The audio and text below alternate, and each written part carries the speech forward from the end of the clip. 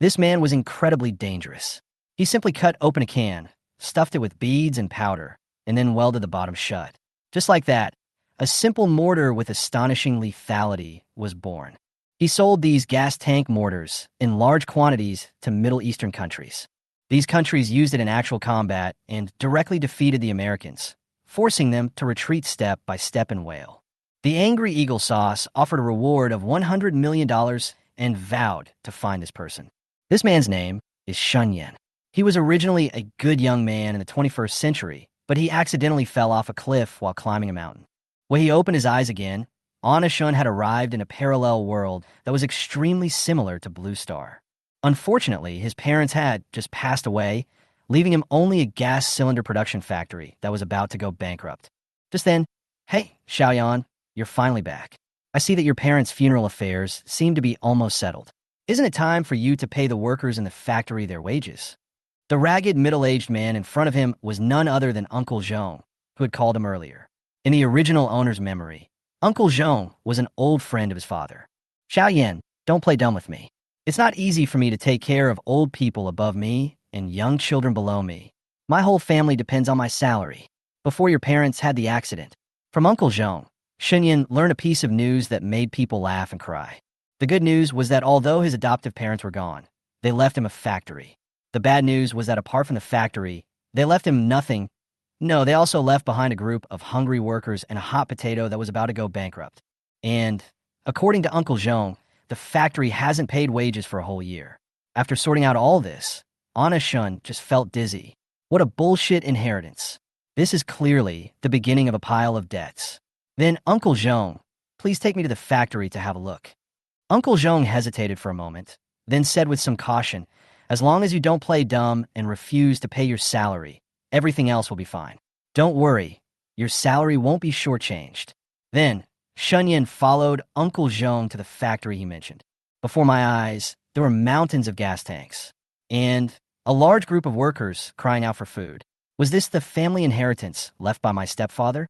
With the rapid advancement of technology in the world, natural gas is now available in every household nationwide. Who still buys gas canisters these days? Selling gas canisters?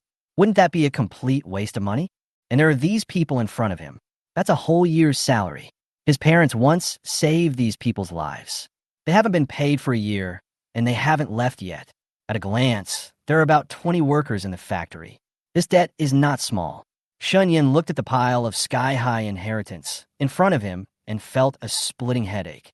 "Young factory manager, when will we be paid? Yes. We are all waiting for the money to go home. Although it's not nice to tell you this now. Everyone is really anxious. We trust your parents' character, so we haven't urged them yet. But now everyone at home is waiting for the money." The workers nearby couldn't wait any longer, and they all urged Shunyan in their ears. They were all migrant workers, and now that the factory director had passed away, the factory was basically disbanded. They could have left long ago, but they still had a year's salary to pay. Now that they finally found someone who could make the decision, it was like grabbing a last straw. He didn't rush over to ask for wages directly, all because of the old factory manager's face. Shunyan looked at this group of honest workers and felt a little sorry. But even if he sold them now, he couldn't raise enough money to pay them. That's a whole year's salary. He was just an ordinary college student with only 500 yuan on him. That's all. It was a pittance. But he also understood that this group of people's attitude was already very good. They were all ordinary migrant workers who had been owed a year's salary, but they still hadn't given up. However, he really didn't have a penny. The urging voices in his ears did not stop. Helplessly, Shunyan could only look at them and shouted, "Listen to me. I will definitely pay everyone's wages. But you also know my family situation, so give me some time. Everyone will stay in the factory for a few more days, and I will calculate your wages. I will definitely find a way to pay everyone's wages as soon as possible." As soon as the words fell, Anna Shun took a deep breath. What he said was a bit too much. How could he have the ability to repay such a large sum of money? But it is really not easy for these people. But these workers were ultimately reasonable. Their demands were simple. They just wanted their wages back, nothing more. The old factory manager had just passed away, and the funeral arrangements had only just been completed, so the atmosphere was still heavy. "We believe in the old factory director, and we believe in you too. Don't let us down. Remember to pay our wages when you have money. It's been a year since we last paid, so these few days won't make a difference. When you leave, remember to raise money. The workers left one after another. Shinyan looked at their backs and let out a long sigh. The people are gone. But what about the money? He muttered to himself, his tone full of helplessness. Cheap dad, why did you leave behind such a warehouse full of gas tanks? At least leave some money. Shinyan gazed at the warehouse piled high with gas cylinders, lost in thought. It seemed the only valuable things he had were these cylinders. If he wanted to pay his workers, the only way would be to sell some of them. It was his only way to raise funds. Only by selling them can we recover our capital and pay our employees. But who would want this thing? Now that every household has gas, who would still want to use this troublesome gas cylinder? This is so fucking difficult. Frustrated, he paced back and forth in the warehouse, his once neat hair now a mess. Suddenly, an image flashed through his mind. It was a memory from a past life. Shinyan slapped his forehead. Right, how could I have forgotten this? Aren't the mortars used in the Middle East battlefields just modified gas tanks? On Earth, where he lived in his previous life, there happened to be such a real case. And coincidentally, he had done some research. He immediately fished out his phone from his trouser pocket. Searching for latest international situation, he found a flood of news reports about the Middle East. Wow, it's true. This world and Earth are quite compatible. Even the world situation is pretty similar. After receiving the exact information, Anna Shun crossed his arms, a look of confidence on his face. Since we can't sell it domestically, let's do export business. But how can I get those people in the Middle East to notice me, a gas canister seller? He once again gazed at the gas tanks in the warehouse, his brow furrowed in thought. The situation in the Middle East was indeed turbulent, but getting them to approach him wasn't easy. If he took the initiative to contact the person in charge there, he'd most likely be killed before he could even sell the goods. The situation there is too chaotic. If I'm not careful, I'll be treated as a scammer. Not only will I not be able to sell anything, but I'll also lose my life. This approach is obviously not feasible. How can I make them take the initiative to notice me? While he was thinking, Uncle Zhong appeared silently behind him. Xiaoyan, if you can't raise the money, just sell these gas tanks as scrap metal. Shinyan was deep in thought and was frightened by Uncle Zhong's sudden words and trembled. Uncle Zhong, why are you walking without making any sound? He took a deep breath and quickly regained his composure. Don't worry, I will definitely pay everyone. Seeing that Anishin's face was full of immaturity, Uncle Zhong obviously did not trust him. Your father's factory was profitable back then. Later, when gas became popular, I tried to persuade him, but he didn't listen. Who do you think would use gas cylinders now? This business is bound to lose money. You are just like your father. You don't listen to advice. Uncle Zhong said while sighing. Anishin could only hold his forehead helplessly. Uncle Zhong, don't worry, I've thought a way, don't worry. Alas dash, Uncle Zhong still looked worried. If you need help, remember to tell me. Your father just didn't listen to my advice, and the result. When he said this, his face was full of guilt. Anishin looked at him and said softly, Otherwise, Uncle Zhong, come and help me. He also understood that Uncle Zhong was not afraid that he would run away, but was afraid that he would not be able to bear it, and something would happen. But that was just right. Although Shan Yin inherited the original owner's memories, he was still unfamiliar with this place. If he wanted to convert a gas tank into a mortar, he had to go out and purchase materials. Uncle Zhong couldn't directly participate in the modification, but if he could help run errands and find a site, that would be great. Besides, if he didn't let this old guy help out, he would probably feel bad. Sure enough, after hearing what Anishin said, the worry on Uncle Zhong's face instantly disappeared. I knew that you were different from your father. If your father had listened to my advice earlier, maybe he wouldn't. Tell me, what should I do now? Anna Shun was stunned.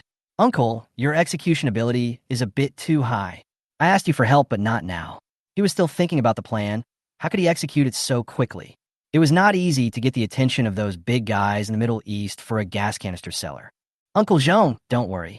Go home and get some rest. If I need any help, I'll definitely contact you first. Hey kid, why are you being so polite to me?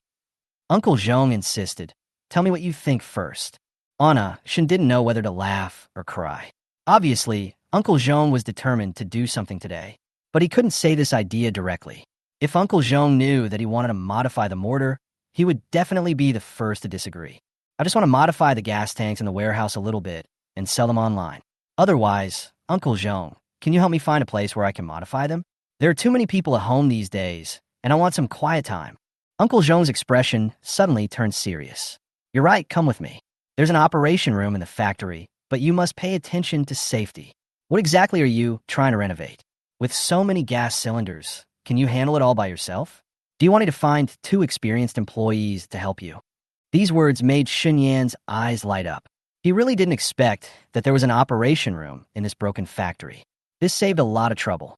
The conversion of a gas tank into a mortar must be kept secret. While it might be common in the Middle East, it's illegal in China. Finding a secluded spot in an unfamiliar area is difficult. Now that we have an operating room, it's just the right place. Uncle Zhong, take me to the operating room. As for asking for help, forget it. I can handle it by myself. After saying that, without waiting for Uncle Zhong's response, he pushed him forward. Along the way, Chunyan was still pondering how to attract the attention of those people in the Middle East. After thinking about it, it seemed that there was only one way left. First, there must be a buyer's show, then the seller will take the initiative to come to him. If he wanted the Middle Eastern side to actively contact him, he had to make a sample first. As long as the sample was hardcore and powerful enough, there was no need to worry about the Middle Eastern people not coming to him.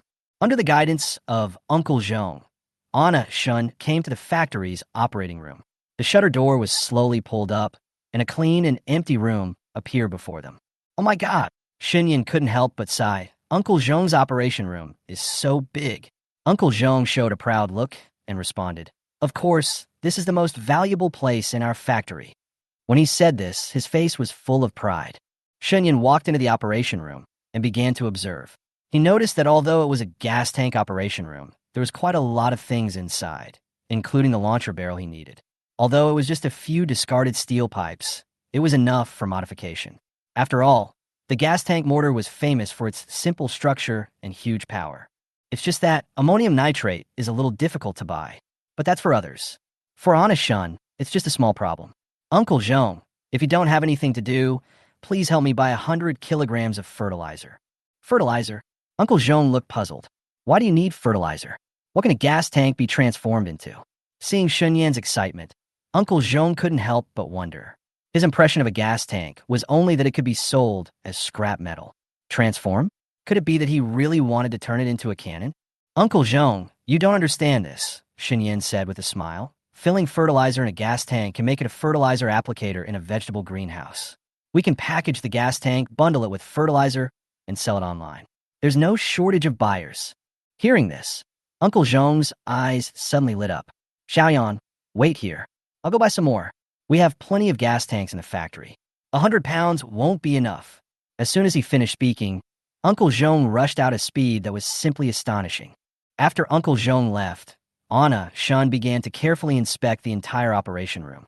There are quite a lot of miscellaneous things in this operation room. He muttered to himself as he looked. With this pile of scrap steel, it's no problem to weld a ring-tail wing. Xunyan acted quickly. After Uncle Zhong bought the fertilizer, he immediately began extracting it.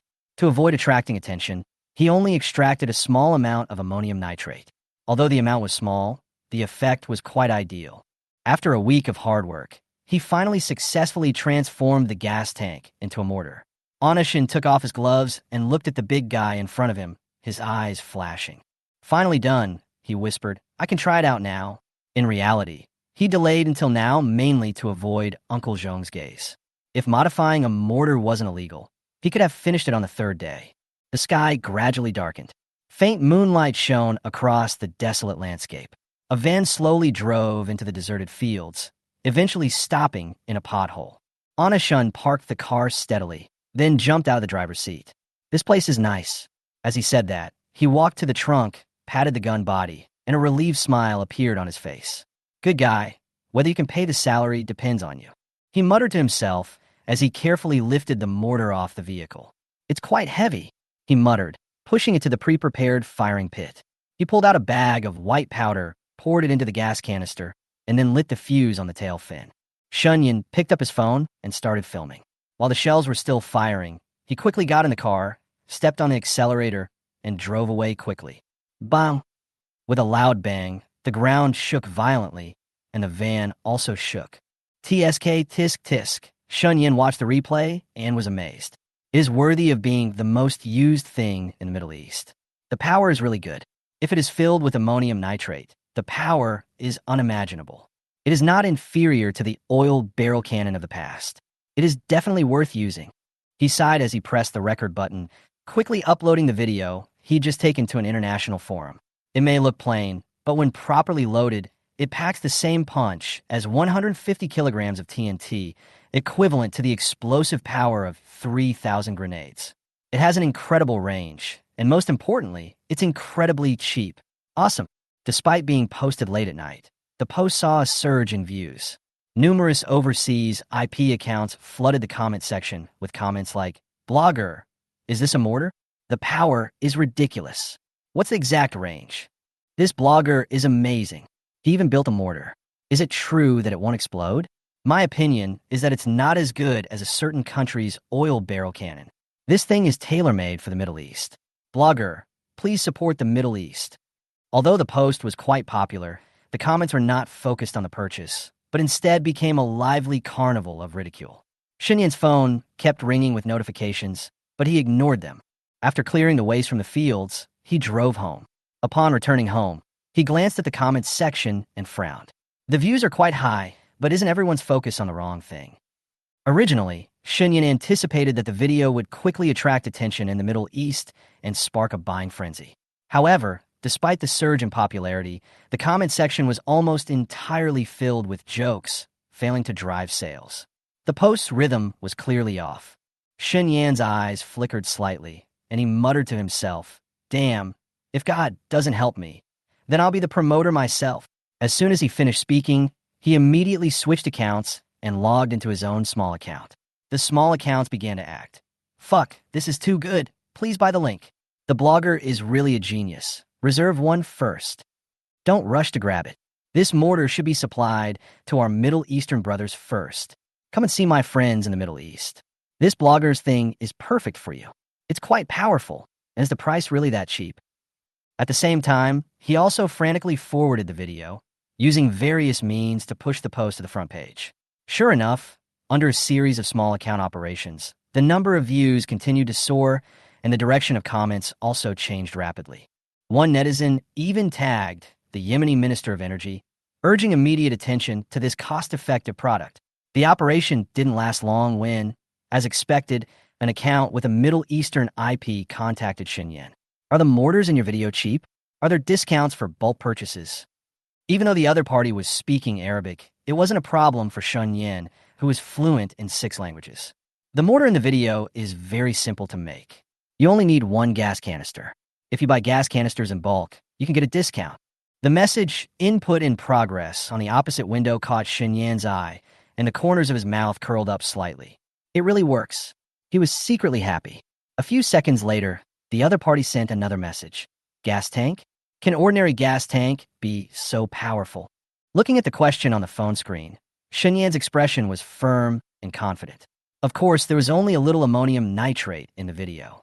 He replied, "As long as the amount of ammonium nitrate is enough, blowing up a building is not a problem at all." As soon as the message was sent, there was a brief silence on the other end. 5 minutes later, the other party sent another message. "Buy 1,000 gas cylinders first. We need to test the quality." Seeing this, Anashun was overjoyed. Although the number was not large, this was a 100% repeat customer. He was confident in the gas tank mortar he had developed. "Want to blow up a building?" It was no lie. However, before he could finish editing the next message, the other party sent a new message. "Forget it. Since you are from the mysterious Eastern country, I believe you. We want 10,000. I am a Minister of Energy of Yemen, and your gas tank better be useful." Shun stared at the screen and gasped.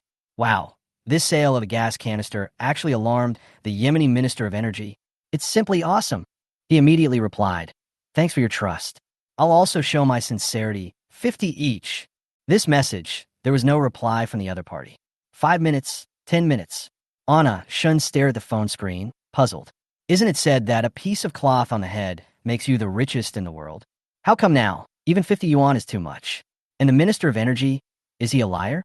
Just when he was beginning to doubt, the other party finally replied, 50 each. As expected, you are from a mysterious Eastern country. You are not cheating, and the price is indeed cheap. If the effect is good, We will buy it again. Seeing the other party's reply, the gloom on Anishun's face disappeared. Welcome to buy back. He responded immediately. 10,000 gas cylinders. You pay a 30% deposit first. The money will be transferred to this account. Less than a minute after the bank card information was sent, a text message popped up on Shun Yan's phone. Your account ending in 4571 transferred 1,050,505 renminbi and 43 cents at 6:10 a.m. on August 5th, 2023. Tens, hundreds, thousands, millions, tens of thousands. This is 1,050,000 RMB. 1,050,000 RMB. He stared at the text message and confirmed it 3 times before finally believing it was real. Isn't it 51? 10,000 gas tanks. Isn't that only 500,000? 1,050,000 RMB. How did you calculate that? Before I could figure it out, another message popped up on my phone. The deposit has been sent and converted into RMB. When will the goods be shipped? Anishun stared blankly at the phone, muttering to himself. And he was so considerate to change it into RMB. As expected, he is worthy of being a buyer from the Middle East. Did he think I was talking about US dollars? $50 a piece, and he still thinks it's cheap? Arrogant, so arrogant. As expected, you are the richest person in the world with a piece of cloth on your head. Selling 10,000 gas cylinders and making a net profit of 1 million was something Shun Yan had never dreamed of. But he didn't dwell on it for too long. After all, who would care about such a small amount of money? Anyway, the money had already been deposited, so it was his. $50 a piece was not something he couldn't sell. He wouldn't miss it. He immediately sent a message. I can ship the gas tank right away today. After sending this message, he looked at the time on his mobile phone, 6:35. The workers should be awake. As he said that, Anishun found Uncle Zhong's phone number and dialed it. Uncle Zhong, where are you? Call everyone in the factory. The gas tanks have been sold. We have money. We can pay wages. There was silence on the other end of the line for a few seconds, and then Uncle Zhong's excited voice came. Is there really money? I'll wake everyone up right away. Anishun wanted to say something more, but the phone was hung up. The corners of his mouth raised slightly, revealing a bright smile. Finally, I'm going to turn things around. Cool. After saying that, he grabbed his coat and quickly ran towards the factory. Inside the gas tank factory. It's up. It's up. Salaries are coming. What the young factory manager made some money, old Lee. Don't lie to us. It's true. The young factory manager just called me and said he'll be paying me soon. Everyone, hurry up. The factory dormitory area was abuzz with jubilation. This early morning, everyone was as happy as if it were Chinese New Year. Soon, a group of people, beaming and energetic, headed towards the factory. There was constant laughter along the way. As soon as I saw the young factory manager, I knew he wouldn't abandon us. The young factory manager is really capable. In just a few days, he's already got the money. As expected, it's right to trust him. This family's all good people. It's a pity. I think the young factory manager will definitely be more successful than the old factory manager in the future. Everyone praised Shun Yan. Soon, this huge group of people arrived at the factory. From a distance, they saw Shun Yan already sitting on a chair waiting. When everyone was almost there, Shun Yan stood up and said with a smile, Everyone has been waiting for a long time. I will settle your wages today. Then, he picked up the account book and began calling out names. Wang Bai, 72,000. Lu Chang, 69,000. Li Qing, 84,000. If you have any objections to your salary, please raise them immediately, he added. As soon as he finished speaking, everyone responded in unison, no problem. Then I'll transfer it all to your cards. Shun Yan said with a smile. He knew that everyone would agree without hesitation if they trusted him. So, he didn't delay any longer and acted quickly. Soon, everyone's mobile phones received notifications of their payment. Anishun looked at the group of people in front of him and announced with a smile, Have you all received your wages? Then we have to continue working. Although the factory's goods have been sold, they still need to be shipped out. Thank you for your hard work. No problem at all.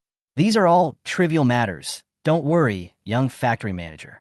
You're responsible for selling the goods and leave the packing to us. The old factory manager treated us well, and the young factory manager is so straightforward. So we're sure our work will be good too. Facing this group of motivated workers, Shun Yan was naturally very happy. In their opinion, Shun Yan paid the wages in such a short time, which was really admirable. If it weren't for the sudden accident of the old factory director, these people would not have urged for wages at all. After all, each of them had received favors from the old factory manager, and it was precisely because of this friendship that no one chose to leave, even though their wages were withheld for a whole year.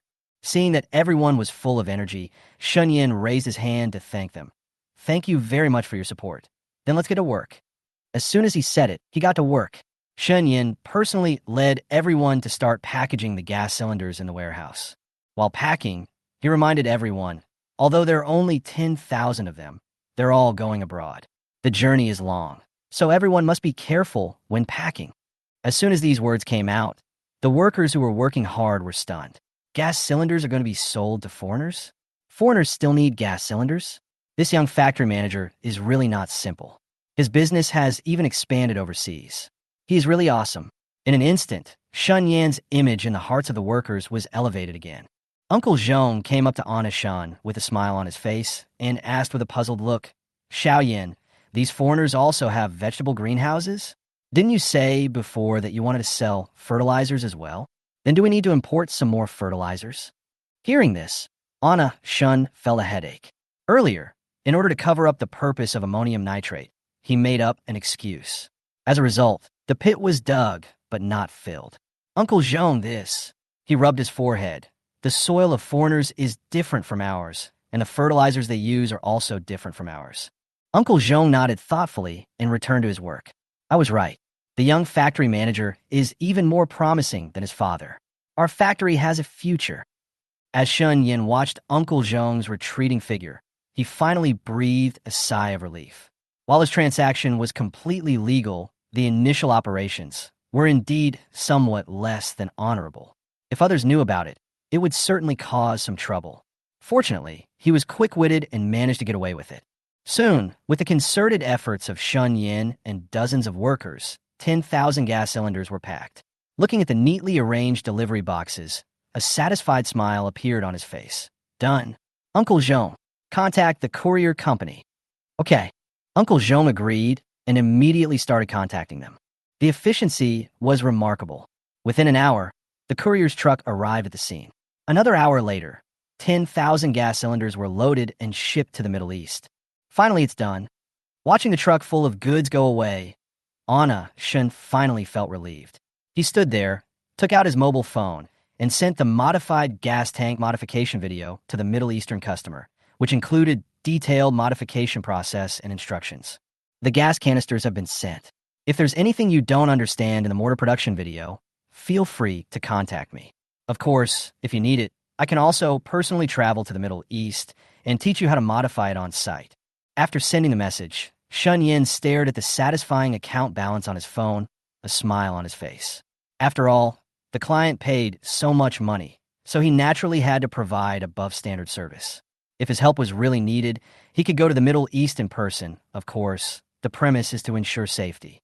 After all, customers are king, but life is even more precious.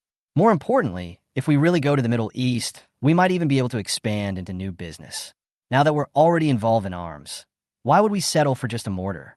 Meanwhile, far away in Middle East, this arms dealer from a great Eastern power is willing to come to the Middle East in person to teach us about transformation. Upon hearing this, Harvett looked helplessly at the excited man in front of him and said, "Minister Ba, please calm down. Although this arms dealer does things with principles, but given our current situation, it is better not to let him come to our country." At this point, Harvett's expression became solemn. The Middle East was turbulent, wars were frequent, and dangers abounded. This was one of the reasons they decided to purchase gas tank mortars from Shun Yin. Strong firepower was one thing, but the most crucial factor was the affordability. Shockingly so, the Middle East is in urgent need of large quantities of arms, and price advantage is extremely important. Even if they are rich, they cannot afford such large-scale consumption. Although I haven't met this businessman from an Oriental country, I have a very good impression of him. He is actually willing to come to the Middle East in person. He is really the most responsible arms dealer I have ever met. Although Minister Ba has not met Anishan, he has already respected him. Harvett, who had always been extremely vigilant, nodded in approval. He is indeed a good businessman. But let's forget about the Middle East. Indeed, Minister Ba nodded in response, then took out his phone and opened the chat interface with Shun Yin. thank you for your kindness, but let's forget about coming to the Middle East. If we really can't figure it out, it won't be too late to invite you over then. After sending the message, he looked at Harvett with some regret. What a pity. I really want to meet this arms dealer. Harvett patted his shoulder and whispered comfortingly, this day will come. After receiving the message, Shunyin didn't care too much. If the client needed it and guaranteed safety, he would naturally go. But if there was no such plan, that would be the best. After all, he knew how chaotic the Middle East was. He quickly replied, if you have any questions, please feel free to contact me. If you need anything else in the future, you are welcome to contact me again. After that, a treacherous smile appeared on Shunyan's face. Although he would not be going to the Middle East for the time being, he still needed to maintain the relationship with the client. The reason was simple. For the next collaboration, he could barely be considered an arms dealer these days, and the Middle East was very likely to become his largest source of clients in the future. After all, the weapons he possessed went far beyond gas canisters converted into mortars. They needed mortars, but what about steel pipes converted into rockets? And bulldozers converted into katyushas? He did what he said. Shunyan's next plan was to transform the steel pipe explosion into a rocket. Everyone has worked hard. I have an important question for you. Shunyan clapped his hands and called the workers in the factory together. Although everyone was confused, they still gathered together. Young factory director, is there anything else? Why call me young factory director? Call me director now. Director, just tell us what you want us to do. We are experts in making gas cylinders. As long as it's the director's order, we will definitely follow through. Now, this group of workers are completely convinced by Shunyan. Whoever can lead them to make money is the boss. Working with Shunyan, you can really see the income. In just 1 week, Shunyan sold all the gas cylinders that were piled up in the warehouse. You know, even the old factory manager couldn't do this. After everyone arrived, Anna Shun didn't keep anyone in suspense and got straight to the point. Before, the factory withheld wages, and everyone was embarrassed to leave. Now that the wages have been paid, those who said they had family matters can go back. As soon as the words fell, the atmosphere in the crowd suddenly became tense. The previous excuses of family emergency and urgent matters were all just excuses made up to prevent being owed wages. But now, although the old factory director is gone, the new factory director Shun Yin is very capable. Not only did he make a business, he also sold the products abroad. Working with such a person, it is not a problem to have enough food and drink. The workers knew all about these things. If they really left, wouldn't they miss the opportunity to make a fortune? But Shun Yin took the initiative to bring this up, making everyone feel a little embarrassed. Anna Shun saw everyone's hesitation and continued with a smile, adding, of course, the factory must continue to operate. If anyone is willing to stay and continue to work with me, I will of course warmly welcome it. As soon as Anna Shun finished speaking, the originally silent crowd immediately became lively. Director, I'm willing to stay. I've worked in the factory for 3 years and never missed work. I definitely won't leave. This factory has long been my second home. I am staying. My wife and children at home are still counting on me to make money, so I can't leave. Amidst the discussion, no one suggested leaving. Seeing this, a satisfied smile appeared on Shunyan's face. All of this was indeed within his expectations. He understood everyone's previous concerns. Although he knew it in his heart, he still had to ask.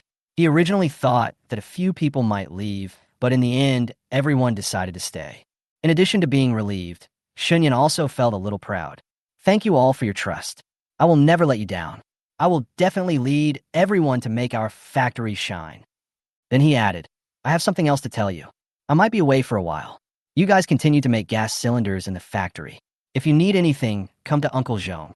Uncle Zhong. Shunyan's shout stunned Uncle Zhong for a moment. Entrusting the entire factory to him was an extraordinary trust. I'm here. Uncle Zhong responded with tears in his eyes. Shun Yin supported his forehead helplessly, smiled bitterly, and said, Uncle Zhong, before I leave, I have to trouble you to help me find some scrap steel pipes. Don't worry, Director. Leave this kind of small matter to me. As long as it is your order, I, Lao Li, will complete it with high quality. Uncle Zhong looked so passionate that he seemed as if he was sent to do something illegal. Shun Yin smiled and waved his hand. Okay, if there's nothing else, take a day off today. You have to work hard tomorrow, so disperse. Everyone was very excited when they heard that they were going to have a holiday. In the past, they had holidays because there was no work to do, but now they can take holidays even if there is work. This factory director is simply a model of a conscientious boss.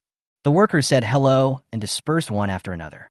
When most of them had left, Anishin looked at Uncle Zhong, waved and called out, "Uncle Zhong."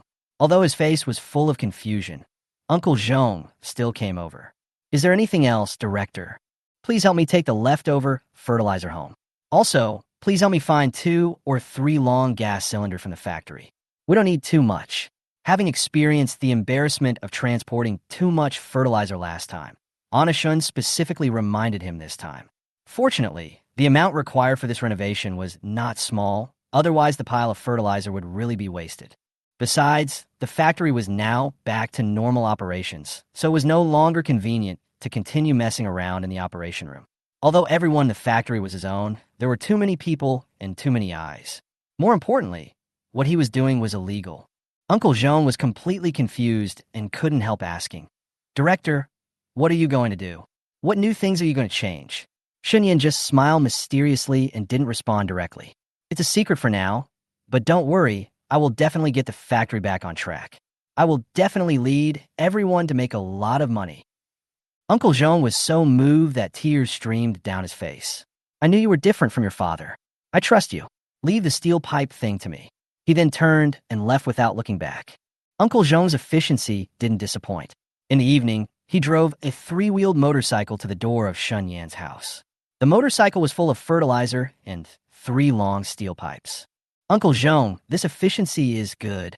Director, stop praising me and take a look at this steel pipe." Uncle Zhong, embarrassed by the praise, scratched his head and said with a silly smile. As soon as Shunyan went out, he noticed the steel pipe on the tricycle. After taking a closer look, he nodded with satisfaction. "You found it well." After a few more pleasantries, Uncle Zhong left. Shunyan dragged the steel pipe to his back garden and began to study it. He sat on the ground, took out a scale, and began to calculate the proportions repeatedly. The ratio of sugar to fertilizer is crucial as a rocket's propellant. The burning speed of both directly determines its flight performance. The fertilizer needs to be mixed with the sugar. This ratio is wrong. We need to start over. It burns too fast. If we put in a steel tube, the rocket will explode before it even leaves the air. Bang! Explosions could be heard from the back garden from time to time, but Shunyan never came out. It wasn't until late at night that Shun Yan's excited cry finally rang out. "Damn, the proportions are absolutely perfect this time. Just mix it up and stuff it into the steel pipe, and it'll definitely have a long range." Fortunately, Shun Yan's home is in the suburbs, not far from the factory. Otherwise, with all the noise in the middle of the night, the police would have definitely come to the door. At this moment, Shun Yan was sitting on the ground, his whole face covered in dust. He wiped the dust from his eyes with his sleeve. "I'm really good at this," he grinned. "With this kind of mixing ratio, I can handle it." Although he said this, he turned his head and looked at the pile of discarded fertilizers behind him with an awkward smile on his face. You gain something after you lose. Then, Shunyan started fiddling with the discarded steel pipe beside him. "Haha, it's even darker here. The dew is heavier, and it's quite cold," he said as he slowly stood up. His legs were numb from sitting cross-legged on the ground for too long. "It really hurts." Shunyan locked himself in his room and didn't go out for 10 days. During this time, the door of his house was tightly closed, and outsiders had no way of knowing what he was trying to do. But during these 10 days of seclusion, he successfully transformed the discarded steel pipe into a rocket. This technology was far more difficult than converting a gas tank into a mortar, but its power was also unmatched by similar weapons. The accuracy of a rocket was unmatched by a mortar. Therefore, Shunyan spent far more time and energy on it than before. Fortunately, the results were excellent. Standing prominently in the yard was an abandoned sewer pipe. At first glance, no one would associate it with munitions. Yet this shabby object possessed astonishing destructive power. Although the materials used in its construction were still civilian scrap unrelated to munitions, the rocket transformed from this steel tube was completely different from a mortar.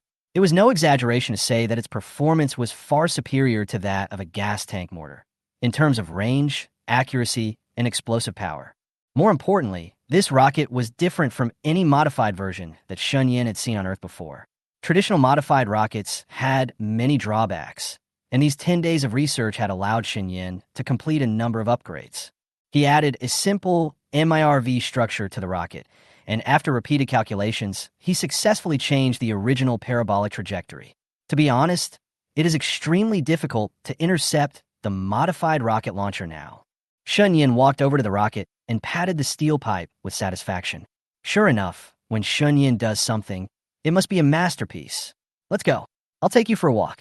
After saying that, he dragged the steel frame with wheels and walked out the door. This steel frame was meticulously designed by Shen. Not only was its structure simple and easy to disassemble, but it was also extremely quick to deploy on the spot. Crucially, the frame was equipped with wheels, making it effortless to push even a 90 kilograms rocket. After moving the big guy into the trunk of the van, Shen drove to a more desolate place. He came to the field where he tested the mortar last time, took out the steel frame, and slowly pushed the rocket into the test site. Do your best. Patting the tail of the rocket, Shun took out a lighter and lit the tail wire, while raising his mobile phone to record the whole process. Soon after, with a deafening bang, the rocket soared into the air, instantly creating a massive crater in the distant ground. Not bad, not bad. Shen looked at the screen on his phone and nodded in praise. This power is quite good. If it were a little more powerful and more accurate, it would probably be as good as a real rocket. The customer will definitely be satisfied.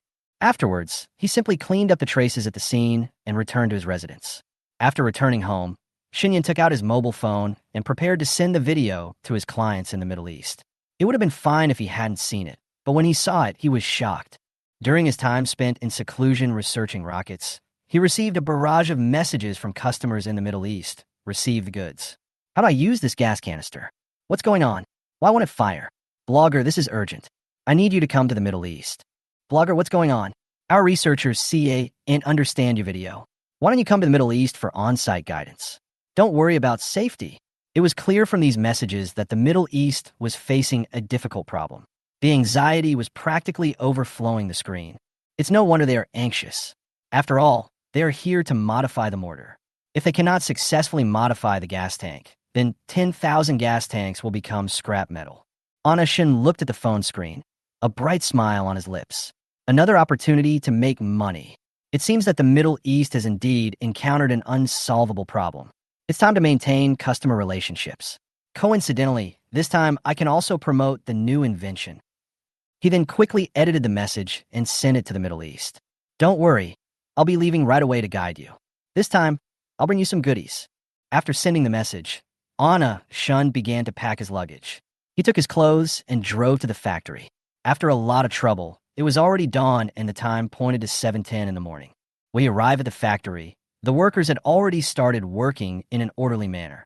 Seeing this scene, Shen smiled with satisfaction. It seems that Uncle Zhong has a way of managing the factory. Then he came to the operation room, clapped his hands, and shouted, I'm going abroad. The production of gas cylinders must not be stopped. When I come back, I will bring back a bigger order. As soon as the words fell, the workers in the operation room stopped their work, stunned for a second, and then whispered to each other. I knew our factory director was capable.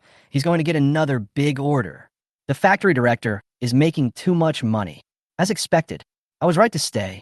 My wife even asked me to go home. So why should I go back? Isn't it delicious to eat meat with the factory director? Not long after, Uncle Zhong also rushed over. Director, why are you here?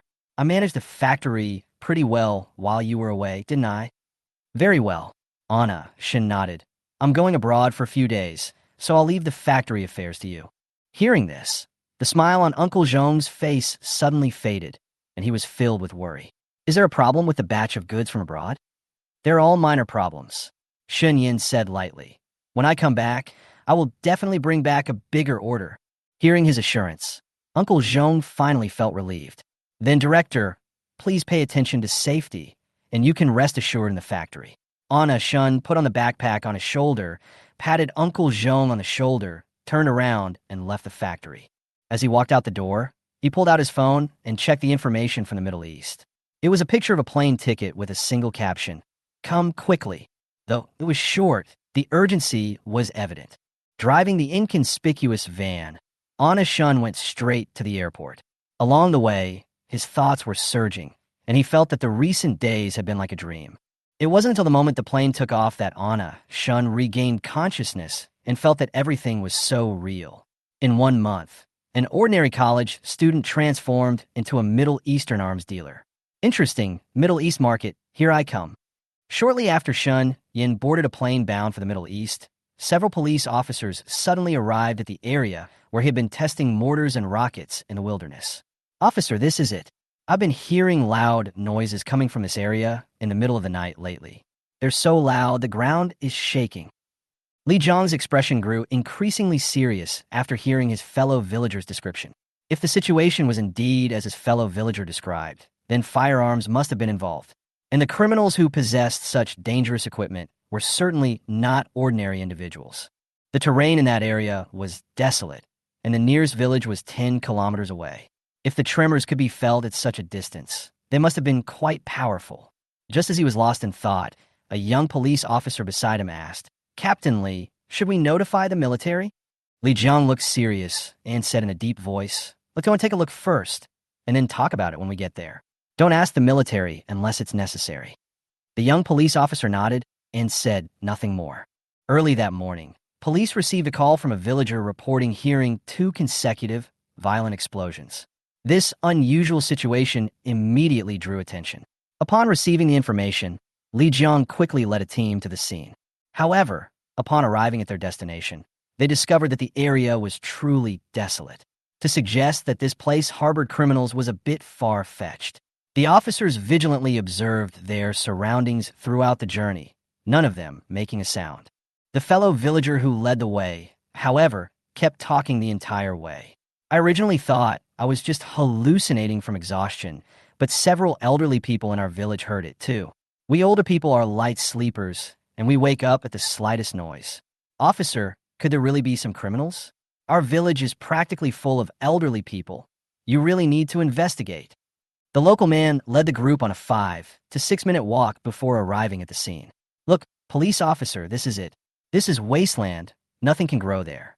Normally, no one comes here. But I'm sure these 2 huge pits never existed before." Before their eyes lay the mess left behind by Shun Yan's munitions testing.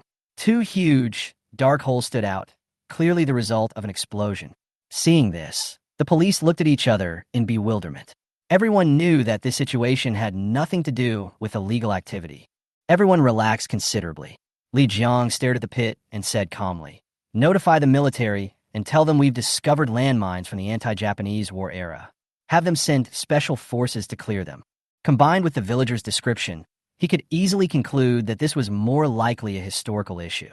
After all, this was abandoned farmland and located in a remote area. The truth was practically written on the ground.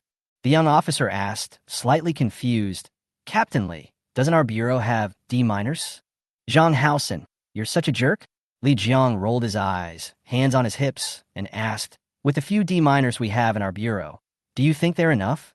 Zhang Haosen scratched the back of his head, glanced at the vast expanse of wasteland, and could only respond awkwardly, "Oh." Then, Li Jiang looked at his still nervous fellow villager and reassured him, "Don't worry, uncle. We initially suspect these 2 pits are caused by landmines left over from the anti-Japanese war that have been triggered. It's possible that small animals in the wild stepped on them. It's definitely not criminals, don't worry." The old man was visibly relieved after hearing this. "That's good. That's good." Li Jiang nodded and said, "Uncle, you can go back first. Our police will cordon off this area and carry out mine clearance." After saying this, he signaled with his eyes to the young officer to escort the old man away. Once they were gone, Li Jiang and his men set up a cordon around the explosion pit. Although they had ruled out the possibility of illegal activity, the unknown mines were still not to be underestimated. Before the military arrived, Li Jiang squatted beside the pit to continue observing. He picked up a handful of black soil and held it to his nose, sniffing. Potassium nitrate. Looks like a common raw material, no smell of dynamite. How this primitive explosive was only used by our ancestors. Not long after, 2 police cars pulled up to the side of the road. A team of heavily armed soldiers emerged from the vehicles, several of them bundled up like balls. Meanwhile, the old man, returning to the village, didn't go straight home. Instead, he sat down on a long bench where the women gathered at the village entrance. "You don't know, but that explosion we heard a few days ago was a big deal. As soon as he finished speaking, several women gathered around, grabbing sunflower seeds. Wasn't some criminal? Come on, don't keep us in suspense. What did the police say? As the crowd gathered around him, a smug smile played on the old man's lips. Ahem, that explosion, it must have come from somewhere. Meanwhile, due to the large scale of the police response and the spread of the old man's mysterious words, a large crowd quickly gathered around the previously desolate field. News of the incident spread quickly throughout Huching, causing quite a stir. Television and media outlets quickly arrived. Many online bloggers also arrived immediately. Hello everyone watching TV. We're currently family. Hurry into the live studio and enjoy the fun. When I went back to my hometown, I discovered a shocking secret. According to what I heard from the police, there are landmines in front of the explosion pit left over from the anti-Japanese war. There are many different opinions among the onlookers about the source of the explosion pit. At the same time, a trending topic online surged in popularity. A large pit dating back to the anti-Japanese war was discovered in Huching, prompting numerous police officers to investigate. This topic quickly topped Weibo's trending search list. Events tinged with historical mysteries always attract significant attention online, and related topics quickly spread across social media platforms. This is my hometown. My grandma used to say she saved a general during the anti-Japanese war. She just called and said there might be treasures under that piece of land. Is that true during the anti-Japanese war? The most abundant treasures were gold and silver. I guess I have to go there. Little yellow croaker, wait for me. As the incident continued to ferment, netizens' imaginations ran wild, with all kinds of bizarre ideas emerging one after another. At this moment, the culprit of all this, Shen Yin, was on a plane to the Middle East, completely unaware of all this.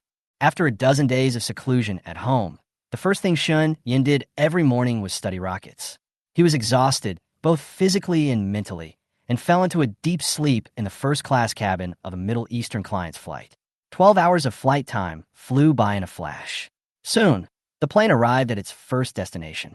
Shen Yin slowly woke up, and what came into view was a pair of straight, slender white legs and towering peaks. Dear guest, we are entrusted by Mr. Ba to protect your safety. Now, you need to transfer. The woman's voice came clearly. Shen Yin rubbed his eyes drowsily, took out his phone, and opened the chat history with Minister Ba. The latest message was sent while he was asleep. Yin, in order to ensure your safety, I have arranged the highest level of special agent protection on the plane you are on. Seeing this message, Anna Shan showed a bright smile on his face. This Middle Eastern customer is too polite.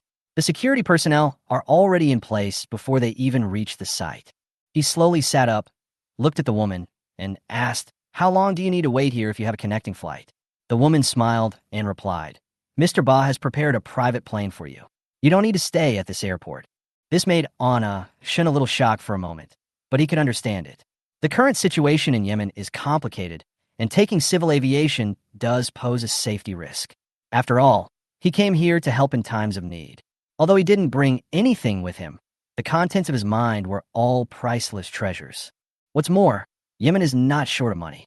Arranging a separate plane is just a piece of cake for them. Afterwards, Shen Yin was escorted by a group of well-trained security personnel to board the plane arranged by Yemen. As soon as he stepped into the cabin of the private plane, he was once again shocked by the luxury before him. The interior of the cabin was magnificent, and every item exuded an air of luxury. Even if placed in the outside world, they would be worth millions. Anna Shen casually asked, "Are all the planes in your country so extravagant?" The woman accompanying him smiled and introduced him. "You are now on Mr. Ba's private plane. Ordinary people are not allowed to enter. Distinguished guest, Mr. Ba values you very much." Hearing this, Anna Shen felt a little embarrassed. The gas cylinders he sold were not cheap, but Minister Ba's arrangement was indeed too polite. Anna Shen took a photo of the interior of the plane and sent it over. "Thank you. This time, I will definitely teach your technicians before leaving." There was actually a deeper meaning behind this message. He couldn't be sure of the true identities of the people around him, and if anything unexpected really happened, Minister Ba would be his real lifeline. Of course, Shen Yin also didn't forget to emphasize his own role in his words. Interests come first, and only when there's a consensus on interest will the other party save him. After a while, Minister Ba replied, "Looking forward to your guidance." When Shun Yin saw this reply, the corners of his mouth rose slightly. It was not until this moment that he was truly relieved. The situation in the Middle East was chaotic and dangerous, and safety was undoubtedly the top priority. Not long after, the private plane landed again. Shun Yin was once again surrounded by the security team as he walked out of the airport. But this time, he keenly noticed that this group of people was more cautious than before. This made Shun Yin secretly confirm in his heart. The situation in the Middle East is more complicated than he originally expected. In the next few days, he must be more cautious. Just as he was lost in thought, a stiff Chinese voice came from not far away. Yin, I'm here. Shun Yin looked up and saw a man dressed modestly, surrounded by security, waving at him. He raised his hand in response. Shun Yin muttered to himself, the online rumors are really exaggerated. How can you walk around wrapped in cloth? Isn't that quite low-key? However, it's better to be low-key. Too high profile will easily lead to assassination. Yin, I finally meet you. Thank you for coming to guide us in person. This is my good friend, Harvey. Shun Yin looked at the two people in front of him, who were cold and warm, and secretly speculated in his heart. This Harvey was able to accompany Minister Ba to greet him, so his identity must be extraordinary. Could he be a prince? He raised the corner of his mouth and showed a bright smile. I sold the gas cylinder to you. This is what I should do. Come on, take me to meet your researcher. As soon as he finished speaking, Harvey, who had been silent all this time, finally smiled. You are the most responsible arms dealer I have ever met. We will come to the airport to pick you up in person. It won't be a loss. After that, several people headed to their destination under the escort of security personnel. The three of them had a pleasant conversation on the way, and Harvey and Minister Ba became more and more satisfied with Honest Shun. Soon, the vehicle stopped in an open area. Cough, cough, cough. As soon as he got off the car, Shun Yin was choked by the yellow sand and started coughing. As far as the eye could see, there was an overwhelming golden desert and flying sand. Shun Yin looked around and sighed, it's so hot. Without further delay, he entered the makeshift laboratory and immediately began instructing the researchers. This is the tail fin. The ammonium nitrate should be placed inside the gas tank. The fuse should be installed here. The gas tank can't be stuffed like this. This is how the steel pipe should be installed. As he spoke, Honest Shun explained and demonstrated it himself. Half an hour later, he clapped his hands and smiled with satisfaction. It's that simple. Isn't it installed? You did a great job. At this moment, Minister Ba walked into the lab and his eyes fell on the fully assembled explosive mortar in front of him. He was completely stunned. Yin, you are amazing. We have been studying this for 10 days and still can't figure it out. And you figured it out in such a short time. After hearing this, Honest Shun felt a little embarrassed and scratched the back of his head. I didn't pretend to do this. Your researcher did it. The researcher next to him quickly waved his hand to deny. No. Although I pretended to do this, it was all thanks to your good guidance. This is the first time I've seen such a simple mortar. You are simply a genius. I have a hunch that this thing must be very powerful. The flattery made Shun Yin laugh. Let's push it out and try it, he said as he pushed the mortar out. But he didn't stop immediately. Instead, he walked a distance further. He carefully observed the surroundings, calculated the angle, and aimed the muzzle at a ruin in the distance. After the ignition was complete, he turned and walked towards Minister Ba and the others. Bang! A loud bang was heard, followed by a series of collapses. Minister Ba, Havit, and several researchers stared at the ruins in the distance with wide eyes, stunned. This was too much. In the distance, thick smoke billowed from the area hit by the gas tank mortar, obscuring the sky. As the smoke gradually cleared, a ruined landscape emerged before everyone. Now it was truly a ruin. What had once been a dilapidated 6-story building could barely be discerned, but now, under a single blow, it was completely reduced to a pile of rubble. This demonstrated the power of the gas tank mortar. Extremely powerful. Yin, the video you posted on the forum is still a bit conservative. This gas tank is really amazing. Minister Ba was shocked and praised sincerely, while Harvey and others praised this mortar again and again. After so many years of working in the arms industry, I've never seen such an ordinary gas tank have such great power. Although I expected it to be very powerful, this is too powerful. It's indeed someone from a mysterious Eastern country. Shun Yin, you are so amazing. Everyone dropped their jaws in shock and exclaimed in amazement at the mortar. Looking at their appearance, A smug smile appeared on Shunyan's face. This is just the beginning. The real power is still to come. Minister Ba, I didn't lie to you, Shunyan said with a smile. As long as the dosage of ammonium nitrate is sufficient, the power will definitely exceed your imagination. Upon hearing this, Minister Ba patted Anashan's shoulder, smiled, and nodded. Yin, we are very satisfied with your batch of arms. The power is indeed amazing. So, I decided to buy another batch of gas cylinders. As he spoke, he stretched out his hand and showed 5 fingers. 50,000. Hearing this number, Anashan was stunned for a moment, then a burst of surprise. What the hell? 50,000. 50,000 for each 50,000. That's $2.5 million US dollars. This isn't a customer. This is clearly the god of wealth himself. The way to make money, I suddenly realized. It turns out that being an arms dealer can be so profitable. No wonder so many people are rushing to do this business. Why bother working? I must firmly grasp this road to wealth. Shunyan suppressed the excitement in his heart, looked at Minister Ba, and smiled brightly. No problem. I can give you as much as you want. In the yellow sand, a group of people laughed happily. But Shunyan's eyes shone, and he moved closer to Minister Ba. The mortar is indeed powerful, but this time, I brought you other surprises. Without waiting for Minister Ba's response, Anashan had already taken out his phone and clicked on a video. The screen showed the test site of the modified rocket. After the video finished playing, Minister Ba's hands trembled slightly as he stared at the phone. Oh my god, is this a rocket?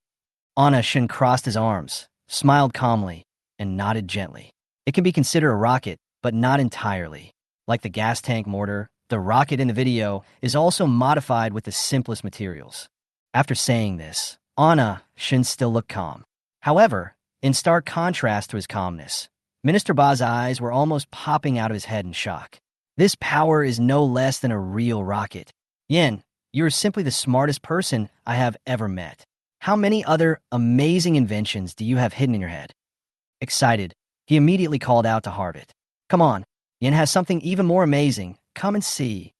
Harvit and several other researchers approached, filled with curiosity. An even more amazing invention? A gas tank could be turned into a mortar. So what if it could be even more powerful? Could it reach the sky? Everyone gathered around their phones to watch the test video. 5 minutes later, the original look of doubt had long since disappeared, and everyone looked at Anashan in shock, their eyes full of admiration and disbelief, without a trace of doubt. What's the difference between this and a real rocket? If I had to say the only difference, it might be, it's a bit ugly. Anashan, what's in your head? How the hell did you come up with these things? We all have human brains. How come only you can come up with them? Is it because you're an Oriental? Praises came one after another.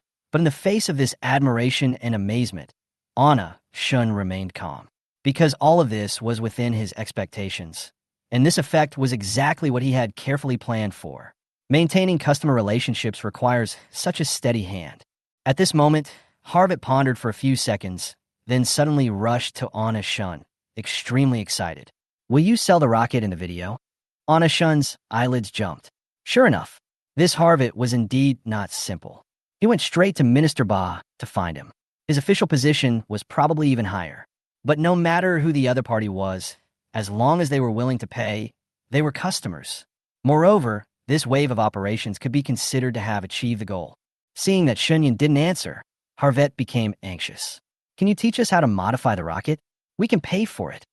Seeing that he was getting more and more anxious, Minister Ba hurried forward to hold him back, then looked at Shunyan and said with a smile, Yin, we like your invention very much. As long as you are willing to teach us the technology, money is not a problem. The researcher's eyes were also blazing as if they were about to burn. However, facing this sudden request, Anashan did not immediately agree, but slowly said, the rockets in the video are modified with lower-cost steel pipes. Although the cost has been reduced, the difficulty of production has also increased. At the mention of lower cost, Harvit's eyes lit up, and Minister Ba's expression was also excited.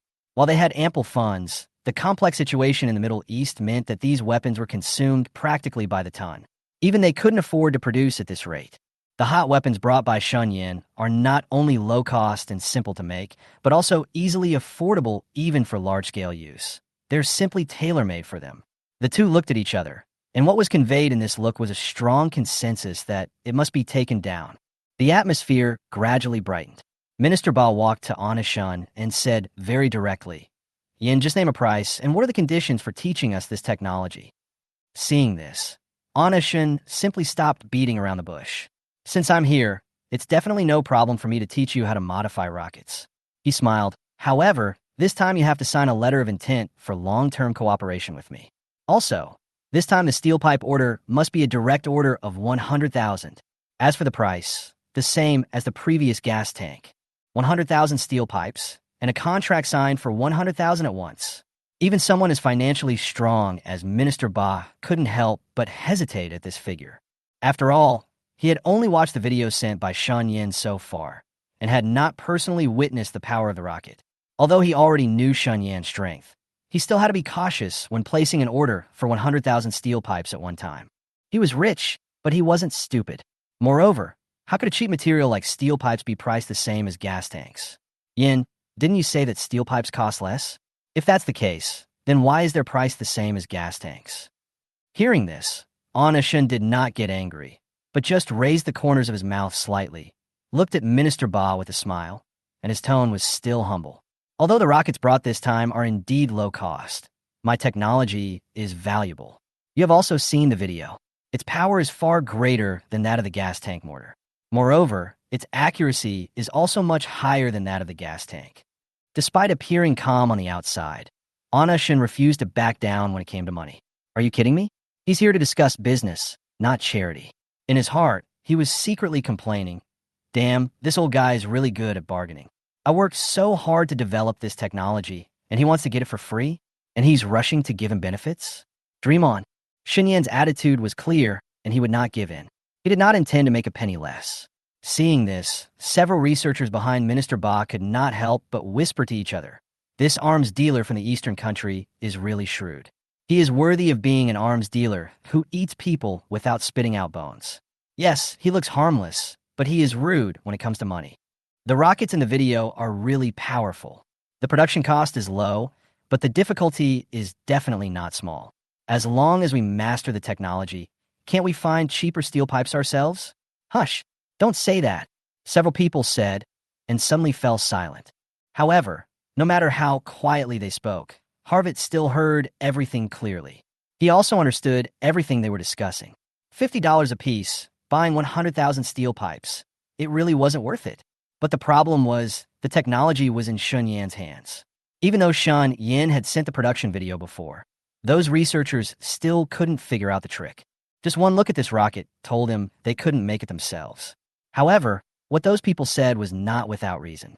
If they had the technology, they could indeed find a cheaper supplier. After thinking for a moment, Harvett finally gritted his teeth and said, we can buy 100,000 steel pipes. But I need to see the power of this rocket with my own eyes. No problem. Shen Yin agreed without hesitation. Shen Yin never lacked confidence in his products. If he didn't have some real skills, he wouldn't appear in this Middle Eastern land.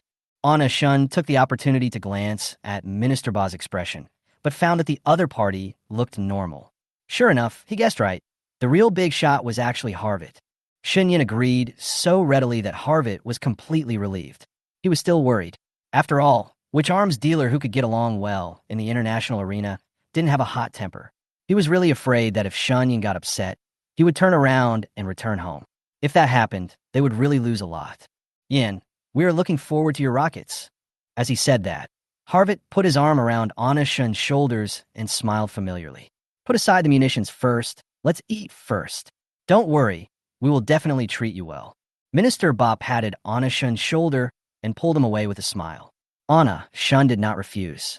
Since we are here, we should enjoy it. Late at night, after saying goodbye to Minister Ba and Havit, Anna Shun returned to the hotel. As soon as he opened the door, he collapsed straight onto the bed. Tired, so fucking tired. These Middle Eastern people are too ungrateful. 100,000 orders, is that too much? What if they really master the technology to modify explosive rockets and turn around to buy steel pipes from others? Who can I cry to do they really want to get it for free as expected? The money of rich people is the hardest to make. While muttering, Anna Shun turned over, took out his mobile phone, and opened Baidu. Imperial Capital Time, 6:40. Seeing the time, Anna Shun immediately opened Uncle Zhong's chat box and dialed the voice message. Beep hello, Uncle Zhong, good morning. I received a large order from the factory.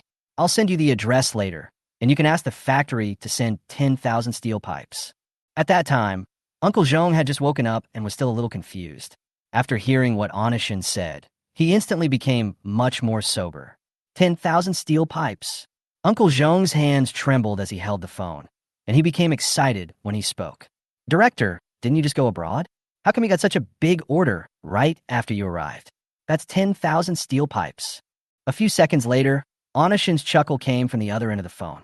Uncle Zhong, the big order I'm talking about isn't the 10,000 steel pipes. A big client here has ordered another 50,000 gas cylinders. Hearing this, Uncle Zhong's body trembled. So, what are you going to do with those 10,000 steel pipes? His head was already buzzing. First, 10,000 steel pipes, and now 50,000 gas cylinders. 50,000. With this order, they'd even surpassed their annual sales figures. The factory director was simply amazing. The customer wants to test the effects of those 10,000 steel pipes first. There's no rush for the gas tanks, but these 10,000 steel pipes better hurry up. Listening to Anna Shun's nonchalant tone on the phone, Uncle Zhong couldn't remain calm. Testing the effects. Doesn't that mean there's more to come? He didn't believe others, but he believed what Anna Shun said. Suppressing his inner excitement, Uncle Zhong responded with a trembling voice. Don't worry, director. I will arrange 10,000 steel pipes immediately. Before Shenyan finished speaking, Uncle Zhong hurriedly hung up the phone. Then, he rushed into the operation room, supported his knees with his hands, and shouted breathlessly. The factory director called. He said he negotiated a big order abroad. 50,000 gas cylinders and 10,000 steel pipes. Inside the operation room, all the employees looked towards Uncle Zhong. Silence. After a long silence, one worker finally stammered. Old Lee, 50,000 gas cylinders. Are you kidding? As soon as he finished speaking, everyone's gaze focused on Uncle Zhong like torches, practically seeing through him. Uncle Zhong responded emphatically, of course it's true. How could the factory director lie? He paused, then added, besides, the factory director said there are still 10,000 steel pipes. How many steel pipes are there in the warehouse now? As soon as he finished speaking, a worker touched the back of his head and asked in confusion, Old Lee, are you remembering it wrong? Or did our factory get the steel pipes? Uncle Zhong rolled his eyes impatiently. Are you so happy that you're stupid? Is it possible that our factory only has this little potato gas tank? The workers patted their heads, suddenly realizing it. That's right. Their factory had more than just little potato gas cans. They might not have many other things, but these, they had plenty. Seeing everyone finally react, Uncle Zhong turned and prepared to head to the warehouse. Old Lee, are you serious? I feel like I'm dreaming. Didn't the factory director just go abroad? It's only been a day. Old Lee, you can't joke with us about this. 50,000, 10,000, this is confusing. Everyone started to speak out, unable to conceal their shock. Seeing everyone's faces filled with disbelief, Uncle Zhong didn't know whether to be happy or sad. It was clearly a good thing, so why did they all seem so incredulous? You guys only know how to live a hard life. Uncle Zhong said with a bit of a smile. Under the leadership of the factory director, our factory will definitely get better and better in the future. Orders of 50,000 or 10,000 are nothing. He grew increasingly excited, his voice rising in volume. Seeing this, the crowd stopped questioning him. It wasn't that they didn't believe him, but rather that they didn't dare to. After all, just a month ago, this factory was on the verge of bankruptcy, unable to even pay wages. And now, in just such a short time, large orders have been pouring in. Anyone would find it hard to accept this for a while. As everyone recovered, cheers erupted in the operation room. Staying here was the best decision I ever made. Long live the factory director. Follow him, let's drink and eat. I'll never leave again, even if I die. 10 cows can't pull me. The factory director is truly extraordinary. He is incredible. Seeing everyone cheering enthusiastically, Uncle Zhong smiled with satisfaction. This commotion lasted 10 minutes before Uncle Zhong called out. All right, get back to work. The factory manager is overseas, waiting for our steel pipes. I'm going to count the remaining spare parts and steel pipes in the warehouse, but don't stop working. After saying that, Uncle Zhong left the operation room with a smile on his face. As soon as he left, The operation room continued to whisper, but the topic revolved around one thing. The factory director. What a great guy. At this moment, in the hearts of all the workers, Shun Yan's image is close to that of a god. Indeed, who would have thought that in just 1 month, Shun Yan could bring a factory on the verge of bankruptcy back on track, and even have a trend of growing bigger and bigger? Meanwhile, while the factory busily prepared steel pipes, a different tense scene unfolded in the wilderness outside. The entire abandoned field was cordoned off by police tape, and reporters and media personnel, armed with cameras, lined the perimeter. We've been here all night, and the police still haven't given us any information. Oh my God, it's freezing. When will we get any results? The crowds of onlookers have changed several times, and we can't leave yet. I have a feeling there's something incredible down there. Don't dream. The police have been searching all night and still found nothing. Now, only a few new media professionals, forced to stay for work, remain on the outskirts. The police can't find any results, and they have no way to report. A large group of people can only wait in this desolate place, and complaints are growing. Inside the cordon, heavily armed soldiers and demoning teams stood guard. Armed with specialized equipment, the D-miners carefully probed the ground, their expressions serious. The atmosphere was tense. What's going on? Li Jiang asked a resting inspector nearby, his face brimming with fatigue. The inspector shook his head and replied gravely, "The area is too large. We just finished the search overnight, and we haven't found anything yet. This is impossible." Li Jiang nearly collapsed. He'd been up all night, rushing to the scene as soon as he could, but the result was hard for him to accept. This news had already garnered nationwide attention, with the media scrutinizing the entire process. If it turned out to be a complete misunderstanding, he might even lose his job. Many villagers nearby said they heard explosions and tremors. Besides, there's no way there's nothing in such a big hole. Seeing Li Jiang's agitation, Peng Lin patted his shoulder and soothed him. "Don't be nervous. To be cautious, we're currently conducting a second round of investigations. We understand what you've described. Therefore, our team's initial suspicion is that there's a high probability of another, larger one, even deeper down." After saying this, Peng Lin put on his hood, patted Li Jiang on the shoulder, and resumed his search. For D-miners, this situation is the most frustrating. Their biggest fear is missing a big one. If someone accidentally stepped on it, the consequences would be disastrous. Therefore, the team then doubled down on their caution, not only rechecking the areas they had already covered, but also not letting go of even a tiny bit of unexplored territory. Sharply 7 o'clock, Imperial Capital Time. Today is 7 o'clock in the morning, September 6th, 2023. Read the detailed report. A day ago, frontline reporters learned that a minefield left over from the anti-Japanese war was discovered in a wilderness area in Huqing. At this moment, television stations across the country were simultaneously broadcasting the news. From septuagenarian mothers to toddlers, everyone was paying close attention to the situation in Huqing. Central media, the term anti-Japanese war minefields discovered in Huqing, once again ignited the internet, becoming a hot topic of discussion. Meanwhile, Huqing's name became known throughout the country because of this incident. Chapter 13 is not inferior to real rockets. Huqing is an ancient city, so it's normal to have thunder field from the anti-Japanese war period. Holy crap, even the central bank has appeared. So, is there really a treasure? Family, what are you waiting for? Let's go to Huqing. I'm ready to go. Do you want to join me in treasure hunting? Judging from everyone's reactions, is it true that there's a large tomb from the anti-Japanese war period in Huqing? Because of the official report, many miraculous statements have been spread everywhere by many netizens. At the same time, as the heat rises, more and more people are paying attention to this incident. The statement, which was already outrageous, became even more outrageous after being spread everywhere. If it weren't for the anti-Japanese war, it would not be allowed to become a spirit. There are probably still many netizens who would speculate in a supernatural direction. In short, Huqing has broken out of the circle. But the instigator of this incident is still unaware of it.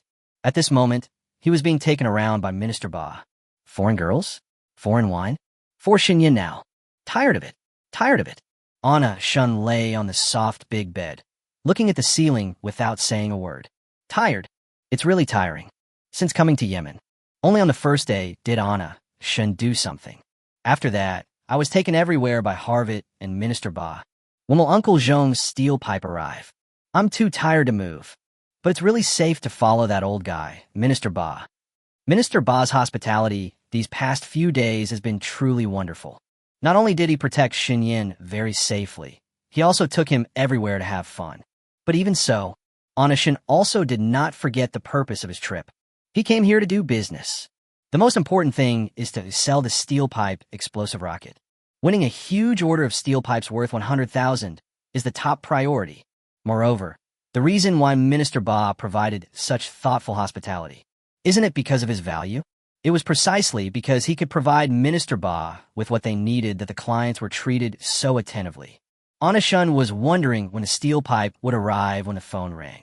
Yen, the steel pipe has arrived. Sometime, come and show us its power. Even through a mobile phone screen, Onashun could feel Minister Ba's excitement. Onashun raised the corner of his mouth and slowly sat up. While responding to Minister Ba, he calmly put on his coat. Then please send someone to pick me up. Testing can begin at any time. Then I'll send someone to pick you up now. Minister Ba hung up after saying this. Listening to the sound of the phone being hung up beside his ear, Anna Shin smiled. It seems that this old guy is more anxious than me. Don't worry, there are some jaw-dropping things coming up later. Minister Ba was very efficient, and it took less than 10 minutes. A well-modified car stopped steadily at the entrance of the hotel where Shun Yin was staying. Minister Ba, why did you come here in person? Opening the car door, Anna Shun was surprised to see Minister Ba in the back seat. Is this guy so anxious? Really good guy. Yin, I'm looking forward to your rockets. I hope it's no less powerful than in the video. Hearing this, Anna Shun's smile was confident. Don't worry, it will only get stronger, not weaker. Joke. The test video was shot in the country. In order not to attract the attention of nearby residents, he deliberately ordered a very small amount. But this is in the Middle East. Today, let this old guy see the true power of the steel pipe rocket. Thinking in his heart, Onashin looked at Minister Ba and showed a meaningful smile. Arrived at the laboratory that Minister Ba had temporarily built for Onashin. You go back first. The rockets are different from the gas tanks before. It's much more difficult to make. Come back in 2 days. Hearing this, Minister Ba's eyes widened. Yin, why didn't you say so earlier? Onashin shrugged and put his hands together. Although maintaining customer relationships is important, it's annoying to be watched by this guy. It's so uncomfortable. After watching Minister Ba leave, Anna Shun devoted all his heart and soul to the explosive reform. Minister Ba waited impatiently for 2 days. Yin, the 2 days are up. Are the rockets ready? The timing is just right. Just 10 minutes before Minister Ba arrived, Anna Shun completed the last step of the rocket. As soon as Minister Ba opened the door, the first thing he saw was the black rocket. I saw an iron lump that looked like a rocket placed in the middle of the room. This is also because Minister Ba has seen Shun Yan's test video. Otherwise, this is just a weird combination of crude materials. He would never associate what he saw with a rocket. Yan, it's even uglier than in the video. Can such simple materials really be compared to the power of real rockets? After Harvett saw the rocket inside the house, there was some questioning look in his eyes. After all, they have seen real rockets before. But it was obvious that what they saw before them was very different from what they had seen before. Anna Shun didn't care about what they said. He looked at the two of them, very confident. You'll know how powerful it is after you try it. Let's go out and try. As he spoke, Anna Shun waved to the two people beside him. Lift it to the position I told you to. Early in the morning, Anna Shun had precisely calculated his placement. Now just put in the right place. Accuracy is not an issue at all. Everything is ready, just about to start the fire. Crack! As the big customer looked on, the lighter ignited the wire. Afterwards, Anna Shin quickly ran away with the two researchers. Bang! The explosion not far away was deafening. Even though Minister Ba and Harvett were far away, they could still feel the ground beneath their feet shaking noticeably. The two looked at each other in bewilderment at the result. Really, it is false that it is less powerful than rockets. It's true that he's not good looking. This power is so great that even if we don't look at the place where the rocket hits in the distance, they can be sure too. The rocket that Shunyan modified is really awesome. Soon, the smoke in the distance dissipated, revealing the ruins that had been hit. I saw that it was different from last time. The last time it was an indiscriminate attack. The entire area collapsed into ruins. But this time, among the ruins in the distance, The tallest and farthest dilapidated building has completely collapsed. All you can see is the messy rubble on the ground. There is no trace of the building at all. This power, this precision. No doubt about it. I saw what the ruins looked like now. At the test site, everyone except Anna-shun. Everyone was stunned. The two experimenters covered their faces and looked at the ruins in the distance, their eyes almost popping out. Minister Ba and Harvit were also stunned at this moment. That's the power. It is no exaggeration to say this. Whether in terms of accuracy or power, Xinyan's modified rocket is not inferior to the real rocket. It may even surpass. It's simply cheating. Chapter 14, all payments for goods. Paid off in one lump sum? How about it? Isn't it much more powerful than what's shown in the video? Anna-shun just glanced at the situation of the ruins and walked in the direction of Minister Ba. This result, it was exactly what he expected. Stay here for 2 days during the explosive changes. He precisely calculated the placement angle of the steel frame and the aiming measurements. With this level of accuracy, even if a real rocket comes, it may not be as accurate as his. When Anna-shun walked in, Minister Ba and Harvit's eyes lit up. In their eyes today, Anna-shun is more dazzling than gold. Damn, Xinyan's value is definitely far greater than gold. Yin, you are so amazing. Your rockets are much more powerful than the mortars you're about to research. I simply can't imagine how something so ordinary could become so powerful in your hands. How on earth did you do that? This rocket looks so simple. Why is it so accurate? Without waiting for Anna-shun to walk in, Minister Ba immediately came forward to greet him. He was praised endlessly. But it's not an exaggeration. After all, Xinyan is really a fraud. After watching the rocket test, all the doubts in Harvit's mind disappeared. The facts are before us. He is really capable. Yin, I don't think you should be an arms dealer. If you were to study weapons, you would definitely be a good hand. Your rocket is perfect except for its ugly appearance. The more he talked, the more excited he became. Listening to the two people's continuous fancy praise, Anna-shun did not follow the lead, and a faint smile was always on his face. He is waiting. Wait for major customers to actively propose cooperation. He also showed what he should show, just waiting for big customers to place orders. According to his plan, the customer's maintenance work has reached this point, and it is time to sign the contract. But he is not in a hurry. Anyway, signing the contract is a matter of time. Xinyan looked as steady as an old dog. My rockets don't look good, though. But on the battlefield, isn't it necessary to take the enemy by surprise? Most importantly, it's powerful, accurate, and has a good range. Hearing this, Harvit nodded, and his eyes looking at Anna-shun were filled with gratitude. Yin, you are simply our lucky star. Your weapons are tailor-made for us. After saying that, he turned and looked at Minister Ba. After receiving the signal, Minister Ba immediately looked at Anna-shun excitedly. Yin, I agree to the conditions you mentioned before. Let's sign the letter of intent for cooperation you mentioned. We want to sign a contract with you for 100,000 steel pipes at once. Also, we want the 10,000 steel pipes you sent us. As soon as the words fell, Anna-shun's face instantly filled with smiles. Businessman feeling full. No problem. Although all this was within Xinyan's expectations. However, when he heard it with his own ears, he couldn't help but feel happy. That's all money. Since we have reached a consensus, let's sign the contract. As he spoke, Anna-shun took out the contract that he had prepared in advance. Seeing this, not only Minister Ba, but also Harvit was stunned. This is too direct. However, the two of them quickly reacted, and Minister Ba said with a smile, Yin, you are truly the most unique arms dealer I have ever met. But I like your directness. As he said this, he took out a pen from his inner garment. Without even looking at it, he signed his name on Xinyan's contract. Happy cooperation, Yin. All the money for the arms has been paid to you. Hearing this, Anna-shun's mind was confused for a moment. Gave it all? Have you paid the full deposit? Or should all payments be settled in one lump sum? Full payment? That's not a small number. Middle Eastern people are so arrogant. Anna-shun slowly took out his cell phone. As soon as I turned on my phone, a text message from the bank appeared on the lock screen. Your account ending in 4571 transferred 60 million renminbi at 6:10 a.m. on August 5th, 2023. When he saw the amount on the text message, Anna-shun's pupils dilated instantly. How much? 60 million? Goddamn. 60 million. The wealthy customers just switched over like that. Anna, Shun, was extremely ecstatic. But in front of Minister Ba, he suppressed the ecstasy in his heart. He still looked very calm. Since the money is already in place, I won't delay.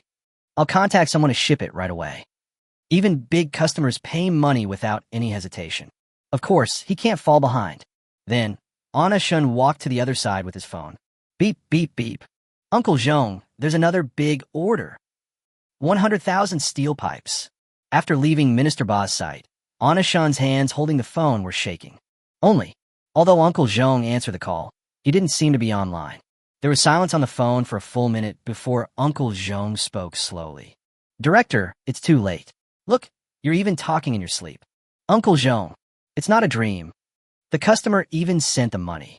The order for 100,000 steel pipes is real. The other side. Hutching. Oldly, what are you doing? Work. What are you standing there for? The factory manager came all this way to sign this order for us. We can't fall behind.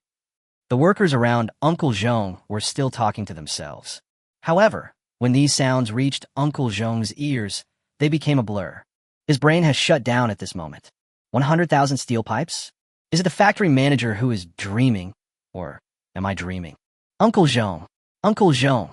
Shunyan shout on the other end of the phone brought Uncle Zhong back to his senses. Director, are you talking about 100,000 steel pipes? I'm not dreaming. Hearing Uncle Zhong's words, Anna Shun didn't know whether to laugh or cry. Uncle Zhong is so happy.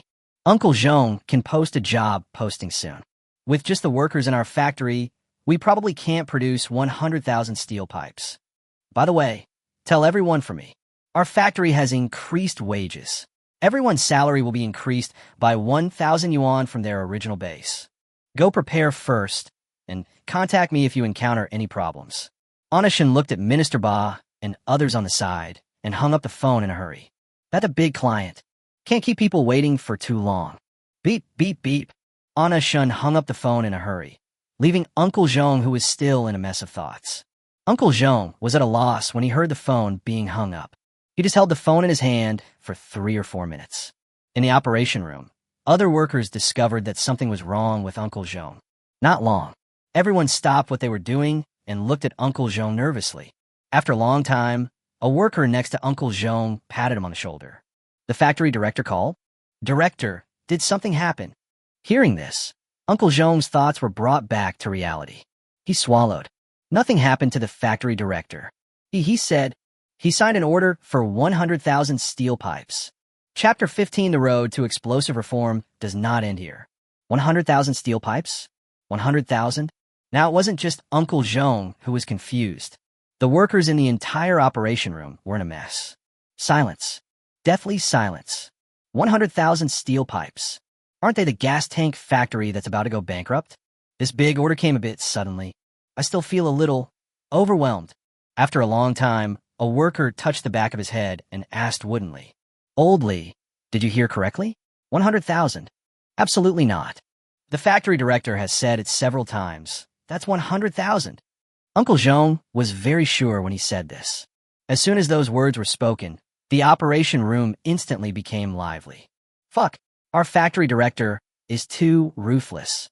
100,000 steel pipes. Our factory has been open for so many years. Have we sold 100,000 gas cylinders? I don't submit to anyone but our factory director. I never thought that such a small factory like ours could receive such a large order. Everyone in the operating room was full of admiration for Shunyan. 100,000 steel pipes. This may not be a big deal for other factories, but for their factory, it's simply a shocking number. You know, a month ago, their factory almost went bankrupt. However, although everyone was happy, they soon realized a new problem. Such a large amount of output value. There are only 20 or so of them. How could they possibly accomplish it? Oldly, there are only a few people in our factory. How can we produce 100,000 steel pipes? Yeah, didn't we still have 50,000 worth of gas tanks before? Realizing this problem, everyone's morale dropped significantly. Seeing that everyone looked dejected, Uncle Zhong slapped the table and said excitedly. The factory director said, We're hiring. Also, all of our salaries will get 1,000 yuan raise. As soon as these words were spoken, the operation room became lively again. Everyone was eager to worship Anna-san at this time. This is the boss. This is clearly the parents who provide us with food and clothing. An absolutely conscientious boss. Anna-san didn't know how high his status in the factory had risen. He was discussing the explosive reform with Minister Ba and others. Dolph, Ali, you guys have been making changes along with Yen these past 2 days. Are you ready to start operating? Dolph and Ali were also shocked by the power of the rockets. After the Qin minister said this, both of them lowered their heads in shame. Forget learning it, even looking at it. I don't understand it. During these 2 days, we can only do some simple work like moving things. As for the explosive changes, we don't understand them at all. After saying this, the two of them admired Anna-san even more. I have to say, he is indeed a cheater. Who can imagine? Anna-san actually made a rocket out of some of the most common scraps. The most important thing is that it is extremely powerful. Everyone has witnessed the power of the modified rocket. That accuracy, that range, that power. No matter which one it is so powerful that it is hard to believe that it can be accomplished by an inconspicuous lump of iron. It's so powerful. Minister Ba was unhappy when he heard what the two said, but I can only accept it helplessly. It's not their fault that they are not smart. It's just that Anna-san is too smart. Afterwards, Minister Ba looked at Anna-san with some embarrassment. Yin, you heard it too. Alas, it seems you need to stay for a while. Anna-san was very straightforward. No problem. The difficulty of explosively modifying rockets is inherently great. I will teach them well before I leave, don't worry. Hearing what Anna-san said, Minister Ba and Harvit looked at Shun Yin with a little more admiration in their eyes. Like Shun Yin, an arms dealer who is both capable and humble and polite. It's really rare. After sending Minister Ba and others away, Anna-san began to teach the researchers here. For the next few days, Shun Yin stayed in the laboratory. To ensure accuracy, the tail is very important. It not only makes the rocket's flight more stable, but is also the most important part in determining the rocket's flight trajectory. The ratio of sugar to potassium nitrate should be carefully considered. If there's less, the released energy won't be able to propel the rocket and will be trapped inside. If there's more, it will explode. So, you must strictly follow the dosage according to the table I gave you. While speaking, Anna-san's hands did not stop, demonstrating to everyone. The researchers looked at Anna-san with shining eyes. Everyone listened very carefully. So that's how it is. I was just asking, why is the propellant I made not working? The next few days were very busy in the laboratory. However, the most tired one was Anna-san. Most of the time, he needs to explain and demonstrate at the same time. But after just a few days of getting along, the two researchers wanted to worship Shun Yin as a god. There is simply nothing he doesn't know. As long as someone asks a question, there is nothing Shun Yin cannot explain. It's like a walking encyclopedia, and they go through a few days of instruction. Several researchers in Yemen have fully mastered the technology of explosive modified rockets. Anna-san's mission is completed, and it's time for him to return home. Only, he's still a little reluctant. Although the weather in the Middle East is not very good, it is still very dangerous. But I still feel reluctant to leave. Alas, it's all Minister Ba's fault for being so enthusiastic and giving such a thoughtful reception. Anna-san looked at the things in the room and sighed reluctantly. When he arrived, the hotel room was empty. Now that he was leaving, the room was filled with things sent by Minister Ba. But in the end, Anna-san carried the backpack he came with and left with ease. After all, his road to explosive reform does not stop here. The Middle East, just the first step, his goal. That means expanding your business to the whole world. Even a country that does not fight a war must have its own industry. Just when Shun Yin returned to China. Huching, boss, I don't have any here. I don't have any here either. No. Listening to the voice beside him, Peng Lin took off his hood tiredly. Take a break and get ready to call it a day. Not only him, the entire mine clearance team was in the same state. Everyone is exhausted. For the past half-month, several members of the mine clearance team have almost lived here. Out of a cautious attitude, they didn't know how many times they had checked the land. The result? Nothing. It's been half a month. We're going to turn this place upside down. It's been cleared of mines inside and out. Forget about the mines. I didn't even see a single gopher. The members of the mine clearance team took off their hoods, wiped the sweat from their foreheads, and couldn't help complaining. The expressions of several people were not much better. Everyone looked dejected. Hey, I just can't figure it out. I can't be so unlucky. There are only 2 mines in this field. And it all exploded before we arrived? Chapter 16, isn't this just an ordinary explosion? Peng Lin looked at his team members who were like deflated balloons. Isn't it a good thing that there aren't any extra mines? Why are you all so dejected? After he finished speaking, the members of the investigation team looked at Li Jiang at the same time. But a few people opened their mouths and hesitated to speak. Then what's the point of the half-month we've been here? Lin Xian suddenly became excited. He took off the hood in his hand and sat on the ground angrily. Seeing this, the others looked at Peng Lin. Boss, what should we do now? Peng Lin was also helpless about this situation. Since receiving the mission, he and his team members have been staying in this desolate place for half a month. I checked the entire land carefully inside and out. In the end, nothing was found. There was not even a shadow of a mine. All his patience had been exhausted, and not only did others feel a little irritated, even he felt a little irritated. But what can I do? I can only go home. What to do? Pack up your stuff and get back to the team. We've checked, and there are no mines in this land. It just so happens that there are only 2 mines in this field. It all exploded before we got here. After saying that, Peng Lin started packing up his things without caring about other people's reactions. Everyone is at a loss for words in this situation. Logically speaking, it is a good thing that no mine was discovered. But this is not the case for those who clear mines. You know, they have been investigating here for half a month. In the end, nothing was achieved. For them, almost half a month's work was in vain. Lin Xian turned his head to look at Peng Lin, who was packing his things carefully. Grass. I admit it. Seeing this, the others didn't say anything and packed up their things. Peng Lin reported the results and then left with his men. After receiving the news, the police also evacuated. A large group of people came in a mighty procession. During this period, the fields that were deserted in the past have become much more lively. Now, the main force is withdrawing. The fields, which had just become somewhat popular, became desolate again. The media all rushed to the scene after hearing the news of the police and military evacuation. Only, when they arrived, the wilderness was deserted. Are they all gone? Everyone's gone. What are we still interviewing? This is a wasted trip. The young man holding a camera looked at the empty fields with a depressed look on his face. Seeing this, the middle-aged woman who got out of the car slapped the man on the back of the head without any hesitation. Stupid. The police have left, but the explosion crater is still there. What are you still standing there for? Go take a picture. Hearing this, the man's eyes lit up. Ignoring the pain in the back of his head, he ran into the fields carrying his camera. Sister Lee, I have a feeling that as long as we bring the material back, the ratings tonight will definitely be guaranteed. More and more cars stopped at the edge of the field. The 2 explosion pits where Shan Yin was conducting tests were already surrounded by people carrying cameras. Soon, various media outlets released the latest updates on the wilderness on the internet.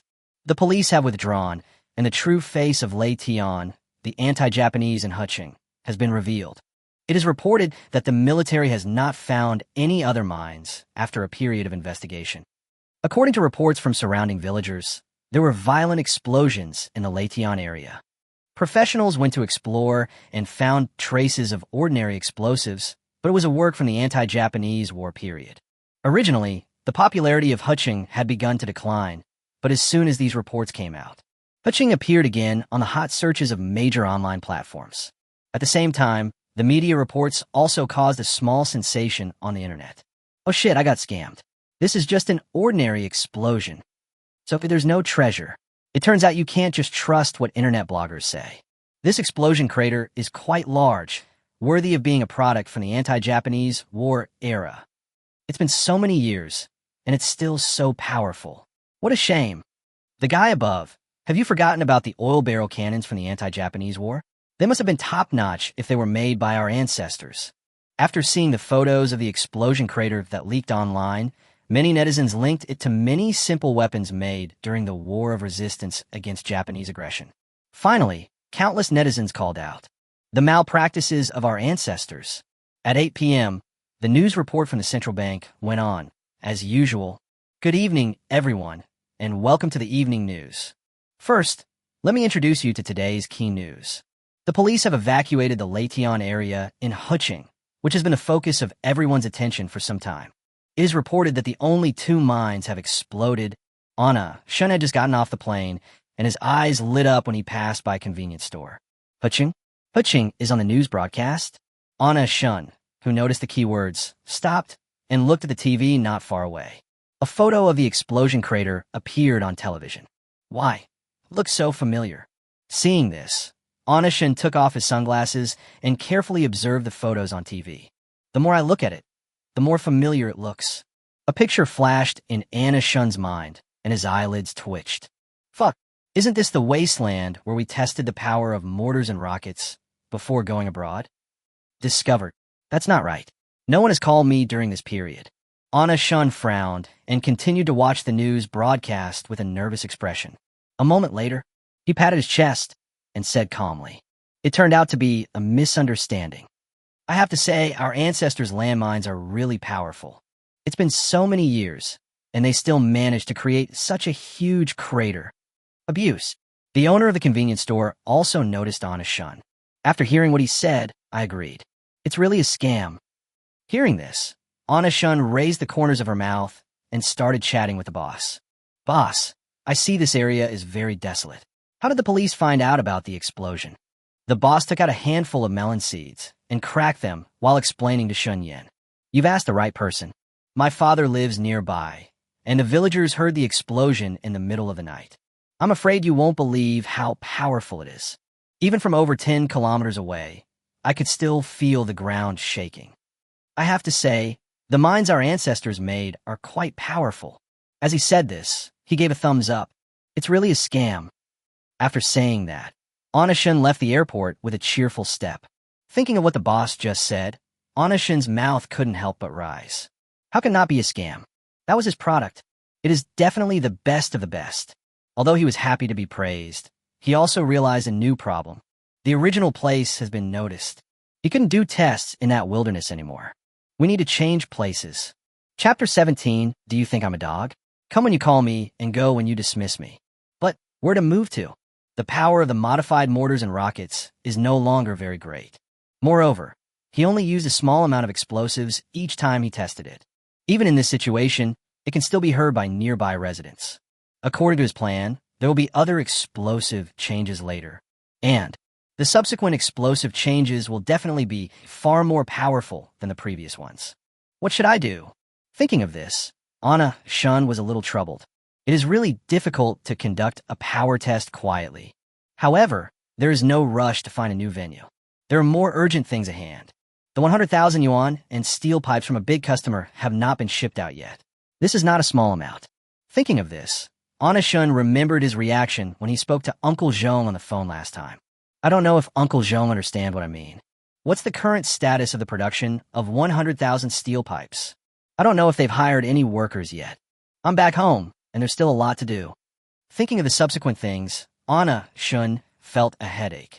Thinking this, he came to the parking lot. Far away, he saw his somewhat shabby van. The reason is simple. There are all kinds of cars in the airport parking lot. The only thing that is worse than Shun Yan's car is, it's really too conspicuous. Looking around, Shun muttered, "It seems I still need to change my car when I have time." As he spoke, he had already sat in the driver's seat. After stepping on the accelerator, we drove out of the airport.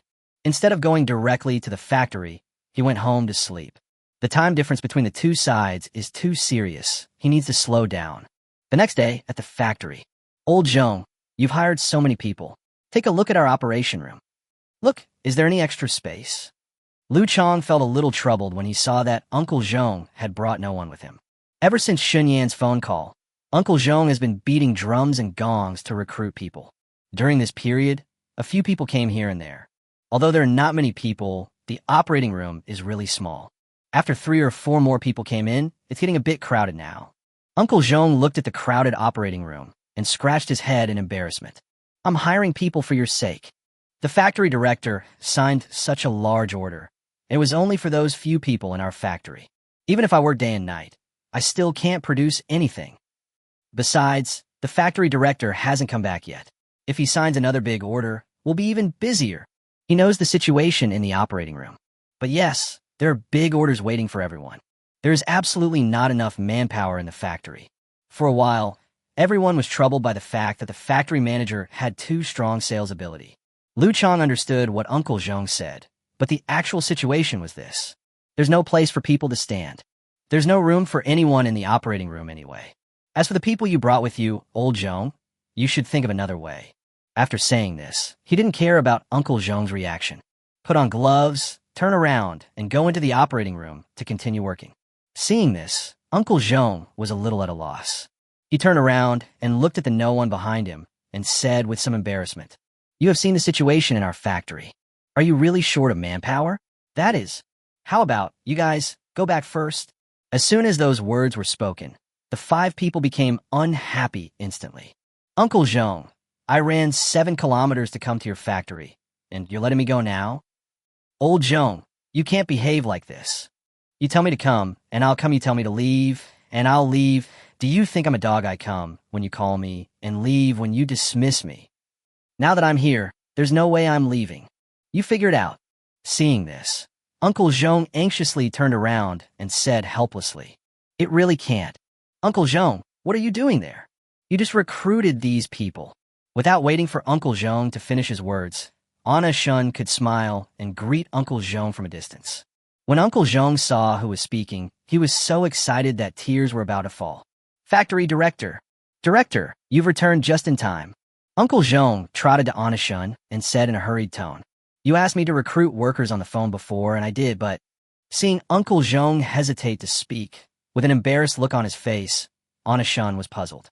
"Isn't it a good thing that we have recruited people? Recruit people and start working. What are you all standing here for? Did something happen at the factory?" Thinking of this, Anna Shun's face became serious. "What happened at the factory? Uncle Zhong, just tell me." Seeing this, Uncle Zhong knew that Anna Shun had misunderstood and quickly waved his hands. "Everything is fine at the factory. Our factory's operating room is only this big. The workers we recruited have nowhere to work." Hearing this, Anna Shun breathed a sigh of relief. "Uncle Zhong, you scare me to death. I thought something happened in the factory. It's just that the factory's operating room is too small. Just expand it. We have plenty of money now." Anna Shun glanced around and found that it was indeed a bit small. Moreover, expansion is inevitable. His goal is to expand his business nationwide, just based on the factory's current production capacity, let alone the future. Even the current production capacity is not enough to meet the orders from Middle Eastern customers. After listening to Shun Yan's arrogant speech, Uncle Zhong's face was wiped away by the haze, and a smile filled his face. "Then, Director, what should we do with these people today? There's no place to stand in the factory, but they're here anyway." When they heard that they were mentioned, the 5 people also asked.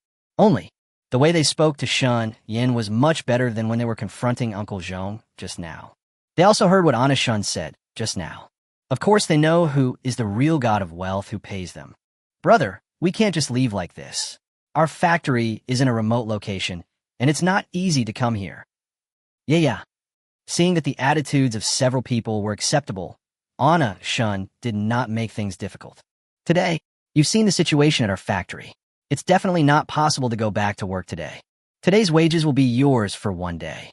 Come back to work in half a month." Hearing this, their expressions softened a little.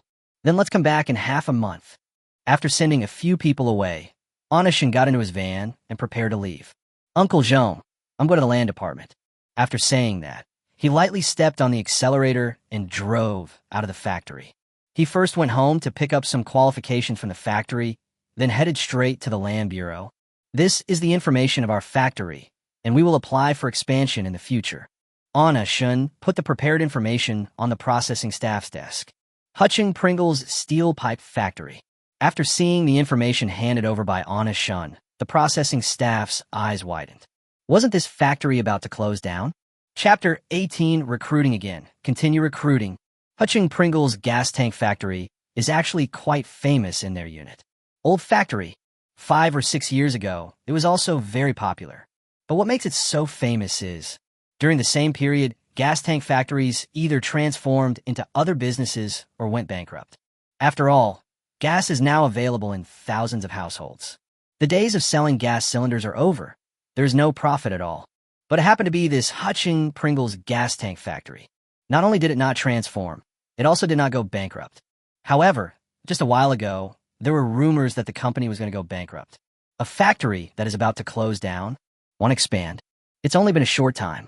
Is he going to be resurrected? You said you wanted to expand, not file for bankruptcy? Hearing this, it was Anna Shun's turn to be shocked.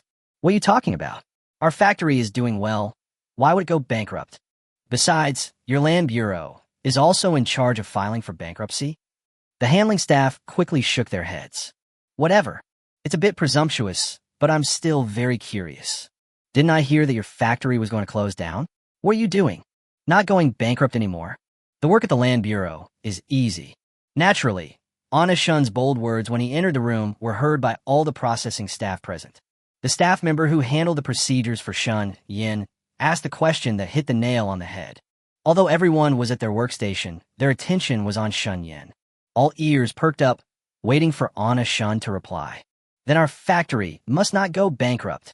Not only did it not go bankrupt, but it will get better and better under my leadership. Aren't they all here to apply for expansion? After these words were spoken, the staff present were once again shocked. Getting better and better? So good that it needs to be expanded?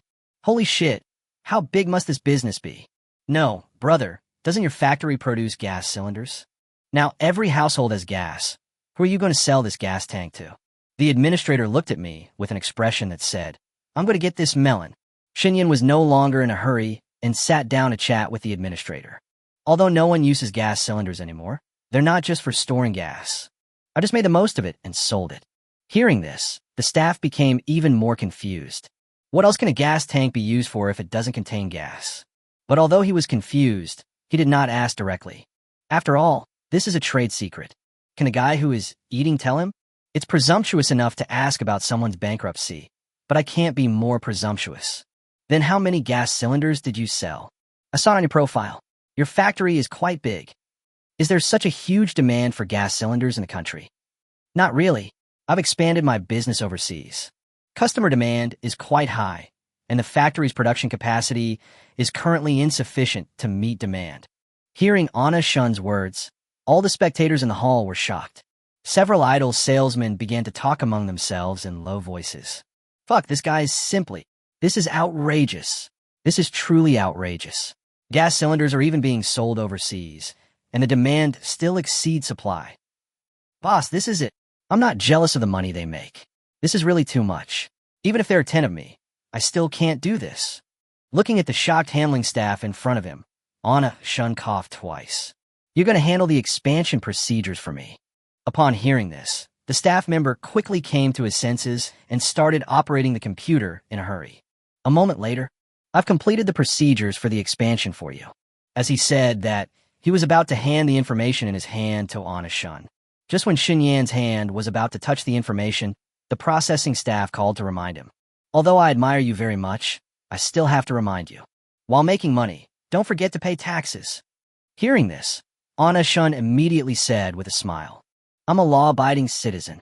You can forget anything, but don't forget to pay taxes. Don't worry, I won't fail to pay taxes or evade taxes. Having said that, he took the information and turned to leave. Walking out the gate of the Land Bureau, Anna Shun looked at the sky in the distance and exhaled. Expansion is just a small step to take our business to the world. Sooner or later, we'll move to a bigger factory. After leaving the Land Bureau, Anna Shun returned to the factory. Uncle Zhong, I've already completed the procedures for the expansion. Help me find a reliable construction team. Uncle Zhong had been waiting for Anna Shun at the factory gate early. He was not at all surprised by the news brought by Anna Shun. After spending this period of time together, he has been completely convinced by Anna Shun. I know it, Director. As long as something is handed over to you, there is nothing that cannot be solved. Leave the construction team to me. Uncle Zhong stepped forward and patted Anna Shun on the shoulder, the smile on his face almost overflowing. While Uncle Zhong was looking for the construction team, Anna Shun didn't rest either. He completed all the remaining simple procedures. Both of them are very efficient. A day later, the construction team successfully started the expansion work. Half a month passed in a flash.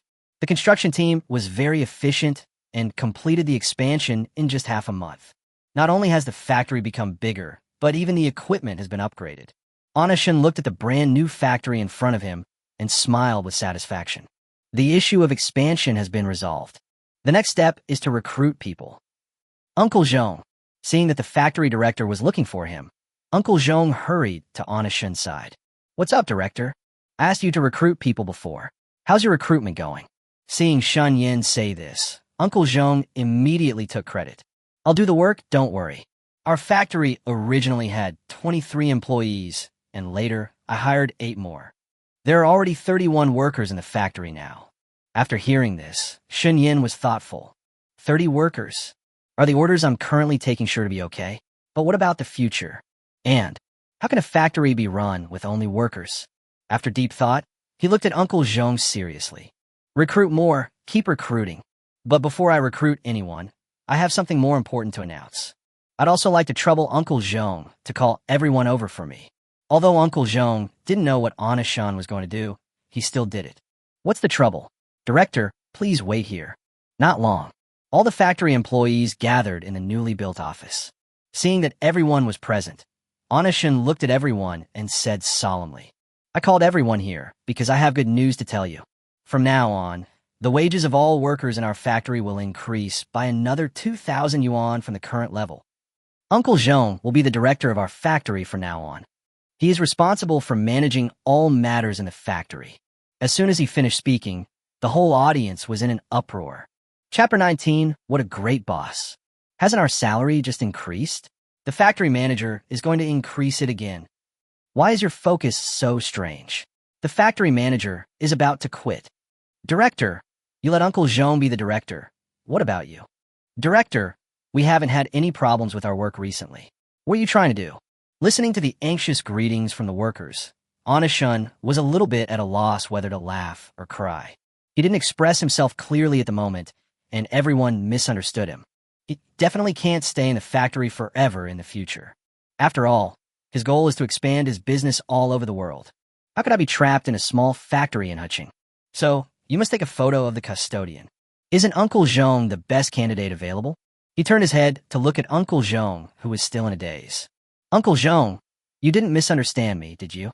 Just because I let Uncle Zhong be the factory director doesn't mean I won't care about you anymore. It's just that I won't be at the factory often in the future, so I need a caretaker. Upon hearing this, the workers and Uncle Zhong finally felt relieved. Acting factory manager. It's still acceptable. Seeing that everyone had no objections, Anna Shun continued. Now that Uncle Zhong has become the factory director, he has more things to do. So, Uncle Zhong's salary is much higher than that of ordinary workers. As soon as the words fell, everyone immediately supported it. Old Zhong does so much, so it's normal for him to get a higher salary. I have no objection. When the factory director is away, Old Zhong is busy running around, and I have no objection. Uncle Zhong's abilities are obvious to everyone. He really deserves more. No problem. Everyone can see what Uncle Zhong did. See Shun Yin distribute it like this. His image in the workers' hearts became more lofty. Other factories are trying to find ways to deduct wages, and getting a promotion is even more difficult. But with Shun Yin, the situation was completely different. He is simply the best boss in the world. Everyone had no objection, and Anna Shun was very happy.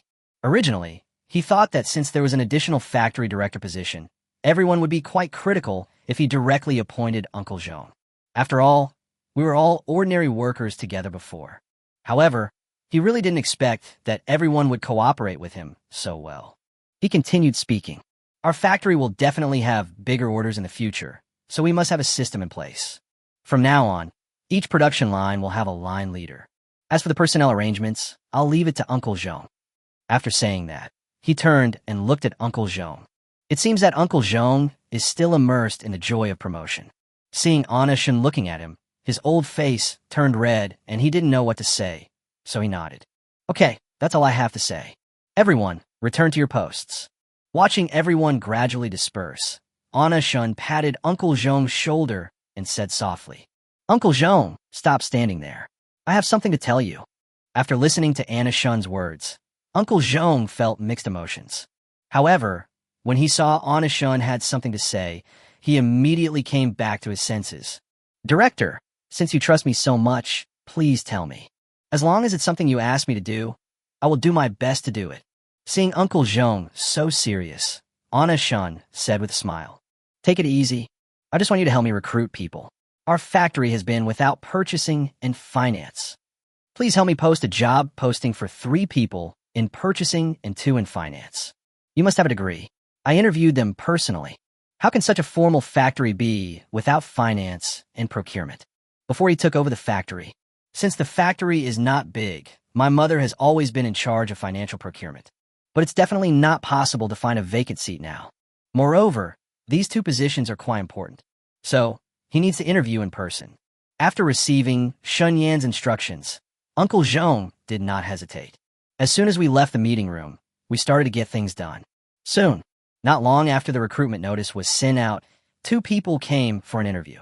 In the spacious office, Anna Shun sat in the boss chair. In his hand was a clearly presented resume. Shun Chi-Chi, undergraduate, majoring in finance. Still an intern. While Anna Shun was looking at Shun Chi-Chi's resume, Shun Chi-Chi was also looking at him. There is no other reason. Shun Yan's foundation is not bad, and his temperament is even more attractive now. Looking at Anna Shun, who was studying the resume carefully, Shun Chi-Chi sighed in her heart. Is Zhang so handsome and still so young?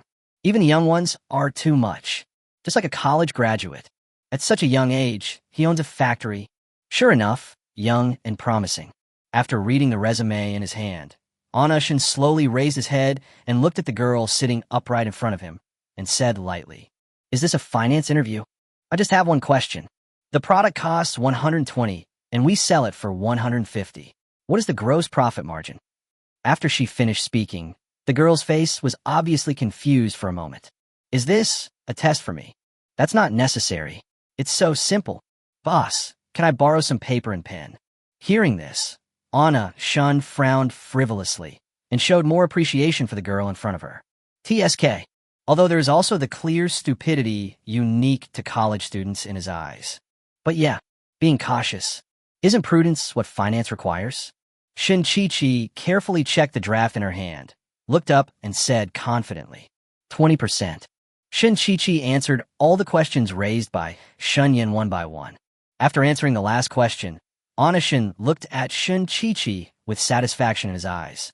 You can come to work now. Although he's a college student, his business skills are still very good. Qualifications are not as important as business. After Shun Chi-Chi left, another girl came. Still a female college student. But there is nothing wrong with his business level. I was hired directly. The 2 interviews were already in the afternoon. Shun Yan looked at the 2 resumes on Zhua's desk and sighed from the bottom of his heart. TSK, TSK, TSK. College students are really too ambitious.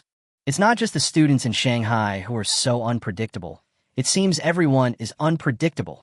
This level of business is simply amazing. After Uncle Zhong sent out the recruitment notice, he devoted himself to management.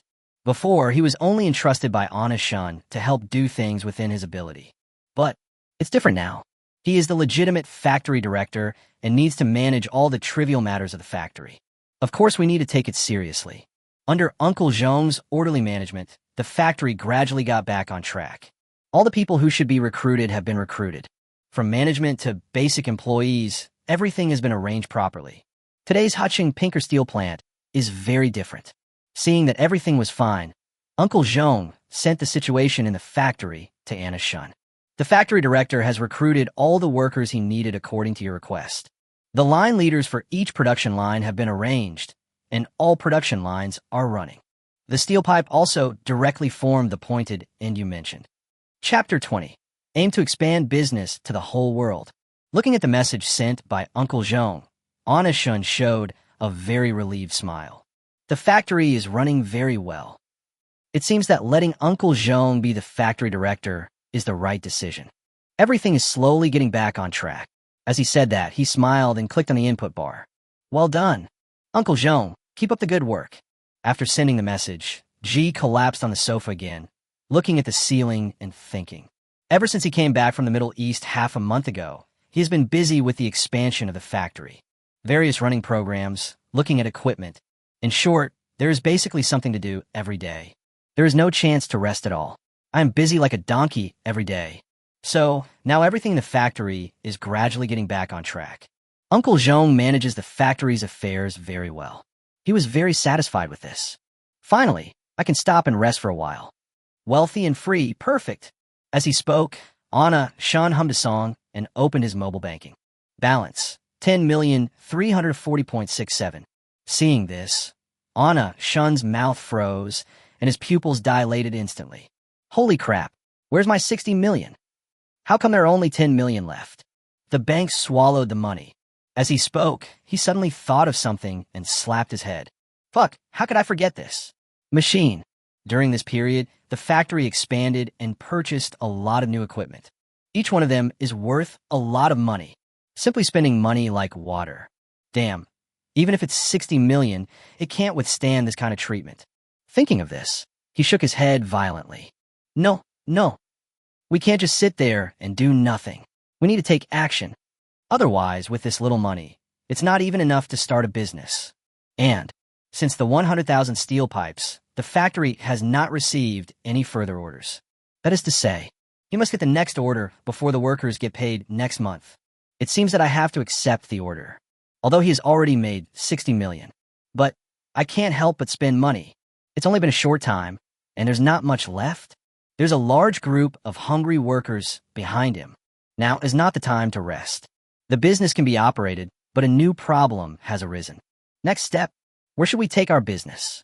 Middle East battlefield? As soon as he finished speaking, Anna Shun shook his head violently. For the customers in the Middle East, let's leave it at that for now. He has no further plans for the Middle East. They now have gas tanks and steel pipes, and their firepower is almost the same. If we want to have further cooperation with them, I'm afraid we also need to develop more powerful firepower. It's not impossible for him to come up with even more powerful modifications. The bulldozer was modified into a Katyusha, and its power far surpassed that of a rocket. But selling to the Middle East? It's a bit of a waste of talent. Let's forget about continuing in the Middle East. Although those guys are very arrogant, but my goal is to expand my business worldwide. How can we stop in the Middle East and not move forward? Absolutely not allowed. As he spoke, Anishin suddenly sat up and came to a wall with a world map hanging on it. Just see, a very conspicuous red thumbtack was inserted in the location of Yemen. I bought this world map when I bought equipment a few days ago. His original intention in buying this map. It is to be filled with red thumbtacks that symbolize occupation. Every time we expand our business to a country, we put a nail in the door. Until, fill the entire world map. This is the blueprint for his career. Anna Shun held his chin with one hand, his eyes randomly scanning the map. European battlefield? Western European battlefield? Soviet-German battlefield? After Anna Shun's gaze stopped at several places, he kept shaking his head. These places, if he remembered correctly, these places. Either the war has not broken out yet, or is already in full swing. None of them are very suitable for his current route. Move your gaze upward. His gaze stopped at the northeast direction of the world map. Russian-Ukrainian battlefield. Anna Shun's eyes brightened up a bit. Yes, the Russian-Ukrainian battlefield is feasible. As he spoke, Anna Shun took out his mobile phone and opened Baidu to search. The Russia-Ukraine situation. Various information about the two countries quickly popped up on the webpage. It is indeed the same as the Earth in the previous life. Russia and Ukraine are indeed at war at this time. It's just the beginning. Seeing this, Anna Shun immediately became excited. Sure, God help me. They just started fighting a little while ago. Isn't this the perfect time for me to make an appearance? Do what you say. Anna Shun crossed his arms across his chest and began to make plans in his mind. The Russia-Ukraine battlefield is different from the Middle East. The demand for arms is much higher. Russia itself is quite powerful, not to mention its weapons. Although Ermao doesn't have much strength, he has people behind him. The equipment these two used in the fight were all good equipment. Damao has his own equipment. Ermao has the European Union behind him, so the equipment is naturally needless to say. But, even so, Anna Shun was not panicked at all. When the army comes, we will fight it. When the water comes, we will block it with earth. If the customer's equipment is high-end, he will upgrade accordingly. In short, he has his own solution. Coming to the sofa, Anna Shun sat down. It seems, if you want to make a big splash in Russia and Ukraine, you have to emerge as a new force. It's just, how can we suddenly emerge as a force to be reckoned with? Sometimes, having too many thoughts is not a good thing. Anna Shun has countless plans in his mind. However, if you want to attract the attention of Demao and Air Mao in one fell swoop. A bit difficult. A drastic overhaul will definitely not work in front of those well-equipped troops, although the weapons, after the explosive modification, are very powerful. But in terms of accuracy, there is a huge difference. But it has to be unique enough and powerful enough. Drone? Yes. DJI drone. Onishin slapped his forehead fiercely. After traveling here, I've never heard of drones. Even when we were in a Magic City, I didn't see anyone using a drone. As he spoke, Onishin took out his phone from his trouser pocket. Then I immediately opened Baidu and started searching. DJI drone. There is currently no information for this search term. The following is recommended related information. Seeing this, Onishin's eyes brightened a little. Drone. There is currently no information for this search term. The following is recommended related information. Seeing this result, the smile on Onishin's face was about to overflow. Good boy. Sure enough, there isn't one. God, you really favor me. Since this is the case, and the opportunity is right in front of me, I will definitely not let it go. This is definitely a great opportunity. A great opportunity to enter the high-end arms market. Chapter 21, is it possible that I will die before achieving my goal? Just as Shen Yin was dreaming of entering the drone market. Pengcheng, Fujian District. Inside an inconspicuous, dilapidated warehouse. Kion, are you ready for today's test route? Don't worry, Brother Zhang. Everything is ready. Just waiting for your order. While Xia Yejiang was talking, his hands kept moving. The sound of his clacking operations echoed in the empty old warehouse. Guo Fan was sitting at the door of the warehouse. While basking in the sun, he fiddled with the plane in his hand. The plane in his hand is different from the one sold in supermarkets. Just from the appearance, you can easily distinguish the two. The aircraft in his hand had a very light fuselage, but on the gimbal was a camera that looked very heavy. Brother Zhang, my test flight system has been programmed. Can you fly today? Xia Yejiang pressed the last button and pushed the keyboard away. At the same time, he did not forget to look in Guo Fan's direction and tease him. Hearing this, Guo Fan was not annoyed. He looked up at Xia Yejiang, his words revealing full confidence. You're kidding. You wait today, I must let you see it. How the world's first drone equipped with a camera took off. As he spoke, Guo Fan hung the gimbal with the camera on it onto the multi-rotor aircraft that he had prepared in advance. After finishing everything, Guo Fan waved the drone in front of Xia Yejiang. See? This is my true strength. Today must be an eye-opener for you. As he spoke, he glanced around. His Adam's apple moved slightly, and he wanted to speak, but Xia Yejiang's voice sounded first. Don't look anymore. Brother Tao has taken the 4 of them out. He said he had an appointment with the boss. Hearing this, Guo Fan's eyes turned, and he raised his eyebrows slightly. Talking about investment again? Seeing Xia Yejiang nod, Zhongli said helplessly, then wish them good luck. After saying that, the two looked at each other and smiled knowingly. It's not hard to see. The two had already anticipated the consequences of Zhang Yuan's outing today. The 2 of them, as well as the 5 people just mentioned, are part of a team. The 7 of them came from all over the country. The reason why we got together to form a team started with drones. The market for remote-controlled aircraft has just started to pick up in recent years. And the Brother Tao they're talking about is in such an environment. Drone technology was proposed. A more advanced flight controller than a remote-controlled aircraft. They were attracted by this. Most people who have read Zhang Yuan's article on the commercialization of drones think that he is just dreaming. You know, the reason why remote-controlled airplanes can take off is due to their lightweight body. However, Zhang Yuan suggested that the aircraft could be equipped with other technologies. For example, a camera. To many people today, this seems impossible. You know, the camera is heavy and it is difficult to carry it. If you put on a drone, can it take off? Can it still take off stably? Absolutely impossible. But this is what most people think. In the eyes of Xia Yejiang and others, this is something very challenging and achievable. They want to create a remote-controlled aircraft that is just right to control and as agile as an elf. That is, it is a high-end product after the remote control aircraft is upgraded. On this point, the 7 reached a consensus. So they got together. Only, they work hard, but where's the money? The final product has not been completed, so no one will invest in them. After several unsuccessful attempts to find investors, everyone had given up hope. However, Zhang Yuan was very persistent in this regard. Several people are working hard for their dreams. They were completely unaware that someone had been targeting their drone. Hutching, Shun Yin learned some information about drones on the internet. It seems there really are no civilian drones. From now on, the drone market will be mine. If you want to enter the drone market, you definitely can't use the name of a factory anymore.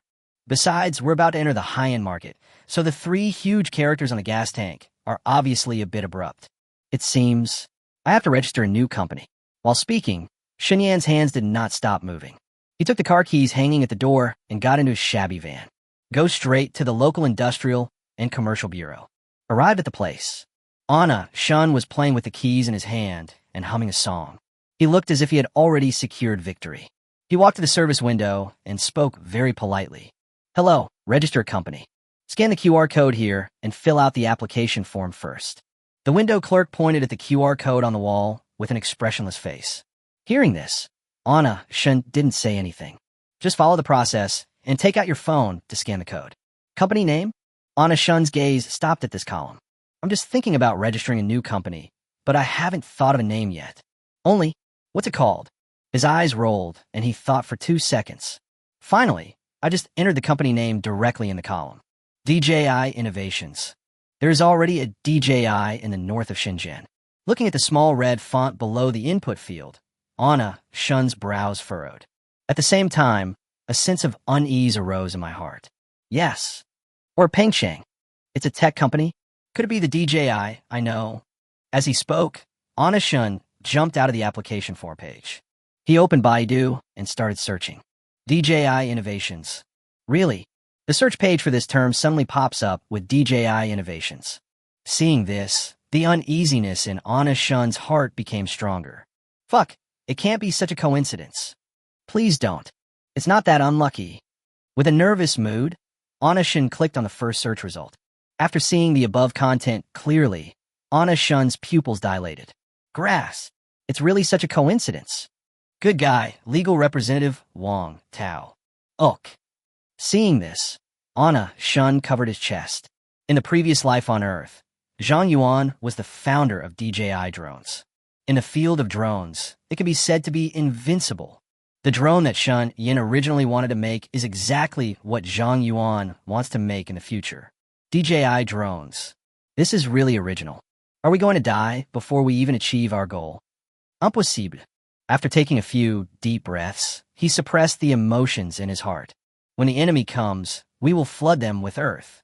It doesn't matter if Zhang Yuan is ahead of me. The drone market is huge. It has to be mine. After calming down, Anna Shun began to think about the response plan. Since Zhang Yuan has already entered the drone market before him, giving up on drones is definitely out of the question.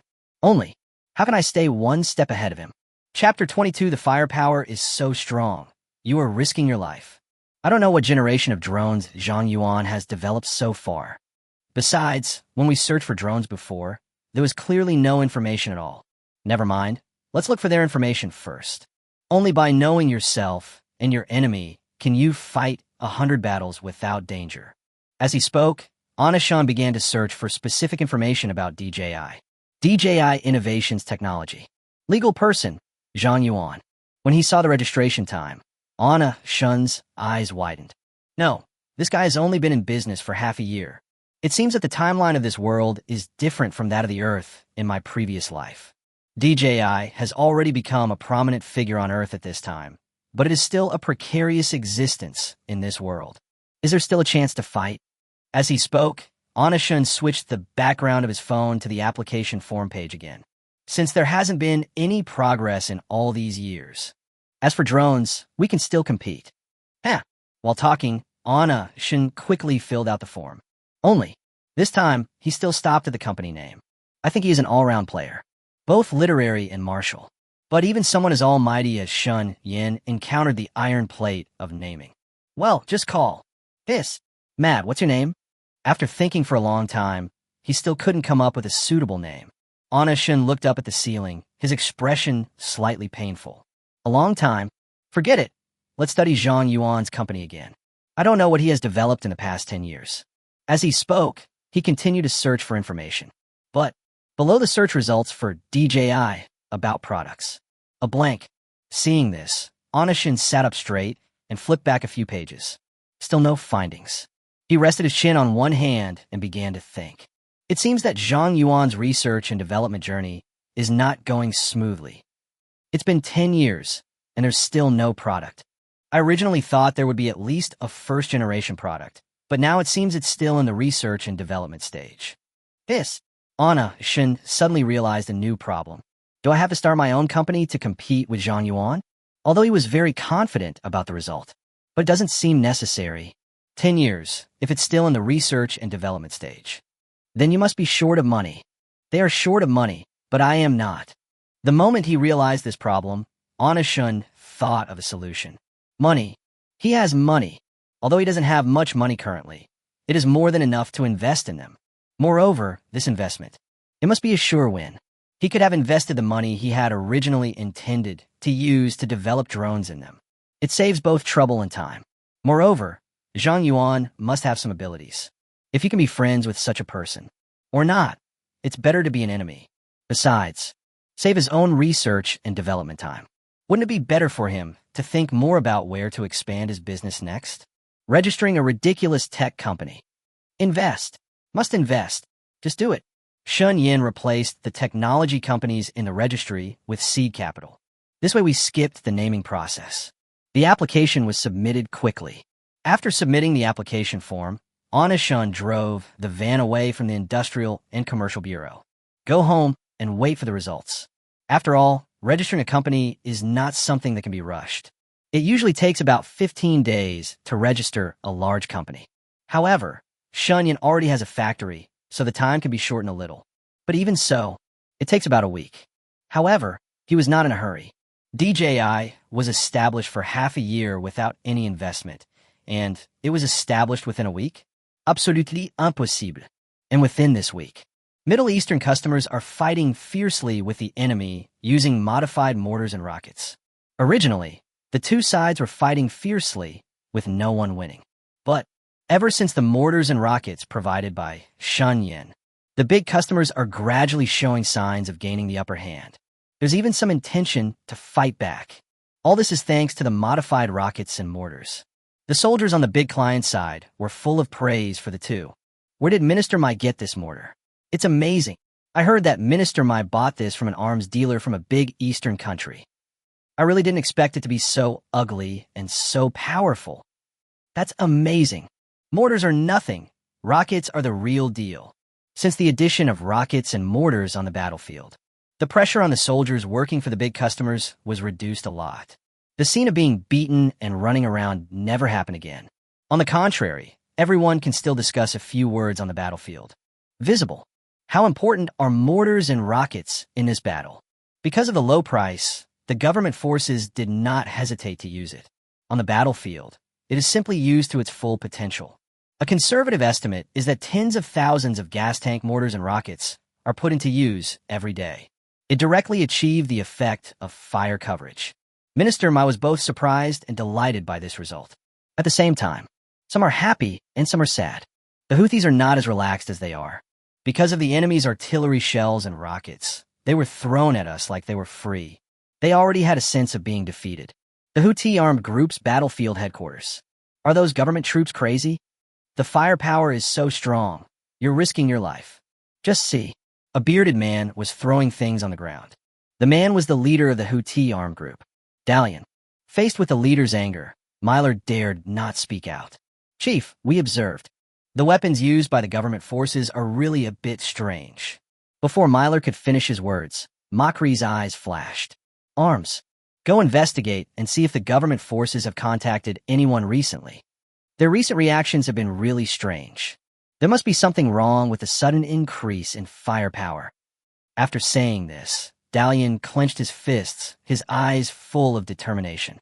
He was naturally aware of the situation on the battlefield in the past few days. The enemy's firepower is huge. One artillery shell and rocket after another caught them off guard. Not only are there a large number of them, but each one is also incredibly powerful. It is well known that Yemen's government forces are rich. However, the sudden increase in firepower is really strange. Exporting such a large amount of arms is beyond the reach of a country, no matter how wealthy it is. As Myler listened to Dalian's words, an idea gradually emerged in his mind. Chief, the government army's firepower has indeed been abnormal these days. Based on past experience, their recent firepower is several times greater than before. I doubt. Chapter 23, he is just an arms dealer. The government army suddenly rose up in rebellion. Someone must be secretly helping them. With their strength, it's impossible for them to unleash such a massive firepower. Hearing Myliel's words, Dalian's cold eyes turned. Are you saying that some countries are secretly helping the government forces? After saying this, Myler looked at Dalian with certainty and nodded.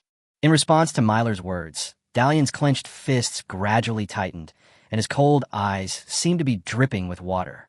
Is this some nosy interference? If you think about it carefully, it is not impossible. He is very clear about the strength of the Yemeni government forces. If they didn't know, they wouldn't have rashly started a war with them. Such a large amount of arms, it seems. It must be that a major power is secretly helping the Yemeni government forces. Otherwise, it wouldn't have such a strong effect.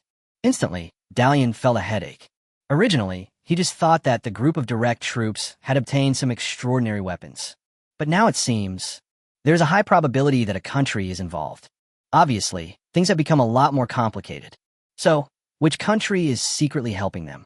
If we knew which country took action, we would have ways to deal with it. The most troublesome thing is, I clearly know that a country is involved, but I don't know which major country it is. It was completely dark, and I had no idea what was going on.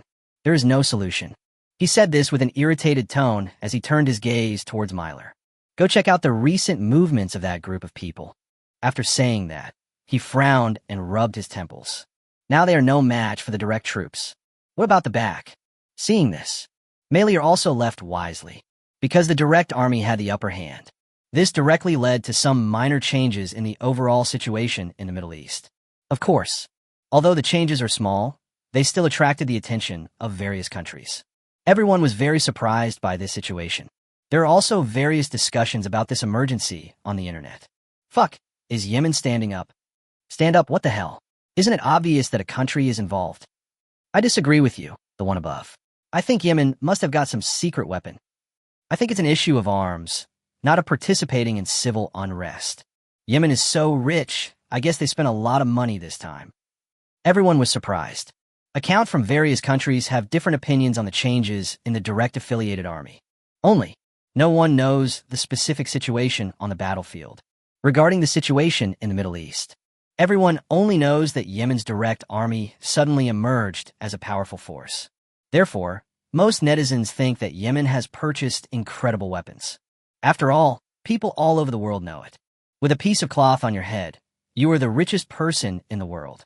The most direct way to resolve civil unrest is to suppress it by force.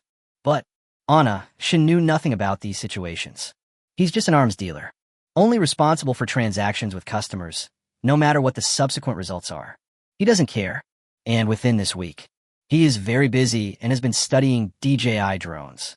Who has the time to pay attention to those things? After the company is registered, he started to busy himself with investment matters again. According to his original plan, he transferred $8 million out of the remaining $10 million in the factory account to the seed capital account. Looking at the account balance, it would be a lie to say that I don't feel the pain. It doesn't matter. They are all effective investments. $8 million, although all of it was invested in DJI. But the rewards later will be unlimited. At the same time, factory. Uncle Zhong, did the factory director say anything to you? Shun Chi-Chi panted and grabbed the door frame of Uncle Zhong's office, her face full of tension. Seeing this, Uncle Zhong became a little nervous. What's wrong? Did something happen to the factory director? No. But, after getting Uncle Zhong's answer, Shun Chi-Chi became even more nervous. Uncle Zhong became even more anxious when he saw that she was hesitant to speak. If you have something to say, tell me. Is there something wrong with the factory director? I just discovered that the factory director transferred $8 million from our factory account. After talking about it, Shun Chi-Chi breathed a sigh of relief. In theory, it is natural for the boss to use his own money. But that's $8 million. There are only $10 million left in the factory. She really couldn't make up her mind about this large expenditure. She is just a college student who has just graduated from school. But you can't let yourself be burdened with such things. So, I came to see Uncle Zhong. Hearing Shun Chi-Chi's words, Uncle Zhong patted his chest and breathed a sigh of relief. You scare me to death, girl. Director, this money will definitely be useful. Don't worry. Just get back to work. Stop making such a fuss. Hearing this, Shun Chi-Chi's eyes widened. There was disbelief in his eyes as he looked at Uncle Zhong. Uncle Zhong, don't you even call the factory manager to ask? Why are you asking? The factory director must have a purpose for this money. Don't worry about it. Just remember that everything the factory director does is for our factory. As he said that, he waved towards Shun Chi-Chi. Seeing Uncle Zhong let her go, Shun Chi-Chi felt very aggrieved. Uncle Zhong, please don't chase me away. I'll go back right away.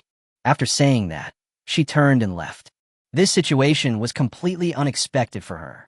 She thought that after she told him, Uncle Zhong would at least call and ask. Result, not only did he not react at all, he also thought she was meddling in his affairs. This is clearly rigorous. Anna, Shin didn't know about the situation in the factory. He was planning to go to Pingqing at this time. I don't know how far Zhang Yuan has progressed in his drone research. As he was speaking, he suddenly remembered. He used the factory account for this transfer. I transferred so much money without saying a word, without saying anything. Fuck, Uncle Zhong doesn't think I'm going to run away, does he? As he said that, he hurriedly called Uncle Zhong. Hey, Uncle Zhong, I want to invest in a project and transfer 8 million from the factory account. Oh, that girl Shin Chi-Chi just said that. I knew it. Do you understand this money? It must be used to make money. I believe you can definitely lead us to make a lot of money.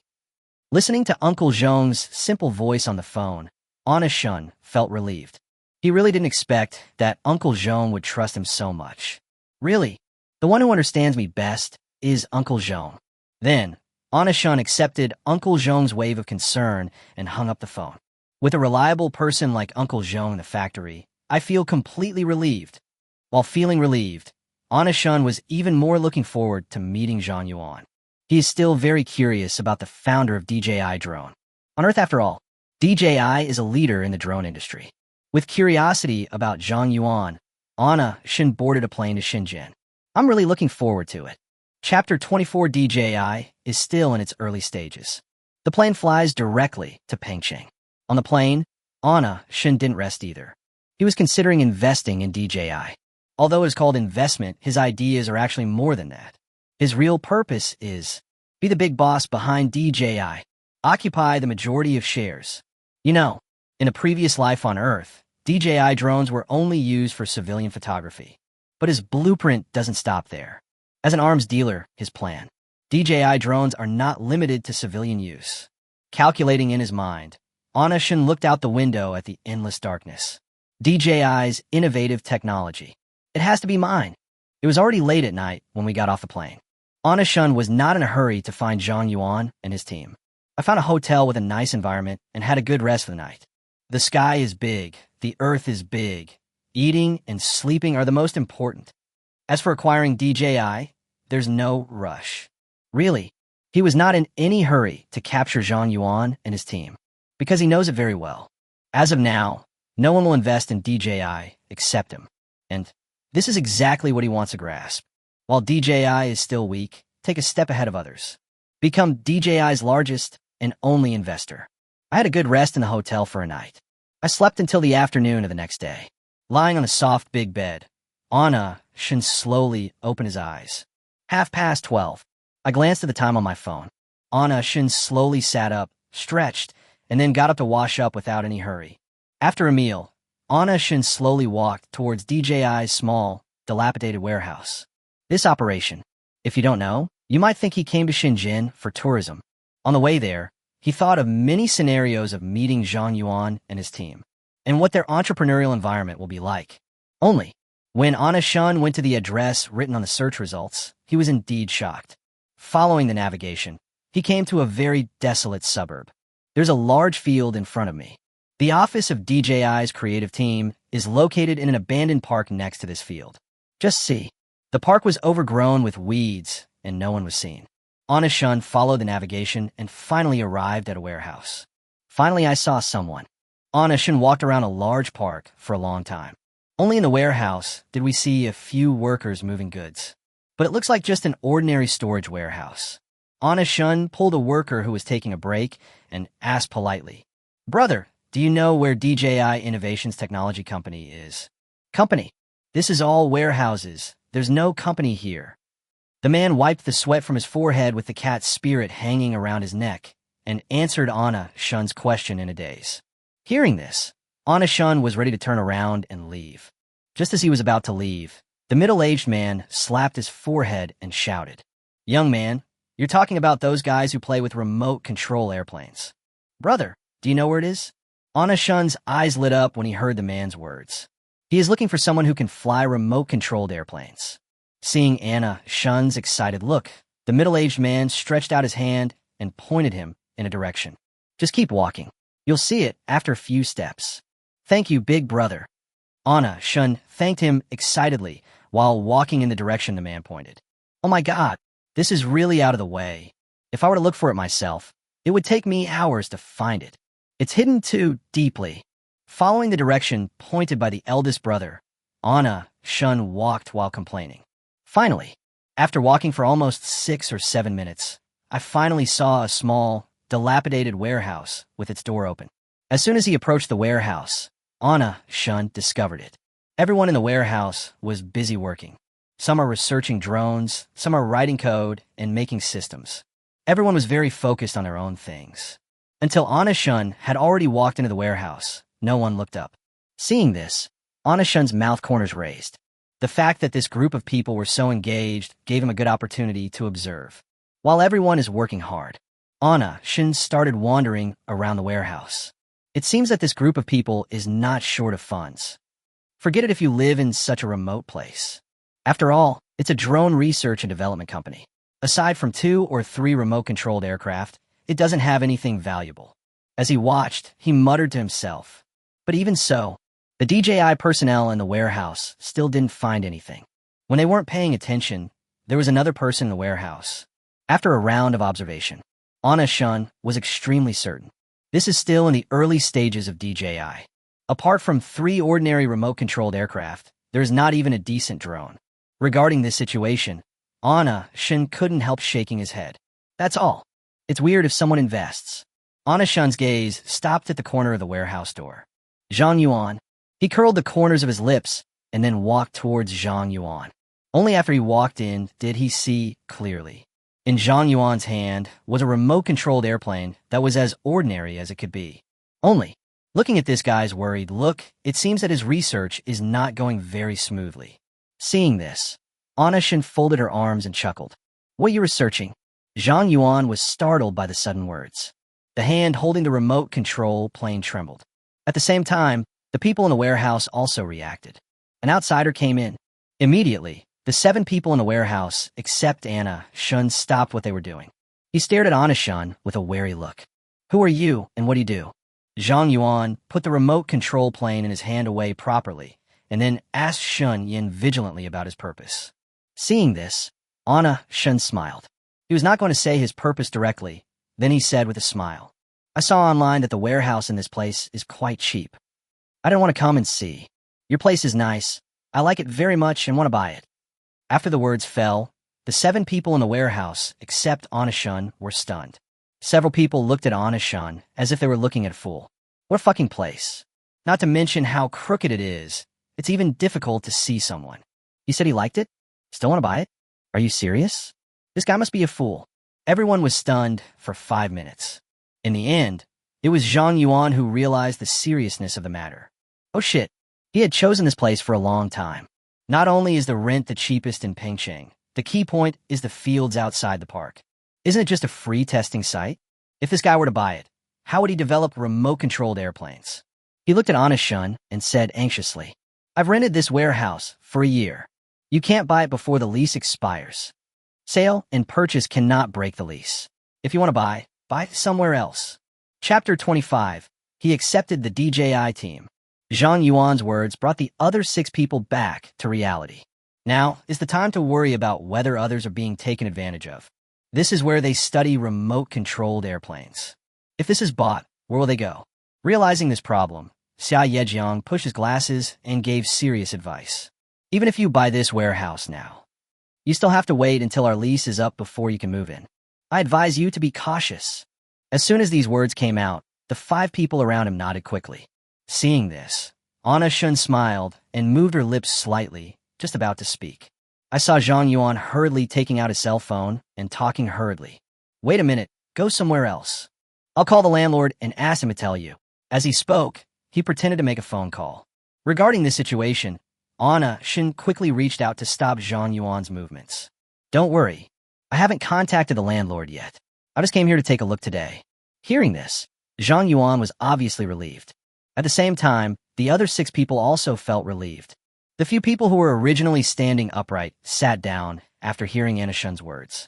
As long as you haven't contacted the landlord yet, there is still room for negotiation. Don't panic. Seeing that the vigilance on these people's faces was gone, Anna Shun changed the subject. Let me see what you have here. Are you researching remote-controlled airplanes? Then, without waiting for anyone to respond, Anna Shun put away the smile on his face and said, while shaking his head, there's no point in studying remote-controlled airplanes. It's just a slightly higher-end children's toy. It's just that the operation is a little more difficult, but it will definitely be eliminated in a short time. I see you're also technicians. Aren't you afraid that you won't be able to sell this in the future? Hearing Shun Yan's words, Zhang Yuan and others instantly became interested. You understand this too? Stop standing there. Sit down and talk. After speaking, Zhang Yuan pulled Anna Shun to sit down. The rest of the people also became interested after hearing what Anna Shun said, because what Anna Shun said just now really hit the nail on the head. It coincides with their idea. It's hard to find a soulmate. It's hard to find a confidant. In this era where remote-controlled aircraft are highly praised, it is rare to have such a long-term vision like Shen Yan. Too little. If it were just a little bit more, they wouldn't have to worry about attracting investment. So, it's hard to move forward. When the bosses heard that it was a remote-controlled plane, they waved their hands and refused. They have never seen anyone as insightful as Anna Shun. Now that we're here, we have to have a good chat. Afterwards, several people brought benches to Anna Shun. Seeing this, Anna Shun's heart was filled with joy. Isn't this exactly the effect he wants? You know, he didn't say this casually. This is a strategy plan specially customized for them after he studied it carefully. It is obvious that the effect is very significant. This group of people just took the bait. The eyes of several people looking at Anna Shun no longer had the initial vigilance. At this moment, their eyes were full of heat when they looked at Anna Shun. Under the eager gazes of several people, Anna Shun put on a sincere look and continued. There are so many disadvantages to remote-controlled airplanes. Now, everyone praises it so much, but it's just because it's novel enough. But the novelty will wear off and it will soon be obsolete. It's a pity. The idea is good, but the product is not well made. If this product is well made, it will definitely be a global hit. After saying that, Anna Shun also made a look of regret. And when several people heard Anna Shun's words, they were stunned where they were. It really is. Every word this guy said touched their hearts. Real. If you can speak, then please speak more. Anna Shun naturally felt the gazes of those around him and still acted with regret. A long time, Zhang Yuan slammed the table beside him with a dejected look on his face, echoing Shun Yan's words. The best and most expensive remote control aircraft on the market right now. It's my infrared remote-controlled airplane. Not only can we not fly during the day, but the signal is also easily interrupted. As he spoke, his face was full of anger. After he finished speaking, Guofan, who had been silent all this time, said regretfully, "That's it, and it's praise to the sky. That damn thing is indeed light, but its wind resistance is also poor. That little thing is worth a lot of money. A slight breeze, and it went out of control. When you can't control it, if you're lucky, it just stops where it is, but most of the time it just falls to the ground." Speaking of this, Zhao Yu continued angrily. "That fragile thing will break if you drop it. It was just shattered to pieces. The money from repairing it is enough to buy a new one. It's just garbage." 7 people complained about all the remote-controlled aircraft on the market. By the end, no one looked happy. Seeing this, Anna Shun was completely relieved. He accepted the DJI team. There will absolutely be no problems. Moreover, when Anna Shun was listening to their complaints, he also discovered this group of people are just in the early stages of starting a business. But there's so many ideas. For example, as proposed by Guofan, Remote control airplanes are just high-end toys and do not have real practicality. A camera can be installed on it. Have a look. This idea is so advanced, and this is the future trend of drones. It turns out that people had this idea so early on. After some understanding, Anashun is very confident. Under his leadership, he will definitely be able to lead them to quickly produce the drone. And it was the kind that shocked the world. And this achievement absolutely surpasses DJI on Earth in the previous life. Anashun already had a vague idea in his mind, but he still looked puzzled. At the same time, he asked in a puzzled manner, "Since you all clearly know the shortcomings of remote-controlled aircraft, I see you're still researching remote-controlled airplanes, aren't you?" As soon as he finished speaking, he noticed that the expressions of these people changed. There was a burning look in the eyes of these people before, but now it is obviously much dimmer. They all looked dejected and dejected. Apparently, they had run into a lot of obstacles before he came. After a long silence, Zhang Yuan said excitedly, "Almost there. We're just having some hard times right now. But difficulties will always be solved. One day, we will definitely make an upgraded remote-controlled aircraft that will surpass all the other aircraft on the market by hundreds of miles. The remote-controlled aircraft I want to make is to overcome the shortcomings of the current remote-controlled aircraft on the market. Optimize everything." Chapter 26: Investors Value Real Value. After hearing Zhang Yuan's words, the others instantly perked up. Damn, they are just facing some temporary difficulties. The problem will be solved sooner or later. It's just money. It's just a matter of attracting investment. As long as we give them enough investment, we can definitely make a high-end flight controller that is miles ahead of remote-controlled aircraft. After thinking it through, the dejection on everyone's face disappeared. I'm telling you, even though we're stuck in this tiny, shabby warehouse right now, we'll definitely be able to turn things around sooner or later. We brothers are all technical talents. After hearing Guofan's words, Xia Yejiang put out the cigarette in his hand.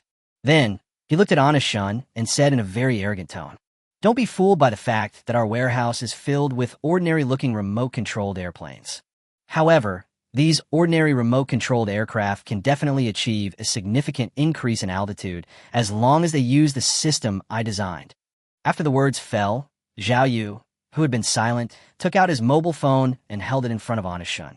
The picture on the mobile phone screen shows a very ordinary remote-controlled airplane. Seeing this, Anashun couldn't help but smile bitterly in his heart. These guys are taking turns showing off their treasures and revealing their advantages. However, he became curious about it. What exactly are these people capable of? DJI on Earth in the previous life relied on these few people and continued to work hard. That's why DJI drones became so popular all over the world.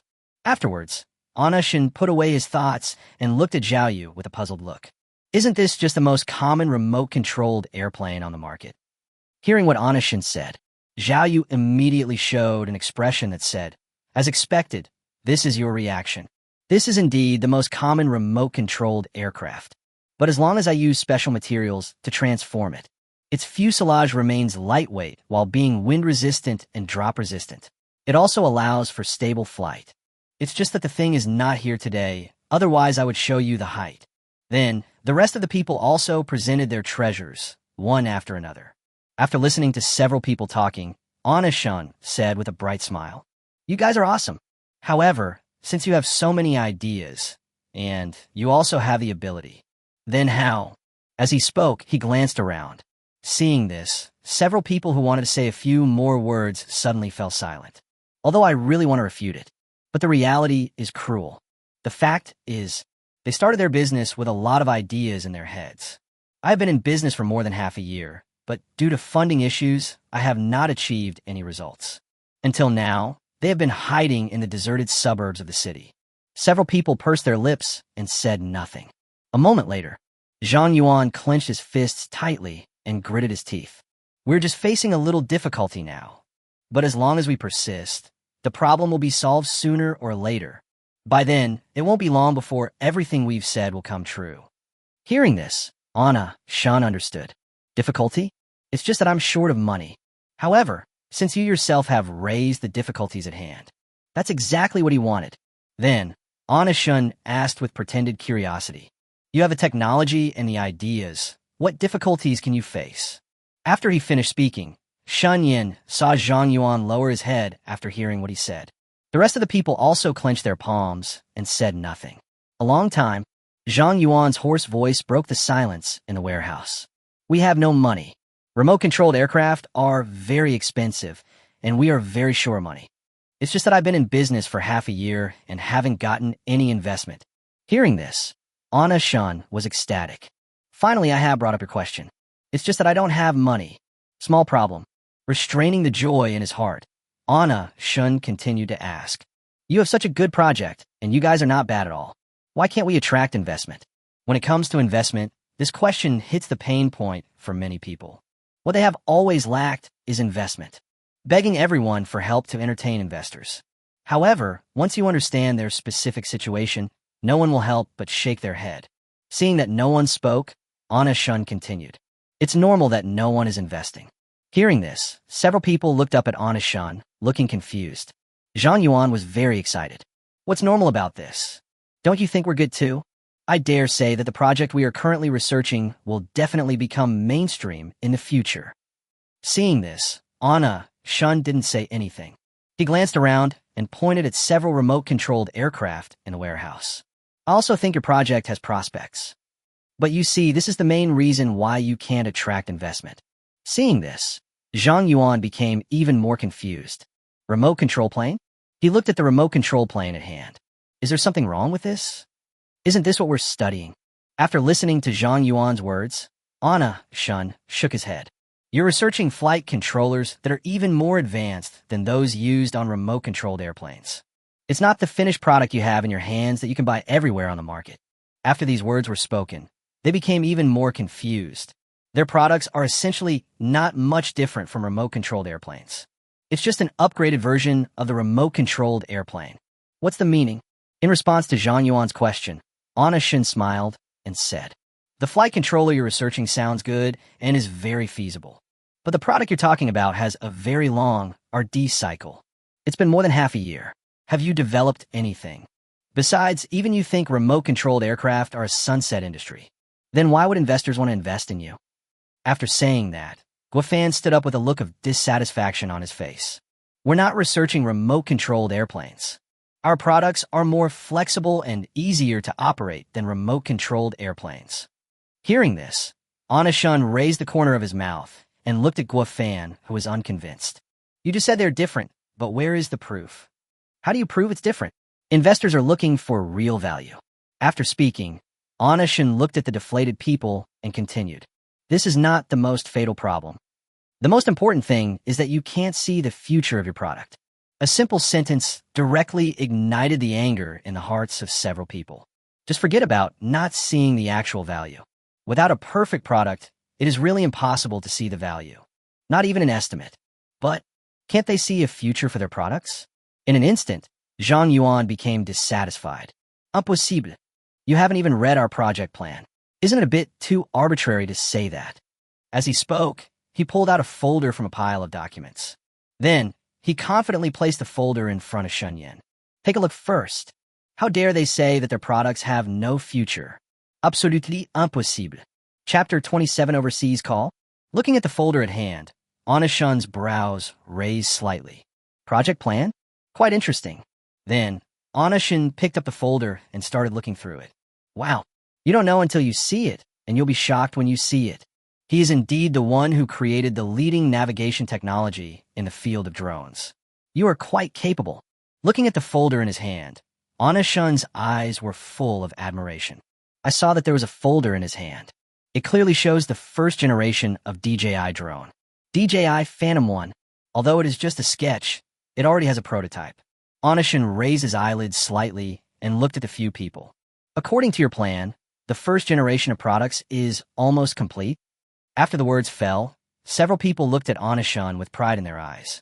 Xia Yejiang spit out a mouthful of tears, raised his eyebrows, and said with a smile, do you still think that our products have no future? We'll know after we take a closer look. For now, I maintain my previous opinion. Listening to Anna Shun's cold words, Xia Yejiang snorted coldly. Arbitrary. Without even taking a look at it, I completely rejected their remote-controlled aircraft. Your jaw will definitely drop after watching it. However, Anna-shin only looked indifferent, but he was still shocked in his heart. At the same time, I sighed secretly in my heart. It seems that he is really short of money. DJI drones have already taken shape. If these people had some money, they wouldn't have ended up like this. However, this made him feel more at ease. They're just short of investing now, which is why the launch of the product has been delayed a lot. But once you have money, it won't be long before the first generation of DJI drones will be released. This is undeniable. Then, Anna-shin carefully looked at Zhang Yuan's plan.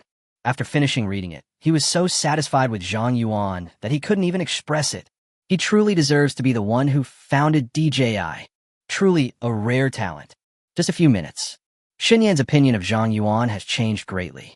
In fact, he admired Zhang Yuan very much in his heart. The project plan in front of you. It was so shocking that even Anna-shin was shocked. He originally thought that DJI's development into an industry leader was the result of the team's joint efforts. However, the plan is visible in front of us. Zhang Yuan has a very clear plan for DJI's future development. It can be seen that Zhang Yuan is the core figure. Such talents. It's bound to be one. With an idea in mind, Anna-shin closed the folder in his hand. Seeing this, Zhang Yuan looked at Anna-shin expectantly. Only, after reading the plan, Anna-shin didn't say anything. Regarding the situation, the team members all felt the same. Anna-shin was shocked by the contents of the plan. For a moment, a sense of pride rose in the hearts of the 7 people. After a few seconds, Zhang Yuan looked at Xinyan with an arrogant tone. How about it? You've finished reading the plan. What are your thoughts? Hearing this, Anna-shin glanced at him and said lightly, Not very good. But to be honest, the plan is well done. But you have written so much in your plan. What can you come up with now? After that, they looked at each other. No one spoke. What do you take out? Can't get anything out. Seeing that several people were silent, Anna-shin looked at them and uttered a series of very sharp questions. Is there a model? Are there any samples? Given your current situation, how long will it take to produce the remote control plane described in the plan? Nothing, just a well-written proposal. If you were an investor, would you invest in this project? After a series of negative questions, no one answered. The 7 members of the team were completely stunned. Nothing else. The questions raised by Xinyan hit them hard. Model? No. Samples? No. Nothing. Absolutely no conviction. Although he was humiliated, Zhang Yuan, who was confused by the question, still stammered and explained. We're like this because we don't have money. As long as there is sufficient funding. What about the plan? I can guarantee that the content will not only achieve this, but will also exceed it. Listening to Zhang Yuan's stubborn speech, Anna-shin sneered in his heart. It turns out that the domineering president was also so naive when he was young. You have nothing, and yet you want people to invest money? Thinking in his mind, he turned his head to meet Zhang Yuan's gaze. Nothing but empty words, relying on a plan that's like a pie in the sky. You just want investors to pay. You think investors are stupid? After he finished speaking, Zhang Yuan's expression became increasingly worse. Anna-shin was not in a hurry and said with a smile, But let's look at it from my perspective as a remote-controlled aircraft enthusiast. I absolutely believe in you. I think you can definitely make the remote control plane in the plan. After a few words, Zhang Yuan's expression improved. Obviously, Xinyan's method of giving a stick and then a sweet date is very useful to Zhang Yuan. Zhang Yuan has been almost completely controlled. Without waiting for Zhang Yuan to reply, Xinyan took advantage of the victory and continued to speak with regret. But I'm a remote control airplane enthusiast. So after reading your plan, I'm willing to trust you. But even as a hobbyist like me, I feel that the remote-controlled aircraft described in the plan is very difficult to realize. Not to mention a savvy investor. After listening to Anna-shin's words, Zhang Yuan and others did not refute this time, because there is nothing wrong with what he said. The atmosphere at the scene became gloomy because of Anna-shin's words. Zhang Yuan looked shocked, with his head down and muttering to himself, "Yeah, we can't get anything out. Why should people trust us?" As he spoke, a bitter smile appeared on the corner of his mouth. "I can't produce anything. The plan is just a piece of cake. No wonder no one wants to invest in us." Zhang Yuan didn't speak loudly, but it still reached everyone's ears. Every sentence hits the pain point. But this is the helpless current situation. They really have nothing. It was visibly apparent that several people looked unhappy. Seeing this, Anna Shun was delighted. Now is the best time for him to propose investment. This is the necessary moment to capture talent. After calming down, Anna Shun was ready to bring up the matter of investment. Actually, his lips moved slightly, and the words were just about to come out of his mouth. His cell phone rang. Nima, why are you calling at this critical moment? Anna Shun frowned and took out his cell phone from his pocket with some annoyance. When I took out my phone, I saw 4 very eye-catching words written on a lock screen. Overseas calls. Seeing this, Anna Shun's brows furrowed even tighter. An overseas call? Boo, this can't be a scam. Chapter 28. Isn't it just that you don't want him to sell arms to the opponent? However, although I was confused, he still picked up the phone. Yin, you are so amazing. As soon as the call was connected, a familiar voice came from the other end. Anna Shun raised one eyebrow. This is Minister Ba? Who else but the Pakistani minister could this person speak fluent Arabic? A big customer is coming. This means you need to continue placing orders. Minister Ba, I haven't contacted you for a long time. How are the goods? Fuck, you and I are so in tune with each other. I was just about to tell you this. You have no idea. Your stuff is simply amazing. This time, I was able to turn the tide on the battlefield thanks to your explosively modified munitions. You've really done our country a great favor. On the phone, Minister Ba responded to the explosive shelling and rocket attacks. That was a lot of praise. Anna Shun was also very happy about this. He is naturally happy when the customers are satisfied with the goods he sells. After all, only when customers are satisfied can they come back again. I can also introduce him to 2 more businesses. Listening to the client's exaggerated flattery, Anna Shun raised the corners of his mouth and said slowly, Minister Ba is calling, but he's not here to give me an evaluation, is he? Is there something else? As soon as he finished speaking, Minister Ba's laughter came from the other end of the phone. Yin, you understand me so well. I'm calling you for something more important. We need to continue placing orders. 100,000 orders each for gas cylinders and steel pipes. Listen to your customers. In an instant, Anna Shun's pupils dilated significantly, and both eyes glowed. Another 100,000 orders? 100,000 for the gas tank and the steel pipe? Anna Shun was a little surprised by this large order. He expected that the gas cylinders would be repurchased. Only, there are also 100,000 orders for steel pipes? This was really beyond his expectations. You know, the cost of a steel pipe is much lower than that of a gas tank, but the selling price to the outside world is the same. Originally, he thought this would be a one-time deal. Large customers will repurchase steel pipes. This was something he had not expected. And 200,000 orders at once. $50 each, that's $10 million. If all this money were invested in DJI, holy shit, this is going to take off. The call continued. Anna Shun suppressed the joy in her heart and chuckled. No problem. Minister Ba, do you have anything else to say? If not, then I will arrange for shipment. After saying this, Anna Shun was ready to hang up the phone. Who knew? Minister Ba changed the subject on the phone. His tone was different from before and suddenly became serious.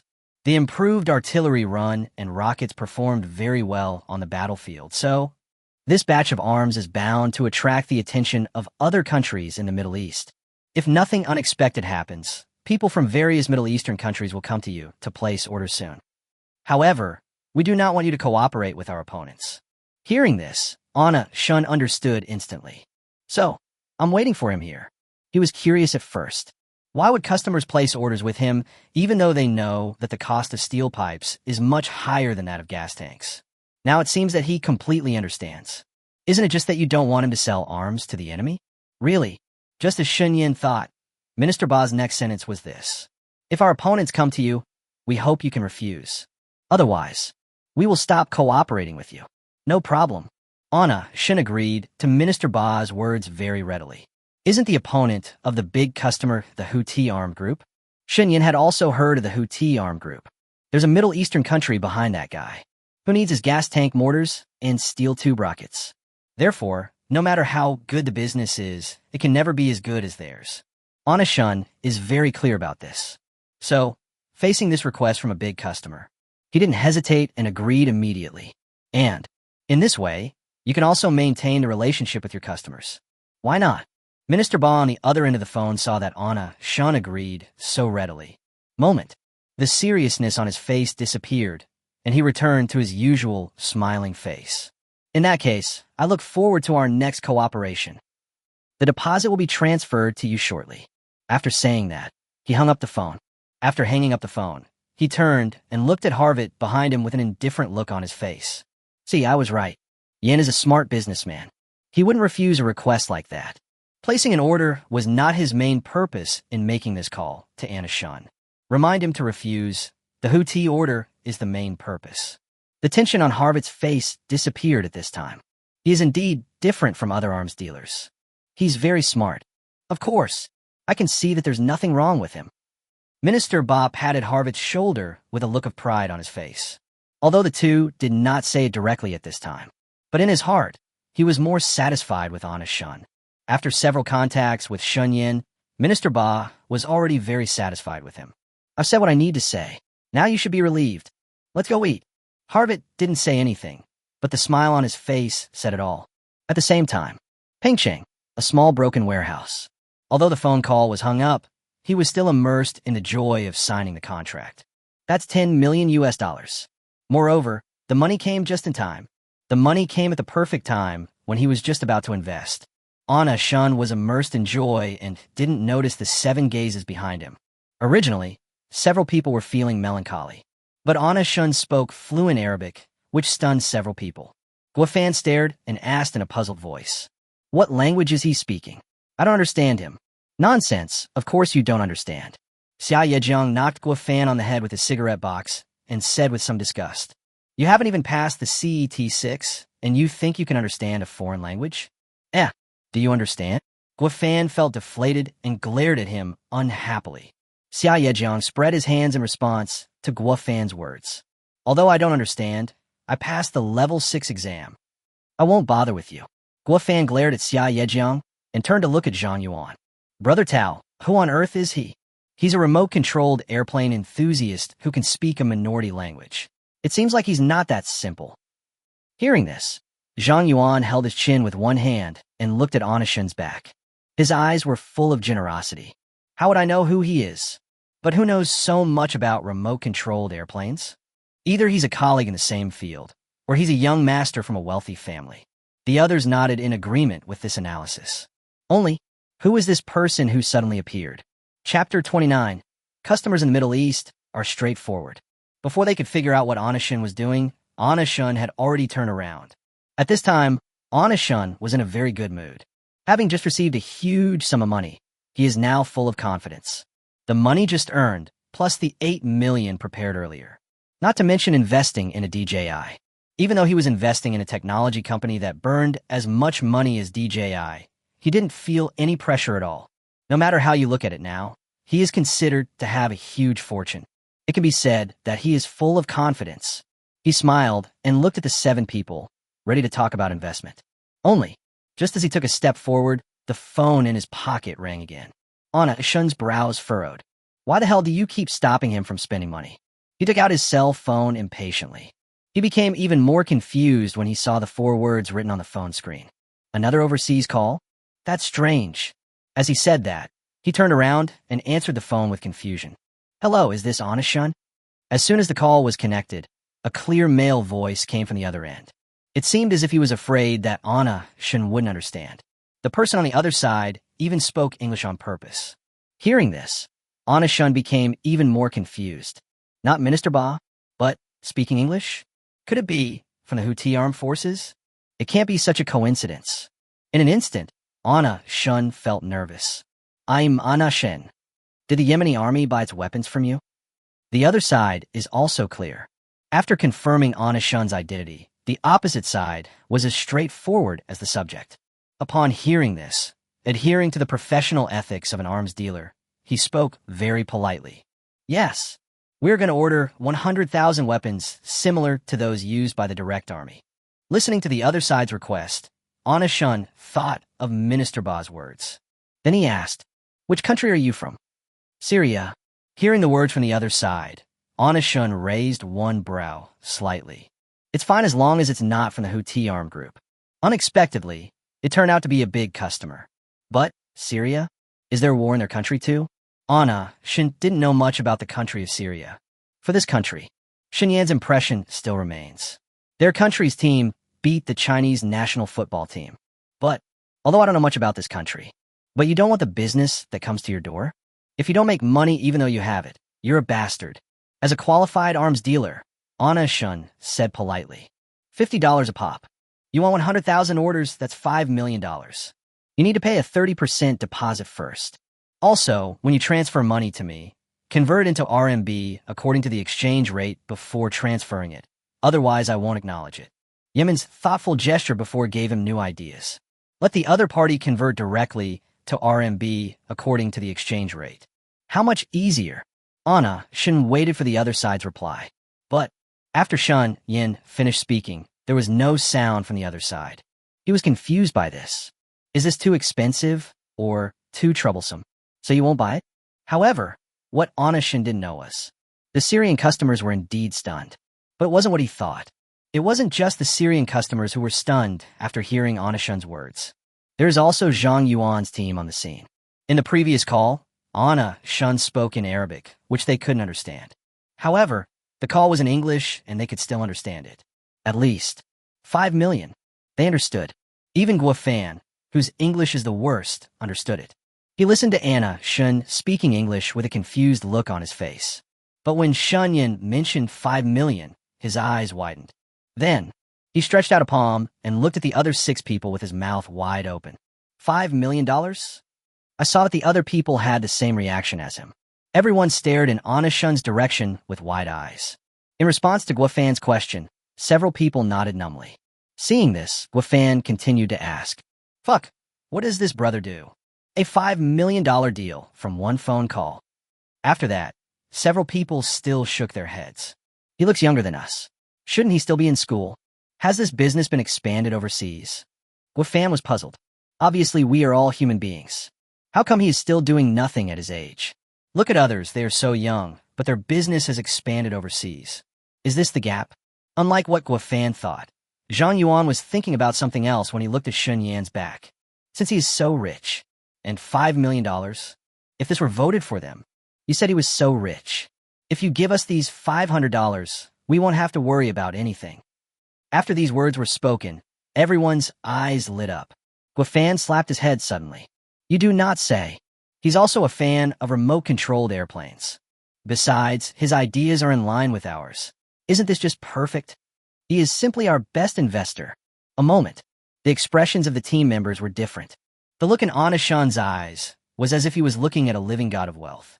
The smiles on everyone's faces became ambiguous. Rich also knows remote control airplanes. We must not let it go. But Anna Shun was completely unaware of the situation here. He was confused. The customer just kept silent, which made him nervous. Is that possible? The customers we have got will not just fly away like that. That's 5 million. Immediately, he became a little anxious. But before he could utter another word, the customer on the other end of the phone exclaimed in surprise. Fuck, 100,000 pieces of munitions for only 5 million. Is it so cheap? Hearing the client's words, it was Anna Shun's turn to be stunned. $50 each. I think it's too cheap. It is indeed a Middle Eastern country, so it is rich. After being stunned for a moment, he breathed a sigh of relief and said with a smile, It's just that cheap. This batch of arms is characterized by its high quality, low price, and great power. Send me your harvest address. Once the deposit is received, the goods will be shipped. After the words fell, a man's cheerful voice came from the other end of the phone. No problem. Just send me your account number. After saying that, the man hung up the phone. Seeing the man hang up the phone, Anna Shun couldn't contain the smile on his face. Another 5 million profit. It's simply, Middle Eastern customers are straightforward. $5 million without even a second's hesitation. As he spoke, he gave the bank card number to the other party. The card number was sent less than a minute ago. The other party's reply came. This transaction was very quick. Just as Shun Yin was about to send the harvest address to Uncle Zhong, the factory's finance department called. Shin Chi Finance? There's so many calls today. Anna Shun picked up the phone. Factory director. Something big has happened. Hearing this, Anna Shun's expression changed instantly. Something happened at the factory? Chapter 30 million is just a deposit? Just 5 minutes ago. Huching, factory. In the finance office, everyone is slacking off. Silence. Sudden. A message popped up on Shun Chi-Chi's computer. After seeing the pop-up message, Shun Chi-Chi covered her face and stood up. Fuck, what are you doing? Sit down. I was so scared. Wang Yanfang covered her chest and looked at Shun Chi-Chi, who was terrified with disgust. Shun Chi-Chi didn't care at all about the sudden rebuke. All her attention was on the message that suddenly popped up on her computer. Sister Yan, come and see. Hearing this, Wang Yanfang frowned, looking impatient. What are you looking at? What are you looking at? Are you too idle? Looking around. Seeing that Wang Yanfang ignored her, Shun Chi-Chi became anxious. He pulled Wang Yanfang directly in front of her computer. Sister Yan, look. Hey, what are you looking at? Isn't this just the company's account? What's the big fuss? After seeing the income figures on the computer, Wang Yanfang's eyes widened instantly. Tens, hundreds, thousands, millions. Fuck. After careful inspection, Wang Yanfang's reaction was exactly the same as Shun Chi-Chi's previous reaction. The two looked at each other with shock and hatred in their eyes. What's going on? No, I don't know. The two looked at each other, and for a moment they were so shocked that they were at a loss. Sudden, a picture flashed in Shun Chi-Chi's mind. I remember now. Yesterday, the factory director transferred 8 million from the account. Is this the money he earned? The further she spoke, the smaller her voice became. After all, how long has it been since the transfer? Can you earn 21 million? Impossible. Absolutely not. For such a small factory of theirs, in such a short period of time. Can you make 21 million? Making trouble. Wang Yanfang had the same idea as her and immediately denied this statement. How about we talk about this with Director Li? Was it helpful? Shun Chi-Chi always felt that Uncle Zhong was a little unreliable. It's not that he's incompetent. Rather, it seems that his attitude changes completely whenever it comes to the factory director. When the factory director transferred 8 million yesterday, I went to see him. He also scolded me. Ouch. How can this situation be the same? The factory director transferred the money yesterday, and I'm really confused about the money today. It must be reported. With that, Wang Yanfang rushed out. Go straight to Uncle Zhong's office. Sister Yan, Shun Chi-Chi was actually a little at a loss for a moment. It's not right to leave, and it's not right not to leave. Just what she was confused. Cool. The computer started beeping again. Shun Chi-Chi looked at the computer. It would have been better if I hadn't seen it, but now I see it. Incoming account, 10 million. She lost her balance and nearly fell. I haven't figured out the previous one yet. Why is this happening again? Shun Chi-Chi took one look at the empty office and instantly became anxious and almost cried. What to do? What to do? Just when she felt a loss, Shun Yan's handsome face flashed in her mind. Right, looking for the factory manager. Anyway, if you want to find Uncle Zhong, you still have to find the factory director. As she spoke, Shun Chi-Chi took out her cell phone with trembling hands and looked for Shun Yan's number. After finally finding Anishin's phone number, she called decisively. Beep, beep, beep. The phone rang for a while, and as soon as it was connected, she spoke immediately. Factory director, something big has happened. Hearing this, Anishin's originally smiling expression instantly became tense. What happened at the factory? Hearing this, Shun Chi-Chi was a little confused. Something happened at the factory? Nothing happened. Everything is fine.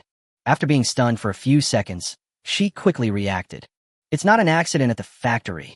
That's not right. Something happened. Listening to Shun Chi-Chi's unclear words on the phone, Anishin was stunned. What on earth is going on? Then his tone turned cold. Just speak nicely. What on earth is going on? What happened? That's right. Just a few minutes ago, there was a huge transfer into the factory's account. Shun Chi-Chi had calmed down by now and began to explain the situation to Shun Yan. 20 million. Not long afterward, another sum of money was transferred from another account. 10 million. Finally made the situation clear. Shun Chi-Chi exhaled and sat down on the chair. Anishin heard what Shun Chi-Chi said and breathed a sigh of relief. Damn, wondering what happened. Don't be nervous. That's the deposit for the 2 orders I just signed. There will be 2 more transfers in a few days after the goods are received. Shun Chi-Chi, who had just recovered, heard what Shun Yan said. He stood up in the chair again. What? Director? You mean those 30 million? Are they all the money you just earned? Is it just a deposit?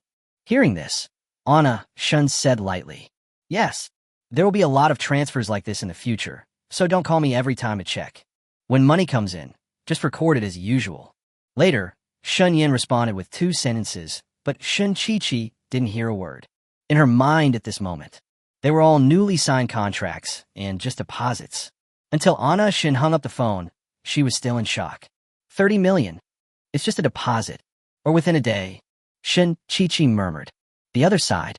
After hanging up the phone, Anna Shun sent another message to Uncle Zhong. 100,000 gas cylinders, 100,000 steel pipes sent to the old address. 50,000 gas cylinders and 50,000 steel pipes were sent to the new address. Then, he forwarded the address sent by the Syrian customer to Uncle Zhong. After taking care of the things in the factory, Anna Shun breathed a sigh of relief. Now that everything is taken care of, there should be no more calls. Finally, I can talk to them about investment. As he spoke, Anna Shun put away his phone. Then he turned and looked at Zhang Yuan and his team. Only, as soon as he turned around, he saw those people were also staring at him. I'm done with the call. We have something we want to talk to you about. Meeting Anna Shun's gaze, Zhang Yuan's mouth corners rose. There was something ambiguous in the smile. In an instant, Anna Shun trembled all over. Then he discovered it wasn't just Zhang Yuan. At a glance, inside the warehouse, the other 6 people were also looking at him eagerly. This look is the same as when I talked to them about drones before. Something a little different. I always feel a little ambiguous. And something is wrong. Facing such a gaze, Anna Shun instantly felt goosebumps all over his body. Didn't he just make a phone call? What happened to these people? Chapter 31, as long as the money is in place. Nothing else is a problem. What Anna Shun didn't know was, in the minds of Zhang Yuan and others, he has become a perfect investor. After all, in the eyes of several people, Anna Shun knows about airplanes, and the most important thing is that he has money. What's their worst? Money. Now, in their eyes, Shun Yin is a living god of wealth. The living god of wealth is right before your eyes. Hurry up and fool people. If you don't hurry up and try to fool people like this, you might as well let them get away. If you pass by it, you must not miss it. Why are you looking at me like that? Anna Shun asked, looking at the question marks on his head. All he knew was that he met the gazes of several people. He felt that the atmosphere at the scene was very wrong. Under the slightly ambiguous gazes of several people, Anna Shun pulled an unnatural smile at the corner of his mouth. Seeing this, Guo Fan trotted in front of Anna Shun. Go. Sit down and talk. Seeing this, Shun Yin was even more confused, but he still let Zhang Yuan drag him away. What the hell is going on? This group of people. That expression, that look. It felt like I was going to eat him, which really made me feel uncomfortable. Anna Shun only felt his whole body tremble. Goosebumps fell all over the floor. What are you doing? We get along pretty well. Come over and continue chatting. The smile on Zhang Yuan's face was extremely unnatural, coupled with his ambiguous eyes. Look at the other people. With the same ambiguous look, he kept waving in Anna Shun's direction. This scene is a bit weird indeed. Seeing this, Anna Shun was a little at a loss for a moment. He smiled unnaturally and whispered a few words through his teeth. It's really weird. A few grown men. Why do they make me feel like they're at the Hongmin banquet? Fuck. Suddenly, Anna Shun remembered something and his eyes lit up. Did these people hear the phone call he made? If that's the case, then the reactions of these people can be easily explained. They may not understand Arabic. However, given the level of these people, they have no problem understanding English. If nothing else, $5 million. Judging from the situation, he definitely heard it. So now, want to call him over to discuss investment? In an instant, Anna Shun's heart was filled with ecstasy. This is just what he wants. Thinking in his heart, Anna Shun walked towards the direction of several people. After sitting in his original seat for a while, he looked at them with pretended confusion and asked, I just received a call, sorry. But do you have anything to tell me? Hearing this, the 7 members of the team looked at each other, came forward with a smile, and looked at Anna Shun with a smile. You have a very busy business. What do you do? Hearing this, Anna Shun glanced at a few people. No words. Seeing that he didn't say anything, they didn't ask any further questions. Anyway, no matter what you do, you must be rich. He is still the right investor and cannot be missed.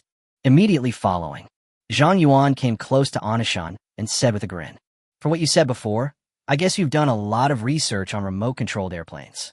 A remote-controlled plane? It's just an interest, not research. I'm just an amateur. Regarding Zhang Yuan's question, Shin still had an indifferent attitude. There was a faint, polite smile on his face. It gives people a feeling that they can get close, but it is not easy to get close. Zhang Yuan was not in a hurry about this situation. He leaned closer to Shin again, his tone still attentive. Haven't you seen our plan before? How does it feel? While speaking, Zhang Yuan seemed very calm. In fact, where Shan Yin couldn't see, his hands had already turned white from being squeezed. It's impossible not to be nervous. Over the past 6 months, he has met countless investors. I have said so many good things about attracting investment. However, they all ended in failure in the end. It would be a lie to say I'm not numb. He even thought about whether he should continue to attract investment. It's just money. Just make money. Only. This time, meeting Shin gave him a different feeling. What Shen Yin showed them. It can be proven that he is the most suitable investor for their team. Looking at Zhang Yuan's expectant expression in front of him, Shin was even more delighted. The coldness I showed before was all fake. Now that others have taken the initiative to extend the hand of friendship, it is time for him to take a further step. Not bad. After he finished speaking, Zhang Yuan and the others' eyes lit up. Not bad? Does this mean there's a play? Then we must press on to win. After thinking it over, Guofan spoke quickly without waiting for the boss to speak. So what do you think of our project? Is there any point? As soon as these words were spoken, Zhang Yuan and the others became nervous instantly. I felt the gazes of several people around me. The corner of Shin's mouth twitched slightly. I was filled with joy. It seems that his guess was correct. They really wanted him to invest. In this case, then this matter becomes a lot simpler. You know, they actively sought investment from him, which was completely different from him proposing investment. If they took the initiative, they would have fallen into his trap. He will take the lead in the subsequent negotiations. It has an absolute advantage. He suppressed the joy in his heart and pretended to be thoughtful. A moment later, he looked at the few people with thoughtful expressions and said lightly, based on a single project proposal, your project is definitely promising. But the prerequisite is that we can make the remote-controlled aircraft in the plan. As soon as these words came out, it was visibly seen that the expressions on Zhang Yuan and his team members' faces had relaxed. Look at each other. A fiery light flashed in the eyes of several people. If Shin hadn't been there, they would probably have hugged each other and cried at this moment. Sensing the change in the surrounding atmosphere, Shin's mouth corners rose slightly. The time is almost up. Then, Shin looked at several people pretending to be embarrassed and said with a regretful tone, "It's very interesting, but no buts." Seeing that Shan Yin seemed to be still worried about something, Zhang Yuan did not give him a chance to speak and hurriedly interrupted him. The reason why we haven't achieved any results after 6 months of entrepreneurship is because of financial difficulties. We've made modifications to remote-controlled aircraft before. Guofan added a camera to the remote-controlled aircraft. Zhao Yu also modified some of the remote-controlled aircraft. Although these are all modifications to commercially available remote-controlled aircraft, as long as we have sufficient funds, making the actual aircraft will not be a problem. Invest in me. As long as the money is in place, nothing else is a problem. After saying all this in one breath, Zhang Yuan's face was flushed and he was panting. Moment. The atmosphere in the small, dilapidated warehouse changed again. Everyone stared at Shin, waiting for his reply nervously. How about it? Do you want to vote? Chapter 32, he is the god of wealth, not a sucker. Should I invest or not? Regarding Zhang Yuan's words, Shin did not respond to him immediately. Now is not the best time to answer them. If he gave them an answer now, he would lose most of his initiative. After all, what he is fighting for is not ordinary investment shares. His goal is to get a major stake in DJI. Become a mastermind behind DJI. Just whet your appetite a little more. Shin frowned, pretending to be hesitant, and spoke slowly. Let's just forget it. Hearing this, Zhang Yuan and others became a little anxious. Xia Yejiang immediately put out the cigarette in his hand. He kept signaling with his eyes to Zhang Yuan beside him. Not only him, but other members of the team also kept making various body gestures. Even the god of wealth is hesitating. What are you doing? Come on, seize the opportunity to win. Why don't you hurry up and continue fooling people? Could it be that we are going to let the duck that is in our mouth fly away? In fact, what few people don't know is Zhang Yuan also wanted to continue fooling people. But in the past, communications with investors would be rejected at this point. So, even though he has been through hundreds of battles, after going through so many investment negotiations, I don't know how to continue fooling people. A moment later, you're also a remote-controlled airplane enthusiast, so you're aware of the current market conditions. Since we have the same idea, why not do it together? We may not have much money, but we have good skills. As long as your funds are in place, the model and sample you just mentioned will be available soon. All the words came from the heart. It's totally emotional, full of sincerity. Even Anna, Shin already had a plan in mind. When we heard what he said, we all wanted to agree to him immediately. A partner like Zhang Yuan is talented and capable. It's really rare. But even so, Anna, Shun did not agree directly. He is a businessman, not a philanthropist. He must not forget his purpose. So, this time he chose not to speak. Seeing this, several members of the team became more excited when they saw Anna Shin hesitate. Follow Zhang Yuan's words and continue to fool people. Yes, as long as you give us enough money, there will be nothing we can't do, only things you can't imagine.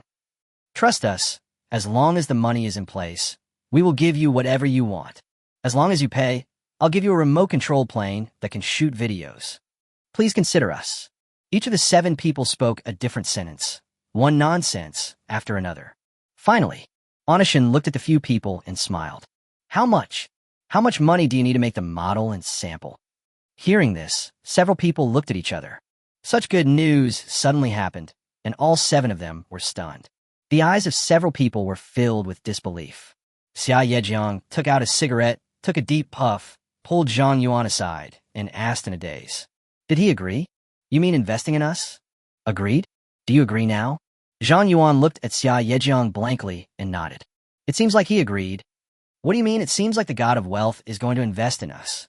Guofan also came close to the 2 of them, his tone full of excitement. But it's better for us to do more work and get less money. Guofanba blinked and looked at Zhang Yuan expectantly. In addition to being shocked, several people quickly realized the key problem. How much? How much should they ask for? To be honest, they themselves don't quite understand it. The 6 people, along with Anna Shun, looked at Zhang Yuan, who was somewhat at a loss. In fact, even Zhang Yuan didn't know. How much investment does their company currently need? He only knew that their team needed money, but how much? I really don't know. His previous thought was a little bit counts. Anyway, having money is better than having no money. But everyone was looking at him now. Besides, since the god of wealth has spoken, it would be bad to remain silent. Then, he stretched out a shaky finger. Silence. The warehouse fell into deathly silence. 10 million. Even someone as rich as Shan Yin was shocked by the figure Zhang Yuan proposed. 10 million. It's not that he can't afford it, but he just asked for 10 million. He just proposed 10 million himself. But what does Zhang Yuan have now, besides a well-made plan? A bit of a lion's mouth. 10 million is too much. So far, you've only given me a proposal, and it's a proposal without any finished product. I won't invest 10 million in a project that only has a plan. After he finished speaking, the other 6 members of the team became anxious. Everyone stared at Zhang Yuan with wide eyes. Actually, when Zhang Yuan stretched out a finger, not only Anna Shun, but even they didn't expect it. Zhang Yuan actually said such a sky-high price of 10 million. 10 million. Guofan stared, nudged Xia Yejiang beside him with his elbow, and asked in a low voice, "What's going on? I don't know either. Is our boss crazy because of poverty?" Xia Yejiang stood there in a daze, holding a cigarette in one hand. He didn't even notice the spark from the cigarette was about to burn his finger. Guofan turned his head to look at Xia Yejiang, his face full of confusion. I don't know. I don't know if the boss is crazy or not, but I feel 10 million. Even the god of wealth would be scared away. The rest of the team looked at Zhang Yuan in shock. Although the god of wealth is rich, but you don't want to fleece the sheep like this. That's a bit of an exorbitant price. That's too much. Seeing that Zhang Yuan didn't say anything, Zhao Yu leaned close to his ear and spoke anxiously. Boss, 10 million is too much. Although we are short of money, we can't ask for money like this. After he finished speaking, he shook Zhang Yuan, who was standing still. Don't be silent. Seeing that Zhang Yuan didn't say anything, Zhao Yu became extremely anxious. He just asked for 10 million right away. Even if it is the god of wealth, he cannot ask for so much of the lion. He is the god of wealth, not a sucker. But Zhao Yu stared at Zhang Yuan, but he didn't seem to want to speak. Seeing this, everyone in Zhang Yuan's team became anxious. Fuck, boss. Don't you think he really wants 10 million? As expected of the boss. What are you talking about? Come on, persuade him. I think the god of wealth is about to be scared away by him. We can't let the duck that's already in our mouth fly away like that. Not only the people in Zhang Yuan's team, but even Anashun were stunned. He didn't move at all. Are you determined to get 10 million? This guy really dares to ask for it. Original. When Anashun heard Zhang Yuan say 10 million, just think of it as his negotiation tactic. The goal is to ask for more first and then negotiate slowly later. But seeing this guy doesn't move at all, it doesn't look like he wants to negotiate. It seems like he really wants 10 million. Really? Dare to ask. Chapter 33, the god of wealth, is not short of money, as long as there are results. 1 minute, 2 minutes. Zhang Yuan still stood there, as if no one could persuade him. Actually, what everyone doesn't know is, not only were they shocked, Zhang Yuan, you were also surprised when Shun Yin said 10 million. Damn, 10 million. If I take out cash, it will be higher than others. How dare I ask for that? But for some reason, he was stunned and didn't know how to explain it. This is fucking hard to explain. Just see. Seeing that Zhang Yuan remained silent, Anna Shun shook his head. Seeing this, Zhang Yuan became anxious instantly. No. Stop talking. I have something else to do. I'm leaving first. Without waiting for Zhang Yuan to finish his explanation, Anna Shun turned around and prepared to leave. Damn, they're the ones who are sure of money anyway. And that's how they are now. He was sure that no one else could invest in them except him. He asked for 10 million. It's even more impossible. Anyway, he has plenty of time to wait for them to compromise. Zhang Yuan and others didn't know what Anna Shun was thinking. They only know the god of wealth, who finally came, is leaving now. Immediately, Zhang Yuan and several members of his team were anxious. However, the most anxious one was Zhang Yuan. He hurried to Anna Shun, waved his arms, and blocked his way. Listen to my explanation. It's not 10 million. It's 1 million. You misunderstood. I only want 1 million. Hearing this, Anna Shun breathed a sigh of relief. 1 million? That's fine. But it seemed that he had Zhang Yuan and others under control. He stopped. He didn't move on, and he didn't speak. Looking at it, it seems as if it is hesitating. Seeing this, Zhang Yuan and his team felt like they had found a life-saving straw. Hesitation is a good thing. As long as you don't refuse directly and don't leave, everything will be fine. Then, several people surrounded Anna Shun again. Zhang Yuan suppressed the anxiety in his heart and began to explain frantically. Listen to me. Only 1 million. Once your money is in place, my team and I will definitely be able to make the remote-controlled aircraft in the plan. Please believe me. Zhang Yuan looked sincere as he spoke. If I wasn't very familiar with Shan Yin, I would have shaken his hand by now. Upon seeing this, several members of the team immediately continued Zhang Yuan's words. Yeah, we only want 1 million. You give us 1 million, and we'll give you a remote-controlled airplane on the plan. It's definitely different from any other remote-controlled airplane on the market. It's an upgraded version of the remote-controlled aircraft on the market. It's not only durable, but also more maneuverable and can fly farther and higher. If you're also a fan of remote-controlled aircraft, you must know how powerful its advantages are. Several people surrounded Anna Shun, speaking one sentence after another. Every sentence is misleading. They took full advantage of the advantages of their products to deceive people. Listening to the words in his ears, Anna Shun had no intention of interrupting. Listen patiently. Until several people finished speaking one after another, Anna Shun looked at them and fell into deep thought. In fact, it just looks like contemplation. I wasn't thinking about investment at all. I'm thinking about what to eat tonight, and the purpose of his doing so. I just want to whet a few people's appetite, to prepare for his later proposal of shares. But his behavior had a different meaning in the eyes of several people. Under the nervous gaze of several people, Anna Shun spoke slowly. What is the share distribution of your company? Hearing this, several people looked at each other. His eyes were full of joy. Why ask this if you don't want to invest? Since they are asking about shares, doesn't that mean they want to invest? Next, it's time for negotiation. Zhang Yuan happily pulled Anna Shun up and sat down in his original position. You sit down first. We'll talk about the rest later. Seeing Anna Shun sitting down, the other 6 people breathed a sigh of relief. Guofan looked at Anna Shun, who was sitting there, and the smile on his face was about to overflow. He looked at the people standing around him and asked in a low voice, "The God of Wealth has even asked about our company's shares. Is this investment a deal?" Of course. When the God of Wealth transfers the money, we must move out of this broken warehouse first. Zhao Yu smiled brightly. The money hasn't been discussed yet, but he's already started imagining the future. But the others did not agree with what he said. Zhang Xiao, who had been silent all this time, crossed his arms and said with a smile, "There's no rush to move out. It's only 1 million in total. The most important thing is to make a finished product first. With a finished product, the God of Wealth might invest more." After he finished speaking, everyone looked as if they had suddenly understood. Yes, the God of Wealth is not short of money, as long as he has achievements. There will definitely be follow-up investment. After that, several people stared at Anna Shun, who was sitting and drinking tea with burning eyes. But Zhang Yuan, sitting opposite him, was not as calm as him. He clenched his fists nervously. He suppressed the excitement in his heart and began to introduce himself to Shun Yan.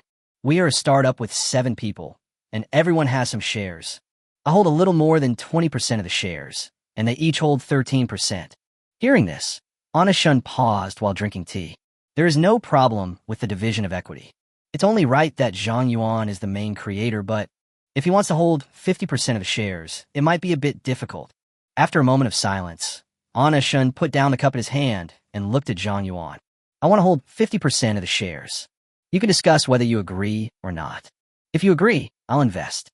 If you don't agree, just ignore what I said." After saying that, he picked up the cup beside him and continued drinking. He looked as if he was sure of winning. The few people standing aside naturally heard what Anna Shun said. Several people looked at the seated Zhang Yuan at the same time. The 7 of them looked at each other, completely bewildered. Guofan widened his eyes and slapped Zhang Yuan. 50%. It's really a bit too much." Zhang Yuan frowned, feeling very conflicted. 1 million for 50% of the shares? This is simply cannibalistic. He looked up at Anna Shun, who had a calm expression, forced an unnatural smile, and said lightly, "I'll go discuss it with them first." "Sure. Please consider my proposal carefully." Seeing that Anna Shun had no objection, Zhang Yuan hesitated for a moment and slowly stood up. Seeing him get up, the other 6 people also walked out of the small, broken warehouse. Outside the warehouse, Zhao Yu pulled Zhang Yuan over, his tone anxious. "What's going on? He's too dark. You want to exchange 1 million for 50% of our shares." After those words were spoken, everyone's expressions became serious. 1 million in exchange for 50 of the equity is indeed unscrupulous. But they are short of money now. And it's not just that I'm short of money. I'm really short of money. Besides, given the current situation, if they miss out on this God of Wealth, will anyone really invest in them? Although they didn't speak, they were very confused. 50% of the equity. Chapter 34, I want to see the sample within a month. Although 50% of the shares is a lot, he can pay for it. For a moment, several people were like eggplants hit by frost, wilting. Zhang Jin looked at the people with bad expressions and asked cautiously, "But if we miss out on this opportunity, will anyone still invest in us?" "Damn, it's all because of money." Wang Chung kicked the stones under his feet in annoyance, feeling extremely depressed. Silence. A few people said they came out to discuss something, but didn't say anything. Xia Yezheng took out a cigarette, lit it, and said in an unhappy tone, "I really can't accept this. This guy just wants to own 50% of shares for a little money. Is it useful to be unwilling? Aren't you willing to raise the money so we can make remote-controlled airplanes?" Xia Yezheng was choked by Zhang Yuan's words. He took a deep puff of the cigarette in his hand, turned his head to the side, and stopped talking. Seeing this, Guofan made up his mind. 50% is 50%. At least we have money now. If no one invests, how long can we last? As soon as these words were spoken, several people in the team were about to deny it. But when the words came to their lips, they didn't know what to say. After all, what Guofan said was not wrong. If there is no money, can they really hold on until the day when the clouds clear and the moon appears? To be honest, mysterious. Without money, everything they have is just empty talk. Just as he was struggling, Zhang Xiao said unhappily, "But 1 million in exchange for 50% of the shares is too much of a loss for us. He wants too many shares." These words really touched the hearts of several people. "Too little. I'm really reluctant." After a few seconds, Zhang Yuan pinched the head and said through gritted teeth, 1 million is too little. Although we are short of money, we can't let him control us like this. I have to order more." As soon as these words came out, the others nodded vigorously. "I support the boss. 1 million, you're just trying to get something for nothing. You want 50% of the shares for 1 million? It's absolutely impossible." Listening to everyone's indignant voices, Zhang Yuan made up his mind. At least 5 million. If he invests 5 million, we'll give him 50% equity. After saying that, Zhang Yuan looked at the others. Everyone was stunned, but no matter how confused they were, they still nodded. Because 5 million. It's indeed a lot. After confirming everyone's thoughts, Zhang Yuan walked into the warehouse again. He stopped in front of Shun Yan. "It's fine if you want 50% of the shares, but we have conditions." "What conditions?"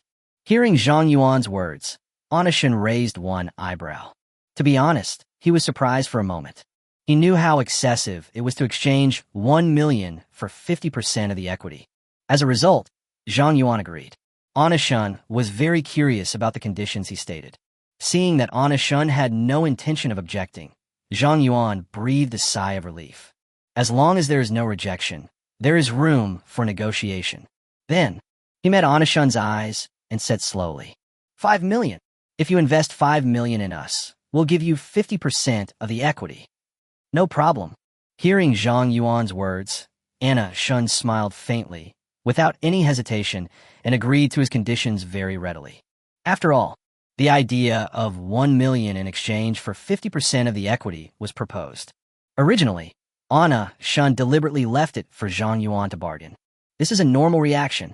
If you agree to this directly, you will be a fool. So, everything is under his control.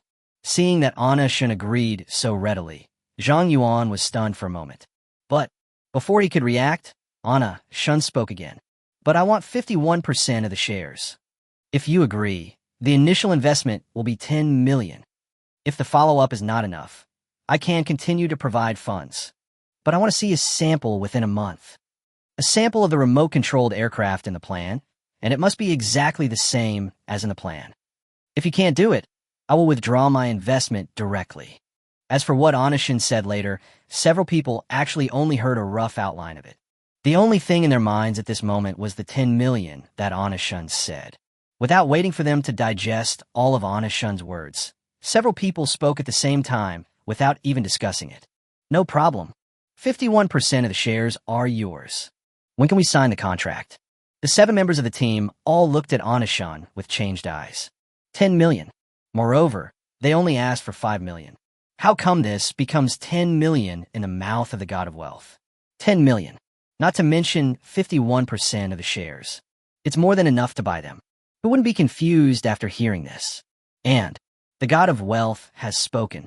If the subsequent funds are not enough, we will provide more funds. If this isn't the god of wealth, then what is it? He was not surprised that they agreed so quickly. 1 million becomes 10 million. Who wouldn't be confused after hearing that? Even though it's just adding a 0 after the number. But this is a huge leap. Then, Shun looked at several people and asked solemnly, "Are you sure there's nothing wrong? I want to see the samples within a month.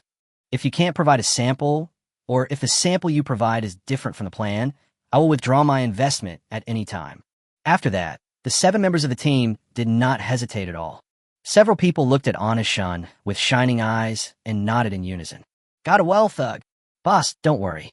As long as the money is in place, we will definitely give you a big surprise. As for the samples being the same as in the plan, you can rest assured. Please leave it entirely to us." As he spoke, Guofan did not forget to pat his chest. His face is full of confidence. At the same time, Guofan's words were also affirmed by others. "Boss, just give us your money. Boss, forget about the samples in the plan. I can make you something even better than that. Don't worry about what we do. Don't worry about drinking water, boss. Just drink your tea and leave the technical matters to us. Boss, just keep the sample in the plan in your mind. Even if it costs money, I will make you an identical sample." The 7 people were very excited to learn that they would soon receive a huge sum of 10 million yuan. Besides, they said those words. I'm not bragging. Going beyond the scope of the plan may be a bit mysterious. But if it is the remote-controlled aircraft in the plan, haha, in control, it's totally simple. They have no samples or models because they have no money. As long as the money is in place, then they have complete confidence. Chapter 35, what's next? A radical change to Katyusha? Seeing the confident looks of the people in front of him, Anna Shun showed a satisfied smile. This is exactly the effect we want. As for their business level, Anna Shun certainly had no doubts. But the performance has to be complete. The necessary procedures must be followed. If you have no questions, I'll prepare the contract now. Ugh. No problem. Zhang Yuan agreed without hesitation. When his eyes swept over several members of the team, he clapped his hands suddenly. I forgot one thing.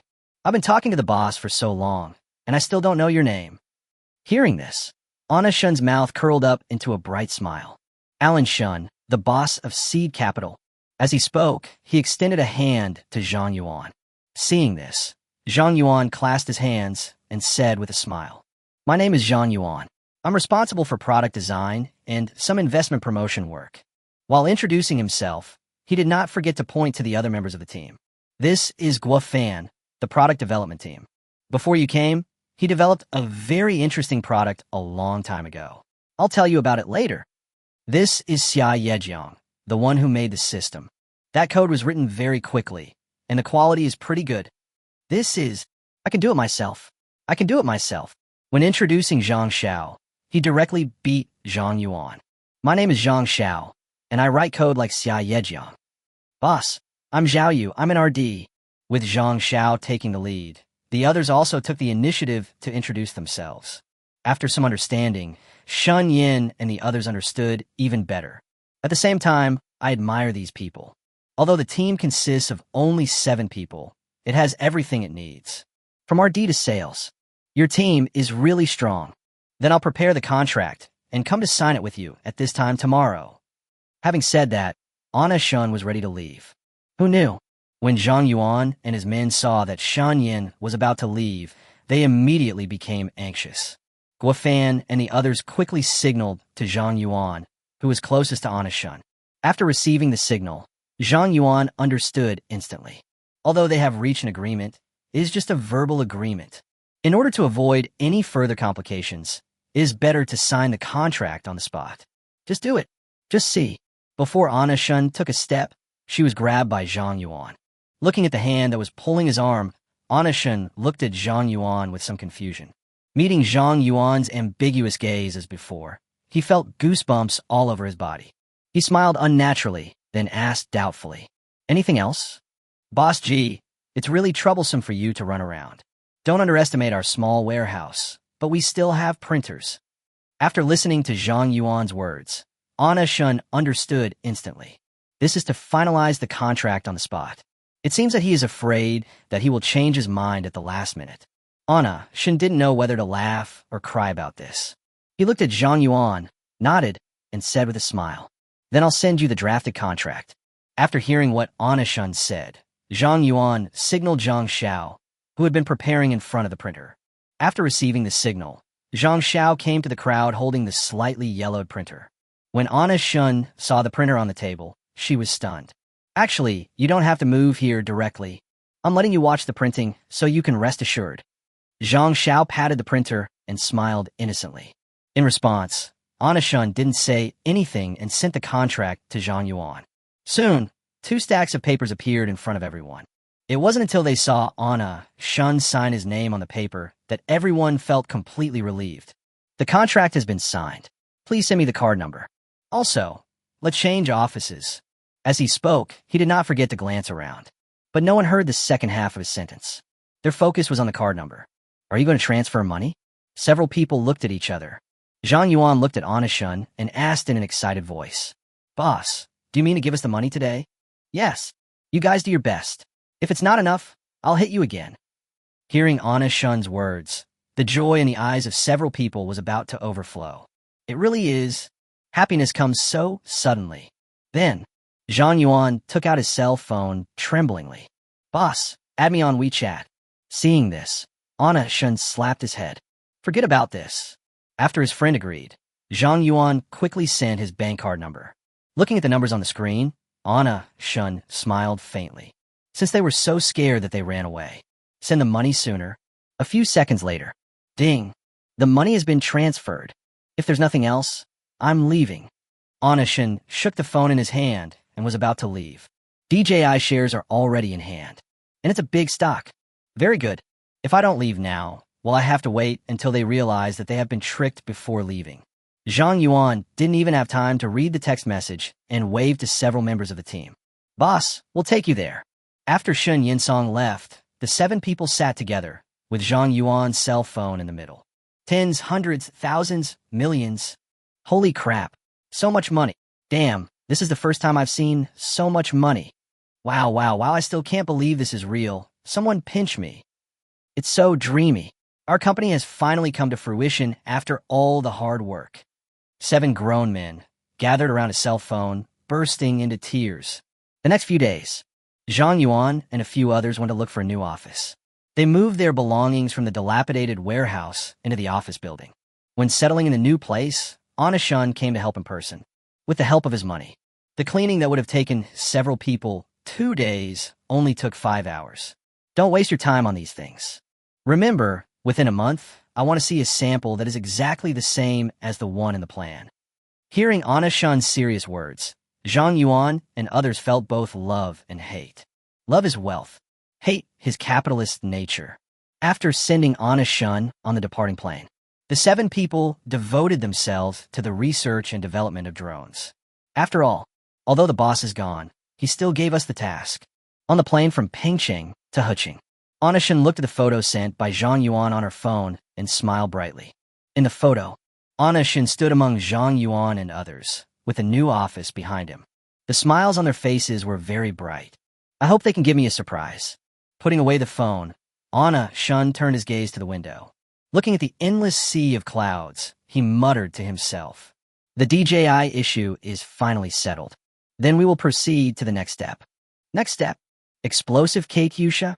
Chapter 36. The bulldozer modified into Katyusha will definitely work.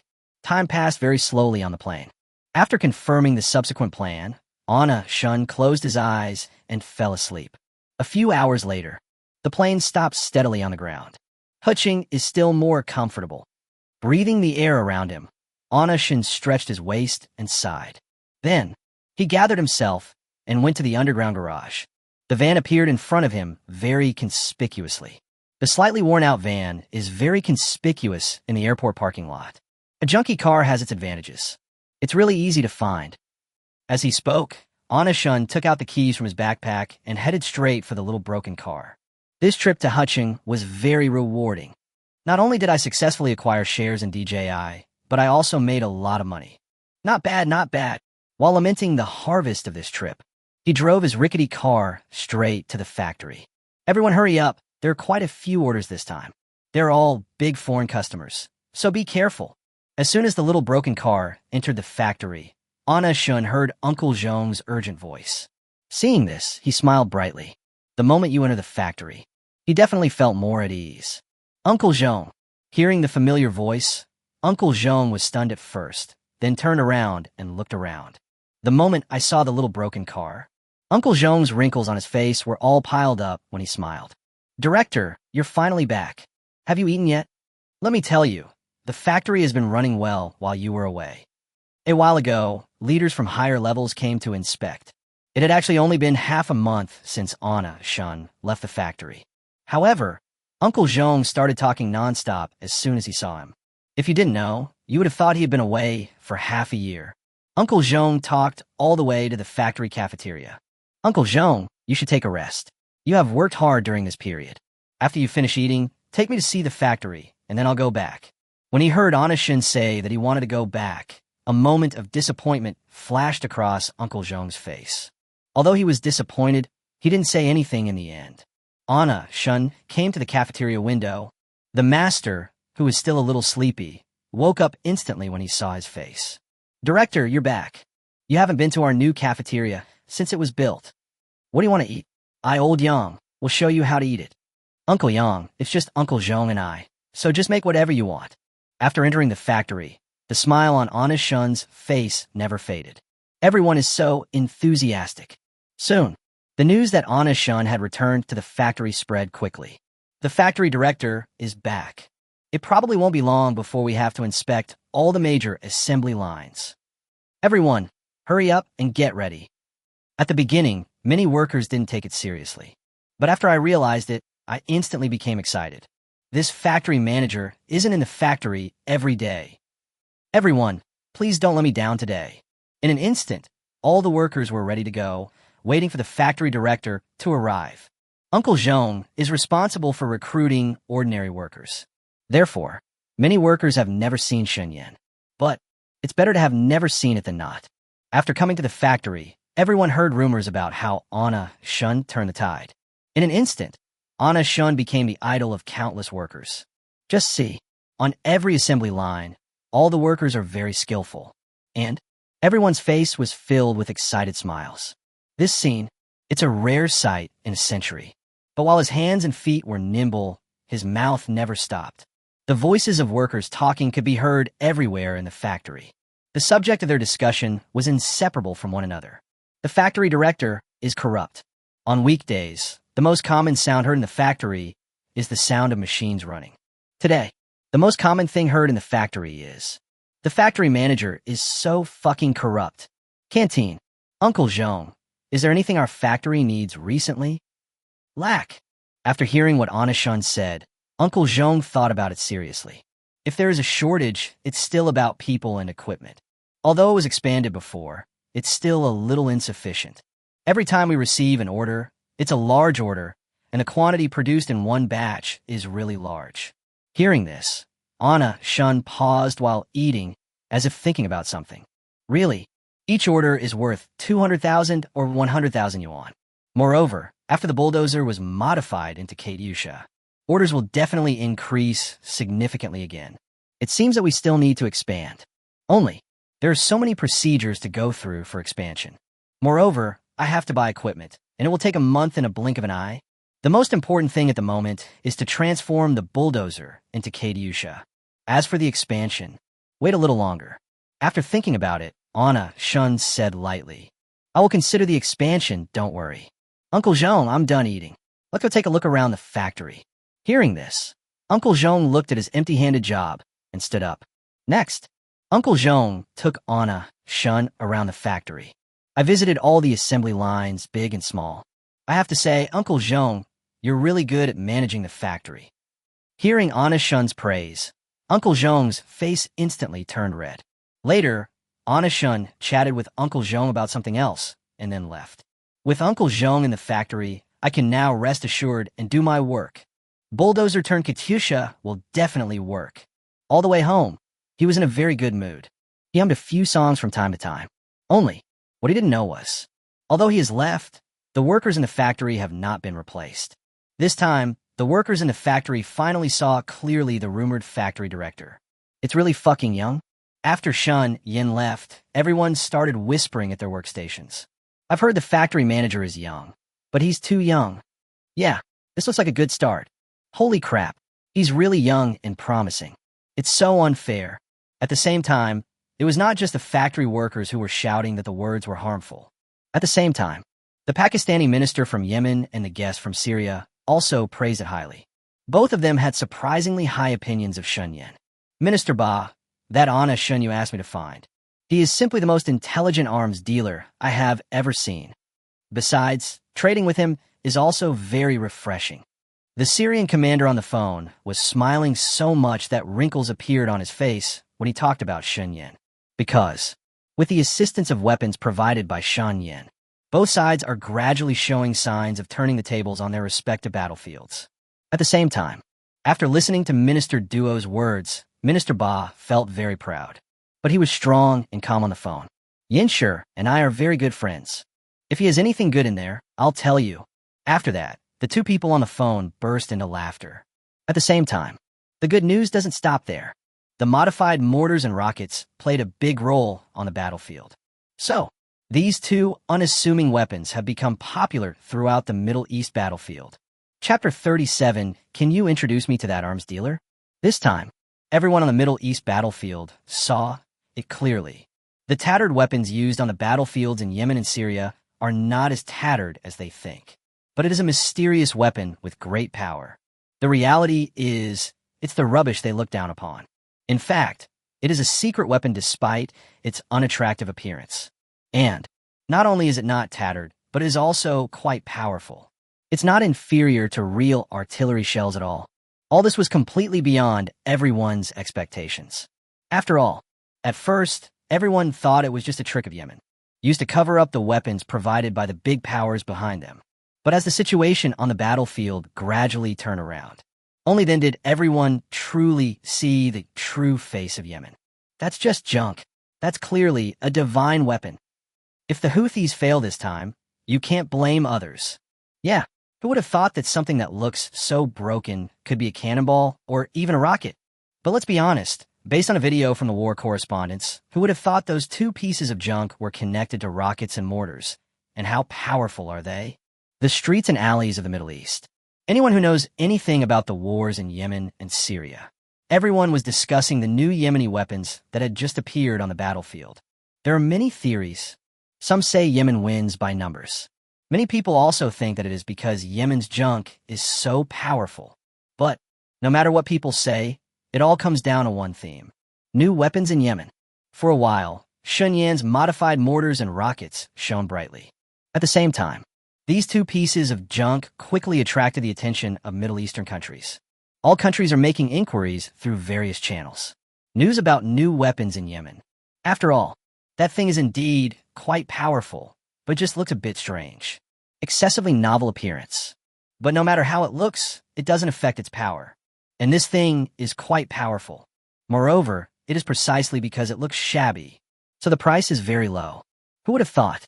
It looks like a piece of junk, but it turns out to be very powerful. Wrong. Not only is it not bad, it can be considered to be extremely powerful. Yemen's new weapons are famous at the same time. Naturally, many people began to think about it again. Old Mac, why haven't I seen the new munitions you used on the battlefield? Can you introduce me to that arms dealer? Mai, which arms dealers have you been in contact with recently? Please recommend some. My good friend Mai, what have you been doing lately? I'll be transiting in Yemen in a few days. Let's chat then. Minister Ba has been very busy recently. Although he had the arms provided by Shan Yin, he still participated in studying the situation. At the same time, he also often receives some inexplicable calls. Some are friends I haven't contacted for many years. There are also some people I have only met a few times. There are even quite a few strangers among them. All kinds of exaggerated connections. Even friends of my distant aunt and brother's niece called. But this group of people called for only one purpose: find out the source of the latest weapons used in Yemen. Could he tell them that? Absolutely impossible. Look, there's another call. Having said that, Minister Ba decisively blocked the number. Reject and block. This set of actions is very efficient. Obviously, I've been doing a lot these days. These people are so difficult to deal with. If they don't answer, try calling someone else. Absolutely. As he spoke, he was already slumped on the sofa. Dark circles under the eyes and a pale face. All of this shows how badly he has been harassed these days, even though his attitude has been made clear. Never reveal any information about arms dealers. But there are still many people who don't believe in evil and come to harass. For this situation, Javier just felt it was extremely ironic. He clasped his hands together and gave a sarcastic smile. When the war was urgent before, these people were afraid of offending the people behind the Houthis and didn't know how far they hid. Now it's good. It comes to me. Looking at Javier with a cold face, Minister Ba spread his hands, looking helpless. Then, he sighed, closed his eyes, and patted Javier's shoulder. Anyway, we have Yan's weapons. That won't happen again. As he spoke, Minister Ba's tone was full of confidence. Even Javier, who always has a sour face, he finally smiled, the only smile he had shown in these days. Visible. The two of them had a lot of trust in Anishan at this time. Very high. Ding, ding, ding. Listening to the ringing of the mobile phone next to his ear, Minister Ba looked hopeless. I wonder if Minister Duo has been feeling the same as me these past few days. Actually, the situation of Minister Duo is not much different from that of Minister Ba. These days, there are all kinds of social engagements and phone calls. dealing with it in an orderly manner. But his attitude is the same as Minister Boss. You can talk about anything else, but if it's about the arms dealer, goodbye, I won't say goodbye. But even if you stay indoors for a few days, there's still 1 or 2 people coming to the door every day. After seeing off the last guest, Minister Duo leaned weakly against the doorframe. Look at how tired he is. The secretary who came to bring water was very confused. Minister, since these people want to know about the arms dealer so much, why don't you just tell them directly? They're no match for us. Besides, wouldn't it be a favor to reveal the arms dealer to them? Hearing this, Minister Duo waved his hands weakly. With Nye's help, he sat down on a chair. The information about the arms dealer was leaked to us by Yemen. If it weren't for their help, there's no way we can buy arms from that arms dealer. And our explosive modification technology was also taught by people from Yemen. Nye listened to Minister Duo's words thoughtfully. So, as long as Yemen doesn't say anything, we can't reveal it. Then, many ministers nodded. So far, only Shun Yin in Yemen have the weapons he wants in the Middle East. What does this mean? The arms dealers may not really want to be exposed. What if he said it rashly? What if Honest Shun gets angry and doesn't provide them with arms? That would be the end. But he just thought so in his heart. He didn't want to reveal these thoughts. Only, it was because the 2 parties kept silent about Shun Yan's affairs. This also created a new situation. A mysterious arms dealer has emerged internationally. Everyone only knows that his weapons are not only cheap, but also very powerful. But about his identity, no one knows. It's really because Yemen and Syria have been too tight-lipped. But the more mysterious the identity, the more people want to explore the truth behind the mystery. Countries in the Middle East are eager to know. The arms dealer who helped Yemen and Syria stand up. Who is it? Chapter 38. The Houthis' firepower is too strong. Yemen and Syria are not very strong. But it seems that these 2 countries that are not favored by everyone are about to make a comeback. It immediately attracted international attention. Countless international friends have paid attention to the situation in the Middle East. Soon, everyone discovered something wrong on the battlefield. The 2 countries that turned the tide against the odds have one thing in common. Neither of them seem to care a bit about the munitions. On the battlefield, throwing artillery shells is like throwing cabbages. And even the weapons used by each country are very strange. It seems to be a gas tank that has been eliminated for a long time. An ordinary steel pipe. Moment. This has attracted the attention of countless military fans around the world. For a moment, countless military fan forums around the world are discussing this.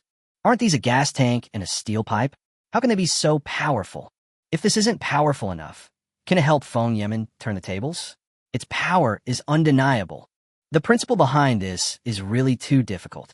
I've tried everything, but I have no clue. I admire you. I, a professional in this field, can't figure it out. It must be said that human wisdom is infinite. I'm afraid the gas tank never imagined it would be sent to the battlefield.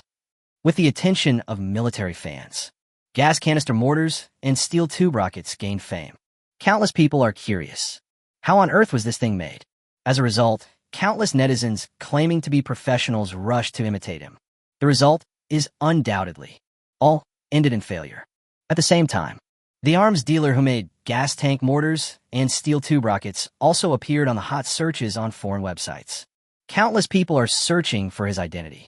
But even so, still no one has found out the identity of the mysterious arms dealer. Only, maybe it's the rebellious mentality that comes with genes. The more the mysterious arms dealer hides himself, the more netizens want to find out his identity. For a while, countless posts were filled with netizen speculations. I'm guessing this must be a hobby of a weapons designer from some major country. This is definitely the work of a great master. This level is definitely from a national player. Isn't its ugly appearance meant to hide something? International attention has been growing on the mysterious arms dealer, gas canister mortars, and steel tube rockets. As a result, more and more people are paying attention to the situation in the Middle East, and under the watchful eyes of the whole world. The Houthi armed forces and Syria's opponents, and the countries behind them, can no longer sit still. They can't let it go. Yemen and Syria have turned the tide. This situation must never be allowed to happen. Faced with a large amount of powerful enemy munitions, their only recourse is deploy more weapons than the enemy. More powerful weapons. Houthi rebels and their Syrian opponents. After receiving a large amount of supplies, the battle situation changes again. Yemen has the upper hand. That's all. Syria is showing signs of a comeback, being suppressed and beaten again. As for the comeback, that's almost impossible. Yemeni Ministry of Energy. Just see. Minister Ba was walking around in the office, which was neither too big nor too small, holding his cell phone. Ah, Shenyan. Shenyan. Urgent. Hurry and help. Reply quickly. Minister Ba is not the only one who is anxious. At this moment, Javier's face was so cold that it seemed like water could drip from it. How's it going? What did Anashin say? He hasn't replied to my message yet. I called several times, but no one answered. Minister Ba didn't even dare to look at the screen, afraid of missing any message from Anashin. But even so, the entire chat page was filled with messages he had sent, but Anashin didn't reply to a single one. He was very anxious about this. How was the battle going now? It would have been better if he hadn't said it, but when Minister Ba mentioned it, Javier felt even colder. The Houthis' firepower was too strong. Almost all of the 100,000 pieces of goods sent over there have been used. But even so, our situation is still not good. After saying this, he covered his face in helplessness. The facts are exactly as he said, because the firepower of the Houthis has become even stronger than before. Therefore, they naturally have to increase their firepower as well. But this situation was completely beyond their expectations. There are only a few gas tanks and steel pipes left that were originally delivered. After that, only half of the 200,000 pieces of goods ordered arrived. If there were no such crop, based on the current inventory, they definitely managed to find the remaining steel pipes and gas tanks. So, that's the situation at hand. I can only urge the delivery. Then, Minister Ba called Anashin again. I'll call Anashin again. Beep, beep, beep. There was only the cold sound of electricity in the phone, and there was no sign of it being connected. What they don't know is, at this time, Anashin was completely immersed in the bulldozer-revised Katyusha. Forget about looking at your phone. Even when eating, they had to carry their bowls to the renovation site. While eating, I was making changes. So, no matter how many calls they make or how many messages they send. In fact, it's all useless. No one answered. As he said this, he turned the phone screen in front of Javier with a helpless look on his face. You saw it too. I urged him to do it. We can only wait for his reply now. There is no other way. Once Shun Yan's munitions can't keep up, we'll have no choice but to die. Damn, those guys are determined to kill us. As he said this, Javier kicked the chair beside him angrily. The chair was kicked away. It rolled on the ground several times, making a squeaking sound. Such sounds made the two of them even more annoyed. Minister Ba continued to send messages to Anashin. At the same time, he didn't forget to curse wildly. That side definitely did it on purpose. If they don't take action, the Houthis will be dead in a few days. Just a few days. In the next few days, Anashin still did not reply. But fortunately, the factory shipped the goods on time. But even when all the orders were almost finished, Anashin still didn't reply. This time, there's no place to even place an order. Minister Ba made a phone call as usual, but no one answered. Ding, ding, ding. Just when the two were feeling anxious, Minister Ba's cell phone rang. As the phone rang, both of them felt their hearts tighten. Minister Ba opened his cell phone very quickly while trembling. Just see. What was written on the screen was not Anashin's name. It's the Syrian minister's. Minister Ba took a deep breath, calmed himself down, and answered the phone. Minister Ba, can you contact Anashin? I'm running out of gas tanks and steel pipes here. I can't find him a place to order. Minister Ba had no way to deal with this. He covered his face and didn't know what to say for a moment. We can't contact him either.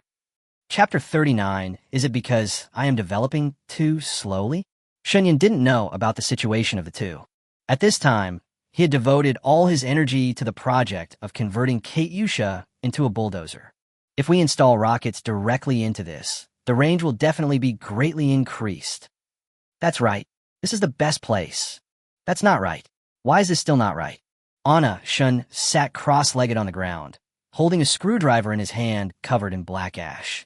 He frowned and looked where the screwdriver was pointing. How could this happen? What did I do wrong?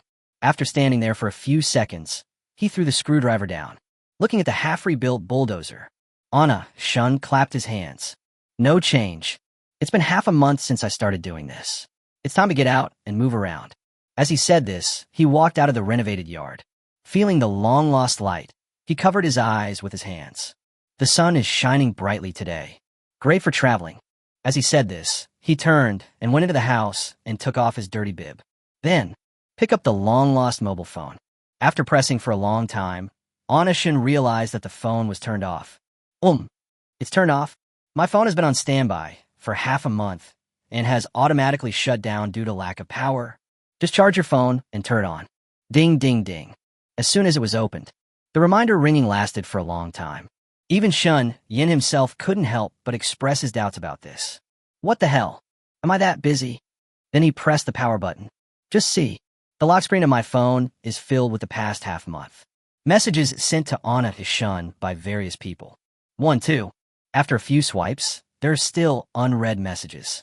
Among them, most of them were sent by 2 customers in the Middle East. Occasionally, there were also a few messages from Wang Tao and Uncle Zhou. Seeing this, Anna-shun's eyes widened. So much news.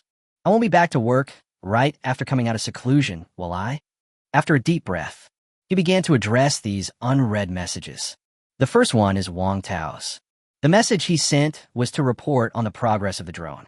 The most recent one is a drone photo that is almost complete. After clicking on the photo and observing the drone carefully, Anna-shun was shocked.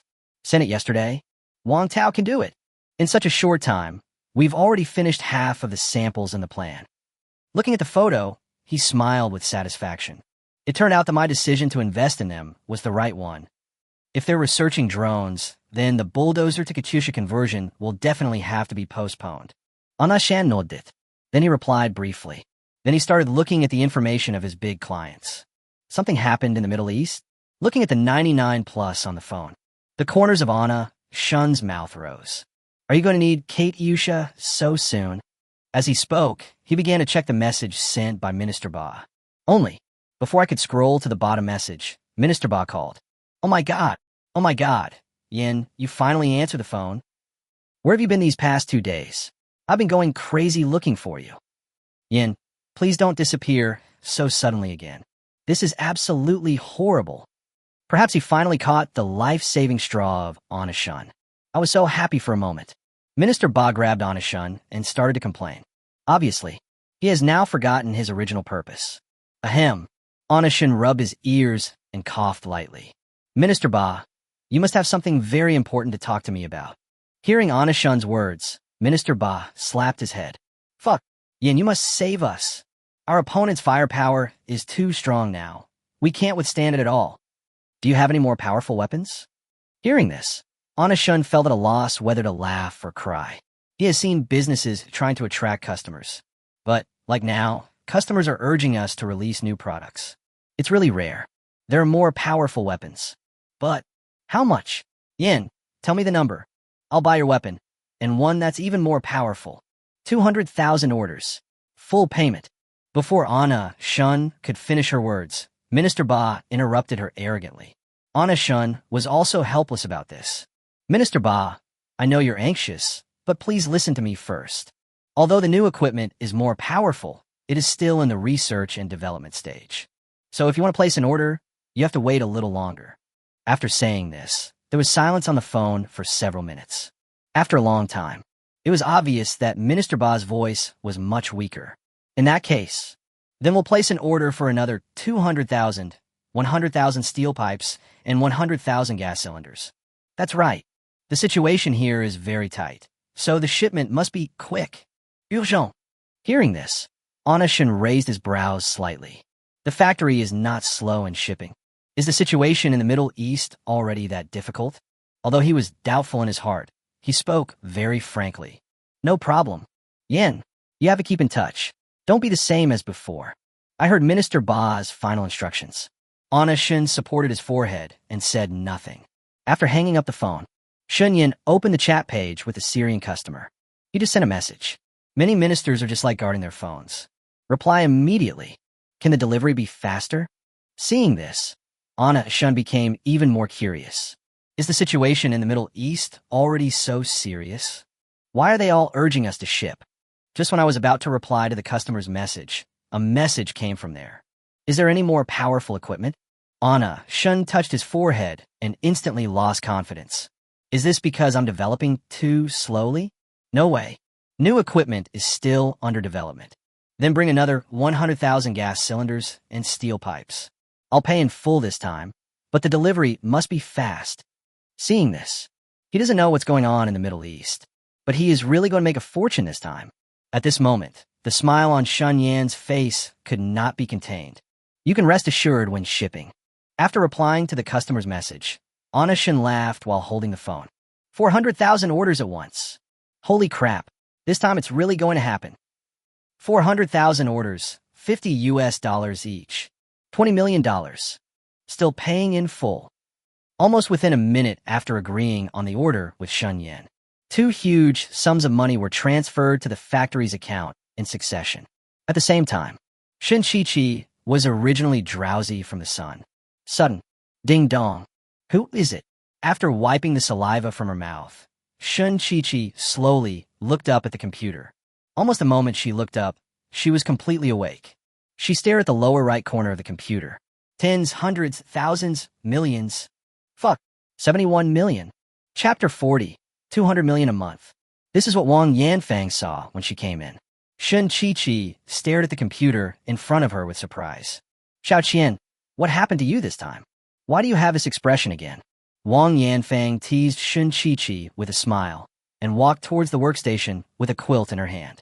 Obviously, she looked like she had just finished a nap. When Shun Chi heard Wang Yanfang's words, she was still stunned. Sister Yin, here, she comes again. What are you talking about? Let me see how much money arrived this time that surprised you so much. As she spoke, Wang Yanfang came to Shun Chi with a smile. Wang Yanfang, who was originally smiling, was shocked when she saw the string of numbers on the computer. The smile on his face froze. In an instant, her pupils dilated significantly. Just when the two were about to say something, the computer rang again. Ding dong. Just see. A message pops up again in the lower right corner of the window. Seeing this, Shun Chi rubbed her eyes with her stiff hands and muttered, Am I seeing this right? Is this another income? You didn't see it wrong. It's just another account coming in, the same amount as the last one. Wang Yanfang moved her mouth in a daze. The two of them just bent over and stared at the computer for a long time. 5 minutes later, Sister Yin, am I dreaming? You're not the only one feeling like you're dreaming. I am too. With the support of Shun Chi. The two of them sat in the chairs in front of the computer in a daze.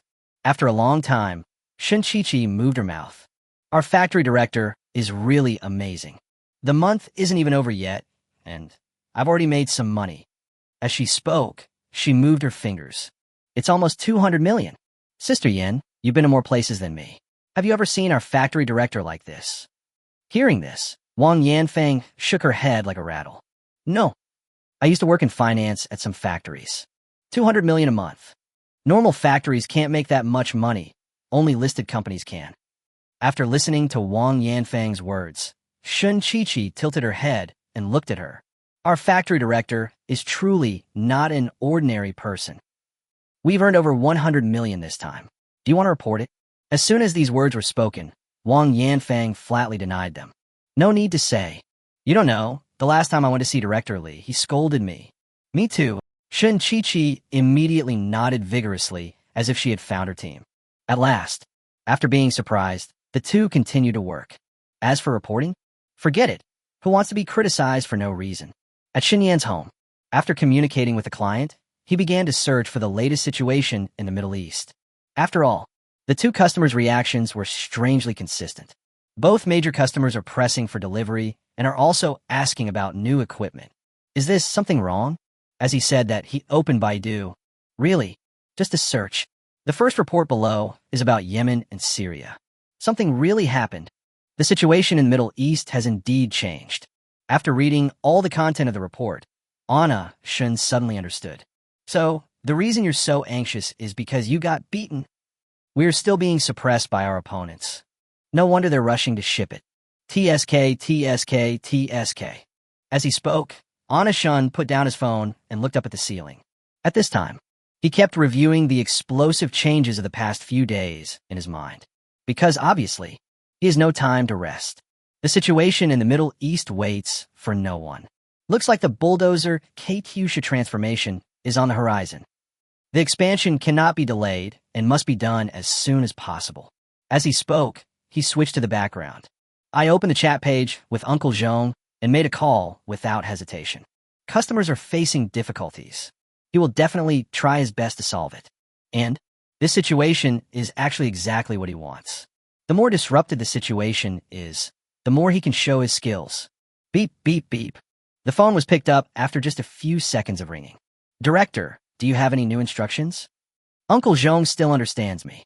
Listening to Uncle Zhong's words, Anna Shun showed a relieved smile on his face.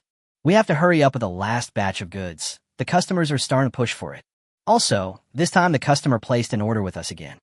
It's the same address as last time. The gas tanks and steel pipes on both sides are worth 100,000 each. No question, Uncle Zhong blurted out the straightforward words. However, after just 2 sentences, he realized something was wrong.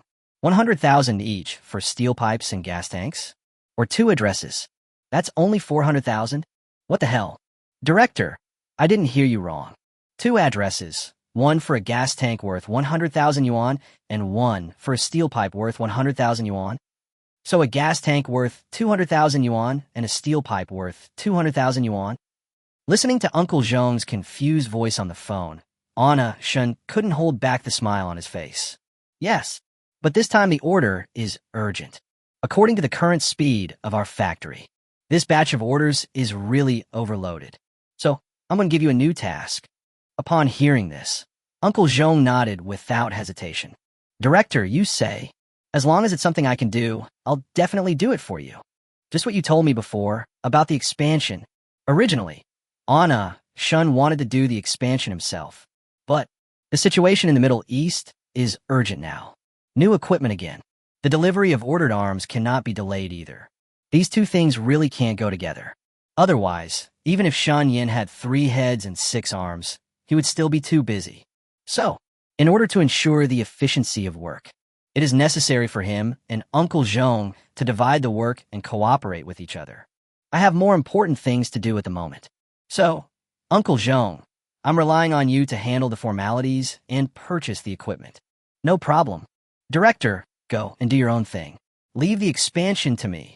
Listening to Uncle Zhong's cheerful voice, Anna Shun felt relieved. After this period of time together, Anna Shun couldn't trust Uncle Zhong more as a person. So, the expansion was left to him. Anna Shun can now concentrate on his research. Ugh. That's right. Uncle Zhong must choose good equipment. Don't worry about the money. Just go into the company's account. Uncle Zhong agreed to all of Shun Yan's requests. Hang up the phone. Anna Shun just felt very at ease. He turned his head to look at the bib he had just taken off and said with a smile, I should have known not to take it off. I really didn't expect it. I was planning to rest my brain. Let's study the explosive reform carefully. As he spoke, Anna Shun kicked the phone into his bib, mainly to prevent customers from looking for him. After solving the problems at the factory, Xinyan once again plunged into the explosive reform. He once again retreated to study the transformation of the bulldozer into Katyusha. Chapter 41, the gas tank, is on fire again? No way. After all the things have been explained, Anna Shun devoted himself to the work of explosive reform. At the same time, the other side, Uncle Zhong was not idle long after he hung up the phone with Shun Yan. He immediately took the factory's documents to the local land bureau. I want to expand. The clerk took the folder handed to him by Uncle Zhong somewhat nonchalantly. He then entered the company name from the file into his computer. Hutching Pringles. Hutching Pinker Steel Plant. The clerk looked up at Uncle Zhong in shock. Uncle Zhong was confused by this situation. What are you doing? What happened to Hutching Pinker Steel Plant? What's with that expression? Our factory is the Hutching Pinker Steel Factory. What's wrong? Are you going to expand again? Wasn't it just expanded a while ago? The staff's eyes widened. He has a very deep impression of the Hutching Pinker Steel Plant. A factory on the verge of bankruptcy is expanding. Folding is already a shocking thing. But how long has it been? Still expanding? How big is this? After listening to the administrator's words, Uncle Zhong understood instantly. Putting away his confused expression, he looked at the staff with a smile. Our factory manager is really good at making money. No. Even after the expansion, there's no way to meet production needs. Upon hearing this, the staff member's jaw dropped in shock. Not enough production? The area that was expanded before was not small. Why can't production be met? That's how many orders there are. Although he was confused, he didn't ask out of politeness. He supported his chin with one hand and spoke slowly. Your factory director is indeed corrupt. I'll handle the formalities for you right away. There's a lot of noise here. Everyone in the hall looked in Uncle Zhong's direction. Isn't this the factory that sells gas cylinders and is about to go bankrupt? Why is he here at the Land Bureau? I heard they're going to expand. Expansion? Didn't their factory close down? While everyone was gossiping in low voices, they all pricked up their ears and listened carefully to the movement over there. After understanding it, everyone was shocked. Hutching Pinker Steel Plant is quite famous locally, but it's not because of the good profits. He is famous for always jumping on gas tanks. After all, who doesn't know? Gas cylinders are outdated. If you insist on using them, the only outcome will be bankruptcy. But this is indeed the reality. Just a few months ago, as expected, there were rumors that the Hutching Pinker Steel Plant was going to go bankrupt. After getting the results, no one showed any interest in continuing to pay attention. So, when everyone heard about the Hutching Pinker Steel Plant again, they couldn't help but look sideways. But it's better not to listen. After understanding this, everyone's eyes widened. Didn't they say that the factory closed down earlier? How come I heard it's been expanded a second time? My goodness, what on earth have you been through in the past few months? The gas tank is on fire again? No way. The second expansion, how many orders did their factory receive? As they talked, everyone lost interest in their own affairs. After all, a factory on the verge of bankruptcy was revived, and it's getting bigger and bigger. Everyone would be curious about the story behind this. So, while Uncle Zhong finishes the formalities, I found that the service hall was originally bustling. Now there are very few left. Then he took out his cell phone and looked at the time. Isn't it only 3:30 in the afternoon? It's not even time to get off work yet. Why is there no one here? Never mind. Let's start the project before we get off work. Although he was confused, he didn't dwell on it too much. He tucked the documents in his hand under his arm and walked out of the Land Bureau, rushed to the next place to handle procedures. After all, time is short and the task is heavy. 400,000 pieces of goods. This is not a small order. Just as Uncle Zhong was running around for expansion, the owners of factories big and small in Hutching are similar to him. But that group of people were asking around about things in their factory because they are really too curious. A gas tank factory that has been eliminated by the times. How did they escape bankruptcy and continue to do better? They are all bosses. Who doesn't want to know the secret to making a lot of money? Not long. Hutching Pringle's steel plant has once again become the focus of attention in the factory circle. Different from last time. Before, everyone was waiting to see it make a fool of itself. But this time I really admire the boss behind the scenes. Because after some understanding, they got the news. I learned that the owner of Hutching Pringles has expanded the gas cylinder business overseas. Not only did it bring the factory back to life, it also brought in a large number of orders and really made a lot of money. The next few days, Hutching Pringles, which had always been deserted, was now packed with people. In the factory's reception room, just see, several bosses of famous factories in Hutching sat around Uncle Zhong. Each of them had an attentive smile on their face. Old Zhong, your factory is ready now. Please guide us. When your old factory director got into trouble, I was so busy. It's a pity that I didn't get to see him for the last time. I heard that old Shin's son is back. I held that child in my arms when he was little. Where is he now? Old Zhong, please take us to meet him. What does old Shin's son look like now? Where is he? Everyone gathered around Uncle Zhong and talked about their relationship with the old factory director. In short, various ways of getting close to each other. These people have different opinions, but the purpose is very clear. See Shun Yen. After all, that's really making a lot of money. Who doesn't want to be led? Uncle Zhong felt a headache listening to the hypocritical words. Why didn't you say we had a good relationship when something happened earlier? Now to get closer. Hypocrisy. So hypocritical. He looked at the few people and forced an unnatural smile. The factory director has been busy recently, and I don't know where he is. Maybe he went abroad for business, or maybe he went to another place. After he finished speaking, the expressions on the faces of the people sitting there were not very good. But nothing was said. After all, now no one wants to offend Uncle Zhong. Who lets them make money? Who dares to offend? Whoever makes money is right. In the next few days, various bosses came to visit. They are all famous bosses in Huching. Uncle Zhong couldn't just kick the person out. While being extremely busy, I also had to take time to entertain them. But the target of this group of people is Anishun. After arriving at the factory, they only saw Uncle Zhong. As for Anishun, I didn't even see a shadow, let alone visit. So finally, all these people have made a wasted trip. Chapter 42. Want to turn things around? Just relying on those junks? Shin knew nothing about what happened in the factory. He was currently researching the modified Kadyusha.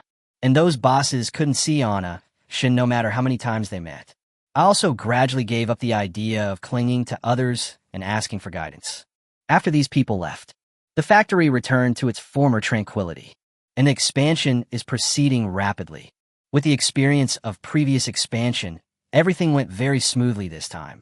Of course, if it weren't for the harassment from those bosses, it will go more smoothly. Not long. This expansion project has come to an end. The basic equipment on the construction site has also been installed. Looking at the brand new factory in front of him, Uncle Zhong showed a satisfied smile on his face. Then, he took out his cell phone and took a picture of the newly built factory. I don't know how busy the factory director has been recently. As he said that, he put away his phone and sent the video he had just taken on Anishan. Everything is going well at the factory. The expansion is complete. After sending the 2 messages, Uncle Zhong kept staring at his phone. Only 1 minute, 5 minutes. What is Director Zhong standing there in a daze for? Wang saw Uncle Zhong staring blankly at his cell phone from a distance. Before Uncle Zhong could reply, he had already trotted over to his side. He patted Uncle Zhong on the shoulder and joked, "Uncle Zhong, are you looking for second spring?" "What are you talking about, kid? I'm reporting the recent expansion work to the factory manager." Uncle Zhong slapped away the hand on his shoulder. Seeing Uncle Zhong's serious expression, Wang quickly changed the subject. "Uncle Zhong, remember to look for me next time your factory expands." Hearing this, the seriousness on Uncle Zhong's face disappeared and was replaced by a wide smile.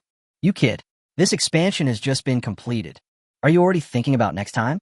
Are you so sure there will be another expansion?" "Don't even guess." Wang smiled and thought with his chin supported by one hand. "Let me estimate. The next expansion will probably be in about a month." After listening to Wang's words, Uncle Zhong's smile grew even wider. "Ugh. I'll find you then." "Okay, Uncle." After getting Uncle Zhong's answer, Wang's mouth curled up. He has noticed that various bosses have come to his store these days. He knows it clearly in his heart. The boss of this factory is definitely a very capable person. At least, in terms of making money, yes. And 2 expansion projects have been completed. He was also very clear about it. Just hold Anishun's thighs tightly. You could definitely make a lot of money. The speed of this expansion is faster than my period. The 1 month I told Uncle Zhong was actually an exaggeration. Although he is just doing construction. But haven't you eaten pork? You have seen pigs run. That's what he does. He has done many expansion projects. But their factory expanded twice in just 2 months. Unheard of. So, since I can't see Anishun, I could just hold on to Uncle Zhong's thighs. After the factory expansion was completed, production quickly caught up. This time, there is high funding support. We bought a lot of equipment. So even if there are 400,000 orders this time, there will be no problem at all. Under the orderly management of Uncle Zhong, the factory is producing normally and the delivery speed is not bad. Very timely. Just see. At the factory gate these days, every day, trucks from logistics companies arrive one after another. All of them are goods shipped to the Middle East. In the Middle East, after receiving the goods from the factory, the gas tanks and steel pipes were also quickly modified in a short period of time, as the demand for steel pipes and gas cylinders kept up. So the situation in the Middle East has changed again. Originally, Syria and Yemen were already at a disadvantage. After receiving the goods, customers on both sides took advantage of the low cost of gas tanks and steel pipes and once again achieved the effect of fire coverage. But even if they increased their firepower, both sides could only stabilize the situation. After all, although their firepower is strong, their opponents are not bad either. At the same time, because the situation on the battlefield changed again, it once again attracted the attention of other countries in the Middle East. After all, before this, everyone has determined that Syria and Yemen will not be able to turn the tide again. Who knows? They rely on their free firepower. turned the situation around again. In the streets and alleys of Middle Eastern countries, and in various restaurants, Yemen and Syria have once again become hot topics of discussion. But this time, everyone's focus is more on their weapons. Tell me, where did Yemen and Syria buy their weapons? Yeah, don't be fooled by its appearance, but its power. I think they only have the advantage of firepower. Those junks are no match for our regular weapons. That makes sense. This is just relying on firepower to maintain the situation, but it can only maintain the status quo. You want to turn things around with just those rags? Hard. Most people are still not optimistic about Yemen and Syria, but they're indeed optimistic about what they call junk. Although in most people's mouths, gas tank mortars and steel tube rockets are junk. But these two things are in the Middle East. I'm being chased by all sorts of forces and am going crazy. Of course, the changes in Yemen and Syria have also attracted much attention internationally. So, for a moment, it's not just the Middle Eastern countries. Countries around the world are trying to find the source of those two junk things. Of course, it's not just state forces that are investigating those two things. Extremely curious netizens are also searching the internet for the sources of gas tank mortars and steel tube rockets. At the same time, many military fans also posted inquiries. Whoever finds the artillery shells used in Yemen will receive a reward. What the hell are Yemen and Syria using that's so powerful? They're spending a lot of money to find weapons in Yemen. I don't have to do military work. I'm just curious about how they do it. Someone smart enough to tell me how this works. Many enthusiasts are willing to spend a lot of money to find gas tank mortars and steel tube rockets. After all, Yemen has already performed for everyone. It just looks ugly, but it is actually quite powerful. After the firepower coverage, it can actually tie with the well-equipped ones. But that thing has a weird appearance, but great strength. Where did it come from? So, all over the world, countless people are investigating clues about gas tank mortars and steel tube rockets. Finally, with the intervention of a powerful team of netizens and after a thorough investigation by everyone finally had some clues. Soon, a video of a weapon being launched with overwhelming popularity. It quickly became a hot topic on the internet. After watching it, countless netizens all called it outrageous. Chapter 43 Lei Tian's participation in the Huqing anti-Japanese war was fake, but his secret military operations were real. The video that suddenly went viral was the previous test video of the gas tank mortar. The video turned out to be designed to attract customers from the Middle East. Perhaps Shun Yin himself probably didn't expect it. This video will not only attract customers from the Middle East, but also netizens from all over the world. The video rushed to everyone's eyes. Now, everyone is finally sure. These two novel late gadgets come from the Great Eastern country. This video is very popular. Even the Great Eastern country has directly come to the attention of netizens around the world. Countless netizens who were interested in the modified mortars and rockets started discussing under Shun Yan's test video. Blogger, how on earth did you come up with the idea of using a gas canister to modify a mortar? I have to say the blogger is a genius. I tried several times but never succeeded. Blogger, you're awesome. I begged the blogger to release a tutorial on explosive modification. As expected of a great country in the East, it's overflowing with talent. Netizens in the comment section all praised Shun's intelligence. However, more people are curious about how he made the big change. However, these comments did not receive a response, because the poster is busy working on the next transformation. He's already an international star, but he still has no idea. At the same time, domestic netizens who have been paying attention to the situation in the Middle East have naturally also seen this video. Because during this period, the arms dealer who invented the gas tank mortar became very popular. So, when netizens in China learned that the mysterious arms dealer was a Chinese, countless netizens sent the video to their Moments and social media accounts. As the video spread across the country, more and more people are paying attention to it. Countless group chats across the country began to discuss the issue heatedly. A gas tank converted into a mortar? What the hell is going on here? How could such an ugly thing become so famous internationally? The guy upstairs, you don't understand. Don't be fooled by its ugly appearance. It's very powerful. Which genius in China came up with this? He deserved a Nobel Prize. The gas tank said, I never thought I would go to the battlefield in my life. Everyone was discussing crazily two things that were very popular internationally. At the same time, The video quickly went viral in the country. It quickly spread to popular social media platforms. The video quickly gained popularity. In this extremely high heat, many careful Conan netizens discovered something wrong. The background of this video looks familiar. Holy crap, I must have seen this video somewhere before. It looks so familiar. Come on, Cyber Conan, check it out for me. No, this place looks so familiar, but I can't place it. What's going on? I haven't set off a bomb, but why does it look so familiar? Regarding the point that the background in the video looks familiar, countless netizens resonated with this. It does look familiar. As the video becomes more and more popular, it quickly attracted the attention of major media marketing accounts. After careful netizens and in-depth investigation by the media, everyone finally remembered where that inexplicable sense of familiarity came from. Hutching.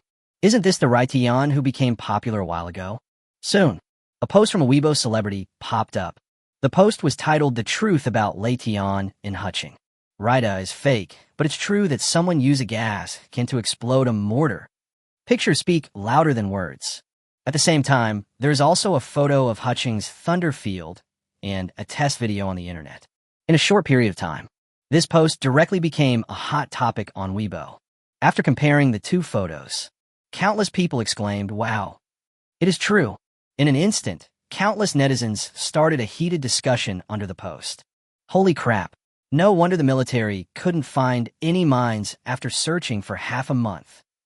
Raitian during the anti-Japanese war? What a joke. So it wasn't a thunder field at all, but someone used a gas tank to blow up a mortar. It would be really weird if we could find a landmine. Where did Raitian come from? Someone is secretly dealing in arms. Countless netizens were stunned by this move.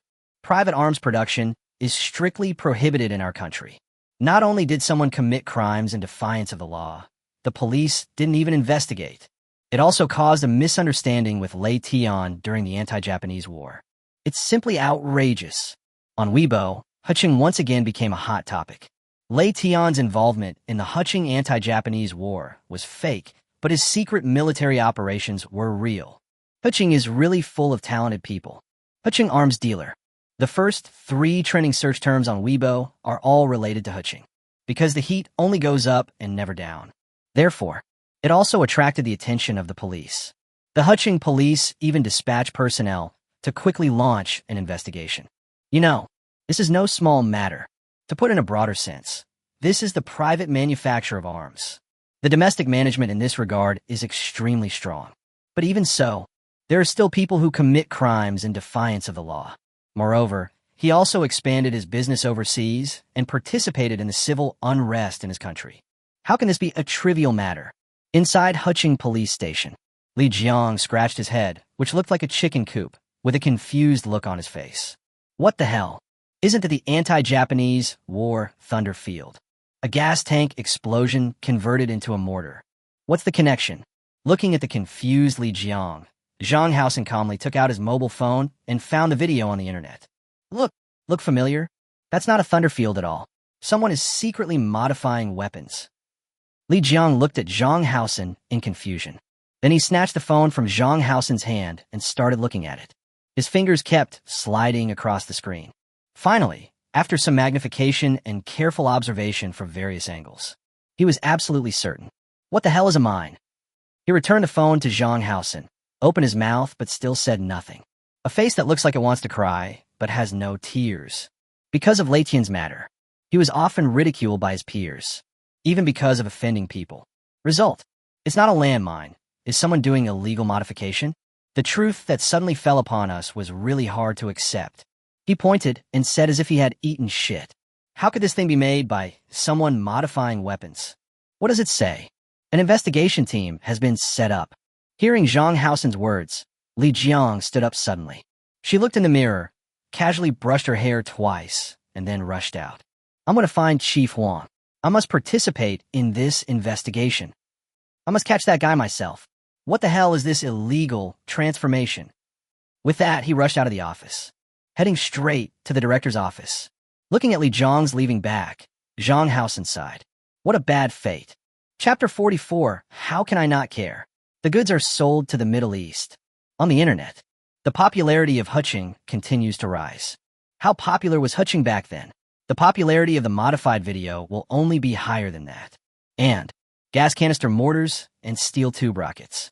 It also quickly became popular due to its novel appearance and surprising power.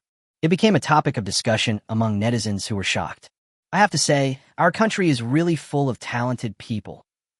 Without 10 years of cerebral thrombosis and a strong knowledge base, it would be impossible to make this thing. Ha! I can already imagine the expressions of those Middle Eastern people when they see these two. Although they are ugly, they're very strong. The people of Huching are really bad. I'm from Huching. This transformation blogger really makes us Huching people proud. For a while, gas tanks and steel pipes became the subject of heated discussion among countless Chinese people. At the same time, affected by gas can mortars and steel pipe rockets. Orders for steel mills across the country have surged. There was a craze for gas tank steel pipes across the country. After all, although the country does not allow private weapon modification, but it's okay to just study ordinary gas tanks and steel pipes. And tens of millions of people went to study gas tanks. It is hard to say whether a serious statement can be made. It's basically absolutely impossible. Of course, orders surged. Countless steel mill bosses sincerely thanked Shun Yin from the bottom of their hearts. At the same time, just when people all over the country began to imitate it, the police station was indeed extremely busy. Huching Police Station. Lijiang, get ready. People from the imperial capital will be here soon. The higher-ups are taking this weapons modification matter very seriously and have specially dispatched an investigation team from the imperial capital to investigate. As the only one from our bureau who has been selected to join the investigation team, please don't embarrass us. Director Wang looked at the mirror in front of him, adjusting his collar while giving Li Jiang a few words of advice. Of course, Li Jiang also attaches great importance to this. After all, it was he who launched Lei Tian, and now the truth is out. He is also very concerned. And this time, he was with the investigation team from the imperial capital, so he took it even more seriously. He brushed off the wrinkles on his body and made the promise with a serious face. Don't worry, Wang Sun. I will definitely cooperate with the people above. I will never embarrass our bureau. Upon hearing this, Director Wang showed a satisfied smile on his face.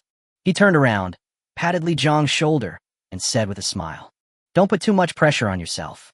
The people in the capital will definitely find out everything." Li Jiang nudda seriously. 20 minutes later. Welcome. It's so great that you can come.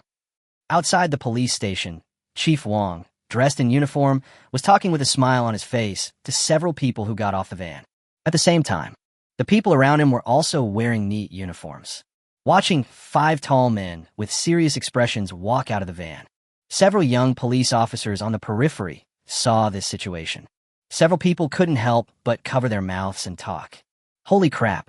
Judging from our director's reaction, these guys must be big shots in the capital. It seems that the higher-ups are very concerned about this illegal modification of weapons. How can I not care the goods are sold to the Middle East? I heard someone above us said we can't go back until we've investigated the situation. Since they are involved in international affairs, they must care. Several police officers' conversations were filled with reference to the modification of weapons. At the same time, judging from the conversation between several people and the serious look on everyone's face, it's not hard to see. This time, the country attaches great importance to the transformation of military weapons. While domestic netizens were discussing and shocked, the police opened a case for investigation. Middle Eastern countries also received information about the arms. The purpose is the same as everyone else's in China. After they learned that the developer of the gas tank was Honest Shun, I started frantically looking for Shun Yan's contact information. But their purpose in looking for Shun Yan is different from that of everyone in China. They were looking for Shun Yan to buy arms. Purchase the gas tank mortar and steel tube rocket that look shabby but are actually very powerful. Iraqi headquarters. How is it? Have you contacted me? Faced with Yeziga's urgent questions, Daly shook his head helplessly. Seeing this, Yeziga sat on the sofa in frustration. Is this the correct number? We've called so many times, but no one's picking up the phone. Wait a little longer. Daly patted Yeziga's shoulder and continued to talk on the phone. After a long time, there was still no one on the other end. Daly, who is always very patient, did not look very good at this moment. We still haven't contacted the arms dealer from the Eastern Power. In Yemen and Syria, same. Listening to Daly's words, Yeziga stared at him with confusion. Ever since I learned about the originator of the gas tank, mortar, and steel tube rocket, Daly contacted Anna, Shun, through various phone calls. But no one answered the call. Later, he also tried to contact Shunyin through Yemen and Syria. However, the results are obviously. In response, Daly could only nod helplessly. Seeing this, Yeziga covered his face and turned away with a look of despair. I really don't understand why people in Yemen are so lucky. How come they came across something so useful and cheap? Today, Yemen's weapons are famous throughout the Middle East. Almost everyone knows it. Weapons currently in use in Yemen and Syria. Not only is it cheap, it is also extremely powerful. This is a secret that no one knows. After all, being able to unleash such high firepower on the battlefield is like free of charge. What does this mean? This means these two things are cheap. Who wouldn't want something that is cheap and useful? So, not only Iraq, but also Iran, Kuwait, Oman, and other countries want it. Almost everyone was contacting Anna, Shun frantically. But it's useless to just want it. This group of people can't contact Anna Shun at all. However, the person being frantically sought by the whole world. I was completely unaware of all this. At this time, Shun Yin was immersed in the work of bulldozing Katyusha. 10 days have passed since I last took out my cell phone to contact the outside world. During these 10 days, Anna Shun stayed at home, devoting herself to the explosive transformation of Katyusha. At this time, Anna Shun was standing on the top of the bulldozer on the ladder. If we just install a fuse here, it'll be incredibly powerful. I don't dare to think about it. Anna Shun's hands kept moving, and he didn't forget to hum a song. I fiddled with this for 10 minutes. Absolutely amazing. Finish. As he spoke, Anna Shun smiled brightly and patted the huge thing at hand. Finally, hard work pays off, and I finally got it. I'm really looking forward to your results. Chapter 45. We must not attract the attention of the police again. Then, Anna Shun climbed down the ladder and began searching for his phone in his pocket. Where's your phone? After a while of groping. My pockets are empty. There's no trace of my cell phone. Shun Yin searched his body again. Where did you go? Isn't it in your pocket? That's really strange. Having said that, he didn't continue looking around, but left the courtyard and went upstairs to take a shower. Just see. At the bottom of the land, Anna Shun's phone was lying safely. At first, he felt that the mobile phone was too much of a nuisance, so he just put it on the ground. Later, he started to reform it vigorously. As for mobile phones, just forget about it. So much so that he didn't even think about it until his phone turned off automatically. So, no matter how many times the various forces called him, they would not be able to contact him. After taking a shower, Anna Shun removed all the fatigue from his body, collapsed directly on the bed. Cool. Looking at the ceiling, he habitually wanted to touch his hand. Only, empty. It's strange, isn't it? Where's the phone? He frowned and thought for a long time. When he thought of the bulldozer, his eyes lit up. Hey, on the ground. As he said that, he sat up from the bed and ran downstairs. Damn, no wonder I haven't heard my phone ring in the past few days. This must be turned off. I give in. In the empty villa, the only sound that could be heard was his cursing along the way. A moment later, finally found you. Fuck, why are there so many overseas calls? How many big clients have we missed out on? Fuck. Anna Shun looked at the 30 or so missed calls from abroad on his phone. I clutched my chest, feeling a sharp pain. It's all about money. Only, even though it hurts, the progress of the modified Katyusha cannot be slowed down. Test. After calming himself down, he went into the courtyard. Just see. In the center of the courtyard, a bulldozer was placed steadily. From the appearance, it is an ordinary agricultural tool that cannot be more ordinary. Just look at it that way. It is impossible for anyone to associate it with the powerful Katyusha. But in reality, they're just ordinary in appearance. Now its interior has been completely renovated by a Shun Yin. Completely brand new. At that time, you only need to assemble the exterior simply. Its power is about to become unfathomable. Looking at the behemoth in the courtyard, Anna Shun could no longer conceal the anticipation on his face. He got in the bulldozer. After inserting the key, he suddenly realized a very serious problem. I'll test it. The previous test point has been exposed. It's the middle of the night. Where can we find the next testing site? Thinking of his problem, Anna Shun covered his head and felt a headache.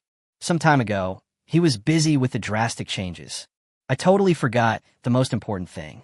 This time, I must find a more secluded place and run farther away. We must not attract the attention of the police again. Just where to go?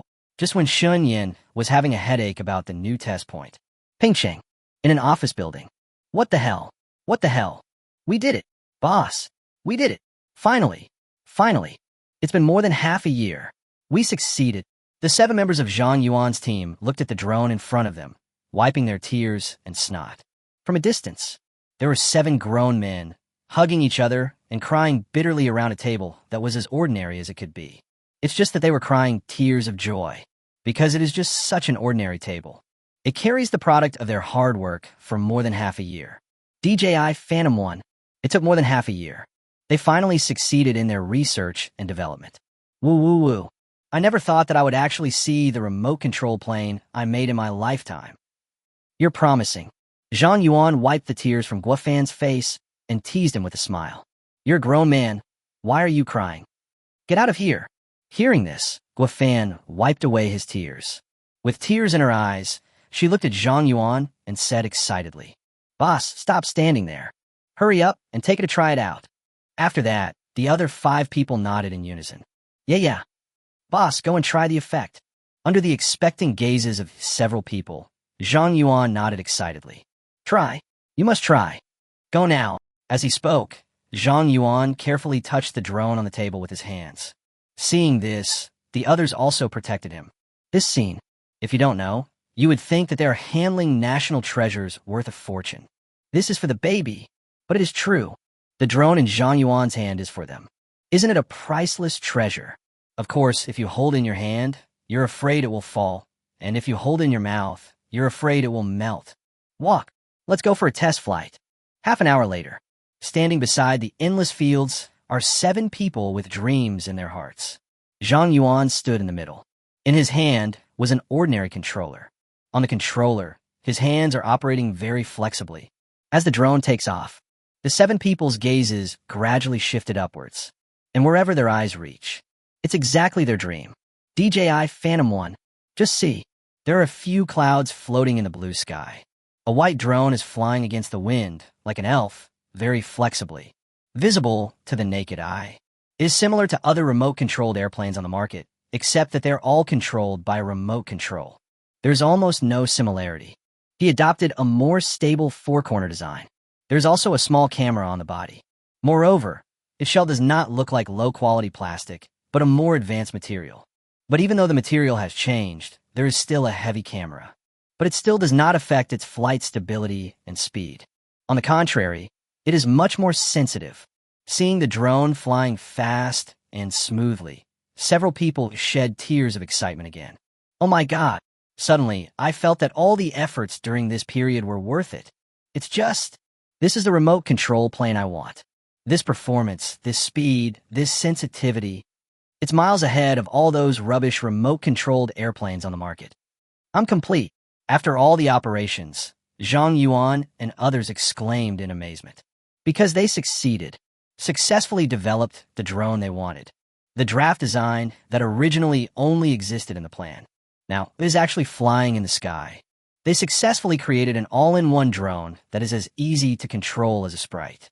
Worldwide payment. Aerial photography, all-in-one machine. Chapter 46. I'm really looking forward to this guy's power. We have completed the remote control plane in the plan according to the agreed time. It's done. It's done. Boss, quickly tell the god of wealth this good news. Zhao Yu's words instantly awakened Zhang Yuan. Yes, we haven't told Anna Shin the good news yet. Did Xia Yejiang record the video of the test flight just now? Zhang Yuan slapped his head and turned his gaze to Xia Yejiang. Seeing this, Xia Yejiang shook the phone in his hand. It's all in there. It's time to contact Anna Shun. Isn't our account almost empty? As soon as these words came out, the smiles on their faces froze instantly. Really, they're running out of money. Shin Yin gave 1,000 yuan before and after various developments during this period of time. There are not many left. Alas, who would have thought that remote-controlled airplanes could be so expensive? I didn't even see any money and ended up having no money left. Guofan's transformation really touched everyone's heart.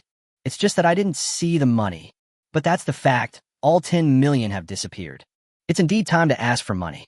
Everyone looked at Zhang Yuan. Feeling everyone's gaze, Zhang Yuan touched his nose and said guiltily, "What are you afraid of?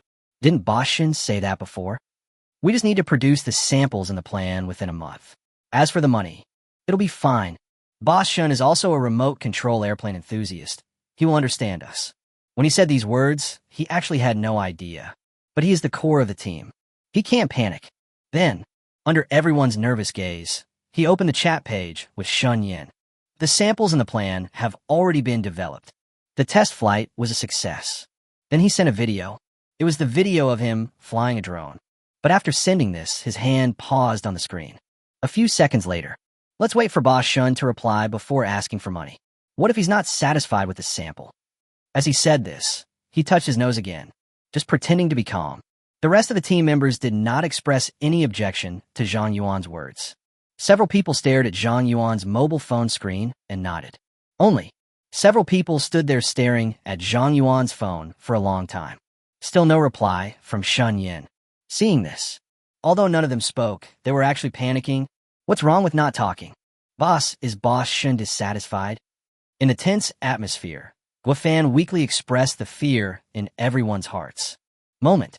He received threatening looks from the other 6 people. Seeing this, Guofan immediately added, "Boss Shun must be busy. He makes so much money every day. He must be very busy." Hucheng, Shenyan's home. Just see. Inside the bulldozer, Anna Shun was sitting in the driver's seat. He was looking at the phone screen with a frown on his face, his hands still swiping on it. On the screen was the map of Hucheng. Found it. Looking at the place marked on the phone, Anna Shun's frown instantly relaxed. Such a desolate place. No one will discover it this time. I'm really looking forward to seeing how powerful this guy is. As he spoke, Anna Shun threw the phone aside and stepped on the accelerator. The bulldozer slowly moved out of the yard. The dazzling sunlight hit Anna Shun's eyes directly. Grass. I forgot to check the time. It's so dazzling. As he spoke, Anna Shun touched behind him and found a towel to put on his eyes. Since it's still early, let's get some sleep. Not long after, his steady breathing could be heard from inside the bulldozer, and just on the other side of the driver's seat, his phone screen lit up. It was a message sent by Zhang Yuan and others. So, they couldn't contact Anna Shun. It has nothing to do with whether he is satisfied with their samples or not. But he didn't even notice the message they sent. When they messaged him, he is sleeping with his eyes closed, waiting to be tested. Soon, half a day passed in a flash. Shenyan also woke up slowly at this time. He touched the phone next to him and pulled the towel, covering his eyes away. 1:15. It's almost time. As he said this, he rubbed his eyes and stepped on the accelerator. The bulldozer drove for 2.5 hours. We just arrived at a deserted place. Looking at the desolate and deserted scene around him, Anna Shun showed a satisfied smile on his face. We're finally here. This time, no one will notice the place we're looking for. As he said this, he continued driving the bulldozer. At last, the bulldozer stopped steadily on a muddy ground. As the bulldozer stopped, Anna Shun also got off the bulldozer. Without further ado, he began the final transformation sitting on the bulldozer. Under his operation, a Katyusha successfully appeared in the deserted muddy ground. Then, Anna Shun entered the bulldozer and pressed the button. Swoosh, swoosh, swoosh. Listening to the sound of the equipment firing next to his ear, Anna Shun's mouth curled up. Success. Fuck, is that a shooting star? Make a wish quickly. When Liu Yu saw the sparks flashing across the sky, he thought it was a meteor. I immediately took out my cell phone to take pictures. At the same time, don't forget to make a wish excitedly on Double 10 Day. I hope to win $1 million in the lottery tomorrow. If 1 million is too many years, 100,000 will be fine too. Also, I hope my account's followers will skyrocket to 10 million. The place where Liu Yu was located was in a mountain far away, where Shun Yin was doing the test. He was currently in a dilapidated shelter. He was originally preparing to open a can of meat. As soon as I looked up, I saw sparks flashing across the sky, looking like meteors. He was immediately excited. Meteors are not common. Don't panic when something happens. The right thing to do is to take out your phone and take a video. After making a wish, Liu Yu clicked the far point in the center of the screen. Bang! He was just about to watch the video he had just shot. There was a loud explosion, and the ground where he was standing began to shake. Fuck, what the hell is going on? Earthquake. Realizing this problem, Liu prepared to get up and run away. However, he hasn't stood up yet. There was another violent shaking. The already dilapidated shelter was shaken by this. A few stones fell in an instant. Liu Yu had no way to avoid it, and the stone hit him directly on the forehead. Grass. Mad, why am I so unlucky? Touching the place where his forehead was hit, Liu Yu's anger grew. I haven't heard about the Hehe City earthquake. Wrong. Meteor? Oh shit, it's not a meteor. It's a munitions explosion. Chapter 47 Aerial Photography All-in-One Machine. Very good. It can't be such a coincidence. Realize the seriousness of the matter.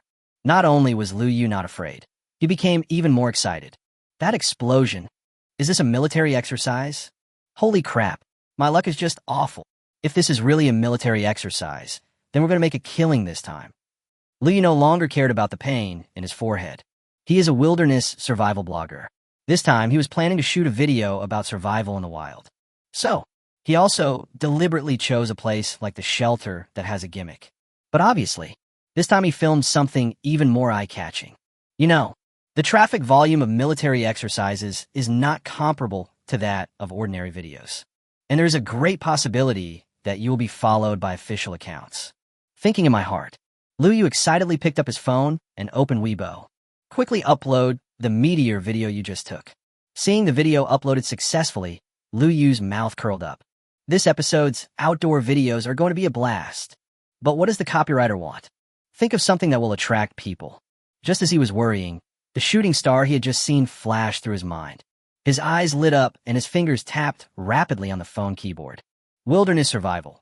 I thought it was Liu Shikan's, but it turned out to be a military drill. Release. Looking at the video that had been released, Liu Yu's smile was about to overflow. I'm definitely going to make a killing this time. I never thought that my wish would come true. As he spoke, Liu Yu began to pack up the things around him. Shun Yin knew nothing about everything in the distance. He was filming a video at this time. He recorded the entire operation just now. After all, if you want to sell new equipment, you still have to show customers the test video.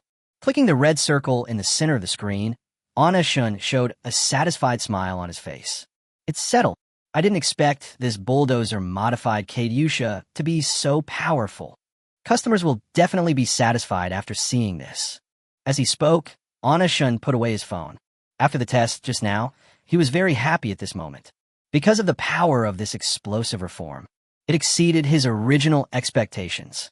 When the fire button is pressed, the Katyusha fires out firepower at that moment. It is not inferior to the real Katyusha at all. And consider the surrounding environment and the result of keeping your hands down. This time, he is fully confident that if this is put on the battlefield in the Middle East by the customer, this is definitely a shock to everyone. Shen Yin was full of confidence in this explosive reform. New equipment developed successfully. After doing all this, Anna Shin sat in the driver's seat of the bulldozer. Go home. On the way home, Anna Shin's mouth never lowered its corner. At the same time, he was humming a song. After returning home, Anna Shin washed and went to bed. The next day, after more than 20 days of studying the transformation, Shun Yin slept until noon the next day. After waking up, he casually touched the phone next to his pillow. Eyes slowly opened. What caught my eye was the message from Zhang Yuan. Boss Shun, are you dissatisfied? Do you have any suggestions for us to change? Boss Shun, are you there? Looking at the message from Zhang Yuan on the lock screen, Anna Shin smiled. Then he opened the chat history with him and checked the test flight video he sent. After watching the video, Anna Shun's eyes brightened a lot. Wow, as expected of Zhang Yuan, this level of maneuverability is miles ahead of even a remote-controlled airplane. It's really good. The all-in-one drone is great. Watch the drone in the video flying as flexibly as an elf. Anna Shun's words of affirmation came one after another. It's obvious. He was very satisfied with the Zhang Yuan team's creation of the world's first all-in-one aerial photography machine. But when he opened the chat input box with Zhang Yuan, he only received a cold response. Great job on the RC plane. If you need money, just let me know. Ping Cheng. Boss Shun has replied. He said we did a great job. Since Shun Yin hadn't replied to his letter, Zhang Yuan felt a little depressed after waiting all night.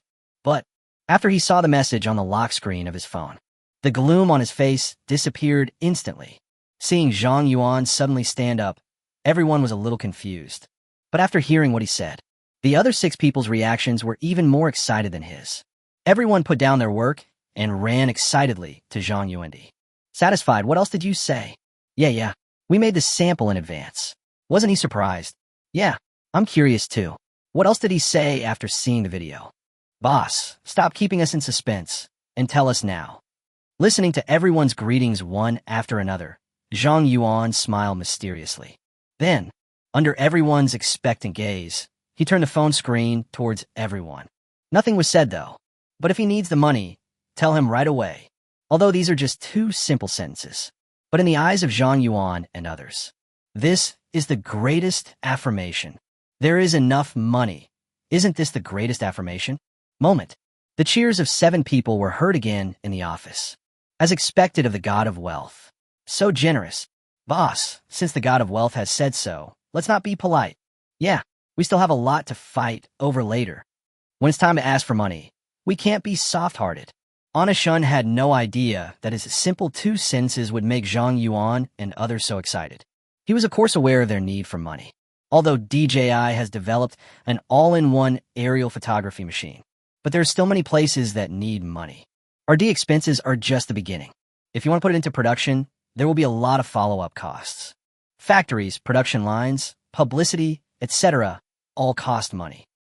Shun naturally understood this. So she spoke so generously. Soon, he received a reply from Zhang Yuan. I really have no money, so you might have to give me a ride to get some money. Seeing this, Shun smiled slightly.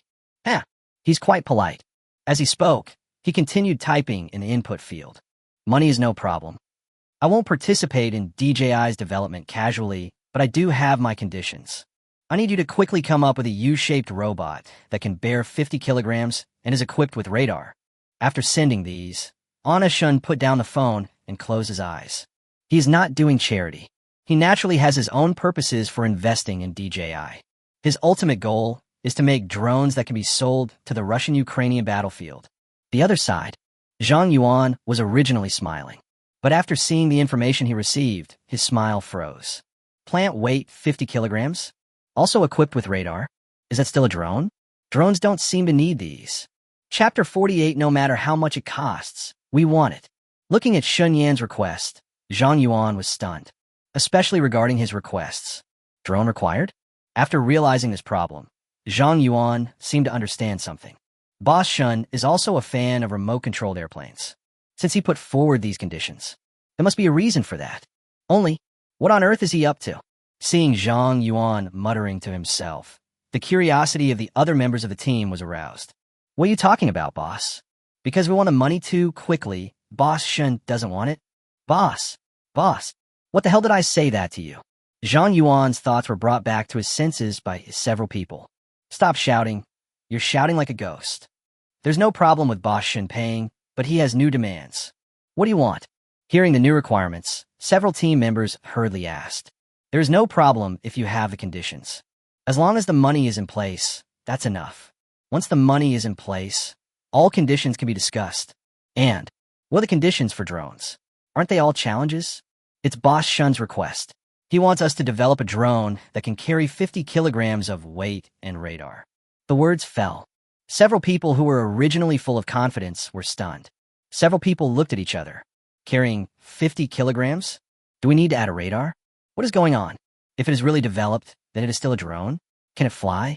Originally, they changed the material of the fuselage and added a camera. This has already increased the load-bearing capacity significantly. The difficulty of flying has also increased a lot, and it is really not easy to fly.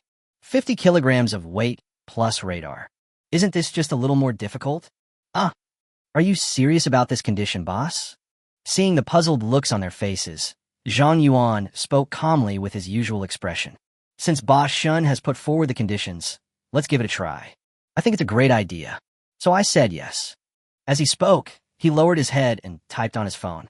Let's try our best. Although he was also confused, he did not ask anything. Because the idea proposed by Shun gave him some inspiration. Therefore, he felt that this condition was difficult. But you can give it a try. After sending the message, he slowly looked at the confused people. Just see. As soon as he looked up, he met the resentful gazes of several people. Boss, didn't you just agree? You know how difficult this condition is, and you still agree to it? 50 kilograms. How can it fly? Boss, you are confused. Zhang Yuan didn't care about everyone's complaints. Stop talking nonsense and believe in yourself. I think if this is researched, it will shock the world.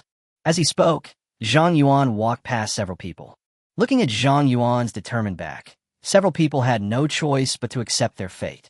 Alas, Anashin looked at what Zhang Yuan said on the phone and tried to smile faintly. As expected of Zhang Yuan, if it were someone else, they would definitely say, I'm wishful thinking. There's a reason why he's successful. Having said that, Anashin exited the chat page with Zhang Yuan. Then, contact 2 major customers at the same time. The 2 seemed to have expected him to contact them. Reply immediately. Have you developed your new equipment? How about it? Do you have new equipment? Looking at the 2 messages sent at the same time, Anashin didn't know whether to laugh or cry. What is going on? How can a customer keep urging us to release new products? It seems the situation in Middle East is still not good. He sent messages to 2 major clients. New equipment has been developed. As soon as this message was sent, messages came in from both sides at the same time. Not just replying to messages at the same time. Even the content is exactly the same. How's the new equipment? Is it powerful? Seeing this, Anashin's mouth corners raised. Strong or not? Whatever Anashin does, it must be a masterpiece. Do you still need to ask this? That must be very strong. Then, he only replied 1 sentence to the big customer. Kate Yusha, Yemeni Ministry of Energy Office. Kate Yusha. Minister Ba's eyes widened as he looked at the message from Anashin on the phone screen. It's not just Minister Ba. Javier, who was standing by, was also shocked when he heard that it was Kate Yusha. That's Kate Yusha. Rocket Lounge Hair. Needless to say, its power is huge. When I learned that the new equipment was Kate Yusha, he immediately understood why this new equipment took so long to develop. That big thing, how could it be so easy to develop it? His admiration for Anashin increased a little more. After all, Kate Yusha is not something that anyone can research if they want to. Purchase. Contact Anashin quickly. What if we use this thing on the battlefield and turn the situation around? We can win directly. After hearing what Javier said, Minister Ba's hands were shaking with excitement as he held the phone. Of course, he understood this principle. He can't wait any longer. Afterwards, he immediately sent a message back to Anashin. I want it. No matter how much it costs, we want it. At the same time, the Syrian customer also replied. Rocket Launcher Katyusha. Who wouldn't want that? If there is such equipment on the battlefield, there is nothing to be afraid of. Just do it. Seeing the 2 customers' positive attitudes, Anashin was naturally happy. Of course, this was actually within his expectations. After all, it was Kate Yusha. Moreover, the current situation in Yemen and Syria, this is when you need it. The production cost has gone up, so the price will be a bit more expensive this time. The price has gone up, and I can vouch for its power. The Kate Yusha I sold you is as powerful as the Type 81 122M rocket launcher. When Anashin said this, his face was full of confidence. Type 81 122M rocket launcher? This is his conservative statement. No exageración. On the day of the test, he could have put less gunpowder. Even at this point, it is not inferior to the Type 81 122M rocket launcher. So, if it were used on the battlefield in the Middle East, it would definitely be an existence that surpasses all others. So the price increase is not a problem. And the bulldozer-modified Kate Yusha and the previous steel pipe-modified rocket are very different. You know, no matter how powerful the previous steel tube rocket was, it was just a single tube rocket. Although its range is long, its power is also not bad. But this is the case without encountering Kate Yusha. This would happen if we encountered a multiple rocket launcher like Kate Yusha on the battlefield. In front of the big brother, the steel tube rocket was instantly turned into ashes. There is simply no way to compare. Whether it is range or power, it is. So, adding money is a certainty. Chapter 49. 100 sets are a bit too many. Regarding the price issue, Minister Duo and Minister Ba are also concerned. After all, it was Kate Yusha. The price will definitely not be as cheap as steel pipes and gas cylinders before. So, they naturally have no objection if it is a little more expensive. Only. How much is it expensive? After all, it was Katyusha, so neither of them waved their hands in a heroic manner this time. If it's more expensive, how much is it? What's the exact price of the new equipment? Both were curious about the price, because the equipment this time is a bit more advanced. You know, Katyusha is not only hard to buy on a market, but also very expensive. Even if they are as wealthy as they are, they still need to think deeply about this. So, buy before you go just in case. Let's ask the price first. After receiving the price inquiries from the two, Anna-shun also sent the price directly. It costs $500,000 and includes a rocket car and 5,000 rockets. But there is one thing. This time, just like before, I'm only selling materials. You still have to do the explosive reform yourself, but I will teach you. The message was sent, but the other party was silent. 1 minute, 2 minutes. Seeing this, Anna-shun couldn't help but frown. He looked at the page on his phone where no one had replied. He muttered to himself, "What's going on? Is the price too high? That shouldn't be. $50 for a steel pipe isn't too expensive for them. But this is too expensive?" Just when Shun Yin was feeling confused. Yemen. Fuck. Javier, guess how much this new equipment costs? Minister Ba's eyes widened when he saw the price sent by Anna-shun on his phone. Looking at Minister Ba's surprised expression, Javier couldn't help but become curious about Anna-shun's price. Too expensive? No way. This can be seen from the previous few transactions.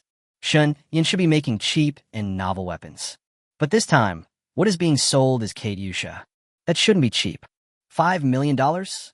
Hearing Javier's guess about the price, Minister Ba turned his head and gave a mysterious smile. 5 million? Too many. Seeing that Minister Ba remained silent, Javier frowned and continued to speculate. 10 million? When Javier learned that it was not 5 million, his first reaction was to say it was too cheap. But it's true. 5 million is a bit too little to buy a Katyusha. But if it's 10 million, isn't that a bit too much? Minister Ba had no idea what Javier was thinking. Just see. Hearing Javier's words, Minister Ba shook his head. Then, he suppressed the excitement in his heart and slapped Javier. 500,000! Upon hearing this, Javier's face changed, and he was completely stunned. He rubbed his ears. Katyusha? 500,000? Did Minister Ba see it wrong? Or did he hear it wrong? His first reaction was disbelief. I don't believe it at all. Expensive Katyusha. 500,000? How was that possible? 500,000? Minister Ba, did you count the wrong number? Upon hearing this, Minister Ba handed the phone directly to Javier. Looking at Javier's face, full of disbelief, he felt secretly happy. It turns out everyone's reaction is the same. But, buy Katyusha for $500,000. This is probably the reaction of everyone. After all, the price is really too cheap. It's so cheap that it's unbelievable. Javier looked at Minister Ba with a puzzled look, who was smiling mysteriously, and then shifted his gaze to the mobile phone in his hand. 500,000? Is it really 500,000? Fuck. 5,000 rocket launchers? Javier's eyes widened as he looked at the content on his phone. This is really a bit unbelievable. It's really incredible. I'm afraid Katyusha sells for $500,000. The only one of its kind in the world. As he said this, he looked up at Minister Ba, who was also in shock. Purchase. Just buy 50 sets this time. No. 100 sets. When Javier learned that it was really 500,000, he felt like his brain had crashed at that moment. That moment, he had only one idea. Purchase. Must buy it. Minister Ba's idea is consistent with Havel's. He also meant that he had to buy it. But he was still a little surprised by the 100 sets. 100 sets is a bit too much, isn't it? As soon as these words came out, it was immediately rejected by Javier. Joke. Regarding the current situation on the battlefield, the Katyusha provided by Shun Yin is their only life-saving straw. Their equipment is not bad, but the opponents are even better. So, faced with Katyusha at such a low price, don't hesitate. Just 100, no more. This time we must get rid of those Hussein bastards in one fell swoop. Don't let them have a chance to come back. When talking about Houthis, Javier's eyes were full of coldness. Of course, Minister Ba would have no objection to this proposal. After all, everyone has the same goal. Then 100. This time we must completely defeat the Houthis. Then, he opened the chat box with Shun Yin. At the same time, the situation in Syria's logistics department at this time is similar to that in Yemen. After some discussion, so are their decisions. directly purchase 100 sets of bulldozers and modify them into quantities. After all, at this price, hesitating for even a second longer would be disrespectful to Onashun. Moreover, their current situation is different from that of Yemen. Although both are in civil strife, their situation is still far from helping Yemen. So, time waits for no one. Place your order now. Ding dong. Ding dong. As two prompt sounds rang out, Onashun's phone lit up. Seeing this, he clicked it immediately. After reading the messages sent by the two, the sad expression on his face disappeared and turned into a bright smile. Only see, the two people's replies appeared in the dialog box. So cheap. As expected of you. You really are the most honest arms dealer. You even sell quantities so cheaply. In fact, it's not that they are exaggerating, but Xinyan's quantities is indeed sold cheaply. You know, even if it's a steel tube rocket, it still costs $50. And this time it's quantities. There are 5,000 rockets alone. So, this price is really not expensive. So you think it's too cheap?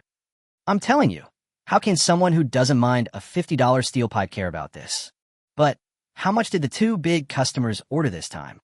As he spoke, Onashun was about to ask in the input field. He was typing when his phone vibrated again. Just see, the two big customers sent messages again as if they had discussed it beforehand. Yin, let's start with 100 sets this time. 100 sets for this price. Moment. Even though Onashun was mentally prepared after seeing the order quantity. Look of shock. Each of them has 100 sets. Chapter 50. It's stupid not to want the money you have already earned. Looking at the messages sent by two customers on the phone, Onashun smiled from ear to ear while holding the phone. 100 sets each. That's 200 sets for two customers. One set is $500,000, 200 sets. 100 million. US dollars. What the hell? I'm definitely making a killing this time. Although it took quite a while to modify the bulldozer, but it's worth it. Rao Shunyan, who is always calm. After doing the math, he was so happy that he almost jumped up. Holding the phone, I wish I could lift it up and say goodbye. But, although he was happy, he did not forget his business. I immediately sent the modified production video to two clients. You guys watch it first. If you don't understand, I can personally go over and teach you how to do it. When it's time to maintain relationships with customers, we can't fall behind. Not to mention, this time it brought him such a large sum of money. You know, this time the bulldozer is a modified quantities. The cost of one set is 100,000. Still RMB. Isn't this pure profit? That's it. How can I not be happy? Whenever customers need it, I will go to the Middle East to teach them in person. Why not? Yemen. Should we tell them about everyone's recent troubles with yen? After solving the order problem, Minister Ba soon realized a new problem.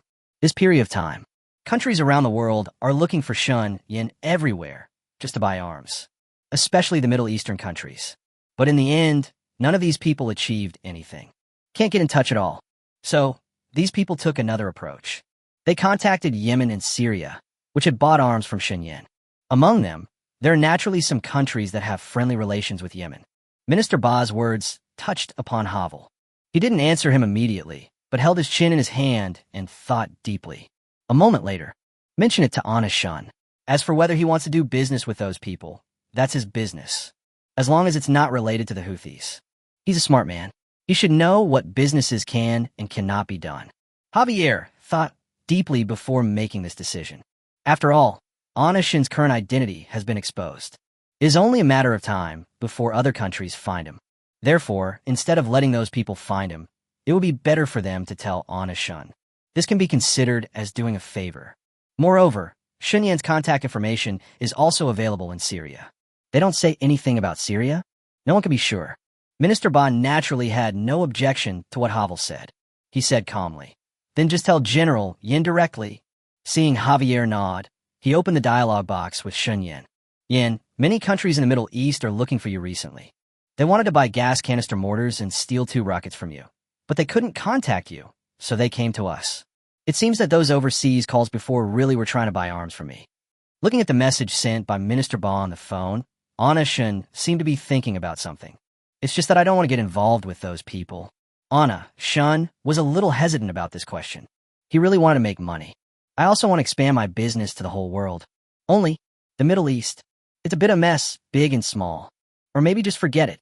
After making the decision, Shin sent a message back to Minister Ba. There is no plan to connect with new customers for the time being.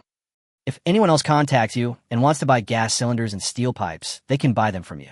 As for the price you sell them at, that's up to you. We'll still stick to the original $50 deal.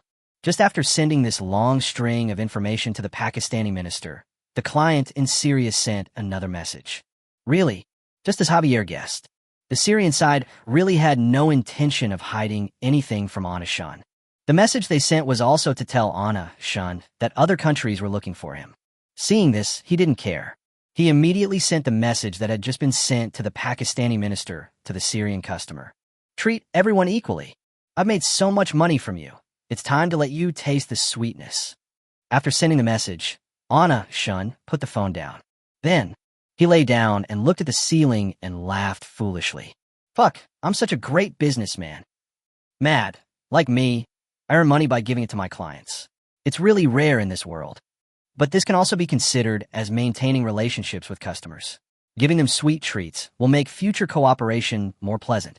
In fact, he made this decision after careful consideration. It's not that he doesn't want to make more money.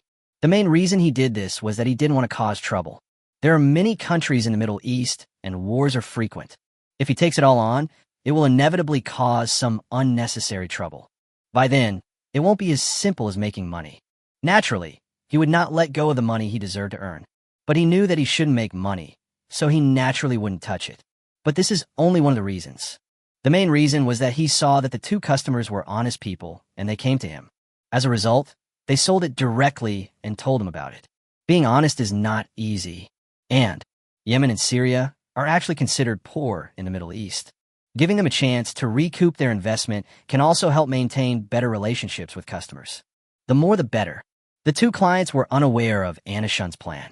Both sides were looking at their phones, feeling moved.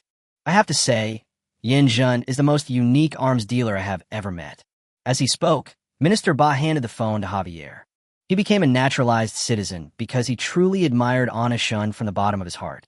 The business that was right in your hands was handed over to someone else. This is simply... Javier looked at Minister Ba in confusion. What did Shin say? Why are you so moved? As she spoke, she took the phone he handed her. It's better not to watch it. My eyes widened when I saw it. This was the countless times he was shocked by Shin's behavior. He pointed at his phone and looked at Minister Ba with shock in his eyes. Is he going to give us the business of selling gas cylinders and steel pipes? Minister Ba smiled and nodded in response to Javier's question. You're not mistaken. He just wants to give us the gas tank business. I really don't understand what he's thinking. Hearing this, Javier's eyes lit up. Hurry up and agree to it. You'll definitely make a fortune this time. Joke. Ever since Yemen gradually turned the tide, gas tank mortars and steel tube rockets are all the rage in the Middle East. If they sell it, it is definitely a huge profit. Upon hearing this, Minister Ba quickly opened the chat page with Shun Yin. Don't worry, Yin, there will be no problem leaving it to me. The other side, many Syrian ministers also readily agreed to Shin's words. After all, this is literally putting money in front of them. Who can refuse such a good thing? It's stupid not to want the money you've already earned.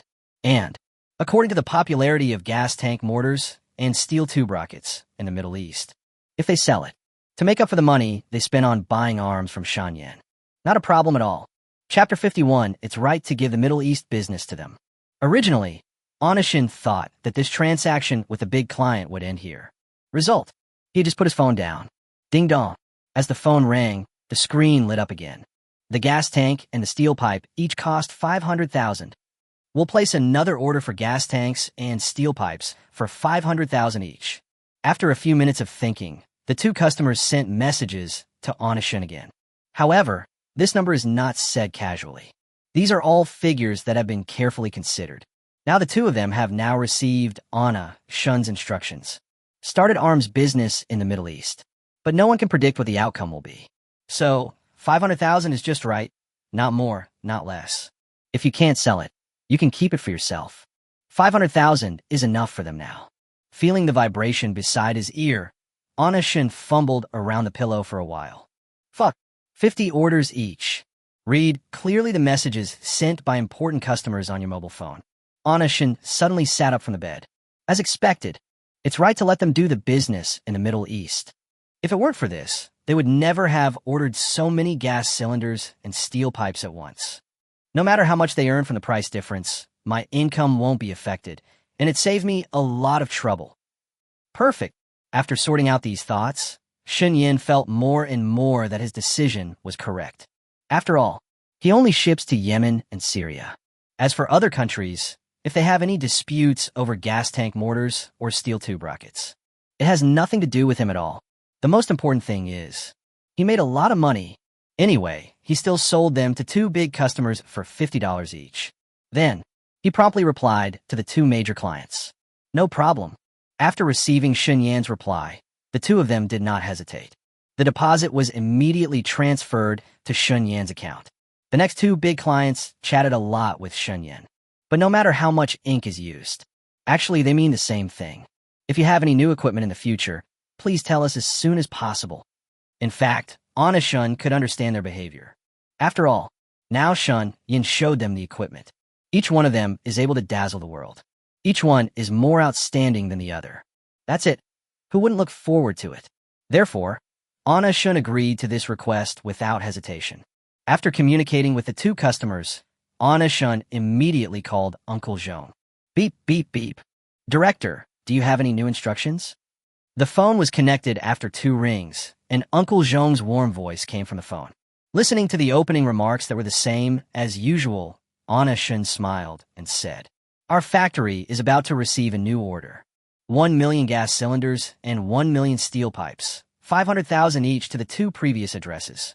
Factory, 1,500,000. Listening to Anna Shun say a few words on the phone, Uncle Zhong's head was confused. The only thing left in my mind was the number Shun Yin said. The originally bright smile froze on his lips. How come it's 1 million again and 500,000 again? These are orders, not money. But how could such a large order volume come out of the factory director's mouth?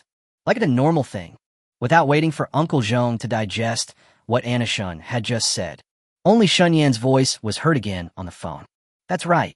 The most important thing is, the factory is purchasing a batch of materials for bulldozers. As for the quantity, speaking of the purchase quantity of materials, Anna Shun paused for 2 seconds. Just buy the materials for 200 bulldozers. The reason why there are 200 sets. In fact, what Anna Shun was thinking was, if Yemen and Syria each had 100 Katyusha modified bulldozers, they should be able to completely turn the tide of the war. By that time, people probably won't buy Katyusha bulldozers anymore. Although it is much more powerful than the gas tank mortar and steel tube rocket. But it's also several times more expensive.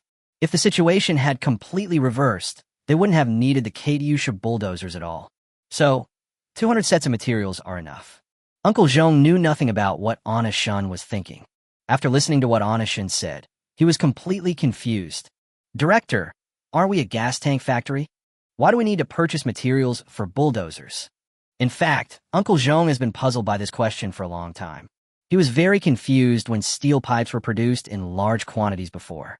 A factory that sells gas cylinders, producing steel pipes, and the shapes are so strange. However, although he was confused at that time, he did not ask. Only, what we want to buy this time is actually the materials for bulldozers. Gas tanks, bulldozers. This is totally unrelated. So this time he simply asked the question that had been bothering him for a long time. But, regarding Uncle Zhong's question, Anna Shun had already thought of a set of excuses. Uncle Zhong, we all serve our customers. We give our big customers what they want. As for what the customers use it for, that's not our business. We're just responsible for getting the money. After saying that, a smile appeared on Anna Shun's face. He had already thought of an answer to this question. After all, what he did was against the law. You can't do it without preparation.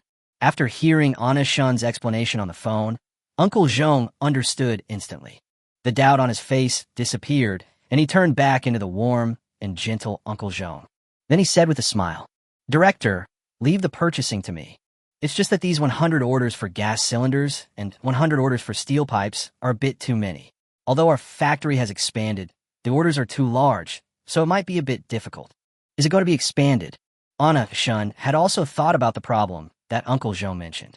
Although the factory has been expanded twice, but the order volume this time is really too large. As far as the current factory is concerned, it is simply unable to meet the demand from Middle Eastern customers. But expansion? It's impossible. Uncle Zhong, if the factory can't produce enough, we can buy it from the surrounding factories. Just buy as much as you need. It is impossible to expand it. You know, now all orders for the factory come from Middle Eastern customers. What if the Middle Eastern customers suddenly stop cooperating with them? Such a big factory, is it going to starve? By then, the factory will only face bankruptcy. To be on the safe side, just in case, it is better to expand. Now, this is pretty good. The main thing is, even if it faces bankruptcy in the future, it's not necessary to pay that much. So, let's just stop at the expansion. As for expanding business all over the world in the future, at that time, even if the current factory was expanded, it would not be possible. So, he had other plans in mind. Chapter 52. Just like this, can you be rich? Uncle Zhong had no objection to receiving Anna Shun's new instructions. Ugh. Director, if you have any other instructions, please contact me at any time. After saying that, Uncle Zhong hung up the phone. After hanging up the phone, he smiled as if he had won the lottery. He didn't know what Anna Shun's plan was. In his opinion, Shun Yin disagreed with the expansion because he had the idea of opening another factory. After all, the jobs the factory takes on now are really a bit mixed. Forget about steel pipes, bulldozers. It's really a bit far-fetched. So, such a beautiful misunderstanding thus arose. After hanging up the phone, Anna Shun looked at the ceiling and fell into thought. For now, the current factory can no longer keep up with his pace. The further you go, the further you'll fall behind. So, another plan came into his mind. If we save enough money, we can build a base dedicated to producing weapons. In fact, Uncle Zhong didn't really have a misunderstanding. Shen Yin did have a new idea, but not opening another factory, but build a weapons and equipment production base directly abroad. After all, his business is to be spread all over the world. At that time, the types of equipment were even more diverse.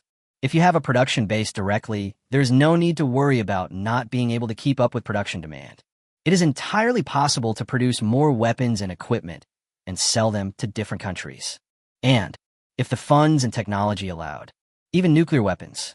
It's not impossible. After finally processing the information for both sides, he did not continue working. Instead, continued to sleep.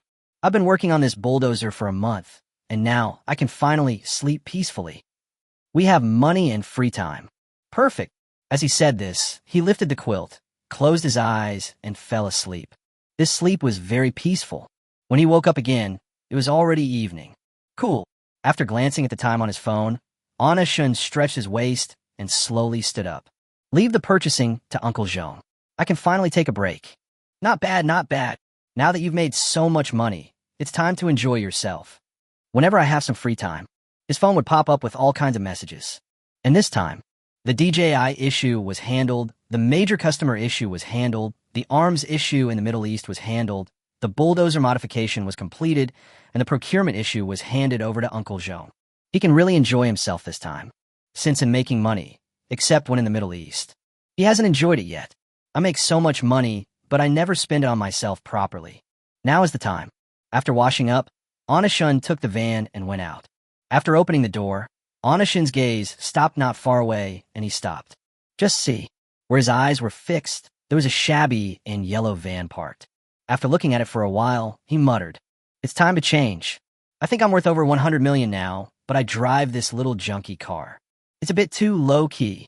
I've been talking about changing it before, but there was no time. Now's the perfect time." The van was used by Ji's father to transport goods before. After he came back, he just kept using it to save trouble. The main reason is that I don't have time to replace it, and now is the chance. Anna Shun got in the driver's seat of the shabby car and drove into the city humming a song. Go straight to the 4S store. Not bad, not bad. Anna Shun looked at the shiny black car body in front of him and kept praising it. And he touched it. It is the dream of countless men. Mercedes-Benz G-Class. Not far from him, there were two salesmen in suits standing. What's going on? Can he afford it like that? Besides, I think he came here in that yellow wooling at the door. The man stood there hesitant. Seeing the man hesitate, the slightly older man next to him covered his mouth and spoke. You don't understand this. Look at the aura of that man. Does he look like he has no money? Don't blame me for not reminding you later, There are quite a few van owners in Huching. Hearing this, the young man hesitated a little, although he believed what the middle-aged man said. But looking at the yellowed van at the door, he became a little hesitant. Whose boss's van is turned yellow? No matter how you look at it, it's caused by not washing it for years and getting it open frequently. How can you be rich like this? Do you really want to waste your time on this kind of person? Just as he was hesitating, the middle-aged man covered his mouth and was about to leave. If you don't go, don't blame me for taking your order. As he said this, he glanced at the young man. Seeing that he was still unwilling to come forward, he sighed in frustration. Then he walked in the direction of Anna-shun. He didn't notice Anna-shun at first, and it was only when the young man reminded him that he noticed it. But the young man reminded him that he wanted to laugh at Anna-shun with him. However, he noticed something was wrong as soon as he took a look at Anna-shun. How could the aura around him be that of a poor person? His professional experience told him that Anna-shun was not simple. But the customer was discovered by the young man first, so he couldn't go straight in. Only, if the young man doesn't want to go up, then you can't blame him. Hello, sir. Do you like this one? You can get in the car and try it. The man came to Anna-shun and introduced him. Anyway, he has plenty of time, so even if the customer doesn't buy, it won't delay him for long. But when he was about to continue the introduction, Anna-shun pointed at the car and said lightly, "That's it, sign the contract now." Hearing this, the man was stunned for a moment. But the customer was right in front of him, so he quickly recovered and said with a smile, "For this one, you might have to wait. You can add money. You can drive away today if you add more." Before he finished telling the specific time, he was interrupted by Anna-shun arrogantly. Seeing this, he was very happy. How many customers can you meet in a year who are so generous? The result is such a small probability. He met it. The salesperson was so excited that his palms were sweating. "Would you please wait a moment? I need to check." Hearing this, Anna-shun nodded. "Just don't wait a few months. But it's really cool to be rich. It's just money. I have plenty." Half an hour later, "The car is yours. If you need anything in the future, feel free to contact me." As he spoke, the middle-aged salesperson handed Anna-shun a business card from the car window. Anna-shun glanced at the contents of the business card, then took it and put it aside. Looking at the man, he smiled and said, "I've accepted your business card. I'll come to you next time I buy a car." Having said that, he stepped on the accelerator and left the 4S store. Looking at Anna-shun's leaving figure, the man stood there and made a victory gesture. And behind him stood the young man. He saw everything that just happened. Now his eyes were filled with resentment and resentment. Originally, this order should have been his. Chapter 53. Terrorists are really arrogant. They dare to privately manufacture arms. During the break, Anna-shun not only bought a car. I also bought a single-family villa in the best location in the city. At the same time, a large studio was purchased. He even bought a yacht to go sea fishing. A helicopter overlooks the entire city. In short, he is very cool every day he rests. Spending money until he doesn't want to spend anymore is probably his current state. I got home at night and lay in bed.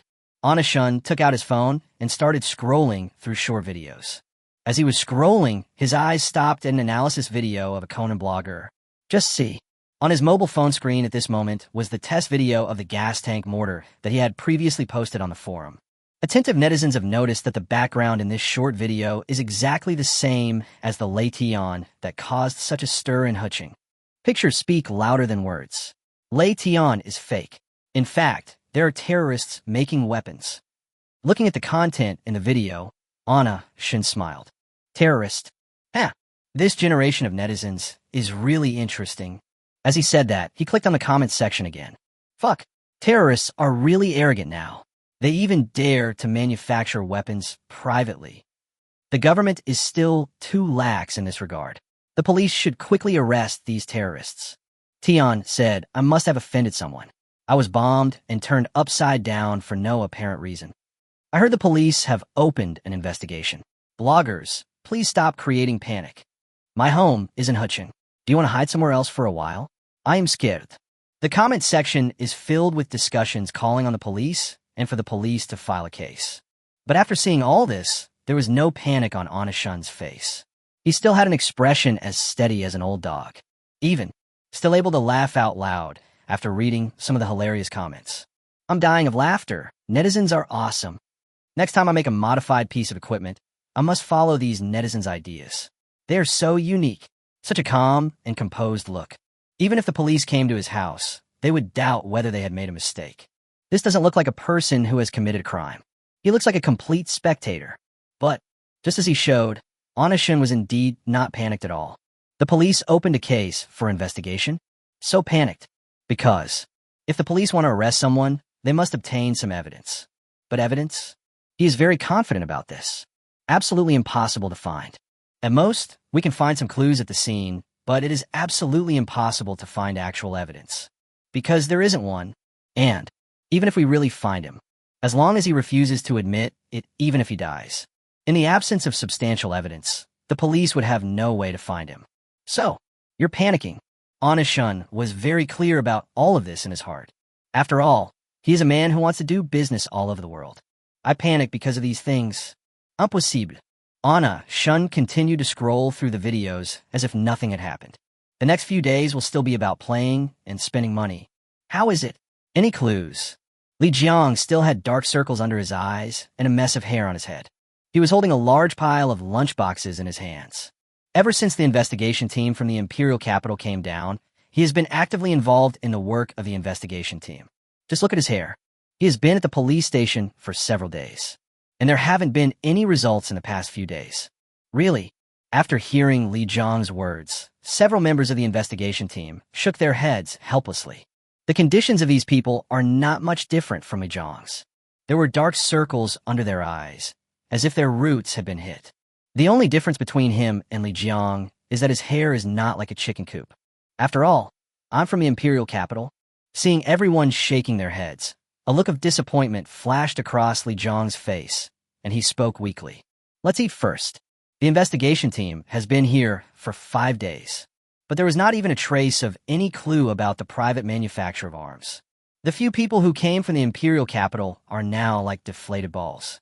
Dragging heavy steps, several people came to a table on the side to eat. It's really bizarre. We've been searching for so many days, but we still haven't found anything. Li Jiang, you've been to the first scene. Did you discover anything at that time? Hua Qing took a mouthful of rice, looked up at Li Jiang, and asked. Hearing his words, Li Jiang paused while eating. In an instant, he felt that the lunchbox in front of him no longer smelled good. This matter has always been a pain in his heart, although the director did not directly punish him. But there is no lack of ridicule from colleagues, especially after it was revealed that it was not Lei Tian at all, but someone who privately manufactured arms. Many people laughed at him openly or secretly. That's why he is so obsessed with this matter. Only, Hua Qing's words really stung him. He slowly raised his head and spoke through gritted teeth. You've asked me that twice. Hearing this, Hua Qing didn't say anything. He smiled awkwardly and continued eating. But Li Jiang obviously couldn't just laugh it off. He stared at Hua Qing, feeling very unhappy. What the hell is this sentence? Leave me alone. Soon, Xiang Yun, who was eating, also noticed that something was wrong with Li Jiang. Seeing that the atmosphere was not right, he quickly tried to smooth things over. Li Jiang, come eat. You look tired and thin these past few days. Come on, eat. This braised pork is delicious. After that, Li Jiang didn't say anything, but continued eating. Seeing this, Xiang Yunsong breathed a sigh of relief. After a few days of contact, he naturally understood Li Jiang's strength. They have very good workability, otherwise I wouldn't have joined the investigation team to work with them. In the Lei Tian incident, he felt that Li Jiang was just unlucky. However, other members of the investigation team did not think so. He took a mouthful of rice and watched the few people chatting casually. Well, we've checked everything we could on surveillance these days, but there's been no results. That place is too remote. There isn't even a single surveillance camera. There's not a single passing vehicle and no surveillance. I really don't know how to check. After saying that, he sighed deeply again. He is really depressed, because that location is really very remote. Nothing. After he finished speaking, there was silence in the office again. Everyone is in a bad mood. The atmosphere at the scene was very depressing. I'm done eating. Since I can't find anything, I'll go check around the explosion pit. Li Jiang suddenly spoke up, breaking the strange atmosphere. After saying that, he stood up and left with an empty lunchbox with a sour face. Several members of the investigation team watched him leave without saying anything. Only, no one thought he would find any clues. After all, the explosion site has been almost completely destroyed due to military mine clearance. There is no possibility of any clues at all. In their eyes, Li Zhang's behavior was stubbornness. Chapter 54 Syria also bought Katyusha bulldozers. Shun Yin was unaware of the police's detailed investigation. But even if he knew, he wouldn't panic. Even don't care. And Uncle Zhong also entrusted Shun Yin with the purchase orders after the past few days. All the materials for 200 sets of bulldozers have been purchased. Director, I bought all the materials you asked me to buy, and they're lying in the factory now. Anna Shun lay on the bed and looked at the message sent by Uncle Zhong with a satisfied smile. There are a lot of miscellaneous things involved with bulldozers. Therefore, Anna Shun had already prepared to wait for a week. But it's only been 4 or 5 days. He was completely surprised that Uncle Zhong was able to purchase everything so quickly. But accidents are accidents. High efficiency is a good thing. Then, he opened the dialogue box with Uncle Zhong and started typing. Divide the purchase materials in half and send them to the 2 addresses mentioned above. They are efficient and send it to the customer. They just happen to be in a hurry. Good. I wonder if they can learn how to use the bulldozer this time. Anna Shun looked at the ceiling and started to worry. This worry is not impossible. They didn't learn last time with the gas tank, the bulldozer. Can you do it? As he spoke, Anna Shun shook his head tiredly. Although serving customers is normal, but in the Middle East, damn, it's dry, and everything else is really not as good as in China. But Anna Shun didn't dwell on this for too long. He turned over and continued to browse on his phone. If it doesn't work, just go there. But this time I can prepare some things for my own use. With the experience of my last trip to Yemen. This time he didn't make any preparations and just left with a simple backpack. Although Minister Ba treated us very well last time, but I still feel uncomfortable with the local climate. While 200 sets of materials were being sent to the Middle East, Shun Yin was not idle either. It's still time to take a rest and play. In short, let me summarize these days. Just 2 words, cool. But the main reason why Anna Shun can be so cool is, during this period, the factory operated normally. The situation in the Middle East has temporarily stabilized. Those in the Middle East who want to buy arms have also found channels to do so. So during this period of time, basically no one came to harass him. Just people with DJI. From time to time, he would send messages to Shun Yin to report on the progress of research and development. However, most of the news was good news. Thanks to everyone. Shun Yin spent half a month of leisurely days without being harassed by anyone. Soon, half a month passed in a flash. During this period, Yemen and Syria also received materials sent by the factory. Only, it doesn't seem to be going well. Yemen, laboratory. What's going on? Didn't you say you were confident you could make that video I showed you before? It's been 10 days. Where are the things? Minister Ba's face looked very bad at this time, and he kept hitting the table with the gun in his hand. The cold instrument hit the table. Bang, bang, bang. The sound continued to echo in the quiet laboratory. All the researchers' hearts were tightened at this moment. Our eyes have learned, but my hands haven't learned yet. When Minister Ba sent the explosive modification video sent by Anna Shun, all researchers agreed that there was no problem. But who knew that when the materials arrived, they realized how different they were from the video. They studied it for more than 10 days in confusion. But the result is obvious. It didn't even take shape. The guy in the video is really amazing. It seems so easy when I saw him do it. Who knows? Once it falls into our hands. When talking about the latter part, the researchers did not dare to look up at Minister Ba, but could only lower their heads and clasp their hands nervously. Hearing his words, Minister Ba felt like he had a heart attack. Oh my God, why didn't you say it earlier? The outside is in such a mess. Everyone is waiting to be used. Result, the eyes have learned it, but the hands have not. It's really speechless. He looked up at the Katyusha not far away, which had not yet formed a frame. After just one glance, he closed his eyes. It's really disgusting. What do you think? He turned his gaze to Javier, whose expression was equally gloomy. Silence. He did not respond to Minister Ba's words. After a long while, he said coldly, a bunch of useless things. How's the research going in Syria? Upon hearing this, Minister Ba's eyes lit up, and he quickly took out his cell phone.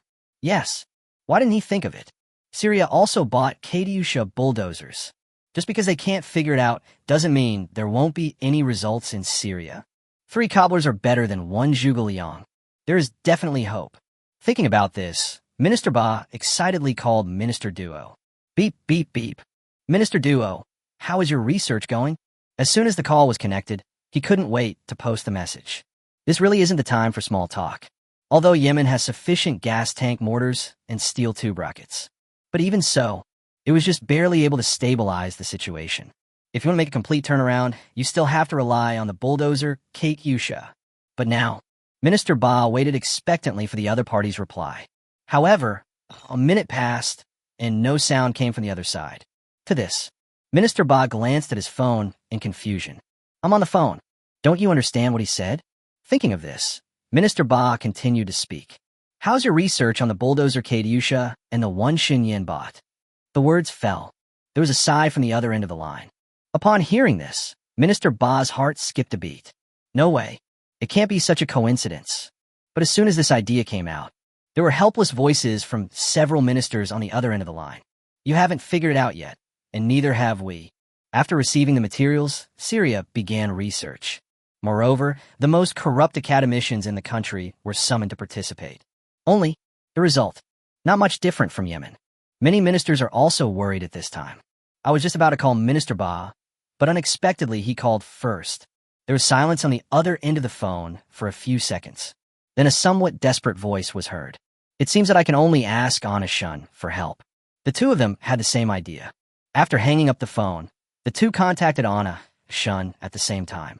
At this time, Xinyan was on the newly bought yacht. Before my eyes is the endless blue sea, and in my ears is the sound of surging waves. So pleasant. Two sudden cell phone notification sounds broke the quiet atmosphere. Anna Shun frowned and took the phone away. Hey, it's a big customer. It seems the research isn't going well. As he spoke, he checked the messages sent by two major clients. Yen, you need to come over. Powerful arms dealer, I need you. Chapter 55. That arms dealer is so powerful. Anna Shun looked at the phone and chuckled. It's time to get busy with work. Then he put down his phone and shouted from the aisle near the cockpit. Go back. After speaking, Anna Shun sat in the yacht and looked at the pleasant scenery outside the window. Yemen is okay, but Syria... In fact, Anna Shun was still a little worried. After all, these two are war-torn countries in the Middle East, where the battle is getting intense. Anyone who says it's not dangerous is lying. But I don't want to. The customer pays, and that's what I should do. Besides, once we get there, they will protect my safety. In fact, he was not really worried about Yemen. It's just Syria. The situation over there is much more complicated than in Yemen. After docking, Anna Shun drove his new favorite home to pack up his things. Soon, he boarded a plane to Yemen, a 12-hour journey. Just like before, he met with the person arranged by Minister Ba on the plane to his connecting flight. Because it's not the first time, so this time the 12 hours didn't seem so difficult. Soon, the plane landed at Yemeni airport. Word, from a distance, Anna Shun saw Minister Ba and others who were dressed very modestly. Only, dressed in a low-key manner, the bodyguards surrounding him are a bit too low-key. As soon as Anna Shun took 2 steps, Minister Ba came to his side and put his arm around his shoulder very warmly. Seeing this, Anna Shun asked with a smile, How far have you progressed according to the video? Hearing this, Minister Ba's smile froze for a moment. Which step? That looks no different from the material just sent. How can I say that? But the embarrassment only lasted for a moment, and Minister Ba quickly adjusted his expression. He looked at Anna Shun and smiled mysteriously. Don't worry about new equipment. I prepared a lot of new stuff for you this time. I will definitely make up for what you didn't experience last time. Seeing Minister Ba change the subject, Anna Shun smiled and said nothing. After all, the person in front of you is a customer. You still have to give others face and dignity. Then, Anna Shun followed Minister Ba and others into the car, because of the slightly awkward greeting before. Therefore, this time Minister Ba was not in a hurry to let Anna Shun start teaching them. Instead, he took Anna Shun to play in Yemen for 2 full days. It can be said that it is a great honor to be a host. On the 3rd day, he came to the hotel where Anna Shun was as usual. As soon as Anna Shun went out with sunglasses on, he saw Minister Ba, who was dressed ostentatiously. Seeing this, he walked forward with a smile and said lightly, Minister Ba, I've been here for 2 days. Let's get down to business first. Upon hearing this, the smile on Minister Ba's face froze, and he touched his nose awkwardly. These days, he took Anna-shun to play everywhere. Actually, I don't want it to look too ugly. So, secretly, he still gave orders to the researchers. Who knows? Those people still made no progress. It's totally useless. Seeing Anna-shun took the initiative to bring it up, it was not easy for him to postpone it. I had no choice but to give up. He looked at Anna-shun and said slowly, "Let's go." "We're a little slow." Without waiting for Minister Ba to finish, Anna-shun smiled and said, "I'm here to help you. I won't leave until I teach you well." The words fell. Minister Ba forced an unnatural smile. Then he stepped on the accelerator and drove straight to the laboratory. "This is too difficult. I don't understand anything at all. Help!" Dainio looked at the scattered parts in front of him, holding his head and feeling a headache. He has been watching videos and studying for half a month, but still no clue. With Minister Ba still urging him, he felt even more at a loss. Feeling distressed, he turned his head to look at Diva behind him. He asked, "Is that arms dealer from the Eastern Power going to teach us a lesson? Hasn't he coached you before? How about he be really good?" At this moment, Anna-shun was like a god in the hearts of all the researchers. After all, everyone can see what he has created, whether it is the previous gas tank mortar or the steel tube rocket. They are all extremely powerful. The most important thing is that they don't understand. It was like playing in his hands. It becomes much simpler in an instant. This time, when they learned that Anna-shun was coming to guide them, everyone didn't know how long Gao she would be here. See the master in person. How can I not be excited? When Diva was asked, he immediately put on a proud look. "You don't know, that arms dealer is extremely powerful. Simply the smartest person I've ever met." The words fell. In an instant, everyone's eyes in the laboratory lit up. Diva is already the most experienced person in their laboratory. Therefore, I had the opportunity to study with Anna-shun before. This time, if the bulldozer Katyusha was not too big and needed manpower. Otherwise, they would not be able to see Anna-shun at all. So, even Diva's evaluation is so high. That's obvious. That arms dealer is definitely the biggest among the biggest. Just when everyone was immersed in excitement, Minister Ba brought Anna-shun into the laboratory. "This is where we make the bulldozer Katyusha." Listening to Minister Ba's introduction, Anna-shun looked around. Satisfied, he said, "Your equipment is good. But why didn't I see the bulldozer Katyusha when I came in?" Looking at Anna-shun's face full of question marks, Minister Ba felt his cheeks burning. "Bulldozer Katyusha? I didn't figure it out. It's already done, and I still want you to come?" Although Minister Ba was secretly complaining in his heart, he still kept smiling. He looked at the researcher who was working and said with a smile, "This is the creator of bulldozer Katyusha. He will teach you how to make it next. Remember to study hard." When he said the last sentence, Minister Ba gritted his teeth. But everyone's eyes were on Shun Yan. He did not notice anything wrong in Minister Ba's words. Then, Shun Yan also directly devoted himself to the guidance work. "This bulldozer Katyusha is similar to the steel tube rockets you made before, but also different. So don't worry, it's easy to learn." For the next 2 days, Anna-shun stayed in the laboratory. From time to time, the voice of Anna-shun explaining could be heard from the laboratory. The modified Katyusha definitely can't be used with a pickup truck. A pickup truck isn't as sturdy as a bulldozer. Katyusha rockets are the same as steel pipe firebombs. They're both modified from steel pipe explosions. The difference lies in the power, range, accuracy, etc. This is comparable to the Type 81 122mm rocket launcher Katyusha, although it is not as exquisite as the Type 81 122mm rocket launcher. It requires a sturdier vehicle. A bulldozer is much stronger than a regular pickup truck, so it's a better fit. Chapter 56 The Arms Sold are not only cheap, but also extremely powerful. It's done. Diva and other researchers in the laboratory covered their mouths and exclaimed in surprise as they looked at Katyusha, which was finally completed. After these few days of Shun Yan's hands-on teaching, researchers in Yemen have finally learned how to modify the Katyusha. After all, it was like watching it transform from a pile of ordinary materials into such a powerful guy. So, everyone's face was filled with a sense of accomplishment at this time. At the same time, Havel and Minister Ba also heard the good news here. He immediately rushed over after hearing the sound. When he arrived, what he saw was the highly modified and improved bulldozer Katyusha. The moment he saw Katyusha, his eyes widened. Yen, you are simply amazing. I can't even imagine how powerful it is. He exclaimed, staring at Katyusha as she walked towards Anashun. Sure enough, it's still you. Walk. Go test its power. The words fell. Everyone in the laboratory's eyes lit up instantly, and they all looked expectant. After all, it was modified by my own hands. Who wouldn't be looking forward to it? And that's Katyusha, although it's not very delicate. But who doesn't know about Yemen now? There is nothing wrong with Shun Yan's weapons except that they are ugly. The power is surprisingly great. With such a good example before us, who would dare to underestimate the power of the Katyusha bulldozer? Then, at the order of the Pakistani minister, a man in Yemeni combat uniform came in immediately, under the gaze of everyone. He got into the cab of the bulldozer and drove it out. Seeing this, Anna, Shun asked, looking at the excited Minister Ba with the corners of his mouth raised. Are you still going to the place where we were last time to get tested? Hearing this, Minister Ba pointed at Anna Shun and said with a smile, a Katyusha bulldozer costs more than a gas tank. The test must be carried out on the battlefield. Hearing Minister Ba's words, Anna Shun raised his brows slightly, because his mind recalled the scene when he had a headache trying to find a testing location. Results people Yemen test location. Go straight to the battlefield. But this is not bad. It's the same everywhere anyway. Minister Ba was misunderstood when he saw Anna Shun like this.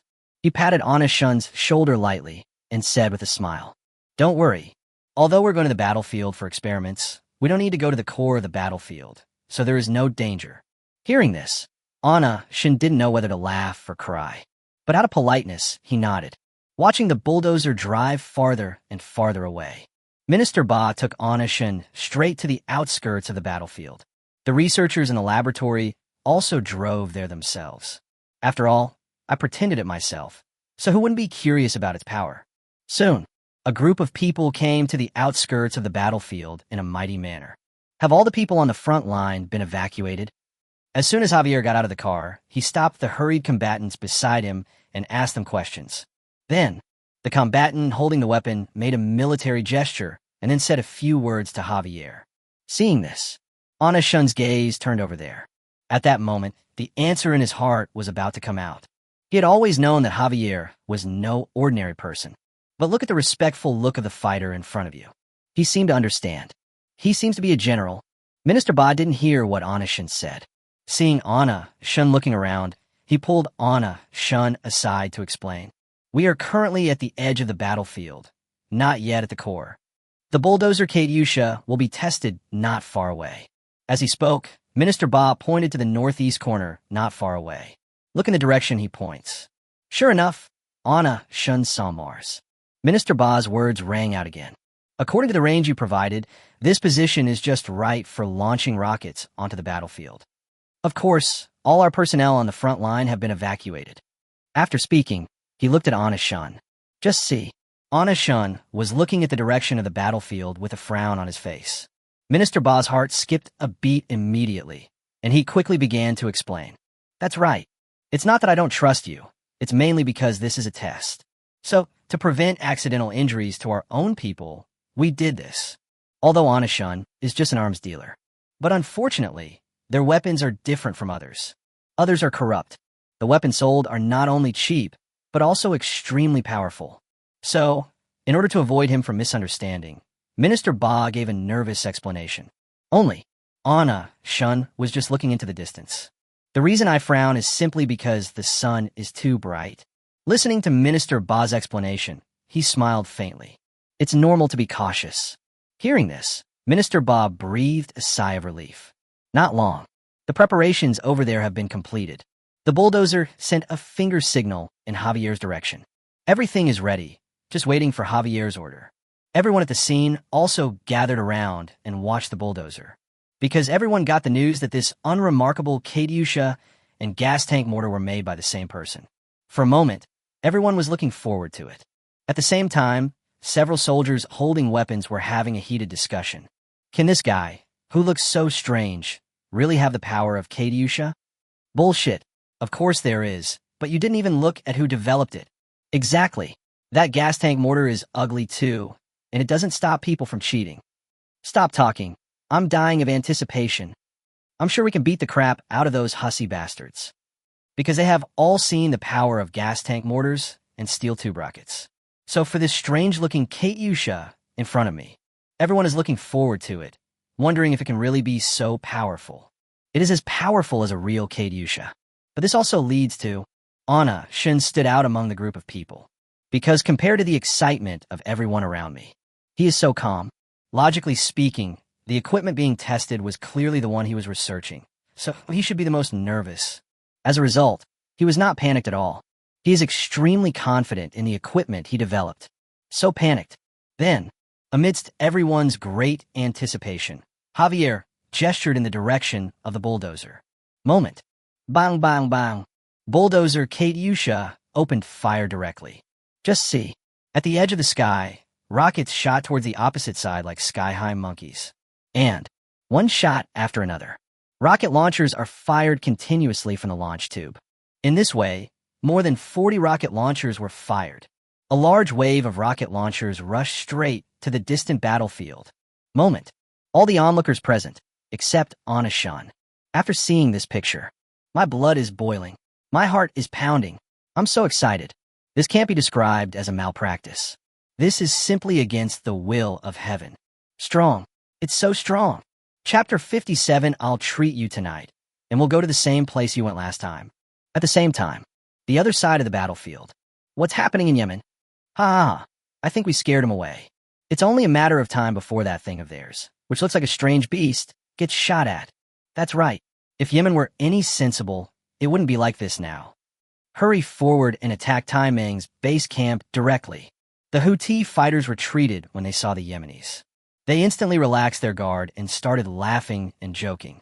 In fact, in their view, the Yemeni retreat was purely because their firepower was too strong. Got chased away. After a round of taunts, the Houthi fighters gradually began to move forward and test the waters. Only, a group of people were just groping their way out and hadn't taken even 2 steps. Suddenly a roar was heard from the sky. Just see, without even waiting for the group of people to react. The rocket launchers in the sky seemed to be positioned and fell towards them. Without giving anyone a chance to react, it just smashed down. A group of people haven't reacted yet. They were all killed in the explosion. Moment. Explosions rang out one after another on the battlefield. If you listen carefully, you can hear screams of pain mixed in. Not long.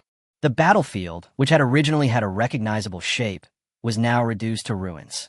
The surroundings were filled with dust, and no one was in sight. Visible to the naked eye. Bulldozer Katyusha, powerful, very powerful. This scene naturally fell into the eyes of Yemen and others. Just see, these people just stood there in a daze. Everyone looking at the battlefield had horror in their eyes. Even their legs were shaking after feeling the aftershocks of the battlefield. Just by looking at it, you can see how terrifying the bulldozer Katyusha is. It's amazing. For a moment, the scene fell into deathly silence. Everyone looked at the battlefield in the distance, speechless with shock. But looking back at Shunyan, even if you saw everything that happened on the battlefield with your own eyes, still with his arms folded across his chest, his face calm, it seemed as if everything that happened around was just an ordinary little thing. Only, to him, this really doesn't seem like a big deal. Until 5 minutes later, Minister Ba looked at Javier. The two looked at each other. Obviously, the fact that Shunyan's Katyusha could be so powerful was completely beyond the two's expectations. The two were still very confident in Anna Shun's strength. Only, this time this Katyusha is really too much abuse. A few seconds later, Minister Ba looked at Anna Shun with admiration in his eyes. Then he said excitedly, "You're simply an arms dealer, a waste of talent, a scoundrel." Looking at Minister Ba's incoherent appearance, Anna Shun wanted to laugh. But he was aware that this was his territory, so he held back his laughter. He patted Minister Ba's shoulder and said lightly, "Stay calm." Upon hearing this, Minister Ba was still as excited as ever. It is totally impossible to be as calm, as Anna Shun said. "Yin, you are simply amazing. You are simply the savior of the Yemeni fighters." Actually, he was not wrong. Anna Shun really did them a huge favor. Because he saw hope for a comeback in the bulldozer Katyusha. Complete reversal. With this equipment, the chances of ending this war increase significantly. Then, Minister Ba took Anna, Shun in his arms, and left the battlefield. As soon as Minister Ba's car left, the soldiers at the scene suddenly became excited. Holy crap, this is definitely the most powerful weapon I've ever seen. Outrageous. This is simply outrageous. No, outrageous isn't enough to describe it. How the hell is this different from the real Katyusha? With this power, it's probably only inferior to the real Katyusha in appearance. It's not as exquisite as the other one. What's the point of being so refined? Our bulldozer Katyusha is the real deal. It's so shocking. This scene is comparable to World War II. The discussion at the scene was very intense. There are various methods, but they only want to express one meaning. Damn, the bulldozer Katyusha is so bad. After getting in the car, Minister Ba's mood quickly calmed down. He first called someone in the lab.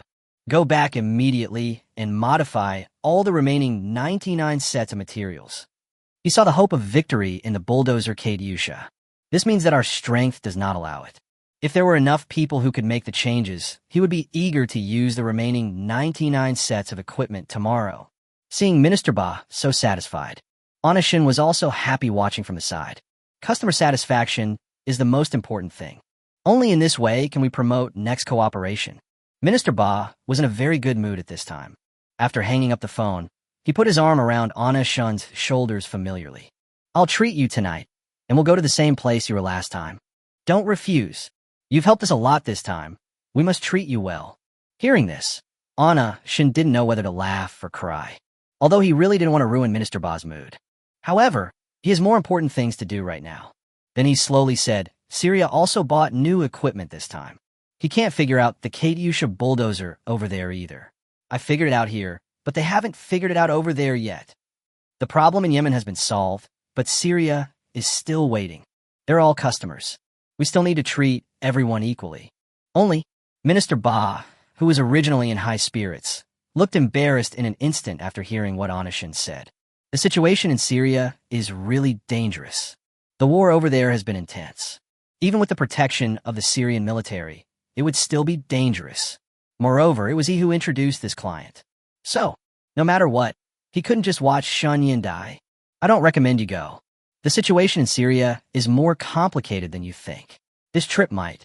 Minister Ba did not say the rest of the words, but seeing his embarrassed look, Anna Shun could guess it. There's a high possibility of death, but they're also customers. If there is danger, won't you solve their problems? Obviously it is possible, but if even Minister Ba says so. For a moment, Anna Shun was a little hesitant. Seeing Anna Shun's embarrassment, Minister Ba took out his mobile phone directly. Hello, Minister Duo. You will never imagine how powerful Shun Yan's new equipment is this time. He's in Yemen now. Send someone to learn from him. The words fell. The minister on the other end of the phone agreed without hesitation. Okay, I'll send someone to Yemen right away. Many ministers were originally in a dilemma. He still knows what the situation is at home. If Anna Shun came now, it would definitely be dangerous. However, Minister Ba's phone call was a wake-up call. Since Anna Shun is already in Yemen, why not just go to Yemen to study? Some dangers were also avoided. Chapter 58, What if they only have one rocket launcher? After a phone call with Minister Ba, Minister Duo immediately arranged someone. Heading to Yemen. Although it is a bit troublesome, it is safer than Shun Yan's. This little trouble is not really a big deal. After all, he knows the situation in Syria best. The war is now at its peak. Not to mention Anna Shun, even Minister Duo needs to be cautious when going out. So, at the moment, Minister Ba's proposal is his only option. And even Minister Ba said it was quite powerful, so there was no time to waste. So as soon as he hung up the phone, he arranged someone. Yemen. Anna Shun was stunned when he saw Minister Ba calling Minister Duo directly. He hasn't said anything yet. Have these two people been arranged? It just came. However, although confused, he had no intention of blaming Minister Ba. After all, Minister Ba did all this for his own safety. Then, Anna Shun looked at Minister Ba and said with a smile, Your method. Yin, you don't have to thank me. We have such a good relationship. This is what I should do. Before Anna Shun could finish his words, Minister Ba put away his phone and interrupted him with a moved look on his face. Seeing this, Anna Shun felt at a loss whether to laugh or cry. But despite such enthusiasm for Minister Ba, he just nodded. The multi-ministers are very fast. The call came at noon. The Syrians arrived at night. The efficiency is really high. The next few days, the treatment Anna received was simply not ordinary good. The two clients entertained Shun Yin. That's like treating him as a living parent, as long as it is a request made by Anna Shun. They all agreed. After this operation, Shun Yin felt embarrassed. So, after enjoying 2 days of emperor treatment, he decisively proposed to continue teaching. Different from the festive atmosphere in Yemen. Houthi stronghold. Bright conference room. Visible to the naked eye. Everyone present looked unhappy. Dalian looked the worst. His face was so gloomy that it seemed like water could drip out of it. Yemen is so weird. Where do they get the cake yusha from? After saying this, Dalian slammed his fist on the table. The already tense atmosphere in the meeting room became even more depressing. The officers attending the meeting were even more silent, not daring to say a word. Silence. Deathly silence. Seeing this, Dalian, who was already angry, became even angrier. Seeing that he was about to start, he started cursing. At this time, Myler, who had been silent all the time, said something weakly. I still think the same as before. I think there must be a big country behind Yemen supporting it. Impossible. As soon as Malier's words came out, they were immediately denied by everyone in the conference room. Everyone seemed to have opened up their chatterboxes. A group of people who had been silent all began to express their opinions. Is there a big country behind this? It's just an illusion created by Yemen. If he had support behind him, would he still use those rags? It's just Yemen's way of bluffing. You're overthinking it.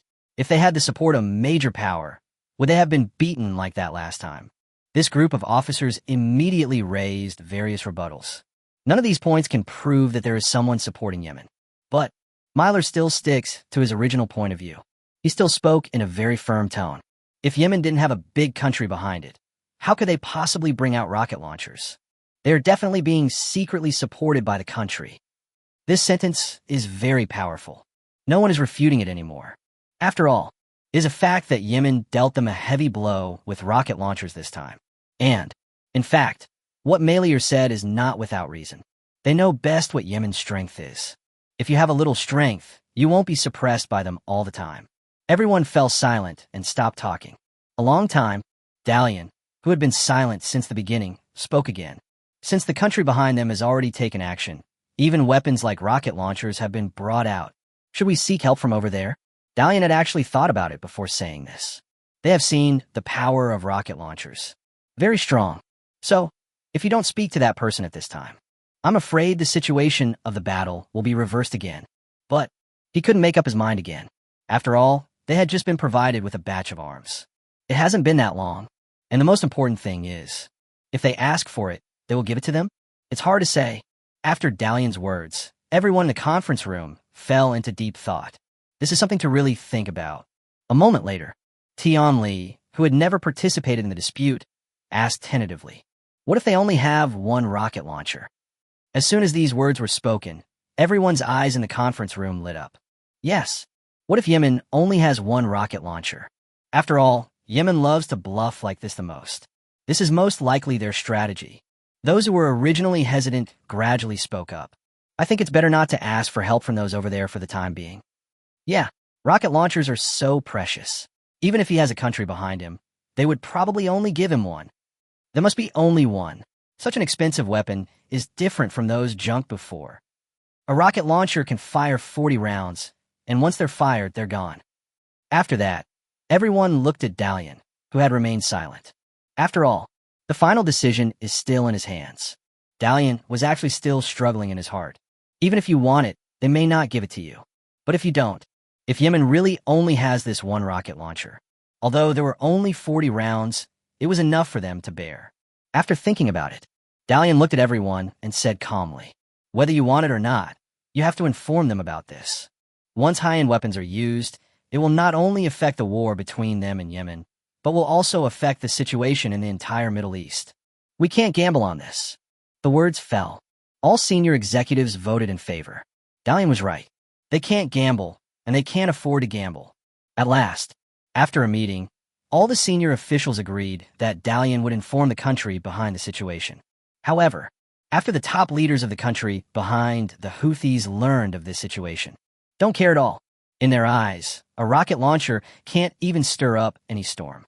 And with a wave of his hand, directly gave the Houthis a rocket launcher. Only, they guessed wrong. There is not only one in Yemen, but 100 units. There are only 99 units left that are still undergoing renovations. Chapter 59, 200 Katyusha bulldozers. The other side, after a few days of rest, while being entertained comfortably, Anna Shun would teach the customers from time to time. There were already several researchers from Yemen who had learned how to make explosive changes. So, this time the teaching work went much more smoothly. While Shun Yin felt more relaxed, the client's learning speed also became much faster. The next few days, Syrian customers also learned quickly. Under Shun Yan's hands-on guidance.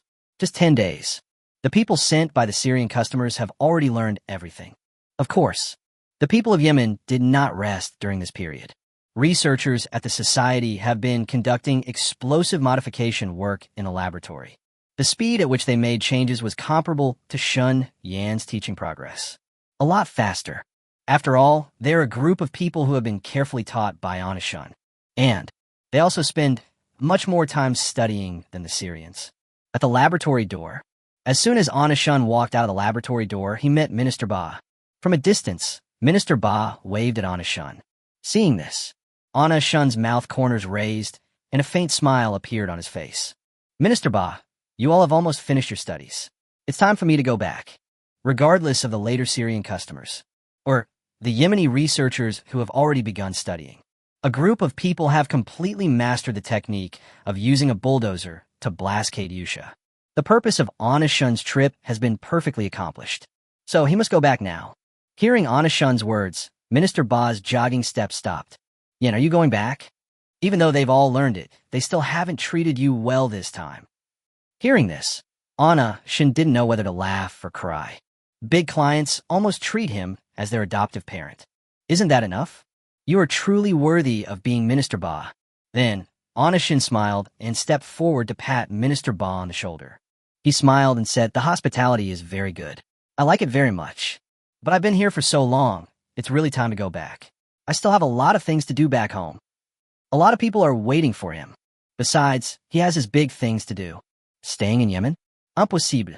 No matter how good the treatment is, it's impossible." When Anna Shun spoke, his tone was firm.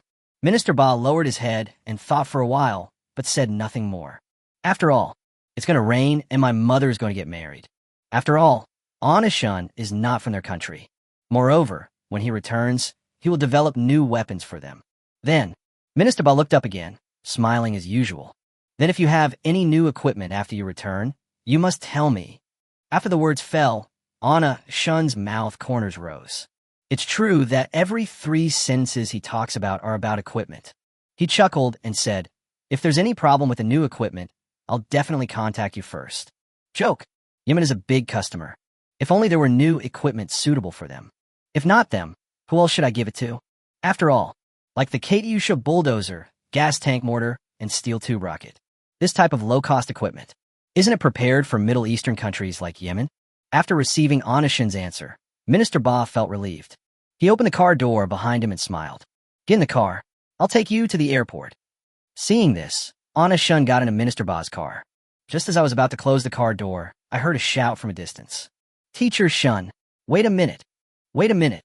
Wang Meng jogged all the way to Minister Ba's car, panting heavily. "Teacher Shun, are you leaving?" Hearing this, Anna Shun was stunned. What did I tell everyone that I was leaving? How did this guy know? Just when Shun Yin was wondering, Wang Ming also adjusted his breathing. "Even though you didn't say it, I guessed it because I saw you were carrying a backpack. When I came here, our ministers gave me tasks. I was going to treat you well, but now there's no chance anymore. Let me take you there." After saying that, he didn't care whether Anna Shun agreed or not. He opened the car door and sat next to Anna Shun. He also did not forget to say hello to Minister Ba, who was in the driver's seat. "Thank you, Minister Ba. Hold on tight, let's drive." This smooth operation completely confused Minister Ba and Shun Yin. "Damn, buddy, you are so sociable. A little polite, but not much. However, I'm still confused." Shun Yin did not reject the enthusiastic Wang Ming. Soon, Minister Ba and his delegation arrived at the airport. After getting off the car, Wang Ming and Minister Ba didn't say much. They just looked at Anna Shun's back and watched him go. Anna Shun had no opinion on this. Only, there was something that he had been struggling with all the way and still hadn't decided whether to say it or not. Take 2 steps out and get on the elevator. He turned and came in front of the 2 of them. There's one more thing I feel I need to tell you. Do you want to make a complete comeback next time? Hearing this, the 2 of them were stunned. Although he didn't say directly what it was, the 2 of them had already guessed it, completely turning the tide of battle. Come on, Yin, do you have any ideas? Teacher Shun, go ahead and tell us. I'll go back and tell our minister duo. The 2 responded in the affirmative. Anna Shun's expression became serious, and he looked at the 2 of them and said solemnly, 200 Katyusha bulldozers. 100 units might not be enough. If we want to completely turn the tables, we need to launch a saturation attack and destroy the enemy in one fell swoop. And it must be done. 200 Katyusha bulldozers must be modified and used together. Upon hearing this, Minister Ba and the other ministers' expressions also became serious. 200 Katyusha bulldozers. This is not a small number. However, the method Shun Yin mentioned might really be their only chance. Only 100 is fine, but 200, it's true that you still need to think carefully about it. Seeing the hesitation on the 2 people's faces, Anna Shun continued without any hurry. Before the 200 rocket launchers are modified, we cannot reveal that there are so many bulldozer Katyusha rocket launchers. We must complete all the explosive modifications, find out the enemy's complete position, and then launch a saturation attack. Until then, we'll win by destroying the enemy once and for all. The words fell. Minister Ba and Wang Ming both fell in a deep thought. After a few seconds, the 2 looked at Anna Shun and said with a smile, Yin, go back first. I will seriously consider your suggestion. Teacher Shun, I will take your advice back. Of course, it is something that needs to be considered seriously. In fact, both of them knew that Anna Shun would express this opinion because he wanted to make more money. But I have to admit that Shun Yan's suggestion is also a good one. Rather than fighting continuously, it is better to win once and for all. So, it really needs to be considered seriously. Anna Shun didn't care about this. I boarded the plane directly back home. Certainly, it would be best if the client could accept your suggestions. Because in this way, the customer will place an order for another 100 Katyusha bulldozers. This wave will directly make him a fortune. That would definitely be awesome. However, if the client doesn't accept the advice, he doesn't care, because there is no doubt that they will purchase equipment later. So, Anna Shun really doesn't care. Only, what he didn't know was, it was because of his suggestion, the entire Middle East will be plunged into war later. Completely change the world situation. Chapter 60, as long as there is war profits can continue to be made. Just as Shun Yin boarded the domestic flight, Minister Ba also convened a high-level meeting immediately after leaving the airport. Inside the conference room, just see, Minister Ba stood at the door of the conference room, looking nervously at the people inside and outside the conference room. Ever since Anna Shun left, he was constantly thinking about all sorts of things in his mind. The more he thought about it, the more he felt that what Anna Shun said was indeed right. Although his intentions may not be very good, but this advice definitely works. A moment later, I saw that almost everyone in the conference room had arrived. Minister Ba cleared his throat and looked at everyone. Ahem. I called everyone here this time because there's something important. Minister Ba conveyed Anna Shun's meaning to everyone in the conference room. Just see, after Minister Ba finished speaking, everyone became thoughtful. There was no outright denial, nor was there any direct expression of opinion. A moment later, under Minister Ba's expectant gaze, Javier spoke first. I think we can give this suggestion a try. Instead of continuing to fight, it's better to end it all at once. If we keep fighting, we'll just keep burning money. It's a small expenditure, but if that's the case, it won't be good for the country's development. Javier's words directly hit the bigwigs present. What you said makes sense. Anyway, it's a money-burning business. This money will have to be spent anyway, whether in the future or now. That's the case. It would be better to just solve it once and for all. After figuring this out, several bigwigs in the conference room spoke up immediately. I support it. It's money you have to spend anyway, whether you spend it sooner or later. I think this suggestion is worth a try. Given the current state of our country, it would definitely be disadvantageous if we continue to tangle with the Houthis. Just when half of the people were still struggling, this sentence instantly woke them up. What is most detrimental to national development? Va? As long as there are always wars, the economy will never improve. Then, several elders who were originally hesitant agreed immediately. Sun Yan's suggestion was passed unanimously. Seeing this, Minister Ba's eyes kept flashing with excitement. Although the suggestion was not made by him, he really thinks it is a good one. The more carefully you think about it, he felt more and more that Sun Yan's suggestion was very reliable. So, at this time, everyone agreed with his suggestion. It's really hard not to be excited. Since everyone has no objection, I will place an order with the arms dealer for another 100 sets of bulldozer rocket launchers. After that, everyone raised their hands in agreement. The meeting then disbanded. Minister Ba took out his cell phone and checked the time. He shouldn't have gotten off the plane yet. Just as Minister Ba thought, Anna Shun was on a connecting flight heading to China. For a moment, he had not yet recovered from the jet lag. He supported his head, feeling a little dizzy. What he has in mind is his blueprint for the future. I don't know how DJI's drones are doing, but after Russia and Ukraine, where will the business go? He was thinking about the blueprint for the future at this time. I had no idea that a fortune was about to fall from the sky. Soon, the plane landed in Huching. After getting off the plane, Anna Shun breathed in the moist and fresh air around him and couldn't help but sigh. It's still better in China. As he said that, he took out his cell phone. As soon as I opened it, a call came in from abroad. Seeing this, Anna Shun frowned. Aren't all the customers from the Middle East handed over to Minister Ba and Minister Duo? So what is this? Although he was confused, he still picked up the phone. Yan, are you here yet? As soon as the call was connected, Minister Ba's excited voice was heard. It was given at this time, and Anna Shun admired it from the bottom of his heart. It was as if Minister Ba had installed surveillance cameras on him. He just got off the plane. The phone call came. There was no chance to breathe at all. Then, Anna Shun was ready to read the two sentences of Yin and Yang. Your news. Your suggestion is really great. I've decided, buy another 100 bulldozer rocket launchers. Before Anna Shun could finish his words, Minister Ba's excited voice on the other end of the phone interrupted him directly. Hearing this, Anna Shun curled the corners of his lips. From what he said, it seems that his opinion has been adopted. But he wasn't surprised. After all of this is within his control. Then he said with a smile, 100 sets, no problem. Just transfer the money and I'll arrange the shipment right away. The deposit will be here soon. Minister Ba on the other end of the phone was also very straightforward and agreed directly. Both sides reached an agreement. Anna Shun hung up the phone, looked at the call time on it, and curled the corners of his lips. 2 minutes, $50 million. Not bad, not bad. As he spoke, he tightened the backpack on his shoulders and walked toward the underground garage. In the underground garage, Anna Shun's car is still very eye-catching. The previous vans attracted attention because of their shabby appearance.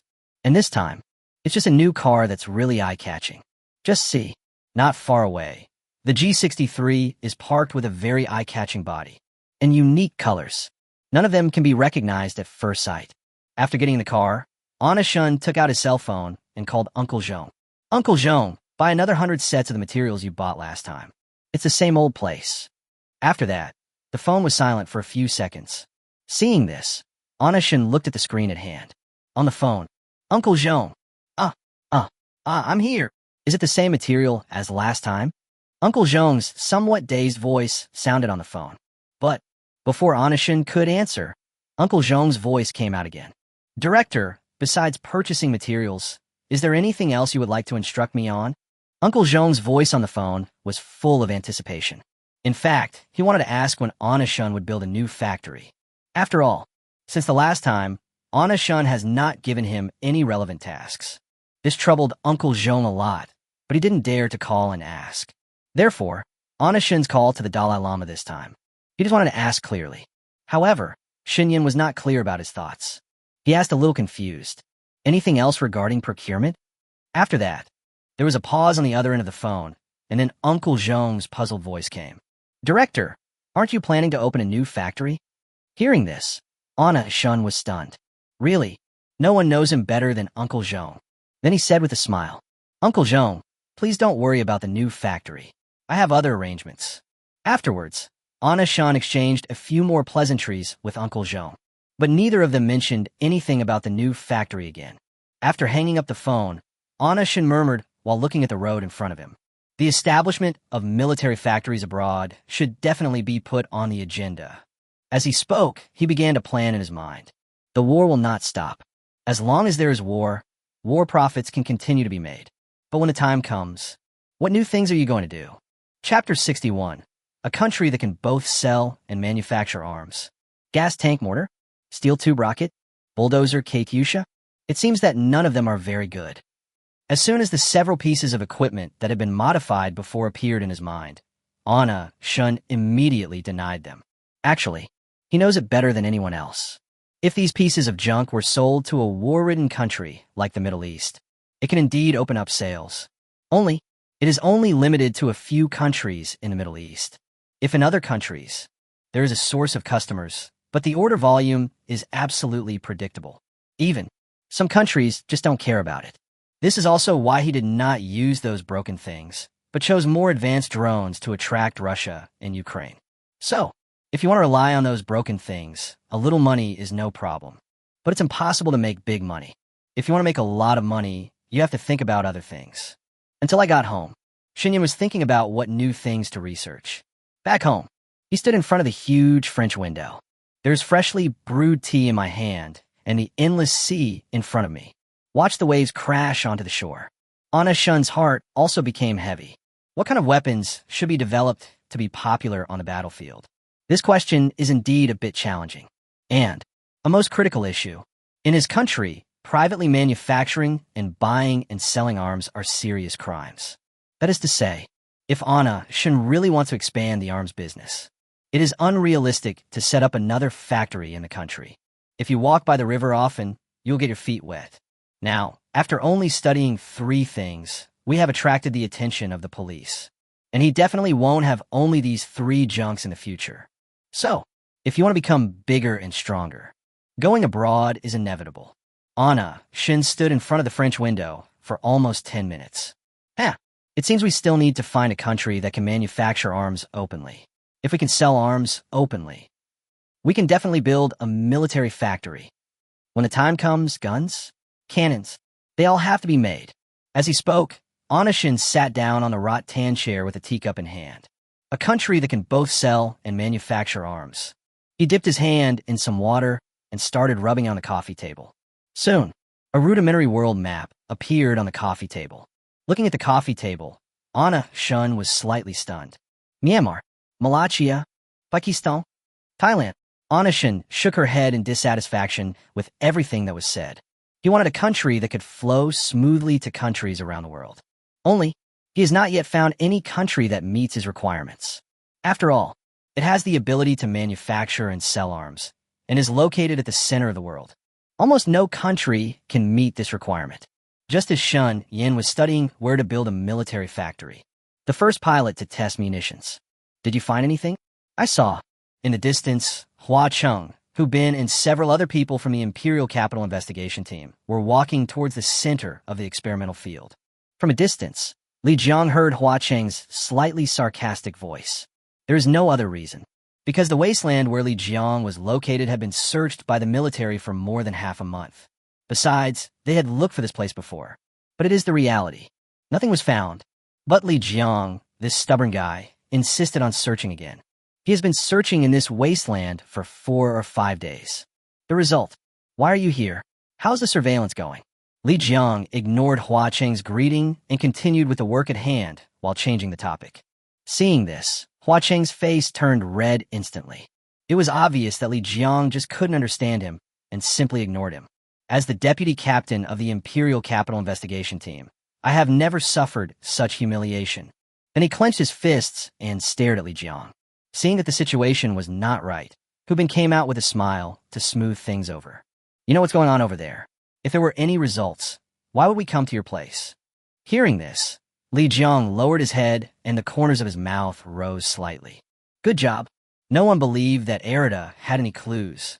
Why are you coming again? Suppressing the emotions in his heart, Li Jiang looked up at everyone. Then let's look for it together. After saying that, Hubin smiled, then pulled Hua Chung around to look for clues. They began searching when the sun was shining. Until now, everyone was holding a flashlight and shining it. Hua Chung slowly stood up straight, holding his waist and shouting, "I've been searching all afternoon, but there's no clue. Retreat." As soon as these words came out, in an instant, everyone except Li Jiang agreed. "Let's go. Another afternoon, and there's no clue at all. Alas, I don't know when I can find something useful. What's going on? This mission is going to be difficult." After receiving Hua Cheng's signal, everyone complained with gloomy expressions.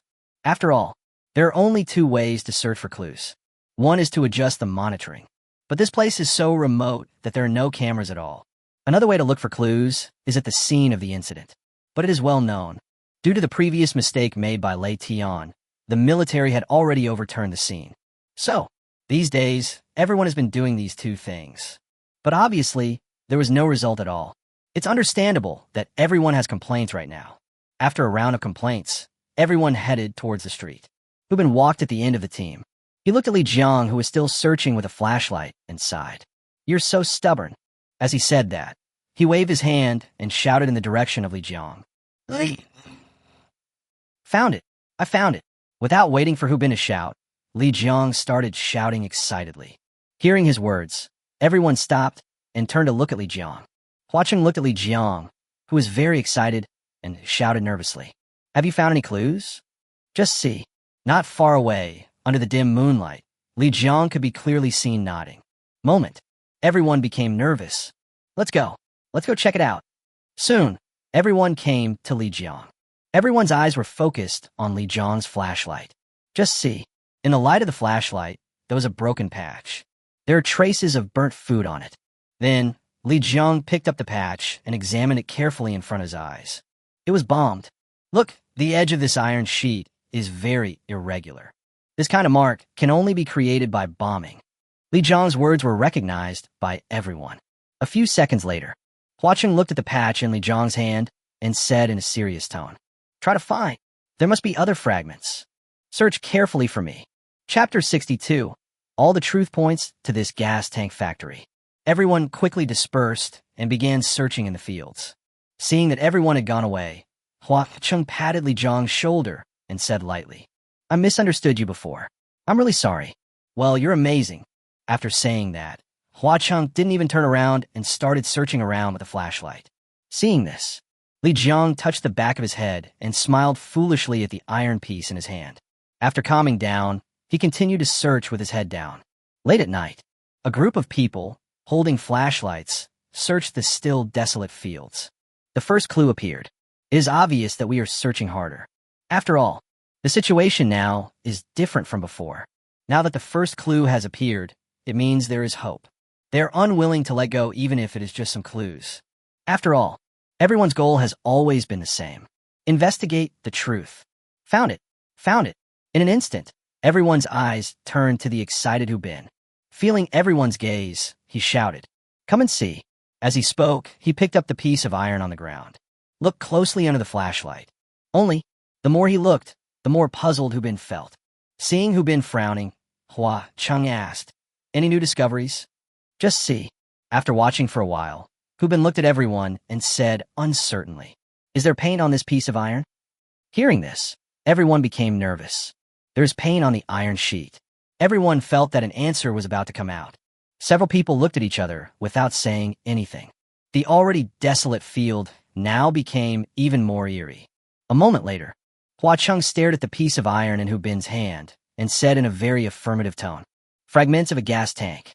It seems that the content of the video on the internet is true. Li Jiang also affirmed Hua Cheng's statement. In fact, everyone was somewhat skeptical about the rumors on the internet before. A country with such strict laws, privately manufacturing arms? This is basically impossible. But now the evidence is there. Everyone has to admit that this is indeed a case of someone privately manufacturing arms. The gas tank mortars and steel tube rockets that are all the rage on the internet. It really exists. Then, Hua Cheng packed the iron pieces found by Hu Bin in an evidence bag. Then he looked at everyone and said lightly, "Thank you all for your hard work during this period. Let's go back and rest first. Now that we have evidence proving what's being said online is true, our subsequent investigation will be much easier. Let's go back first. See you at the police station tomorrow morning." After saying that, he took 2 evidence bags and walked towards the police car on the side of the road. The rest of the people followed. Everyone's face was filled with a long-lost smile. The next day, at the police station, Hua Cheng looked at the documents on the table, his expression becoming more serious. A moment later, in the meeting room of the investigation team, several members of the investigation team arrived one after another. Seeing that everyone was present, Hua Cheng put the information on the table. Look, seeing this, the team members who had just woken up looked at each other in confusion. But he still picked up the documents on the table and looked at them one by one. 10 minutes later, everyone's expression was exactly the same as Hua Cheng's.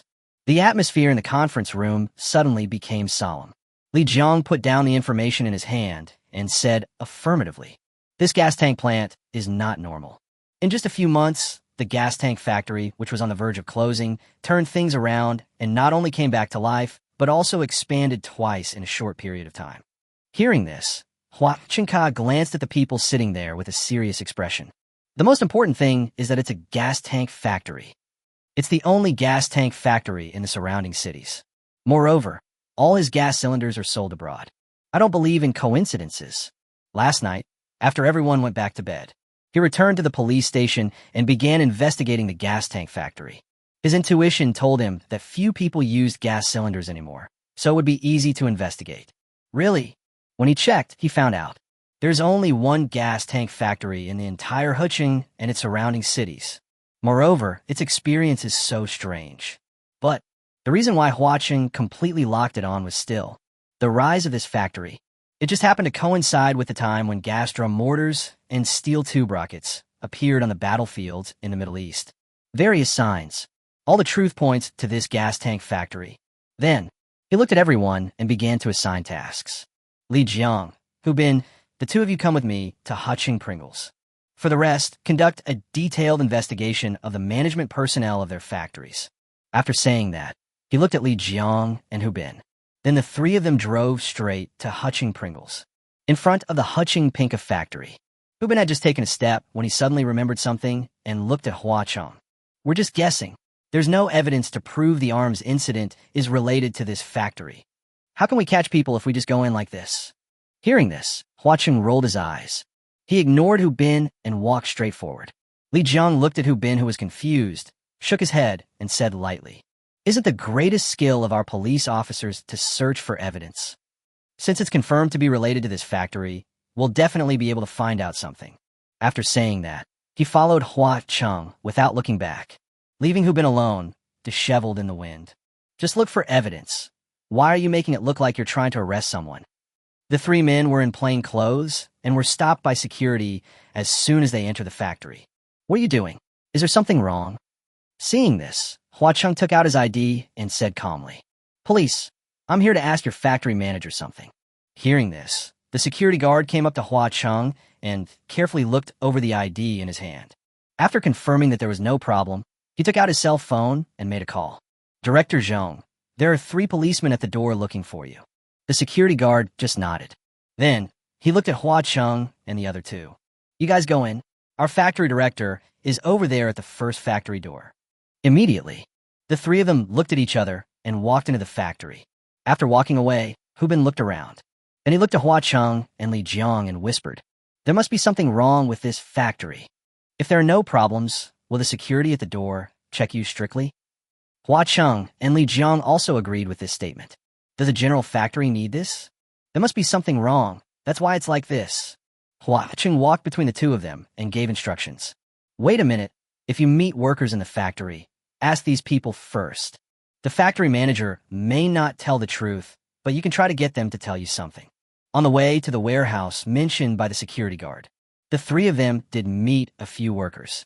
But after all the formalities, there is no problem at all. The workers all said similar things. No one knew anything about the transformation, but when it came to the factory director, all of them received rave reviews. "You have the ability. You can make money." All 3 of them were confused about this.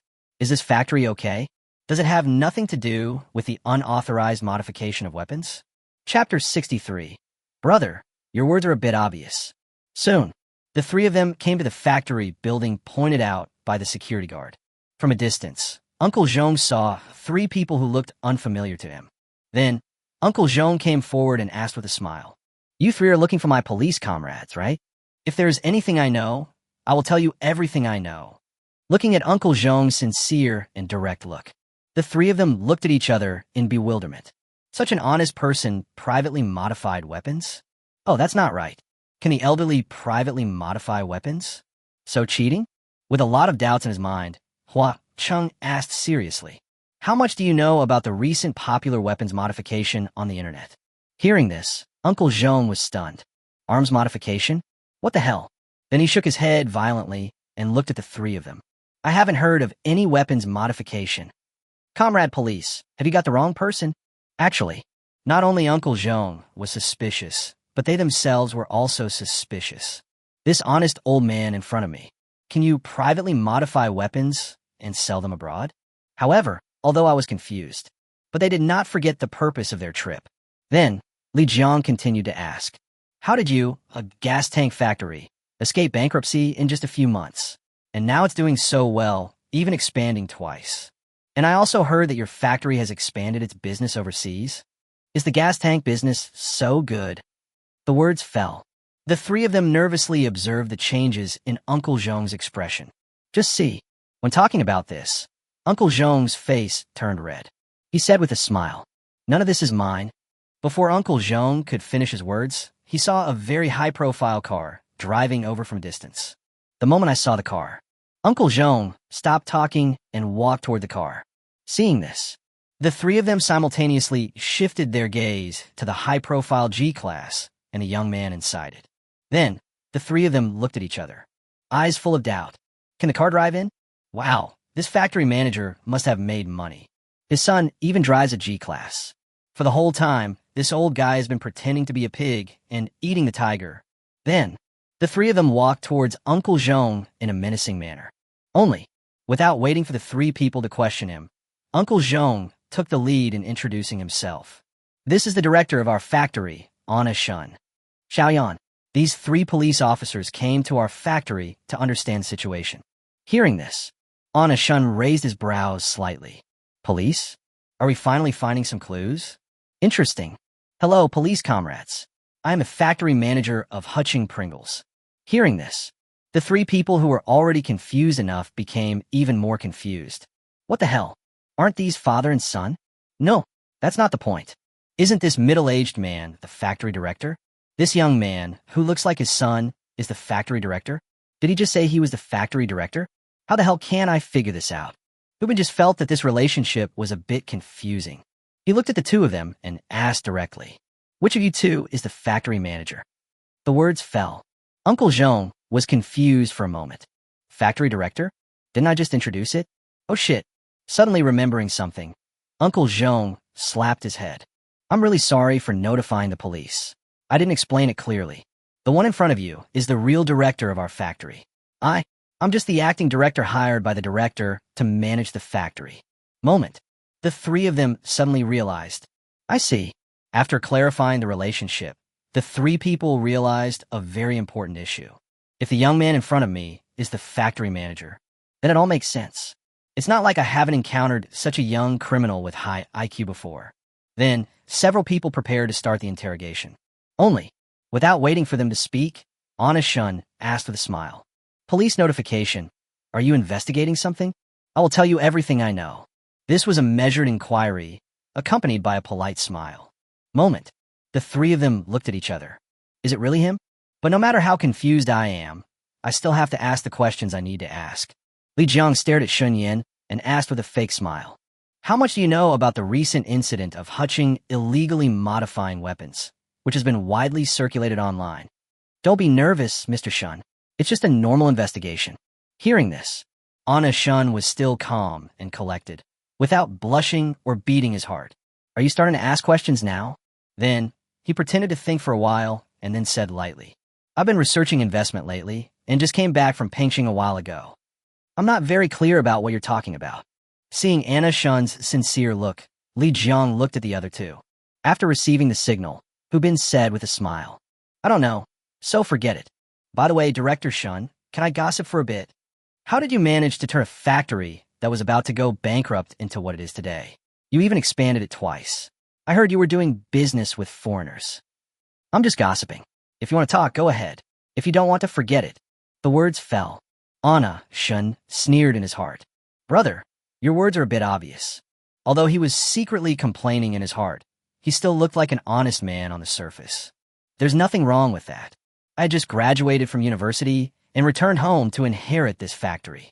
Even then, the workers' wages were in arrears. Later, when I was worried, I even thought about selling the gas tank as scrap.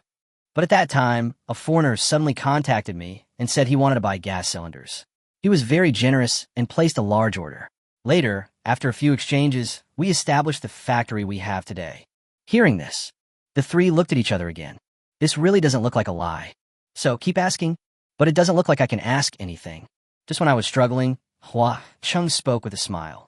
Director Shun is interrupting. Thank you for your cooperation. After saying that, he turned around and left with the two of them. Seeing the three people leave, Anna Shun politely sent them to the factory gate. He didn't turn around and leave until he had watched the three people leave. Seeing that nothing could be found from Shun Yan's side, after the three of them returned, they held another meeting. Discuss whether to investigate from other aspects. Only, after discussion, we found that the only clue was the gas tank factory. But this clue is broken, just when the police were at a loss.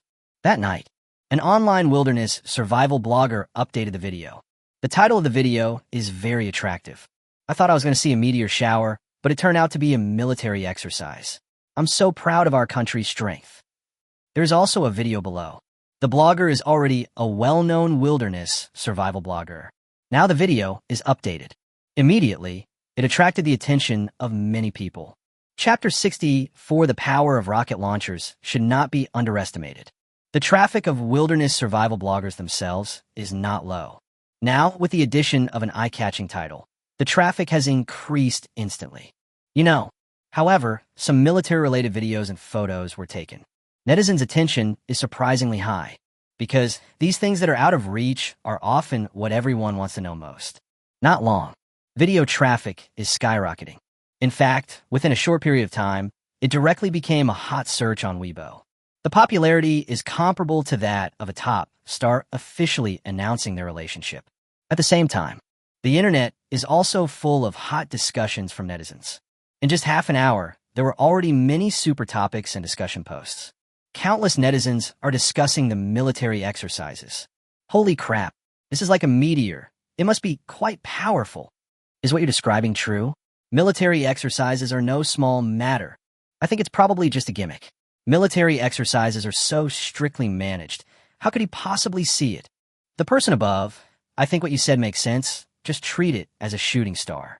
After all, I'm a wilderness survival blogger.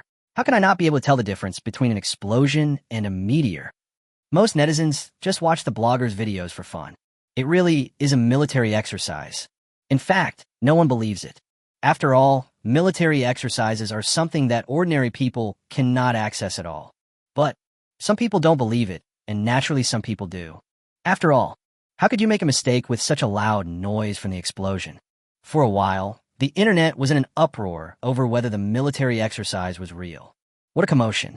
With this incident, the popularity of videos by outdoor bloggers has increased significantly. It seems like it will become the #1 trending search on Weibo. As the popularity of the video soared, its exposure naturally followed suit.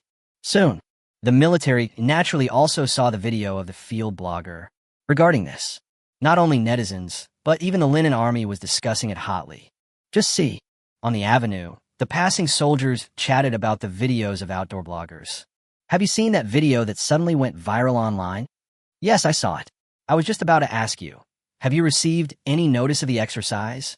No, I guess some team is doing a group exercise. That shouldn't be the case.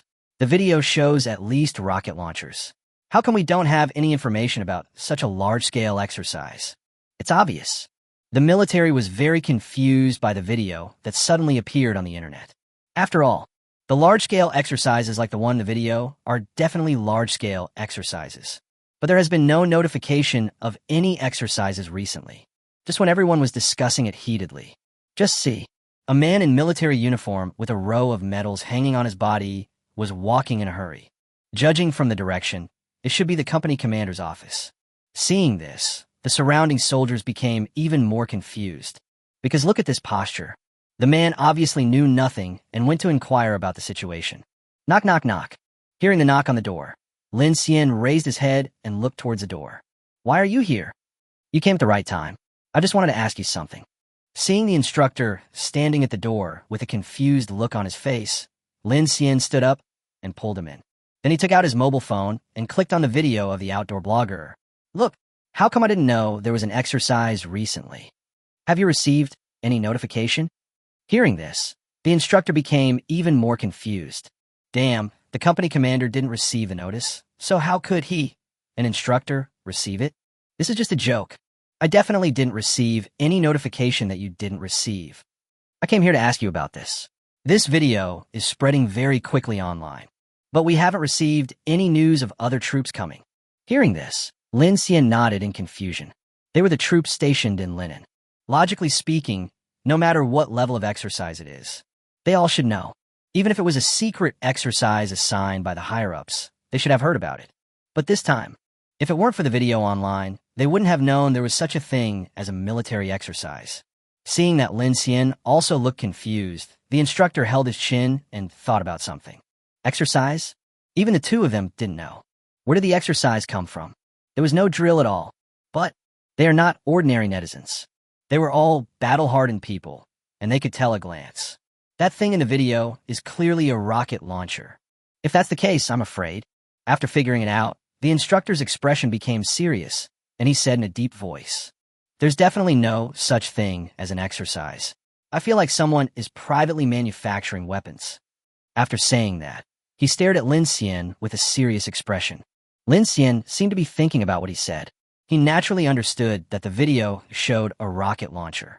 Otherwise, they wouldn't ask the instructor if there were any military exercises. However, if you modify weapons privately. Thinking of this, Lin Xian put away his relaxed expression and became serious. If someone is really manufacturing arms privately, this matter must be reported. It seems things are not peaceful lately. When it comes to privately modifying arms, he immediately thinks of the incident in Huching. There are people over there who are privately modifying weapons. Previously, he was mistaken for Lei Tian, causing a lot of uproar. That incident caused a sensation even in the imperial capital. The higher-ups even sent someone to investigate. Thinking of this, he looked at the instructor and gave instructions. The matter of privately modifying weapons is very sensitive. After you leave, contact the police and make sure they conduct a thorough investigation. This is not a simple matter. The instructor had no objection to Lin Xian's cautious instructions. After all, he had not forgotten the lesson he had learned some time ago. Not only did they privately modify the weapons, they even sold them to the battlefield in the Middle East. It's simply arrogant. It must be taken seriously. The instructor then prepared to turn around and contact the police. Just as he turned around, Lin Xian spoke again. This matter must be taken seriously. Investigate thoroughly. If necessary, send support to the police station.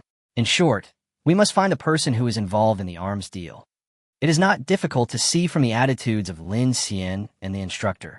The two of them attach great importance to this matter, but there's nothing wrong with it.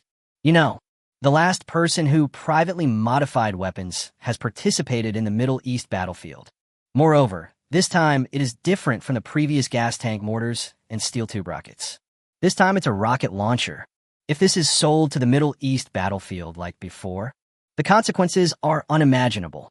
The power of rocket launchers should not be underestimated. It is very likely to directly disrupt the situation in the Middle East. So, this matter must be investigated in depth. The instructor understood what Lin Xian meant. As soon as I left the company commander's office, I called the Linen police station. Chapter 65. If you need anything from the military, just ask. Captain Wang, have you seen the video on Weibo? We suspect someone is privately modifying weapons. This time it's a rocket launcher. We must pay close attention. As soon as the call was connected, the instructor started talking. The man on the other end of the phone was silent for a few seconds. Then a cold voice was heard.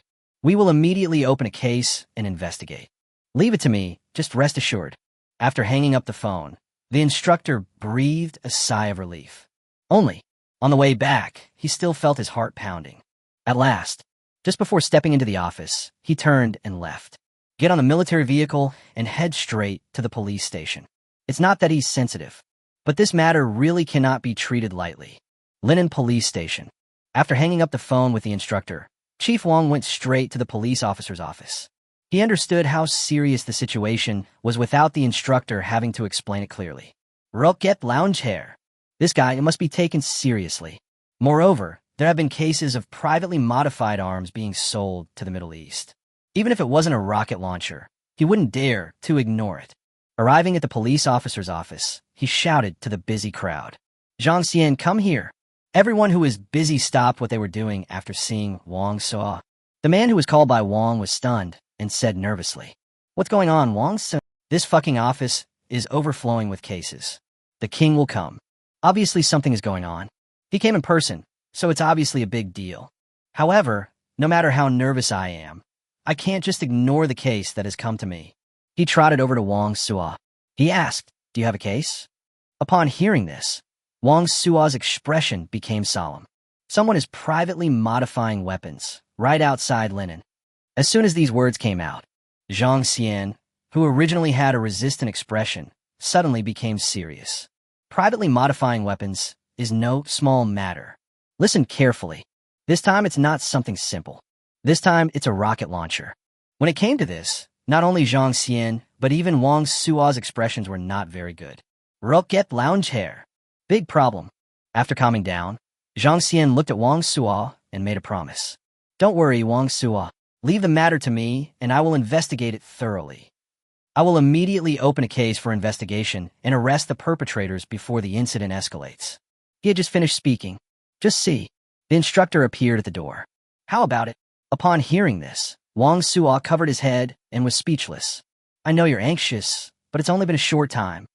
After he finished speaking, Zhang Xian on the side nodded in confusion. "Are all the military instructors paying attention to this matter? It seems that I must pay attention to it this time." Just as he was making up his mind, the instructor spoke again. "If you need anything from a military, just ask." Then, with the appearance of the instructor, the police station quickly filed a case. An extensive investigation was quickly launched. Anna Shin knew nothing about the police investigation. He was preparing the 100 sets of materials ordered by Yemen. After the factory prepared all the materials, it quickly contacted the logistics department for this batch of goods. Without the Yemeni people saying anything, Anna Shin also understood the importance of this batch of goods to them. So, he didn't hesitate.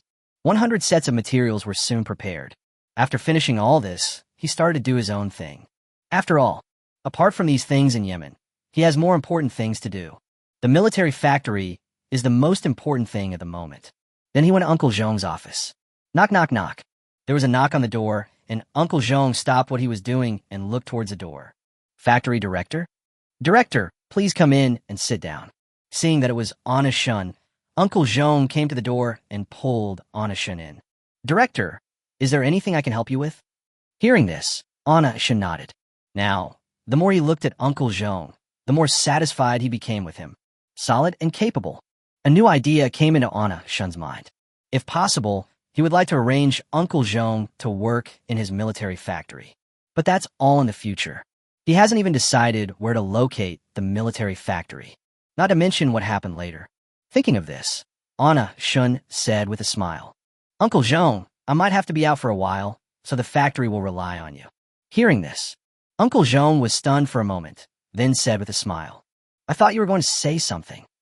"Managing the factory is what I'm supposed to do, so don't worry, Director." After that, the two of them exchanged a few pleasantries, and Anna Shun left. After returning home, he began to think about the address of the chief military engineer. After all, it's no use having so many ideas in his head. No matter how many ideas you have, they will be useless if there is no place to implement them. Only, where will it be built? After returning home, he came to the world map. Where exactly is it going to be built? After looking through the entire map, there wasn't a single spot that satisfied him. He stood in front of the world map, holding his chin with one hand and thinking continuously. There are many countries where privately manufacturing arms is not illegal. However, there are not many cases where private sale of arms is not illegal. Besides, it's business. That has to be those places that have no conflicts with Daxia. If there is a contradiction, it is one thing to make things inconvenient. Most importantly, what he does is special. No matter which country they are in, arms are all sensitive topics. Shin stood in front of the map and pondered for a long time. At last, his gaze fell on the northwest side of the map. By Keystone. It doesn't seem impossible. They have a good relationship with Dacia, so I believe they won't make things difficult for the people of Dacia. That's it. In fact, Pakistan is indeed a very suitable place to build a military factory. Well, there are two reasons. First, Pakistan meets the most basic needs. Whether it is privately manufacturing or selling arms, it is legal. The second is also the most critical. Pakistan and Dacia have a good relationship, and the people of Pakistan are very friendly to the people of Dacia. No matter where you are, you want to do business. At least you should be liked by the locals. Pakistan is such a place. At present, it is still very suitable to build a military factory there. After confirming the location, Shun took out his cell phone. He found a map of Pakistan and began to study it. After some research, he fixed his sights on two places on the map. They're both sparsely populated, and both places are great. Just where should I go first? Shun's eyes circled back and forth between the two sides. At last, he decided on two places, one as a backup and one as the first choice. After making the decision, he started packing his bags. He needs to get out of here now. Leave Huching and leave Dacia. After packing up almost everything, Shun booked the earliest flight to Pakistan. Then, head straight to the airport. Chapter 66, I need to buy a piece of land to build a military factory. The reason why he left in such a hurry. It was all because of the previous visit by Hua Cheng and the other two. This undoubtedly proves that he has been targeted by the police, although he was very confident that he would not leave any evidence. However, caution is still necessary. And, if we go there sooner, it will be much easier to sell and manufacture arms in the future. So, it is time to put this matter on the agenda. On the way to the airport, Shin also didn't forget to send a message to Uncle Zhong. Uncle Zhong's factory affairs are now in your hands. If there are still orders that exceed the factory's capacity, just buy them directly. Remember, delivery is timely. Although I had already discussed these things with Uncle Zhong before, but he still didn't forget to remind him again. He knew how tense the situation in the Middle East was. Once the order is placed there, that is definitely an urgent order. So, there really is no time to waste. After taking care of everything, we continued to the airport.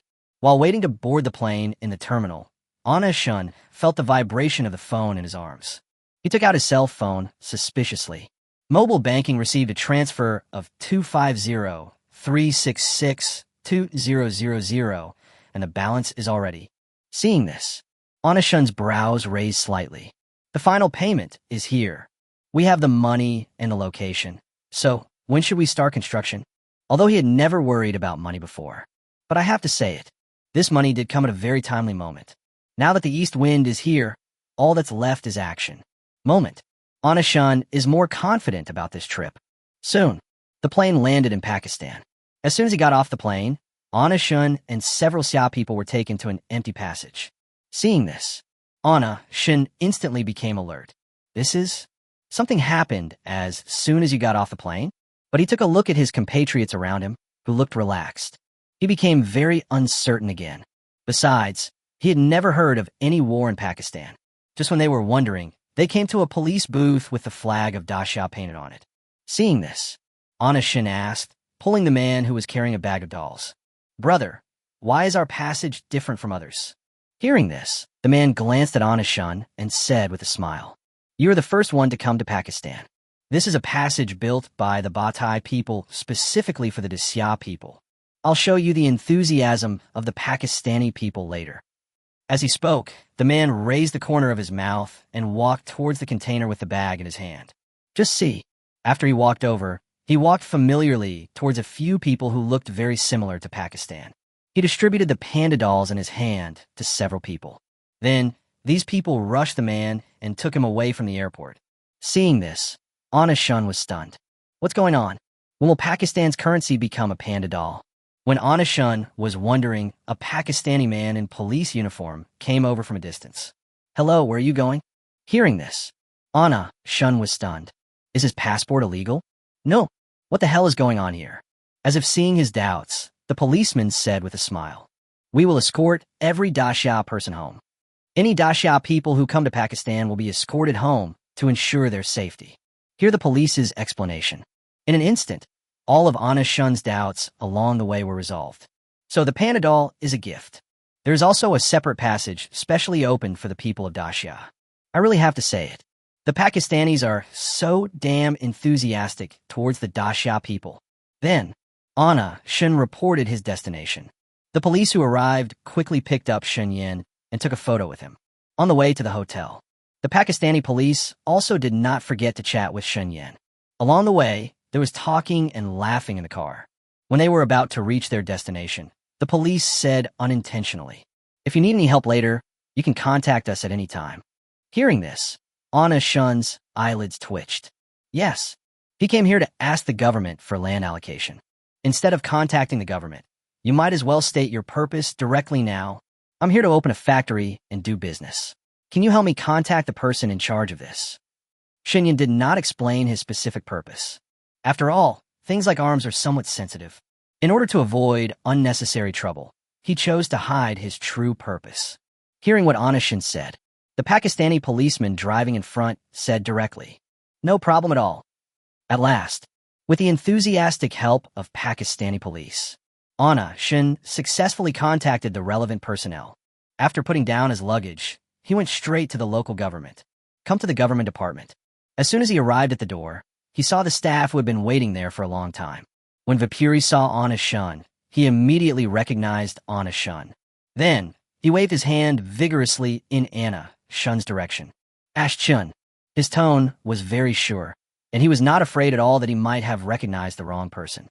After successfully connecting with Vipuri, Anna Shun was brought to the service hall. In the hall, Vipuri took out a form and handed it to Anna Shun. "What kind of factory are you going to set up here?" Looking at the form handed over by Vipuri, Shun Yin smiled politely. "The factory I want to run isn't listed on this form." Upon hearing this, Vipuri looked a little confused. Anna Shun saw Vipuri's confusion and continued, "I want to buy a piece of land in the suburbs to build a military factory." After saying that, he looked up at Vipuri, who looked confused. Just see. After listening to Anna Shun's words, the expression on Vipuri's face was not confusion, but surprise. He even suspected that he had heard it wrongly. It's not military industry, but something with a similar pronunciation. Military industry? Yes. Anna Shun still looked polite, but there was a hint of certainty in his tone. Hearing this, Vipuri's eyes widened. It's a military industry? The man in front of me is definitely a stranger. How dare such a stranger open a military factory in Pakistan?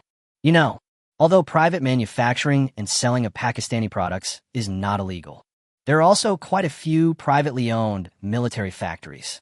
But those people are not ordinary people. Which one of them is not a Pakistani with his own strength and stature? Not only in their small place, they have their own power and connections. Throughout Pakistan, they are all invincible. Otherwise, who would dare to open a military factory without some connections and power? Think of this. Vipuri looked at the young man in front of him, who had always remained calm and polite. He asked tentatively, "Are you sure?" "Okay, then open a military factory." Seeing Shun Yan's decisive answer, Vipuri seemed to have no reaction, but he was actually deeply shocked. Abuse. It's really bad. It really is true that you can't judge a book by its cover. Chapter 67, he also made a big splash on the Syrian battlefield. After sighing, Vipuri's gaze towards Anna Shun became strange. After taking a breath, Vipuri's expression turned serious. "If you want to build a military factory, I can ask for you. My authority only covers ordinary factories. For military factories, I need to consult my superiors. Although Pakistan has no restrictions in this regard. But after all, it is a military factory, so we still need to be cautious. It is inevitable to consult superiors." After saying that, Vipuri walked aside and took out his cell phone to make a call. Seeing this, Anishin was not in a hurry. He had already made these preparations before coming. He knew very well that although there were many countries in the world that allowed the private manufacture and sale of arms, but every country has its own unwritten rules in this regard. This is also one of the reasons why he chose Pakistan. We're a friendly country. Even if we have any requests, they won't be excessive. A moment later, Vipuri returned to Anna Shun again with the phone in hand. Taking a look at the young boy in front of him, Vipuri smiled. "I've already asked for instructions. If it's a military factory, we have some conditions. After he finished speaking, he stared at Anashun's face. Just see. After hearing what he said, Anashun was not shocked at all and made a pleased gesture to him. Seeing this, Vipuri's smile grew even wider. Wow, this guy is quite smart. After he reported the situation, the higher authorities thought about it. So he put forward a condition. He originally thought that Anashun would be unhappy after hearing it. But now looks like this. Calm, so calm. It's like it was predicted in advance. It seems that anyone who dares to make arms is definitely not a good person. Thinking in his heart, he said with a smile, "We can build the military factory and approve the land for you. Our conditions are as follows. The Pakistani government wants 10% of all the weapons in your military factory. After the sale, you need to pay us a 20% commission. As for the rest, taxes and fees, you don't have to pay for anything." Hearing this, Anashun frowned and thought about it. Providing 10% of the arms and still wanting another 20% commission? But if taxes and other miscellaneous fees are waived, it's not impossible to consider it. After thinking for a long time, Anashun looked at Vipuri and said with a polite smile, "I agree to all the conditions you proposed. But the land, I want to start construction as soon as possible." He agreed to their additional conditions so readily. It's just a piece of land, not too much. Knowing what Anashun meant, Vipuri was not surprised. No problem. After leaving the local government hall, looking at the streets around where cars passed by from time to time, Anashun felt refreshed. The land is in hand, taking his first step into the world. The next few days, after obtaining the land, he quickly began looking for a local construction team, with the help of local government. Soon, a reliable construction team was found. After the construction team entered the site, Anashun also supervised the entire process. Sometimes, I can even give some suggestions. After the construction of the military factory began, he also slept directly on the construction site. Not long, Xinyan's construction team received a lot of praise. Everyone on the construction site knows about it. This arms boss from Daxia is very smart. He is very proficient not only in weapons, but also in architecture. He could even talk about many things that they didn't quite understand. For a moment, those workers in shops that originally wanted to cheat and cut corners have given up such thoughts. Putting aside the fact that Boss G is extremely powerful, he will definitely be able to see it. In just these few days, the foremen he made friends with at the construction site were enough to give those people a hard time. If someone really did something like that, I'm afraid that without Anashun's help, those foremen will be able to get people out of Pakistan. After all, this is a construction team hired by the local government, so they do have some capabilities. At the same time, Anashun is not only in the limelight at the construction site. It also became famous in Suit in a short period of time. In various building materials circles, almost everyone knows it. A Daxia arms dealer of unknown origin came to Suit. At first, everyone wanted to make a killing from him. But in fact, they were overthinking it. Blackmail him? It's not certain who is hitting whom. After some beating, in today's building materials circle, you can hear heated discussions about Chunyin everywhere. Damn, that arms dealer from Daxia is so ruthless. Black-hearted? That's just money grabbing. You don't know. Even though he acts so frugal with us, he's actually very rich. Of course the arms dealer is broke. It's just that we can't beat him. He's so smart, it's hard to make a penny more from him. All the bosses in the building materials circle were cursing Anashun. There is no other reason. Originally, they saw that Anashun was an outsider and had no power in Suit, so they all wanted to make a killing from him. Who knows? After Anashun came, he not only knew all kinds of market prices, and it's backed by the local government. Every time I come, there are foremen from the construction team following me. They all know these foremen. Who would dare to blackmail them? Finally, don't say that these bosses want to make more money. There are even quite a few bosses who end up trading directly at cost price. It's such a huge loss. Just as Shun Yin became famous in Suit, he also made a big splash on the Syrian battlefield. Oh, that's not right. It is the equipment he studied. It was during this period when he devoted himself to building the military factory. Syria has been defeated by its opponents and has no way to retreat. They could only make do, relying on the previous gas tank mortars and steel tube rockets, so that they don't fall into loss. But the situation seems to be very bad. It is extremely urgent. But they all felt that the suggestions given by Anashun before were very applicable. Therefore, even though the situation was complicated before, they did not take out their secret weapon, the Katyusha bulldozer. Only, The enemy's firepower is now getting stronger and stronger.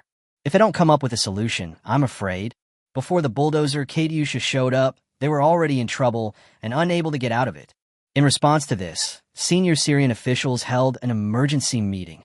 The incident is urgent and an effective solution must be discussed. After all, it's not that there are no ways to fight the enemy. However, they still have concerns in their hearts and are not in a position to take action now. But, obviously, given the current situation, we have no choice but to take action. So, the top leaders held an emergency meeting to discuss whether to use the Katyusha bulldozer in advance. Start a heated discussion. The arrow is on the string and has to be shot. Chapter 68, When Did Syria Become So Rich? I think we have to bring out the bulldozers and rocket launchers at this time. It's already this late. If you don't take it now, there will be no chance. That rocket launcher is so powerful. If we use it, are we still afraid of them? We have less than 50 units that have been renovated, and we don't know how many more we have to wait until we have 200 units. If we really wait until all 200 units are renovated, will we really be able to turn things around? It's time to take action. We really can't wait any longer. As soon as everyone arrived, a heated discussion began. This was the opinion of most people in the meeting room. Directly release all the modified rocket launchers in your hands to resist the enemy's fierce fire attack. Only, that's just what most people mean. Many ministers, and the first man who has absolute power of choice. No one had spoken since the meeting. After a fierce quarrel, everyone turned their eyes to the man in the first seat. Seeing that he didn't say anything, the conference room suddenly became quiet. Quiet and eerie. Everyone in the conference room looked unhappy. There was an unconcealable sadness on everyone's face. The man in the first seat could not hide the sadness on his face. He actually understood what everyone meant. Of course, naturally, he also wanted to turn the situation around quickly. Only, if we take out the bulldozer and rocket launcher now, will it really be useful? The reason why we have 200 sets of rocket launchers is that we have the ability to fight. The purpose of attack is to take the enemy by surprise. While the enemy is still unaware, 200 rocket launchers are launched at the same time. Don't give the enemy any chance to call for reinforcements. Just take it down in one fell swoop. This is a great opportunity. But if you bring out the rocket launcher too early, once the opponent is given a chance to breathe, there will be bigger troubles later. That's what happened with the gas tank mortar before. At the beginning, it is indeed possible to temporarily reverse the situation, but it only gives the enemy a chance to slow down. What awaits them is an even more severe counterattack. If the rocket launcher is used rashly this time, the result will be similar. And a rocket launcher is not a gas tank mortar or a steel tube rocket. If the enemy also brings in rocket launchers, they might. So, this is the crux of his problem. Seeing that he didn't say anything, the people below became anxious. They don't have time to wait. A few people couldn't wait any longer, so they gritted their teeth and stepped forward to shout, "I really can't wait any longer. Yes, I can't wait any longer." The voices of the people below, urging them to come on, kept ringing. The man in the first seat rubbed his eyebrows and spoke slowly with his eyes closed. "Let's start with 20 bulldozers and rocket launchers." The words fell. The conference room fell silent again. Only, after a few seconds of silence, several people in military uniforms came in. It was originally in their plan. I have always wanted to wait until all 200 units in Yemen have been modified, then bring this secret weapon onto the battlefield. Only, the situation at hand is clear. The situation in Syria has become visibly worse. No matter how helpless they are now, there is nothing they can do. Bulldozer rocket launcher, it's time to take action. Otherwise, they will be in a situation from which they cannot recover before the project in Yemen is completed. So, after the meeting, Syria chose to directly pull 20 Katyusha bulldozers onto the battlefield. Soon, 20 new huge pieces of equipment appeared on the Syrian battlefield. Rocket launcher. Syria is equipped with 20 Katyusha bulldozers. The current difficult situation was reversed in an instant, with the bulldozer Katyusha going to the battlefield. This wave of operations directly confused the Syrian opponents. 20 rocket launchers. You can imagine how powerful this is. Not to mention becoming more courageous as the battle goes on, we may not even be able to solve the problem in front of us. The battlefield was in chaos. Countless screams and cries resounded through the sky, while running away in panic. Countless soldiers were also cursing. What the hell is going on? Why is Syria using rocket launchers? What the hell? When did Syria become so rich that it can even buy rocket launchers? Damn it, what the hell is this? Run. Stop talking nonsense. Life is the most important thing. The soldiers were stunned by Syria's extremely high firepower. At the same time, what happened on the Syrian battlefield quickly spread to all parts of the Middle East. At the same time, it's not just Syria's opponents. At this moment, all Middle Eastern countries, except Yemen, are in a state of confusion. What are you doing? Are the rocket launchers out? When did Syria become so rich? The news also quickly spread to Yemen. Learn the news. They were not confused, but a little panicked. Syria is now using rocket launchers. It seems the situation is really bad. Hurry up and notify them to speed up the transformation of the remaining materials. Ever since learning that Syria had used bulldozers and rocket launchers, the Pakistani minister has been staying in his office. You know, once Syria used the Katyusha bulldozer. This thing will be exposed soon. They had already used a rocket launcher during previous testing. After this thing was exposed, it won't be long before the Husseins will notice something. By then, they will definitely link bulldozers and rocket launchers together. It will be impossible to hide the fact that they also have rocket launchers. Javier naturally knew about these things. So, after Minister Ba finished speaking, he immediately contacted the laboratory. Both of them looked worried at this moment. After finishing the call, Javier glanced at the message on his phone. His already gloomy expression became even worse. On the phone screen were photos of the Syrian battlefield. Then he looked up at Minister Ba, who looked annoyed, with a serious expression. The Houthis are already on guard, I'm afraid. When we attack again, it will be much more difficult to launch a saturation attack and destroy the enemy in one go. Hearing this, Minister Ba nodded helplessly. He understands the truth. But now they are not only speeding up. There is simply no other way. Just as Yemen is accelerating its reforms, the fighting on the Syrian battlefield is in full swing. The new equipment, the Katyusha bulldozer, showed its might on the battlefield. It can be said that Syria's opponents were beaten extremely badly, because this really caught people off guard. Same. With Syria's extensive use, the Katyusha bulldozer will also be exposed. The moment I saw the bulldozer Katyusha, Syria's opponents were stunned. The entire Middle East was stunned. What the hell is this? Rocket lounge hair? It looks like, but not quite like. So it is. Chapter 69 has a unique painting style, turning waste into treasure. The Middle Eastern countries were all dumbfounded after seeing Syria's large equipment. The Syrian battlefield is in the entire Middle East. It's popular. This time was really a big hit. Damn, that's Katyusha? That's not right. Isn't that a bulldozer? When will bulldozers be able to launch rockets? Moreover, why does the style of painting look so familiar this time? I feel like I've seen it somewhere. Where have you seen this before? Yemen. Gas tank mortars and steel tube rockets. Many people are aware of this problem. For a moment, in the Middle Eastern countries, people are everywhere discussing the Syrian battlefield. This is definitely the work of that mysterious arms dealer. Don't even think about it. It's absolutely true. He's probably the only one who can turn those junks into equipment. I really have to say, that arms dealer is quite capable. He must have real skills, otherwise how could he turn those junks into treasures like that? Syria's Katyusha is incredibly powerful this time. I feel like they're going to turn the tables. The focus of everyone's discussion is nothing more than the drawbacks of the Katyusha bulldozers on the Syrian battlefield.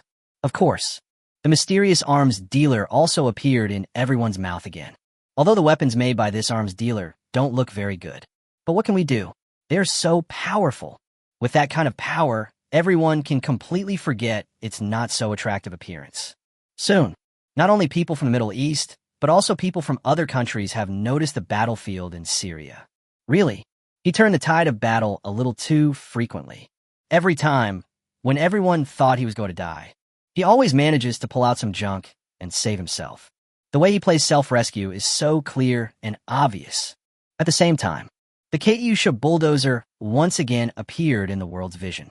Due to the appearance of the bulldozer Katyusha, almost everyone immediately thought of the mysterious arms dealer who had previously developed the gas tank mortar and steel tube rocket. It is really this unattractive style of painting that everyone can imagine. It seems that he is the only one in the world who makes arms in this way. The painting style is unique, turning waste into treasure.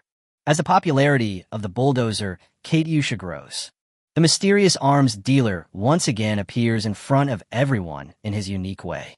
Another small fire.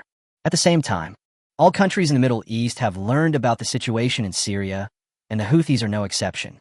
Immediately, they sensed something was wrong and felt an inexplicable sense of crisis. They don't ignore this feeling. Immediately, senior leaders of the Houthi organization held a meeting. After all, the battle between them and Yemen is also in full swing. And, not long ago, they were also attacked by rocket artillery from Yemen. So we have to be cautious. Inside the conference room, visible to the naked eye, everyone's expression was not very good. All of them had faces full of fear and tension. Seeing that most people had arrived, Dalian closed the door of the conference room. Everyone has seen Syria's new equipment. What do you think? The words fell. The originally noisy meeting room suddenly became quiet. What do you think?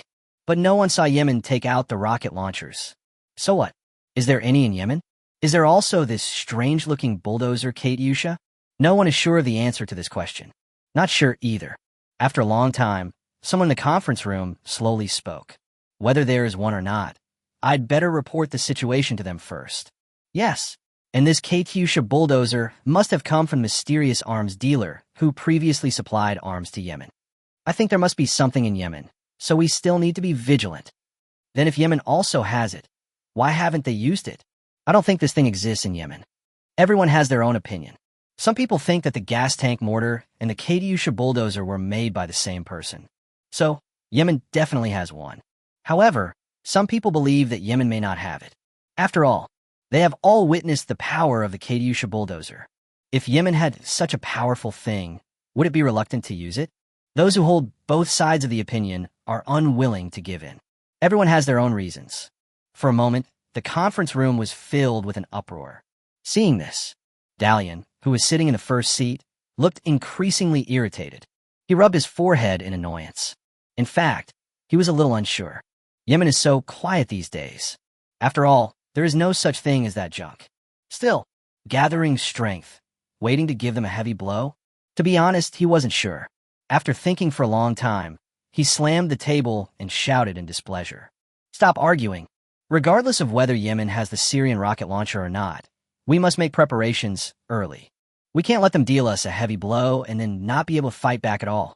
The words fell. Everyone in the conference room began to think. What Dalian said made sense. If you're not sure, then make plans early.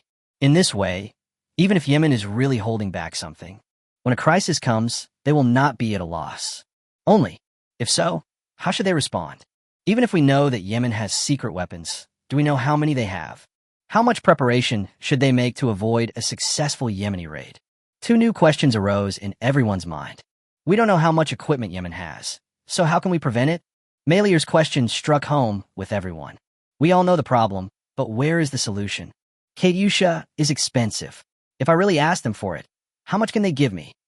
Yeah, I just ate a few last time. Can you give more this time? Syria can produce 20 at once, but what about Yemen? If we find 20, can they equip us even if we find them? What everyone said actually makes sense. Even Syria can produce 20 units at once, not to mention Yemen. 20 units. Can they really resist at the moment? No one is sure about this question. However, what everyone is most worried about is actually how many Katyusha bulldozers are there in Yemen, just like the ones in Syria. This is the issue that everyone is most worried about and afraid of. After all, I know I can still deal with it. The unknown is what scares people the most. The conference room fell into silence again. Deathly silence fell again. At last, it was Dalian, who was sitting in the first seat, who broke the silence. He rubbed his eyebrows, his tone full of fatigue and helplessness. First, report the situation to them. They will provide the equipment. Also, we must strengthen our defenses recently. Chapter 70. When will bulldozers be able to fire rockets? When he said this, Dalian's face was full of helplessness. But no one objected to his decision. After all, there seems to be no better solution to the current situation. Report the situation and then take good defense. This seems to be the best and only solution at the moment. After all, do they know how much equipment Yemen has? Obviously not knowing. Therefore, they had no choice but to prepare for defense and wait for support from the rear. The problem was solved and the meeting was adjourned. As soon as the meeting ended, Dalian called the head of the country over there. The purpose? While reporting the situation, he asked for some sophisticated equipment. The Houthis are extremely busy because of the fear of the unknown. The situation in Yemen is different. After the Syrian equipment was exposed, Yemen fell into a frenzy of transformation. After all, Syria has already used it. If they want to take advantage of the surprise, we have to do that before the Houthis have any chance to find out their details. Quickly complete the remaining unmodified rocket launchers, because they knew that surprising others was their only chance. These days, it's not just researchers who are working on the transformation. There are also many soldiers who participated in it. They teach one by one. Although the learning progress is slow, it's at least possible. There is strength in numbers. Just see, not just a lab. Even on the edge of the battlefield, there are many temporary laboratories. There, all the soldiers were studying or working. When can we use this bulldozer rocket launcher? To be honest, since I saw it last time, I really want to give it a try. Let's hurry up and make sure all 200 are finished before we can give it a try. Don't panic, Syria has already used it, so we will definitely be there soon. I bet if we use it, those little Hussein bastards will run around everywhere. From time to time, various discussion sounds could be heard from the makeshift shed. What everyone discussed the most was, when can they use it? You know, the last time we conducted the experiment, it was done in front of thousands of soldiers. Everyone has witnessed the power. So, I have to say which one I am most looking forward to seeing. In fact, it is still these warriors. After all, everyone wants to end these wars as soon as possible. The appearance of the bulldozer Katyusha gave them enough hope. And doing renovations on the edge of the battlefield. Most of them are seriously injured on the front line and cannot go to the battlefield. But there's nothing we can do about that. After all, now they're racing against time. Be sure to use all that can be used. At the same time, the video of the Katyusha bulldozer showing its prowess on the Syrian battlefield was quickly uploaded to the internet. Moreover, the popularity of this video is quite high. Before long, it became a hot search on the foreign internet. Countless netizens around the world are watching this video at the same time. Really, everyone knows that Syria is already in a mortal situation. Who knows? This guy is not only not like what they think he is. Instead, because of a strange-looking weapon, the situation turned around in one fell swoop. There's also a hint of wanting to gain the upper hand. Is this shocking enough? As the video became a hot search on the internet, more people are paying attention to the situation in the Middle East. Of course, there are also many domestic internet surfers among them. However, domestic netizens and foreign netizens have different focuses, because the powerful weapons in the video are very common in rural areas of Dacia. Bulldozer. That is an absolute must for every grain-producing household. Only, when will bulldozers be able to fire rockets? This is just a joke. Countless domestic netizens left messages in the comment section of the foreign website. This is the first time in my life that I've ever seen such a powerful bulldozer. What? This isn't a bulldozer. Isn't it a powerful piece of equipment? Everyone stop guessing. This one looks like it was made by the same person as the gas tank mortar last time. I have to say, this person who turned a bulldozer into a mortar is the first person since the founding of the country. This video must be shown to Chinese netizens. It will absolutely leave them jaws dropped. In the comment section, most netizens were sighing. I sigh at the wisdom of domestic netizens and the mystery of bulldozers. Really, this matter has gone beyond everyone's common sense. In the hearts of countless domestic netizens, a bulldozer is just a crop that cannot be simpler. But the video that went viral on the internet actually taught everyone a lesson. Can you play with a bulldozer like this? Many netizens found it very novel. Then, many netizens also forwarded it to domestic social platforms, not just the extranet. After netizens forwarded the video to domestic social platforms, not long, the popularity of the video is rising rapidly. The number of viewers and reposts has skyrocketed. It didn't take long for this video to be uploaded at a very fast speed. It directly became a hot search on Weibo. At the same time, there is no sign that its popularity is going to drop, and it is still rising rapidly. There is no other reason. This matter is really a bit too novel. It's even a little unbelievable. Anyone with eyes can see it. 360 degrees, how to see it. They're all bulldozers, and they can only be bulldozers. But you have to say he is a bulldozer. But it doesn't seem quite like it. Bulldozers can't shoot rockets. This is definitely the shell of a bulldozer and the core of a Katyusha. For a while, many netizens posted on the internet to discuss this matter. After watching videos of the Middle East battlefields, I finally understood what it meant to be ignorant. A familiar smell. There was a modified gas tank before, but now this is a modified bulldozer. It's still a familiar formula, but now the whole world is starting to make radical changes. This blast of change is different from the previous ones. I never thought that bulldozers could be used on the battlefield. It's really a cheat. I'm just going to school. How come the world outside has developed to this point? Bulldozers can even fire rockets. Domestic netizens are all sighing. Many people find it very magical. Gas tanks can be turned into mortars, and steel pipes can be turned into rockets. Now, even bulldozers can be transformed into Katyushas and go to the battlefield. It's really too magical. Certainly, as the video gained more exposure, countless netizens discover a new problem. This familiar taste, familiar recipe. No matter how I look at it, it looks so familiar. Chapter 71 Xunyan's income is too terrifying. After countless netizens realize the problem, connect the previous gas tank mortar and the current Katyusha together. Everyone quickly noticed the misalignment. Where the hell do all these ideas and thoughts come from? This clearly looks like the work of the same person. The previous gas tank mortar was developed by Chinese people, so what shocked the world today is the bulldozer Katyusha. Is it possible that they were created by the same person? As soon as this idea came out, netizens couldn't help but think deeply and started searching. Soon, marketing accounts seized on the hot topic and quickly looked for similarities between the two events. 4 hotspots. Various comparative analyses of these marketing accounts. The next few hours, the internet is flooded with various posts. It's all about gas tank mortars, steel tube rockets, and bulldozer Katyushas. Some enthusiastic netizens have discovered that the gas tank-turned mortar, steel pipe-turned rocket, and bulldozer-turned Katyusha that have recently become popular around the world are all the work of one person. Let me reveal the secret to you now. Comparing the two videos, you can see that these two ordinary-looking things are actually quite powerful. Moreover, such a creative transformation definitely came from the same person. I'm going to make a bold guess. In fact, the 3 modified equipment that have been circulating online recently all came from the same person. Such a bold idea, I don't believe it was come from just 2 people. Countless marketing accounts seized on the hot topic and released various speculations. As a result, there are more and more videos on marketing accounts. Most netizens also began to make bold guesses. Spread to the end. Almost everyone agreed. Gas tank mortars, steel tube rockets, and bulldozer Katyushas. These 3 bold and explosively modified equipment came from one person. Not long. The popularity of the video has reached another level again. It can be seen all over the country, and people are watching this video everywhere. As the video spread rapidly, the police in Hucheng and Linen, as well as the military, all noticed it. A moment, they fixed their eyes on Xunyan. Hucheng Police Station.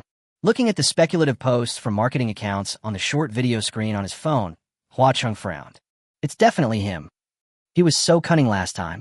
These things are definitely related to the Pringles factory manager. The more he spoke, the angrier Hua Chung felt, because they had close contact with Shun Yin last time. And based on the evidence they currently have, the matter of the gas tank and the steel pipe, it's absolutely 100% related to him. Hearing Hua Cheng's angry words, Li Jiang clenched his hands and his face looked unhappy. A few seconds later, he slammed his fist on the table. After a bang, his cold voice was heard in the office. That guy was definitely playing dumb back then. That clueless look clearly shows that he's hiding something. Also, I suspect this military exercise is related to him. No, I'm not doubting it. I'm almost certain. After Hua Chung and Li Jiang's angry speeches, the atmosphere in the office suddenly became gloomy. Actually, they all felt it. Whether the gas tank, a bulldozer, or a steel pipe. This series of privately manufactured arms modifications all came from Shun Yin. But the most angry and helpless. They currently have no evidence at all. Everything is just their speculation and there is no evidence. That is to say, they knew that Anna Shun was the one who privately modified the arms. But they just couldn't do anything to him. Seeing the depressing atmosphere, Hu Bin said with a smile. It's not like we don't have any way to deal with Shun Yin. Have you watched the video of the military exercise a while ago? Maybe we can start from there. In short, he must have done this. As long as he did it, there's no need to worry about not finding evidence. As he spoke, Hubin became more and more excited. At the same time, not only was he excited, but everyone else in the office was excited as well. Then, a group of people suddenly stood up from their chairs. Everyone has a face full of fighting spirit. Hua Chung patted Hubin on the shoulder and said in a firm tone, "You're right. As long as he's committed a crime, there's no problem finding evidence. Right. As long as it's a crime, even the slightest clue is a trace." Li Jiang also echoed Hua Cheng's words with a fighting spirit. Then, the trouble was completely eliminated, and now the few people started to get busy again. After cheering up, Hua Cheng began to arrange things for everyone. The video of the military exercise took place in Linen. "I'm here to contact the police there. Xiao Li and Xiao Wang. You two take 3 people and go directly to the scene over there to look for any remaining traces. The rest of you, come with me and look for any transactions Pringles made during this period. He's expanded his business overseas, so let's see where it is. Action." Following Hua Cheng's order, everyone in the office started to get busy. He called the Linen police station. After all, that place does not belong to Hucheng. Therefore, even if the investigation team from the Imperial Capital wants to investigate what is happening there, they still need to keep in touch with each other. After arranging everything, Hua Cheng immediately started the search. The investigation team turned Pringles upside down from its bankruptcy to its current growth. They even retrieved the bank's bills for Pringles' company account. Among them, every account is recorded. If you don't check, they won't know. Upon investigation, the entire investigation team was shocked. Hubin's eyes widened when he saw the bank statement pulled up on the computer.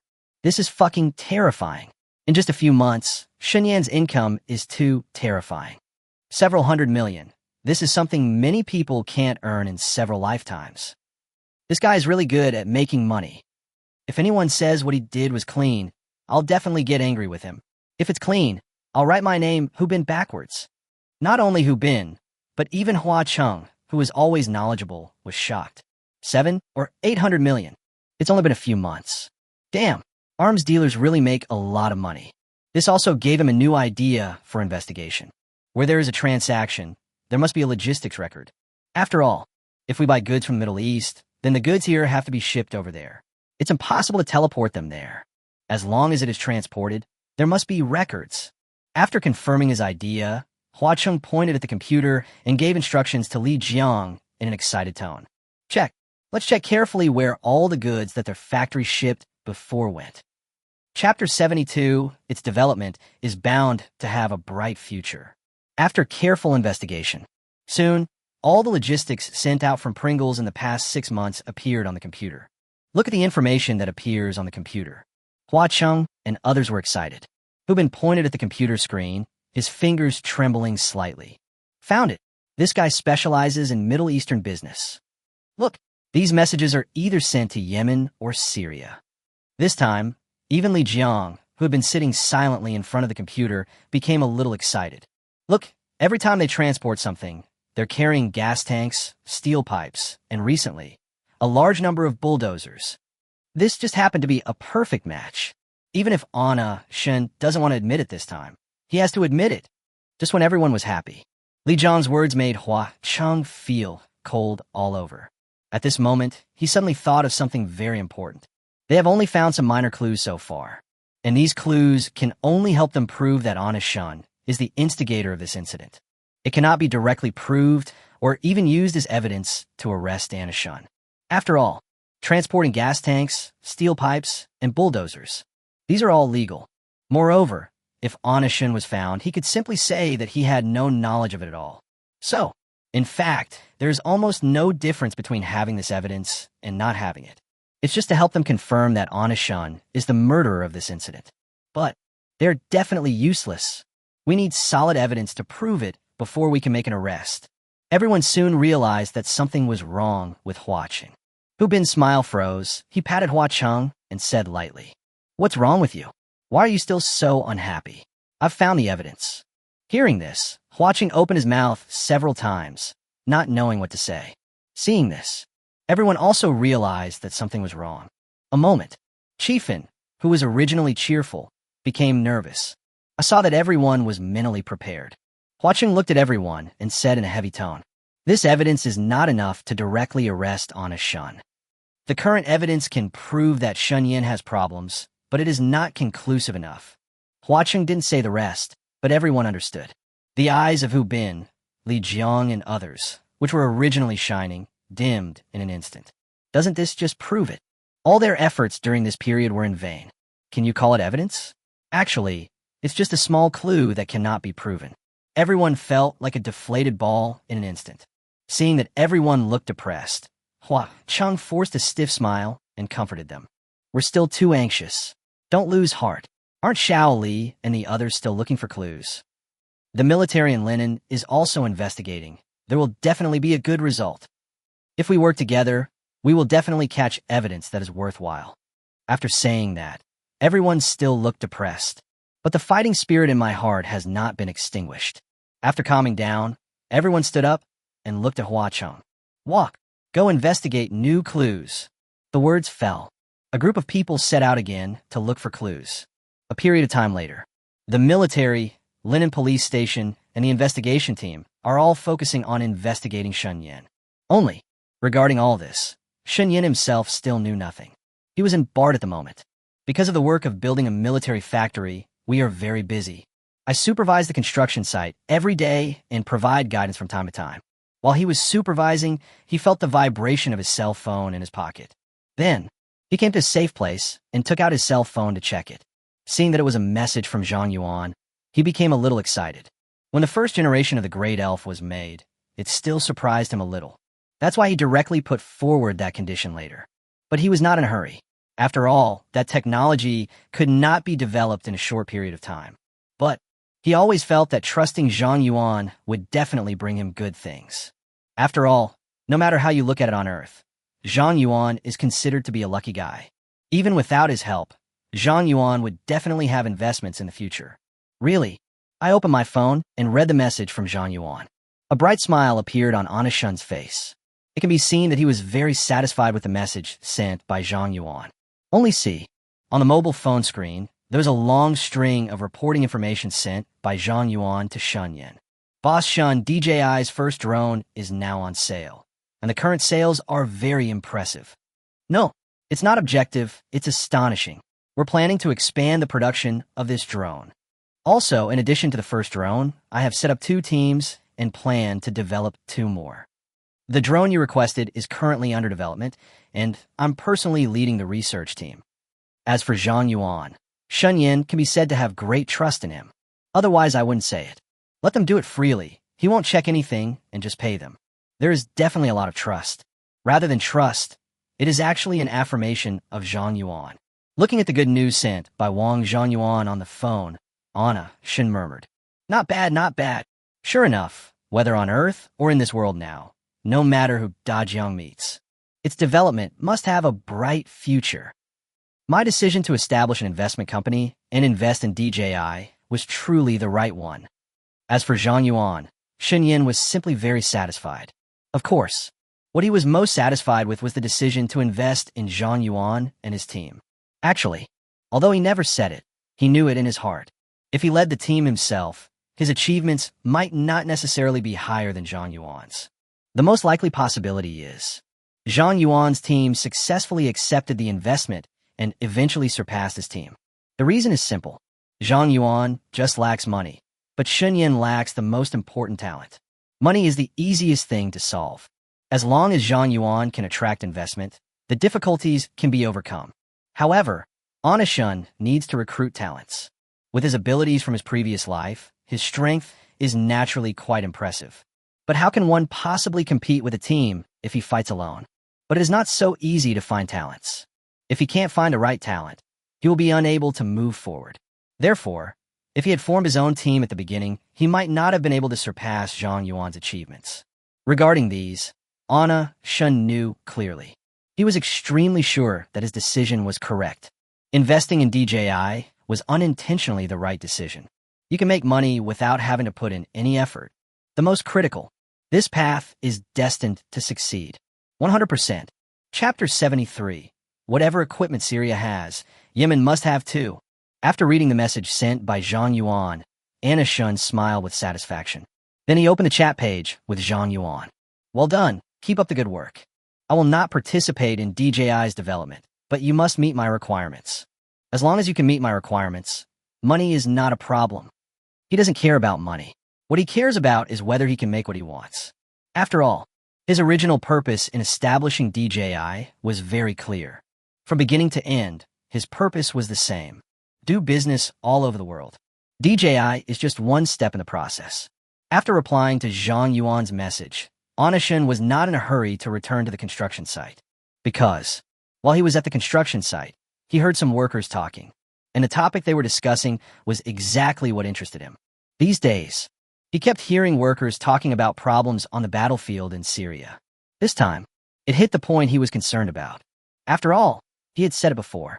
They also all accept suggestions, but it's obvious. Syria takes action. But 200 sets, are they going to be renovated now? Absolutely impossible. Shen Yin firmly believed this. You know, Syria started learning a few days later than Yemen. Yemen will only be completed ahead of them, and it will definitely not be completed behind them. So, there was no movement in Yemen, but Syria spoke first. After some analysis, Anna Shun was very sure. Something was definitely wrong in Syria, and it was not going well. Thinking about it, Anna Shun took out his phone and started searching. A new situation in the Middle East. As soon as this term was entered, a title with the word explosive popped up in the recommendation column. Syria once again turned the situation around with its tattered equipment. Seeing this, Anna Shun raised one eyebrow slightly. It seems that the situation is not good. But this tattered equipment is talking about my bulldozer, Katyusha. In an instant, Shenyan's focus shifted from the title Syria to the word rags at the very beginning. What the hell is a piece of junk? Is there such a powerful piece of junk? The unscrupulous media only knows how to talk nonsense and spread rumors all day long. It's just a little ugly. How can it be called tattered? While cursing the media, Anna Shun did not forget to click on the first recommended title. Actually, compared to the current situation in Syria, he is actually more concerned about the situation in Yemen. After all, the Katyusha bulldozer is a secret weapon for both countries. If one party is exposed in advance, the other party will also be affected. So he was very curious about how Yemen handled the situation. After reading the post, Anna Shun showed a satisfied smile on his face. As expected of the equipment I developed, this has turned the tide, hasn't it? It seems that Syria now has the upper hand, but if we want to solve it completely, I'm afraid it will take some time. As he spoke, Anna Shun discovered a new problem. This article about the new situation in Syria does not even mention Yemen. Seeing this, he murmured in confusion. How come this doesn't mention Yemen? Could it be that Yemen is still holding it back? As he spoke, Anna Shun's brows raised slightly. It is surprising that Yemen remained calm about this matter. He was still a little surprised, because at this time, if he can still keep calm, there must be some element of gambling involved. After all, with the example of Syria, it should not be difficult for everyone to guess that Yemen also has the same equipment. Therefore, the Houthis will definitely make preparations in advance. However, does the Houthis know the specific situation in Yemen? That remains to be seen.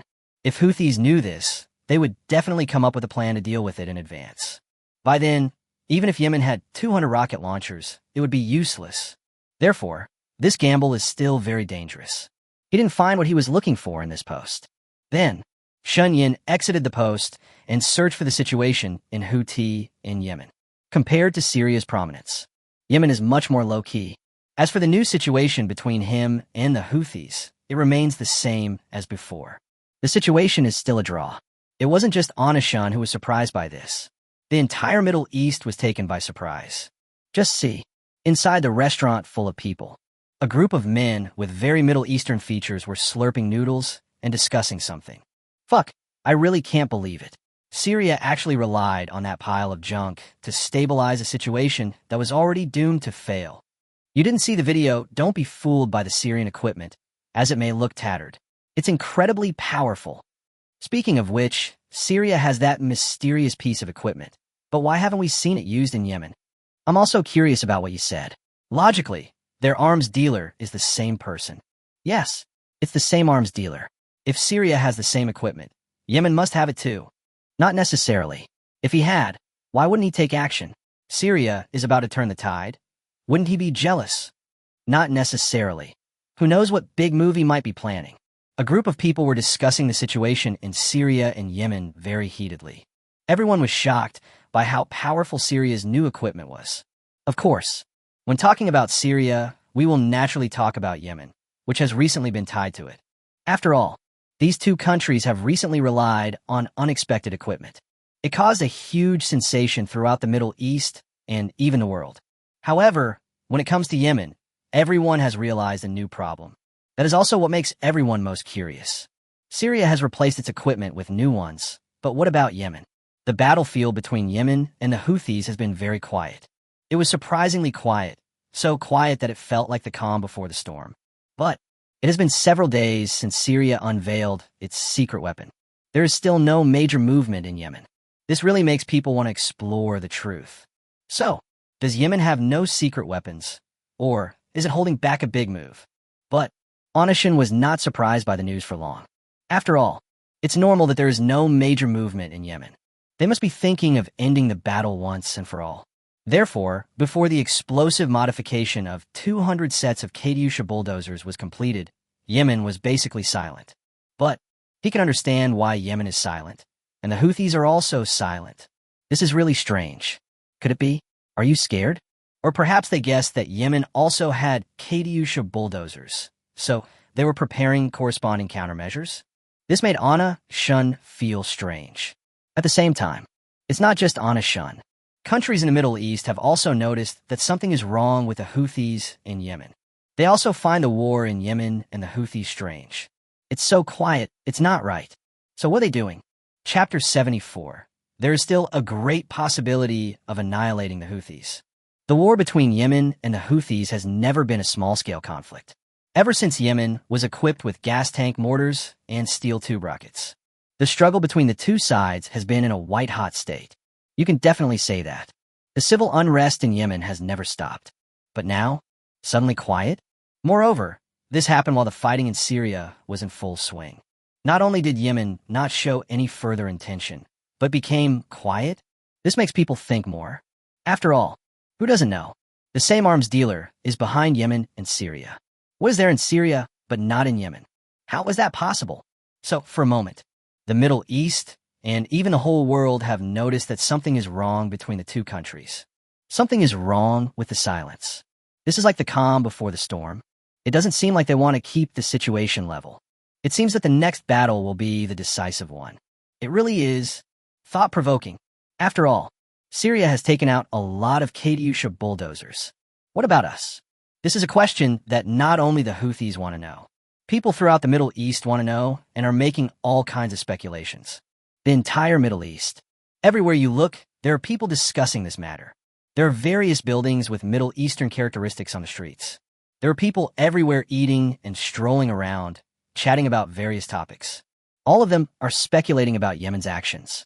Syria already has so many rocket launchers, not to mention Yemen. I feel like Yemen is just accumulating strength. Who knows, the next shot might be a decisive one. A decisive battle? No matter how powerful Yemen is, the Houthis are not bad. The Houthis should have their own response plan. Do the Houthis know exactly how much equipment Yemen has? I have a feeling the Houthis are going to lose this time. Everyone stop guessing.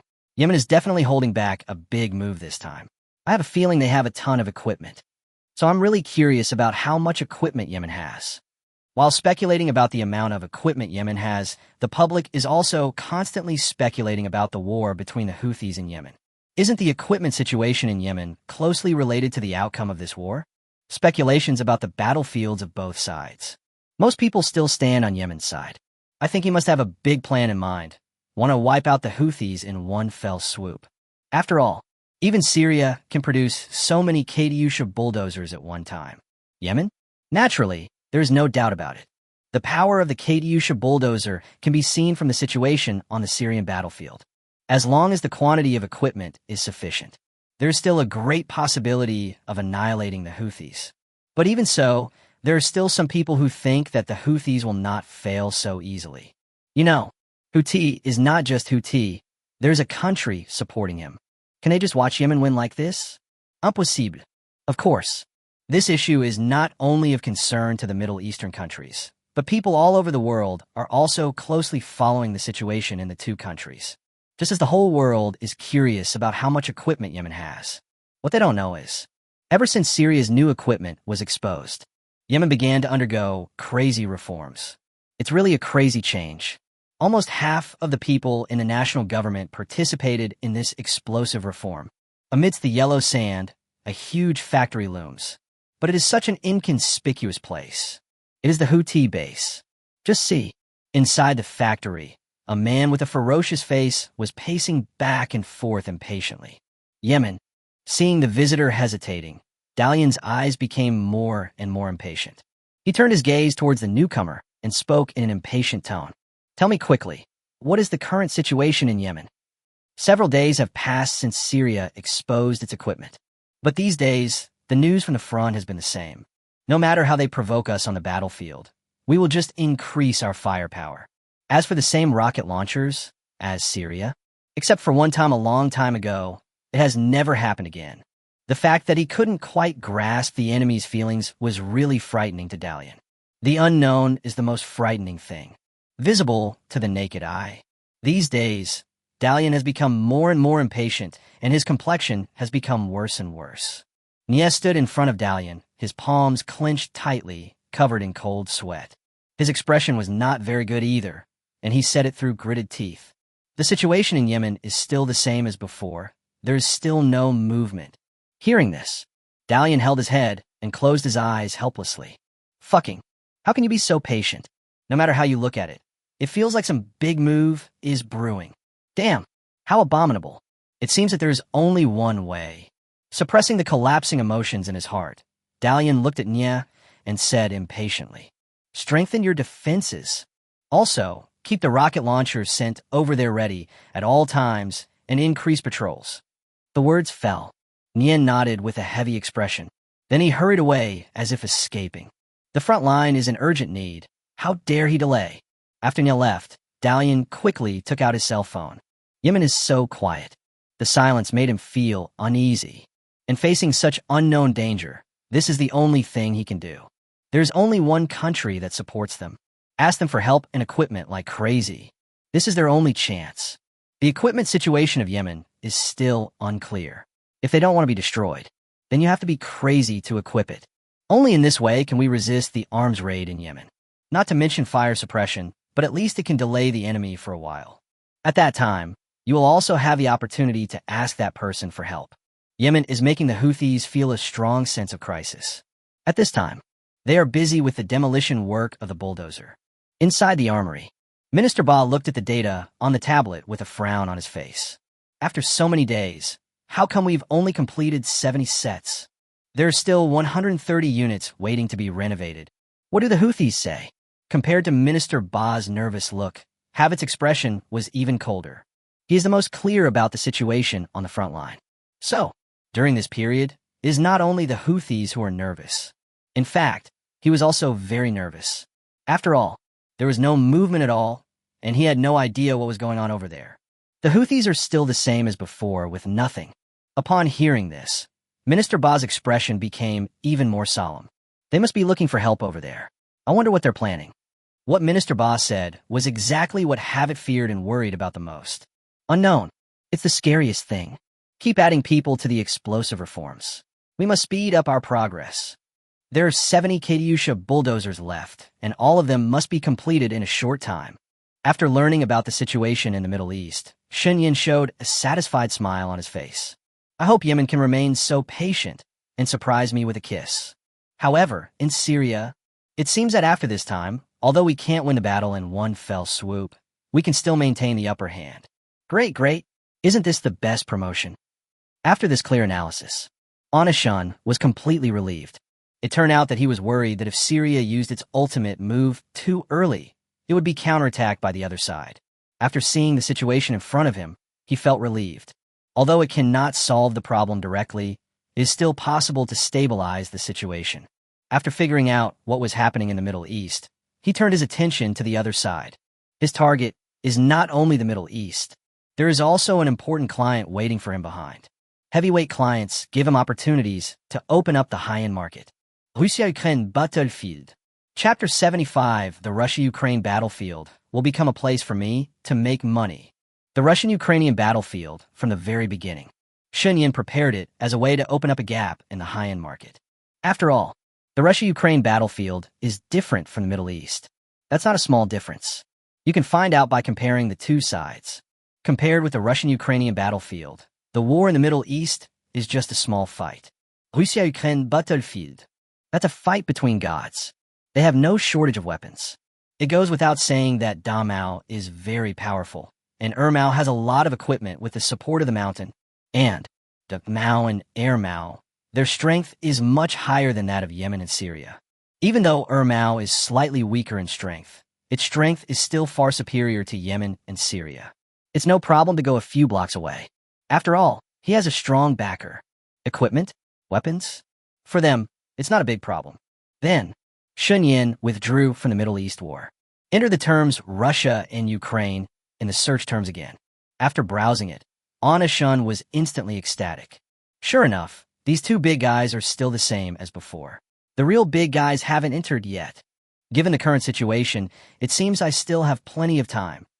Looking at the situation on the mobile phone search page, Anna Shun's mouth curled up. Before, he thought that so much time had passed. At least, Damao and Ermao have entered a fierce fighting state. Who knows, these days will pass. These two guys are still no different from before. It's still at the level of minor quarrels and mutual testing. The fighting was very restrained, and as for those powerful weapons, they have hardly been used so far. After understanding this, Shenyang's mentality became much calmer. Looking at the photos of the Russian-Ukrainian battlefield taken by war correspondents on a mobile phone, Anna Shun smiled and murmured, "It seems that there's still a lot of time left for DJI. How about taking this time to research something else?" In an instant, he stopped worrying about the drone's development process. I even had other thoughts in my mind. After all, he is still very familiar with the development of the war between Russia and Ukraine. He knew clearly where the key point of this battle was. In the previous life on Earth, there was a very important node that caused the Russia-Ukraine war to break the current stalemate. Watching, since the war between the two countries, they have been in a state of mutual testing and stalemate. Not to mention that the battle is getting intense. It is even unknown how long this stalemate will last. And the key that will change or even trigger the two things has not yet appeared. That's all. He was in a panic. He still has plenty of time. Thinking of this, some other thoughts arose in Anna Shun's mind. Perhaps, during this time, I can not only develop drones, but also other high-end products. After saying that, he began to think deeply. The main reason why he is so confident now, and even has other plans, because he knows it very well. That opportunity to break the stalemate between Damao and Ermao. Only the big guy appeared. The war between Russia and Ukraine can temporarily break the deadlock. Chechen forces. As things stand now, the Russian Chechen army is still not done with it. Only when the Chechen troops leave will the two sides break the stalemate briefly. After a brief break in the deadlock, we'll enter another stalemate. During this time, Zhang Yuan and his team will probably have already made a drone that satisfies me. Besides, I can also make a lot of other preparations. After having a clear understanding of the war situation between Russia and Ukraine, a new fighting spirit rose in Anna Shun's heart, and his eyes seemed to be filled with money. At that time, the Russian-Ukrainian battlefield will become a place for me to make money. After confirming the situation in Russia and Ukraine, Anna Shun no longer paid attention to the situation in other countries. After all, he already knew everything he wanted to know. Then, he turned to look at the military factory that was under construction in full swing and was currently just a flat land. For him now, the most important thing is to complete the construction of the military factory as soon as possible. After the military factory was built, he can then fully move his hands and feet. By then, it will not only be the Russia-Ukraine battlefield, but the entire world. They will all become places for him to make money. Thinking of this, Anna Shun returned to the construction site again. He put on the hat in his hand and walked forward. Soon, Shun Yin devoted himself to the supervision work at the construction site again. Over time, the military factory was built very quickly. It was originally a flat land, but now it has taken shape. All of this, it all comes down to our good friends in Pakistan. It's really a bit too awesome. This military factory was built entirely according to all of Sun Yan's requirements. Of course, naturally, Sun Yan's own contribution is also indispensable. During this period, he devoted almost all his time to the construction site. Even those who don't know would think he is a member of the construction team. Originally, when he was inspecting the construction site, everyone respectfully called him Boss Shun.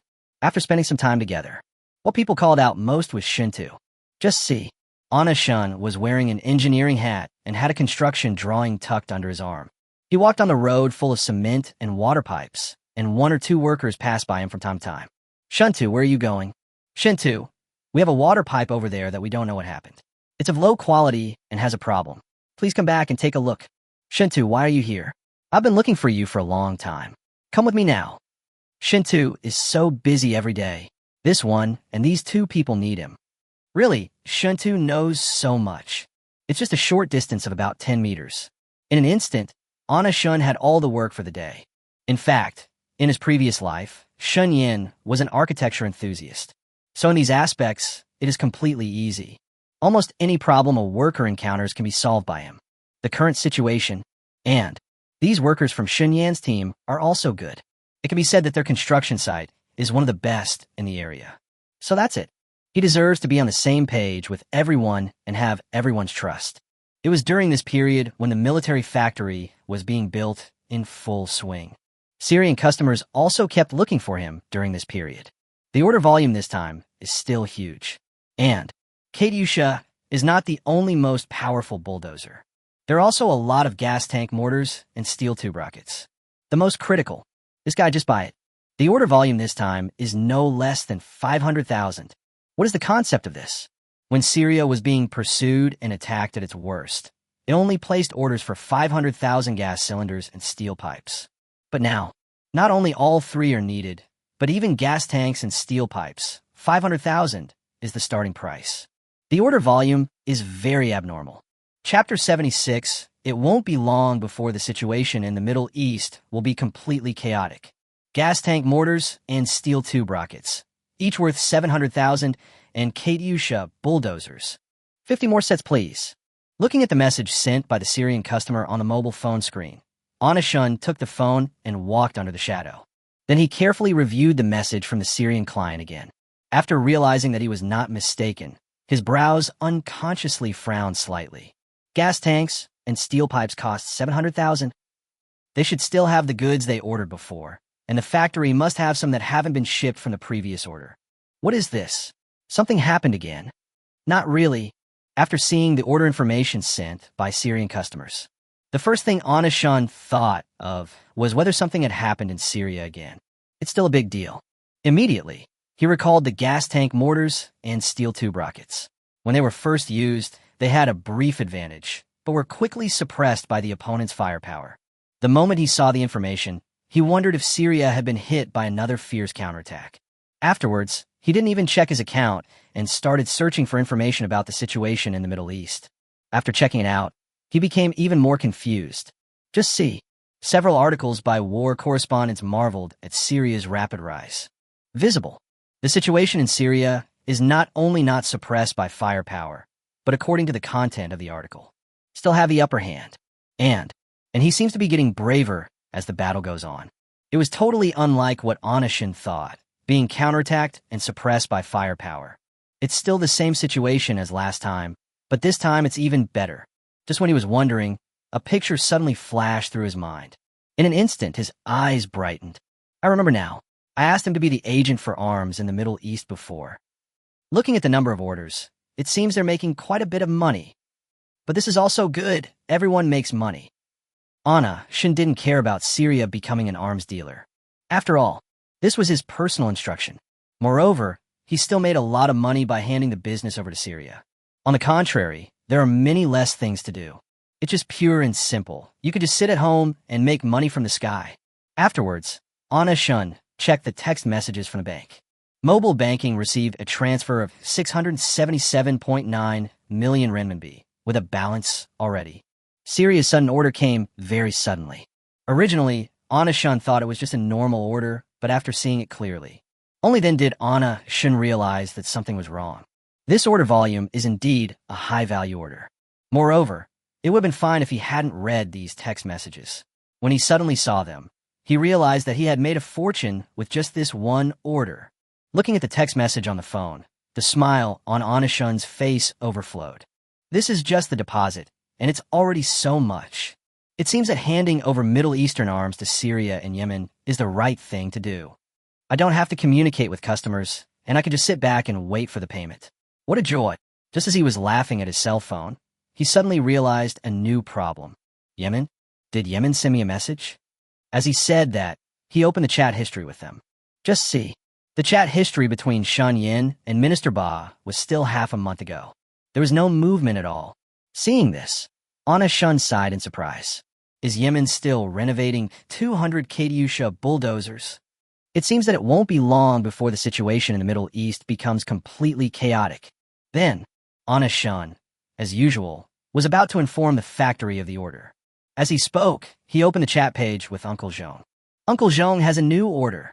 This order is huge. Gas tanks and steel pipes are worth 700,000 each, and there are 50 sets of materials for bulldozers. The address is the same Syrian address I always sent to before. After sending this message, Uncle Zhong didn't reply for a long time. Just press yellow. Anna Shun was a little confused, because Uncle Zhong usually replies to his messages within seconds. But this time, what's going on? Just when Shun Yin was confused, Uncle Zhong was once again shocked by the number of orders sent by Shun Yin. 700,000. Did I see it wrong? He looked at the message from Anna Shun on his phone. The first reaction was that he might have seen it wrong. After all, this was not the first time he had seen such a large number of orders. Not to mention 700,000. He has even seen 1 million. Only, those are two addresses, each worth 500,000. Moreover, if he remembered correctly, the factory had not shipped all of the 500,000 orders. Can't wait to place an order again? Not likely. Just see. He rubbed his eyes again and again, confirming it over and over again countless times. He was absolutely certain that he was not mistaken. Seeing this, he was even more shocked, and his eyes, which were usually squinting, widened. It's really 700,000. 700,000 for a gas tank and steel pipe. After saying that, Uncle Zhong took a breath. As expected, the factory director, really capable. As he spoke, he began to think about how to reply to Anishun's message. As he was thinking about it, he remembered a more important question. The factory is so small. How can it produce all the orders placed? The eyes are really big and the mouth is too small. The order volume is large, but the factory can't handle it. Thinking about it, Uncle Zhong sent a message to Anishun. We haven't even shipped all the orders for 500,000 yuan last time. If we get another 70 orders, the factory won't be able to handle it. Are you really not going to expand anymore? Seeing Uncle Zhong's reply, Anishun instantly looked towards the military factory that was still under construction. It seems so. We can't produce enough. Besides, there's no way to expand it. Realizing this problem, Anishun was not panicked. He sent a message to Uncle Zhong again. Let's put the expansion on hold for now. This order is too large, and the customer is anxious to ship it. The factory is definitely overwhelmed. Uncle Zhong, please contact other factories and buy directly from them. In fact, even if he purchases from other places, he will make a profit. Even his costs are not affected. After all, he sold it for $50. The domestic purchase price is just a drop in the bucket. Compared to the sky-high selling price, this is actually nothing. And on Uncle Zhong's side, seeing that the expansion was hopeless, his originally excited heart skipped a beat. After all, he didn't know how much Anishun was sold for. He only knew that the cost would increase significantly if he purchased from outside.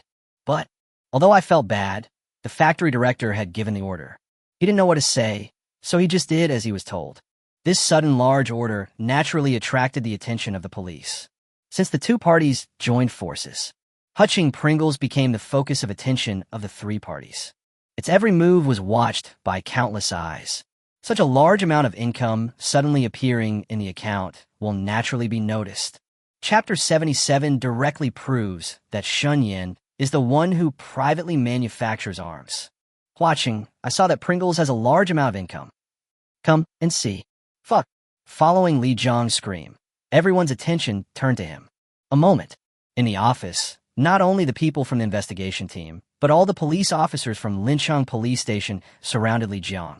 It would be more accurate to say that it is next to Li Jiang rather than next to his computer. Just see. Everyone who has seen the contents on Li Jiang's computer has the same reaction. Everyone's eyes widened. Shocked. Very shocked. Everyone sat in front of the computer, stunned for 5 minutes. It is actually 677,967,500 renminbi. The visual impact of this damn money is really too great. 677,967,500 renminbi. This is money that many people cannot earn in their entire lives.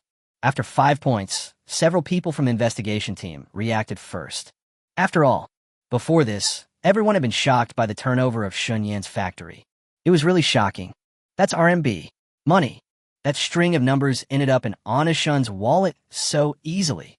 So, even though I'd seen it before, I was still shocked again.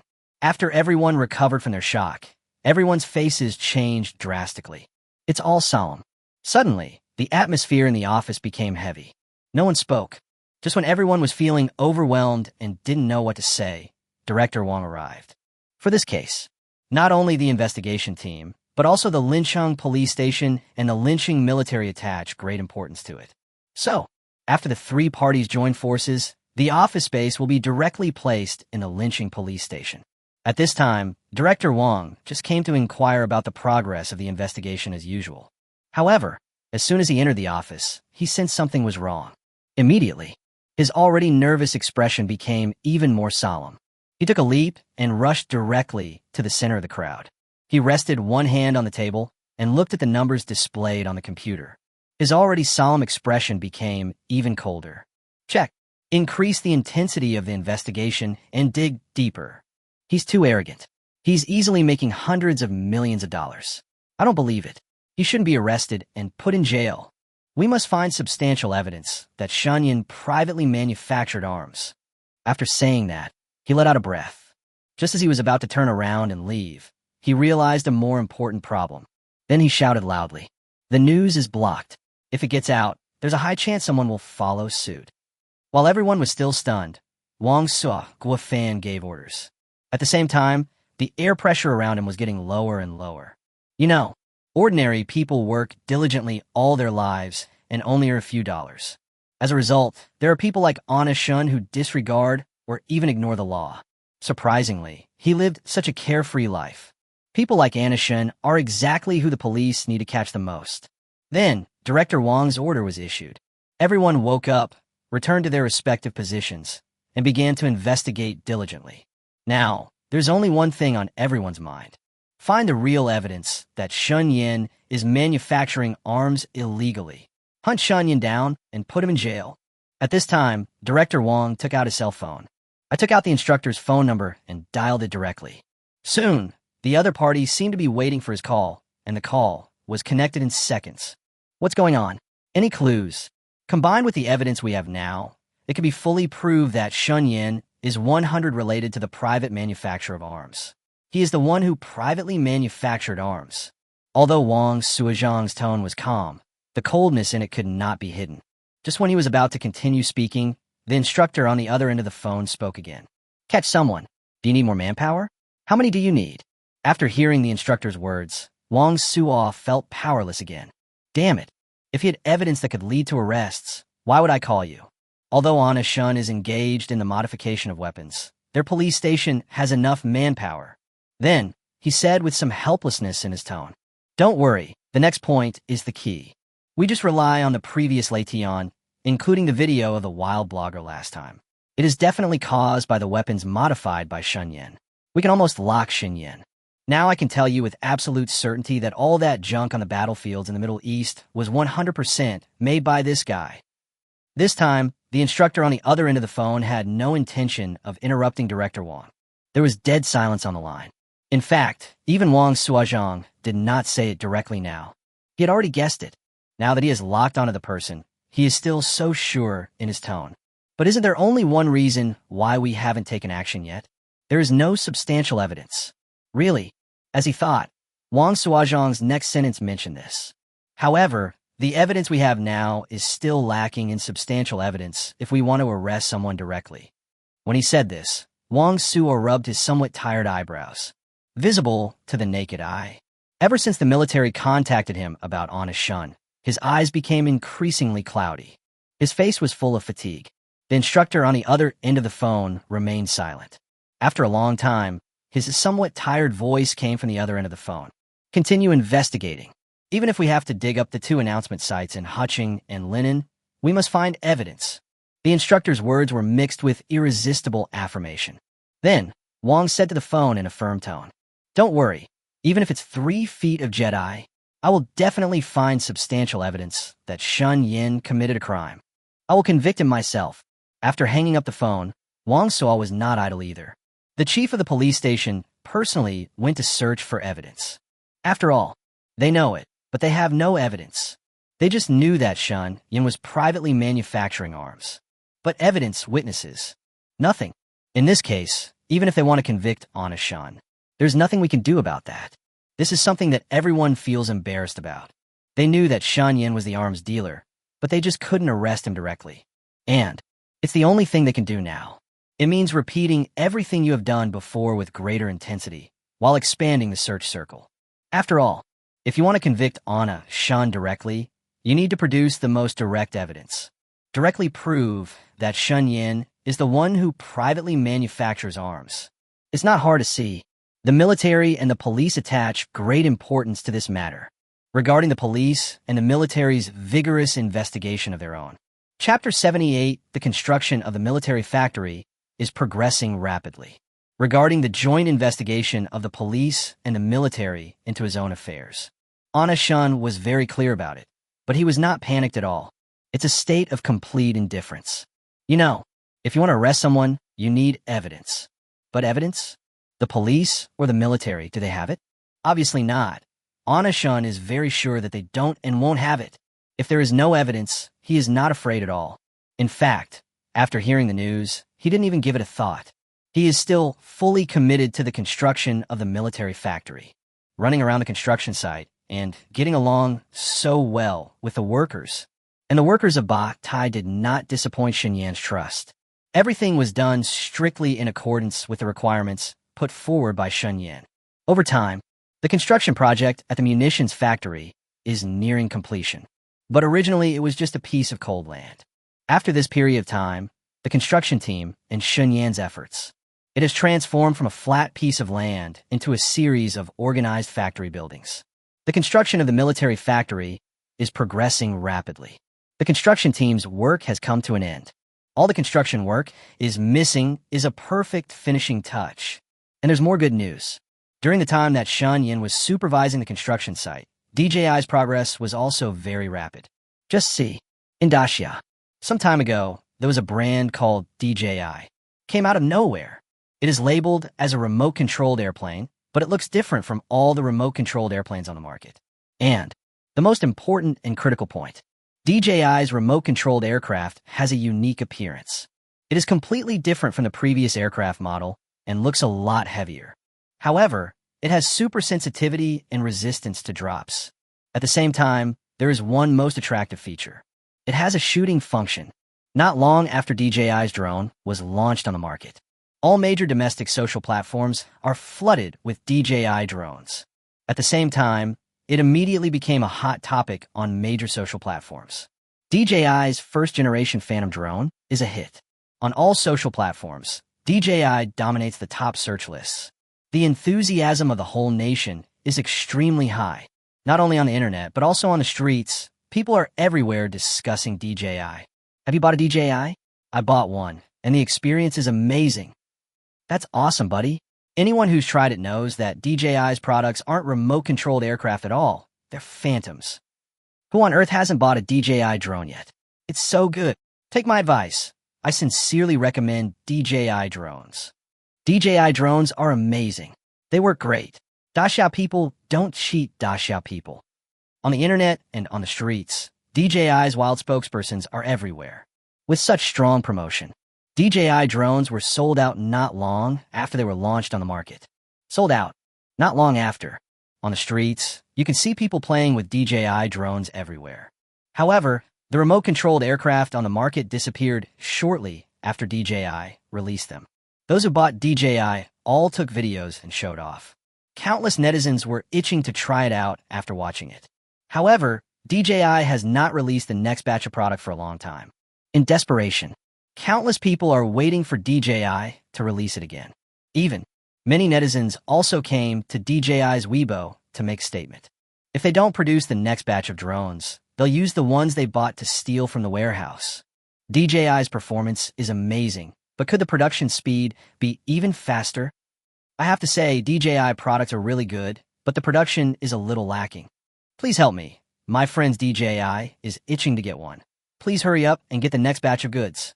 DJI needs to start production quickly, or I'll sneak into the factory and work as an employee and get one out right away. DJI's first-generation Phantom drone was in short supply. Netizens are forcing DJI to start production as soon as possible. In fact, what they don't know is that they're selling all the goods in the warehouse. They have no money. Inside the office building, 7 members of Zhang Yuan's team were sitting in the one-key conference room. Several people's faces were filled with worry. The conference room was quiet and depressing. Guo Fan scratched his head irritably and took out his cell phone to look at it.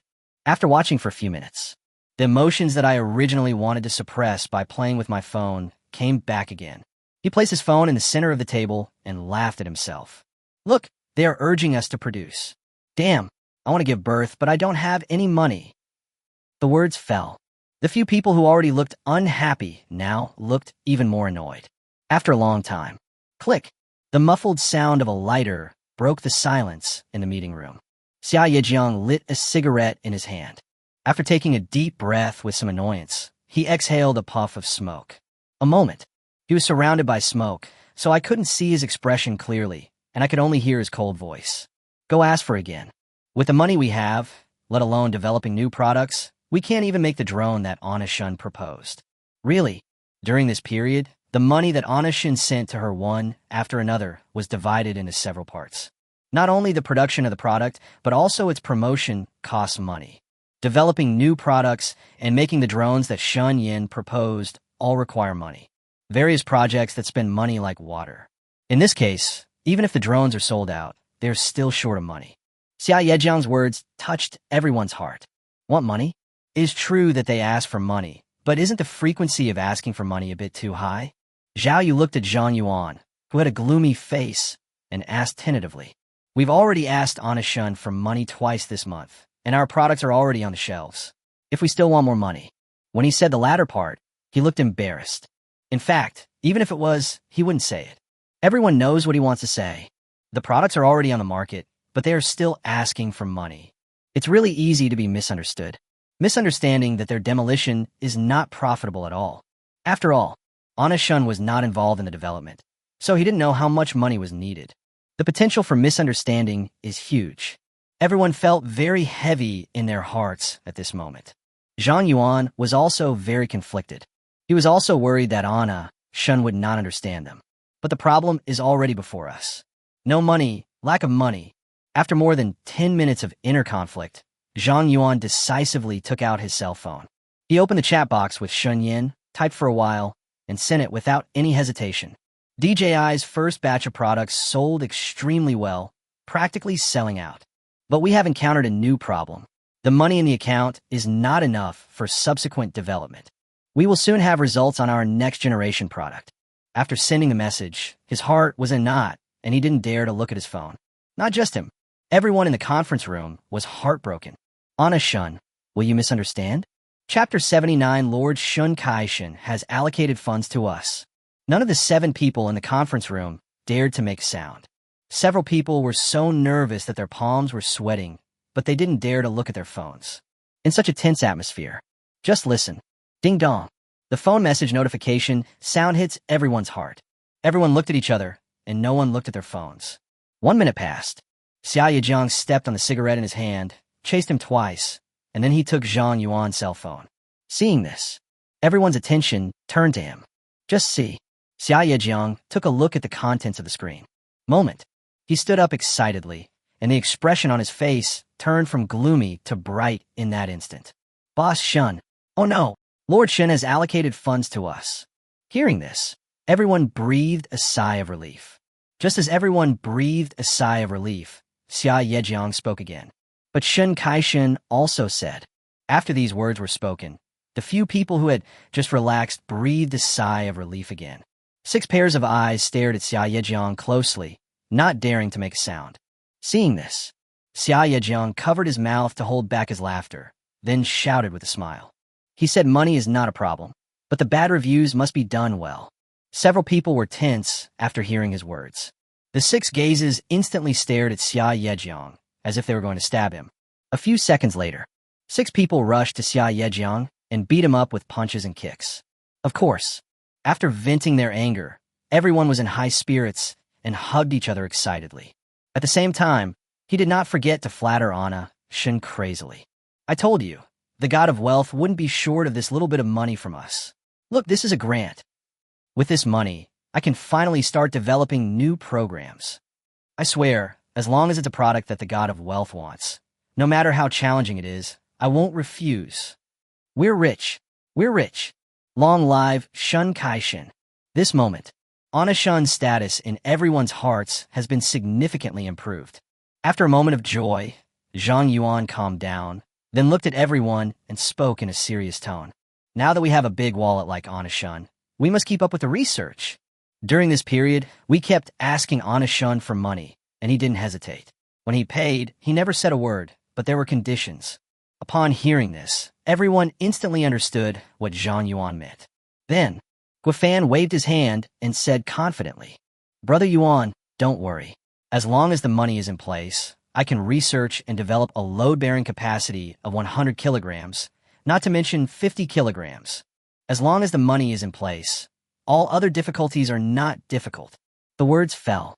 Instantly, it gained everyone's unanimous approval. That's right. Don't worry, Brother Yuan. We can definitely get in the drone he requested. Brother Yuan, we must have confidence. Once I develop the new system, maybe we can see some progress. We're not sitting idle during this period. Although it's difficult, it's not unsolvable. It's just a drone. It's not our specialty. With the support of Shun Yan's money ability, everyone's confidence soared. Seeing this, Zhang Yuan was also very happy. Then he clapped his hands and said with a smile, Stop bragging and get to work. Xia Yejiang, hurry up with that new system. Guifan and Zhao Yu, you two will follow me to study Shun Yan's drone, and the rest of you will focus on developing the second drone. After the instructions were given, no one had any objections. Soon, everyone suppressed their excitement and devoted themselves to research and development work.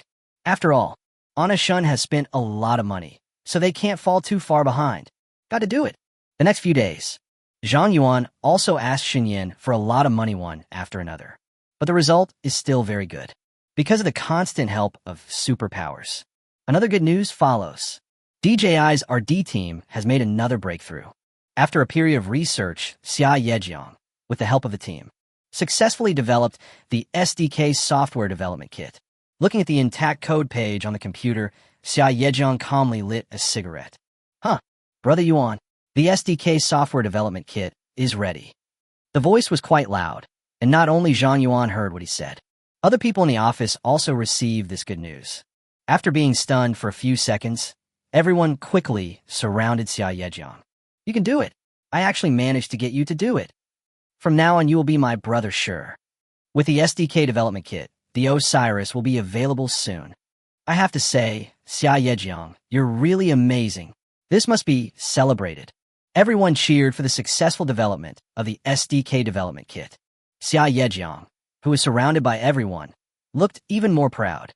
Zhang Yuan also came to Xia Yejiang, looked at everyone, and said with a smile, Now is not the time to celebrate. Let's celebrate together when the spirit eye is developed. As he spoke, he led everyone to continue to engage in various research and development activities. Xia Yejiang and his team are fully committed to the development of the Osmo Mobile Gimbal. It turned out to be just as everyone expected. The Osmo Mobile Gimbal was available in a very short time. The Osmo Mobile Gimbal was quickly launched. The success of these two studies. This directly led to DJI's crazy expansion, and its development speed was astonishing. Until now, DJI's second drone, Mavic 2 drone, it was developed in just a few months. None of this is the main good news. The most important thing is, Wang Tao has made some major breakthroughs in his research on drones that meet the protagonist's requirements. The message sent to Anna, Shen said. It may take 2 to 3 months at the fastest, or half a year at the slowest. Looking at the pile of good news on the phone, even someone like Anna Shun, who had experienced a lot, was amazed. Show. This is really a show. DJI's development is exactly like the growth path of the male protagonist in a cool novel. Looking at the phone, Shunyin couldn't help but exclaim in surprise. I really can't help but sigh. Zhang Yuan and his team are truly talented. These people are really like this. As long as the money is paid, surprises will come one after another. While the protagonist was sighing while holding his mobile phone, there was also good news waiting to be revealed. The other side, Yemen. Inside the armory, Minister Ba was holding a tablet in his hands and crying uncontrollably. At the same time, tears could not stop his excitement. Although the content of the speech was vague, it was surprisingly clear in the minds of everyone present. Fuck, 200. That's really not too many, not too few. I told you that as long as we hold on, we'll be able to turn things around sooner or later. Now is the time for us to turn things around. This time, we must take down those Husseins in one fell swoop. Minister Ba looked at the tablet handed to him by his subordinates and couldn't hold back his tears. There is no other reason. It took a long time for them. Finally, with the efforts of countless people, 200 Katyusha bulldozers, the modification was successfully completed. Chapter 80 Saturation Attack, ready to go. Yemen's efforts during this period have not been in vain. 200 sets of Katyusha bulldozers have been successfully modified. Each set contains 5,000 rockets, and 200 sets are exactly 1 million rockets. This time, the battle between Houthi and Yemen is destined to be a decisive one. However, neither side is confident enough. No one knows the opponent's cards. For both parties, everything is unknown. Yemeni senior officials learned that 200 sets of Katyusha tanks had been successfully modified. Immediately, a high-level meeting was held. Seeing that most people had arrived, Minister Ba stood up and introduced them excitedly. All of our Katyushas have been completely modified. 200 Katyusha bulldozers and 100 rockets have all been successfully modified. All that's missing now is an opportunity to start a war with the Houthis. The words fell. All the bigwigs in the conference room showed satisfied smiles on their faces. You know, this time, the explosive reform work almost gathered all the military and industrial talents in Yemen. Even some sergeants used it. It can be said that almost the entire country has put all its strength into building this weapon.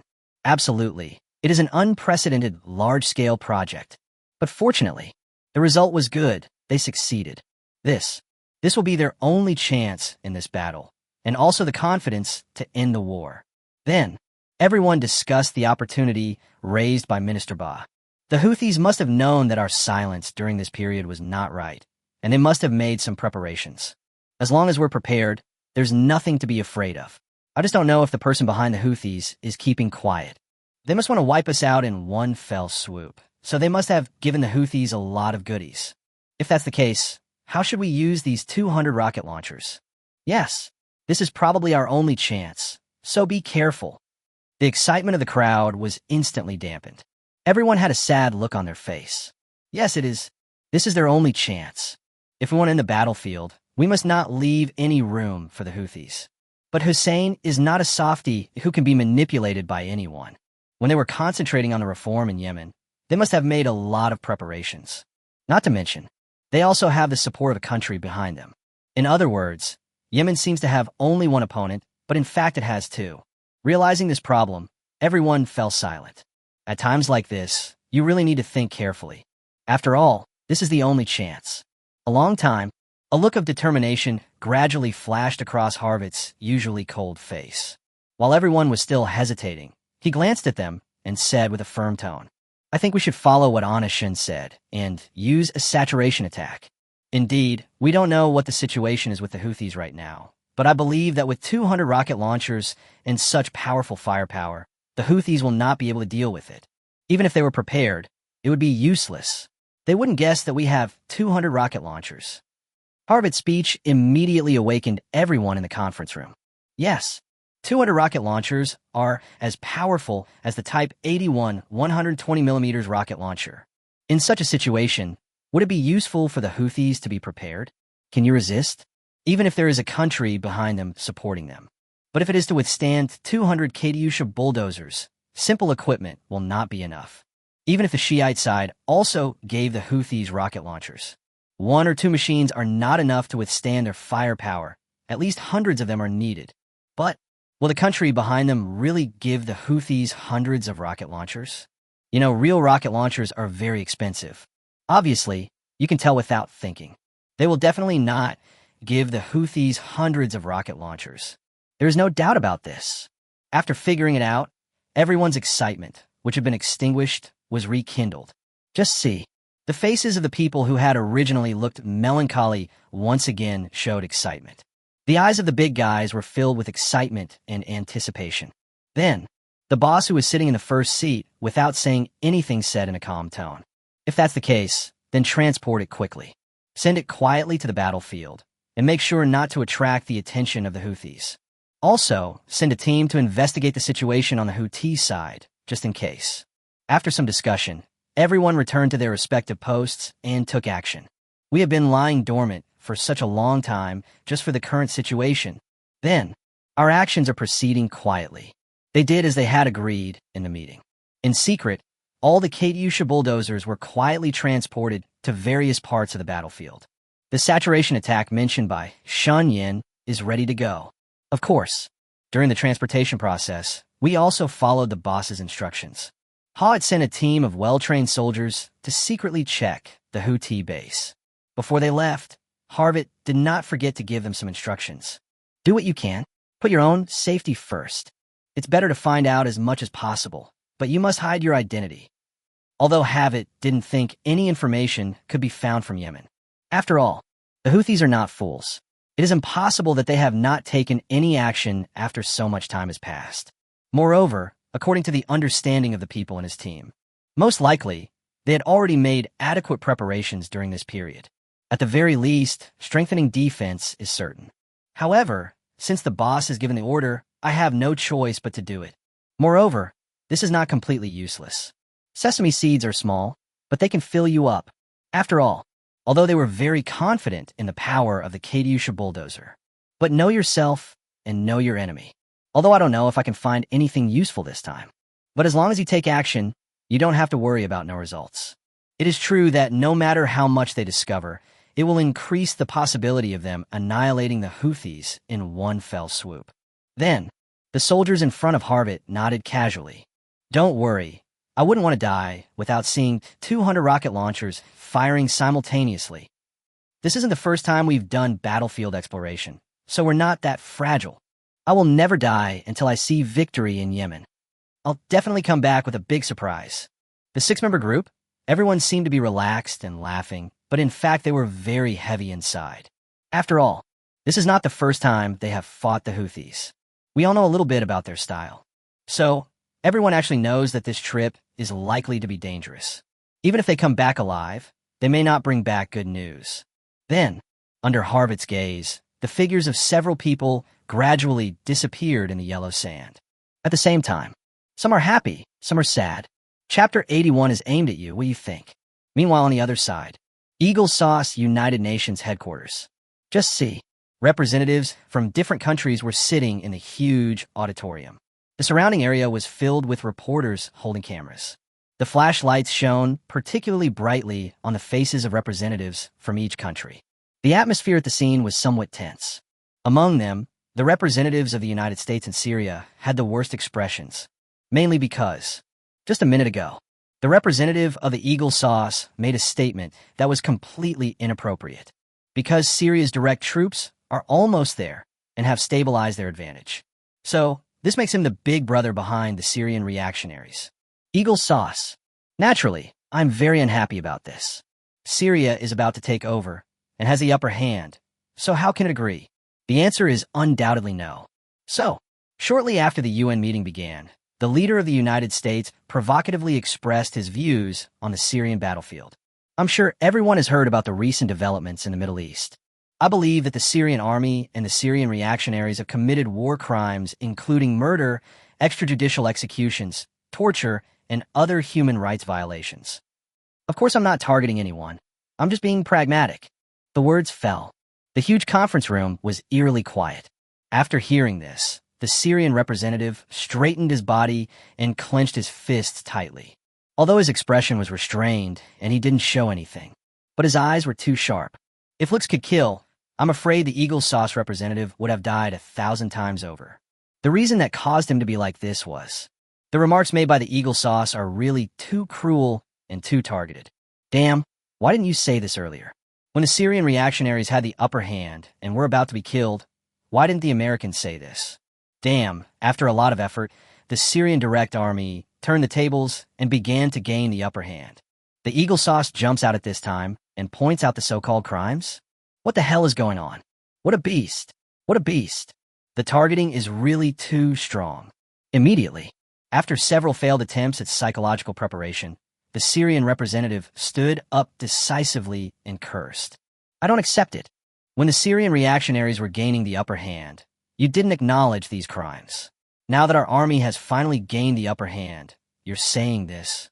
If he hadn't been stopped by someone next to him while he was talking, I'm afraid that the face of the Eagle Sauce representative already has the footprints of the Syrian representative. Only, the Syrian representative's accusation is of no use. Just see, after hearing this, the leader of the United States didn't even look at him. Very provocative. His actions undoubtedly expressed his disdain for the Syrian representatives. It's directed at you, so what? Such arrogant words are almost written directly on his face.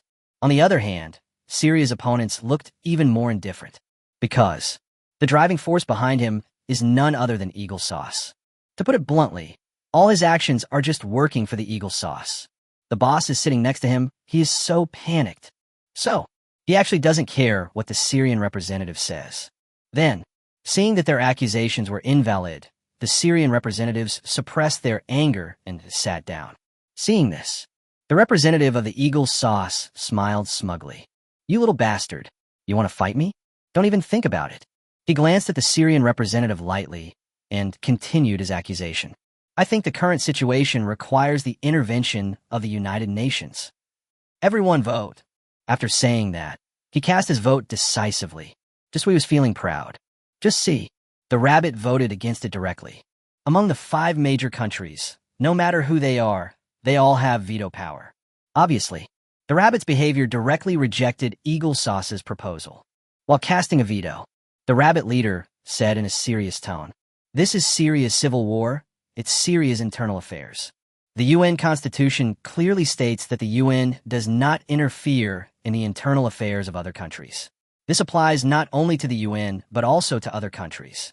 So it's not just difficult for individual countries to get involved, it's even more difficult for the United Nations to get involved. So they have their own say on the war in Syria." The words of the rabbit representative are powerful and completely reasonable. These fair and strict remarks echoed in the huge conference room. The Syrian reactionaries are so angry that their faces are turning green. But the Syrian representative looked at the rabbit leader eagerly. In his mind, the image of the rabbit suddenly became much taller. Although it was difficult to say directly, he couldn't help but praise it in his heart. My savior. If you don't join the United Five, who can? He is simply a messenger sent by God. The Eagle Sauce leader looked at the rabbit leader with eyes that seemed to be filled with poison. But even so, he had no other choice. Even though his proposal was rejected, he could only feel secretly unhappy. He really couldn't do anything about the rabbit. Who made this guy one of the 5 United Nations? This UN meeting was not interrupted. The meeting continues.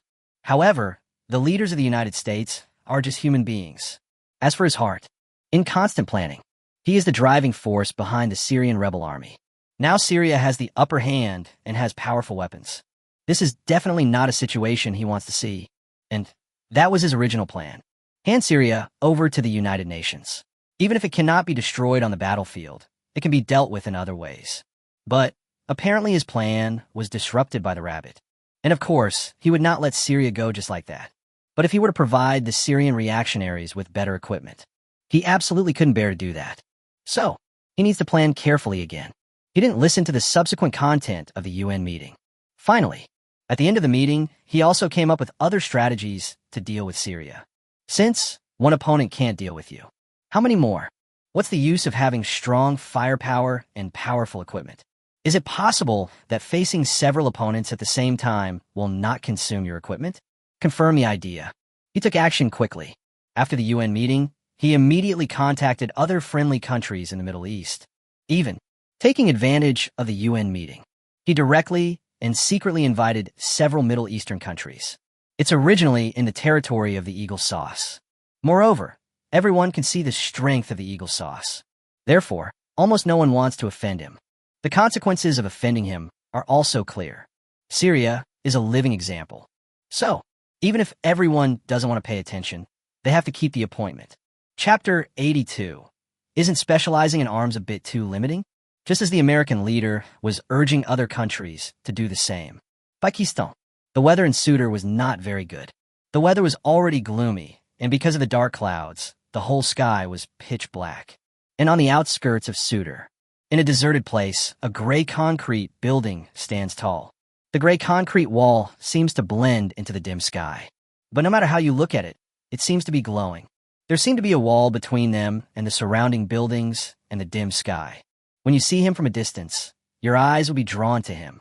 Maybe it's because its area is too large, or maybe its appearance is special enough. In short, as soon as you look at it, you will feel that everything else around you instantly loses its luster. Looking at the towering building in front of him, Anashun's eyes brightened a lot, and the corners of his mouth rose. Satisfied? I'm satisfied no matter how I look at it. The military factory has been built, but such a large place, and it only deals in arms. During the period of building the military factory, Xinyan came into contact with many things from other neighboring areas. So, when he saw such a huge military factory, he hesitated. Could it be? To specializing in arms, isn't that a bit too limiting? Anashun stood there, holding his chin with one hand, looking at the military factory in front of him in a daze. Can we try something else? Medical? Aerospace? Chip technology? After this period of time, he also discovered it. If you really want to expand your business worldwide, a single industrial chain is impossible. If we only have arms, it is impossible to reach the whole world. After all, there are many countries that advocate peace, and war does not exist. So if you want to do business all over the world, the industrial chain still needs to be expanded. After confirming his thoughts, Anna Shun was not too anxious. He doesn't plan to recruit talents now, nor does he plan to start working right away. According to his plan, before bringing all the equipment in, he had one more important thing to do. He needs to improve his own strength. Regarding the current situation, he is now considered a major arms dealer. People in this line of work are more or less exposed to danger. But Anna Shun glanced at his somewhat dry body. Well, I still need to train harder. Instead of waiting for others to protect you, it is better to strengthen your own strength. Besides, dealing in arms is a job that requires a lot of effort. If you don't have some real skills, then there's no point in doing it. In fact, what made Anashin so determined was to enrich his own strength. The main reason, it was during the construction of the military factory. He witnessed a gunfight. The target of the gunfight was a local middleman. According to the workers around me, in order to make more money, the gangster sold the crudely made weapons. Result, who knows, what a coincidence. Directly hit a tough guy. The scene was extremely bloody at one point. A burly man holding a gun, like chasing prey, playing with the thugs on various streets. At last, after catching the gangster, they did not shoot him to death, but tortured him repeatedly. Bang, bang, bang. The sound of continuous gunfire echoed throughout the streets. But unfortunately, no one dared to come forward to help. The visual impact that incident left on him was truly too great. You know, he is the local tyrant. There's so many brothers around me, and they can respond to my call. But what is the truth? What is the result? When real danger arose, no one came to save him. All he could do was pray that the man would understand him. So, after that, the desire to enrich himself and gain strength has always been in his mind, although he won't make shoddy products. However, who knows if you might encounter a powerful psychopath. Instead of asking for help, it is better to save yourself. And right now is the best time. Business is stable, the military factory has been completed, and DJI is also performing stably. Every single one of them is a happy event. He could finally have a good rest. Then, he sat down on a step in the factory. What I see before me is an empty factory, and what I think of in my mind are all sorts of technologies. Kumba, firearms, medicine. There's so many thoughts in my head. There was a huge fight between all kinds of villains in his heart, and Anashun was extremely conflicted about it. After some hesitation, he shook his head irritably and said helplessly, "It's better to learn more. It's good to be an all-round player. Anyway, we are not without this ability." If other people heard this, they would be condemned by everyone. If you don't know what to learn, then learn everything. The key point is that they just happen to have this ability. Isn't it infuriating? In fact, the main reason why Anashun can confidently say such annoying words is because he discovered the secrets of his own body. A secret that has never been revealed to the outside world. He unexpectedly discovered that his memory and learning ability had improved by leaps and bounds. And the reason why this super discovery happened. It all depends on the bulldozer being modified into Katyusha. Originally, he had no idea about its internal structure and some of its wiring. However, Yemen and Syria are still waiting to be used. So, he didn't continue to think about it, but chose to look for information directly. And it was that time, an unexpected discovery. After those originally obscure and difficult to understand research and development processes entered his brain, everything has been straightened out and become simple and easy to understand. At that time, he was just slightly skeptical. However, what really made him certain was during this period of time. While supervising the construction site, he would occasionally read some military books and materials. It's just learning intentionally or unintentionally. But he was surprised to find that he could understand all the knowledge at a glance. Moreover, he could remember everything he had seen firmly in his mind. He is now, "I am so confident that as long as I have the materials in front of me, I will be able to get them easily. All done." Under such circumstances, the speed at which his learning ability improves becomes more obvious. So, since you have that ability, then we must make good use of it. With such a strong learning ability, what can't he learn? Then, Anashun wandered around the factory for a while. Afterwards, we went to the largest local bookstore in Sutor. You could buy medical ones. Fighting manual? Study it all. This is about hacking knowledge. You can give it a try. What is this? Acupuncture, a lost art form in traditional Chinese medicine. Buy a copy and read it. Anashun looked at the bookshelf in front of him and muttered to himself. Soon, his arms were already piled with various skill books. Chapter 83, Isn't It Natural to Be a Chinese Medicine Practitioner? After a large purchase at the bookstore, he studied while cleaning up and sorting out the remaining matters in Sutor. It was just as he thought. In a very short period of time, his learning results were remarkable. An extremely thick book that has stumped countless medical students. He ate half of it right away. This is while learning other things at the same time. If he concentrates on studying, his efficiency will be unimaginable. At the same time, during this period of time, he also resolved all the issues concerning Sutai. After resolving all the issues, Anashun prepared to return home. Certainly, now that I have returned to my country, I naturally cannot neglect my studies. Moreover, even more important than theoretical knowledge is hard power. Then, after returning to China, he directly sought out authoritative teachers in fighting and martial arts from abroad to teach him. Of course, he also did not neglect medicine. Whether it is traditional Chinese medicine or modern medicine, he has hired specialized professors to teach. And all of these were lessons that Anashun paid a large sum of money to buy. At the beginning, everyone just thought that Anashun was a young master from a wealthy family. Learning something from them is just one of the entertainment activities. But the more you learn, they found that it smelled really good. Another day of modern medicine class. As usual, Anashun came to the private hospital. However, he did not come to see a doctor, but to take classes with the teacher. Before finding this teacher, Shun Yin did some careful research. Finally, he set his sights on the best Chinese medicine doctor, Director Zhao. Chen Yuanzhang's background is not simple. He is an important member of the Imperial Capital Chinese Medicine Association. He is just one step away from becoming vice president. But at that time, something happened in his family, and he urgently needed money. However, after working in a hospital for many years, I didn't save much money at all. He only realized it when the crisis came. Compared with ideals, material things are more important. After that, he entered the best private clinic in Linen. And when Anna Shun first found him, he was so arrogant that he didn't even want to pay attention. However, at that time, Chun Yan's ability to use money as steady as an old dog moved Chen Yuanjiang. At last, in desperation, Chen Yuanjiang became Chun Yan's teacher. However, in order not to delay the clinic's affairs, Chen Yuanjiang held each class in the backyard of the clinic. Anna Shun didn't care about this. He has houses and cars everywhere, so it is very convenient for him to go anywhere. Knock, knock, knock. After knocking on the door 3 times, Chen Yuanjiang's somewhat excited voice came from inside the house. Xiaoyan is here. Come in quickly.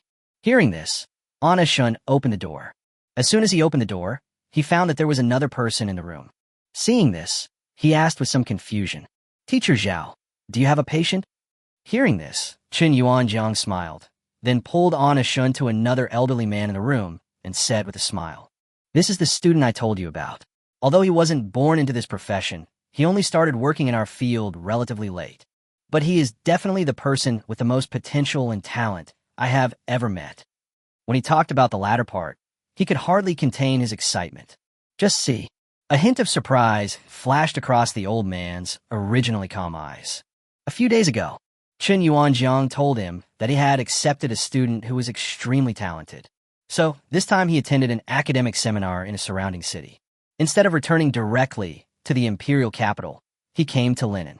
He was very curious about the gifted student that Chen Yuanjiang mentioned, because Chen Yuanjiang himself is a gifted person, a genius spoken by a genius, which made him want to come and take a look.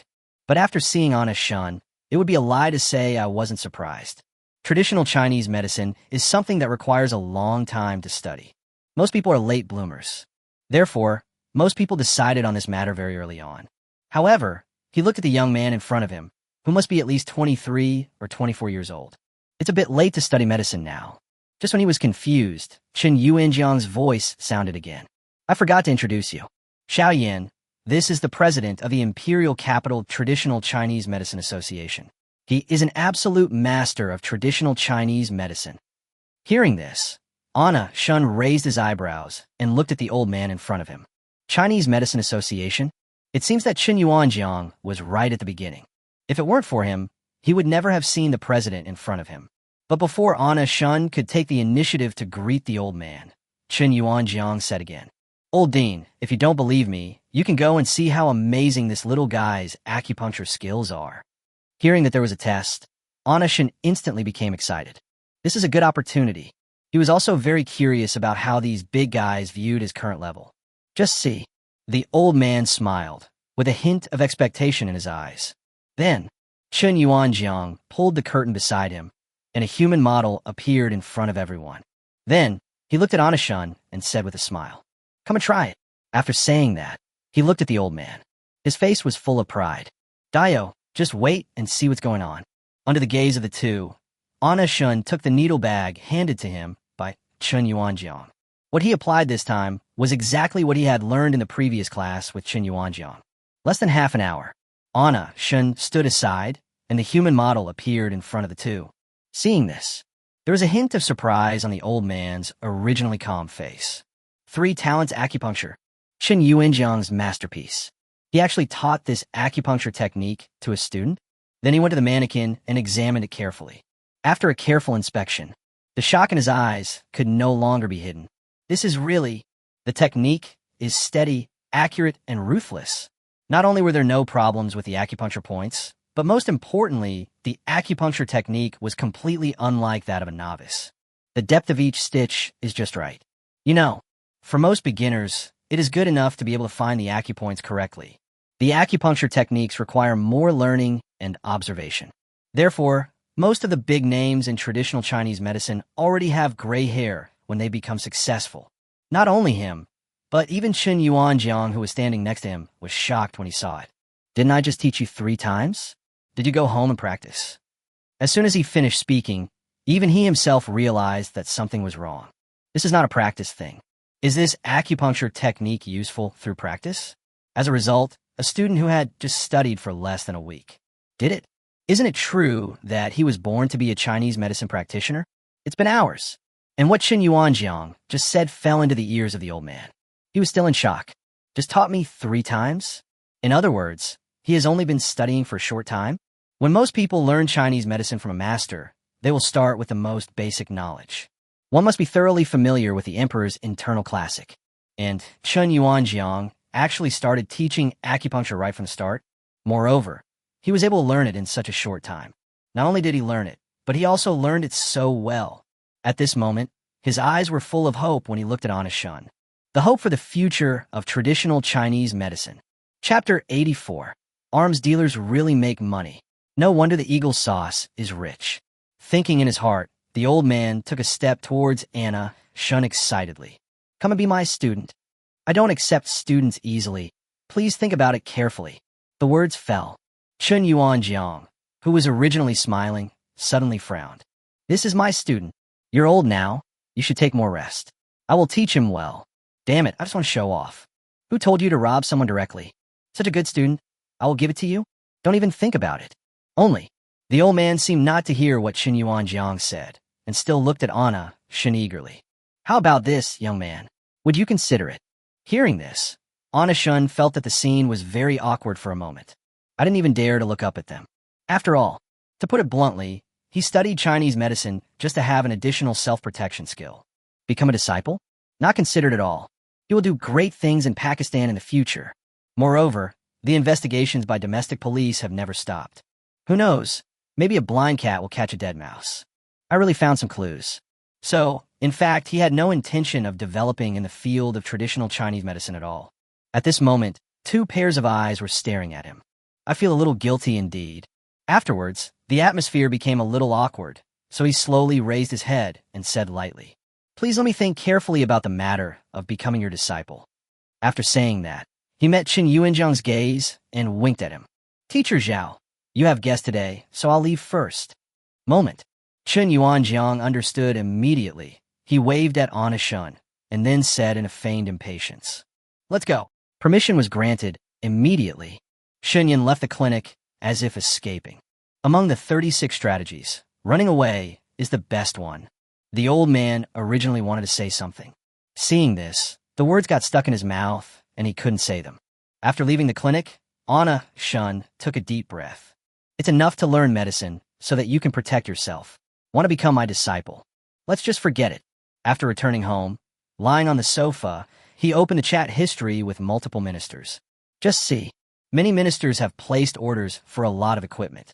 Ana Shun is no longer surprised by this. Ever since the last time many ministers made large purchases, orders have been placed one after another. This time, there are quite a few orders placed by multiple ministers. Ana Shun sighed as he replied to the message. As expected, arms dealers really make a lot of money. No wonder the eagle sauce is so rich. It seems like they've been getting a lot of orders from Syria lately, but why is it that after all this time, there's still no news from Yemen? 200 sets of equipment haven't been upgraded yet. Thinking of Yemen, Ana Shun shook his head. In fact, according to his original expectation, Yemen's 200 sets of equipment should have been modified. Only, he was a little confused after not seeing any movement for such a long time. However, despite his doubts, he just felt that Yemen might have other plans. Just as Xinyan thought, Yemen is plotting other plans and wants to raid the Houthi base. Because the explorer who was sent out returned safely, and also brought the distribution map of Houthis. During this period, the Houthis have used most of their manpower to strengthen the defense on the front line. So, after some exploration, several people successfully groped his way in from the back, successfully obtained the distribution map of the Houthis. After obtaining the distribution map, Yemen took emergency action. Adjust the 200 Katyusha bulldozers according to the distribution map. While countries around the world are still paying attention to the war in Syria, while the eagle sauce is still secretly instigating the Middle Eastern countries, while the Houthis are still strengthening their defenses. Just see, all of Yemen's Katyusha bulldozers are in place and ready to go.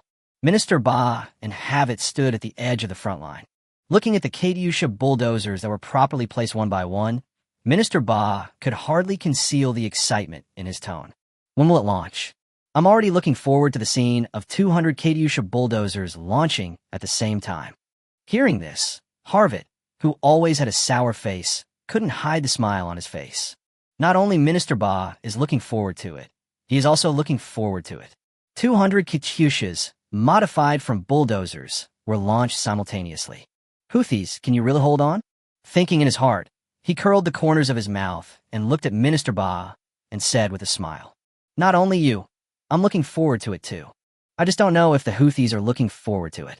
As he spoke, his gaze shifted from Minister Ba again to the front line in the distance. Both of them looked at the battlefield at the same time. Then, Harvit gestured behind him. The Houthi armed forces were completely unaware of the impending crisis. Just see. Inside the office, Dalian had a gloomy face. Why is it so hard to get some equipment? Seeing that Dalian was about to get angry, Myler didn't dare to say anything.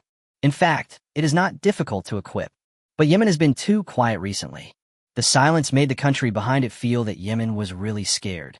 Seeing that Myliel didn't say anything, Dalian clenched his fist and slammed it on the table, saying angrily, "I don't believe Yemen can really be that quiet. They must be planning something.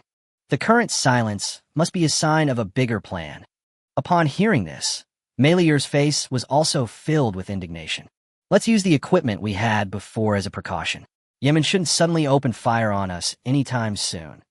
They won't ignore us." Although the meaning on the other side was very clear, Myler still wanted to wait a little longer. After all, who in the entire Middle East doesn't know this? The current quiet in Yemen is merely the calm before the storm.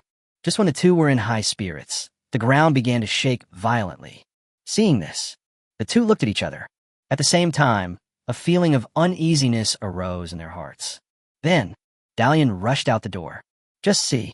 The originally transparent starry sky is now dotted with only a few stars. At this time, it was illuminated.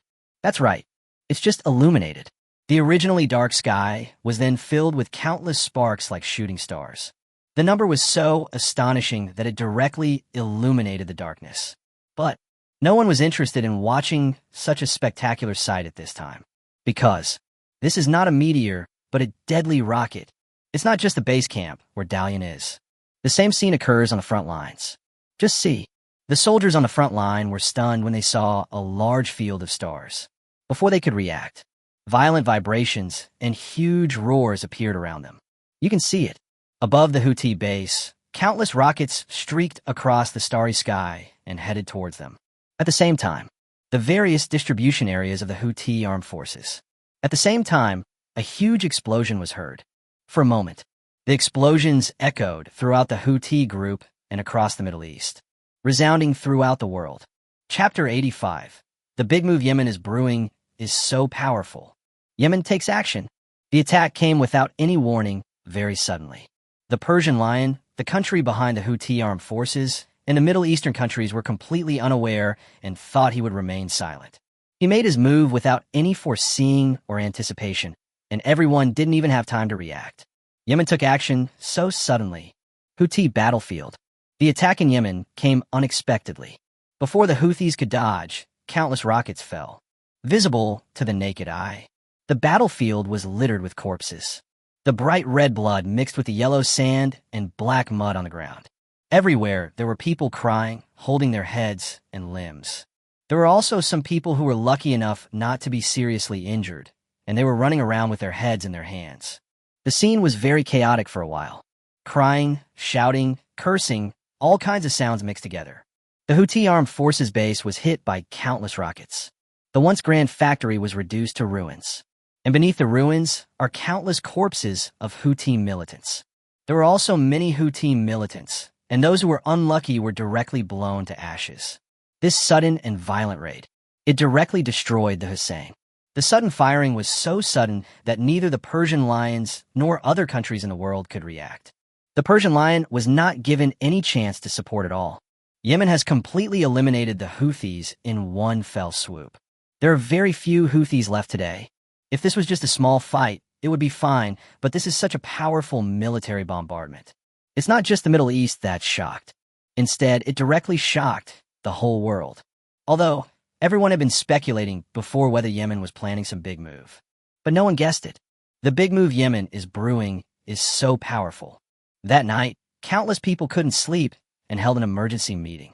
This huge explosion naturally attracted countless war correspondents.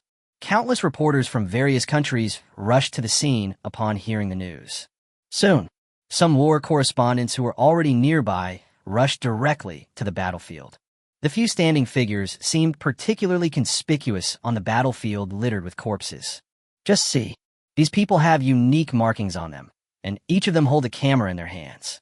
Looking at the endless sea of corpses, Yuan Zhao moved the camera aside, bent down, and vomited. Ugh! At the same time, not only him, but the others also started vomiting. The sounds of vomiting came one after another. 10 minutes passed before everyone calmed down.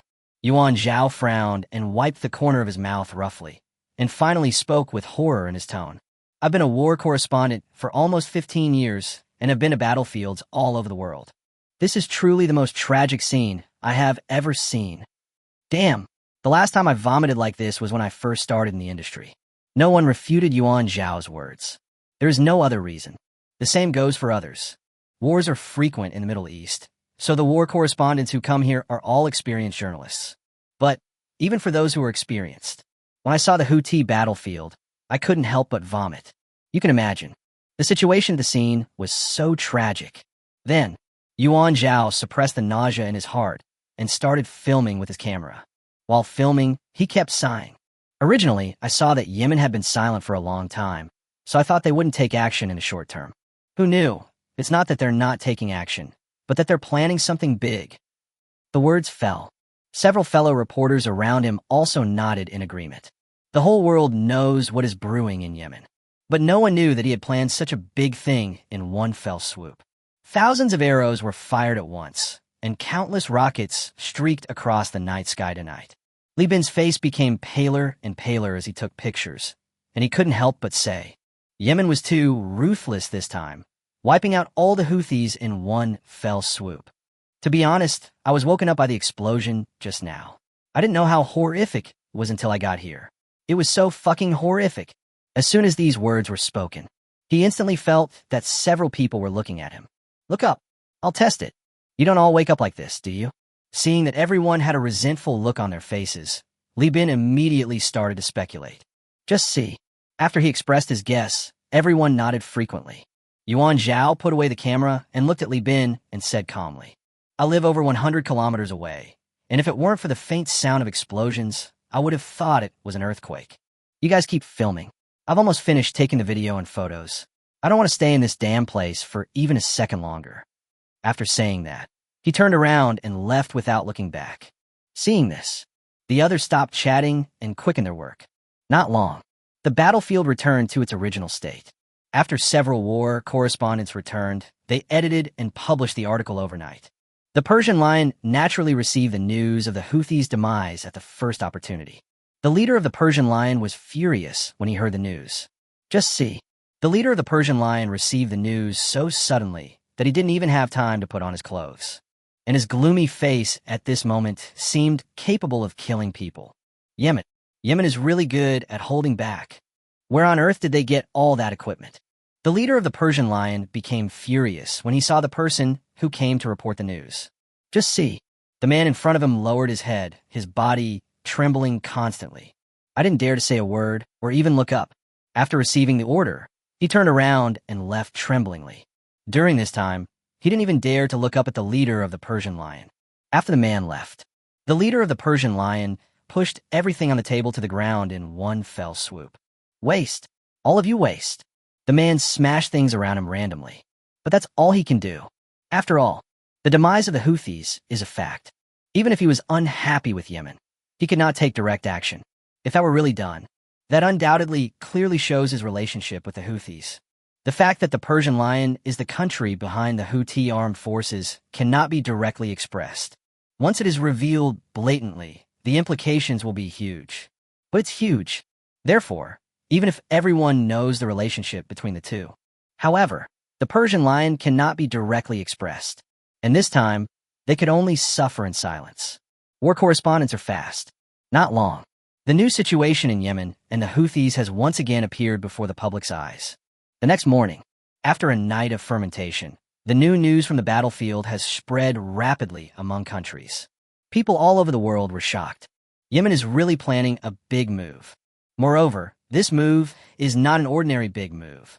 Chapter 86. This is definitely the dark horse in the contemporary weapons world. In the early morning, people were everywhere going to work or school. Although everyone goes to work and school, as usual. However, the topic everyone was talking about naturally became the same. Yemen. Holy crap. I had originally suspected that something must be brewing after such a long period of no news.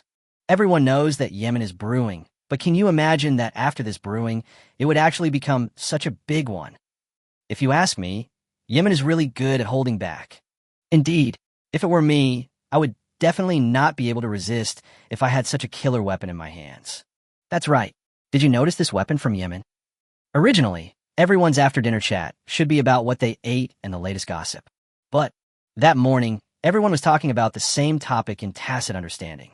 Of course, public opinion is certainly not limited to after-dinner gossip in the streets and alleys.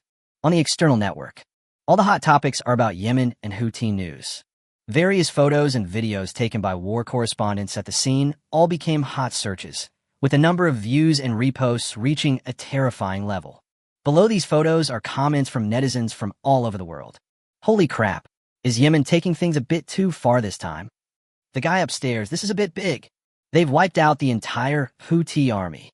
I have to say that Yemen is a fraud.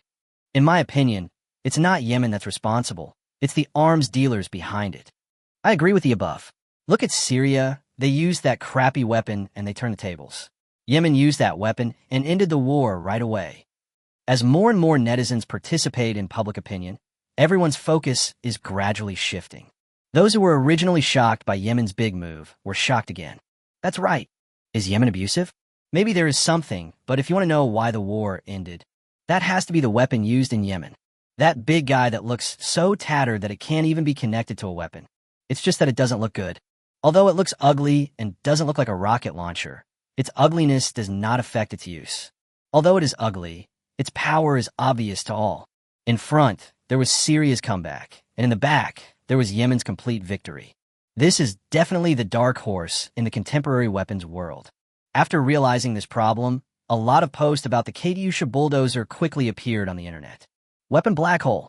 An equipment blogger, please explain what this is. Even though I didn't see it launch, I can tell from the results that this thing is pretty impressive. After seeing the photos taken by a journalist friend, I have to say it's really impressive. In terms of power, it's almost the same as a normal rocket launcher. Don't be fooled by its ugly appearance, but its power is far superior to that of traditional rocket launchers. I still admire the arms dealer behind him the most. He had gas tanks and mortars before, and now he has bulldozers and rocket launchers. I admire him so much. The fame of the Katyusha bulldozer spread quickly. Almost everyone knows the reputation of the Katyusha bulldozer.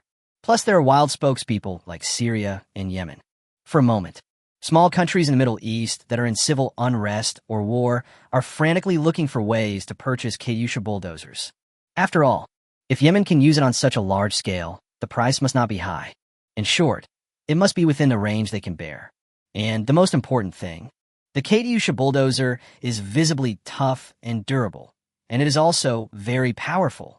That's it, cheap and easy to use good stuff. Who doesn't like it? Who doesn't want to have one? You know, the last two countries that had the Katyusha bulldozer had it. One solved the dilemma, and the other directly solved the opponent in one go. Only, you may want it, but buying is not that easy. However, without exception, none of them were able to contact Anishun. So, under such circumstances, everyone turned their attention to Syria and Yemen, which already had equipment. Soon, Yemen received many calls from various countries. Yemen. Minister Ba is feeling very proud of himself for having solved the biggest problem at hand. Faced with the sudden influx of overseas calls, he was a little confused. Is this happening again? In the past and later, I have experienced various harassment from many countries. Therefore, he is very familiar with the current rhythm. Phone harassment, round-the-clock visits. He's been through it all. It's true that people are afraid of being famous, and pigs are afraid of being fat. My equipment has become famous, but I'm the one who's having a hard time. Just when he was feeling embarrassed, the previous instructions suddenly rang in his mind. He slapped his head and said with a smile, I've been busy with the explosive changes lately. How could I have forgotten about this? Alan Shin said before that we can sell arms directly to those who want to buy them. As he spoke, The sad expression on Minister Ba's face disappeared. Then, don't forget to turn on the Do Not Disturb mode on your phone. After all, we have to open for business now. That is an opportunity to make money that you absolutely cannot miss. At the same time, while he was getting ready to open the door and welcome guests, he did not forget to ask about the situation on the minister's side. After all, they are half-colleagues. They are all middlemen in the Middle East. After starting the arms business, Minister Ba has not opened his eyes for several days. Inside the office, Minister Ba was spinning his phone around. Oh, sure, no problem at all. Just hung up a phone call. There was another call on the cell phone. This situation has lasted for a long time. When someone first came to him, he was a little unsure. But he soon learned that Syria had already started the middleman business. Moreover, Anashin also said that if someone came to find them, they would take control of it themselves. Since it's like this, it would be stupid not to make money. Finally, after 4 or 5 calls, Minister Ba finally took a break. He collapsed on the sofa, the fatigue on his face visible to the naked eye. But his eyes were shining. Lying on the recliner, Minister Ba looked at the ceiling and said with a smile, "Cool, the fighting on the front lines is over, and we can still make money. It's just amazing." As he spoke, he slowly sat up and touched the phone on the table. Then, he opened the chat page with Shun Yen. "You really helped us a lot this time. Yen, give me 600,000 each for the gas tank and the steel pipe. Bulldozer, Katyusha, about 120 sets." Chapter 87, The latest war situation in Yemen has shocked the world. Looking at the order information sent to Anna Ishan on the phone, Minister Ba's smile was about to overflow. Who wouldn't be happy to be a middleman? On the one hand, they can make money, and on the other hand, they can make friends with some Middle Eastern countries that buy arms. If everyone were friends, the economy would surely thrive. On the one hand, it can improve the national economic development, and on the other hand, it can earn some pocket money. Who would refuse such a good thing? Of course. In this matter, Minister Ba was most grateful to Anishan. Not only did they help them solve their biggest problem, but they also gave them money. Isn't it just giving money? For Minister Ba, the price of $50 for a gas tank and steel pipe is absolutely cheap. A bulldozer costs $500,000. Although the price seems a bit high compared to others if you look at its strength. $500,000? That's really a bargain. Therefore, Anishan let them be middlemen and set prices at will. Isn't this just putting money into their mouths? Linen, at Xinyan's home. At this time, Anishan was standing in front of the oversized floor-to-ceiling window, admiring the sea outside the window. Ding dong. The message alert on his phone brought his thoughts back from the distant place. Picking up the phone on the coffee table, Anishan took a sip of tea and then checked it. After checking the content on his phone, the corners of his mouth curled up. It seems that the situation over there has been almost dealt with, and business can be resumed. However, the volume of his orders is much higher than Syria's. The latest war situation in Yemen has shocked the world. Even Shun Yen, who seldom goes online, has heard of this. Seeing that Yemen's internal troubles had been resolved, he was naturally happy. At this time, Minister Ba even approached him and placed an order. It can be seen that the problem in Yemen has been completely resolved. Only, Anishan was indeed a little surprised by the order sent by Minister Ba. There is no problem with the number of gas tanks and steel pipes. Looking at the order on the phone, Anishan seemed to be thinking about something. There are too many bulldozers. However, no matter how doubtful I am, the order is right in front of me, so there is no reason to refuse it. Then, Anishan agreed immediately. After replying to Minister Ba's message, Anishan held his chin and began to think. Every time Syria placed an order with him, the maximum number of bulldozers was about 60 sets. However, this time, Minister Ba actually placed an order for a full 120 sets. Syria ordered 50 bulldozers. That's because while selling it to other countries, he also needs to use it himself. But let's look at Syria. Isn't his war over? Thinking of this, Anishan couldn't help but guess. Could it be that there's something else going on? Are there still remnants on the Houthi side? As soon as this idea came out, he rejected it. There is no other reason. If the Houthis still had any strength to resist, it would definitely be widely reported in the news. The noise caused by this arms bombing was really too loud. Countless people are curious about whether there are any Houthis left under such a huge military pursuit. But, obviously, there was no news at all. Therefore, there is no doubt that the Houthis have been exterminated. Only, if it weren't for this, were all those 120 kDusha bulldozers bought by customers in Yemen? Thinking of this, Anna Shun's eyes lit up. That's right. Yemen's firepower this time is the best endorsement and publicity. So, these 120 kDusha bulldozers, probably, most likely, they were bought by customers over there. After figuring it out, Anna Shun didn't think much about it. He forwarded Minister Ba's order to Uncle Zhong. This time, he did not ask Uncle Zhong to purchase from outside. During this period, Syria placed orders for millions of goods from Shunyin intermittently. Such a situation, not to mention expansion, even if we build 3 more factories, that's not produced later. Therefore, since the order volume soared sharply, Uncle Zhong consciously purchased from outside.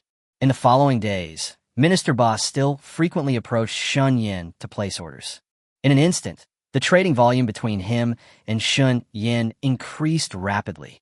Faced with such a huge volume of orders, Anna Shun was not panicked at all. Whether it is an order from Yemen or an order from Syria, we welcome everyone who comes. As for the lack of productivity, Shunyin was even less worried. Buy. If production can't keep up, buy from others. If the factories in the surrounding area are not enough, then there are those within the province. If the factories within the province are still not enough, then there are those within the province. Then expand it nationwide. Soon, while Shunyin was making a fortune, he also inadvertently led to an industrial chain for surrounding factories and the entire country. And Shunyin's behavior, it made him famous throughout the entire Zhejiang province. In today's Zhejiang gas tank factory, there is no boss who doesn't know Shunyin. When everyone gets together, they chat after drinking. He also went from being a beautiful woman and having fine wine to becoming Boss Shun. If it weren't for Boss Shun, who placed a 200,000 yuan order with our factory last month, I would have gone bankrupt. How could I be drinking and eating meat here? Boss Shun is really good to us. Not only does he eat the meat himself, he also treats us all to soup. Just because Boss Shun gave us those orders, I will definitely worship him. I know how much he earns, but I know I can make money by following him. Boss Shun has truly benefited all the factories in our Zhejiang province. Most factory owners were full of praise for Shunyin. Whenever he is mentioned, he will be protected like a parent and will never allow anyone to slander him. You know, as for the orders that Shunyin assigned to them, most of them were the quantity they had ordered for the previous 6 months. Countless factories that were about to go bankrupt were even saved. That's it. Everyone definitely treats him like their second parent. And it's not just the gas tank factory that's enjoying the good things along with Anna Shun. Even the bulldozer manufacturers followed Anna Shun and took advantage of the situation. After all, compared with gas tanks and steel pipes, the order volume for bulldozers is much smaller. But despite this, bulldozer manufacturers just drink some broth. However, they are still grateful to Shunyin. You know, even in comparison, the order volume for bulldozers is much less. But in fact, if you look at it alone, you can definitely see the presence of thigh meat. And the fly's legs may be tiny, but they are still meat. No matter how small the order quantity is, it still costs money. The news that Shunyin took everyone to eat meat and drink soup also spread quickly throughout the Zhejiang iron and steel plant circle. Shunyin's name is not only in the mouths of the bosses of the gas tank and bulldozer factories. He is very famous in the steel mill circle of the entire Zhejiang province. Chapter 88. If private arms manufacturing is prohibited, will you drive the national industrial chain? When some people are happy, others are worried. After learning that the order volume of Zhejiang's gas tank factory and bulldozer production plant had increased sharply under the leadership of Shunyin, the other steel mill owners who could neither eat meat nor drink soup could sit still. So they took action. For a moment, a piece of news about Shunyin was spread. The owner of Huching Pringles knows this, right? The reason he has so many orders is actually because his business is shady. He's an arms dealer. The guy who made all the noise online about illegally manufacturing arms in Huching was actually him. Because the central figure of the rumor is Shunyin, who has recently attracted the attention of the public. So, it wasn't long after this rumor was spread. The news quickly spread within the steel production circle in Zhejiang province. For a moment, when the steel mill owners who had neither meat nor soup heard the news. During the party, everyone went from being silent at the beginning to being very enthusiastic now. I heard that Anna Shun does all his business with foreigners, and they're all from the Middle East. Have you all forgotten the gas tank mortar video that went viral? Think about it. Think about it carefully. Old you, I advise you not to do business with that honest Shun. You guys who deal in gas cylinders, don't be obsessed with money. Don't make money you shouldn't make. I advise you to cut off contact with Shun Yin as soon as possible, otherwise. Of course, these people are passionate and are also trying to persuade. The content of the rumors exaggerated and magnified Shun Yan's crimes. And they have only one goal.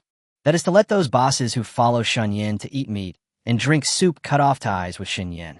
The reason is also conceivable. After all, they can't make any money. Instead of being jealous, it's better not to make any money at all. Only, something happened that they didn't expect. After their heartfelt and earnest persuasion, the crowd did not show the expressions they expected. Instead, the group of bosses who followed Shun Yin to place orders had great respect for Shun Yin after hearing what he said. Immediately turned his face away. All left. Oh shit, who is honest Shun? He is like their adoptive parent. How could they slander me like this? Joke. Moreover, let's not worry about whether the rumors are true or not. Even if it's true, they just made a deal with Shun Yin and were not involved in the case of privately manufacturing arms. To them, no matter what honest Shin does, they would not delve into how Shun Yin sold so many gas cylinders, and as for what would become of them in the end, that had nothing to do with them. As long as he can take them to eat and drink well and make money. That's enough. It doesn't matter whether you're a soldier or an arms dealer. But now that the rumor has spread, it is impossible for it to exist only within the steel mill circle. And Shun Yin drives the entire gas cylinder industry chain across the country. This matter is no small matter. After all, it is a nationwide matter. So, in a very short time, the news and rumors were spread on the internet. Soon, I don't know when these two entries about Shun Yin appeared in everyone's field of vision. The maker of the gas tank mortar is actually the owner of a gas tank factory in Huching. A mysterious arms dealer in the Middle East, relying on orders from the Middle East, drives the national gas cylinder industry chain. These two entries, one involves a previous hot topic, maker of the gas tank mortar. Another one is to directly bring in a person who is popular all over the world and is the focus of public attention. Entries with built-in hotspots. Once it was released, it was clicked and viewed by countless netizens. In a short period of time, countless netizens forwarded these two entries. Their exposure has skyrocketed. Just see, less than half an hour, the two terms continued to climb up the Weibo hot searches at a rapid pace. As more and more people watched, the number of comments under the entry also skyrocketed. Holy crap, this dude is a showman. I thought arms dealers were ruthless, but this guy actually has money. Can we all make money together? If I had his ability, the money would never end up in someone else's pocket. This guy's a saint, right? He finally managed to develop weapons against all odds, and now he's making all the money. So why doesn't he keep it all for himself? Good fellow, the country doesn't allow private arms manufacturing, so you're driving the national industrial chain, right? This guy is truly amazing. He even sacrificed himself to evade the police and built such a large industrial chain. After watching it, countless netizens couldn't help but praise it. After all, the topic of money is so sensitive, and Shun Yan's behavior. In the eyes of many netizens, it is just throwing money away. Because he made the products, but his subsequent orders were scattered everywhere. Of course, some netizens also think that Shun Yan's behavior is to escape the crime of privately manufacturing arms. A nationwide industrial chain. How to catch this? Hundreds of billions of dollars in economic boost is a direct threat to the country. Soon, as this news spread rapidly, Shun Yan's identity was quickly discovered by the hidden netizens. Soon, Shun Yan's identity, address, and photo. Even the fact that honest Shun lost his parents, had no choice but to accept the factory that was about to go bankrupt and had to bear the annual wages of dozens of workers, was all exposed.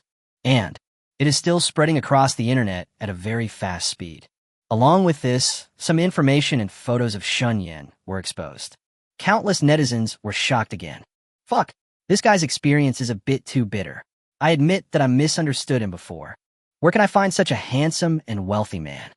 I suddenly understood why we need to develop an industrial chain. This will benefit countless families like his. As far as I know, in our country, at least 1,000 gas cylinder factories went bankrupt throughout the year. This guy's really doing a good thing for everyone. Damn, if the gas tank didn't explode, would it have survived? We had no choice. He's already mastered such a powerful skill right after graduation. He deserves to be rich. After some of Shunyan's background was exposed, netizens' attitude towards him changed 360 degrees. And Shunyan's popularity is also rising. Soon, as his exposure on the internet increased, countless media reporters also noticed him. You know, if only I could find out or learn the truth from Onishin's mouth. That's definitely for the benefit of everyone, and benefit the police. Of course, in their hearts, they have already determined Shun Yan's identity. An arms dealer who is forced by life and has nowhere else to go. Chapter 89, what do you think about the private manufacture of arms? Countless media people and reporters in Huching got the news. Then, it was almost like an agreement. There were countless people carrying cameras and various equipment, all heading in the same direction at the same time. Huching Pinker Factory. Just see, the suburban factory area was originally deserted. 7 or 8 vans whizzed past. At last, they all stopped at the door of Huching Pinker. But this group of people, like Li Jiang and his group of 4, were all stopped outside the door. They were not panicked by this situation. Instead, he took out his camera very skillfully and started taking pictures of the security guard. The security guard had never seen such a scene before. His originally serious face turned red the moment he saw the camera pointed at him. Then, he suppressed his shyness and asked with some stuttering, Who are you?" Upon hearing this, a group of reporters instantly became excited. Then, dark cameras were pointed at the security guards. "Hello, may I ask who your director Shun is?" When a security guard heard the reporter's question, he was obviously stunned. "Director Shun? Our factory director. He's so nice and always gives us raises. Are you here to interview him?" Since Shunyan was not often in the factory, he was still a little unfamiliar with the title of Director Shun. But after thinking about it, his first thought was, this group of people must be here to interview Director Shun. After all, their factory manager is so corrupt. Shouldn't he be interviewed? Immediately, he prepared to open the door to the reporters. But just as he reached into his trouser pocket to take out the key, a questioning voice sounded. "Are the products produced in your factory legal?" As soon as these words were spoken, the security guard immediately became unhappy. What does legal mean? How could it be illegal? Then, the security guard's attitude changed instantly. The originally kind face suddenly became serious. "Don't gather here. We don't allow outsiders to enter our factory." After saying that, the security guard walked back into the security room without looking back. Close the door and lock it in one go.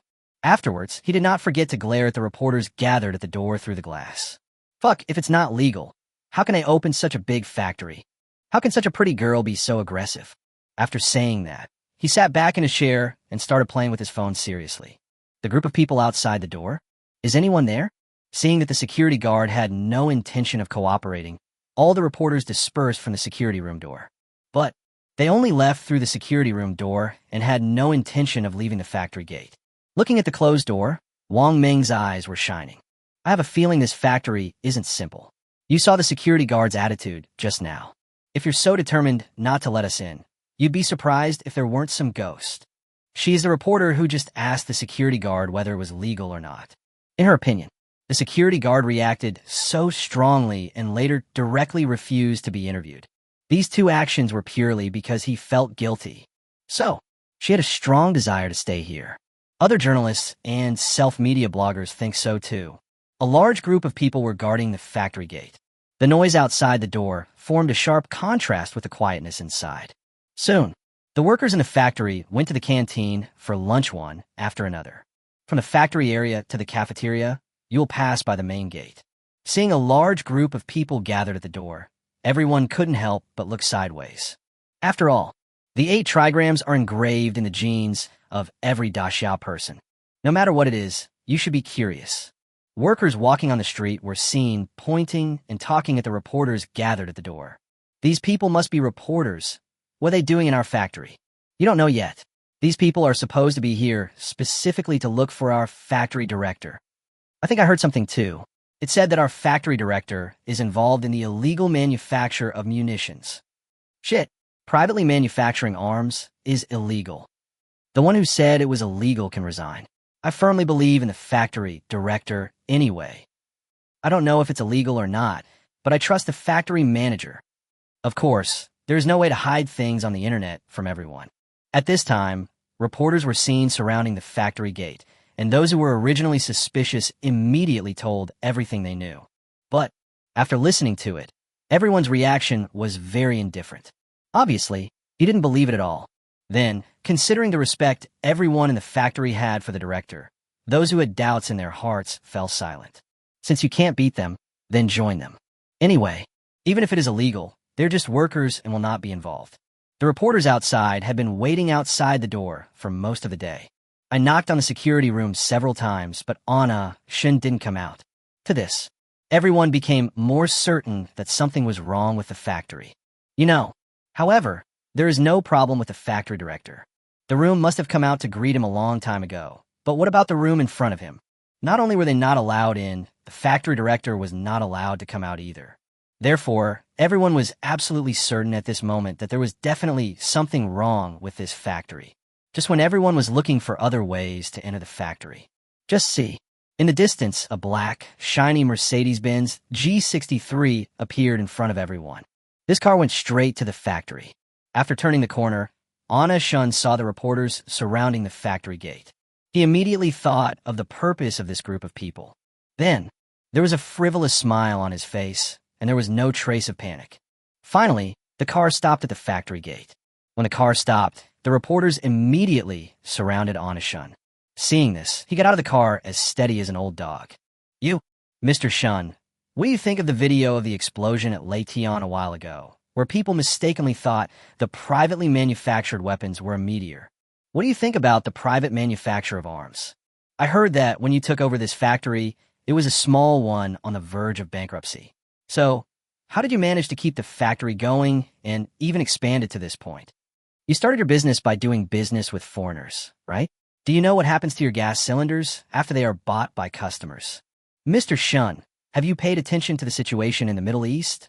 Before Anna Shun could finish what he was saying, the group of reporters had already started asking questions nonstop. Seeing this, Shinyan was not annoyed. To be honest, facing so many cameras, is he panicked? No panic at all. Even the police didn't do anything to him. So what about these reporters? Absolutely impossible. Chapter 90. This kid Anna Shun is too frank in his words. It's mainly because of my good luck that our factory has become what it is now.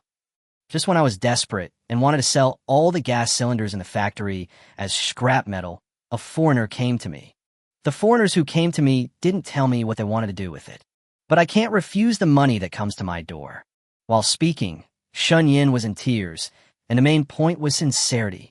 Seeing this, the reporters who were originally a little aggressive felt guilty for a moment after hearing Anna Shun's words. Could it be that this is really a misunderstanding? But that weapons test video. Thinking of the test video of the gas tank mortar that became popular all over the world, Wang Ming put the camera in front of Shun Yin again. Then she asked in a forcing tone, Mr. Shun, what do you think about the gas tank mortar on the internet? Does it have anything to do with you? After she finished speaking, she stared at Anna Shin's expression. Just see. After she finished speaking, Anna Shin still had that indifferent expression.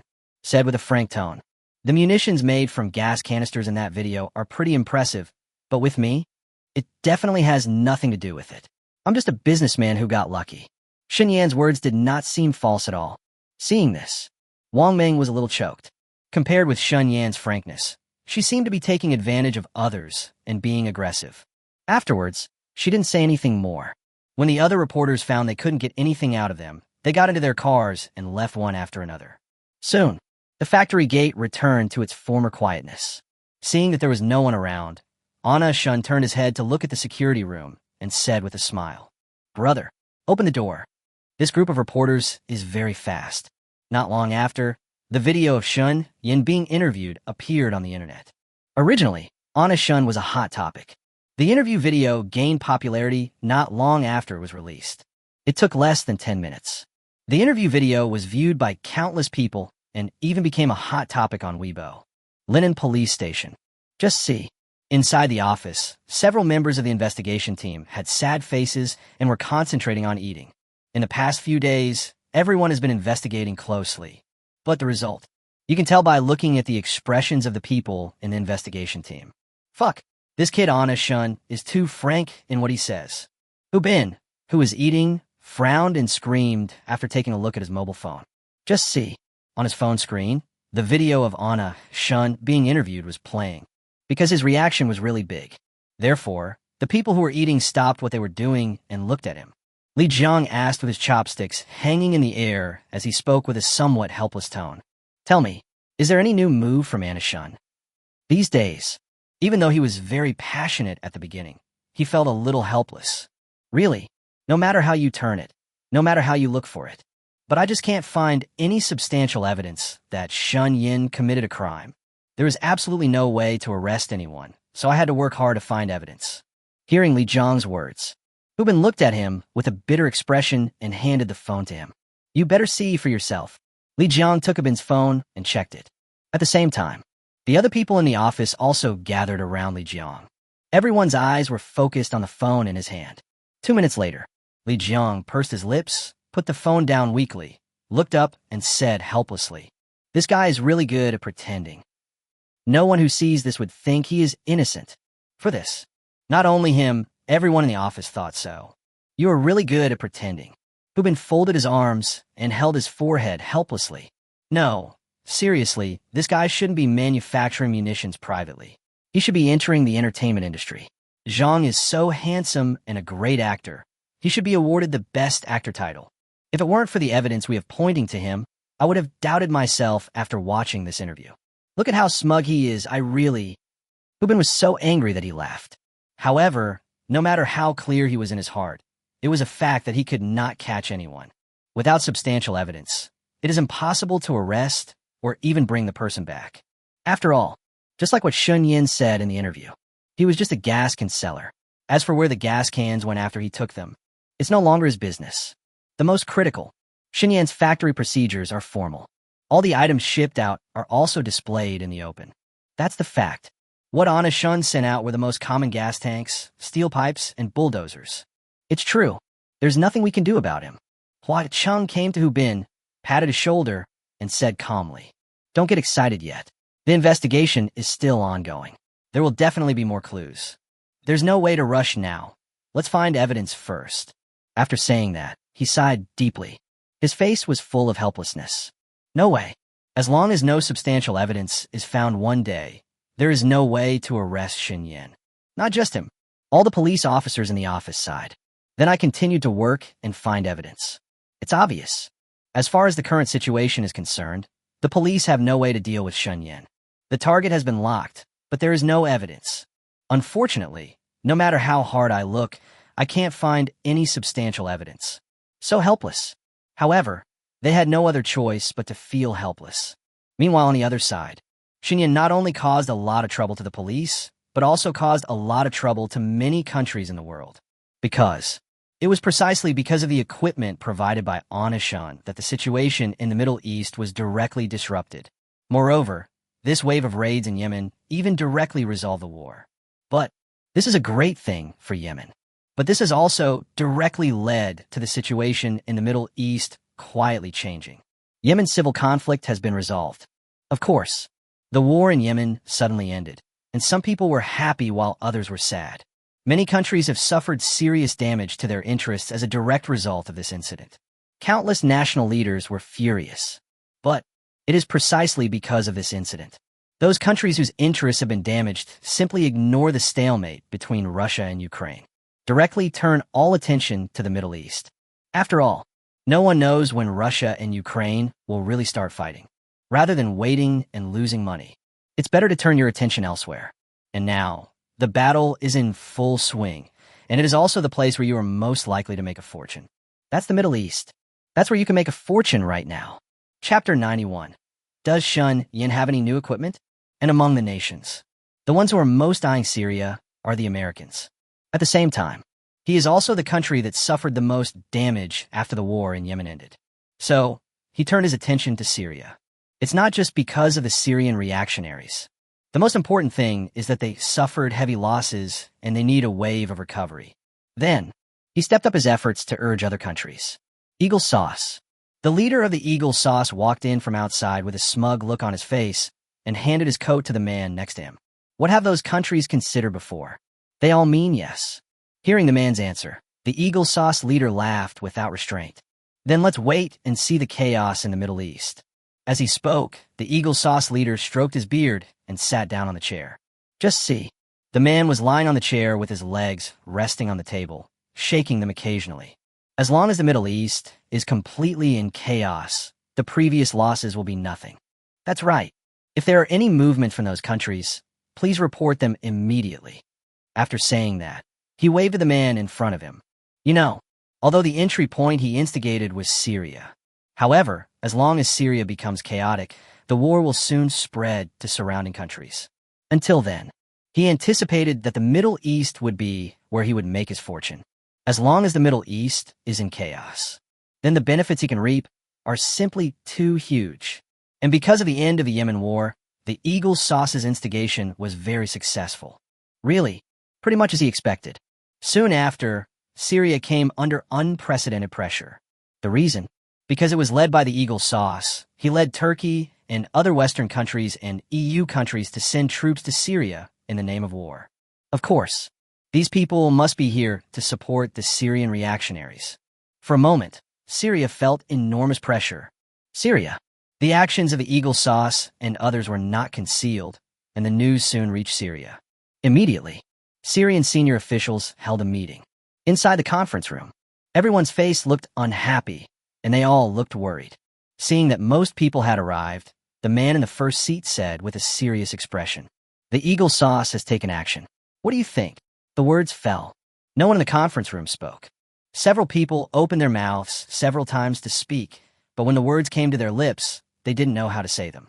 The whole world knows the strength of the Eagle Sauce. Moreover, their full strength has been exposed. It is no longer possible to hold back a big move and take the enemy by surprise like Yemen did. So, what should they do now? This question really stumped everyone. Silence. The conference room fell into deathly silence.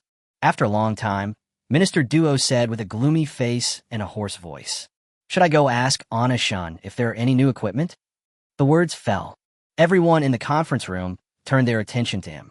We need to temporarily stop doing business with those countries. We are short of equipment ourselves. Let's continue to place orders for a batch of Katyusha bulldozers from Shenyang. If there is no new equipment, then buy a large batch of equipment. Buy some equipment. Even if there's no new equipment, order something else first. When everyone heard that Minister Duo wanted to contact Anna-shun, they rushed to give instructions, although they don't know whether this will be useful. However, with sufficient ammunition, at least they will not be wiped out in one fell swoop. It can also buy time and find a solution. However, they actually know, if it really comes down to firepower, even though they have a lot of equipment, they can only fight stubbornly. After all, we also have to see who the opponent is. That's Eagle Sauce. Moreover, several EU countries are assisting. In this situation, competing with firepower is a gamble. But there is no other way. Now, they can only hope that Shenyang can provide more powerful equipment. Apart from this, they really couldn't think of anything else. They never thought about asking other countries for help. After all, the situation in the Middle East is chaotic, and it is difficult for each country to survive on its own, let alone help. Just when Syria was even more worried, a piece of news came out that shocked the whole world. In this big fight with Yemen, a country that surprised the whole world got involved. Persian Lion, just after the Eagle Sauce intervened in the Syrian battlefield for ridiculous reasons.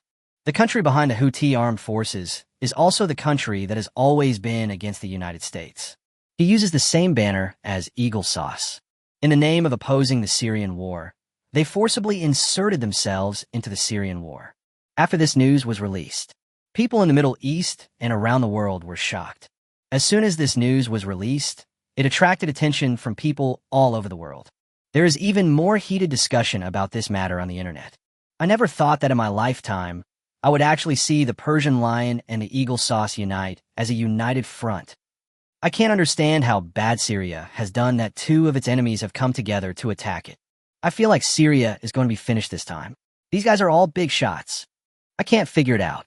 Haven't the Eagle Sauce and the Persian Lion always been at odds? They used to be at odds with each other. How did they finally unite as a team? What's the reason for having the two rivals, Persian Lion and Eagle, stand on the same line? Countless netizens have never thought about it. The Persian lion actually formed a united front with the eagle sauce.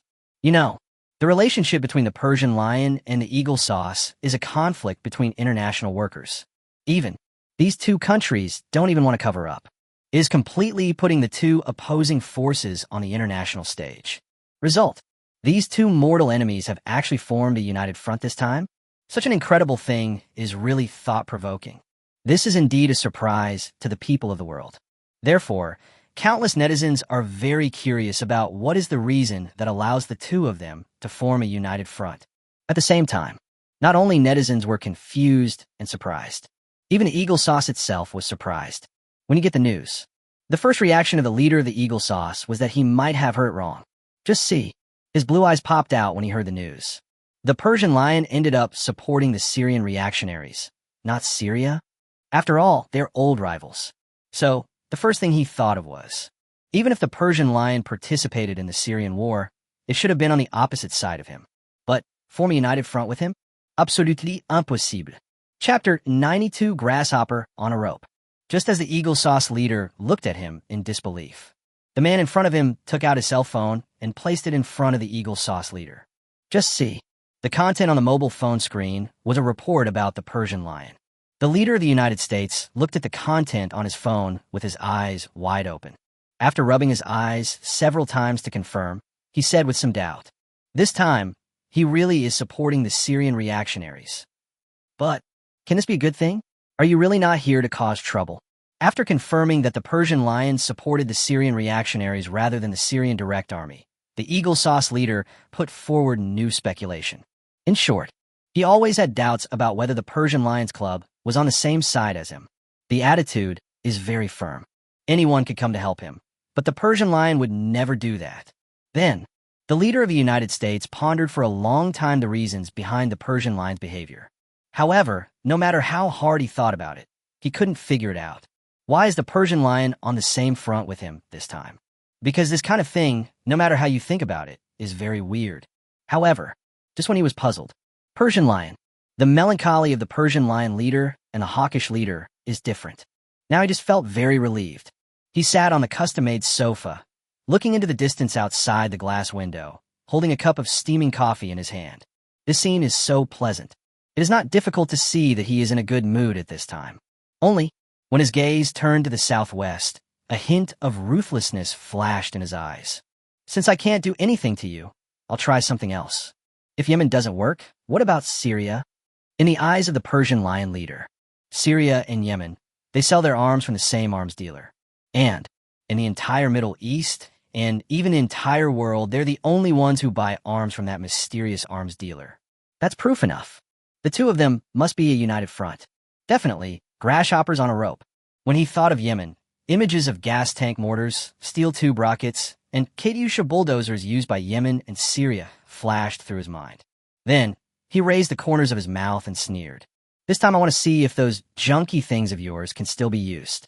As he said this, he drank the coffee in his hand. At the same time, he said it almost through gritted teeth. Yemen, you have almost wiped out the Houthis. I will definitely make you pay the price. Actually, the main reason why he ended up on the Syrian battlefield this time, or because of anger.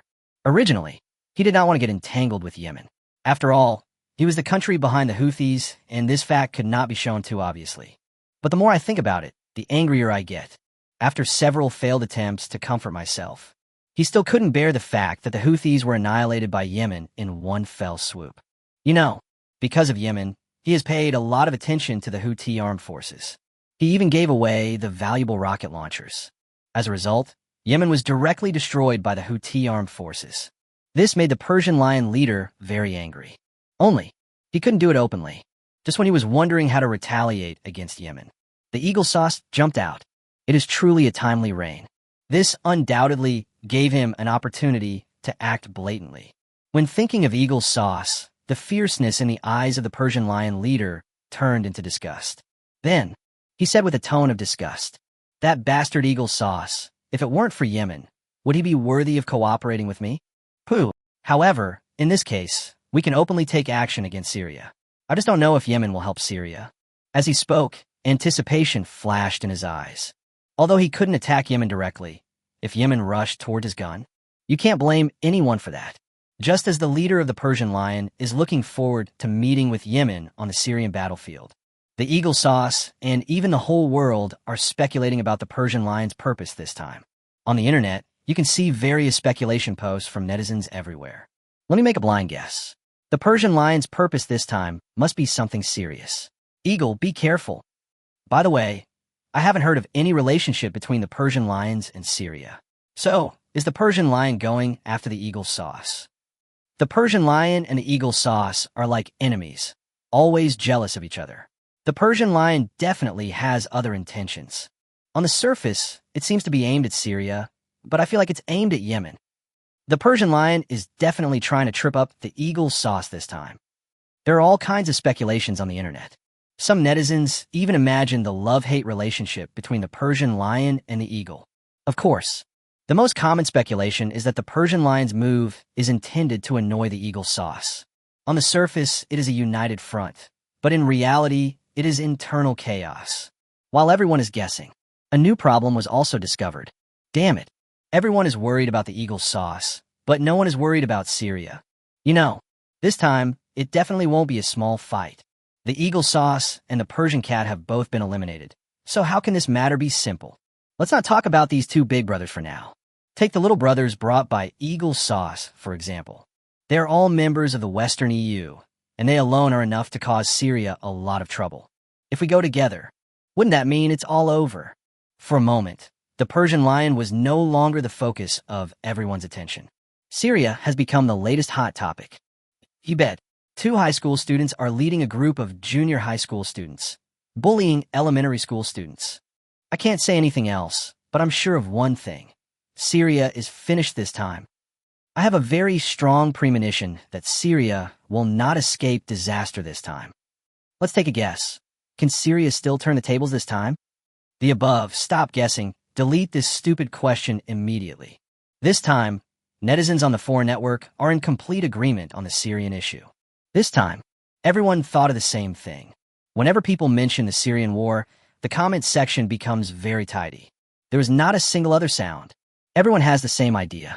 Everyone thinks Syria is finished this time, but it is true based on the current situation. The Eagle Sauce brings with it a group of Western EU countries, and now also a Persian Lion. This is the situation. Not only do netizens have the same idea, but even the countries in the Middle East have the same idea. No one thinks Syria can escape this time. Everyone in the world knows it. Syria will definitely not be able to turn things around this time. Even if all planes and tanks were deployed, it is highly likely that Syria would not be saved. The current situation. A dead end. Chapter 93. At worst, we'll fight to the death. How could Syria not know what the whole world knows? Not to mention the Persian Lion joining in now, the Syrian reactionaries. Just Eagle Sauce and his group of little brothers. This is enough to keep Syria busy for a while. This is indeed the case. Ever since the Eagle Sauce issued a statement saying it would join the Syrian reactionaries. In Syria, emergency meetings of all sizes have never stopped. Not only do others know it, but they themselves know it too. This time, they are absolutely about to die. Syria. Government meeting room. Just see. In a huge conference room, not only the Syrian leader appeared, but also some bigwigs who only appeared on important occasions were present. It can be seen how important this meeting is. The Syrian leader glanced at the time on his watch. When the second hand reached 12, he collected his expression and spoke in a serious tone. Everyone should be paying attention to the international situation recently. You should also be aware of the actions of the Eagle Sauce and the Persian Lions. I called everyone here this time to listen to your opinions. This time, we are about to face an unprecedented, huge challenge. The words fell. The conference room fell into an eerie silence. Everyone looked unwilling, but I just feel unwilling to accept it. After all, when a disaster comes, is there any good solution? You can tell by looking at everyone's lifeless expressions. Just when everyone was silent, the big man, sitting in a position below the Syrian leader, slammed the table and spoke angrily. Damn it, we were going to wipe out those reactionary bastards. What Eagle Sauce did is simply too much. After failing to win the UN trial, they are now inciting others to join our civil war.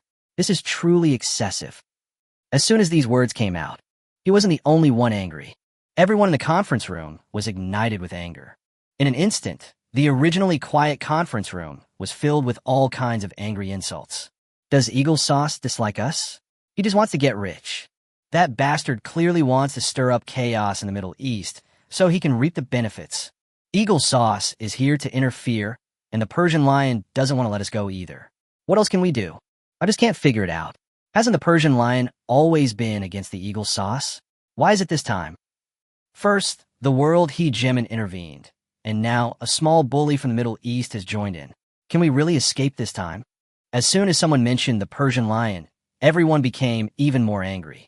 At the same time, everyone was just being tough on the surface, but the fear and worry in their eyes were very obvious.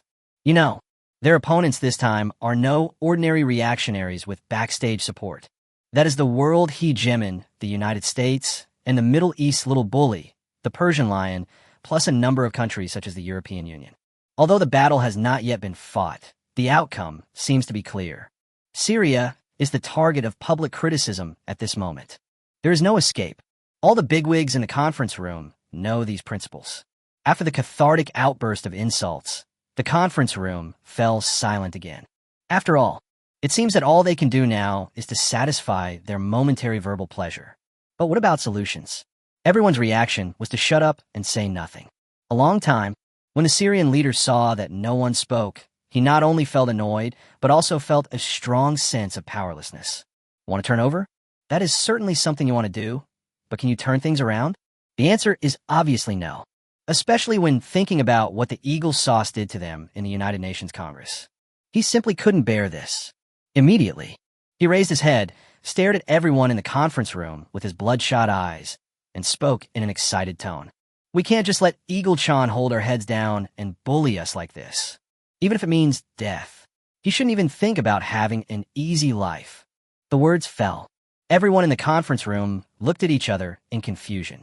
With so many countries against one of them, can they resist? Do they have the ability to resist? This is not because everyone lacks confidence, but it is the fact. Syria is just a small, powerless country in the Middle East. But the opponents are all big guys. Can they withstand such a blow? However, although everyone knows it, they are still unwilling to accept it. Everyone looked at the leader eagerly, hoping that he would come up with some ideas. Seeing this, the Syrian leader continued to speak excitedly. The Eagle Sauce has gone too far. We can't escape death this time. If that's the case, we naturally can't let them go. The worst that can happen is that both of us will be destroyed. We don't have anything else, but we can buy arms. 200 Katyusha bulldozers aren't enough, so get another 200. The words fell. An idea arose in everyone's mind at the same time. Crazy, the leader is crazy. But even though they thought so, they were all eager to make a move. Because everyone here is said to be excited. That's absolutely right. The Eagle Sauce is about to bully them. Even if they know it is impossible, they have to do their best. Even if you know it won't work, the worst that can happen is that both of you will die. Anyway, it's the same as a knife. Then fight to the death. A moment. Everyone was excited. The opinion of the first boss was passed unanimously. Immediately, as soon as this high-level meeting ended, many ministers received notifications. I'm placing an order with the arms dealer in Dacia. 1 million each for gas cylinders and steel pipes.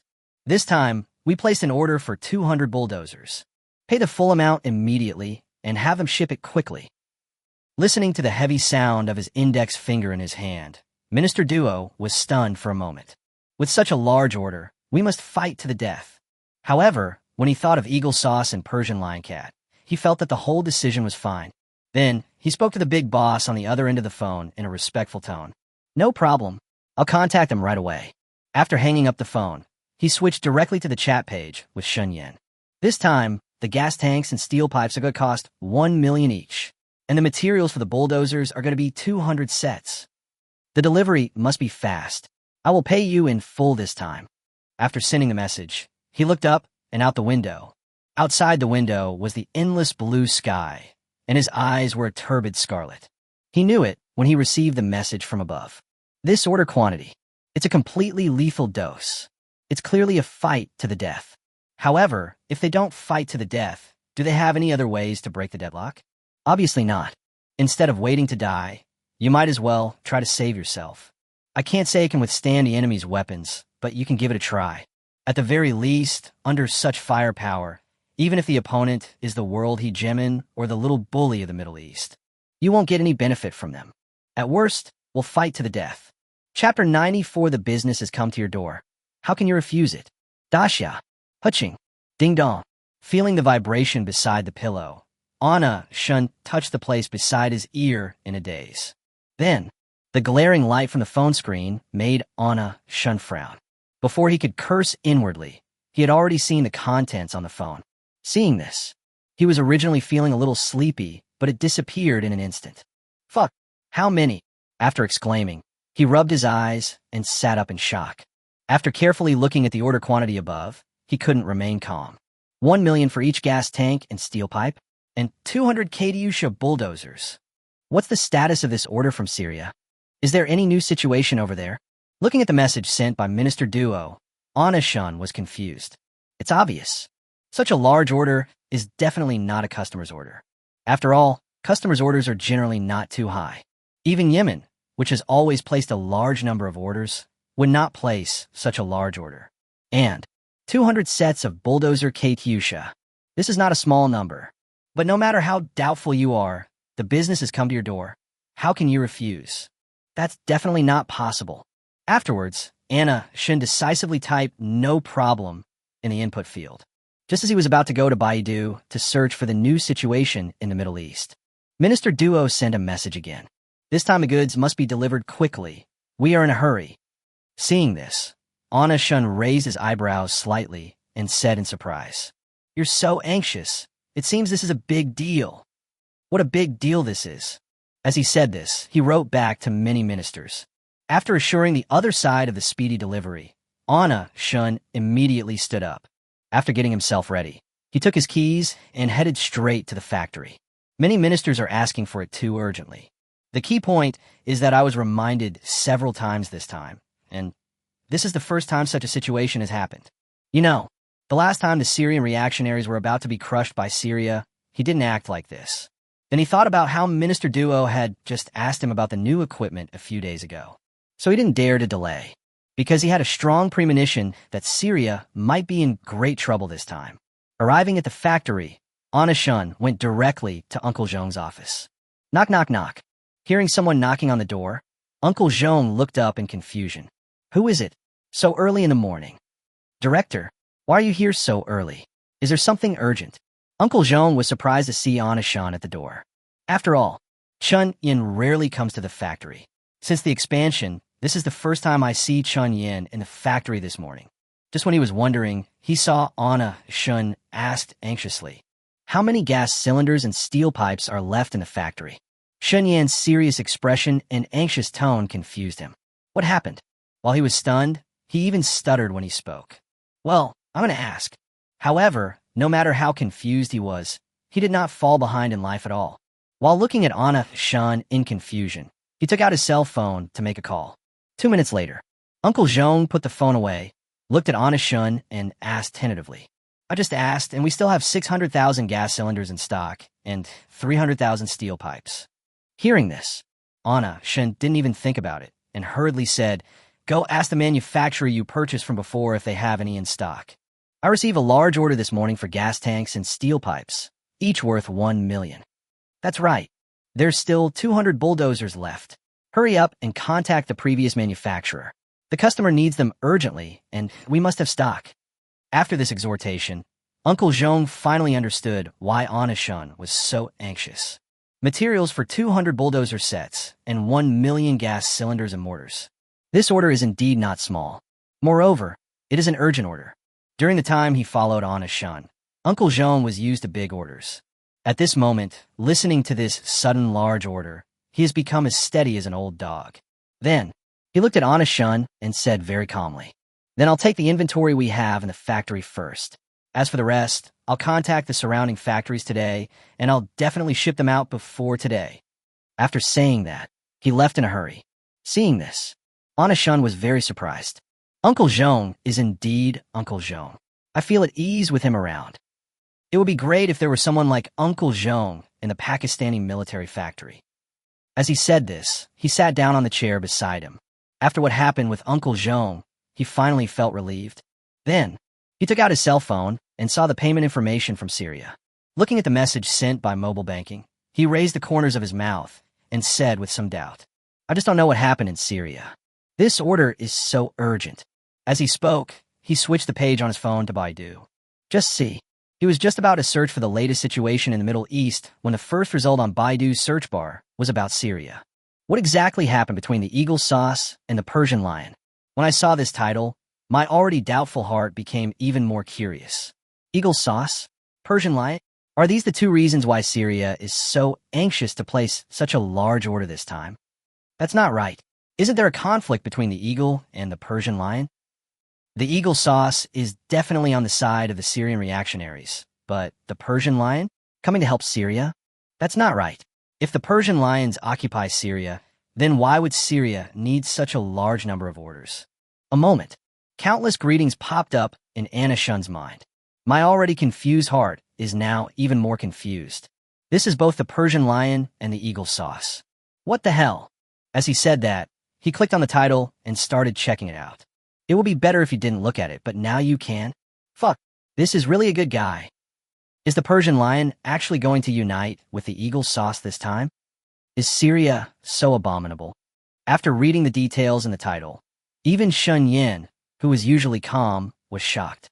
However, he did not dwell too much on the matter of the eagle sauce and the Persian lion. At this moment, he was very worried about Syria.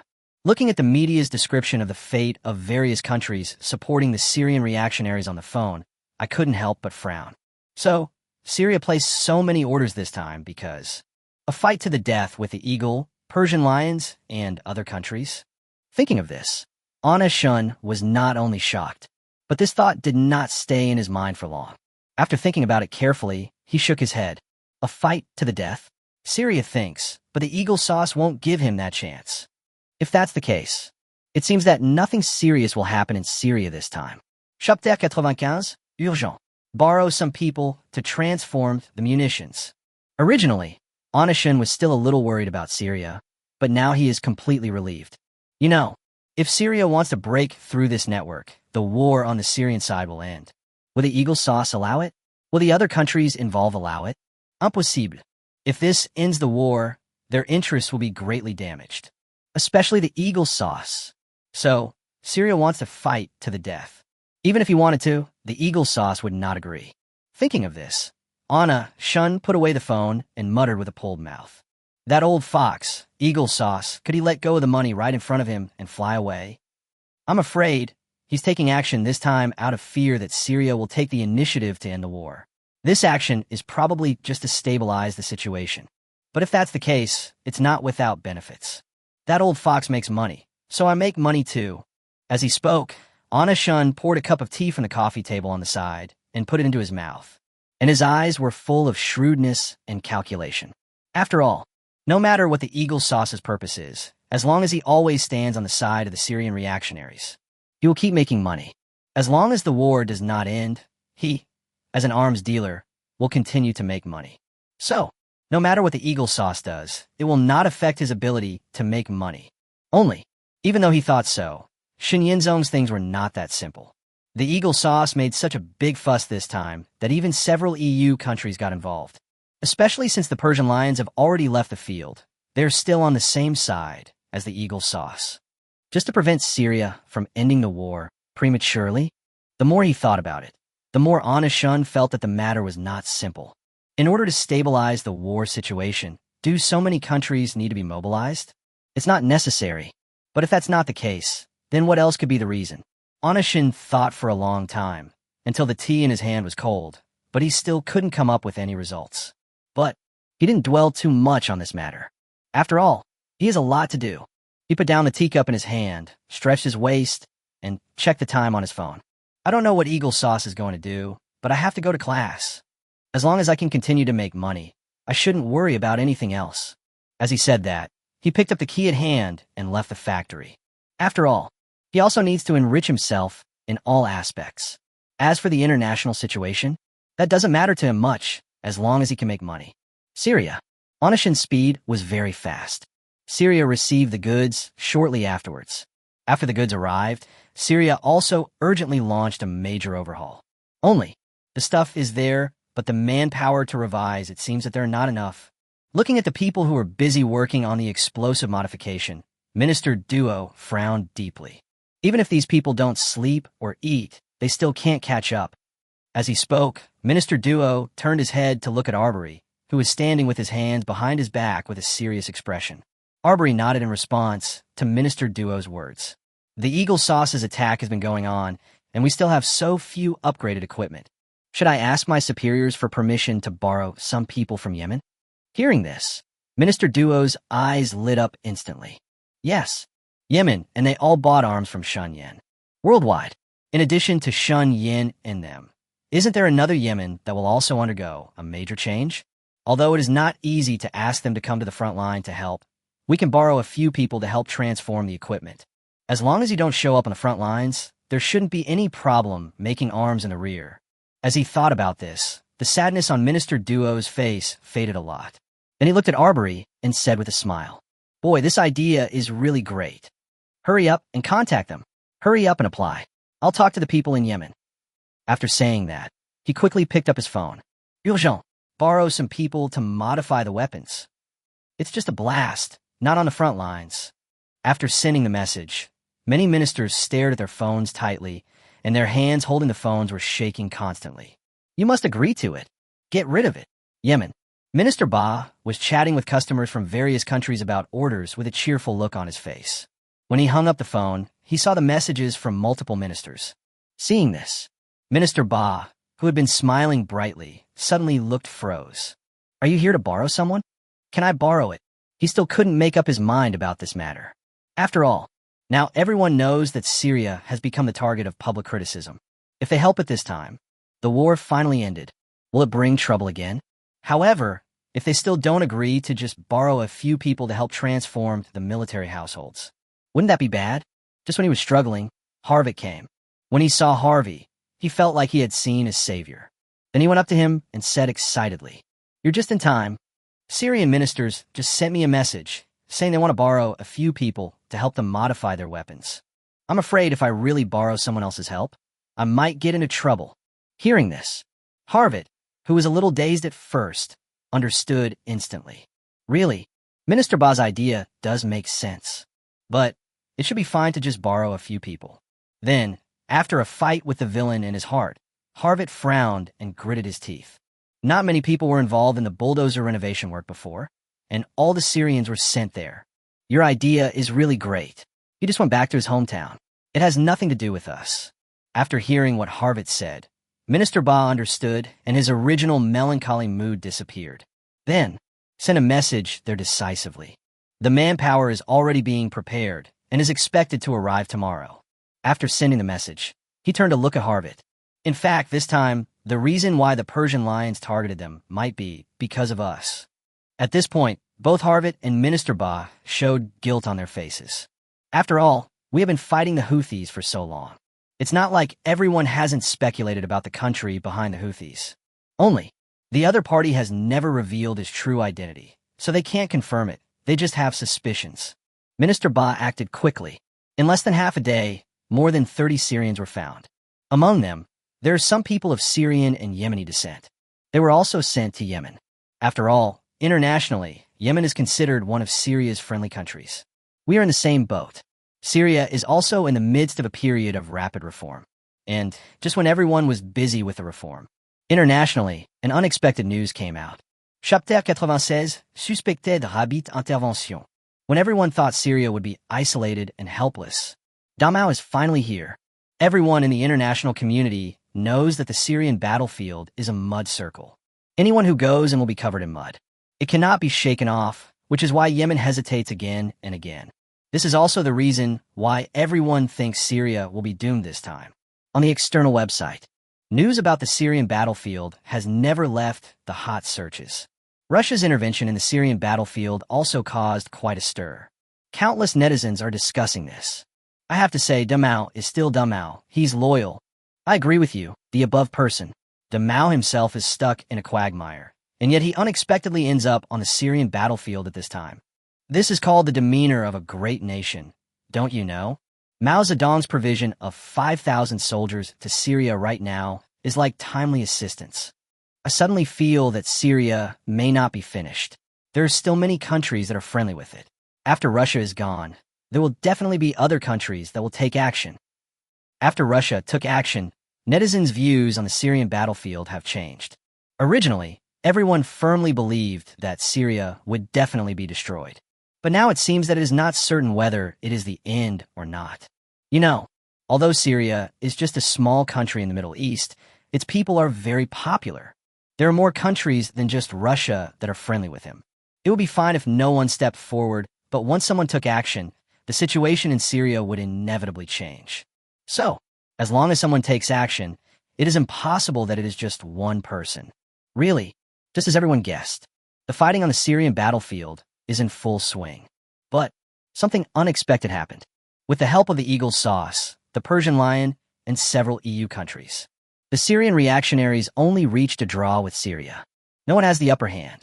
Just when countless netizens felt something was wrong, international news, a war correspondent, issued a report. In the early morning of October 9th, on the Syrian battlefield, reporter Wang sent a message. Everyone, please look at the big screen. These are photos sent from the Middle East battlefield. We can see that the fighting on both sides of the Syrian battlefield is extremely brutal. But according to reports from frontline reporters, we have other discoveries. Please look at the photo behind me. This is a photo of the equipment of the Syrian Direct Bureau taken by a war correspondent. You can see that the weapons in the photo are not from the Russians or the Syrians, but from the rabbits. So, is it possible that there are other countries involved in the Syrian battlefield that we are not aware of? This international news attracted the attention of countless international friends as soon as it was released. Immediately, it caused an uproar internationally. After all, the rabbit thing is different from the big hair thing. He acted quietly and did not speak directly internationally. Therefore, as soon as the news report came out, countless netizens exclaimed that it was true. Of course, the biggest reaction to this incident came from the eagle sauce. He didn't learn about it on the news. He discovered it as soon as the rabbit's equipment appeared. Immediately, the eagle sauce leadership became furious. Just see, the leaders of the United States are listening to news reports from various media outlets. Just push the things on the table to the ground. Damn, Rabbit definitely did this on purpose this time. He voted against it at the UN before, but now he's giving the equipment directly to Syria. I think he's tired of living. After a burst of anger, the leader of the United States leaned on the table and gasped for breath. His eyes were cold, and his face was so icy that it seemed as if water could drip out of it. But all he could do now was to lose his temper. As for revenge on the rabbit, absolutely impossible. He couldn't afford the implications and consequences involved. So, no matter how angry he was, he could only swallow it. Dasha, at Shun Yan's home in Linen. Just see, Anna Shun was wearing a white t-shirt. The front of his clothes were soaked with sweat, and his abdominal muscles were faintly visible. It's obvious. He just finished a fighting class. After changing into slippers, he picked up the remote control in the entrance hall and turned on the TV. These days, he turns on the TV to watch international news. So as soon as I turn on the TV, I happen to hear international news about Syria. Suspected rabbit involvement. As Anna Shun walked into the bathroom, he heard the sound coming from the TV. Hearing this, he paused in opening the door. The rabbit is also in trouble. Having said that, he turned and walked toward the living room. He sat down on the sofa and watched the news report on TV carefully. After some checking, he finally understood. Looking at the equipment photos taken by the fighter reporter on TV, Anna Shun sighed. Russia is really good to Syria. They are still fighting a war at home, and yet they still have the heart to meddle in other countries' affairs. However, it's a good thing that Big Hair and Rabbit didn't leave until now. If it had been a little earlier, I wouldn't have been able to make any money. Having said that, Anna should no longer plan to take a shower now. At the same time, a sense of crisis arose. He makes money by buying equipment from Syria. Now both Big Mao and Rabbit are coming out to support Syria. How can I make money? But fortunately, before these two were killed, Syria has already bought the equipment. It's just a follow-up cooperation. It's worrying. Then he listened carefully to the explanation on the news. Half an hour later, he turned off the TV, leaned back on the sofa, picked up a pillow beside him, and muttered, "Now that Big Hair and Rabbit are dead, it seems this war won't stop anytime soon. The Eagles, seeing how our country has fallen, will definitely increase their firepower. That's fine. I don't know if Syria still needs my equipment, but as long as the war continues, I'll have to spend money on equipment. After this analysis, Anna Shun felt a little better. As long as there is support in Syria, the war will definitely continue. As long as the war continues, he can always make money. Only, with the fate of Big Hare and Rabbit, you may just make a little less money. After a wave of analysis, Anna Shun was no longer in a hurry to take a shower. Then, he took out his wallet, opened Baidu, and started typing in the search bar. DJI drone. This was the second time that Anna Shun had searched for information about DJI on Baidu. Only, two searches are different. The last time I found nothing. As he spoke, Anna Shun showed a satisfied smile on his face. Just see. This time, the search results are all filled with various press releases about DJI. And all the reports were good news. Chapter 97, Does God of Wealth, Shun, have new instructions? Looking at the full report in front of him, Anna Shun was full of praise. As expected of DJI, it lived up to my expectations. As he spoke, Anna Shun clicked on one of the reports about DJI's second-generation product. The more he looked, the more frightened he became. In fact, the speed of development was a little beyond his expectations. Not only are the products selling well, but the speed at which you update and replace them is a bit too fast. Looking at the release time written on the report, Anna Shun frowned slightly. September 20th? Didn't I just hear about a breakthrough on September 15th? As he spoke, Anna Shun opened the chat history with Zhang Yuan. After a careful inspection, he discovered. It turns out that DJI's second-generation product was developed a long time ago. Oh my god, did I see it wrong? But even so, I thought it was good news. After comparing the time, Anna Shun was shocked again. Originally, he just thought he had remembered the time wrong. It turned out that he didn't remember the time wrong, but DJI had already developed the second-generation product. Then, Anna Shun kept sighing in his heart. DJI is really a scam. While sighing in his heart, he also discovered another key. This time, DJI's research and development speed seems to be much faster than in the past. After thinking about it carefully, he said with a smile, "Sure enough, this life is much more powerful than the DJI on Earth in my previous life. It seems that I have a keen eye for talent." As he spoke, Xinyan's eyes flashed with confidence. Actually, he was not wrong. Xinyan's contribution is indispensable to DJI's current achievements. You know, DJI on Earth launched its first drone, but it took several years before it achieved its subsequent success. And now DJI is supported by Shun Yinchao's ability. The research and development speed is several times faster than that on Earth. It's not that we don't have the ability, but that we don't have enough money. As for the reason why DJI's development speed has increased so rapidly, Anna Shun is naturally clear in his mind. So, no matter how much money DJI asks him for, he is happy to pay it. You have to give up something to gain something. Then, Xinyan exited Baidu and opened the chat page with Zhang Yuan. After searching for a while, Anna Shun seemed to be thinking about something. We're still looking for an outsourced production line. Then it seems like it's time to give them their own factory assembly line. By then, the production volume will increase and the production speed won't slow down either. Once these production lines are established, we'll probably be able to make money and won't ask me for money anymore. Then the days of me just sitting back and collecting the money will come. Having said that, Anna Shun's actions were not far behind. Then, he clicked on the input field with Zhang Yuan. Don't miss out on the factory production line. I'll transfer the money to you later. After sending the message, Anna Shun was content and prepared to take a shower. Only, as he gripped the bathroom door handle again, he realized another problem. What time is it? Should I go find a teacher for class? As he spoke, he glanced down at his phone. It would be better if you didn't look at it, but now you can. He immediately ran to the cloakroom to change clothes in a panic, sighing as he ran. Damn it, I just can't take a bath today. It's absolutely amazing. After changing his clothes, Anna Shun took the key and went out. Go straight to the clinic. Just as Xinyan was rushing to the clinic. Bright future. Feeling the vibration of his phone, Zhang Yuan freed his hand and took out his phone. Seeing the message sent by Sure Xinyan, Yugi said doubtfully, Why did the god of wealth take the initiative to send me a message today? As soon as these words were spoken, they immediately attracted the attention of other people in the laboratory. You know, since they started working with Shan Yin, they were the only ones who took the initiative to report their work.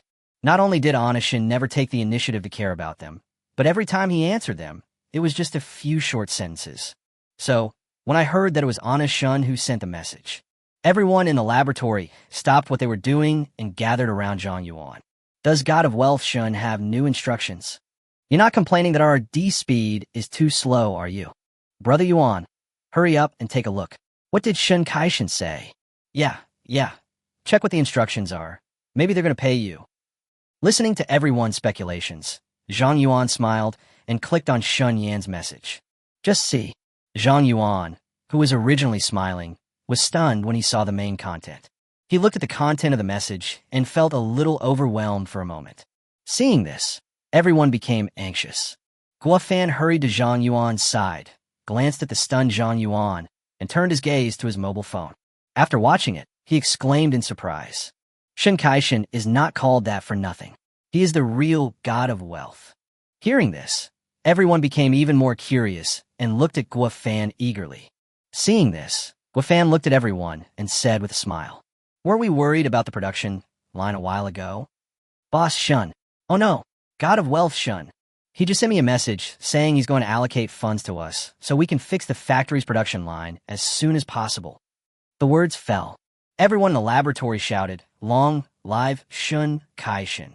The most excited person was Zhang Yuan.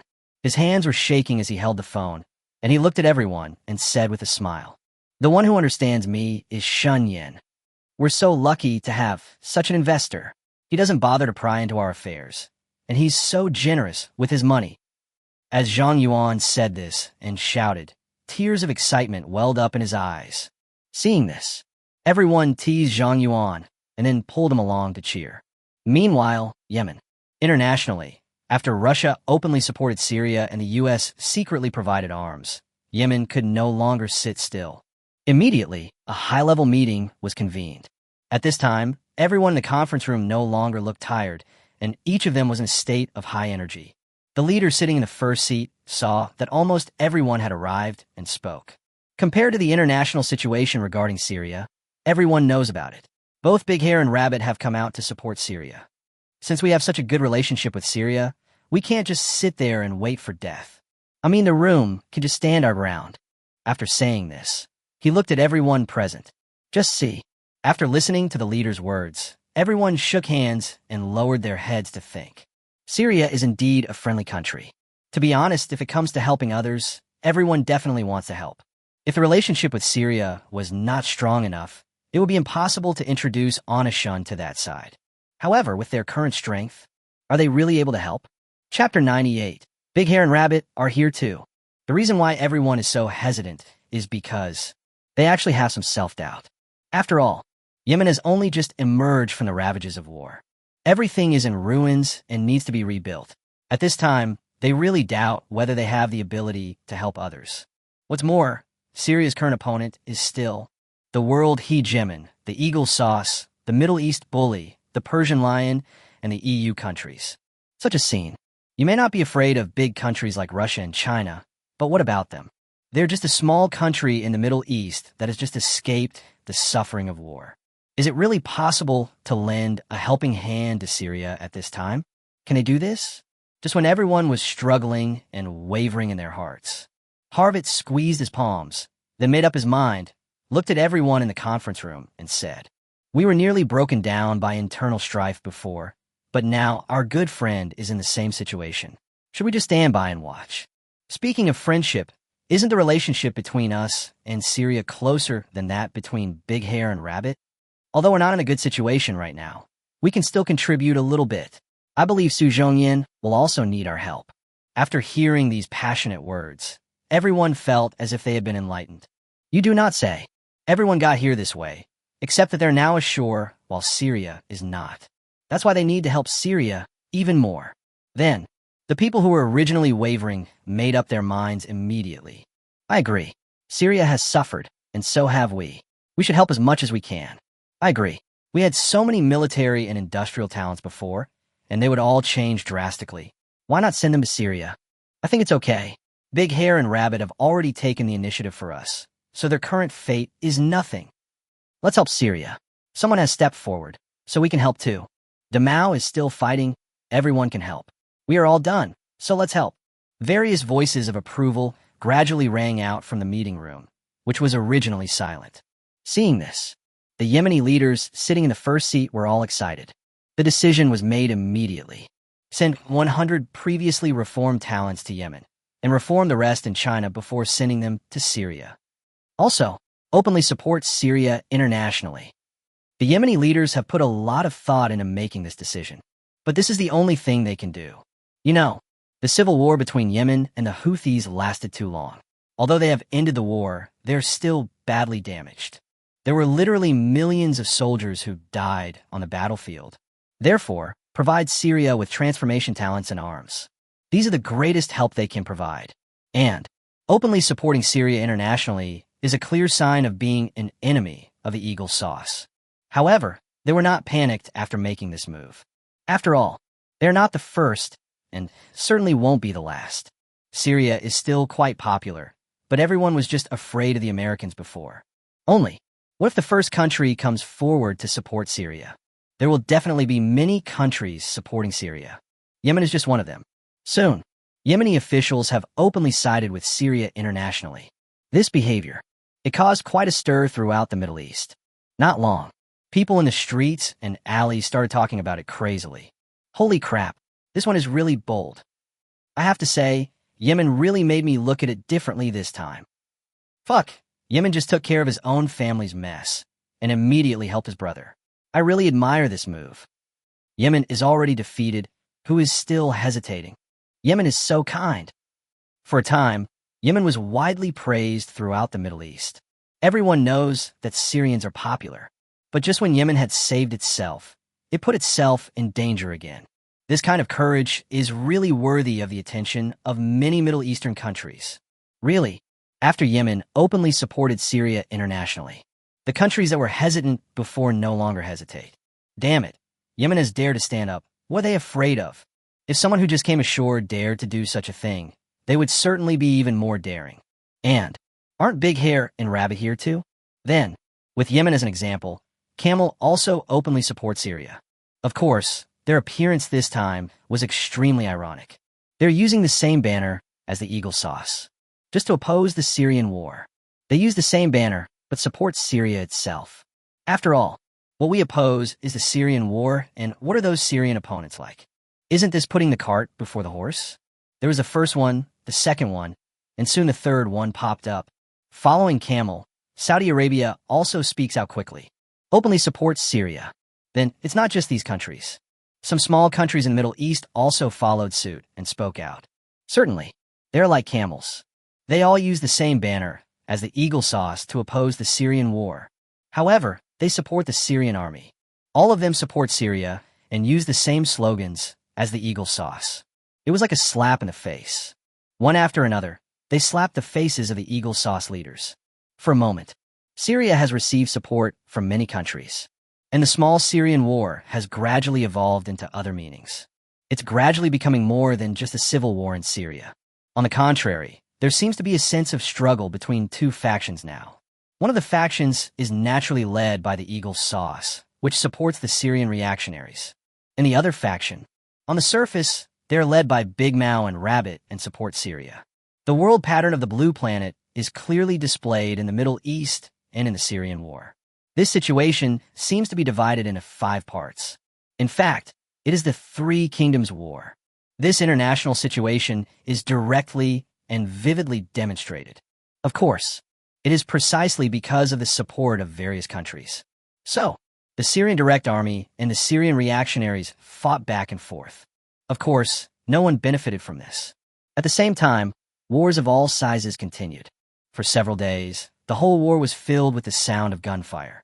No matter which country sent the troops, all countries suffered casualties. But, compared with the Syrian Direct Army, the Syrian government forces and the opposition have always suffered the greatest casualties. Chapter 99. I have challenged many opponents, but I have never lost. At the same time as from, Anashun has also been improving his strength and has never stopped. Moreover, his strength has also improved by leaps and bounds during this period of time. Of course, all of this is inseparable from his own learning ability and the guidance of his master. He went to the fighting gym to study, as usual. After putting on his equipment, he came to the training ground. When he arrived, he was surprised to find that the teacher was already waiting for him on the stage. Seeing this, he waved in the direction of his master and said with a smile, "Am I late today, or are you early today? I came here early today to wait for you. Come up quickly." Araso looked at Ana-shun and waved his hand, saying anxiously. Seeing him so anxious, Ana-shun became even more confused, mainly because of mobile phones. Normally, he would come a little early and warm up on his own before teaching. Of course, everything was normal today, but I unexpectedly saw my coach. This was unexpected enough. As a result, the coach actually let him go up directly. "No more warming up? Why are you in such a hurry? Is there a surprise?" But despite his doubts, he still trotted forward. Coming in front of the coach, Ana-shun jokingly said, "You came quite early today and seemed so anxious. So is there a surprise? You'll know whether it's surprising or not later. Hurry and get ready." Araso didn't say anything directly, but changed the subject. Seeing the coach's busy look, Ana-shun instantly became expectant. Then, after some warm-up, Ana-shun sorted out his emotions and turned to look at Araso. Then, the two of them made ready gestures. Just see. After the staff on the side blew the whistle, Ana-shun's eyes changed instantly. The pair of originally careless eyes suddenly flashed with a bright light. Then, without waiting for Araso to speak, Shinyan took the lead and leaped forward and kicked. At the same time, as he was about to approach Arather, the corners of his mouth arose. Coach must pay more attention today. Before Araso could answer, Ana-shun's foot had already reached his body and was about to kick him in the chest. But national-level players are no pushovers either. Immediately, he did a knee-hugging step. While defending Shinyan with one hand, he struck his lower abdomen. "I'm definitely careful, and so are you." Hearing this, Ana-shun raised one eyebrow slightly. Then, he easily avoided Arather's attack. Seeing this, a hint of surprise flashed in Arather's eyes. Usually, Ana-shun would take the shot and he would return to defend. They practiced many times, and every time Shinyan would use the Luo Shi-Aobu move, and he would defend. This was the first time he used this move on Ana-shun. This is one of his special moves that has helped him knock down his opponents in countless competitions. He actually dodged it so easily. Ana-shun saw the surprise in Araso's eyes and said with a smile, "You've dodged this move of mine so many times. I've been observing your defense every time." Hearing this, Araso was not annoyed, and there was a bit more satisfaction in his eyes when he looked at Shinyan.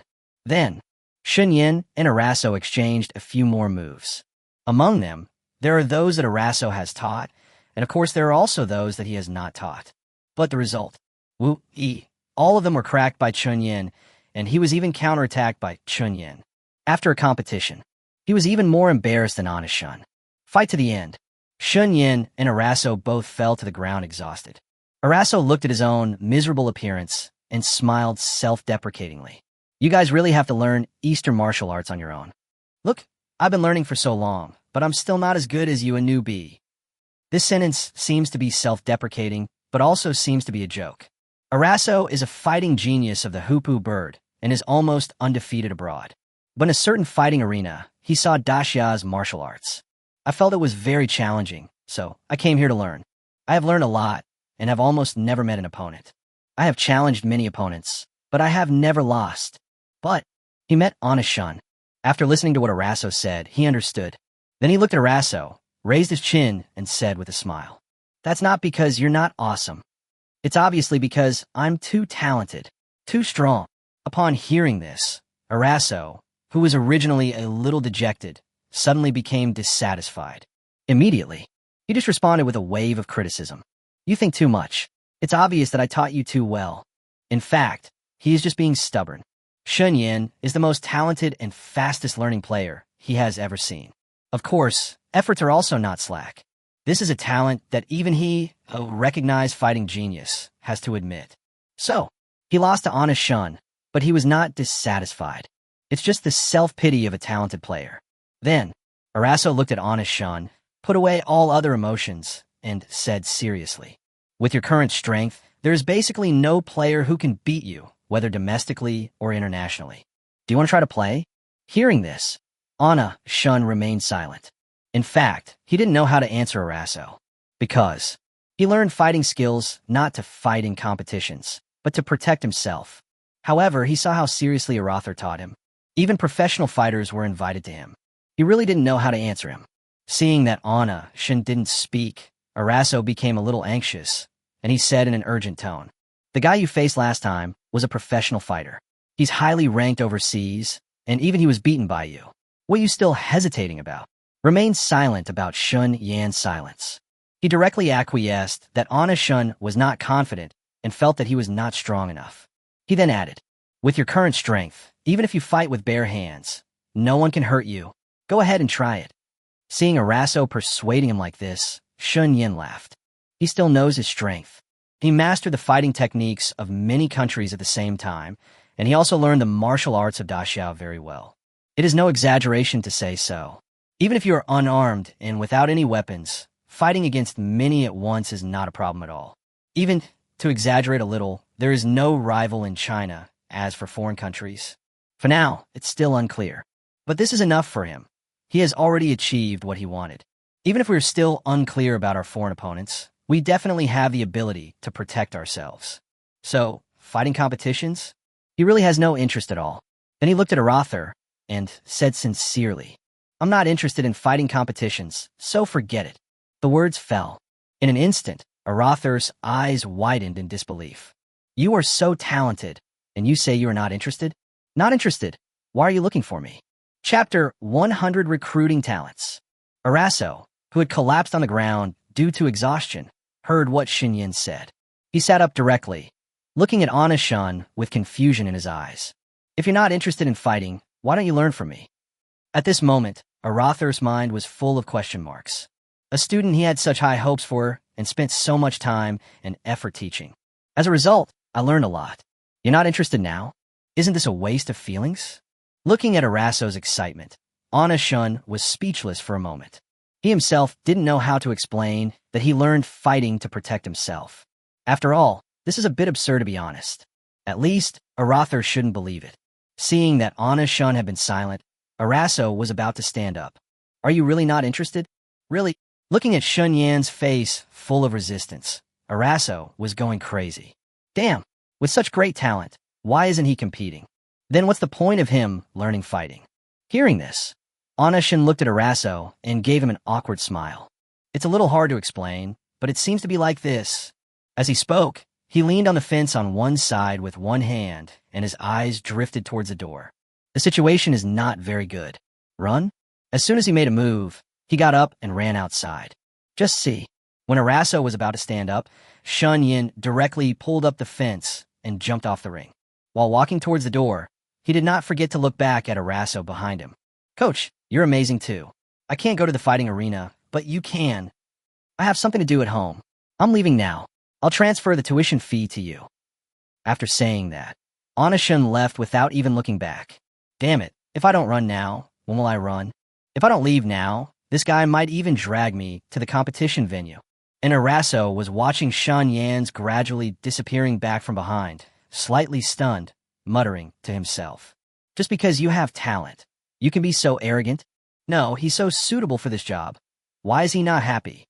Just when he was lost in thought, a message on his phone rang. Then, he took out his cell phone case, glanced at the door, and then looked at his cell phone. The look of confusion at first suddenly became clear. If you have money, you could be so arrogant. Indeed, he's not short of money, so he doesn't need to do this. Just let it be a hobby. It's just a pity to waste such a talent. After saying that, he clicked on the payment button on the screen. Satisfied, he turned and walked towards the locker room. Looking at the numbers sent on the phone, Shun didn't care. A fighting match? Do I need one? As he said that, he put away his phone and walked toward the car. As we all know, fighting competitions are quite dangerous. Many of them are desperados. As long as you are in the ring, you can give up everything for money.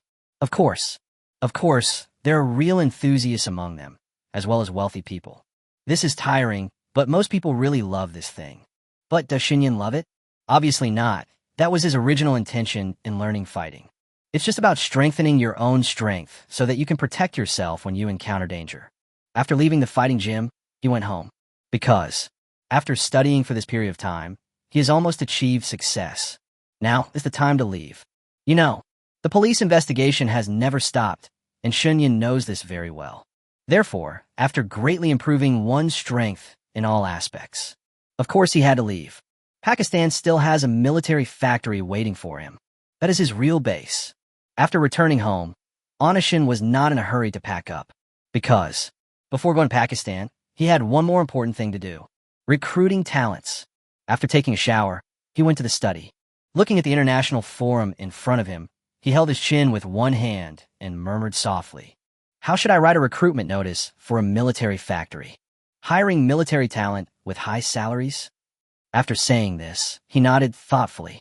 As long as the salary is high enough, it will definitely attract a lot of talents. That's right. When posting a job posting, they also have to hide my IP address and my information. Having said that, he didn't hesitate.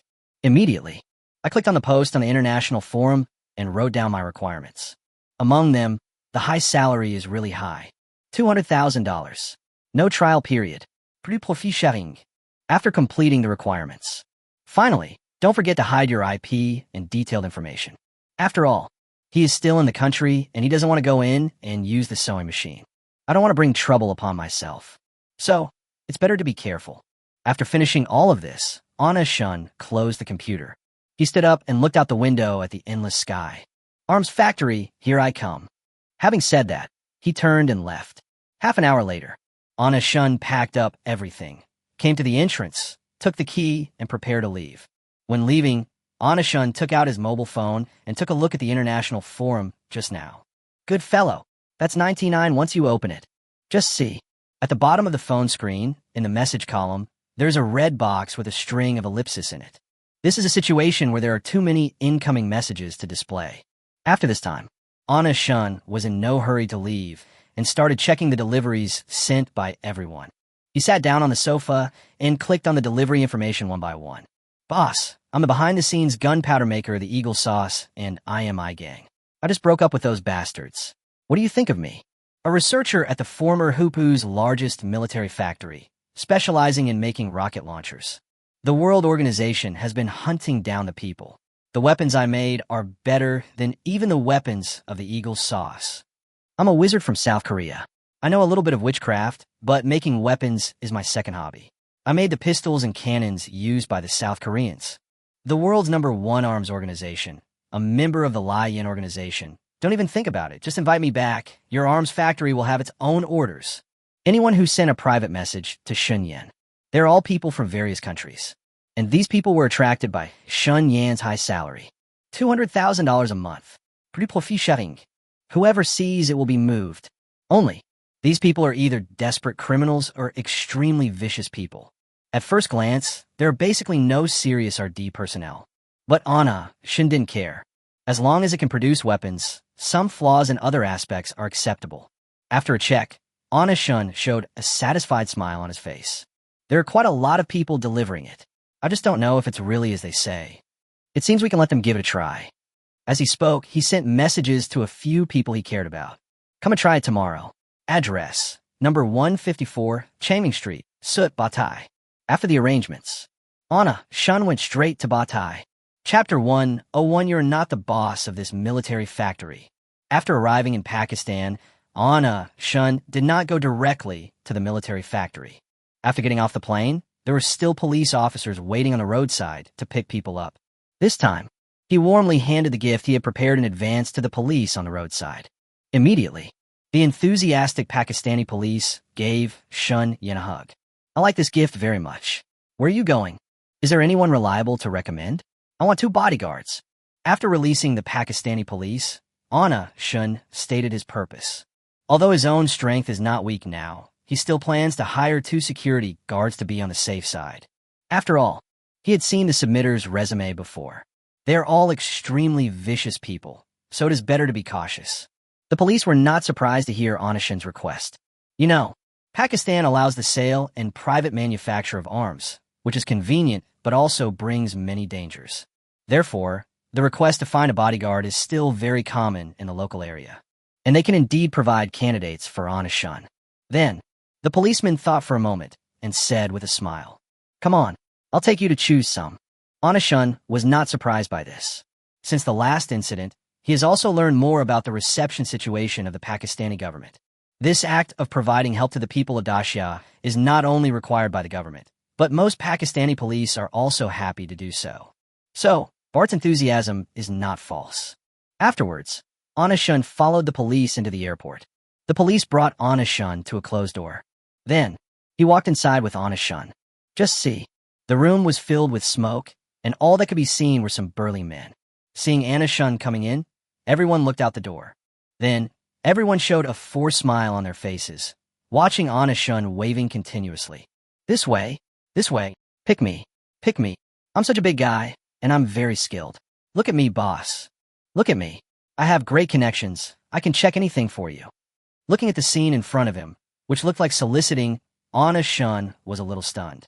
Why the hell? This gives me the feeling of selecting workers in the domestic labor market.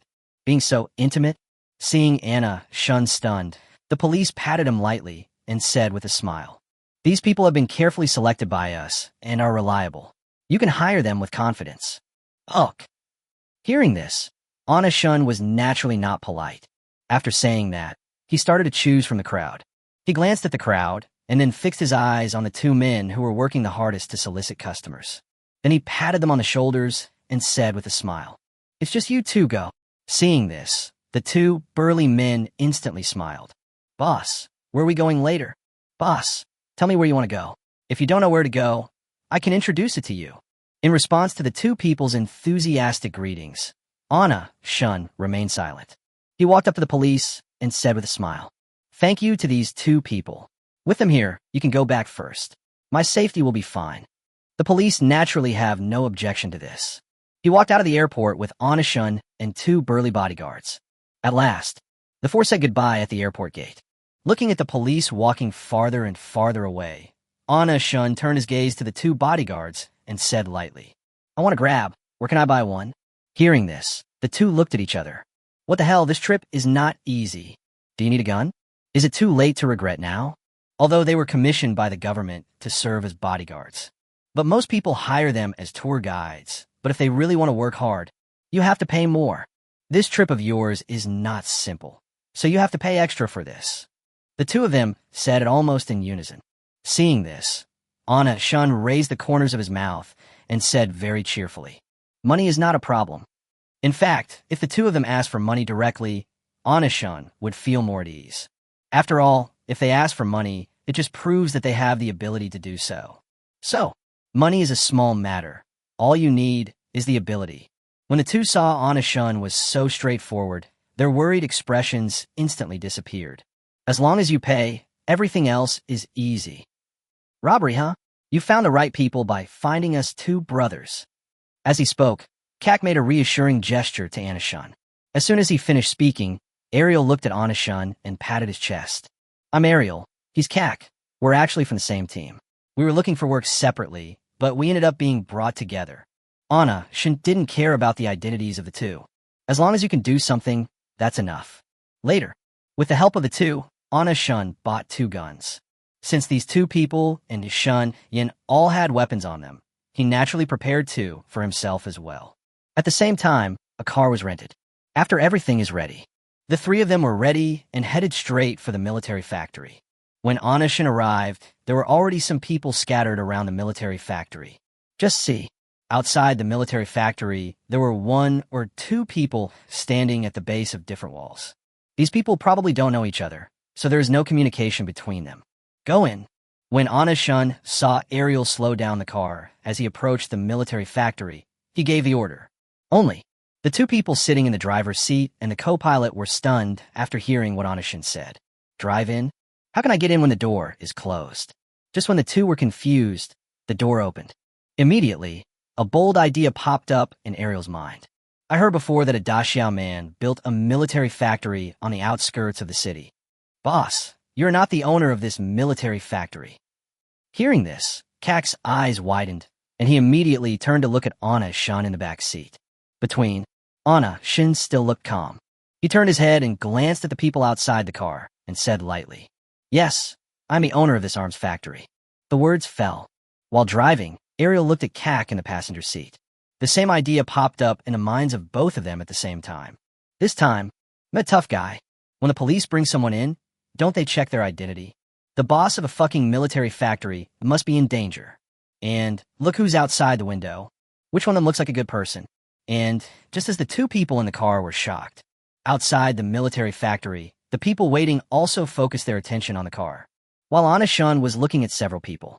The few people who had been waiting for a long time were also looking at Anna-shun and the others in the car. After all, at the International Forum, this military factory offered such high salaries. Obviously, the boss must be a rich man. Only, looking at the somewhat dilapidated off-road vehicle in front of me, a doubt arose in everyone's mind. Is this the boss? Chapter 102. After all this fuss, you're just a shell company. Of course, it's just a suspicion. After all, he is the one who can offer such high salaries and build such a large military factory. Can you drive this little broken car? But despite their doubts, when they saw the factory gate open, they all followed the car into the factory. Inside the car, Anna-shun was sitting in the back seat, looking through the applicant's information on her phone. While looking at the message on the phone, he turned his gaze to the window. After several confirmations, Anna-shun curled the corners of his lips and murmured, "It seems that all those who came here are big guys. Ariel, pull over. You two should get your guns ready when you get out." The words fell. The two who were still in shock felt a jolt in their hearts. I felt a little panicked, but also excited. Then, under the gazes of everyone, Anna-shun walked out of the car with two bodyguards. A moment, Anna-shun felt the gazes from all around him. His expression remained the same. He glanced at the people around him and spoke in a neither loud nor soft voice. Applicants must register first, and then come in for interviews one by one. After saying that, Anna-shun walked into the house without looking back. The room he was in was his temporary office when he was working on the factory construction. Sitting on the chair, he quietly waited for the first interviewer. A moment later, he had a sturdy build and a very clean head without a single strand of hair. But there's a very scary tattoo on this clean and glowing crown. In short, he exudes the air of someone who is not easy to mess with. He sat down on the chair, looked Anna-shun up and down, and then teased. "Why didn't your boss come? You have the final say." Before Anna-shun could speak, he had a preconceived notion that the man in front of him was just invited by the boss behind the scenes for an interview. Anna-shun was not annoyed by the man's attitude. He looked at the man and smiled. "I'm the boss, you're Banda." Although Anna-shun didn't recognize the man's face, the tattoo on his head was really... The recognition is a bit too high. Hearing Anna-shun's words, Banda was obviously stunned. But he was only slightly stunned and adjusted himself in a few seconds. Putting away his previous nonchalance, he straightened his face and said with a smile, "You probably heard about the explosion on the streets of Washington, D.C. a while ago. I mixed the explosives used in that explosion. I'm not very good at making guns and cannons, but when it comes to making explosives, I'm definitely one of the best in the industry." Looking at the man's smug look, Anna-shun pursed her lips and smiled. He's quite capable, but, according to what he said, he must be a fugitive of the government. Then, he opened his lips slightly and said lightly, "You're on the international tracking order issued by the Eagle Sauce, right?" Hearing this, the man's body trembled. The pupils on his originally smug face suddenly shrank. He pursed his lips awkwardly and said stubbornly, "Whether you're a fugitive or not, you are looking for military talent. With my level, just tell me whether you want me or not." Seeing that the man was a little anxious, Anna-shun smiled slightly, still calm. "Wait a moment on the side. Don't worry, I won't call the police." Hearing this, Banda looked at Yan-chen and said nothing. However, he did not leave immediately. Not long after Banda left, a thin young man walked into the house. Although he looks thin, his eyes are actually very cold. Before Anna-shun could ask any questions, the young man's gloomy voice rang out. "If you need military talent who can make guns and artillery shells, you can consider me. Among the Big Mao artillery shells, some are made by Wei. I only do business with the government. If you hadn't offered a high price, I wouldn't have come." Hearing this, Anna-shun looked at the young man in front of him with a gloomy aura. Looking at her young age, so fragile, it doesn't seem to be simple. Judging from those eyes, he wouldn't believe that she hadn't killed 10 people. Moreover, judging from the way he walks, he has something going for him. He also produced weapons for Russia. Who knows, he might be a national talent. He glanced at the man and said lightly, "Go and wait first."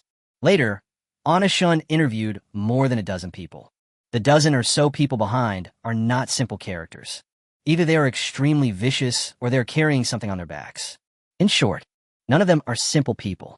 Although these people have shady backgrounds, they do have some technical skills in making guns and cannons. At the very least, the initial technical investment of military factories can still be met. Glancing at the people waiting outside the door, Anashin smiled. Use it first. After saying that, he stood up and walked out the door. Glancing at the dozen or so people waiting outside the door, Anashin said with a smile, "Congratulations, you're all hired. If you have any equipment you need, you can bring it. I will prepare it here." The words fell. The crowd, including Ariel and Kak, cast a questioning look at Anashin. Without equipment, you want to run a military factory? It turns out that after all this fuss, your company is still just a shell company. Then why did you invite everyone to the interview? Just kidding? Feeling everyone's gaze, Shunyin immediately explained. Our factory was recently completed and is currently just an empty shell. We haven't introduced any equipment yet because we're waiting for the people you interview. So, if you need any equipment, just let me know and I'll satisfy you. After this explanation, everyone turned their attention away. Then, the quiet crowd occasionally called out.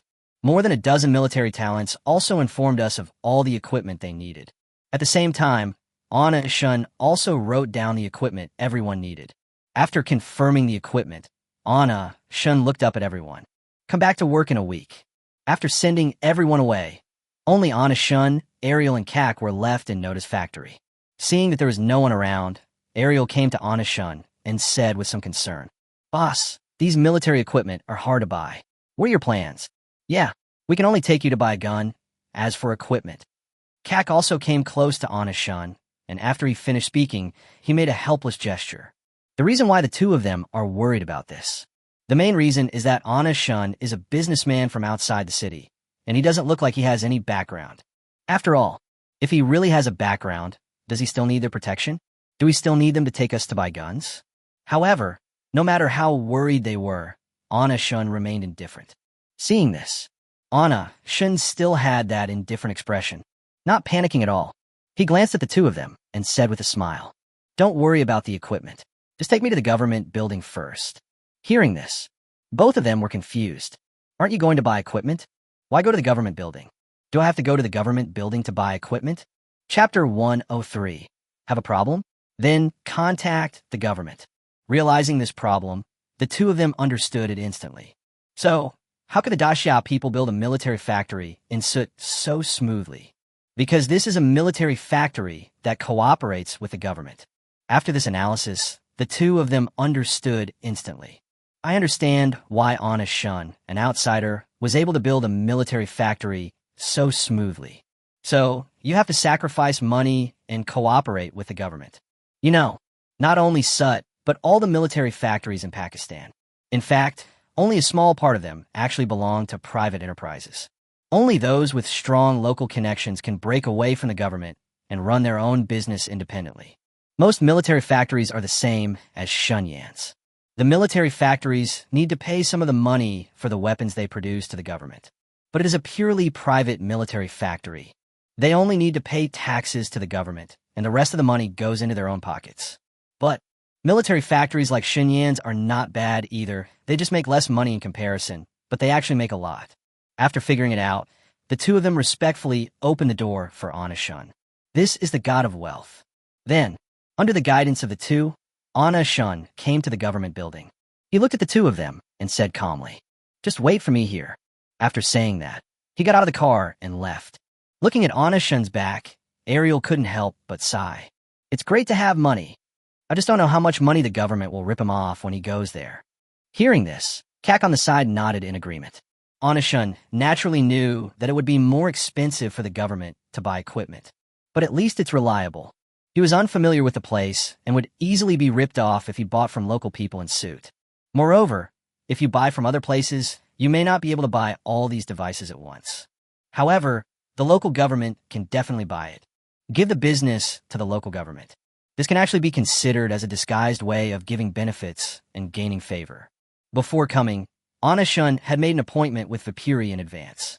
As soon as he entered the door, he saw Vipuri, who had been waiting for a long time. He walked towards Vipuri, keeping a polite smile on his face. Our factory needs to purchase a batch of new equipment and would like to buy directly from you. After that, Anashun sent the equipment list he had compiled to Vipuri. Hearing Anashun's words, a satisfied smile instantly appeared on Vipuri's face. It's the right way. It's the right way. He looked at Anashun and became more and more satisfied. Then, he took a look at the list sent by Anashun. After reading it, he said it very happily. We have all these equipment and can do it for you, but the price may be a bit expensive. Money is not an issue. Seeing Vipuri talking about money, Anashun became even more straightforward. Money is not a problem. Anashun was straightforward, so Vipuri naturally had no problem at all. As long as the payment is okay, we won't delay the delivery of the goods. We'll deliver them directly to your factory. After hearing Vipuri's words, a big stone in Anashun's heart was put down. Obviously, his expression relaxed a lot. As long as the equipment is available, the factory will be open soon. Only, we have the equipment and the talent, but we still lack workers. The technology is in place, but assembly line production must also keep up. Thinking in his mind, he looked at Vipuri. The government building is next to me, and the relevant responsible personnel are in front of me. Have a problem? Contact the government. A convenient idea came into his mind.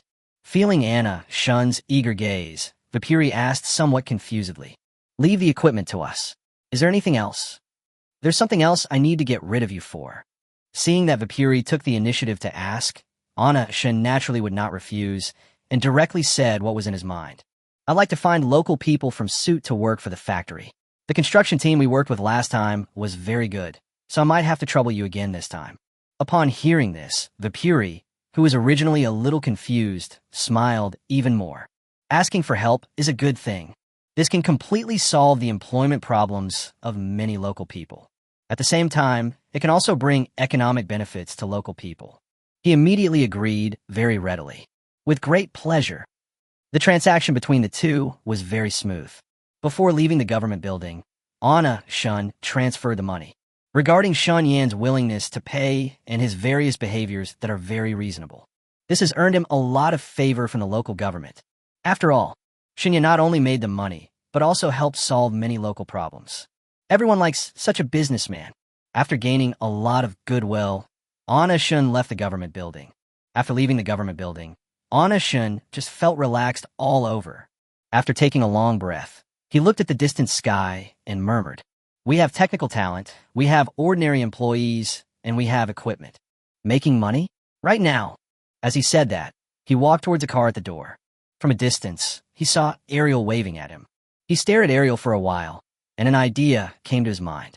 Then, after opening the car door, he looked at the two people in the front row and said lightly, "Are you two willing to work as security guards in my military factory? The salary is negotiable." Hearing this, the two were a little stunned. Security guard? Security guard at a military factory? That might be a bit dangerous. In a life-and-death pursuit, there is no place like a tour guide. Immediately, the two of them directly rejected Anashun. There are many military factories in Pakistan. If business is too good, someone will cause trouble. We two brothers can only act as bodyguards, so let's forget about security. Seeing that the two had no intention of being here, Anashun did not force it. But what they said actually reminded him. Pakistan does have quite a few military factories. Among these, there must be industries owned by local tyrants. Therefore, security must be improved. Thinking in his heart, Anashun opened the recruitment page of the International Forum again, hiring mercenaries with high salaries. Anashun was not prepared to consider ordinary security guards. However, international mercenaries are still possible. The strength is beyond doubt. As long as we recruit mercenaries, we won't have to worry about security. The strength of the mercenaries is still trustworthy.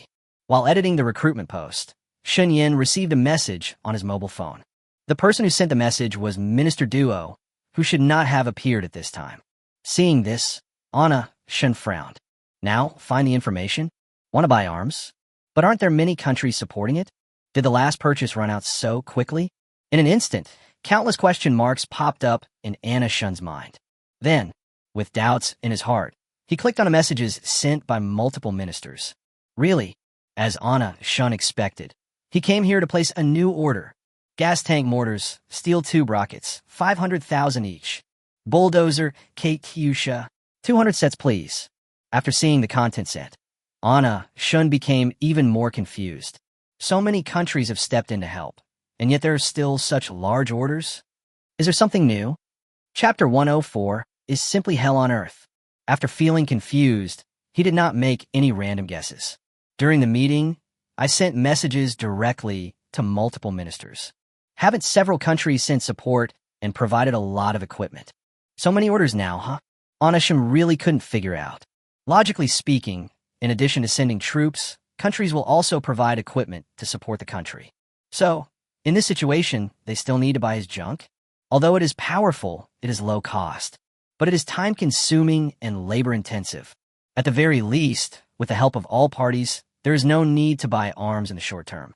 Just when he was puzzled, Minister Duo sent a message of explanation. Although we have help from various countries, the situation has become more serious because more countries have joined the war.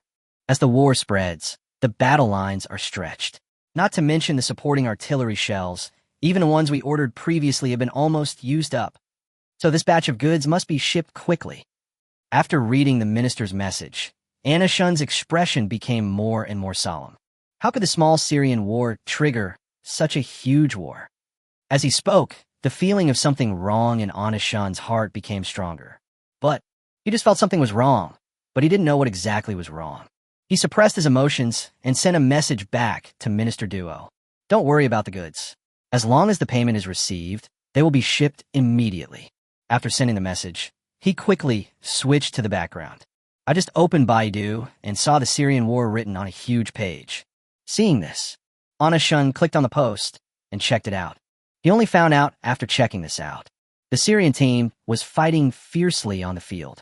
The photos in the article are taken almost day and night. The sky, day and night, was filled with flying shells. Clearly visible, the Syrian positions are being fought day and night. Looking at the photos taken by the fighter journalists, all of them were stained with various kinds of blood. In the clearest one, there are tens of thousands of corpses stacked in a huge pit, waiting to be cremated. Every photo is shocking, and Anishin's expression had already twisted into a ball, and he kept sighing. It's hell on earth. Eagle sauce. When he said the last sentence, Anishin's eyes were filled with a cold light. He knows it very well. The real culprit behind all this. No one else but Eagle sauce. Perhaps the hell on earth caused by the war is caused by everyone, but the fuse of this war is none other than the Eagle sauce. After learning about the situation in Syria, Anna Shun immediately called Uncle Zhong.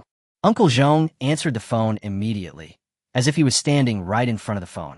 Uncle Zhong, please contact the manufacturer we previously worked with. I'm afraid the local supply might be insufficient. Ask the gas tank factories in other cities if they have any gas tanks and steel pipes in stock. We just received an order for gas tanks and steel pipes for 500,000 each, plus 200 bulldozer packages. Don't forget that each bulldozer package also includes 5,000 worth of steel pipes. Uncle Zhong is really overwhelmed when he hears such a large order. Not surprised at all. He could also calmly write down the order quantity that Anishin mentioned. Even, in his opinion now, a gas tank and steel pipe worth 500,000 yuan cannot be considered a large order. After writing down the order quantity mentioned by Anishin, he put away the pen, picked up the phone, and spoke in a firm tone. Don't worry, Director. I will definitely find this order for you before dark. Seeing Uncle Zhong's tone so certain, Anna Shun no longer worried. He breathed a sigh of relief and said with a smile, Uncle Zhong, these orders are now handed over to you. After saying that, he hung up the phone. After hanging up the phone, I saw those photos of the Syrian battlefield again. He sighed deeply. Meanwhile, on the other side, Huching, factory. Uncle Zhong didn't stop for a moment after hanging up Anishin's call. I quickly searched the address book for the phone numbers of other gas tank factories. Then, he dialed one by one. On the phone, Uncle Zhong explained the situation. The boss over there could hardly conceal the shock in his tone. What? You have another order? Our factory has stock. Absolutely. The next few bosses had the same reaction. Everyone was shocked. Uncle Zhong was much calmer in comparison. Apart from talking about serious matters, he just smiled. After all, when it comes to joking phone calls, there is no boss who doesn't praise them. Everyone would be happy about this. Like Uncle Zhong, Shun Shichi has also become numb after being manipulated so many times by Shun Yan. She's responsible for the accounting. After practicing again and again, she now sees money coming in. She didn't react to anything below 100 million. Only when there's a little more will people sigh or say a few words. The factory manager is really corrupt. He signed another big order. She has become completely immune to the amount of money coming in. But the only people who were immune to Shun Yan's manipulation were the people in the factory. As for the others, it's still a shock every time I see it. For example, gas tank factory owners across the country. After Uncle Zhong finished making a round of purchasing calls, the economic growth of the country's gas tank and steel pipe industries is once again rising in a straight line. The bulldozer manufacturer also got a lot of minced meat this time. If it weren't for this, it would be unlucky to offer sacrifices to a living person. Countless steel mill owners wanted to worship Anna Shun. Their mouths were almost crooked from laughing. That day, major gas tank and steel pipe manufacturers held a gathering again. After all, everyone makes money. Certainly, the topic at the party was not only about the domestic economy, but also about praising Shun Yan. Kaishin simply relied on his own strength to make money with all the gas tanks and steel manufacturers in our country. If anyone dares to say that Shun Kaishin is a fugitive criminal again, I will be angry with him. Criminal? Shun Kaishin is clearly a good man.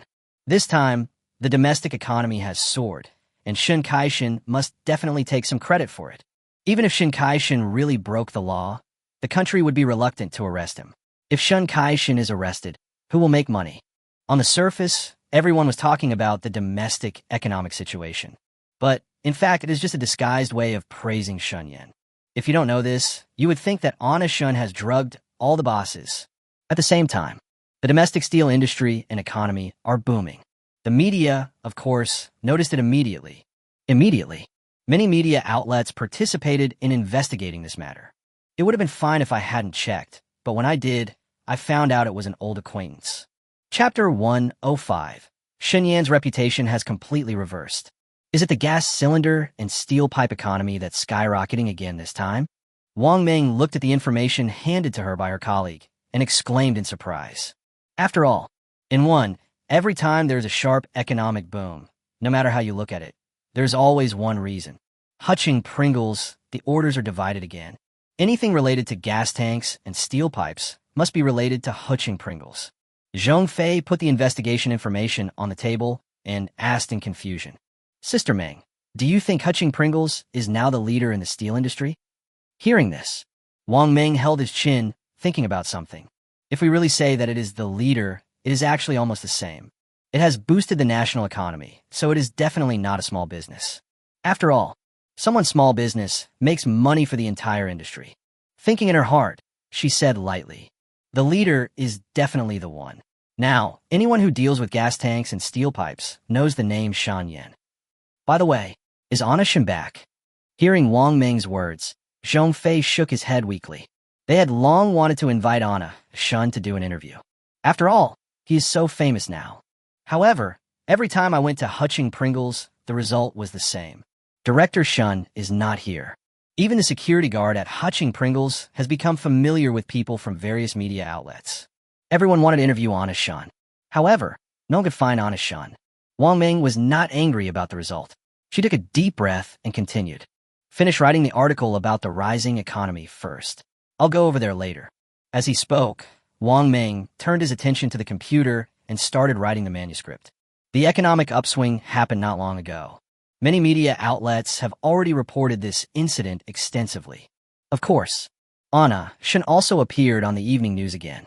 Good evening, everyone. This is the evening news. According to our reporter's investigation, what is believed to be privately manufactured arms. Soon, Shun Yan appeared on everyone's television and on the mobile phones of many netizens. There's more to the internet than just news reports.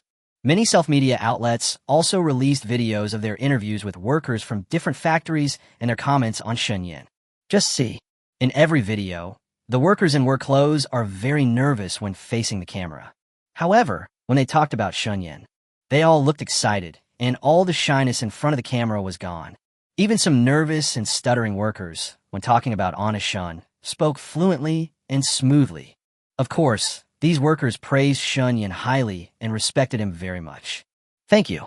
Of course I have to thank Director Shun. If it weren't for him, I wouldn't have the bonus I have now. If it weren't for Director Shun, I would have been unemployed now.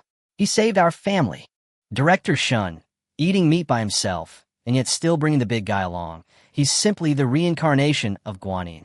Thanks to Director Shun, our wages are no longer in arrears, and we even get bonuses. My wife doesn't beat me anymore when she sees me.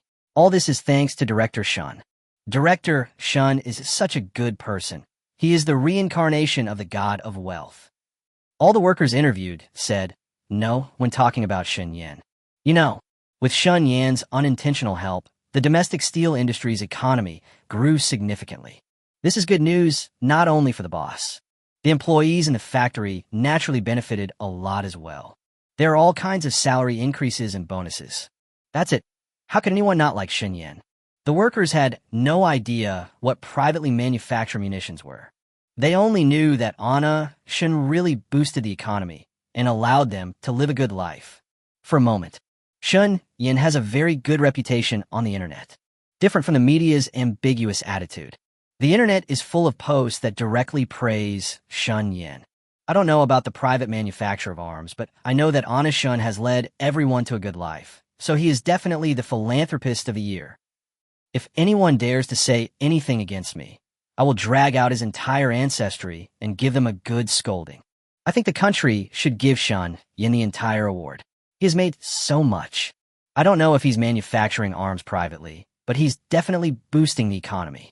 What a malpractice. If Shun Yan doesn't cheat, who will? He is the boss of the industry. On the internet, as long as it is about Shun Yan's remarks, it was all good reviews. Some netizens even think that the country should give him an award. It's obvious. Shun Yan's reputation has completely reversed. Shun Yan doesn't care about his reputation. He was completely unaware of the fact that he had received rave reviews from countless netizens. He was busy in the military factory at this time. The time agreed with those technical talents is to start work a week later. As for the government, it took 4 days for the rescue to arrive after all the equipment was shipped over. In other words, he has less and less time. He was almost too busy to keep his feet on the ground. At this moment, he was busy checking the equipment. Outside are workers bringing in the equipment. In order to ensure that there were no problems with the goods, this group of people were waiting for Anna Shun's acceptance work. Originally, Shun Yan meant to trust the government. But this group of people insisted so strongly that he finally had no choice but to obey. Then, Shun Yan then focused all his attention on equipment inspection. He naturally didn't want any problems with the equipment he had spent a lot of money on. Just see. He held a notebook and checked the instruments, crossing out the ones that were in good condition. Laser cutter, no problem. The CNC machine tools can be used normally. There are no problems. The X-ray detector has a few scratches. It doesn't affect its use. It's a minor issue. The vacuum heat treatment furnace is quite large. No problem. Because the workers were still waiting outside, Anna Shun didn't dare to stop for a moment. After checking one device, it's time to check the next one. However, time was tight, so he had to ensure that all equipment could be used normally. After a lot of careful inspection, finally, Anna Shun made the final stroke on the notebook in his hand. Done. After saying that, he stretched out his waist in a very relaxed manner. Damn it. If the workers don't come, I'm going to collapse from exhaustion. After saying that, he straightened his clothes. Then, walked towards the door. He came to the foreman who was delivering the goods and said with a smile, I've checked everything. There's no more or less equipment. Sorry to bother you. I exchanged a few words with the foreman. Anna Shun sent everyone away. At the same time, I am even more looking forward to the workers sent by the government. Main, it's really tiring to be alone. Chapter 106. If there is any trouble, catch him on the spot. Just when Shun Yan was in desperate need of workers. Not long. A group of workers holding government letters of introduction came to the military factory one after another. And Shun Yan also discovered a new problem. We do have workers, but we have to place them well. We need to arrange dormitories for each of them. They also need to be assigned to different assembly lines.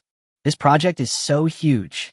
While arranging work for everyone, Anna Shun shouted in his heart, Uncle Zhong, help!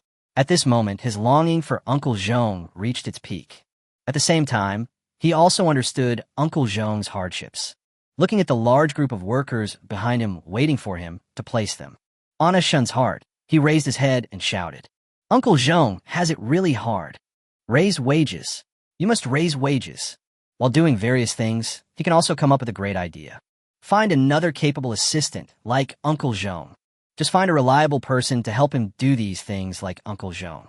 Then he can completely free his hands. In fact, his first thought was to take Uncle Jean over directly.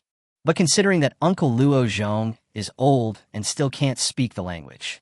Besides, he has his own family in the country. So, after much deliberation, he finally suppressed the idea. After placing the last worker, Anna Shun was not ready to rest. He quickly clicked on the international forum. He continues to recruit a capable assistant. But as soon as he opened the international forum, he found someone sending him a message in the message column. Looking at the message on the phone, Anna Shun frowned and murmured, "Yeka, a mercenary group? Only 6 people." Seeing the message from the deliverer, Anna Shun was thoughtful. He didn't learn much information from the mercenary group's self-introduction. However, the basic information is pretty much understood. A mercenary group of 6 people can only be considered a small mercenary group. However, Anna Shun didn't really care about the crowds. What he cares most about is the strength of this mercenary group. Then, he went to the homepage of the international forum and clicked on the search bar. Yeka, mercenary group. Just when I was expecting it, a search page popped up with a result. What the hell is this? Introduction information. Seeing this, Anna Shun raised his eyebrows slightly, with surprise in his tone. No information? So, this mercenary group isn't well known internationally? In an instant, the expectations in Anna Shun's heart were completely doused. You know, the international forum he uses covers almost all international information. That's why he posted the recruitment information here. However, if you can't find any information on it, that proves that the Yeka mercenary group is not well known. The recruitment information he sent out was to hire a mercenary group with high salaries. Result: this mercenary group doesn't seem to have much strength. If it had the ability, it would not be so unknown internationally. So, this is the situation now. The most likely thing is that the strength of this Yeka mercenary group remains to be seen. Moreover, it is a 6-member mercenary group. Immediately, Anna Shun was not prepared to consider them. He discovered it as soon as he exited the chat page with the Yeka mercenary group. The information about recruiting mercenaries was sent out 4 days later. So far, contacting him, there is only the Yeka mercenary group. Then, Anna Shun hesitated. Damn, they've already hired them with high salaries. Isn't the mercenary group short of money?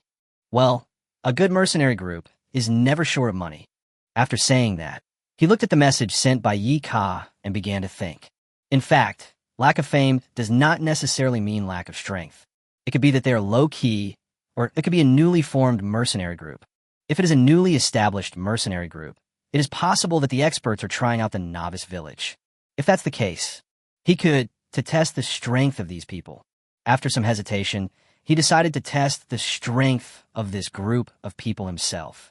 After all, his current strength is unmatched in the country. If those 6 people fought him one-on-one, they could win or tie. That strength is not weak. If your strength is greater than mine, then security will be no problem at all. As he said that, he quickly opened the dialog box with the Yeka mercenary group. If you're willing, you can come and try it. I'll arrange your entry. Just a few seconds after I sent the message, the other party replied. No problem. Looking at the straightforward answer from the other side, Anna Shun had a bad feeling in his heart. Don't big guys always like to ignore each other? They came back so quickly. How could they be so amazing? Can we still expect them? As he spoke, Anna Shun's mouth twitched. That's what I said. After contacting the other side, Anna Shun hurriedly called Vipuri. Beep, beep, beep. Vipuri, I have something to get rid of you again. Vipuri, who was on the side, lit up his eyes when he heard Anna Shun's words. You know, every time Shunyan asked him to do something, it was actually a good thing. Almost without the slightest hesitation, Vipuri agreed to Anna Shun. Seeing Vipuri's straightforward agreement, Anna Shun was naturally delighted. There's a 6-member mercenary group that needs your help arranging entry. It's just a 6-member mercenary group, and they're not very well known internationally. I want them to give it a try. I'll leave the security of the military factory to you. After saying that, he waited for Vipuri's answer. Only, this time, Vipuri was not as straightforward as before. Mercenary group? If it's a mercenary group, I need to communicate with my superiors to be on the safe side. Your military factory is currently a key project of our suitor government. Moreover, if there are mercenaries, there might be trouble. Please wait for a while. After saying that, he hung up the phone. Seeing this, Anna Shun was stunned. It's just a 6-member mercenary group with no reputation. It can't be that serious. At the same time, after Vipuri hung up the phone, he immediately called his superiors. After conveying the situation that Shun Yin mentioned, the leader over there obviously hesitated for a long time. After a long time, a man's serious voice came from the other end of the phone. I will arrange a special forces team for you, and then you can follow Anna Shun to go to the airport to welcome the mercenary group. We attach great importance to Chun Yan's military factory. We must protect Chun Yan's safety. While protecting Anna Shun, you must keep a close eye on that mercenary group. If anyone causes trouble, they will be arrested on the spot. Listening to the senior leader's instructions one after another on the phone, Vipuri's expression became serious. He knew that the higher-ups attached great importance to Shun Yan's military factory. But send a special forces to protect. It seems that it is indeed highly valued. Chapter 107, Protecting Arms Dealers. Vipuri put the phone away and looked out the window. The instructions from above are very clear. Anna Shun must not get into any trouble. Looks like I have to go. As he spoke, he walked out of the government building. Leave the government building and head straight to the troops. When he arrived at the army, he picked a team with good skills without any hesitation. Now that the people have been selected, the next step is to take them to find Anna Shun. In the car, Vipuri muttered as he looked at the 12 well-equipped Special Forces soldiers sitting in the carriage. For a mercenary group of 6, 12 of US should be enough. Not that Vipuri was exaggerating, but the feeling it gave him was really that if something happened to Anna Shun, he had the illusion that he was about to be brought to see his head. So, in a sense, he also attaches great importance to Shun Yan's life. Seeing Vipuri's nervousness, the 12 Special Forces soldiers who didn't know what mission they were going to perform became even more confused. Inside the car, a dull feeling of depression spread. After a long time, a cold voice sounded from among the Special Forces soldiers who had been silent. What mission are we carrying out this time? Hearing this, Vipuri's thoughts were quickly brought back to reality, and he then looked at the person who spoke. Meeting the man's puzzled gaze, Vipuri's mind was a jumble of words. In fact, he didn't know how to explain it. Protecting arms dealers? Keep an eye on the mercenary group? But that was just a small, unknown group of 6 people. The above is just a precautionary measure. But how do I explain this to these Special Forces soldiers? Just when they were worried, the others looked at Vipuri with confusion. Seeing this, he blurted out in a hurry. A mercenary group is about to enter the country. This time, you must protect the key individuals and the safety of everyone else at the airport. After saying that, Vipuri quickly covered his mouth, staring with his eyes wide open, not knowing how to explain. And his behavior. But it meant something else in the eyes of a few Special Forces soldiers. Several people looked at each other. Mercenary group? Judging from the situation, the mercenary group must be very powerful. Moreover, if they are needed, then it seems that the other party will have no shortage of manpower. Thinking of this, the expressions of several people became serious. You know, their team usually carries out dangerous missions. Even if it is a protection mission, it is at the level of a high-level boss. The changes in them naturally caught Vipuri's attention. He understood this immediately. These people must have misunderstood something, but he didn't know how to explain it, so he simply gave up. Moreover, he didn't know the strength of that mercenary group. What if that happens? That would be awesome. We should be more vigilant. Anna Shun had received Vipuri's message early on and was already waiting in the security room at the door. Looking at the message sent by Vipuri, Anna Shun felt very helpless. It's just an interview. Why are the Special Forces even here? Alas, just when I was feeling a little confused. Just see, in the distance, a military special assault vehicle was heading towards him. Every once in a while, the car stopped steadily in front of the military factory. After the car stopped, Vipuri quickly jumped out of the car. As soon as he got off the car, he saw Anna Shun, who had been waiting for a long time and still looked a little confused. Then, he trotted forward and pulled Anna Shun's clothes. Let's go. I'm ready. Hearing this, Anna Shun was stunned, and he glanced at Vipuri in confusion. What's going on? It's just a small mercenary group of 6. Why would they bring Special Forces with them? While he was expressing his doubts, he let Vipuri pull him into the car. But Vipuri has not given him an answer yet. He had been pulled into the car and came face to face with 12 well-equipped and armed Special Forces soldiers. Seeing this, my heart, which was already feeling alarmed, became even more confused. There are only 6 mercenaries in total. In the end, you just want to protect, but 12 Special Forces soldiers? For a moment, he was a little confused. Did Vipri think too highly of him, or did he think too highly of those mercenaries? If it were him, he would just be an arms dealer.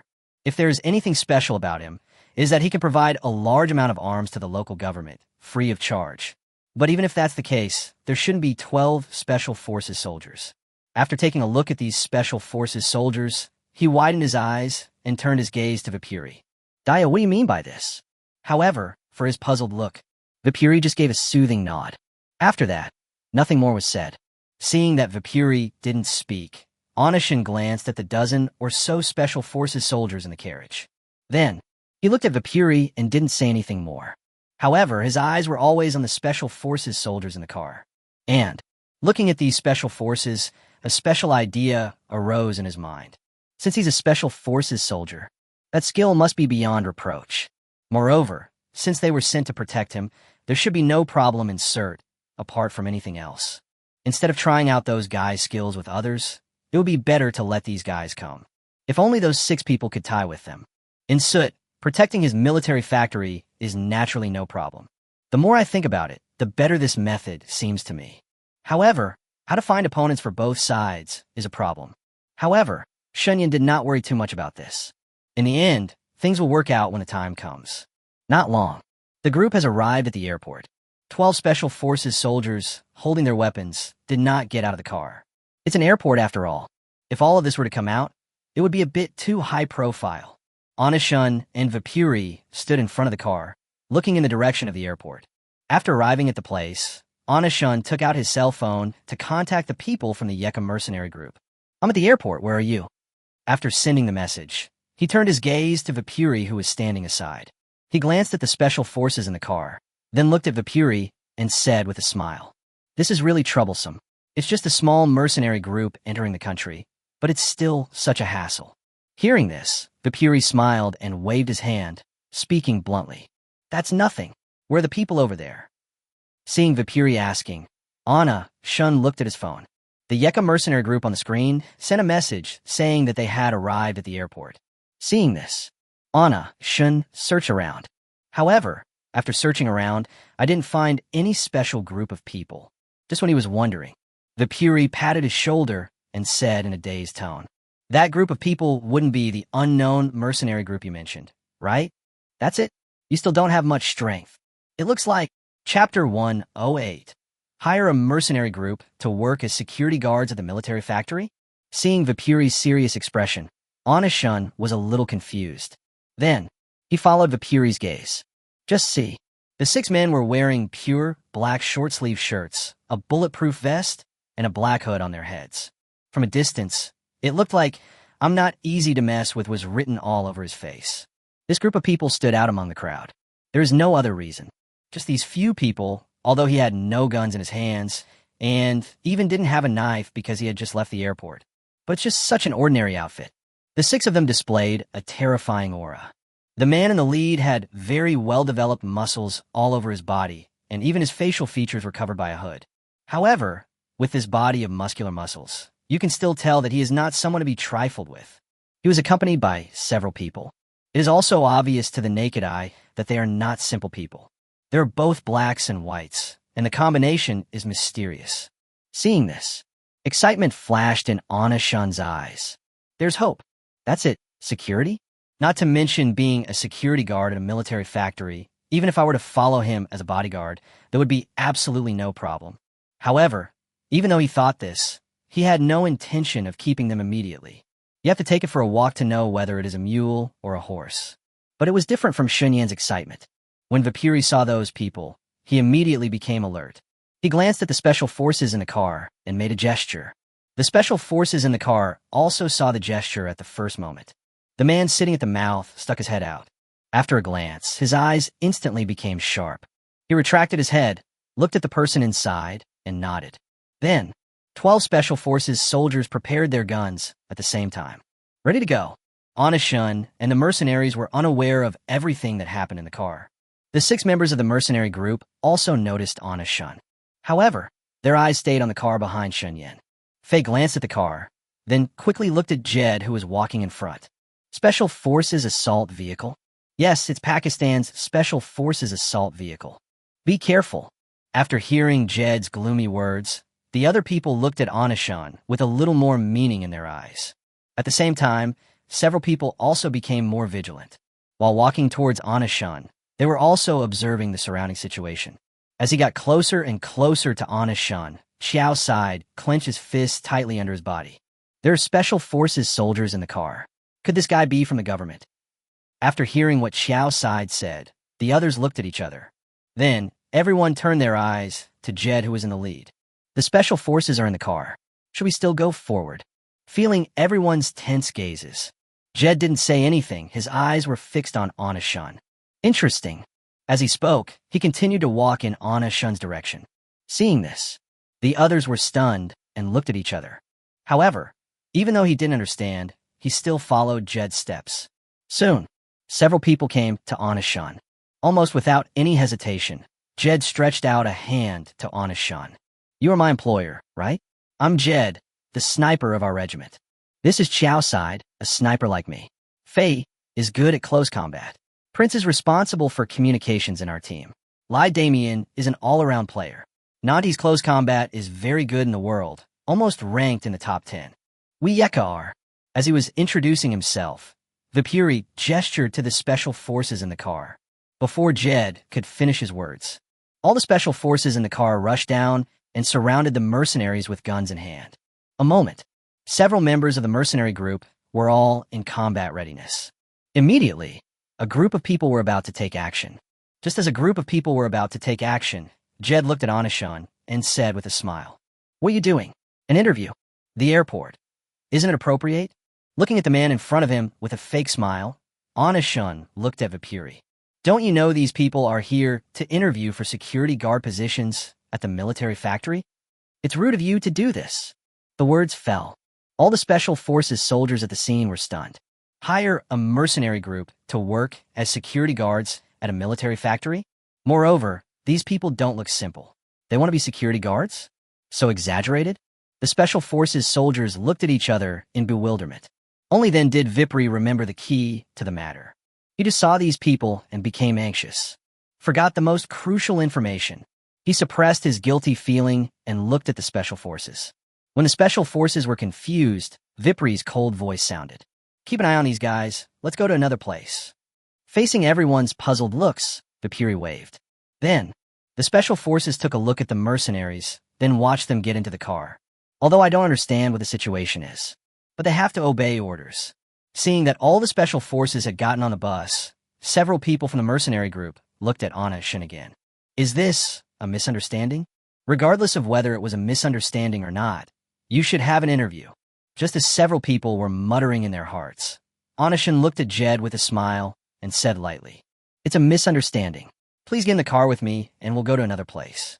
After saying that, he made a gesture of invitation to the mercenaries. Then, they got into the car without saying anything. Anishan looked at Vipuri and made the same gesture. "Please come in. Thank you for troubling us this time. Now I'd like to ask you to take us to the abandoned factory on the outskirts of the city." Upon hearing this, Vipuri understood and then waved his hand. "They're all small matters. If you have anything to say, just tell me directly." With that, the two of them got into the car together. Just got in the car. Anishan felt the tense atmosphere in the carriage.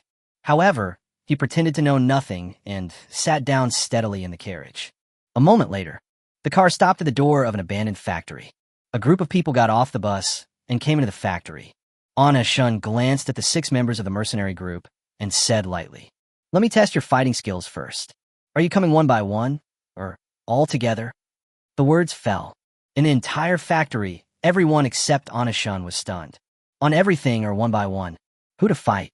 Shunyan? Can he fight? Just when everyone was confused, Vipuri came up to Anishan and asked nervously, "You mean you want to do it yourself?" Hearing this, Anishan nodded. Seeing this, Vipuri immediately became anxious.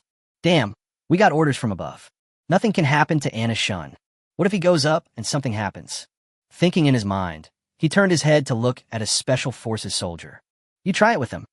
Hearing this, Everyone who was originally stunned immediately became interested. They also want to give it a try.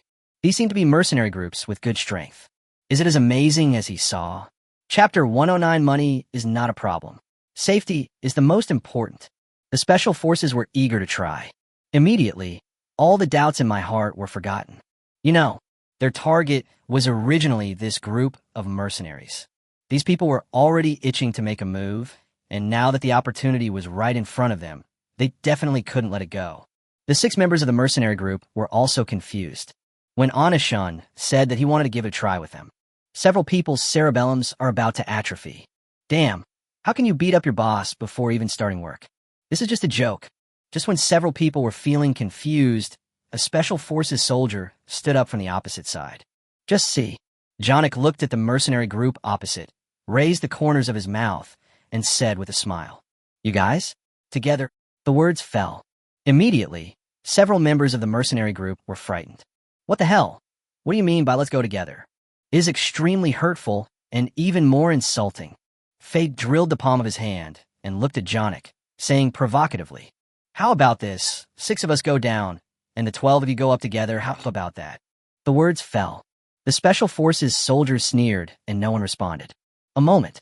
The atmosphere at the scene became extremely tense. It seemed like they were about to start a fight in the next second. Just when everyone was about to take action, Anashun glanced at the people on both sides and said lightly, "Stop arguing, one-on-one. Each of you choose someone." The words fell. People on both sides looked at each other with disdain. Then, choose someone one-on-one. Seeing that order was restored in the live version, Anashun smiled with satisfaction. Originally, he was still worried about how to get the special forces to take action. He was prepared to do it himself, but in the end, he didn't have to do it. It's pretty good. A moment later, the mercenaries and special forces have chosen their opponents. 6 against 6, fighting with bare hands. Immediately, Anashun put away the thoughts in his mind and looked at the people who were fighting. Both Vipuri and Shun Yin were keenly watching the situation on both sides. At the beginning, the mercenaries are still at a disadvantage. However, before the special forces could feel proud for long, the mercenaries launched a direct counterattack. For a moment, the 2 sides had equal numbers of people and the fight was fought with equal force. Seeing this, Anashun raised his brows slightly, looking at the mercenaries with great surprise, his eyes full of satisfaction. These guys should be fine as security guards. That's definitely no problem. Boss Shun, why don't you just take them in? After hearing what Anashun said, Vipuri immediately agreed. He was also surprised by the strength of the mercenary group's successor. If he can fight like this with the special forces soldiers he picked out, he should have no problem being a security guard. Only, he glanced at Anashun, leaned close to Anashun's ear, covered his mouth with one hand, and whispered, "Isn't it a bit too expensive to hire a mercenary group for security?" After he finished speaking, he raised his eyes and glanced at Anashun. Just see. Anashun still had a calm expression, not looking hurt at all. He whispered to Vipuri's question. "Money is not a problem. Safety is the most important thing." Hearing this, Vipuri was inwardly amazed. Being rich means being arrogant. In the end, 3 special forces soldiers won, and 3 mercenaries also won. Then, Anashun clapped his hands, walked up to the mercenaries, and said with a smile, "You're hired." At the same time, he did not forget to thank the special forces. The security matter was settled. At the same time, domestic Pengcheng. Inside DJI's office, everyone looked at the drone in Zhao Yu's hand with nervous expressions. Zhao Yu was so nervous that beads of sweat appeared on his forehead. Under the gaze of everyone, he placed all the 50-kilogram loads in his hands onto the drone in front of him.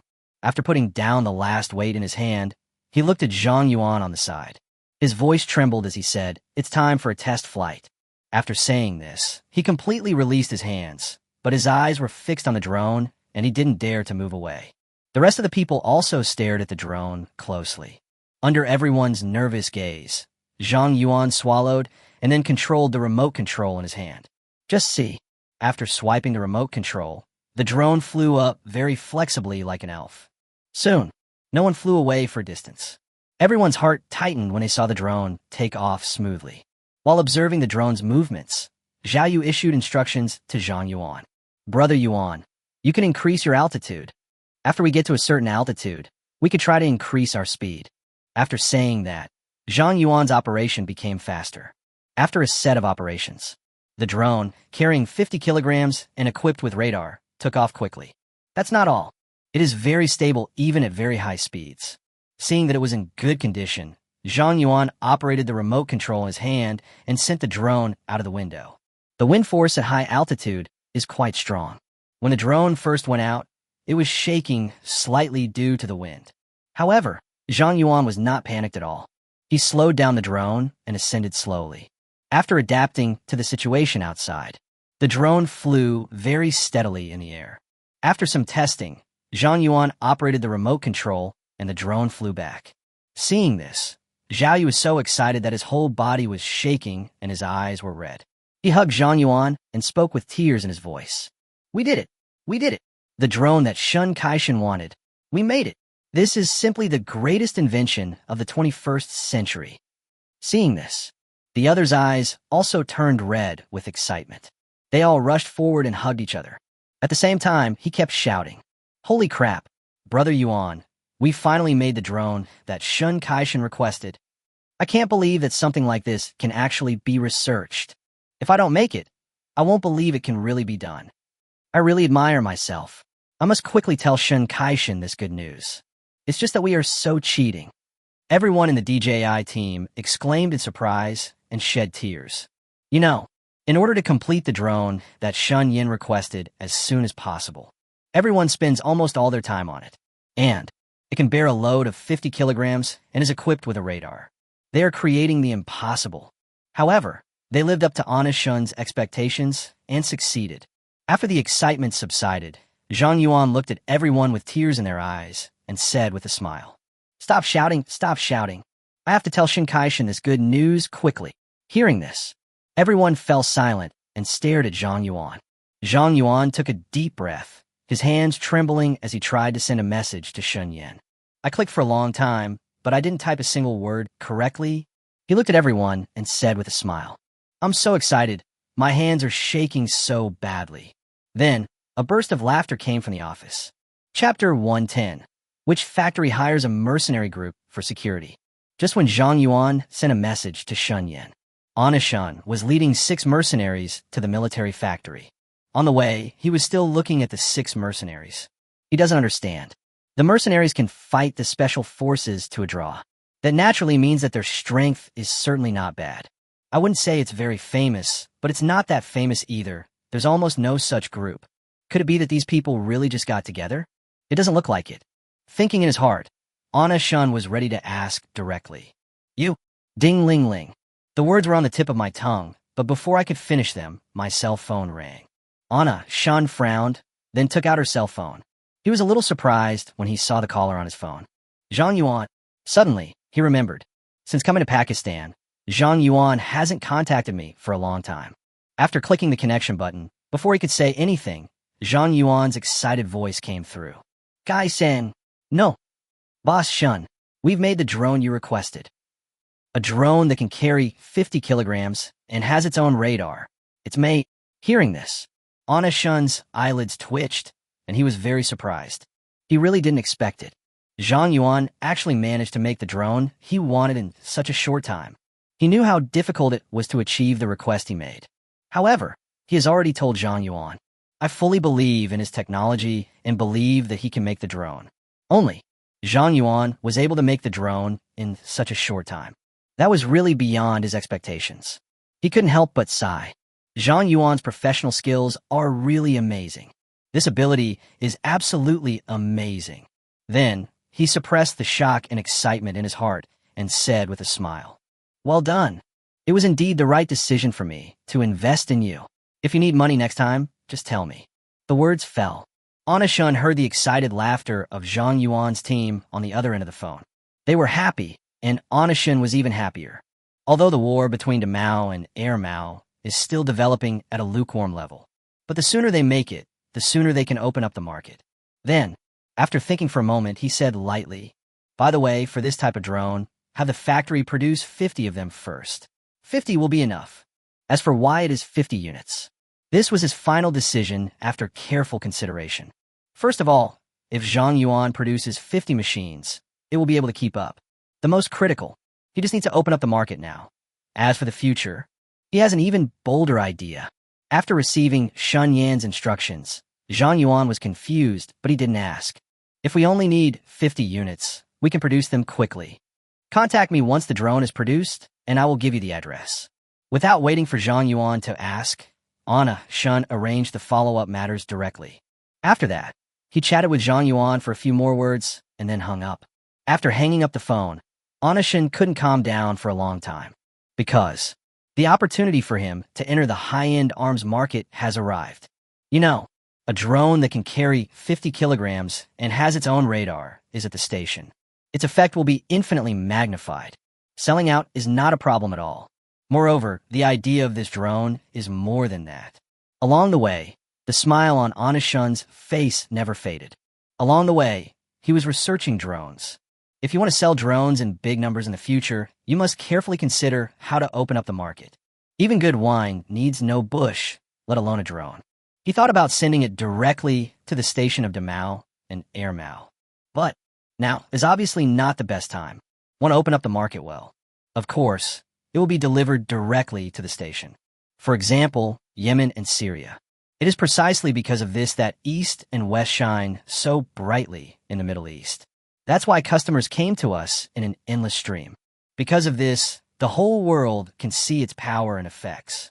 But knowing is knowing. When and where to place, it is also a big problem. Even when he got to the factory, Anna Shun still hadn't figured out a solution. However, he didn't dwell too much on this matter. After all, he needs to do more than just this one thing now. The military factory had just started operating, and there were many things waiting for him to do. And there's another important matter at hand. Several members of the mercenary group have not yet been settled. We also need to take them through the onboarding process, arrange for their accommodation, and so on. The military factory was just starting out, and everything was waiting for him to do. When they arrived at the military factory, Anna Shun got off the car with the mercenaries. As soon as they got off the car, they were stunned by the huge military factory. Jade looked at Anna Shun and asked with a frown, "Are you really here to work as a security guard at the military factory?" Not only did he have this question, but several other people in the mercenary group also had this question. Originally, I saw someone hiring security guards at high salaries. They just think security is a cover. After all, which factory hires a mercenary group for security? A factory made of gold. Moreover, they are hired with high salaries. So, they naturally thought it was just a trick. But Anna Shun really brought them to the factory. So, Jed had to ask the question. And when Anna Shun heard Jed's question, he was indeed stunned. "If you're not here for security, what are you here for?" He looked at Jed in confusion, not knowing what was going on. Isn't it clearly stated in the job posting that they're hiring security guards with high salaries? If you're a mercenary group, how about $500,000 a month? If you want to do something else during your break, that's fine too. Anna Shun's clear eyes were confused, and he said the most tempting words. The few people who were about to back out suddenly became determined. $500,000. Moreover, it can also catch fire. The key is how easy security is, and it's not dangerous.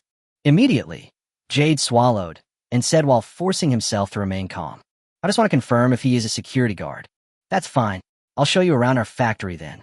This will also be part of your future duties." Seeing that Jed didn't say anything, Anna Shun was naturally happy. He knew exactly what the mercenaries and others were thinking. So he offered a high salary as an inducement.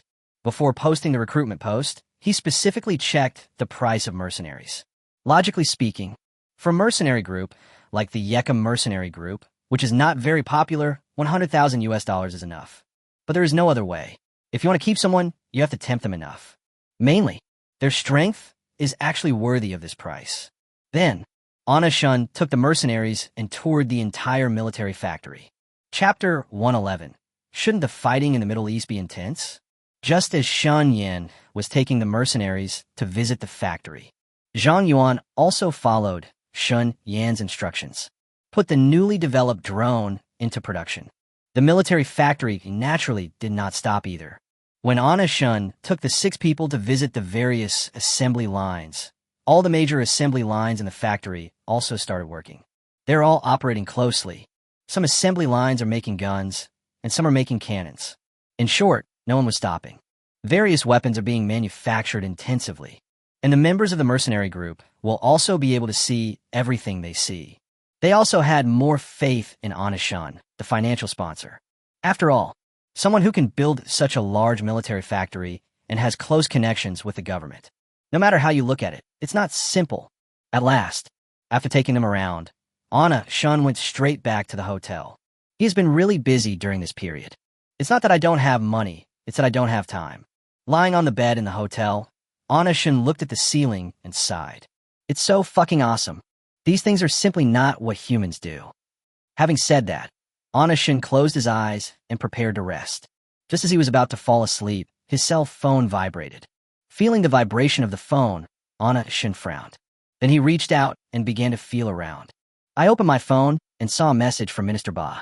Yen 100,000 for the gas tank and steel pipe, and give me the bulldozer. About 50 sets. Seeing the message from Minister Ba, Anishan frowned. This order quantity is too small. Shouldn't the fighting in the Middle East be intense? As he spoke, his expression became serious. You know, Xinyan's biggest source of income now comes from orders from Yemen and Syria. Result: now, orders from Yemen have dropped sharply. You know, Syria is currently in the midst of severe war, and Yemen has almost monopolized all of the gas cylinder arms business. That is to say, the volume of his orders represents the current demand of the entire Middle East. But it's a little less than half of what it was before. Suddenly, a sense of crisis arose in his heart. He murmured as he looked at the message sent by Minister Ba. Could it be that the battle situation over there has changed again? Having said that, he suddenly remembered something important. It's been a while since Syria placed an order last time.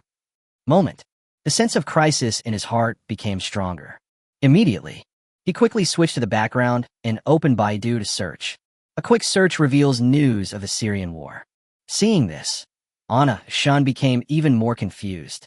Isn't the fight going on fiercely? The war is in full swing, yet no one is placing an order? Something's wrong. What's the matter? Do you think the gas tank mortars, steel tube rockets, and bulldozer katyushas aren't powerful enough? Immediately, Anishan became dissatisfied. He was dissatisfied with the volume of orders from Yemen. After all, that is the order volume for the entire Middle East. That's all the result. He must be dissatisfied. In particular, the military factory has just been built. Every day's expenses are just like running water. Even in this situation, the order volume from Yemen is not enough to fill the gap here. Anishan couldn't sleep. However, he did not completely lose his composure because of this incident. He still has his own considerations in mind. As long as the Syrian war does not end, there will be no business. However, the market may not be very good recently. After all, so many countries are involved in the Syrian war. There are so many supporting weapons. I guess they are not needed for the time being. However, the supporting weapons will eventually run out. So he can't panic at this time. After thinking about it for a while, he didn't dwell on it too much. He went into the bathroom, took a shower, and then went to bed. The next half-month, while Anishan was busy with things in the factory, I will also check the situation in the Middle East from time to time. And during this period of time, the Yemeni middleman has been doing the work of a middleman. From time to time, a wave of orders will come in. However, the order quantity each time is not very large. In fact, not only is it not increasing, it seems to be decreasing. During this period, Syria completely lost its business. Not a single order. Now, Anishan was completely panicked. He looked at the message sent by Minister Ba with a very serious expression. It was obvious that he was very dissatisfied with the quantity of the order. Then, he clicked on Baidu and the first search term in the search box. Just see. On the search page, there are a lot of articles about the Syrian war. Seeing this, Anishan murmured in confusion. Isn't this getting more intense? We've already reached this point. Why don't you place an order for arms? Oh shit. Is it really because the gas tank mortars, steel tube rockets, and bulldozer katyushas can't keep up? They're not powerful enough. Regarding the fact that no one placed an order, Xinyan was puzzled. He analyzed it from various aspects, including price and power. In the end, the only clear explanation was that it was not powerful enough. But how is that possible? If it wasn't powerful enough, we wouldn't have received such a large order before. So, what's the problem? Just when Xinyan racked his brains to figure out the reason, he glanced at the screen of his mobile phone. On the phone screen, these are photos of the equipment used by Syria on the Syrian battlefield taken by war correspondents. Suddenly, Shun thought of something. He looked at the wreckage of equipment on the Syrian station on the screen of his mobile phone and said with gritted teeth, "Fuck, that's the problem. Damn, Syria has the support of other countries. With more and more countries participating, there will be more and more equipment support. If that's the case, the equipment I sell won't be used at all on the Syrian side. Grass." As he spoke, Shun's brows furrowed. He felt very uncomfortable about the fact that no one needed to buy equipment. The war in Yemen has ended long ago. If Syria hadn't bought the equipment, he was practically low income, although drones that can make money have been produced. However, the most suitable place to deploy him is a little too gentle in this battle. Obviously not the best time. This comes and goes. Shun was very unhappy with this situation because the money I earn is not enough to spend. His expenses were simply too much. The military factory had just been built, and there were many places that needed money to be spent. He also had a factory in the country that he needed to maintain, and his only income now is sporadic orders from Yemen. Chapter 112, Wherever there is war, there will inevitably be arms business. As for the current situation, even if Yemen acts as a middleman and places some orders, Shun was not satisfied with this order. He did not ask Minister Ba whether the order he placed was for his own use or for others to buy. But whether other countries buy from them or they use it, he is still very unhappy about the number of orders. After all, with such a small business, he hardly made any money. For a moment, Shun just felt very irritated. Domestic steel mill owners are also annoyed. Since Shun Yin had not placed an order with them for half a month, these bosses became anxious. Immediately, the fire was brought together again. At the dinner table, these bosses no longer had their former glory, but instead all looked gloomy and miserable. And the topic they were discussing was exactly what Shun was worried about now. "How long has it been since you received an order for Boss Shin?" "It's been a long time. I can't sleep every night because of this." "Looking at you guys, are you like me, with several warehouses full of goods stored in the warehouse?" "Oh, isn't that what I'm worried about? You don't know, I saw that Boss Shun was so anxious to get the goods. So he directly stockpiled the goods in 5 warehouses." "Stop talking. Everyone's the same. They've all stockpiled quite a bit. I wonder what's going on with Boss Shun. Since there are few orders from Yemen, most of them can be handled by our own factory. But this resulted in these steel mill owners losing money. They all looked at the previous large order volume. Therefore, in order to increase production, these bosses simply stockpiled a lot of inventory. As a result, this wave directly caused all the goods during this period to be hoarded. The most important thing is, they can no longer see Shun placing purchase orders. Now that this group of people have gathered together, they are so panicked. Everyone is afraid that these goods will become a waste of money. After all, in the whole country, only Shun Yin needs a gas tank. There is simply no other place that would need such a large number of gas cylinders. These people are so worried. At the same time, the domestic steel economy plummeted. Countless people in the circle learned about this situation. Some people feel regretful, while others gloat over the misfortune. Among them, those who gloated over other people's misfortune were those who had not been able to eat meat or drink soup from Xinyan before. These people noticed something was wrong at the first moment. The current precipitous economic decline coincides exactly with their guess.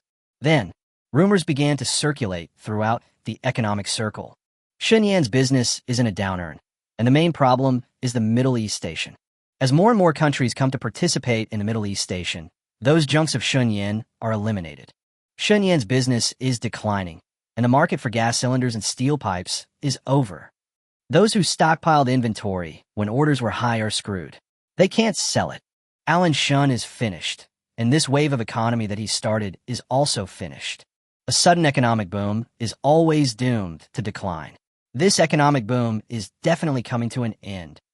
These rumors, which came from nowhere, were recognized by countless people in the circle. Everyone thinks so. Judging from the current trend, this economic wave has basically passed. And at the end, the rumors intensified and various versions began to spread everywhere. But Shun didn't know about these rumors in the country. Besides, even if he knew, he wouldn't care. He has more important things to focus on right now. You know, he has never been alone. Behind him is a military factory, a gas tank factory, an investment from DJI. The military factory is simply burning money, and the gas tank factory still has a bunch of workers crying out for food. Only DJI is slowly getting back on track. However, they simply don't need him to invest any more money now. So, now he just needs to wait to collect the money. That's all. Money needs to be earned slowly, and it doesn't come all at once. In other words, Anashin now relies on sporadic orders from Yemen and needs to support so many workers. Obviously, with that little money, forget about building a military factory.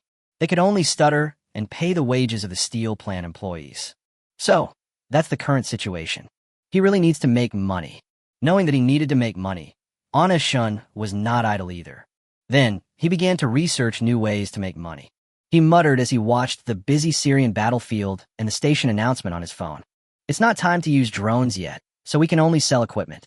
It's just that now the battle lines between the countries are stretched out, and with the support, it's impossible to sell it. As he spoke, Anashin held his head in annoyance.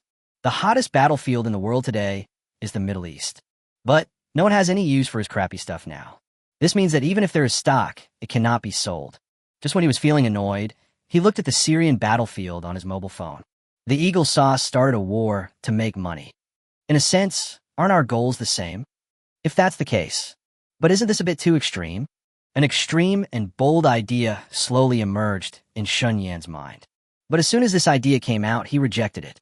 Only, once some ideas come into being, they cannot be stopped from spreading in the brain.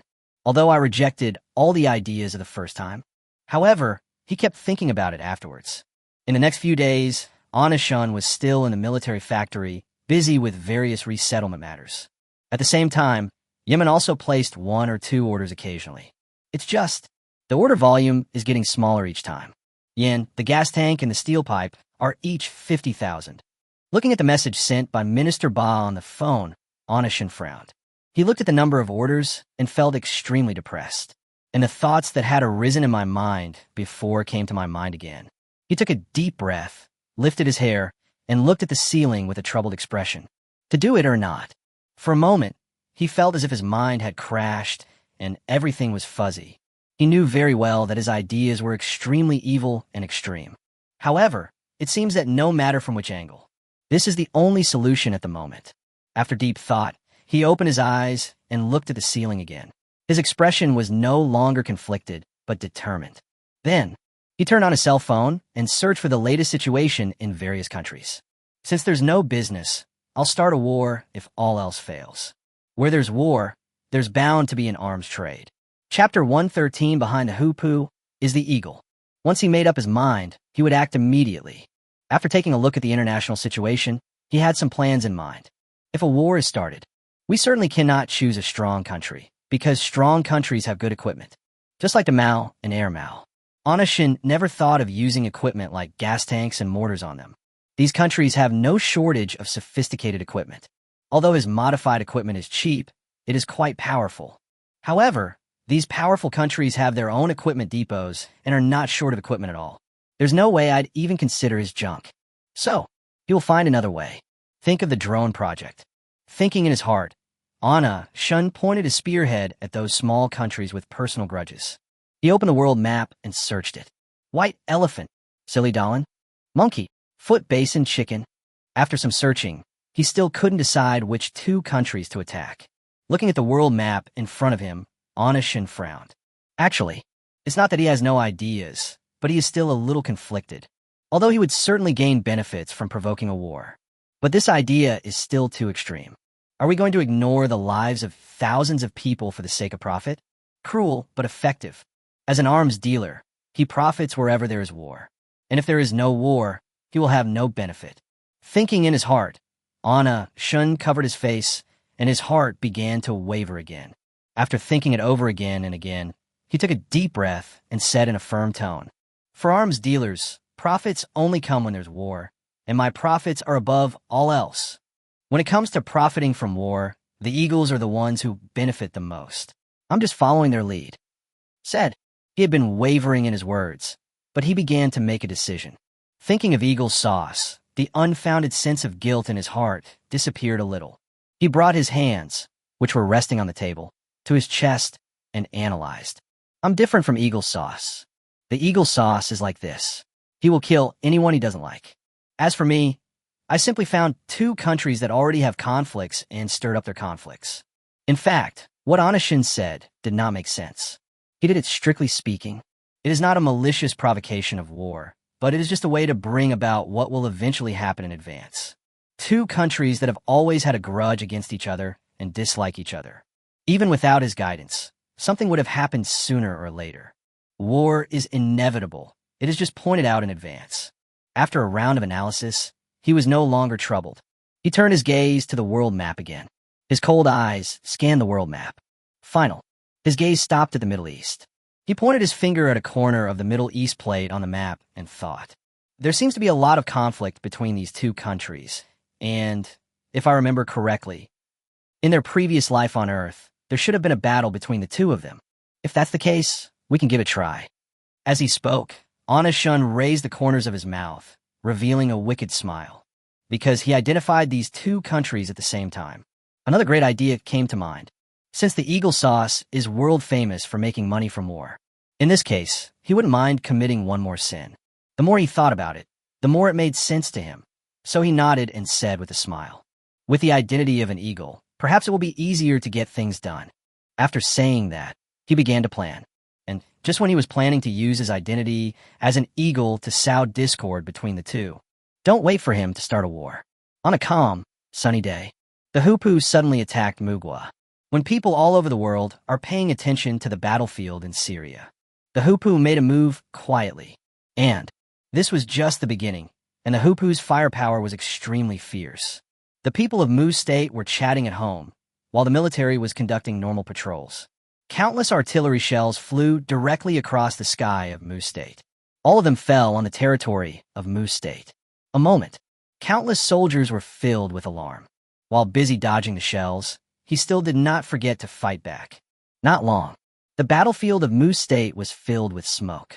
So far, the war between the two countries broke out without any warning. However, the Hupu is, after all, a Middle Eastern flat-headed bird. It certainly wasn't a rash move. It must have been well prepared. Therefore, a large number of artillery shells fell on the Mu Kingdom. They took advantage of the fact that the Mu State was not yet prepared. With their already strong firepower, they suppressed the Mu Kingdom all the way. Even, the state of Mu had no ability to fight back, and it was directly beaten by the Hupu and forced to approach the capital. The state of Mu is in danger. The top leaders of the Mu Kingdom also held an emergency meeting. Inside the conference room, they are all the top bosses in the Mu Kingdom. Everyone's expressions were not very good, with anger mixed with a sense of powerlessness. The meeting time has expired and the conference room door is closed. Almost the moment the door closed, all kinds of insults were heard in the conference room. The Hupu are just hooligans. There's no such thing as them. They are so arrogant, they directly ignored the United Nations law and suddenly launched an attack. It's a complete mess. Humph. I don't believe the Hupu's sudden attack was a coincidence. They must have teamed up with the eagle and planned this all along. These two hooligans are so arrogant and shameless. The Hupu's firepower is so strong this time, I don't believe it's not the work of eagle sauce. In the conference room, a group of bigwigs started cursing at the Hupu and the eagle. After all, although there is no direct expression between the two, however, everyone knows it well. Behind the Hupu is the eagle. And, almost without thinking, everyone thought of this surprise attack. It must be closely related to the eagle sauce. Listening to the cursing of everyone in the conference room, the face of the boss in the first seat gradually became gloomy. Just see, the man's palms were tightly clenched, and his face looked so gloomy that it seemed like water could drip from it. He raised his head and looked at the people who were cursing with red faces and said coldly, "Stop arguing. The Hupu have gone too far this time. We absolutely cannot let them beat us like this." The words fell. There was silence in the conference room. The emotions of the people who were just excited were instantly extinguished. Everyone had a deflated expression on their face. The Hupu are about to be hunted back to their hometown. Are they angry? That is inevitable. Is there any way to solve this? There is undoubtedly no. The Hupu is a Middle Eastern flat-headed bird, and it is very powerful in itself. And what about them? Not to mention being unprepared. Everything is considered well prepared. If you compete with firepower, you will only be suppressed and beaten. Chapter 114, I haven't even started yet. How did this happen? Seeing that no one spoke, The expression on the face of the chief boss became even worse. At last, his cold voice broke the eerie silence. Yemen and Syria used these weapons before. I think we can try them. The words fell. The eyes of the crowd, who were originally dejected, suddenly lit up. There's nothing wrong with it. Didn't Yemen turn its situation around thanks to those mysterious arms? Immediately, several other bigwigs spoke out in support. I think this method is worth a try. Although it may not be able to turn things around like Yemen, it should be able to temporarily hold off the situation. I agree. Everyone has seen that mysterious weapon, and its firepower is quite powerful. But we could try out the mysterious weapon on the battlefield in Yemen. Maybe this is our only chance now. We must give it a try. Although it doesn't look very good, it's incredibly powerful. I think I can buy a batch. Gas tank mortars, steel tube rockets, and bulldozer katyushas. These three things are also well known internationally. The Mu Kingdom is now at its wit's end and has no other options. Seeing that no one had any objections, the chief boss didn't say anything. The senior logistics officials of the Mu state, after the meeting, we immediately prepared to contact Yemen. Meanwhile in Yemen also received the information shortly after the Hupu launched an attack on the state of Mu. Inside the Yemeni leader's office, looking at the information sent by the people below, the man snorted coldly. It's simply shameless. Taking advantage of Mu's support for Syria, they actually did something like this. How shameless. It seems that Eagle Sauce is planning a new plan this time. Yemeni leaders scoffed at the Hupu's behavior. At the same time, after learning about what happened in Mu's state, he thought of Eagle Sauce. Because anyone with a discerning eye can see it. The shadow of the Eagle Sauce is behind this matter. Let's connect this to the recent Syrian war. No matter which one it is, there seems to be a shadow of the Eagle Sauce investigation hand. This point, forbearing to think deeply, the Yemeni leader stopped what he was doing, frowned slightly, and muttered, "Should we help them?" The relationship between the state of Mu and the House of Yemen is also good. So at the first moment, he was a little hesitant. You know, the state of Mu is currently lacking firepower.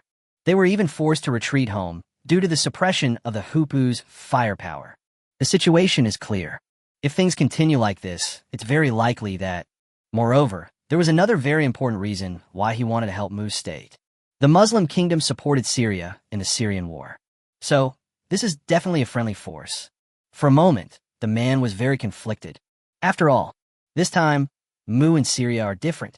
If he helps Mugwa now, he will be the first to help Mugwa. The first bird to stick its head out gets shot. Big Hair and Rabbit may not be afraid of Eagle Sauce, but he is different. Just as he was hesitating, an idea flashed through his mind. Arms. Speaking of this, the Yemeni leader's eyes lit up instantly. You know, the reason why Yemen was able to turn defeat into victory was because of its arms, relying on Anashun's arms. Then he looked at the man beside him and gave instructions. Contact the Mu Kingdom and tell them directly that we can sell them arms without any middleman fees.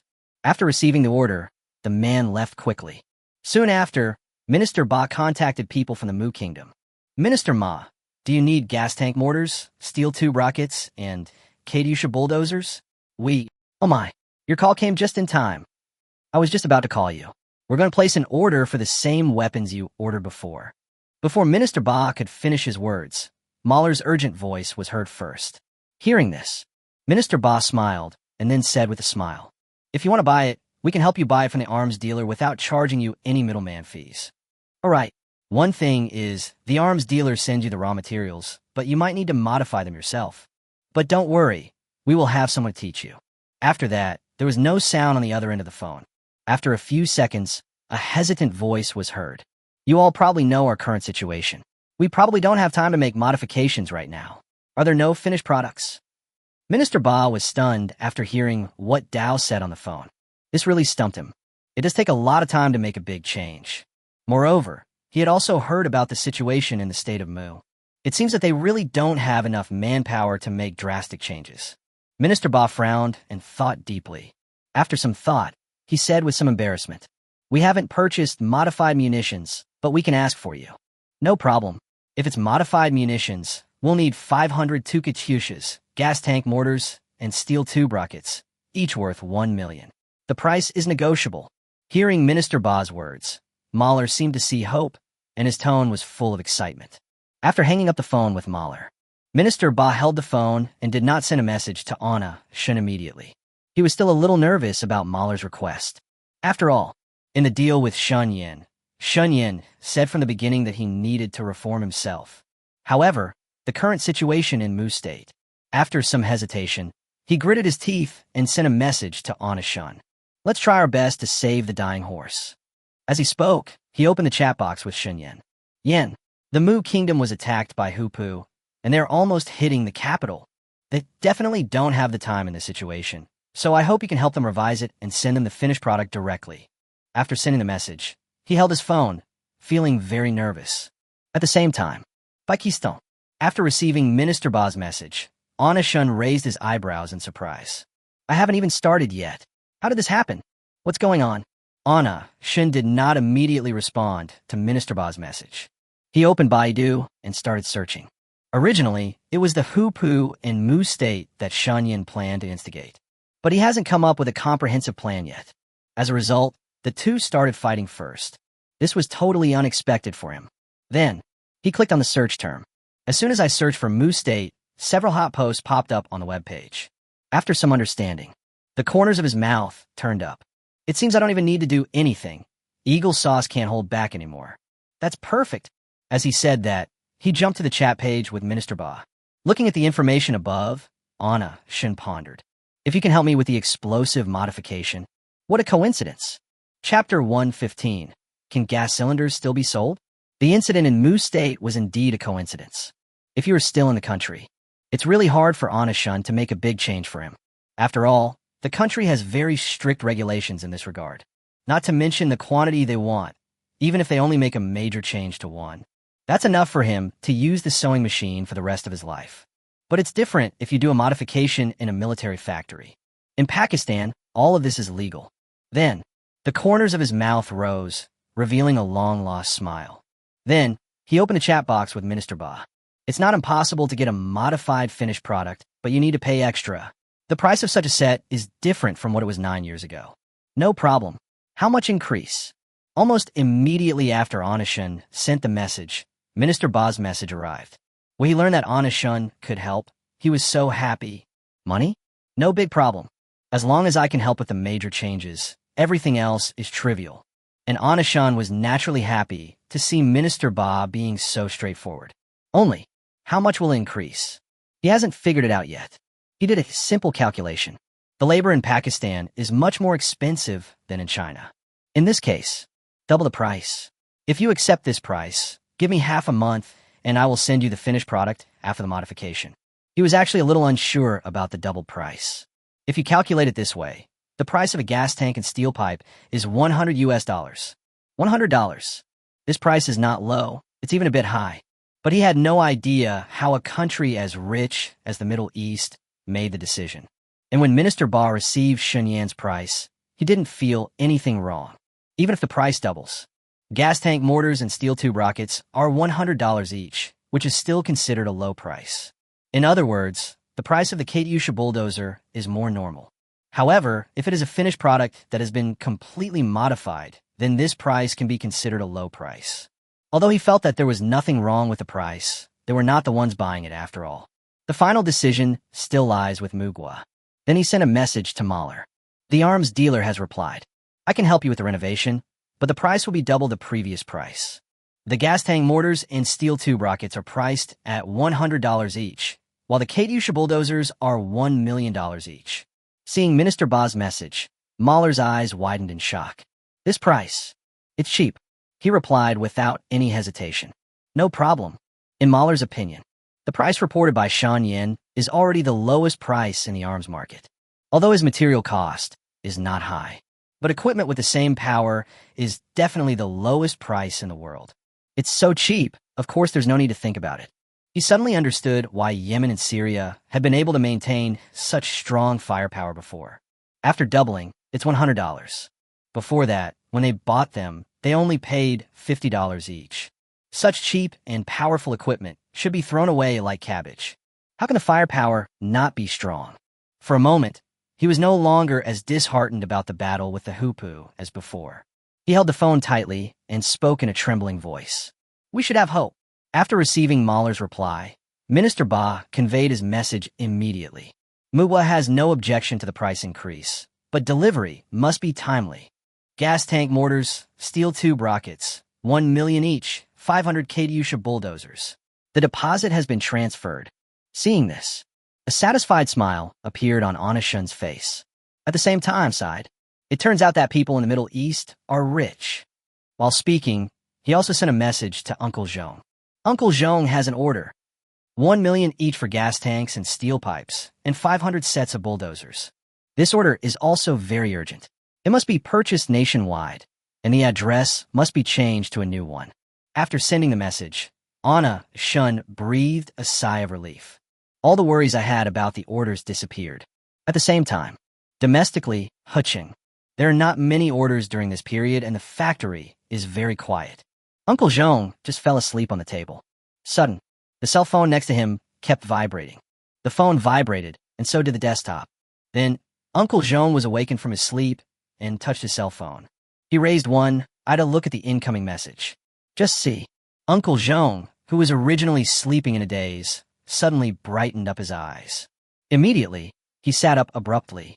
He rubbed his eyes and checked carefully 3 times. After confirming that I wasn't seeing things, I was so excited that I couldn't even laugh. 1 million for gas tanks and steel pipes. And there's a bulldozer package for 500? I knew it. I knew it. The factory manager will definitely make money. The more he spoke, the more excited Uncle Zhong became, and tears were about to flow. He had also heard some rumors in the economic circle. Everyone said that their factory was in trouble and the gas cylinder business was over. Some even said that the factory director had run away. But it turns out, not only did the factory manager not run away, their orders were even bigger than before. After a burst of excitement, he suppressed the emotions in his heart. Then he sent a message to Anishun. No problem. Don't worry, director. I'll definitely send it to you before tonight. Uncle Zhong is very familiar with the inventory of gas cylinder manufacturers across the country. During this period when business was bad, many gas tank and steel pipe manufacturers have indirectly tried to persuade them. He is naturally well aware of the inventory of each company. Then, he stood there and took several deep breaths before suppressing the excitement in his heart. Start. After saying that, he began to contact major manufacturers across the country. Soon, gas cylinder manufacturers across the country are becoming active again. There have been no orders for over a month. Everyone almost believed the rumors and thought that Shun Yan's business was doomed. Result. Now, the message Uncle Zhong sent to everyone has rekindled their hope. On the phone, all the bosses responded in unison. Director Zhong? Okay. No problem. Director Zhong? What? Of course I have it. I can give it to you whenever you want. Director Zhong? That's definitely enough. 100,000 is definitely enough. What is it? Okay, enough. All the bosses were shocked when they received Uncle Zhong's call, and some were so excited that they almost screamed. The purchase went very smoothly. Uncle Zhong gathered all the orders in just 1 hour. Of course, those bosses who had previously stockpiled large amounts of inventory have almost cleared out their inventory after this incident. And this time, there is large-scale domestic purchase. Pull up the economy, which had been in a cliff-like decline again. Immediately, countless bigwigs in the circle were shocked. Not going bankrupt anymore? Can gas cylinders still be sold? Is the sunset industry rising again? Chapter 116. Provoking a war? Profiting from war? This wave of large-scale domestic purchases. Some are happy and some are sad. The happy one was the boss who got to eat the meat and drink the broth. The ones who are unhappy are naturally the sour radish bosses who got nothing. Shun Yan's wave of industrial revival naturally sparked heated discussions in the entire economic circle again.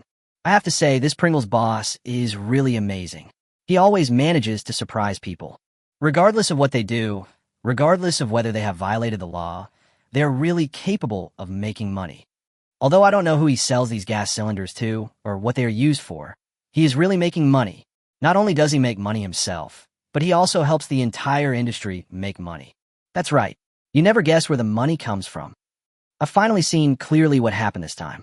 The leader of the gas tank business is really this Shun Yan. There was a steep economic decline earlier. Now it's back again. Originally, those bigwigs in the economic circle all looked at Anna Shun with admiration. After all, Shun Yin is really capable of making money for everyone. It can be said that the economic lifeline of the entire domestic steel industry is in Shun Yan's hands. He really controls everyone's economic life and death. And those bosses who didn't get to eat the meat or drink the soup didn't say a word. At the same time, after this experience, the gas tank owners who were originally greedy and stockpiled goods also became more willing to give up. Immediately, they gathered again to celebrate. And these people were not all surrounding Anashun at the dinner table this time. I've seen things clearly this time. I can't be too greedy. Yeah, this time the inventory isn't just weighing on the warehouse, it's weighing on my heart. Because of this, I haven't slept well this month. Alas, Director Shun is really capable. If it weren't for him, we would all be doomed this time. Anyway, I won't be stocking up on so much stuff again. It's given me a heart attack. Everyone should be more honest in the future. Even if you're stockpiling goods, please stock up less. After this incident, a group of people fully realized the dangers of hoarding large quantities of goods. At the same time, after this dismal business experience, they decided not to increase production. At least, we won't be stockpiling large quantities of goods like before. At the same time, after Uncle Zhong purchased all the goods, he sent them to Anashun. And on the Pakistan side, Anashun looked at the message sent by Uncle Zhong and smiled with satisfaction. At the same time, he didn't stop.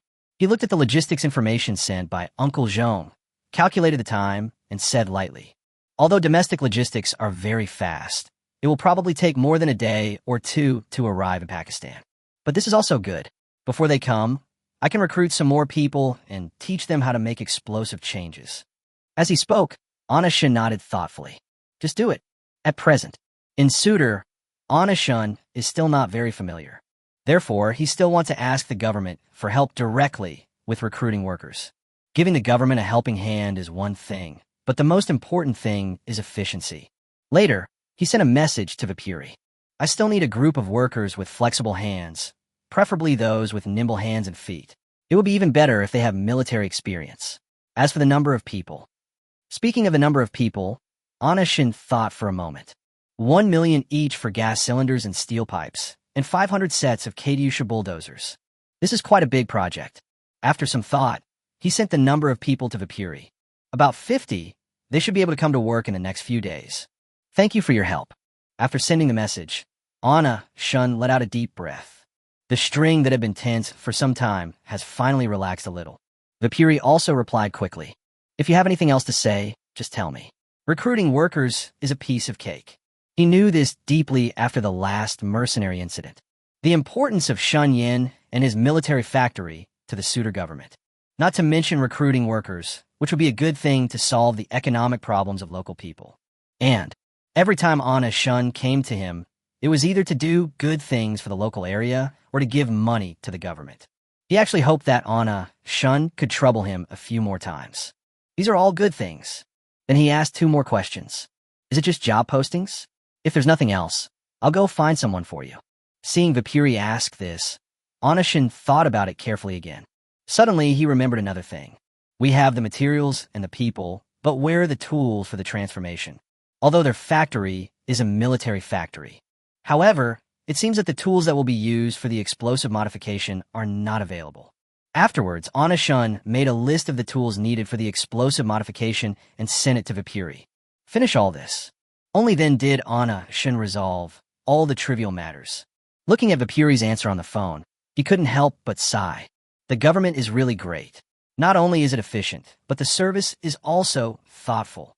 As he said this, he lay down on the chair in the office. Looking at the ceiling, he kept reviewing the events of the past few days in his mind. Because he always feels, whether it is the Syrian war or this sudden attack by the Hupu, nothing is quite right. His eyes looked towards the ceiling, but his mind was constantly sorting out the relationship.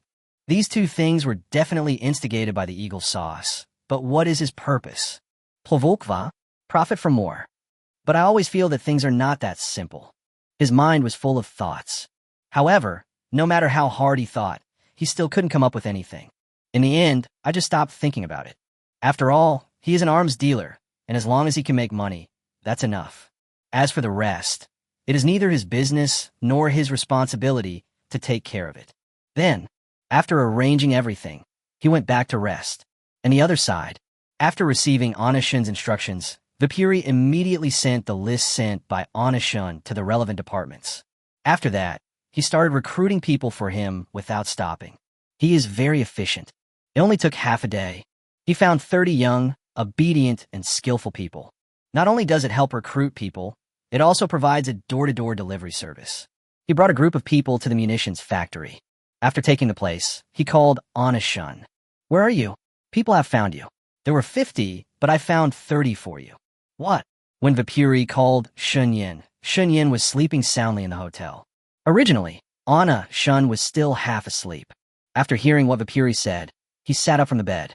"It's only been a few hours, and you've already found the person? Another 30? Yeah, where are you? I brought everyone to you." Vipuri was confused by Shunyan's words, and Anishun was shocked by his efficiency.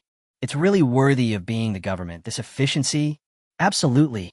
Chapter 117, he is definitely the mysterious arms dealer. You know, it had been less than 4 hours since Anishun told him about the recruitment. As a result, Vipuri not only found someone for him, and I found 30 of them. After fully waking up, Anishun said with an excited tone, "You suits are running around everywhere." Hearing this, Vipuri smiled with satisfaction. He pushed his glasses and said lightly, "Keep a low profile, keep a low profile. I've sent the person to you, come quickly." Hearing this, Anishun quickly changed his clothes and spoke while tidying himself up. "Take them inside, I'll be there soon." After Anishun arrived at the military factory, he saw the 30 talents that Vipuri had found sitting in the security room. Seeing this, Anishun supported his forehead, not knowing whether to laugh or cry. "I told you to send the person inside, not to the security room." As he said that, he walked towards the security room. As soon as he came closer, Vipuri saw him. Then he trotted over to him and introduced him to him. "These are all local talents that I carefully selected for you." "All right. The tools you requested are quite large, so it'll take some time to find them. They'll probably be delivered tomorrow or the day after tomorrow." Hearing this, Anishun's mouth twitched. The person was found quite quickly. He looked at Vipuri, smiled politely, and said lightly, "I'm not in a hurry. I'm still interested in the speed of your government. Then I'll leave the tool to you." Afterwards, the two exchanged a few pleasantries and Vipuri left. After Vipuri left, Anishun did not stop. Since Vipuri had brought the person here for him, it naturally couldn't be wasted. Tools really can be taken care of. After all, it takes time for domestic materials to arrive. During this period of time, he can also spend more time teaching them how to make explosive changes. It will take a lot of time to teach all these people. You know, even the military engineers in Yemen took a full week to learn it. But he is in a hurry now.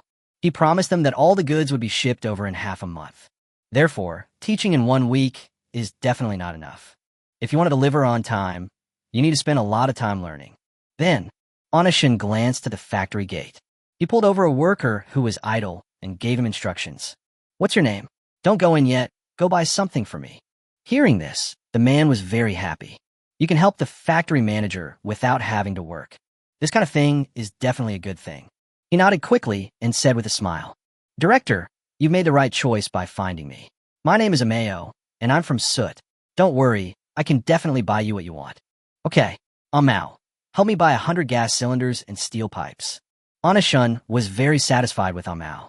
And when Amao heard what Anishun said, he was very confused. "Gas tank, steel pipe? What do we need these things for? Or what can they be used for?" This question, not only Amao couldn't figure it out, but everyone else present couldn't figure it out either. However, they couldn't figure it out and didn't worry too much about it. Although they didn't know what they were doing, since the factory manager asked them to do it, they just did it. Afterwards, Amao hurried to purchase. Just when Amao went to buy materials, Anishun came to the technical department with more than 30 people. When he brought his people in, the technical talents were all doing their own research. Even Anishun went in and no one noticed. Not long, Amao came back with what Anishun needed. A large pile of steel pipes and gas cylinders came in. Even the most dedicated technical personnel in the room were attracted by the noise. Everyone looked at Anishun and the others. And when I saw so many gas tanks and steel pipes, the same thing came to everyone's mind. Yemen's gas tank mortars and steel tube rockets. After thinking about this, everyone was confused. Is the boss asking them to imitate Yemen's equipment? While Banda was looking at Anna-shun in the crowd, an idea came to his mind. It is strange to see things like gas tanks and steel pipes appear in a military factory. And they not only appear in military factories, also appeared in the technical department. Doesn't that just mean these things are used as weapons? And the ones who use steel pipes and gas tanks as weapons. Daxia people. Our factory director is from Daxia. The Daxia people are using gas cylinders and steel pipes as weapons again. Could he be the mysterious arms dealer who bought arms for Yemen? The words fell. He felt more than a dozen eyes looking at him. After all, as long as you are in the arms technology circle, there's almost no one who worships that mysterious arms dealer. Therefore, as soon as Banda's words came out, they triggered heated discussions among the people around him. If he is that mysterious arms dealer, then why would he hire a few of us at such a high price? Wouldn't he be able to develop the weapons himself? Such a large military factory. Why don't you research it yourself? And let me see. I also think he is the mysterious arms dealer. If he's a mysterious arms dealer, then why hasn't he ever participated in our research and development? I think he just wants us to emulate him. In the field of mysterious weapons, money is not important. How can our boss, with such a large arms factory, not be concerned with making money? The Daxia people also run a military factory. He must be the mysterious arms dealer. The focus of everyone's discussion was on guessing Anna-shun's identity. Most people still think that Anna-shun is not the mysterious arms dealer. After all, the purpose of opening a military factory is not just for money. If the mysterious arms dealer was after money, why would he be unable to be contacted? Therefore, most people think that he is not the arms dealer. But I don't believe it. Everyone stopped what they were doing and stared at Anna-shun's actions. Just see. After all the workers brought in the gas tanks and steel pipes, Anna-shun said to the 30 people in front of him with a serious expression, "For the next 3 days, I will teach you how to explode the gas tanks and steel pipes in front of you. There will be a large order that needs to be modified next. So time is tight and the task is heavy. Everyone must study hard." The words fell. There was complete silence in the huge technical warehouse, and those who gathered together to observe Anna-shun all widened their eyes. Oh shit, it's really true. It turns out that those jumps were made by him. Immediately, everyone was stunned. Just when everyone was stunned, Banda trotted to Anna-shun and said with a smile, "Boss, you're the world-famous Eastern arms dealer. Why don't you teach me too? I learn quickly, and I can transform together." Hearing this, Anna-shun's eyes lit up. Yes, he had only thought about the lack of manpower, but forgot that there were more than 10 technical talents in their factory. Isn't this just perfect? One more person means more strength. If you don't use it now, when will you use it? Chapter 118. Everyone is participating in the major revision, so who will do the research and development? Immediately, Anna-shun looked at Banda and showed a satisfied smile. He patted Banda's shoulder and said with a smile, "If you want to learn, I will definitely teach you." As he spoke, he turned to look at the group of technical talents behind him and said with a smile, "Research and development will be suspended for the time being. The factory has a big order, so everyone should come and learn and help with the modification." Hearing this, the crowd, who were originally very excited, suddenly felt something was wrong. Especially the boss's smile. Although still handsome, but I always feel that he is full of profiteers. Something feels wrong. But it is also a learning opportunity after all. Then, everyone walked towards him under Shun Yan's gaze. As soon as he took a step, Lamington thought of a very serious problem. "Boss, if we all participate in the explosive reform, who will do the research and development?" Hearing this, Anna-shun frowned. After thinking for a while, he looked at everyone and asked, "Pick 2 of them to do research and development, and the rest will learn from me how to make explosive modifications." After saying that, he turned away without looking back. In the next 2 days, Shun Yan led everyone to study the explosive reform. After 2 days of study, everyone had a pretty good understanding of it. Only, the principle has been clarified, but the specific operation is still lacking. However, the factory originally had more than a dozen technical talents. They all learned very quickly and can basically complete the transformation with the help of Shun Yan. This day, everyone learned some explosive changes from each other as usual, and Shun Yan assisted on the side. When everyone was concentrating on their research, a shout attracted everyone's attention. "Success! It can be done this way." Feeling everyone's gaze, Axius searched for Anna-shun in the crowd. After finding him, Axius waved at him and spoke excitedly. Boss, I have a new discovery. Hearing this, Shin raised his brows slightly and walked towards Axius. He glanced at the gas drum mortar in Axius's hand and fell into deep thought. The gas tank mortar in front of him was the same as his mortar, yet different. The gas tank mortar in front of you is simpler, but it does not affect the simplicity of use. Then, he bent down and examined it carefully. Seeing this, Axius said with a smile, I replaced the large outer tail wing. I feel that this will increase the weight of the gas tank itself, while maintaining stability and allowing for a longer range. The key is that it is easier to install this way. As he spoke, he reached out to the tail of the mortar and twisted it gently. Just see, the rear wing, which previously required a lot of effort to stuff in, has now become much simpler. While demonstrating, he explained to Shunyan, I made this myself, but it's very simple, just some simple cutting. After listening to his explanation, Shun's eyes lit up when he looked at him. I was thinking it was too big a project and wondered if I should modify it. That's a great idea. This will make explosive changes a lot easier. It saves time, and it won't be that hard for everyone to learn. Let's do it this way. As he said this, he turned to look at the technician on the side. Just as he was about to speak, he suddenly remembered something important. He looked at Axius again and said calmly, I remember you were doing technical research on artillery shells, right? In that case, do you have any ideas for remodeling the others? Seeing Shin asked, Axius nodded fiercely. Seeing this, Shun's eyes were shining when he looked at Axius. This really helped him a lot. I'm worried. Here comes someone with an idea. Then, a group of people surrounded Axius. And Axius also told all his discoveries. He also put forward several optimization suggestions regarding the steel tube rocket and the Katyusha bulldozer. As for how to change it, it still depends on Shunyan. However, even so, it helped him a lot. After listening to Axius' optimization plan, Shin nodded thoughtfully. Then he looked at everyone and said calmly, You guys keep researching first, while Axius and I will study the improvements. After saying that, the two of them walked to the side and started tinkering with it. Shin glanced at the bulldozer on the ground, holding his chin in thought. You mean just put the steel pipes on the push rods on both sides of the bulldozer? Only a part of the circuit inside will be changed. Hearing this, Axius nodded. Seeing this, Shunyan started to operate directly.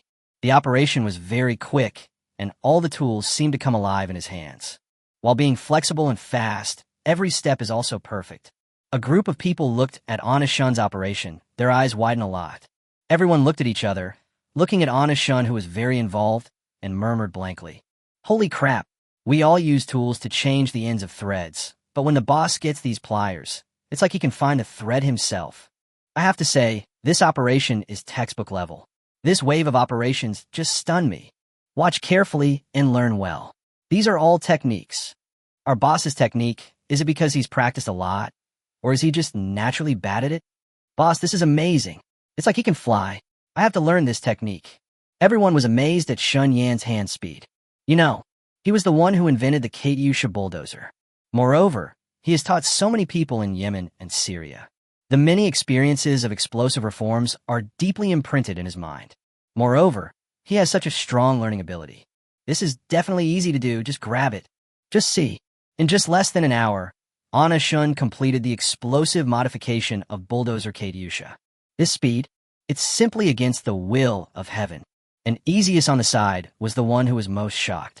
He looked at the huge weapon in front of him, his eyes widened, and said in a daze, This is what I want. Boss, try out his power. Hearing this, Shun raised her eyebrows and said lightly, I haven't operated it for a long time, but I didn't expect I'm still a novice. As he said that, he jumped directly into the bulldozer cab. He glanced at the people gathered around the bulldozer and shouted with a smile, Don't just stand there. How am I supposed to get out if you're blocking the way like this? Hearing this, the few people who were originally stunned nodded blankly and walked aside. And Shun also drove a bulldozer to the testing point of the military factory. He looked at the buttons on the side of the bag, tapped them lightly, and smiled. Perform well. After saying that, his expression turned serious, and he pressed the button. At the same time, he held the handle on one side and operated it. This is what everyone saw when they hurried to the testing point. The rocket launchers on the bulldozer are fired from top to bottom, different from the unified launch on the Syrian battlefield. Onishun can control the push rod in the cockpit. With the push of the push rod, the rocket launcher pressed on the push rod can actually be launched in a distributed manner. The aiming range has been magnified countless times. Amazingly powerful. Chapter 119, there are still millions of orders waiting for transformation. But the one who was most shocked was Shun himself.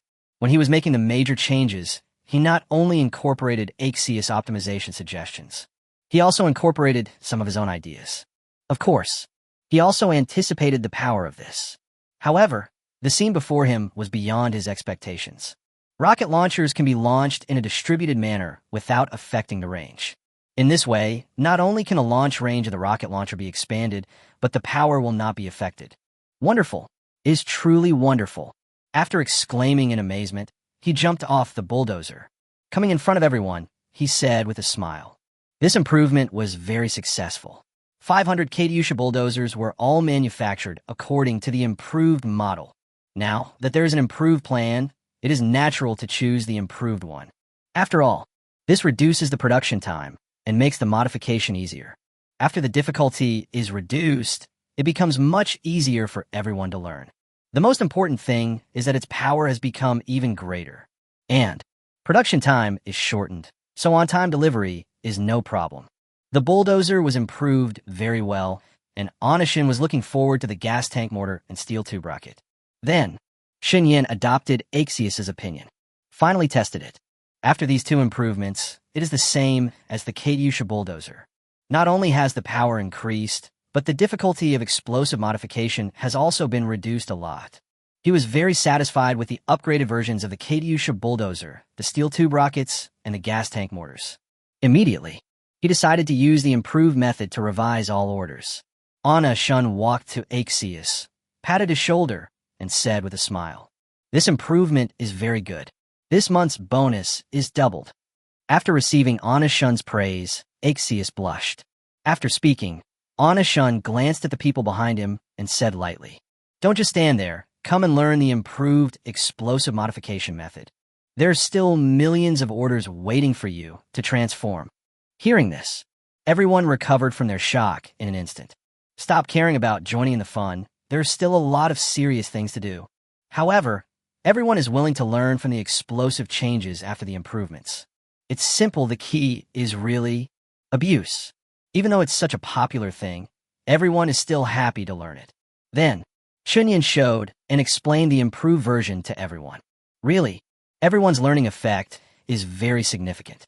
Based on the original foundation, it only took 1 day to master the method of modifying the 3 pieces of equipment. The warehouse of the technical department was very lively. Until late at night, cheers from the crowd could be heard from time to time. "I succeeded. It's done. I figured it out, but I'm still a little unskilled. I also figured it out thanks to Axios. If it was the previous version, I definitely wouldn't have been able to do it. I've done a great job with this. I'm just not very experienced yet. Don't panic. Although we are not very proficient now, we will definitely become proficient." Everyone cheered because they all mastered the technique of explosive modification. But there are 30 people other than technical talents. They just mastered the method of explosive modification since it was their first time doing this. So, none of them are very skilled. However, Onishun was not at all panicked about this issue. He looked at everyone who had completed the explosive transformation and said with a smile, "Lack of experience isn't a big deal. After all, practice makes perfect. The more you do it, the more proficient you'll become. We still have 500 more waiting to be modified." Seeing Onishun's satisfied look, everyone finally felt relieved. Since the boss has no objection, they are naturally not worried. Just see. After everyone relaxed, they all looked tired and yawned one after another. Seeing this, Onishun waved to everyone and said with a smile, "Let's go back. Everyone go back and rest. We'll be at this place again tomorrow." 1 day later, the government sent all the materials that Xunyan needed to him one after another. And, because of the large quantity, it was relatively cheaper for Xunyan. But the price? He doesn't care either. After all, he didn't want to make money from this order. It's just a favor to the government. So, it doesn't matter whether it is cheap or not.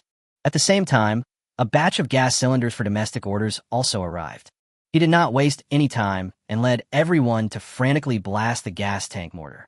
watching truckload after truckload of gas tanks being transported into the house.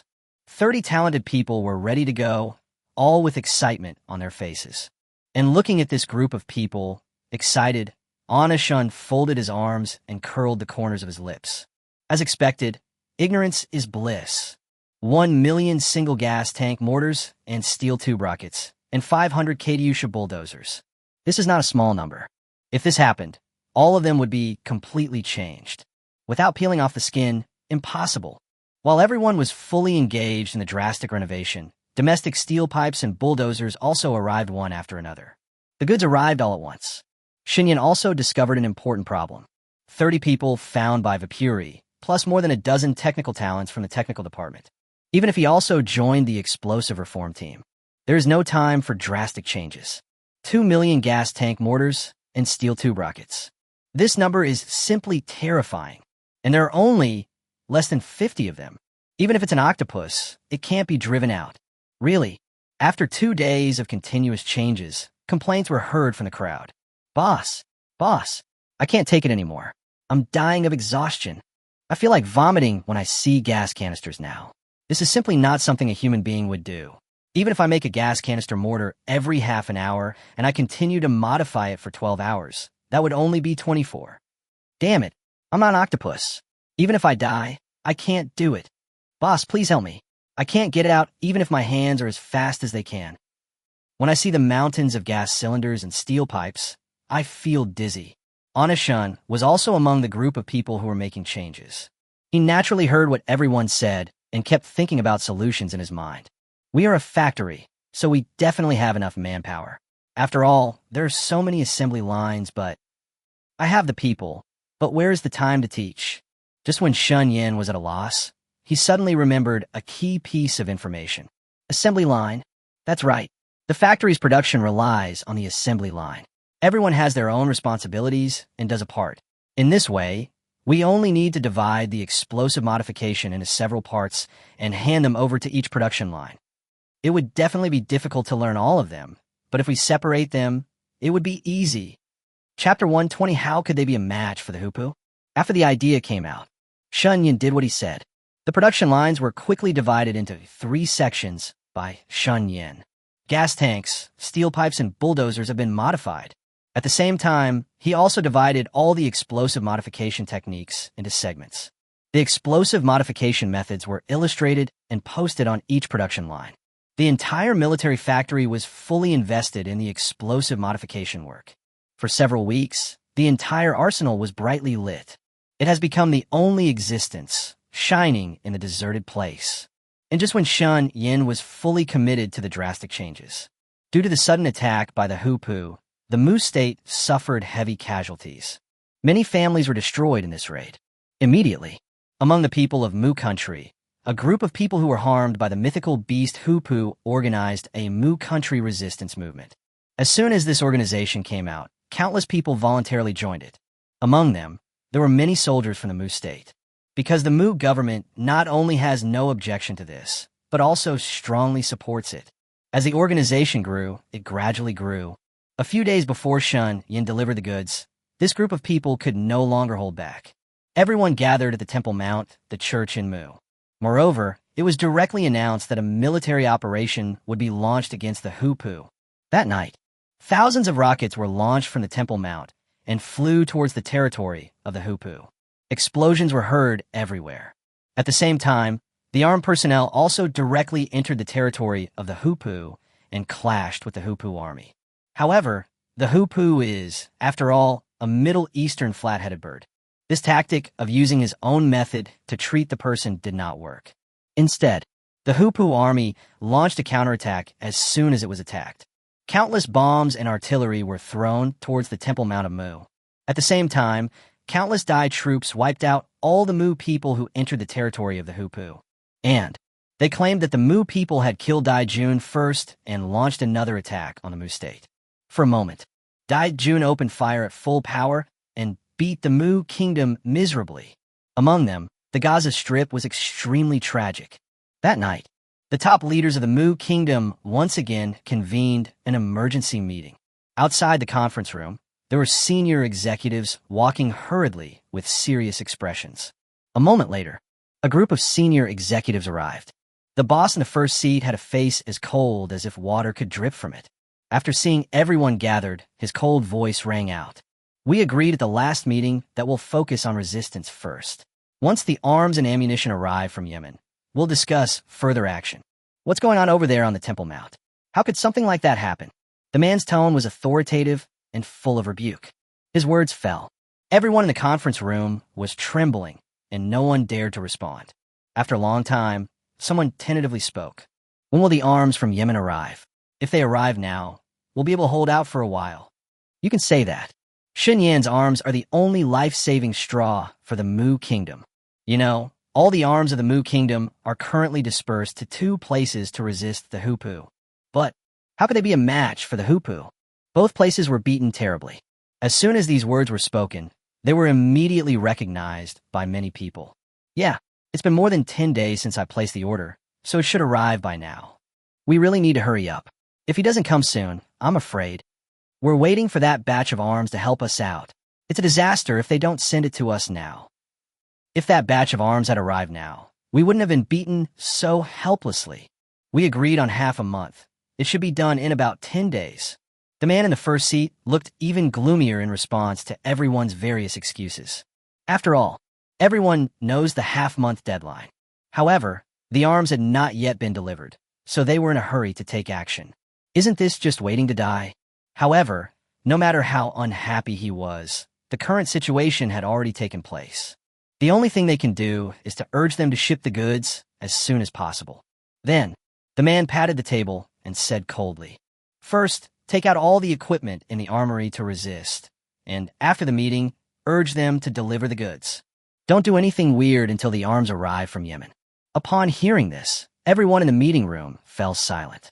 Everyone had no objection to this, and later everyone discussed how to resist Dai Jun. After some discussion, in other words, we must resist with all our might and wait for the arms to arrive from Yemen. After the meeting, Mahler also received the above task. I immediately called Minister Ba. On the phone, Mahler's tone was very urgent. "Minister Ba, it's been over 10 days. What's going on? When will the arms be delivered? The situation here has suddenly become serious. Please hurry up." Because the incident happened suddenly, Yemen simply didn't get the message. After receiving the call, Minister Ba's expression became serious. "Don't worry, I'll go and help you get it done. It should be done soon." After hanging up the phone with Malarji, Minister Ba quickly called Anashun. Beep, beep, beep. The phone kept ringing, but no one answered. This made Minister Ba so anxious that he kept turning around in circles. At the same time, Anashun was wearing gloves and fully immersed in the explosive reform. The ringing of his cell phone was also drowned out by the noisy sounds around him. But Minister Ba called one after another, and only then did he feel the vibration of his phone. Then, he picked up the phone and answered it. As soon as the call was connected, Minister Ba's anxious voice was heard. "Yin, you finally answered the phone. How are your modifications to Mugwa's batch of goods going? The situation there is getting serious again, and we need them urgently." Hearing this, Anashun frowned slightly, and he said in a firm tone, "We agreed to complete it in half a month, so we will definitely complete it in half a month. Don't worry." After Anashun said this, Minister Ba had no other choice. In the end, he had no choice but to urge Anashun to hurry up. After hanging up Minister Muba's phone, Anashun looked at everyone and said lightly, "We need to hurry up. The bonuses for the next few days are tripled. Everyone hurry up." To this, everyone sighed. After all, everyone's speed is already quite fast. Except for sleeping at night, almost all the eating and drinking are done in the factory. Start working as soon as you open your eyes, and when you finish your task for the day, it's time to go to bed. If this speeds up, that means you have to work day and night. Because of what happened suddenly in Mu State. After receiving the call, the entire military factory worked almost day and night. Originally, only a few people were scheduled to work overtime at night. Now, the number of people on duty at night has increased several times. Even when Anashun recruited another 20 people. Finally, with the concerted efforts of all the workers in the factory, 1 million gas tank mortars, 1 million steel tube rockets, and 500 bulldozers modified into Katyushas. All modifications completed. Chapter 121 is expected, Yin understands me the best. Watching the mountains of gas tanks and steel pipes finally turn into a flat ground. For a moment, the workers in the entire military factory breathed a sigh of relief. The technical personnel in the technical department simply collapsed to the ground. In this explosive reform, they are the biggest laborers. They have been involved in the explosive changes since the beginning, and their speed is quite fast. Their daily output is 2 to 3 times that of other workers. At first, they were excited when they saw the gas tank mortars, steel tube rockets, and bulldozer katyushas. And now, everyone felt dizzy when they saw it. In the hand of the part that trembles the most. And when they learned that all the orders had been completed, everyone fell to the ground. Some cheered excitedly, and some just wiped away their tears. And all they said were accusations. I never thought that one day I would become a coolie. Woo woo woo. I thought that someone like me, who played with the American police in the palm of my hand, would have to suffer like this one day. Fuck, it's finally all over. If this doesn't end soon, I'm probably going to be the one to end it. I've never been this overdrawn before, even when I was working all night to build bombs for terrorists. I declare that our boss is even more terrifying than the terrorists. And Anna, she knew nothing about the accusations against him. He was busy loading all the goods onto the truck at this time. Looking at the place where he filled in the address, he hesitated. After hesitating for a few seconds between Yemen and Mu, he decisively chose Mu State. After all, Yemen urged us like that last time. If I am not mistaken, the situation in the state of Mu must be very serious now. If this batch of goods is transferred from Yemen again, that would inevitably delay a lot of time. This batch of goods must be needed very urgently. Therefore, it is better to send it directly to Mu State. Thinking of this, Anna nodded and murmured, if we transfer it through Yemen and then send it to them, it will definitely be too late over there. As he said this, he submitted the information in his hand. If it was ordinary goods, he would definitely send it to Yemen first, and it would have to be transferred through them first. As for where they send it later, it has nothing to do with him. But this time the situation is different. And he asked the government to find a logistics company. The efficiency and safety of the goods are naturally beyond reproach. Therefore, to be on the safe side, it is better to send it directly to the Mu Kingdom. Watching the car drive away, he breathed a sigh of relief. He then sent a message to Minister Pakistan. The goods have been shipped. Since you guys are in a hurry, I sent them directly to Mu country. And after Minister Ba received the news from Anashan, he immediately showed a very satisfied smile. As expected, Yin understands me the best.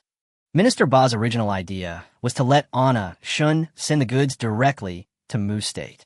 Just look at the time, and there are still 2 days left before half a month. That's why I never told him about it.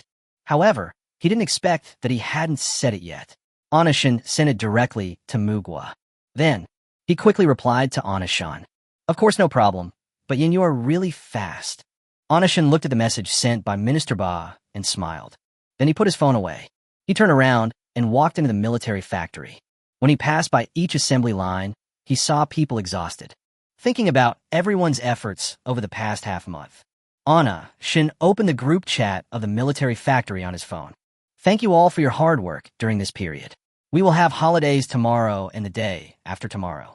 After this message was sent out, the major assembly lines behind him exclaimed in surprise. Listening to the endless cheers in his ears, Anashan smiled. The logistic efficiency found by the Suitor government is indeed very fast. Times of day. All the goods were sent to the state of Mu. After receiving the arms, they moved directly to the battlefield without hesitation. Time waits for no one. The Hupu's attack was so fierce that they couldn't resist it at all. Before this batch of arms arrived, they had used up almost all the ammunition in their arsenal. But even so, it is only to prevent them from falling into a disadvantage temporarily. So, this batch of arms from Anashan is simply a life-saving straw, a large wave of gas tank mortars and steel tube rockets, due to their range, moved directly to the front line. The Katyusha bulldozer was aimed at a larger military base of the Dai Army. Because this military base is quite large, it is almost as big as a small county town. Therefore, ordinary artillery shells were not used here, but Katyusha bulldozers. All equipment is in place. At the same time, all the armed personnel of the Mu State stood in front of their equipment with serious expressions. All people and equipment are ready, just waiting for the order. The hoopoe is completely unaware of the impending danger. Hoopoe bird in the territory. Jun was very casual, and the place was filled with laughter and joy. You didn't see how scared those moose soldiers were when they saw me. Don't give me that. Just you? Isn't it because Jun is such a loser? I don't even care about those useless people in the Mu army. I can beat up all 10 of them. You're just bragging. When a Mu army entered our territory that day, you didn't even know where you were hiding. However, those people in the Mu army are really useless.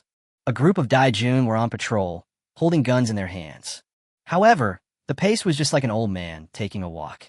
Since the last raid, Jun did not increase the number of patrol personnel, and the few patrol personnel who did exist were also very lax. He was even chatting and teasing Jun. It's obvious. Even after the last surprise attack, Jun was still not afraid of Jun at all. He didn't take Jun's men seriously at all. At this time, Jun received the order. All equipment, all launched at the same time. As the fire opened, countless artillery shells flew across the sky above the border between the two countries. And the destination of these shells is a military base as big as a small town. However, even though it was big, it was covered by countless artillery shells. It was also bombarded from all directions. The sound of bombing was heard throughout the military base. Almost in an instant, the entire military base was covered by the power of the artillery shells. Even a place as big as a county town was drowned out by the sound of rocket explosions. This sudden attack left the hoopoe with almost no chance to resist. Before they had a chance to resist, the entire military base was destroyed. Just a moment. The huge military base was reduced to ruins. Of course, among them is Jun. They were blown to death before they even had time to escape. All the Dai troops on the border. All killed. Chapter 122, 5,000 rocket launchers actually solved the problem? All Dai troops at the military base. He didn't even know how he died. But they were already dead. There wasn't even a complete corpse. Just see. The area around Jun's military base was filled with smoke from the explosion. And under the smoke of war, it was a ruin and a glaring scarlet. Broken body parts were everywhere. In the ruins, you can vaguely see that some bodies are half under concrete bricks and half exposed to the air. Dead silence. It was dead quiet. There is no more laughter and joy just now. There was not a single person standing in sight. The other side, looking at the smoke-filled scene in front of me. The border of Mu State was silent. All the Mu army were stunned by the scene before them. Abuse. It's really a ripoff. Everyone stared at the Jun military base in the distance for more than 10 minutes. The reason why Jun was stunned was not because he destroyed Jun's battle base. All of them were shocked by the power of the Katyusha bulldozer. After recovering from the shock, everyone turned their attention to the standing bulldozer. Soon after, a scream was heard at the scene. I tested it. This is too amazing. I know it's extremely powerful, but isn't this a bit too strong? The moment I saw the Jun military base collapse, I felt like my cerebellum was shrinking. Isn't this thing a bit of black technology? I suddenly understood. With such a powerful weapon in hand, how can Yemen not win? Yemen won with this thing. Syria also turned the tables with it. We can definitely thrive with it. All the Mu army were shocked. The Mu army, who had been in despair, had hope rekindled in their eyes. The leading army commander and the high-ranking generals of the Mu state were also greatly shocked. The commander stared at the ruins not far away, shook the equally stunned general with one hand, and said in a daze, "Generalin, am I mistaken? The Dai army's military base was reduced to ruins by this thing." The thing the commander was talking about was naturally the Katyusha bulldozer. And Anlajan stared blankly at the ruins not far away, unable to speak. He is just like the army commander. I couldn't even believe my eyes. He would rather believe that he was seeing things than believe that the Katyusha bulldozer could be so powerful. He pressed down the commander's hand on his arm and frowned in surprise. This thing only has 5,000 rockets, and it can blow up a military base as big as Jun's? Is there really nothing wrong with my eyes? Upon hearing this, the army commander on the side turned his gaze towards the bulldozer Katyusha, his eyes shining. He said in a very excited tone, "Just 5,000 rockets have such power. It's really beyond my expectations. It's just amazing." Not only the commander was excited, but Anlakin was also excited. You know, in their plan from the beginning, 500 Katyusha bulldozers were all used to deal with Jun's military base. But what about now? 5,000 rocket launchers actually solve the problem? One rocket launcher has 5,000 rockets. They only used one. For a moment, even a general as strong as Anligen, who had been on the battlefield for many years, was in trouble. At this moment, he looked at the bulldozer Katyusha with tears in his eyes. He looked in the direction of the bulldozer Katyusha and spoke vaguely. I feel that in my lifetime, I will definitely see our country defeat the Hupu. Of course I can. We can't say we can resolve the conflict in one fell swoop like we did in Yemen, but there is definitely hope of driving them out of our country. Hearing this, the army commander Mon nodded. If there weren't other soldiers around, the two of them would have almost burst into tears. After the excitement, Anligen wiped the tears from his face and turned his gaze to Dai Jun's military base again. He looked at the military base that had become a ruin, raised the corners of his mouth, and said with a smile, "They bullied us so much, they probably never thought that one day they would be killed by us in one blow. It's estimated that there are no living people there now." Hearing this, the commander's face was also filled with smiles. The house has been demolished. How can anyone survive? Now is definitely the best time for us to press on and press on. Hearing this, Anligen nodded. The power of the Katyusha bulldozer exceeded the expectations of all the Mu army. For a moment, the morale of the entire Mu army soared. After a brief shock, those who were already a little tired also became more energetic.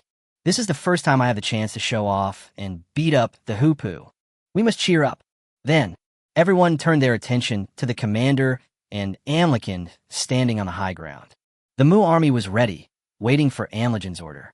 Under the gaze of everyone, Anligen curled the corners of his lips and then spoke to Mu Jun beside him in an excited tone. Take the remaining 499 Katyusha bulldozers and move them to various locations on the battlefield. Target all of Dai Jun's military bases, big and small. Everyone better prepare. We must take advantage of the Dai army's inability to react and destroy all of their war bases in one fell swoop. Today, we must let these Dai troops know that our Mu kingdom is not to be trifled with. Finished. He immediately made a gesture. Afterwards, all the Mu troops on the battlefield began to move. Everyone was looking forward to witnessing the moment when all of Dai Jun's military bases would collapse. Meanwhile, on the other side, Dai Jun's main base, the General Command Base. Although it is far away. However, the huge bombing in the distance still brought aftershocks here. Moreover, a huge explosion sounded quickly. The explosion immediately attracted the attention of everyone at the headquarters base. But no one cared. Most people thought it was the sound of Dai Jun's ammunition exploding. After all, almost no one in the Dai army believed that the Mu kingdom could produce such powerful weapons. However, the sensitive Schlays still noticed something was wrong. The Mu army would not have such powerful weapons. Do they have it? The vibration could be felt from such a long distance, and the explosion was so clear. It's obvious. This is at least the power of thousands of rocket launchers. The more he thought about it, the more uneasy he felt. Then, he called the guard at the door and asked with a serious expression, which direction was the explosion just now? Hearing this, Dai Jun came in and still didn't care. He scratched his head, thought for a moment, and said, "It should be the big military base on the border." The explosion sound can be heard so far away. It seems that fighting has started over there again. Chapter 123, is this the military base from before? Hear the report from the visitor. Sir Lacey's solemn expression became even heavier. He looked at the man in front of him and spoke in a hurried tone. Has the base over there reported in yet? The words fell. Enders, who originally didn't take it seriously, suddenly became serious. He looked at Schleiss and asked tentatively, "Are you suspecting that the commotion just now was caused by Mu Jun?" As soon as he said this, his expression relaxed a little, and he said nonchalantly, "Impossible. How could Mu Jun have such ability? Because they were fighting over there. There was no time to report it." After these words were spoken, Schleiss's gloomy face became even more serious. His words reminded Schleiss. You know, even during the last sneak attack by Mu Jun, the military bases over there have all reported to the headquarters base. But this time, there isn't any. Then he looked at Enders in front of him and gave him a cold look. "Idiot. Hurry up and contact the military base over there. If you have any news, tell me immediately. Enders met School's eyes and stopped smiling instantly. He said with a trembling voice, I'll contact them right now. Finished. Enders hurried to the communications room. Seeing his hurried look, the two Dai-Juns in the room were stunned and asked with a smile, Enders, you are so anxious. Are you going to send something to your lover? Hearing this, Enders' face darkened and he cursed angrily. Now is not the time for you to tease me. Hurry and contact the military base on the border of Temple Mount. Something's happened over there. Schleiss is taking it very seriously. The two people in charge of communications originally wanted to laugh at it. After hearing what Enders said next, everyone fell silent and started operating the computer in front of them. However, the two were careless at first.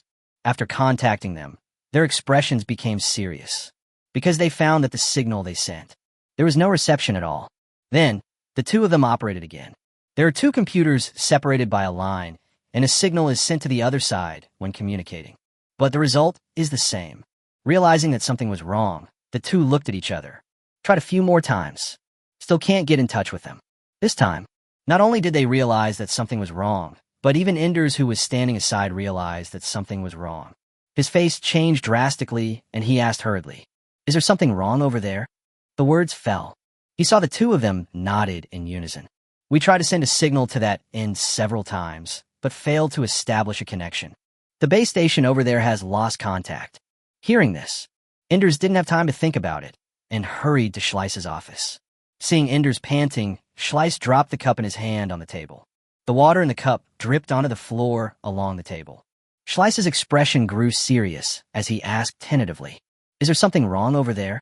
Just see. Enders, who had taken a deep breath, froze in thought when he heard his words and nodded. He said in a hoarse voice, We can't contact the information base station over there. Hearing this, Schleiss clenched his palms and muttered, If we can't get in touch, that explosion just now might really be from the military base over there. As he spoke, he lowered his head and began to think. At this moment, his mind was in a state of confusion. The military base where the incident may have occurred on the border of the Temple Mount is a very important military base. And if something really happened to such a large military base, it would mean there must have been some help from the Mu Kingdom. If that's the case, the situation becomes complicated. The reason why they were able to suppress the Mu state all the way. First of all, the Middle Eastern honey badger is not an acquaintance for nothing. Secondly, there is nothing behind the Mu Kingdom. That's why they were able to fight their way forward so smoothly. If Mu state had any help at this time, the situation would have changed. After some thought, Schleiss could no longer remain calm and spoke anxiously. Send a team immediately. We must investigate whether the bombing just now is related to the base over there. That's why we only sent a small team. Because if something really happened over there, he only sent a small team so as not to alert the enemy. After receiving the order, Enders quickly turned and left. Of course he knew how important is the military base on the Temple Mount. So, he naturally knew the importance of this task. So, after leaving Schleiss' office, he immediately assembled a small team of men. He selected a team of explorers and equipped them with sophisticated equipment. He looked at everyone and gave instructions. Once you get there and confirm the situation, contact us immediately. After saying that, he patted several people's shoulders heavily. The reconnaissance team's eyes were determined. After bringing all the equipment, a small group of people quietly set out towards the border of the Temple Mount. After receiving the news, Schleiss hurried to report to the senior management who brought the hoopoe. In the report, he wrote down everything about the military base clearly. And on the other side at this time, Mu State, after receiving Amlikin's instructions, everyone be on high alert. If you want to make things difficult in the early stages, you must keep their specific conditions in mind.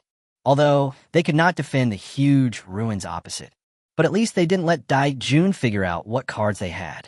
While increasing vigilance, several large detachments were frantically moving the bulldozers secretly. A group of people didn't dare to slow down at all. At the same time, the army commander was also helping. While helping, he also reminded everyone. I'm sure everyone is aware of how loud the bombing we just had was. With such a loud bombing noise, the nearby military bases will surely notice it, so we must hurry. Upon hearing this, all the Mu soldiers sped up their hands. The commander's words make sense. Even if they put this side on guard, Even if the Hoopoe didn't know their bottom line, there was such a huge ruin. Once discovered, the Hoopoe will definitely become more vigilant. So, they must be quick. Just as Mu Jun was accelerating his transfer speed, the exploration team sent by Enders also arrived at the military base on the Temple Mount. Before they got out of the car, they saw the military base that had been bombed into ruins. Seeing this, several people got out of the car quickly. Their figures were out of place in the huge ruins. After getting off the car, the members of the exploration team saw the ruins. Several people were dumbfounded. One of the team members slowly raised his hand and said in a daze, "Is this the military base from before?" Chapter 124. Not a single survivor was found. Several people stared in disbelief that this was a military base. You know, it turns out that this place is comparable to a small county town. Just gone like that. The ruins before my eyes showed no trace of the past. In front of you, it's just ruins covered by yellow sand. The only thing that still had some shape was the building that had 2/3 of it cut off. Looking at the building with only 1/3 of its shell left, Rand murmured in disbelief. Is this the 4-story building that was built here to receive senior leaders? Is this it? It's not that high. As he spoke, he gestured blankly with his hands. The more you gesture, the more he couldn't believe it. The more he realized that this was the previous military base. Then, several people walked deeper into the ruins. Just see, there was blood all over the ground, and most of the bodies were not intact. Instead, it was the various body parts that were separated from the head and torso by the explosion. Even the scouts were seasoned warriors. They were accustomed to seeing corpses in all kinds of deaths. But as we see before us, there are body parts scattered everywhere. Even they feel some physical discomfort. Then, several people suppress their nausea and turn around here. After checking it out, several people took 2 steps back at the same time. Shirleyson looked at the ruins scattered with body parts in front of him, covered his mouth, and said in horror, "I remember how big this place was before, even with the few high-rise buildings that were there. Is it all razed to the ground now? Is it gone just like that?" After saying that, Rand supported his shoulders with one hand. Then, he touched his pale face and said in a dazed manner, "Not only is a large military base gone, but people are gone too. This military base is so large, and it's on the border. There are 70,000 to 80,000 people stationed here. We didn't even find a single survivor." After saying this, he took 2 deep breaths. But after he came to his senses, his already pale face became even paler. Not just him. The expressions of the other members of the investigation team became serious after he finished speaking. Because before, everyone was shocked to see such a huge ruin razed to the ground. I forgot for a moment the key point of this matter. They are here to investigate the situation at the military base here. As a result, when they arrived here, not only was the military base gone, but there was not a single living person left. Things are very serious. It can be said that it is a very serious situation. After calming down his emotions, Rand frowned and said with a serious expression, "A weapon that can raise such a large military base to the ground and kill everyone in one fell swoop is not a simple weapon. This matter is definitely related to the Mu Kingdom. Things have become complicated. If they can destroy such a large military base, it means they also have the ability to destroy other bases." The words fell. The expressions of the several members of the exploration team were very serious. They naturally understood what Rani said. The Mu state has become stronger, which is definitely not good news for them who are at war with the Mu state. If things go wrong, the Hoopoe may suffer heavy losses. Several people realized the seriousness of the problem. After a few seconds of silence, everyone looked at each other. Shirleyson had a complicated expression and a serious tone. The higher-ups probably anticipated this outcome, so they quickly reported the situation here. When it came to the report, everyone nodded. This is too serious. Such a large military base was just gone like that. This clearly shows that the Mu army definitely has terrifying weapons. Otherwise, it wouldn't be like this. This situation must be reported. Not to mention, they were originally here to investigate the situation. Then, Rani brought everyone to the car. The car is a bulletproof communication vehicle specially used by the exploration team. It is specially used by the military to transmit information. After getting in the car, several people sent a signal to the command base. After establishing contact, they informed the military base of the situation. At the same time, the headquarters base. After schools reported the matter of the military base, He anxiously waited for the results of the investigation team in his office. He kept pacing around the office. Ever since the exploration team set out, the feeling of uneasiness in his heart has been growing stronger and stronger. Just when he was getting anxious, Enders came in hurriedly. Seeing this, Schleiss immediately ran to his side and asked in a hurried tone, "Is there any news from the exploration team?" Listening to Schleiss's anxious voice, he didn't dare to look up and chop Schleiss. Then he lowered his head and spoke in a trembling voice. The investigation team, they sent news that the military base on the border of the Temple Mount was razed to the ground. All the Dai soldiers died in there. Not a single one survived. After he finished speaking, a layer of cold sweat had already appeared on his forehead. Even if he didn't look up at Schleiss, he could imagine his expression. Really, after hearing what Enders said, Schools's face changed drastically. He tightened his grip on Enders's hand, his mind racing with thoughts. It is natural to know how big the military base on the border of Temple Mount is. And if such a large military base is razed to the ground, that matter is definitely not simple. The state of Mu is no longer as defenseless as before. And if the state of Mu really had powerful weapons, it would definitely target its firepower at other military bases. And the one on the border of the Temple Mount is most likely just the beginning. Thinking of this, he suddenly let go of Enders and said coldly, "Be on guard and wait for my instructions." After saying that, he waved at Enders expressionlessly. After Enders left, he immediately went to the communications room. The two people in the communication room also had serious expressions at this time. After seeing Schools, he left tactfully. Then, Schleiss was operating the computer. The military base on the border of Temple Mount was razed to the ground by the Muslims. Some other country must have been involved. Take everything you can take away and evacuate. As for what you can't take away, don't take it away. We must evacuate immediately. Immediately. After editing the information, he sent it to all the exposed military bases.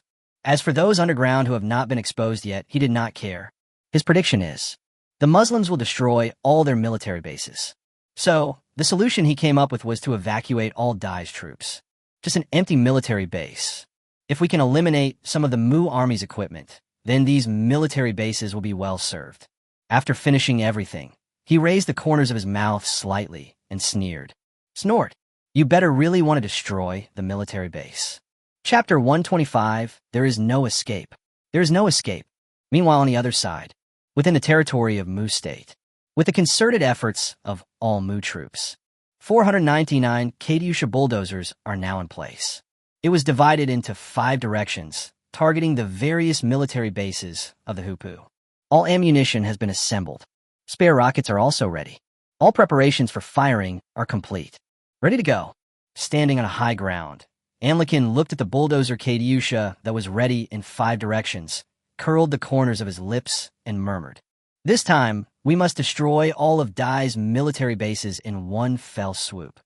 Hearing this, the army commander on the side nodded. He looked at Anlikin, smiled, and then spoke in a firm tone. "Don't worry. One Katyusha bulldozer can destroy their military base, which is as big as a county town, not to mention the remaining 499. They can't withstand this kind of firepower." Hearing the commander's words, Anlikin's solemn expression turned into a smile. Everyone has witnessed the power of the Katyusha bulldozer. Therefore, he is very confident. We must destroy all the Hupu's military bases on the border in one fell swoop. He then gestured in different directions. With the order, 500 Taikashas opened fire at the same time, firing at 5 military bases respectively. A moment. Just see. Countless artillery shells flew over everyone's heads and headed straight for various military bases. Countless sparks are very dazzling in the daytime. Tens of thousands of sparks scattered in 5 directions like raindrops falling from the clouds. The other side. The 5 military bases all received signals from the command base a few minutes ago. After receiving the order to evacuate, all Dai troops fully commence evacuation work.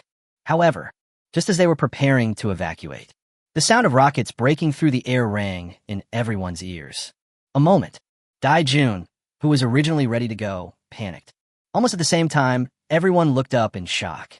Just see. After looking up, in the pupils of countless Dai Jun, a scene flashed by, with dense raindrops coming towards them like rain. However, they all knew that it was not rain at all. That's Mu's army's rocket launcher. Suddenly, there was a cry of surprise from the crowd. Rocket launcher! It's the Mu army's rocket launcher. Everyone run! The words fell. The Dai army, which was originally in order, scattered in an instant. Countless Dai Juns fled in panic. But it's too late. No matter how fast they run, can they be as fast as the falling rockets? Just see. This large group of people just began to disperse. In the sky, countless rockets have already fallen. There is no escape. There is no escape. A moment. The sound of bombings rang out everywhere. 5 military bases were bombed at the same time, and no one was spared. Rockets rained down like raindrops all over the military base. But Daijun is luckier. Because the evacuation was relatively fast, they had already left the military base when the rocket launcher was launched. And when they saw the scene of the rockets falling, no one needed the leader's reminder, and everyone quickened their pace on their own. Although they have left the military base. But the huge sound of bombing was right in their ears. It's like the death knell constantly ringing in my ears. Even though he escaped, he was still terrified. A group of people, trembling, crawling, running, all moving away from the military base. However, not everyone is so lucky. Most of Dai's troops did not have enough time to evacuate because the time was too short. And most of them, no one was spared, even ran away at the moment the rocket fell. However, there was no time to fire.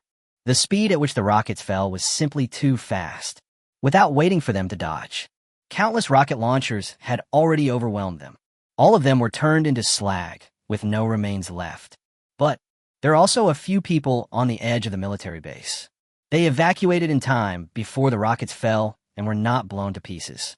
But even so, many were killed or injured in the explosion. But the body was left intact. 499 rocket launchers bombarded for nearly half an hour. Finally, the bombing by 499 Katyusha bulldozers was over, visible to the naked eye.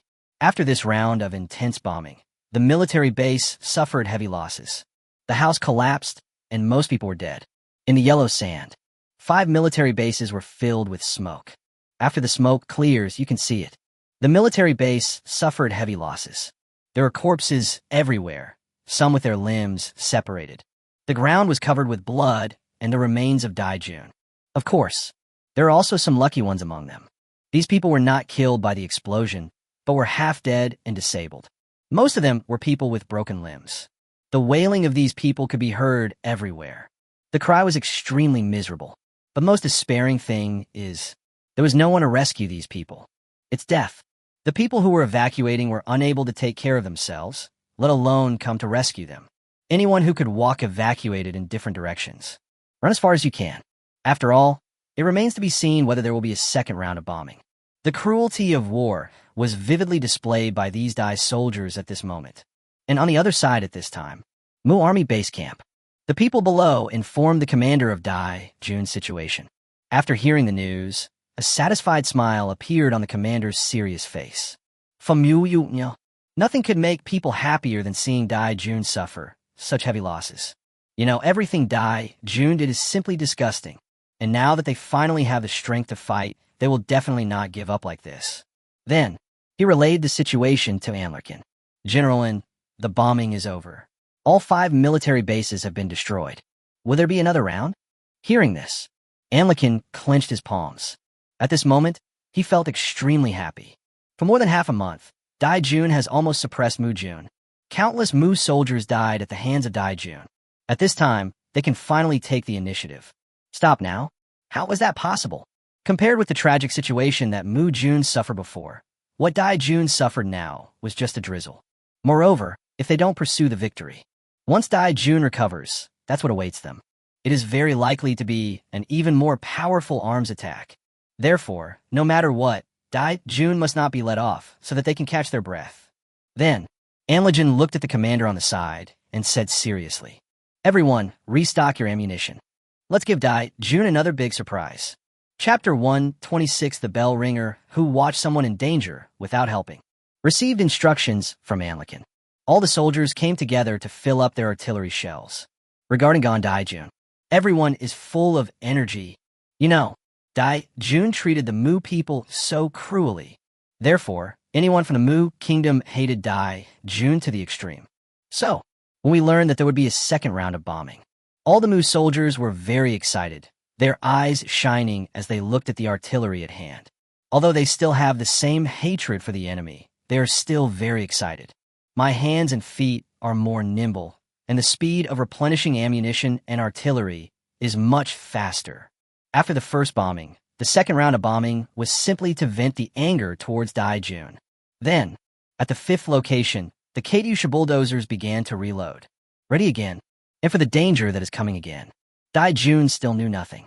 They never imagined that the Mu army would launch a second bombing. Those Dai troops who have already evacuated. Even though he had walked several miles, he could still hear Daijun's wailing behind him. If you say, the sound of bombing is the knell of death. These endless wailing sounds are a constant reminder to them. They are the bell ringers. The bell ringer who watched someone in danger without helping. Finally, Daijun couldn't stand it anymore and covered his ears and shouted in despair. I can't stand it anymore. Go back and save them. The Mu army's bombing is over. We can go back and rescue them now. The words fell. The team that was originally walking stopped, and everyone lowered their heads and remained silent. Seeing this, the army commander walking in the front row frowned and shouted irritably, "Do you think I don't want to save them? If the Mu army launches a second round of bombing, we'll all be doomed. If you want to save them, go by yourself. Don't take us all with you. Those who want to save others should go first, and the others should continue to evacuate." After saying that, he waved his hand impatiently. Something unexpected happened. Just see. After he finished speaking, no one hesitated. All turned and left. Seeing this, he raised his hand and pointed at everyone, his eyes widening. He said in an incredible tone, You were trying to kill yourself. Didn't you see the firepower the Mu army just unleashed? Aren't you just going to die if you keep going forward? Hearing this, the people who were walking in the opposite direction towards the military base stopped. Someone turned around slowly and said lightly, even if the Mu army was really well equipped, there wouldn't be 2 rounds of bombing. Look at the ruins. Is a second bombing necessary? Besides, the Mu army still has equipment. After saying that, he left without looking back. In the eyes of this group of Daijun, the Mu Jun was just taking advantage of the situation temporarily. They're just relying on the artillery shells supported by the country behind them. And the wave of bombing just now must have been almost used up. After all, there were so many rocket launchers. Tens of thousands for sure. Therefore, they concluded that the Mu army would definitely not launch another round of bombing. They're not the only ones who hold this idea. Several military bases evacuated people, and some went back to rescue people. However, just when everyone was coming to the rescue, the second bombing is coming again. A sky full of artillery shells came towards them. The previous military base had been reduced to ruins by the first round of bombing. This time, when the artillery came, they had no place to hide. He could only watch helplessly as he was blown to death in despair. A moment later, the second wave of bombing ended. All the Dai troops who turned back to rescue were unable to escape the bombardment of artillery shells. And those Daijun who are still struggling to survive are waiting for rescue. Naturally, they couldn't escape the second round of bombing. A moment, Daijun's losses increased again. It can be said that it was extremely tragic. Different from Daijun's shrillness. The Mu army was very happy. Countless Mu soldiers, looking at the smoke in the distance, were so excited that they couldn't contain themselves. After 2 rounds of bombing, Anlikin was satisfied. He laughed and shouted, "Take off all the equipment. Daijun's bunch of bastards definitely can't withstand these 2 rounds of bombing. If they come again, it will be a waste of ammunition." Hearing this, Imujin naturally had no objection. 2 waves of powerful bombing. The yellow sand was blown all over the sky, and the ground shook 3 times. It's like this. There is no doubt that he was killed without a complete body. After the happiness, Anlikin suppressed the excitement in his heart and continued to give orders. Everyone on the front line, get ready, check all gas tanks, mortars, steel tubes, and rockets, and prepare to meet the enemy. After all, their military bases were destroyed. Therefore, Daijun will definitely fight back. Crazy revenge is inevitable. But are they panicking now? Don't panic at all. However, we still need to be prepared to fight the enemy. Hupu Bird, the General Command Base. The news of the bombing of 5 military bases soon reached the headquarters base. Enders was shocked when he heard the news. Just a few hours, the Mu army destroyed their 6 military bases in succession. If there is nothing behind this, there must be something fishy. Continue to maintain contact with the evacuees from the 5 bases. I'll report the situation. After saying that, he turned around and immediately went to Schleiss's office. As soon as he walked out of the communications room, he ran into Schools, who was about to go to the communications room. Seeing Enders's flustered look, he felt uneasy. Then he looked at Enders nervously and asked tentatively, "Everyone in the base has evacuated." There were several explosions in succession just now. Moreover, the sound of the bombing was much louder than before, and it was obvious that the power must be quite strong. His prediction was correct. Mu Jun's target is not only that military base, but all military bases. Under his nervous gaze, Engels scratched his palms and spoke stutteringly. Some people evacuated, but what? Seeing Engels hesitate to speak, Schleiss felt heartbroken. Damn it, just evacuate, why the but? Under Schleiss's pressing gaze, Engels lowered his head and spoke through gritted teeth. Only some of the armed personnel evacuated, but after the first wave of bombing, they returned to rescue people. Almost the entire army was destroyed. Hearing this, Schleiss's body trembled. He could hardly believe his ears. He asked in disbelief, frowning. Evacuated, and then went back? 5 military bases, all gone. Hearing this, Engels' facial features twisted together, and he nodded with difficulty. Seeing this, Schleiss's expression changed drastically. What the hell? He went back to save people and got himself killed in a bomb explosion. Everyone has evacuated. Why go back? What kind of magical operation is this? Chapter 127 is so fierce. Suddenly, Schleiss felt furious. Isn't this just asking for trouble? Then, he took a few deep breaths and forced himself to suppress the emotions in his heart. After sorting out the emotions in my heart, he looked up at Enders again, his face so gloomy that it seemed like water could drip from it. Then he ordered in a cold tone, "Take inventory of the headquarters and all the equipment. Take half of the current equipment to the front lines and send 5 more teams to support those evacuating the military base. Let them all rush to the battlefield. We absolutely cannot let this go unpunished, or else the Mu army will definitely take advantage of us." Hearing this, Enders's face didn't look very good either. This time, Mu Jun really made a big splash. 6 military bases were destroyed in one fell swoop. If they're like this and don't take action, I'm afraid that Mu Jun really thinks that they are easy to bully. Moreover, their losses this time were so heavy, with so many Dai soldiers killed. No matter what, we can't let Mu Jun go easily.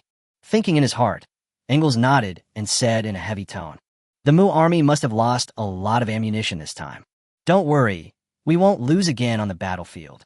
Hearing Engels' words, Schleiss's clenched fists tightened, and his eyes seemed to be filled with poison. Then he nodded and said lightly, "Send more people. We don't know what's going on with the Mu army yet, but it's definitely not simple. Bring more equipment, especially rocket launchers. Don't underestimate the strength of the Mu army."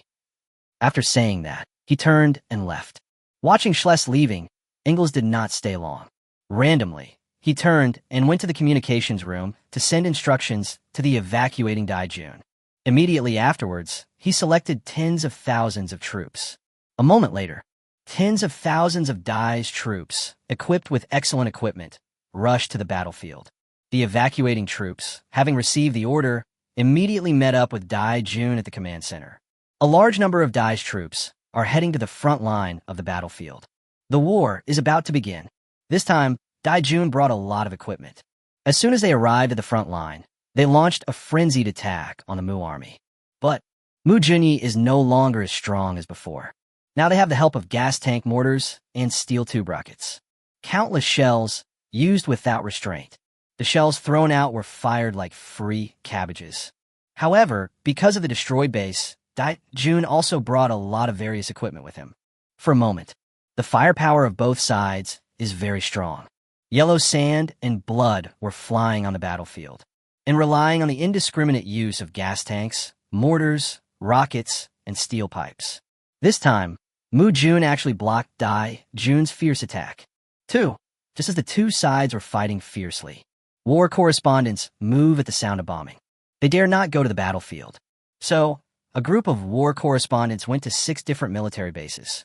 With the addition of war correspondents, soon, The tragic situation at the Hupu military base and the remaining Katyusha bulldozers of the Muslim army all made international news, and the Daimyo War once again appeared before everyone's eyes. But this time is different from the past. The roles of Mu Jun and Dai Jun in this war swapped. Look again at the dire state of the Daijun military base and the tattered appearance of the Katyusha bulldozers. Countries around the world were shocked. Everyone in the whole world was shocked. On foreign websites and major international forums, people from all over the world are expressing shock. Fuck, did Mubu go too far this time? He really hit me too hard. This world is too magical. The Middle Eastern Flathead Brothers military base was actually blown to pieces by the Mu Kingdom. The Hupu was also blown up badly, isn't it? Does the Mu army have such strength? I really can't believe it. Was this done by the Mu army? Do they have the ability to do this? Look carefully at the photos and videos in the post above. They have a secret weapon. How could that junky thing of Mu Jun be so powerful and fierce? Most netizens were shocked after seeing the photos and videos taken by war correspondents. On the one hand, Dai Jun's military base was badly damaged, and everyone was shocked at how ruthless Mu Jun was. After all, it was Mu Jun who was beaten like this in the past. There's another aspect. Everyone was shocked at Mu Jun's strength. You know, along the way, they were suppressed by Dai Jun the whole time. Result, it suddenly rose. However, what shocked countless netizens the most was Mu Army's equipment. That seemingly tattered equipment is actually so powerful. The appearance of the Katyusha bulldozer opened the eyes of countless people. After all, who could have imagined? In the video, the Katyusha bulldozer looks so shabby. It's so powerful and fierce. And that was a weapon that could directly blow Dai Jun's military base into ashes. It's so fierce. The most shocked countries are Yemen and Syria. Naturally, they also paid attention to the new situation in Mu State at the first time. Minister Ba's eyes widened as he looked at the videos and photos taken by the war correspondents on his mobile phone. He quickly handed the phone to Harvard on the side and asked in confusion, "Do you think the bulldozer Katyusha in the video is different from the ones we had before?" Hearing this, Harvard glanced at Minister Ba, then turned his attention to the phone in front of him. His originally confused expression suddenly widened his eyes. Randomly, he took the phone in his hands. After a careful inspection, he nodded and said lightly, "This is indeed different from what we used before. The power has become much higher." After receiving confirmation from Havit, Minister Ba was puzzled. He frowned and asked in confusion, "I was the one who helped Mu State contact Xinyan with the arms, how come? The merchant is the same. Why are the results different?" Just when I was at a loss. Sudden, Minister Ba slapped his forehead and said excitedly, "I see. Mu's bulldozer Katyusha was modified by Xinyan. Ours was modified by ourselves." But as soon as he said it, he realized something was wrong. Then he stood up and looked at Harvard on the side and said puzzledly, "But we were taught by Anna Shun himself before. Logically speaking, there should be the same thing." Hearing this, Harvard nodded in agreement. Both of them were very confused. How come it was modified in the same way, but the power is different? Minister Ba held his chin with one hand and thought on the spot. A moment later, he looked at Havit and said doubtfully, "Could it be? The apprentice is not as good as the master. Is it really because of what the apprentice did that he is not as good as the master?" Chapter 128, You Will Never Suffer a Loss or Be Cheated. After Minister Ba said this, the more he thought about it, the more it made sense. After all, their equipment. Wasn't that also done under Shun Yan's instruction? If the power was different, then the only question left is who does it. He immediately felt that it made perfect sense. No matter how well an apprentice learns, he can never be better than his master. So, the problem must be with the person who did it. It is precisely because Mu Jun's bulldozer Katyusha was made by Shun Yan that their power is so much greater than theirs. Thinking about, he clapped his hands violently and screamed, "I know what the problem is." Hearing this, sitting in the chair, Havit looked up at Minister Ba.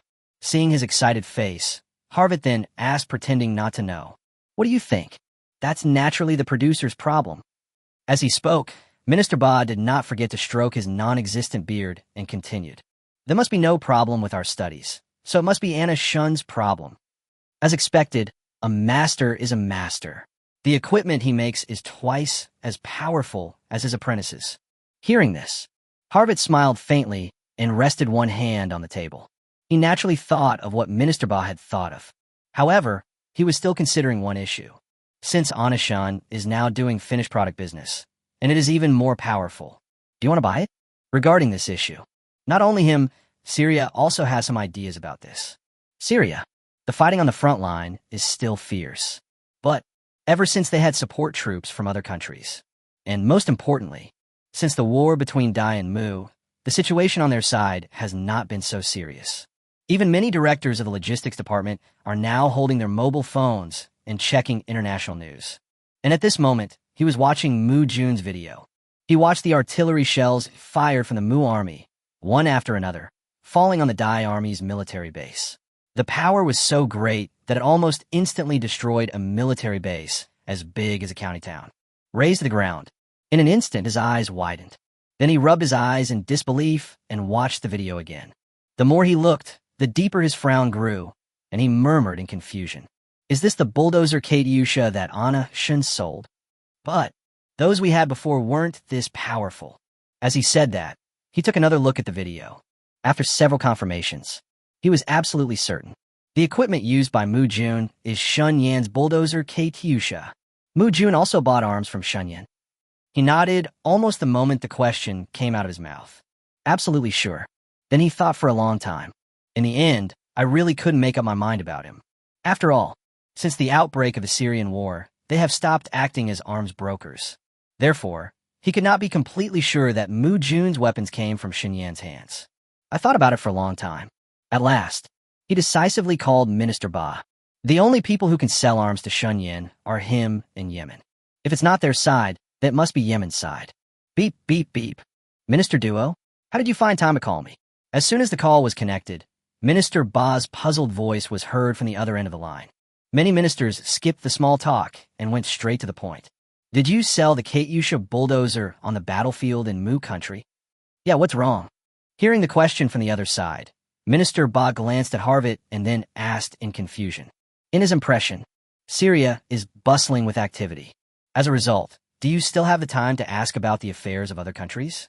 Then, he came and sat down next to Harvit and turned on the hands-free mode. After he finished speaking, Minister Duo hesitated for a moment and then spoke again with a doubtful voice. Then since you both come from the same business, why do I think his bulldozer Katyusha is more powerful than both of ours? Didn't everyone buy from the same place? In an instant, Minister Ba disappeared in confusion.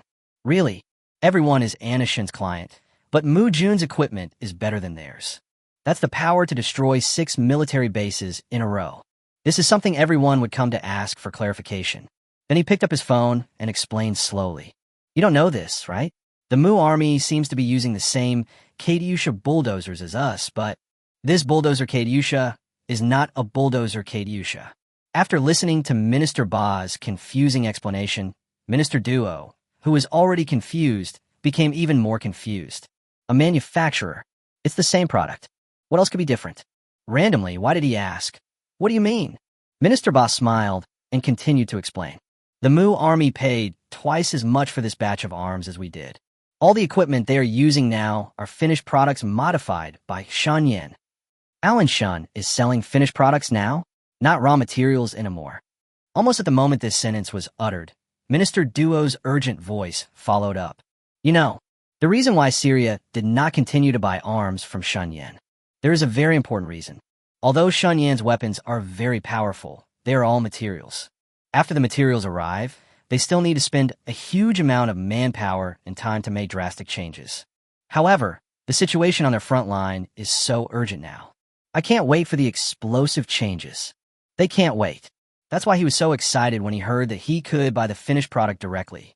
Hearing Minister Duo's excitement, Minister Ba smiled and continued. Mugwa is an urgent need, so I asked Shinyan for help. He agreed, but the price is double what it was before. Hearing this, Minister Duo made the decision immediately without any hesitation. Buy.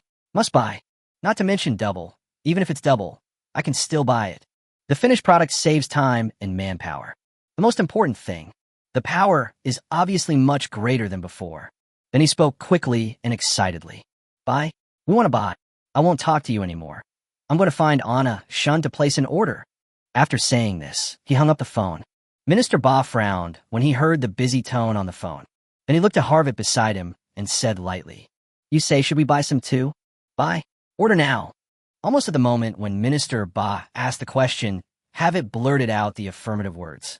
This action completely stunned Minister Ba. Was it such a hasty purchase? Oh, that's not right. It's not sloppy either. After all, the finished product saves time and effort and is extremely powerful. Spend this money. You will definitely not suffer any loss or be cheated. Chapter 129 Modify and upgrade the bulldozer Katyusha. Almost at the same time, the two logistics ministers of Syria and Yemen both decided to place orders with Anashun. Of course, all orders from both sides must be completed through drastic changes. As for the so-called price increase, the two of them didn't care at all. Time is more precious than doubling the price. They received Shun Yan's materials, which needed to be revised again. Moreover, although they were taught by Shun Yan, they were powerful. The gap can be clearly seen through the Daimu battlefield. That power is far from enough. There's a reason why the master is the master. At the same time, inside the Pakistani military factory, Shun Yan was watching the production of these technical talents in the technical department.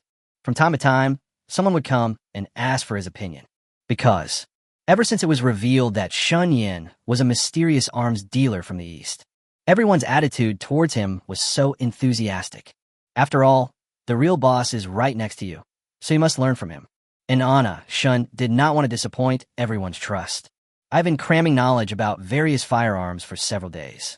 However, his learning ability is good, so he just goes through the books once and has learned most of them. So, in the eyes of those technical talents, he is almost omnipotent. No matter what the problem is, he can solve it easily. After a round of inspection, he pulled out his cell phone and checked the time. Then he said calmly, "Mu Jun must have received the goods, but I don't know how he is using them." As he said that, he unlocked his phone. I immediately opened Baidu and started searching. If there is any situation over there, the war correspondents will definitely report first. Therefore, reading international news is the best way to check the results now. Just see. As soon as he opened Baidu, after the advertisement page passed, what caught his eye was the story about the Daimu battlefield. The state of Mu displayed its mysterious military weapons, and the Hupu military base was reduced to ashes in seconds. Looking at the title, Anna Shun smiled and clicked into the article.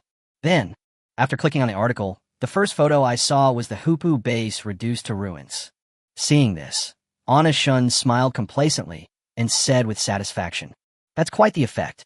They've reduced such a large military base to rubble. Not bad, not bad." This also proves that this modification is very successful. It seems that we could try to update the rocket launcher in the future. Then, Anna Shun swiped downwards a few times with satisfaction. Randomly, a photo of the bulldozer Katyusha came into view. Just see. The Katyusha bulldozer in the picture is covered with a layer of yellow sand and surrounded by gunpowder smoke. The Katyusha bulldozer was already very old. After several compressions, it is put into Baidu to instantly create an aging effect that is increased by 100. It feels very shabby. Almost the moment he saw the photo, Anna Shun's brows furrowed. He murmured with some disdain, "The power is fine, but the appearance, it's so fucking ugly. How can this guy be so ugly? He looks like he was picked up from a garbage dump." Immediately, he thought of the wild spokesperson. What the fuck? Is spokesperson Zhang so ugly? After what happened to Mugwa this time, there will definitely be a lot of people coming to him. Thinking about it, he held his chin and said hesitantly, "If this guy becomes popular in the future, he will definitely be the first signboard of the military factory. Now we have professionals and the production conditions are in place. So it's time to upgrade." As he spoke, an idea came to his mind. Since they have all been upgraded, it's better to be thorough. Direct, comprehensive upgrade. Not only the appearance, but also the range and power can be solved all at once. Then, he glanced at the technical personnel who were studying the deployment of artillery shells.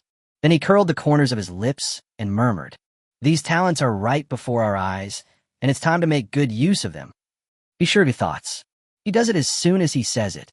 Then he walked to Ezius's side and put his hand on his shoulder. Ezius, who was working hard, was startled. He pushed his eyes, pushed Anna Shun's chest, and said with a smile, "Boss, what are you doing?" Hearing this, Anna Shun showed a smirk on his face. Immediately, Easius felt that something was happening and smiled unnaturally. Under his hesitant gaze, Anashin looked at all the technical talents and said with a smile, "Those who are working on artillery shells, come and take some." After saying this, he did not forget to wave to everyone. Seeing this, although everyone didn't know what kind of medicine was sold in Shunyan's gourd, several people still walked towards him. After seeing several people coming, Shun didn't keep them in suspense and spoke directly. "I want to modify and upgrade the bulldozer Katyusha again.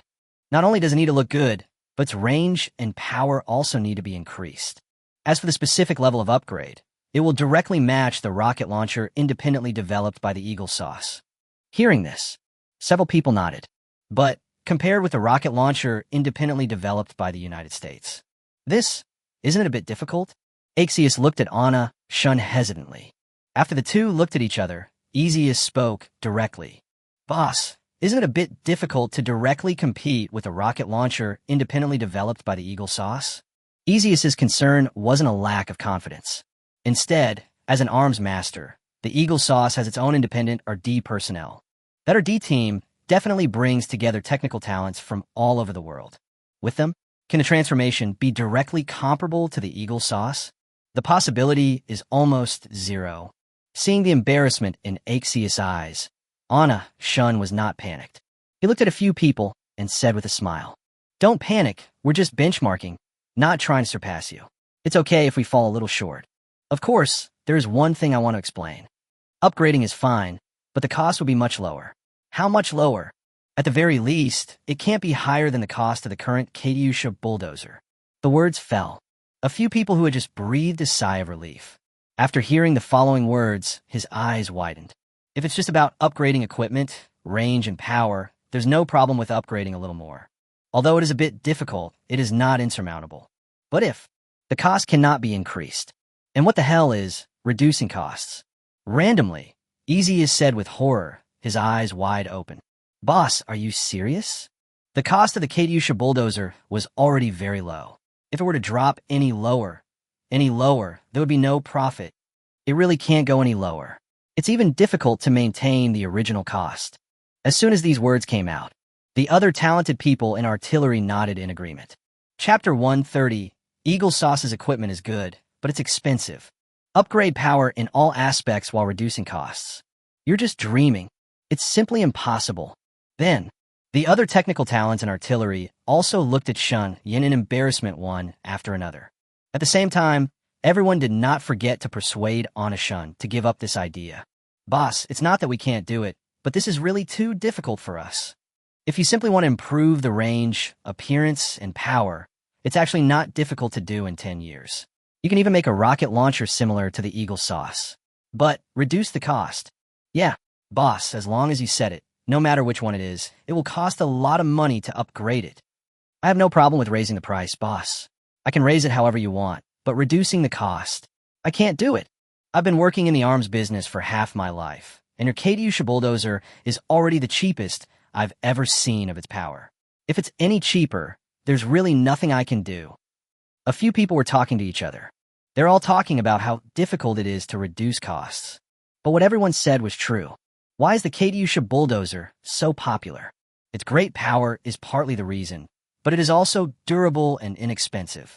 This is the key that attracts people all over the world. If only it would be powerful. That is much more powerful than this, but it's about price war. Bulldozer Katyusha, it must be the well-deserved number one. So, I want to upgrade based on the current situation and reduce the cost. This is even harder than climbing to the sky. And listening to the words of the people around him, Shun held his chin and seemed to be thinking about something. After a while of thought, he put away the smile on his face, looked at the few people, and spoke seriously. Indeed, improving performance, whether it's range or power or changing the appearance, any of these are easy to solve. But our upgrade goal is to match the Eagle Sauce. If our prices go up, where will the advantage come from? After all, money can solve everything. Shun is very clear about this. But he is a businessman. He does this to make money. Therefore, the cost must not be increased. Xinyan's attitude towards cost control is very firm. Seeing this, several technical talents looked at each other in confusion. After listening to Shun's words, the hearts of several people who had originally made firm decisions were shaken. Chief among them was Easius. He frowned and held his chin in thought. After a long time, he looked at Anishun and said hesitantly, "Our goal is to directly compete with the Eagle Sauce. I'm confident that our rocket launcher can be better than that group of researchers, but let me think about the cost." Seeing that Ixia's thoughts were loosened, Anishun smiled in his heart. "As long as your heart is shaken. The rest is definitely easy to say." Then, he suppressed the excitement in his heart. After calming down, he still looked worried. He looked up at the few people and said with some embarrassment, "You should know how much the arms sold by the Eagle Sauce cost, and how much the Katyusha bulldozers we sell cost. The gap between us and the Eagle Sauce is huge. This is our business." Hearing this, some people who were originally determined that there was no way to reduce costs began to waver. That's an advantage compared to the Eagle Sauce. It's like snatching food from the tiger's mouth. If this succeeds, it will definitely be a brilliant achievement, the kind that you can brag about for years to come. Then, after thinking and looking for a while, several people slowly raised their heads. Their faces had already relaxed a lot.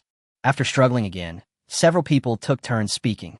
"Although reducing costs is difficult, I don't think I'm any worse than those researchers in the US, so I'll think about it and tell you later." "Boss, I've thought about it. This is indeed a very challenging matter, so I want to consider it. I'm the one who helped my former boss save hundreds of millions of dollars. This matter is much more difficult than that. I need to think about it again." "Boss, don't worry. I'll tell you when I've thought about it. It's very challenging, and I feel like I can give it a try." Seeing that several people were vague in their words, they all said they needed to think about it. Suddenly, Anishun was overjoyed. Then, he came to the side and sat down, waving to everyone. "Sit down and think about it. I'm not in a hurry. Think about it carefully." Anishun was not panicked at all. In short, consideration will eventually lead to agreement. Moreover, if you wait for a while, you can make a lot more money in the future. You know, the finished product after the major overhaul is worth $1 million US. But what happens after the upgrade? How much more can it increase? The starting price is right there. If he raises the price suddenly after upgrading, that's a dead end. But if its power becomes greater in the future, the price will not increase significantly. That bulldozer Katyusha is bound to be a hot seller. Seeing that everyone was thinking about it, Anishun continued. "Do you know the main reason why Yemen and Syria chose to buy Katyusha bulldozers from me?" Hearing what Anishun said, several people who were thinking raised their heads and looked at him. And Easius said directly, "The whole world knows about it because it's powerful enough. And its price is what attracts them the most. A war-torn country like theirs must buy equipment with high cost-effectiveness at a low price." The words fell. The other technical talents also nodded in agreement. In response to this, Anishun smiled faintly. Then he looked at everyone, nodded, and continued. "This is not only because the Katyusha bulldozers are cheap, but mainly because the price of Eagle Sauce is too high. Eagle Sauce's equipment is good, but it's expensive. If they want to turn things around or stabilize the situation, they need equipment. At that time, the original Eagle Sauce was one of their choices, but then I came along." What Anishun said was also true. The reason why Yemen sent 100, 200, or even 500 sets of equipment at one time. It's just that it's cheap and easy to use. Same. This is also one of the reasons why the Eagle Sauce wants to start a war. It's just that their prices are high, so no one can afford an order of 1 or 200. Even if they buy, it is a small order. That's why they want to start a war. As long as there is war, there will be countries that need to buy arms. And Eagle Sauce is undoubtedly the best target. After listening to Anishun's words, several people understood. This is actually a battle of price-performance ratio. If they succeed in developing low-cost equipment, that's just stealing money from the Americans. Exciting, this is quite exciting. And high performance, low cost, this is a challenge of high difficulty. If it succeeds, that would definitely prove their strength. A researcher far superior to the Eagle Sauce. Chapter 131, 200 sets? All the previous ones are used up. This group of talented people just like to do things that seem impossible. Not to mention, who are their opponents this time? The Eagles, as well as senior technical researchers from major countries. If this is done, how can this be? We must challenge this impossibility. Almost not thinking about anything. Then, several technicians said in unison, "Let's do it." After they finished speaking, They looked at each other. Afterwards, they all started to brag about themselves. It's just low cost and high performance. How can a talented player like me be afraid? No need to brag, boss. Just give me enough time, and we won't even need to benchmark ourselves against each other. We can just surpass them. Eagle sauce is not as good as those little karamis. It is definitely surpassed. Don't worry, boss. For a talented athlete like me, the more difficult the challenge, the more I love the challenge. If this happened to someone else, there might not be much they could do, but if it happened to you, I would definitely make it happen for you. As they talked, they walked towards a research table. Without waiting for Shan Yin to give the order, this group of people had already started researching. Seeing this, as the boss, Anishin was very satisfied. If employees work actively, which boss would not be happy? What's more, his employees are still researching ways to help him save money. This is simply too good to be true. Then, Anishin glanced at the technicians behind him who were absorbed in their research and smiled with satisfaction. Not bad, not bad. No need to urge me. Genius is the best. That damn competitive spirit is really good. Having said that, he walked out of the technical warehouse. He had no intention of interfering with the technicians' research. This time, I want to let go and let the technicians research it on their own. It's not a question of ability, but he paid them to do research. As a capitalist, you should learn to enjoy and exploit. After leaving the technical warehouse, he returned to his office. Just see, the office still looks the same as it did when I was supervising the construction site. The only thing that was more was Shun Yan's world map. He came to the world map again, and this time, his focus is not on which country to do business in, but new equipment. The events in Syria this time served as a wake-up call for him. He stared at the Middle East on the world map, lost in thought, and muttered to himself. The equipment I have at the moment is still too limited. Only gas tank mortars and steel tube rockets are not enough, and with the Mu Kingdom incident this time, I'm afraid the arms dealer's affairs will no longer be concealed. Looks like we're going to face off against Eagle Sauce. Said, not only was Anishin not afraid, but he was even a little excited. But more powerful weapons must be researched. Even if the affairs of the Mu Kingdom are covered up for the time being, what about in the future? In the future, his business will definitely grow bigger and even expand to the whole world. And if he becomes the most powerful arms dealer. Thinking of this, Anishin's eyes flashed with excitement, and he said in a calm tone, if that happens, we will definitely make countless enemies. All the major countries that sell their own arms and arms dealers from various countries will become our rivals. Especially that bastard Eagle Sauce. By then, he'll definitely make things difficult for me. Anishin knew very well what he was about to face. But he was not panicked at all. It would definitely not work if we only rely on the things in our hands. So, in addition to the Katyusha bulldozer, you definitely won't be able to do it without some hard tools. He made the decision immediately.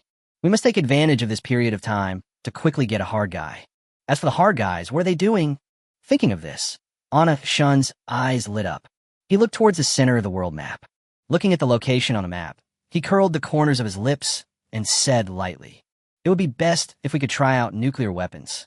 Also, it's time for nuclear weapons to make their debut. As long as I have nuclear weapons, I can sell arms however I want. Want to stop me? You have to consider your own strength first. As he spoke, his eyes flickered with anticipation. Nuclear weapon. This is a heavyweight. If this is researched, it will definitely shock the world. Just as Shun Yin was imagining the future, the phone rang. Ding-ling-ling. The sudden ringing of the phone interrupted Anishin's thoughts. He frowned and touched the table behind him. When he picked up the phone and looked at the screen, he was stunned for a moment. Minister Ba? Yemen, what is this? When he was wondering, he picked up the phone. As soon as the call was connected, Minister Ba's excited voice came out almost within the first second. Yen, I want to place an order for 200 sets of modified bulldozer Katyusha. Hearing this, Anishin was stunned. Didn't you just check the international situation? I haven't seen any news about the incident in Yemen. Moreover, 200 sets. Have they used up all the previous ones? Then, Anishin glanced at his phone and asked directly, 200 sets? Have all the previous ones been used up? Isn't the situation over there already over? The words fell. There was a pause for a few seconds on the other end of the line, and then Minister Ba's loud laughter was heard.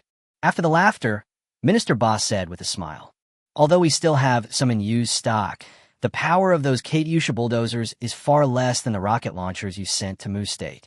No matter the range or the power, they can't compare to the batch you modified for Mugwa. So, we've decided to buy another 200 of your modified rocket launchers. And when it comes to weapons, we're not afraid of having too many. We're just afraid of not having enough.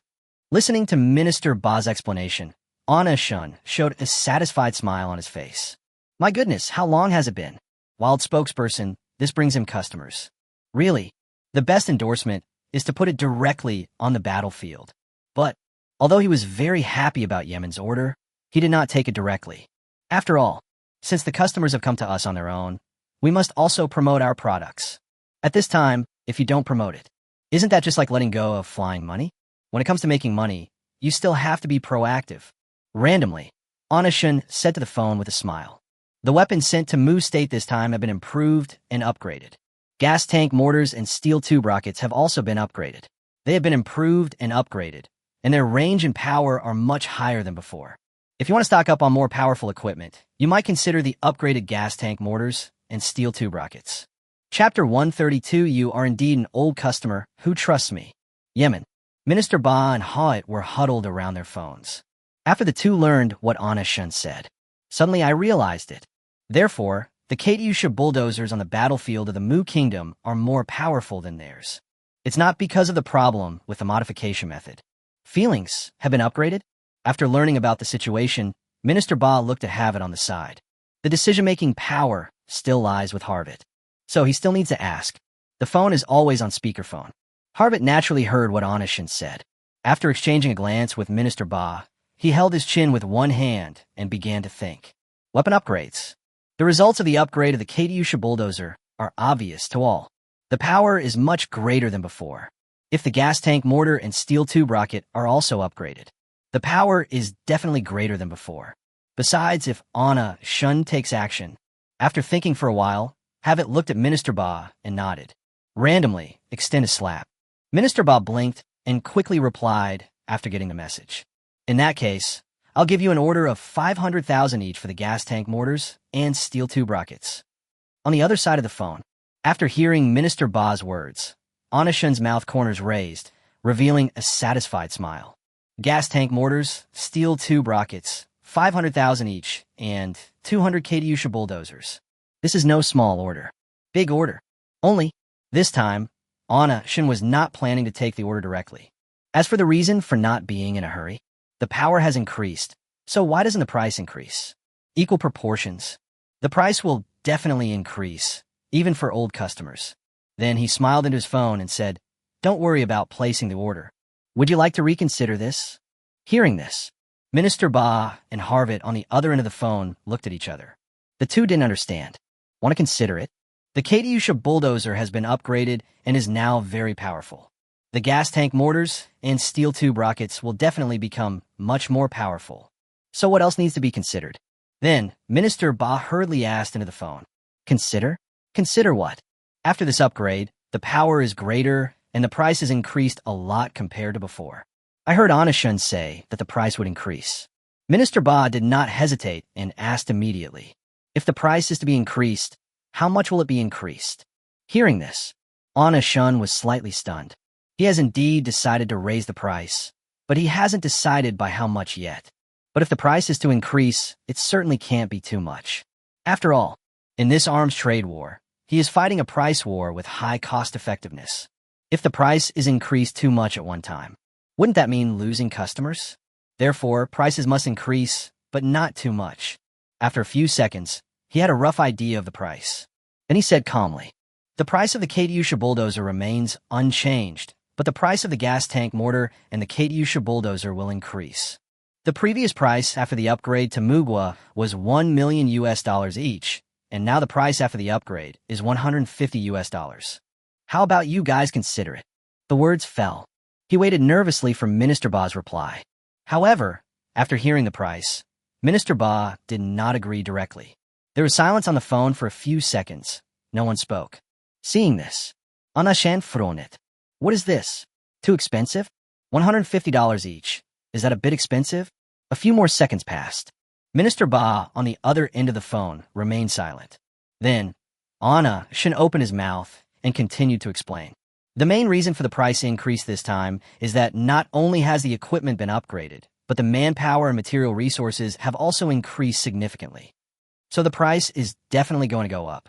And just as Anna Shun finished speaking, Minister Ba's laughter came from the phone.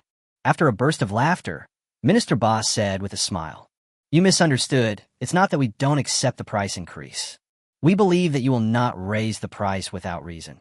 So if you raise the price, it must mean that the power of the equipment has been greatly improved. So we accept the price increase this time, and we still place the original order." Hearing this, Anna Shun obviously breathed a sigh of relief. As long as it's not too expensive. Since the price has increased, it must be because of the major upgrade and renovation. Afterwards, Anna Shun was also very straightforward. No problem. After hanging up the phone with Minister Ba, Anna Shun fell on the chair with a satisfied smile on his face. He looked at the ceiling, thinking, and muttered, 200 Katyusha bulldozers, plus 500,000 each for gas cylinders and steel pipes. This order is going to be quite a lot of money. $150 each, $1 million order. I was just calculating the price when my cell phone rang. Hearing this, Anna Shun touched the phone at hand. After taking a glance, his eyes widened. Then, he suddenly sat up from his chair, looked at the numbers on his phone, and said excitedly, 3 billion. This is the full payment. You are indeed an old customer who trusts me. Anna Shun was deeply pleased with Yemen's trust. Just as he was feeling relieved about Yemen's trust, the phone on the side rang again. Ding-ling-ling. Seeing the caller displayed on the phone, Anna Shun raised his brows slightly. How many ministers? He was somewhat surprised by the call from multiple ministers. After all, there have been no orders from Syria for a long time. But he was only stunned for a few seconds before he understood Minister Duo's intention. It seems that it is the same as Yemen. We saw the equipment of the Mu Kingdom. Sure enough, wild spokespersons are more efficient. It hasn't been long, and 2 customers have already placed orders. While sighing, he picked up the phone. As soon as the call was connected, the voices of several ministers were heard from the other end. Bulldozer Katyusha, we want to place an order for 200 units. Then, Anna Shun conveyed what he said to Yemen to Minister Duo. The same goes for the gas tank mortar and steel tube rocket upgrades. He showed great interest and placed an order directly. However, after learning about the price increase, he hesitated. Syria. Many ministers tightened their grip on their phones. He frowned, feeling extremely conflicted. You know, the current situation in Syria is very different from that in Yemen. They had just escaped from a high-density attack. Because of the Daimu War, I was able to breathe a sigh of relief. They are different from Yemen. Now that the war in Yemen is over, everything needs to be rebuilt. You can slowly recover your vitality. But the price after the price increase is still not very high. However, they didn't need to think deeply about it. Then, he spoke hesitantly into the phone. I need to think about the price increase and get back to you with the results. Chapter 133, is this what they call waiting for the clouds to clear and the moon to appear? After hanging up the phone, Minister Duo looked at his phone and thought for a while. The price increase is not unacceptable. But their current situation, Syria and Yemen are different. The war in Yemen has been over for a while and has been slowly recovering. And they're still at war. Thinking in his heart, Minister Duo tightened his grip on the phone and muttered with a determined look in his eyes. The price increase is naturally due to the huge increase in power. Needless to say, the power of the equipment made by Anna Shun is naturally great. Furthermore, after the Katyusha bulldozer was upgraded, its power was visibly increased. The same goes for the gas tank mortar and steel tube rocket. Maybe you can give a try. As he spoke, he turned on his phone and reported what Anna Shun had said to his superiors. If this is really powerful, perhaps this is really the only way to help them resolve the current war in one fell swoop. If the war can really be resolved in one go, it doesn't matter if it's a little more expensive. Minister Duo pursed his lips tightly and kept his eyes fixed on the screen. He looked at the message on his phone nervously. A moment later, ding dong, the reply from the senior leadership has arrived. If it's really powerful, you can give it a try. Place an order of several 100,000 first. If it's truly powerful, then buy in bulk. As long as the war can be resolved once and for all, price increases are no problem. Get instructions from senior leaders. Minister Duo called Anna Shun directly. The call was answered immediately. Before Anna Shun could speak, his excited voice came out first. 100 upgraded Katyusha bulldozers, 300,000 each for gas tank mortars and steel tube rockets. This number was decided after careful consideration by multiple ministers. After all, although he believed in honest shun, they didn't have so many opportunities for trial and error after all. It's safest to deposit 300,000 first. Moreover, if it is powerful enough, there will still be time to place large orders at that time. Anyway, honest shun is now sold as a finished product. There is absolutely no need to spend time on making drastic changes. This saves a lot of time and also gives them the opportunity to try. And when Honest Shun received a call from Minister Duo, this situation was already expected. Then, he also accepted the order very readily. No problem, I'll expedite your order, don't worry. Upon hearing this, many ministers were very satisfied. Expedited delivery, this sentence really touched his heart. The current situation in Syria, being able to finish it early would be the best help. Although now they have support from all sides. But at the end of the war, they were the ones who got hurt. Then he said with a grateful tone, I'll transfer the money to you later, just ship it on time. After saying that, he hung up the phone. And after Honest Shun hung up the phone, he was naturally very excited. Looking at the 2 orders on his phone, he muttered with a smile. Is this what they call waiting for the clouds to part and the moon to appear? However, compared with Yemen and Muhammad, Syria does not receive many orders. But there were 300,000 each of gas tank mortars and steel tube rockets, and 100 Katyusha bulldozer sets. This is actually a large order. After the excitement, he sent a message to Uncle Jean. Gas tanks and steel pipes cost 800,000 each, and there are 300 bulldozers. The address is still the same as last time. Right. Purchase according to demand. This batch of goods needs to be delivered quickly. After sending the message, he no longer cared about domestic shipments. After all, Uncle Jean is there, so he can trust him to do his job. After explaining the order information on both sides, he began to deal with the order issue of the military factory. This big order is here. The last order mobilized almost the entire military factory. So, this time I must not be as flustered as last time. Last time it was time sensitive. Things were not arranged properly. But this time he has plenty of time, so he must think it over carefully. The most urgent order this time is the order from Syria. Gas tank mortars and steel tube rockets cost 300,000 each, and there are only 100 Katyusha bulldozers. So, the technical department shouldn't be involved in this matter this time. But what about the factory workers? But if there are dozens of people, will that be enough? People in the technical department must develop weapons well. Not to mention, they have more important things to do now. But what if other people in the military factory are not used? Will they be able to make it in time by hiring people who specialize in making drastic changes? For a moment, his heart was in turmoil. The speed in China is very fast. With several previous purchasing experiences, everyone is familiar with the route. Uncle Jean contacted all the major manufacturers in a timely manner, and many of them had goods in hand. Therefore, everyone's delivery speed is very fast. After all, major gas cylinder manufacturers already have a lot of inventory. After these 2 purchases, the inventory has been almost cleared. Not even a day. Uncle Jean purchased all the goods. Hundreds of thousands of orders were also shipped in full. Not long. Domestic goods were sent to Pakistan one after another. During the period when the goods were sent to Pakistan, he also decided all the modification tasks were handed over to dozens of people who were brought in later to do the modification. And these dozens of people will be responsible for the explosive changes in the future. Soon, the day arrived for the first batch of goods to arrive. Shen Yin brought dozens of explosive modification talents to the warehouse in a military factory that was specially reserved for explosive modification. Just see, inside the huge warehouse, 3 entire walls were covered with piles of gas tanks and steel pipes. All that is left for the explosive reform talents is an open space in the center of the warehouse.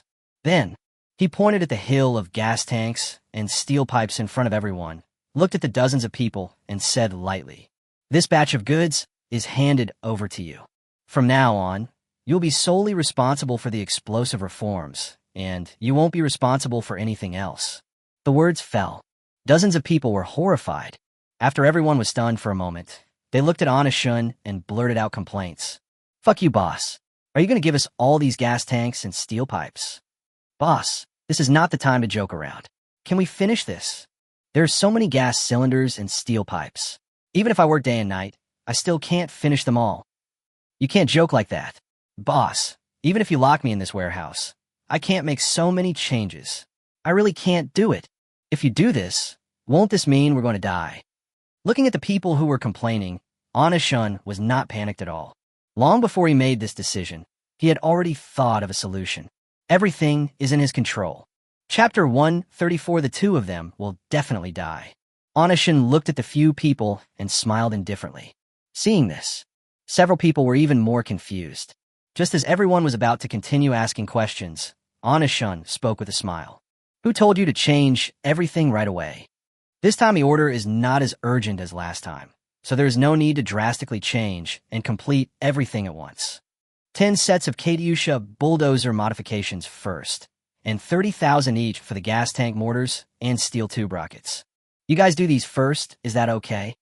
Also, your salary will be doubled from now on. Hearing this, the crowd who were originally complaining fell silent in an instant. There are dozens of them, and 30,000 gas-fired wave mortars and steel tube rockets. This quantity of orders can still be completed. The most important thing is a salary increase. Double it. It's already like this. What's the point of a bicycle? Seeing that everyone had no objections, Shun smiled faintly. Then he looked at everyone and gave instructions with a smile. 100,000 orders isn't too much, but your speed can't be too slow. After entrusting everything to him, he naturally did not stay long. Although he does not participate in the upgrade work of the technical department, he still has to take a look. After walking out of the warehouse, he went straight to the R&D warehouse of the technical department. As soon as I entered the door, he felt everyone's solid line. Boss, shouldn't we be involved in this explosion? Although the last blast was indeed very tiring. However, it is not impossible to learn something from such transformation work. You can even practice your skills. So after learning that the factory had received another batch of materials for gas tanks and steel pipes, everyone waited for Shun to come. Instructions, I haven't seen him for a long time. Seeing everyone asking questions, Shun said with a smile. Isn't it better not to participate in the explosion? This order isn't urgent, so you guys should do the research and build the guns if you need to. As for the modification work, I'll handle it as I please. Regarding the arrangement of this order, he had naturally planned this long ago. In order to not affect the normal operation of the factory, everyone has their own things to do. So, he categorized the orders directly.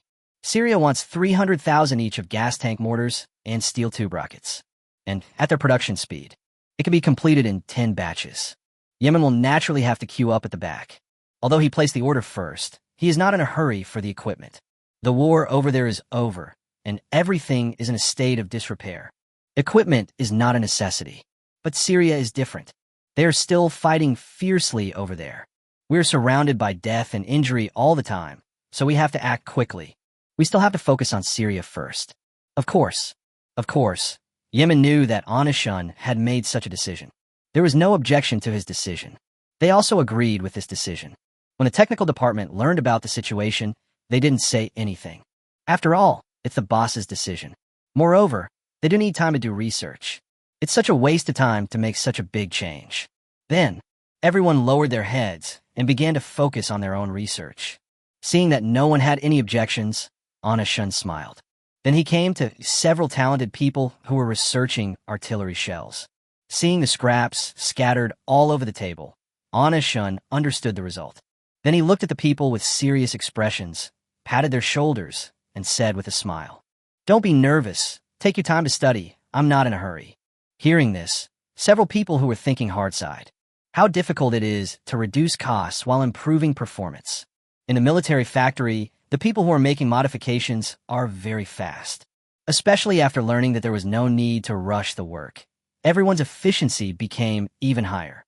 Not only has the error rate been reduced, but the speed has also increased a lot. Not long. The first group of equipment was drastically modified.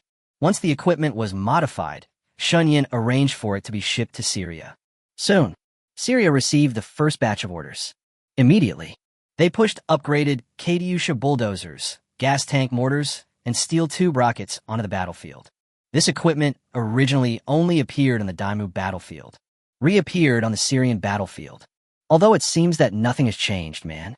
After being upgraded and modified by Shunyan, its power has greatly increased. Whether in terms of range or power, there has been a significant increase. At this point, Syria was surprised and happy, and Syria's move this time caught the reactionaries off guard. The reactionaries suffered countless casualties immediately. When the eagle sauce and the Persian lion found out, they were naturally furious. The Americans are still the most outraged. After the people below informed him of the situation on the Syrian battlefield, his already gloomy expression became even uglier. Before, the Muslim army fought back, and now Syria is showing signs of standing up again. All of this disrupted his plans. Immediately, he flew into a rage in the office. The originally tidy office was once again in a mess. Hasn't the Syrian reactionaries already sent more troops? After a round of scolding, he started throwing things around and hitting people again. When the people who came to report saw this situation, they didn't dare to breathe. Wait until the Eagle Sauce leader calms down a little. He slowly raised his head and spoke hesitantly with a trembling voice. Could it be a problem with the equipment? Hearing this, the Eagle Sauce leader raised his frown slightly and looked at the man in front of him and asked, "Equipment? What's wrong with the equipment? What good equipment can Syria have?" "It's just some equipment donated by a few countries and his junk." As he spoke, a very disdainful smile appeared on the face of the Eagle Sauce leader. Seeing this, the man in a suit rang out Mugwa's equipment and spoke bluntly. "According to the intelligence I received, the equipment used by Mu in Syria should have been produced by the same person. Syria is still the same rubbish as before, but the broken canisters Syria used this time are much more powerful than before." Hearing this, the leader, who had just calmed down, became furious again. Then he slammed his hand on the table next to him and said angrily, "Who on earth is it? Who on earth developed those damn weapons? You know, Syria's several comebacks were all thanks to these junk. And it's not just him. It seems that the state of Mu also relied on these tattered equipment to make a comeback. If it weren't for these things, the two of them are doomed to die." After the rage, the Eagle Sauce leader suppressed his emotions and said with a gloomy face, "Isn't it just equipment? Could it be possible that those junks are more powerful than our equipment? Send more troops and equipment to the Syrian reactionaries." Chapter 135 Multifonctionnel Combat Drone. At the same time, the Persian Lion also sent troops to support the Syrian reactionaries. After learning about the situation, the leaders of the Persian Lions were also furious with the arms dealers behind the gas tank mortars. You know, the reason why Yemen was able to turn the tables was that it was even able to directly destroy the Houthis in one fell swoop. It is precisely because they also have equipment from an arms dealer. That mysterious Oriental arms dealer. Thinking of him, the Persian Lion leader cursed inwardly. "So what if you have good equipment? Let's continue fighting." As he spoke, his face, which looked as gloomy as if it could drip water, became even gloomier. Then, he looked at the man on the side and ordered, "Send some more personnel and equipment there, but don't send too many more. Just stabilize the situation and prevent Syria from turning the tables." After saying this, the corners of his mouth turned up, revealing a very strange smile. After everyone left, he looked out the window and said calmly, "I want to see how long you can fight." In terms of increasing manpower, the leaders of the Eagle Sauce and the Persian Lions have the same idea. The two of them did indeed send additional manpower and equipment. Only, the additional personnel they sent were only to stabilize the war situation in Syria and prevent Syria from gaining the upper hand. Because neither of them wants to end the war in Syria at all. In this regard, the two of them have a very good understanding. However, the reasons why they did so were different. The Eagles just don't want the war in Syria to end. After all, he still relies on this to make a fortune. As for the Persian Lion, it simply does not want its Yemeni allies to have an easy time. Although he cannot take action to deal with Yemen, then Syria will be unlucky. Although the causes were different, their goals were the same. Let the Syrian war continue. Really, just as they both thought, the Syrian war was disrupted and supported by the two of them. Not long, the situation in which Syria has the upper hand has reversed again. The battlefield fell into a state of anxiety again. Onashin still doesn't know what's happening on the Syrian battlefield. He was not paying attention to the Syrian war at this time. In front of you, he has something more important to do. Drone, in the military factory, in Shunyan's office. Just see, Anna Shin stood on the huge world map. This time, his eyes were fixed on the positions of Damao and Airmao. I was lost in thought as I watched. He crossed his arms, supported his chin with one hand, and kept thinking in his mind. Zhang Yuan has developed drones, but how to change it? Everything at the munitions factory was slowly getting back on track, and he also had time to think about his own affairs. The modified drone is currently his biggest problem, because if nothing unexpected happens, according to his estimated time, the drone on Zhang Yuan's side, 50 drones should be produced soon.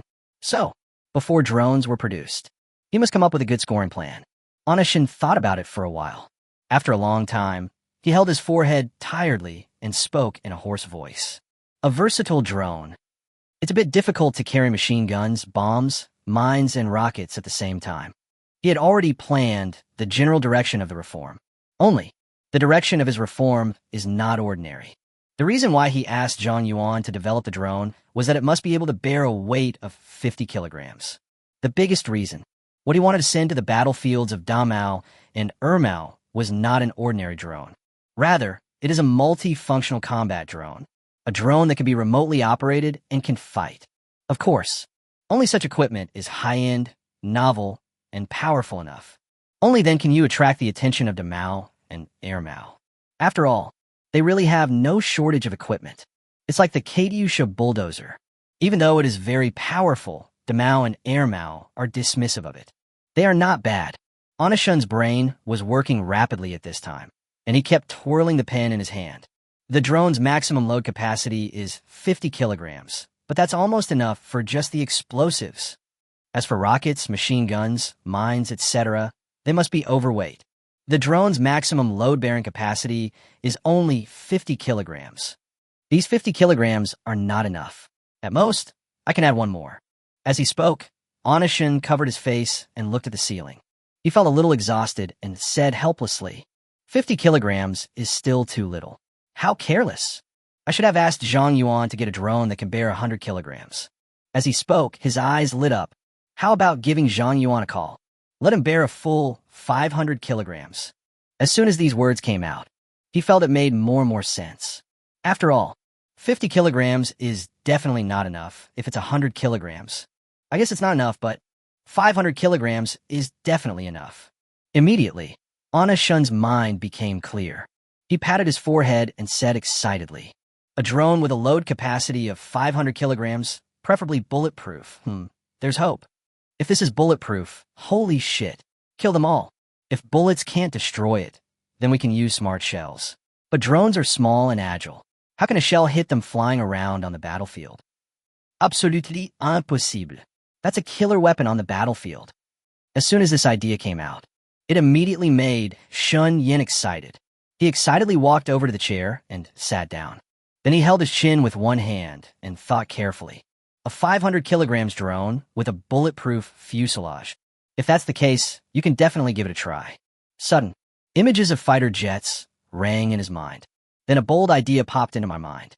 If only drones could have all the capabilities of fighter jets. Holy crap. If that's the case, not only will it reduce casualties, but it can also be mass-produced. If this is successfully developed, it's going to sell like hotcakes. The idea of directly converting fighter jets into remotely controlled drones came up. His ideas quickly expanded. He rubbed his beardless chin, his eyes gleaming with shrewdness. Soon, the thoughts in my mind are becoming more and more deviated. He said with a smile, the corners of his mouth slightly raised. If combat drones are possible, then we can try the following attack helicopter direction. Said.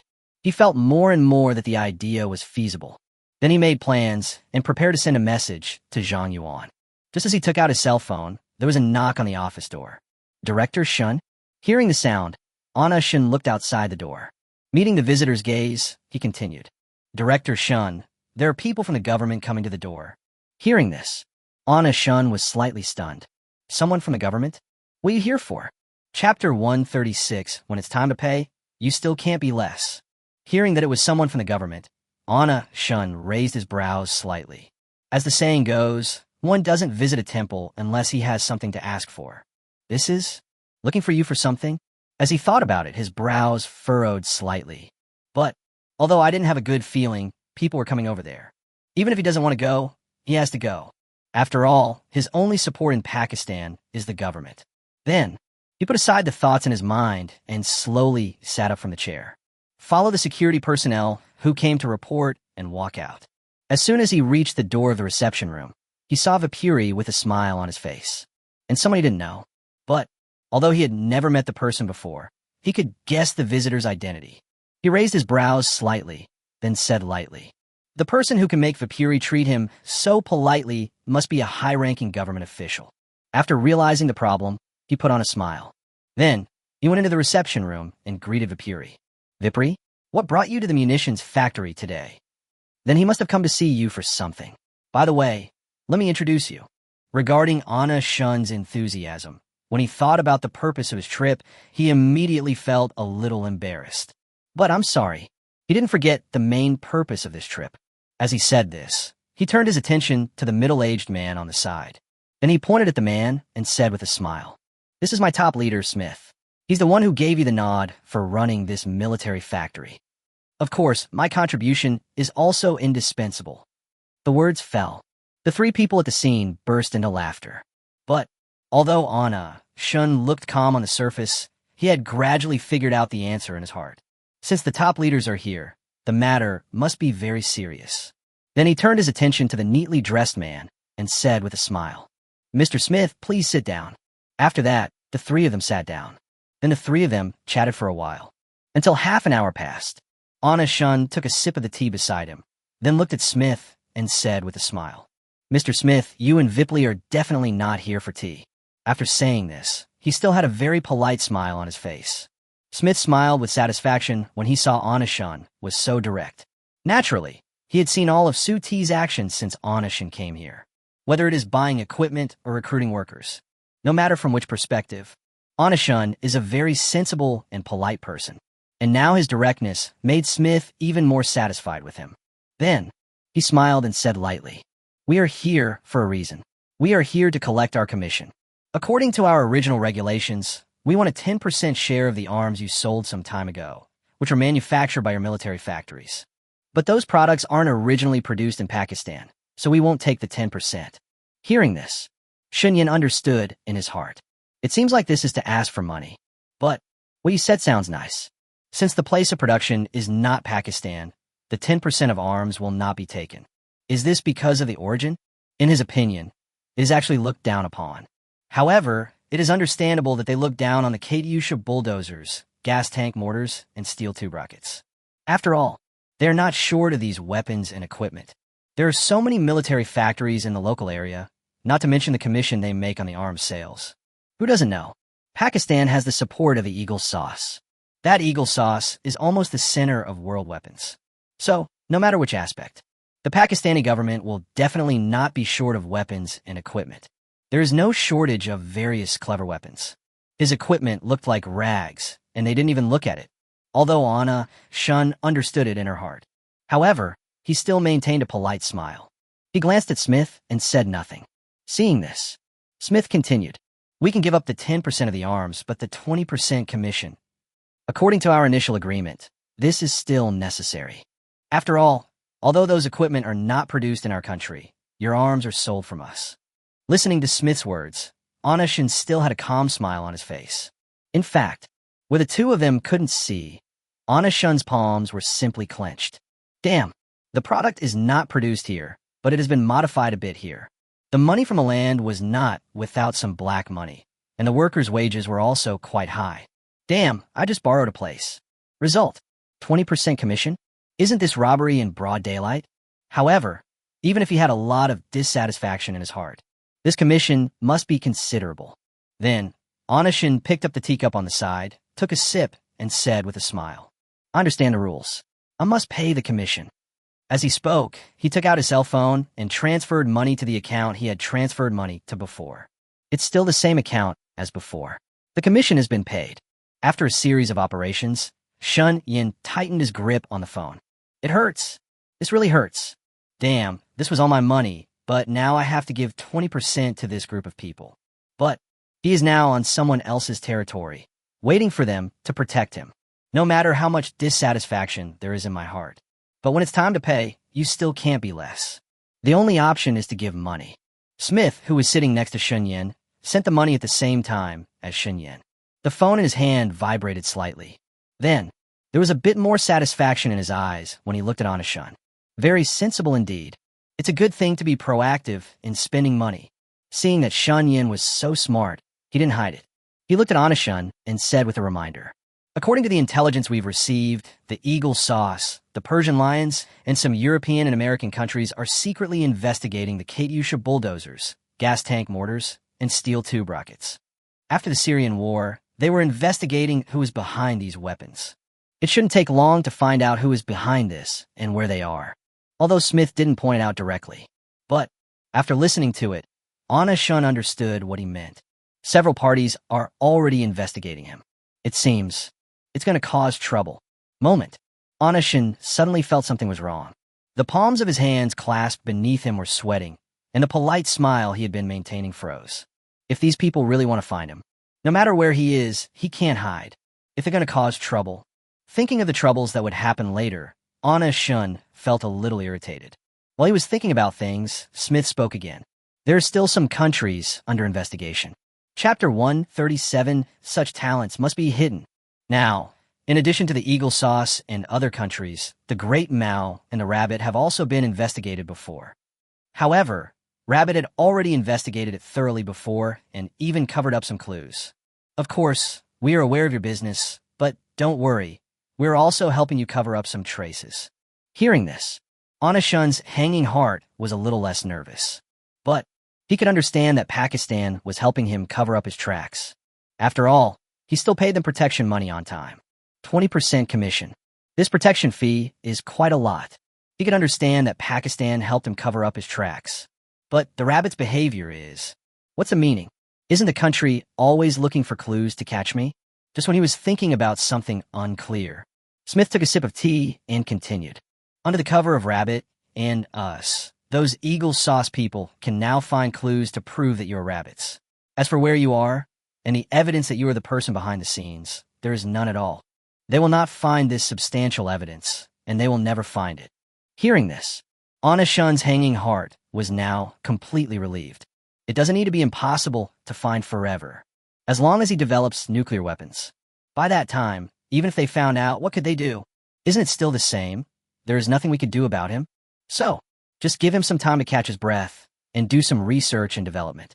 That's enough. Suddenly, Anashun looked at Smith with gratitude in his eyes. At the same time, he also felt from the bottom of his heart that the 20% commission was really worth it. This protection fee is really worth it. You know, if his identity is discovered by the United States and other countries, he will definitely be in big trouble. Although he has no father or mother and is alone. But he's abroad now. Then, let's have some terrorist attacks. Even if his internship is good, it's still uncertain. Therefore, covering up these traces is simply saving lives. Immediately, he decided to pay the commission to Pakistan on time in the future. Besides, you'll have to pay more taxes in China in the future. Since the country has stepped in to protect him, he naturally cannot let the country down. I don't have any other skills to serve the country. Of course, the only option is to pay more taxes to the country. Suddenly, Anashun felt that he was full of ambitions for the country. I am immersed in the joy of escaping the crisis. Sudden, a thought came to my mind. Why does it feel like something is wrong with all these things? At the same time, domestically, after Rabbit learned about Shun Yan's situation, the first reaction is, hide. Such talents must be hidden. Damn, the research they produced is so flawed. Can we find those ruthless guys in the Eagle Sauce? Absolutely impossible. Immediately, the Rabbit executives held a meeting to discuss the matter. This is no longer a simple matter. Such talents must be well protected and even used by the country when necessary. So let's discuss this issue. Inside the conference room, all those sitting there were high-ranking officials of the country. These are high-ranking figures who only appear on TV on important occasions. It's obvious. Domestically, there is widespread concern about Shun Yan's identity. Take it very seriously. Soon, almost everyone in the conference room has arrived. Seeing this, the boss in the first seat coughed lightly and said lightly, all of Shun Yan's weapons are modified in China. What do you think? As soon as these words were spoken, everyone in the conference room began to have a heated discussion. Although transformation is prohibited in the country, his starting point is good, and the final results are good. Talent like this must be protected. If necessary, I think we can recruit him to the Research Institute to work on weapon modification. He's overseas now. Can you call him back? The Pakistani side must also be aware of the situation. Do you think they will release the person? Anyway, whether they release him or not, whether Shun Yin returns to the country or not, it's his own business, and the decision is in his hands. This is what all the big guys mean. Talents like Anna Shun must stay in the country and contribute. After all, his strength is obvious to everyone. Whether it is a bulldozer Katyusha, a gas tank mortar, or a steel tube rocket. Each of these, both are quite powerful. The situation in Mu turned around, the deadlock on the Syrian battlefield was broken, and the war in Yemen ended. These are the most powerful evidence. There is no doubt about Shun Yan's strength. Therefore, such talents have emerged in the country. All the top leaders mean that it should be entered into the national system and used by the country. But the idea is good, but it is a bit difficult to implement. Shun Yin is now in Pakistan. Will they let him go if he is such a money-making machine? For a moment, the bigwigs in the conference room were all very annoyed. Just when everyone was at a loss as to what to do, the chief, who had only said one sentence since the meeting began, coughed lightly. Immediately, the conference room fell silent. Everyone's eyes were focused on the boss in the first seat. Then, under the gaze of everyone, the boss said calmly, "We are not short of talent in our research institute right now. Let's seal his information first. As for recruiting him back to China in the future, we'll talk about it later. The most important thing now is to protect his information and never let the Eagles Sauce Group find out. At the same time, notify the domestic police to stop the search for Shun Yin.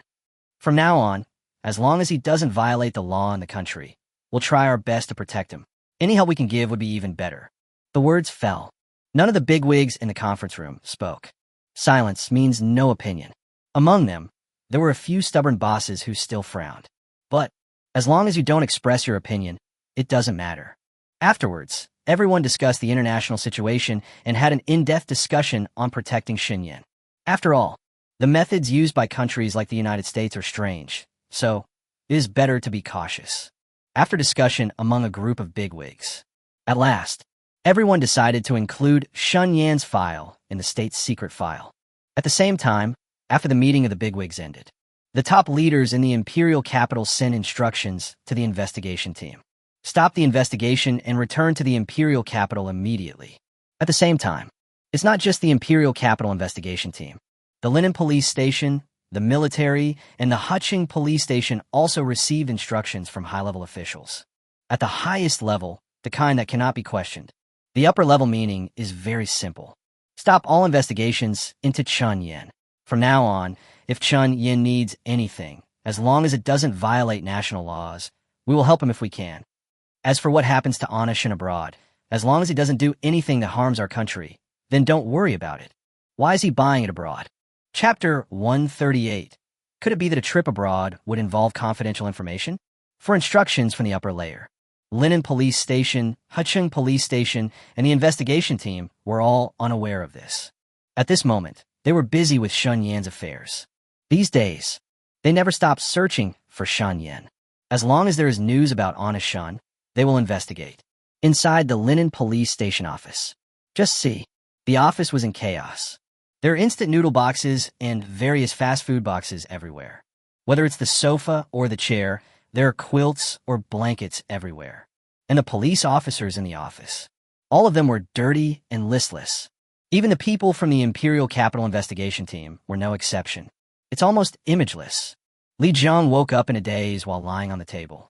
He rubbed his eyes and then looked at the time on his hand. Fuck, it's already 12 o'clock. Moment. He jumped up from his chair. Because the movement was so huge, it only stopped with a click. Then I saw him walking towards the window, holding his waist. Open the blinds. The glaring midday sun shone in, and he put up his hand to block it. A few seconds later, Hubin screams like a pig being slaughtered were heard in the office. Li Jiang, please pull up the curtain quickly. I can't stand it anymore. Let me sleep for a while. Hearing this, Li Jiang remained unmoved and continued to pull the curtains. Don't sleep anymore. It's already 12 o'clock. The guy yesterday said he would check the surveillance for us at 10 o'clock. Afterwards, it was not just Hubin. Shouts could be heard throughout the office. Help! Li Jiang, can't you sleep a little longer? These days, whenever I hear any news about Chunyan, I rush to the front line. Okay, hurry up and draw the curtains, and let me sleep for a while. There's news about Chunyan. Li Jiang, go by yourself. I want to get some sleep. I'll go next time. Give me one more minute, get up immediately, and let me check the news this time. Li Jiang, don't rush to leave. Let me go with you. I'll be ready soon. Although people are complaining. However, the first reaction was that there was news about Anishan, and they had to get up quickly. The people in this office have been investigating Xinyan for several months. As long as there is news about Xinyan, they will definitely take action. In the past few months, everyone has been living a life of almost reverse day and night. The main one is just one. Don't miss any clues. But the result was obviously no clue at all. But they still did not give up looking for clues. This day, they prepared to go out and investigate as usual. It's just a little difficult. A moment later, in the office, everyone was hurriedly washing up. In the bathroom, Hubin's mouth was full of foam, but he kept talking. I really can't understand how Anishan can be so cool. After finishing the privately modified weapons, he wasn't at all panicked. He even spent the money everywhere. Besides, he doesn't leave any traces at all when he does things. The words fell. Li Jiang glanced at him. Then he nodded in agreement. He spat all the foamy water in his mouth into the pool, then said lightly, "We've been almost trying to figure out everything he does at home these past few months, and this is just..."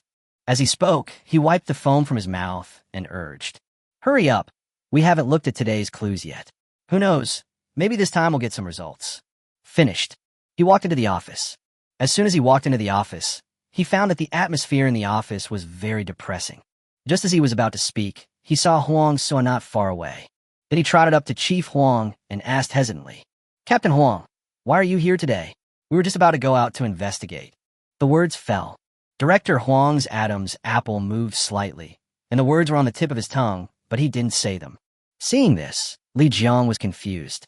Just as he was about to ask something, he felt a force pressing on his shoulder. Then, Hua Cheng's gloomy face appeared in front of him. He opened his mouth and spoke with some difficulty. "We've received news from above, asking us to stop all investigations into Anishan." Hearing Hua Cheng's words, Li Jiang frowned. His face was full of incomprehension. He shook off Li Jiang's hand on his shoulder and asked, "Why? Wasn't your Imperial Capital investigation team sent by higher-ups specifically to investigate this matter? We've been investigating for months. Are we not going to investigate anymore?"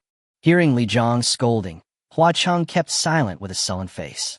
Seeing that he didn't speak, Li Jiang turned his gaze to Director Huang, who was also silent. Facing Li Jiang's questioning gaze, Huang opened his mouth with some difficulty. The higher-ups said to stop all investigations into Xinyan. His identity is confidential. Hear Director Huang's last words. Li Jiang was stunned, and countless expressions of despair flashed in his eyes. After a long time, Hubin came out of the bathroom and walked in front of Huang. He said it almost in a questioning tone. "Confidential.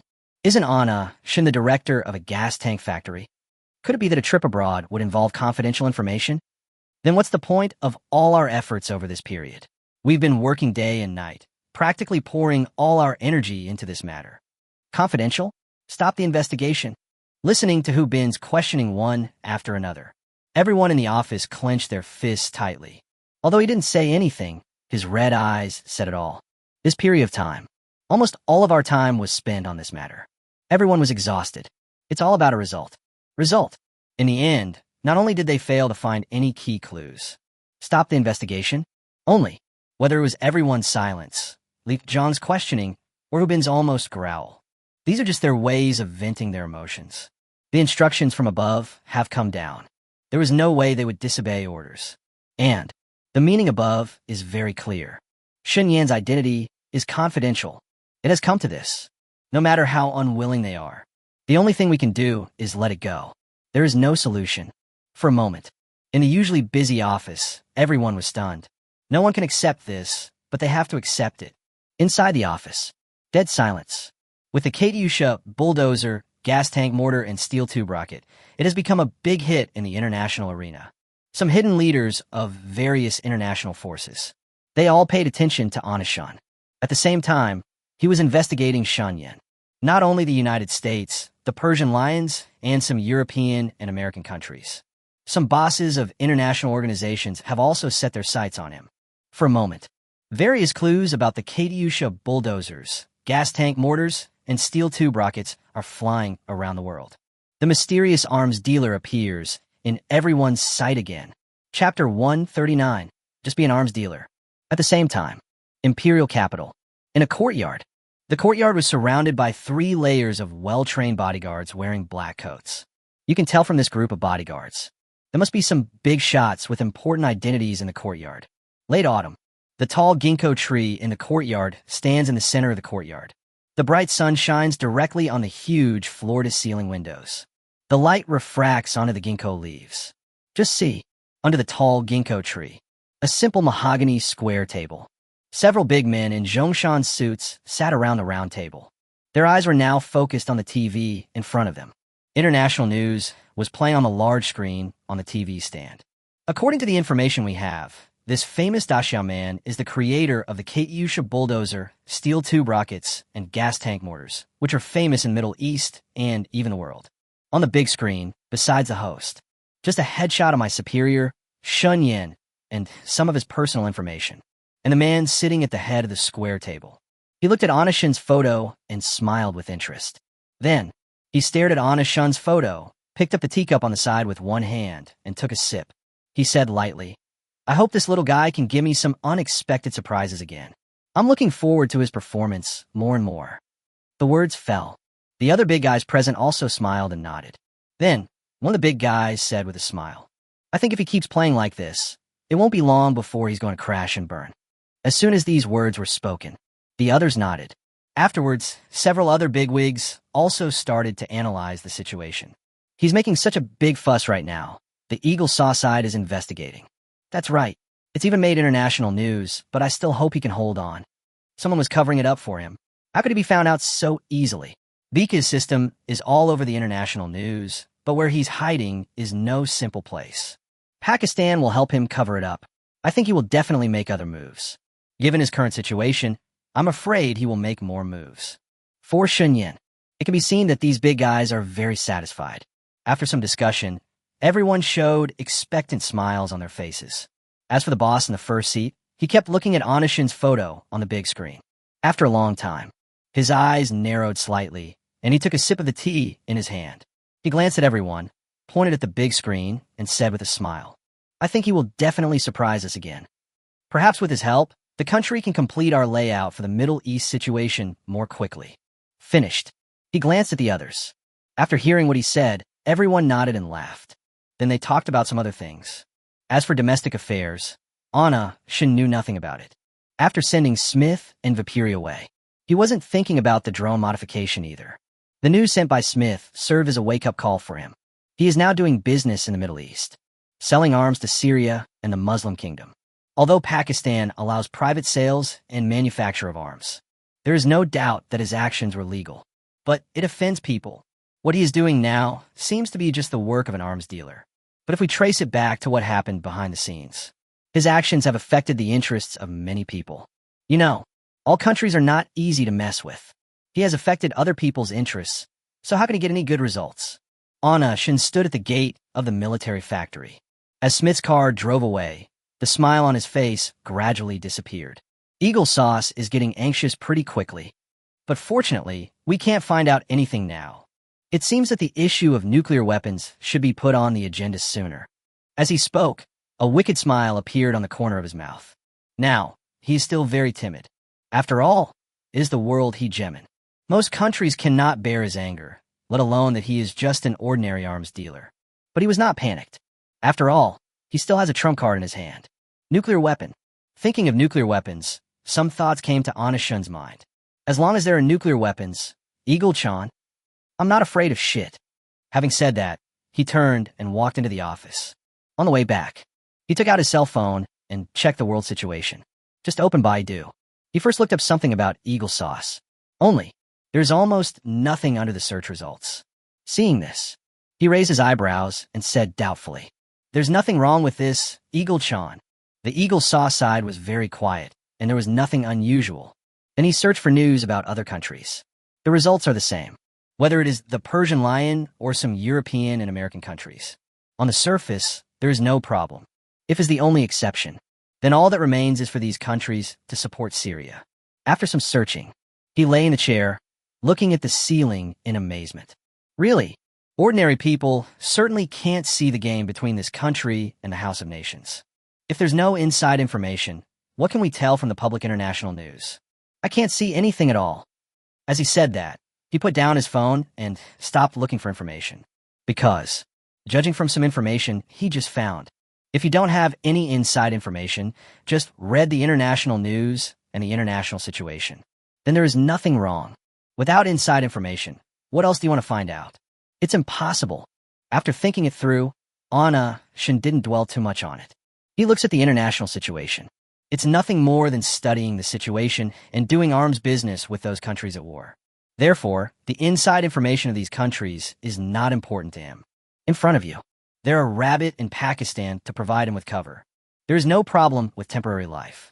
However, if you want to be completely worry-free, there's only one way. Nuclear weapon.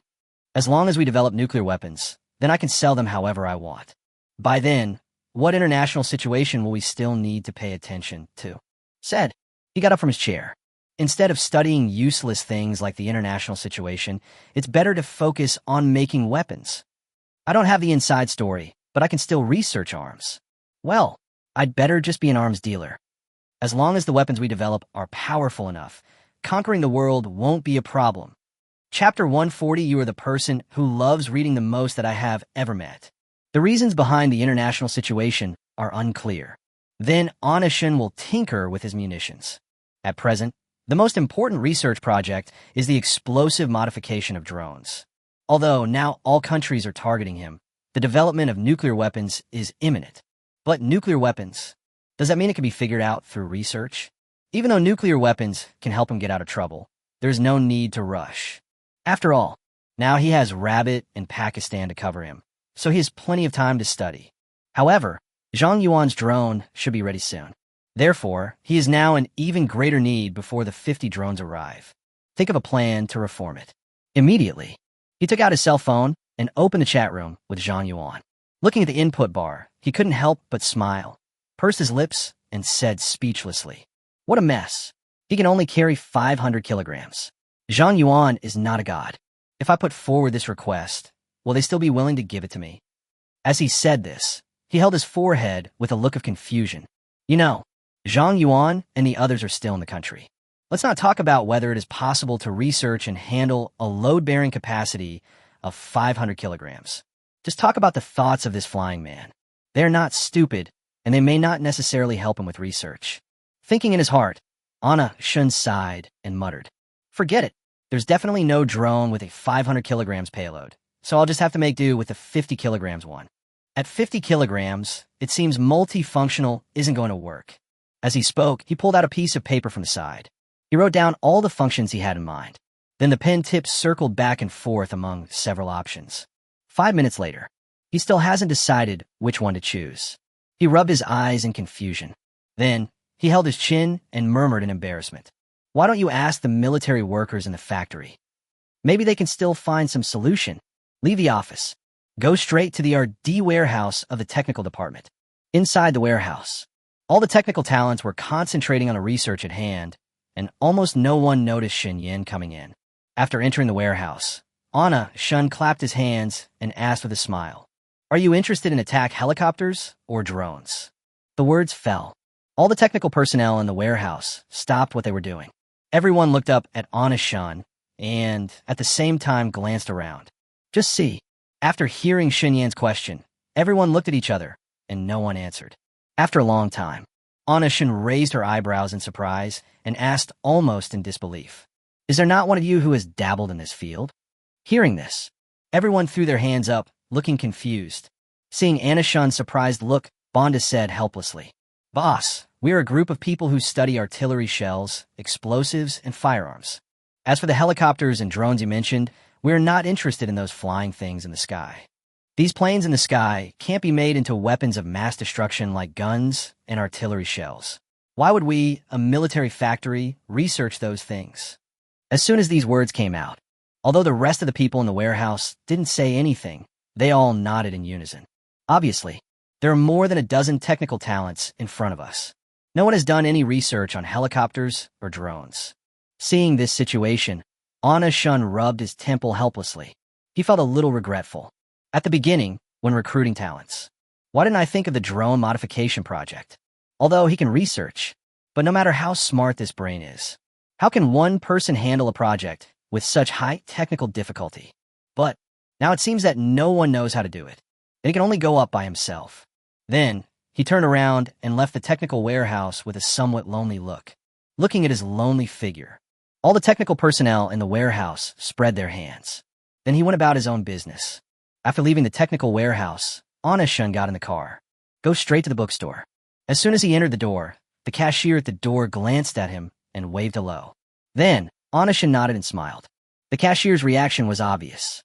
Anna-shun is definitely a regular customer of this bookstore, and he is not the type who just looks and leaves. You could tell at a glance that they bought a lot. After greeting the cashier, Anna-shun glanced at the wall of books in front of him. Just see, such a big bookstore. As you enter the door, you will see a whole circular wall of books, which lists various books. Moreover, there is a row of ladders every meter. And Anna-shun's gaze was scanning above. Finally, his gaze stopped at the upper left corner. After confirming his target, he climbed the ladder. Take a book from the bookshelf in front of you. Immediately following, the second and third books. After a quick shopping spree, he came to the cashier with a pile of books that was already taller than his head. Seeing this, the cashier's eyes widened considerably, but he soon recovered. He scanned the books in front of him one by one. The movements of his hands did not stop. He raised his eyelids slightly to glance at Anna-shun and said lightly, "You are the most book-loving person I have ever met. I have a profound influence on you. Every time you come here, you buy a lot of books. Can you finish reading so many books?" Hearing this, Anna-shun smiled but said nothing. This is the largest and most comprehensive bookstore in Sutor. So, he comes here every time. After the young man packed all the books, Anna-shun picked up the bag and prepared to leave. When he reached the door of the store, he looked back at the young man. He smiled and said, "I will definitely finish reading the book. I believe I will come back soon." Finished. He left without looking back. You know, every time he comes to buy books, he learns new skills. If he comes a few more times, it means that his skills are constantly improving. After returning home, just see, a huge living room. As soon as you open the door, you can see all kinds of books piled up in every corner of the living room. At a glance, almost all books. It's not about guns, shells, or various medical devices. In short, there are many types and all aspects are involved. As soon as you enter the door, Anna-shun brought all the books in his hand to the side of the sofa. Then, he started flipping through the book. Just see, he sat among a pile of books related to drones, various types of flight, and artillery shells. The book in his hand was flipping through quickly. His eyes were always focused on the book in his hands, and he was very absorbed. And he is not slow either. If someone saw this, they would definitely not believe that he was reading. After all, the speed of flipping through the pages was simply too fast. This action continued until late at night. He learns very efficiently. 3 days. It only took him 3 days to familiarize himself with all the relevant books. At the same time, he also had some ideas about the explosive modification of drones. Chapter 141, it is ugly, but it does not affect its power and effect. During the time when Shun Yin was studying seriously, the outside world has undergone earth-shaking changes. Domestic. After receiving instructions from Shun Yin, Zhang Yuan immediately plunged into production. The 50 drones requested by Shun Yin were quickly produced. He then sent a message to Shun Yin. All 50 drones have been completed. At this time, Shun Yin was thinking about the sudden change. Zhang Yuan's information directly interrupted his train of thought. His brows furrowed slightly, and he picked up the phone impatiently. Just as he was about to speak, he saw the message from Zhang Yuan. A moment. The resentment in my heart disappeared, and a smile appeared on my face. Then he murmured in an admiring tone, "Zhang Yuan's speed is incredible. I haven't even come up with a plan to modify the drones yet, and he's already made 50 of them. However, I just happen to have some ideas. Let's try them out." As he spoke, he opened the chat screen with Zhang Yuan and sent him the address of the current military factory. And on Zhang Yuan's side, after he received Anna-shun's address, he frowned slightly and murmured, "Pakistan? What is Shun Kai-shin doing in Pakistan?" Before, He was actually a little confused about the drone that could bear a weight of 50 kilograms. It can bear 50 kilograms and has its own radar. Pakistan. Putting all these together, Zhang Yuan always felt that something was wrong. Just when he was wondering, he suddenly felt a force of gravity pressing down on his shoulders. This sudden attack gave him a fright. Just when he was about to lose his temper, Zhang Ting's voice rang out. What are you thinking about? The drones at the factory are ready. Have you told Shin Kaishan about it? Hearing this, Zhang Yuan took advantage of Guo Fan's inattention and hit him on the head. This time, Guo Fan was stunned and stared at Zhang Yuan. Before he could open his mouth to question, Zhang Yuan spoke first. Do you feel that there is something wrong with Shin Kaishan? God of Wealth Shin? Something's wrong? What's wrong? Guo Fan's original anger disappeared, and he felt very confused instead. Then, he looked at Zhang Yuan in confusion and continued. I don't know if he's right or wrong, but he's really happy to pay.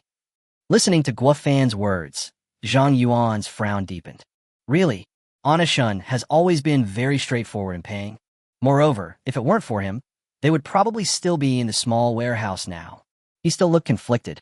Guo Fan supported his head and comforted him. What on earth did you think of today?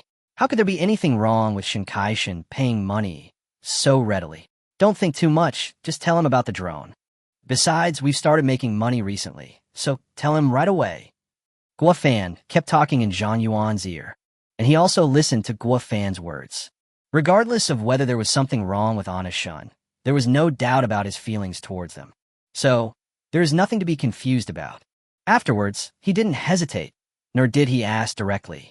After dealing with Guo Fan, then he sent the address sent by Shun to the factory. Soon, the factory starts to pack tightly. The 50 drones requested by Shan Yin are all being sent to Pakistan. It takes time for domestic goods to be delivered to China. And during the time when the drone sent the message, Shun is very dedicated to the explosive modification of drones. He spends almost all his time on it. Of course, with investment of energy and time, there will naturally be breakthroughs. When 50 drones arrived at the military factory, Shen Yan's explosive modification plan also began to take shape. Then, Shun directly used his plan on the drone sent. We still have to practice to see what the specific effect is. After getting the drone, he quickly started to modify it. Inside the office, the once tidy office is gone. What caught my eye was the mess on the ground. Not only are there drones, but also mines and bombs produced by military factories. Looking at the landmines on the ground, Shun's eyes flashed with excitement. He looked at the mines on the ground and said excitedly, "It's not impossible to carry mines on drones, control them from the ground, and carry out targeted bombing." Said. His hands did not stop moving. These various tools seemed to move on their own in his hands. The mines were transformed in various ways in his hands. At last, the modified mine fuse was placed inside the drone. At the same time, Shenyan also made some minor modifications inside the drone. Not long, a drone carrying a mine appeared in Shunyan's hand. Looking at the ugly combination in his hand, he had a satisfied smile on his face. Not bad. It's a little ugly, but it doesn't affect its power or effect. I just don't know if this power can achieve the expected effect. If the effect is good, we could do a little packaging before selling it. As he said this, he put the drone aside. At the same time, he turned his gaze to the machine gun on the side. Looking at the bulky machine gun, he frowned and said with some embarrassment, "Isn't this thing a bit heavy? Although the drone has a payload capacity of 50 kilograms, does that really not affect its flexibility? Never mind, let's give it a try first." Just when Shen Yan was fully devoted to the explosive modification of the drone, the fighting on the Syrian battlefield is very fierce. Under the control of the Eagle Sauce and the Persian Lion, the battle between the two sides was very intense. However, it is already quite good on the Syrian battlefield. In comparison, the battlefield of Mu State is simply hell on earth. The situation over there is currently very serious. It's not because Onashin's equipment is not powerful. It's because the opponent's firepower is so damn strong.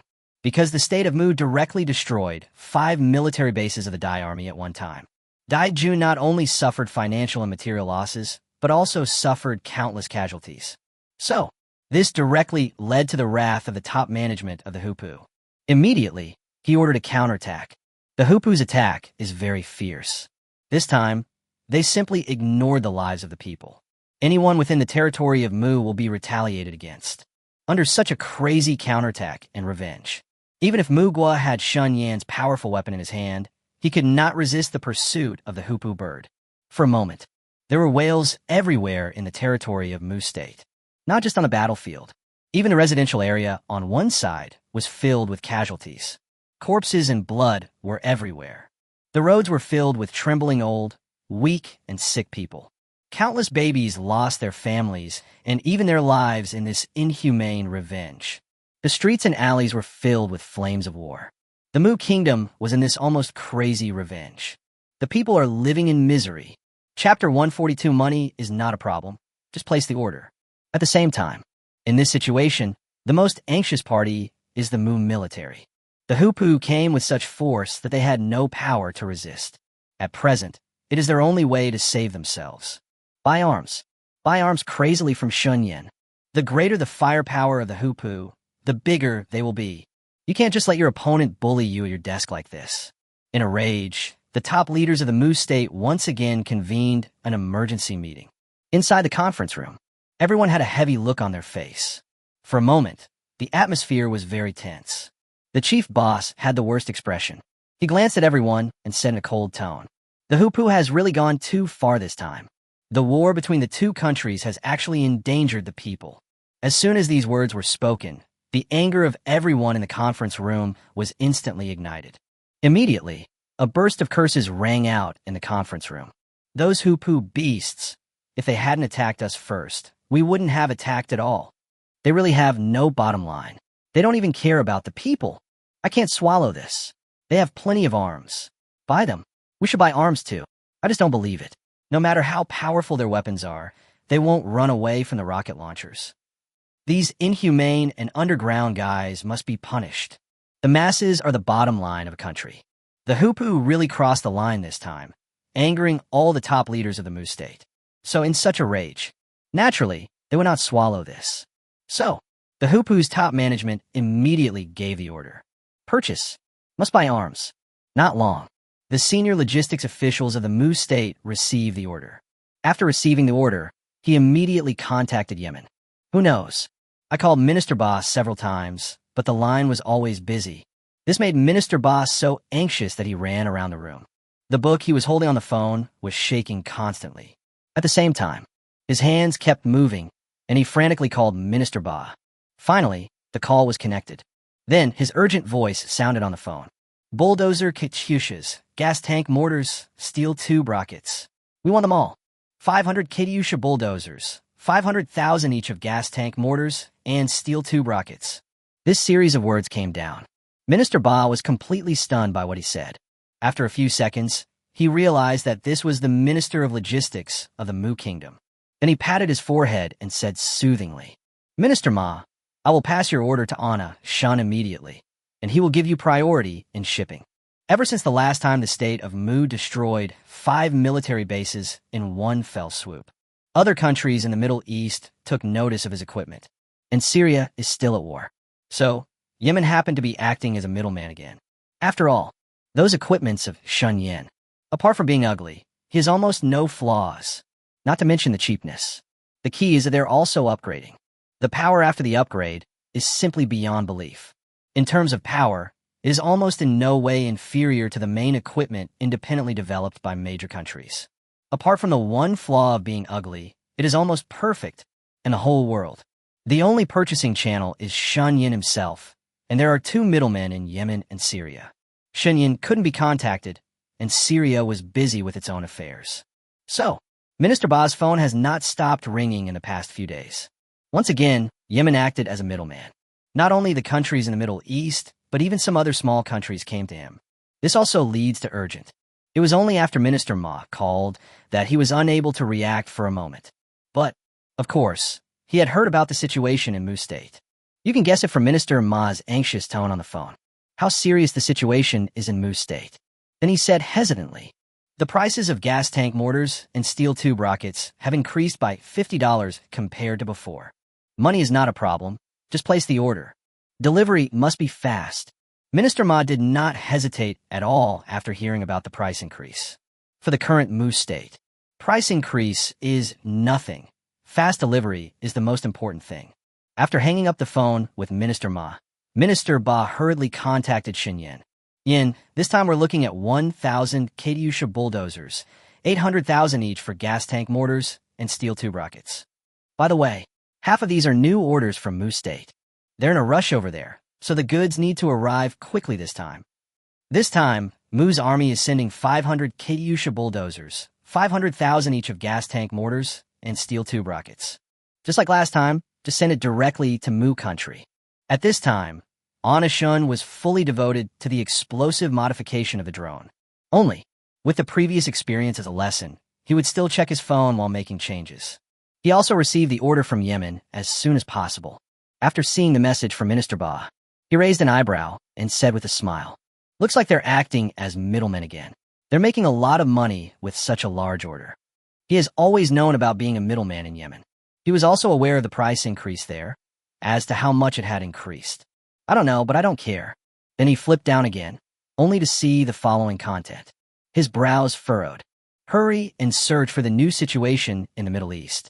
As soon as I opened Baidu, what caught my eye was a photo of the territory of Mu Kingdom. Just see. The photo shows a little boy. He sat on the ground at a loss, surrounded by dead bodies. The ground was covered with blood, corpses, and yellow mud. At the top of the picture, there's a row of crows floating. The impact of the picture is extremely strong. Looking at the picture on the phone screen, Anna Shun clenched his palms. He spoke with difficulty, his voice hoarse. "Damn, the hoopoo is so inhumane." As he spoke, he continued to look through the photos in the international news. After some inspection, he knew all about the hoopoo's crimes. Then, he exited Baidu with a frown. Without replying to Minister Ba's message, he contacted Uncle Zhong directly. This time, he called Uncle Zhong directly. After the call was connected, Anna Shin spoke first without waiting for Uncle Zhong to speak. "Uncle Zhong, I have another order. The bulldozer package is 1,000, and the gas tanks and steel pipes are 800,000 each. Thanks to you for your hard work. This is another big purchase. The purchase volume this time is quite large, so you can send half of it first." What Anna Shun was thinking was, the situation in Mu State is now urgent. Therefore, we could be the first to make changes to theirs. As for other orders from Yemen, let's put them on hold for now. Chapter 143, The Gas Cylinder Industry, is booming. Uncle Zhong's troubled voice in Shun Yan's image did not come out. As soon as he finished speaking, Uncle Zhong's gentle voice rang out. The order volume this time is indeed large, but it's not a big problem. "Director, you don't know that nationwide procurement is faster than our previous rush production. This will not only make money for our factory, but also help other gas tank factories make money. You don't know, our factory is now very famous in the country." As he spoke, Uncle Zhong's tone became excited. I heard the good news from Uncle Zhong. Anna Shun's originally heavy expression gradually improved. Then he said with a smile, "Uncle Zhong, please take care of these orders." After buying it, Uncle Zhong pulled Anna Shun to exchange a few words. After hanging up the phone with Shun Yin, Uncle Zhong quickly began to contact major domestic manufacturers. Another big purchase. Domestic delivery is very fast. After Shun Yin informed him of the order, Uncle Zhong started making various purchases. Not long, Pakistan has received goods from China. Upon receipt of the goods, the military factory was plunged into intense reform. And Shun Yin also temporarily withdrew from the research on the explosive modification of drones. After all, there are more important things now. After leaving the office, he went straight to the workshop where explosive weapons were modified. Looking at the busy people, he said with some embarrassment, "Our factory has received another large order, and the time is urgent, so everyone's work needs to be changed. The original workload has doubled." Hearing this, the workers immediately began to complain. Just as everyone was about to curse, Anna Shun continued, "The workload has doubled, and there's an extra bonus this month." As soon as these words came out, everyone who was about to speak fell silent in an instant. It's true that capitalists have a firm grasp on their employees.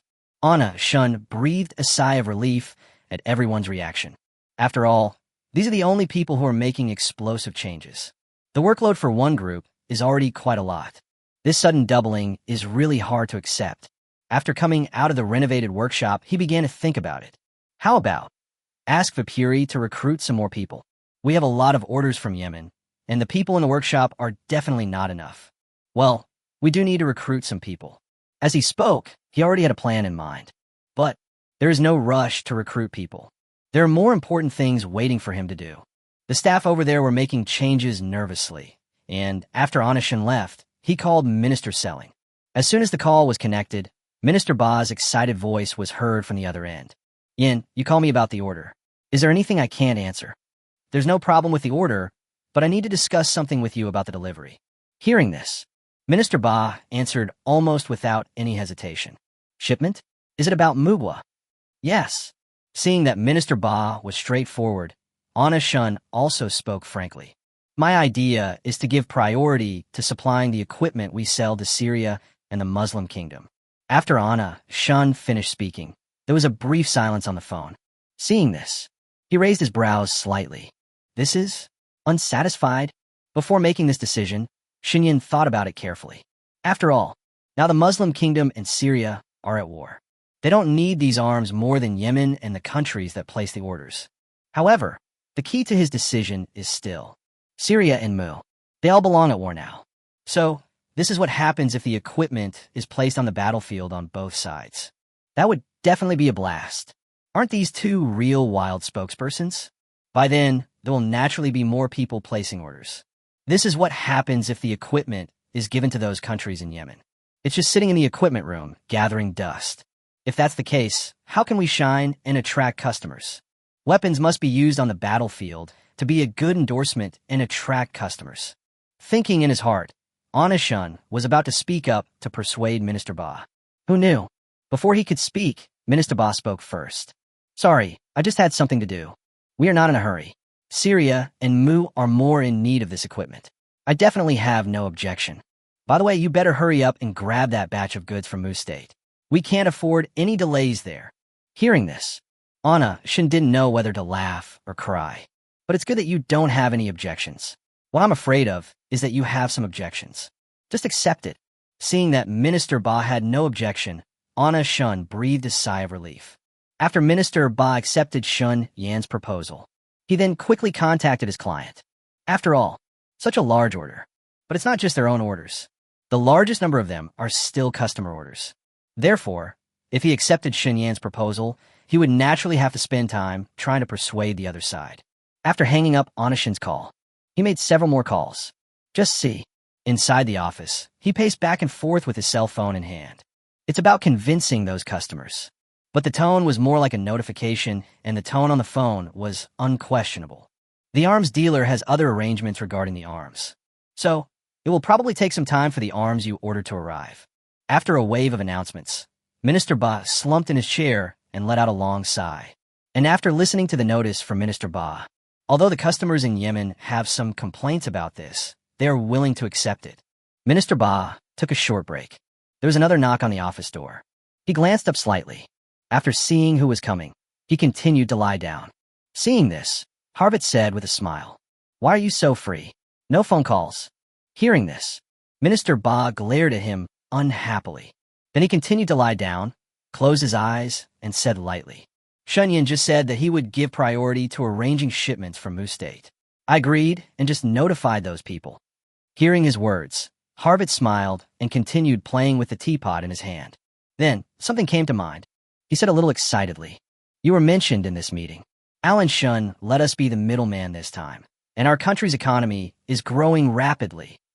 Hearing this, Minister Ba immediately sat up from his chair excitedly. Then, he said excitedly, "What else did it say about me? Tell me in detail." Yemen was affected by Shun Yan. By acting as a middleman, they not only made money, but also boosted their country's economy. At the same time, thanks to Shun Yan, the economy of Rabbit is also rising. The country is due to Shun Yan's large purchases. The steel economy is developing rapidly. Among them, the owner of the gas tank factory benefited the most. For a moment, the gas cylinder industry is booming. Chapter 144. The outstanding young entrepreneur must be Shun Yan. Anna Shun relied on his own strength. It directly boosted the economic development of the entire gas tank factory. And, just when everyone thought there was no hope for the gas tank, Anna Shun once again relied on his own strength. It once again saved countless manufacturers. It directly revitalized the entire industrial chain. It is currently the leader in the gas tank and steel pipe industries. Talk about making money. Who is more than him? When it comes to boosting the economy, who can surpass him in his malpractices? The entire financial circle now. Whether it's steel pipes, gas tanks, or bulldozers. There is almost no one who has not heard of Sun Yan's name. The current economic situation. Just asking about making money. The most discussed topics were Sun Yan and the gas tank factory. Gas tanks? You can definitely get gas tanks now. I definitely wouldn't recommend this in the past, but things are different now. Listen to me.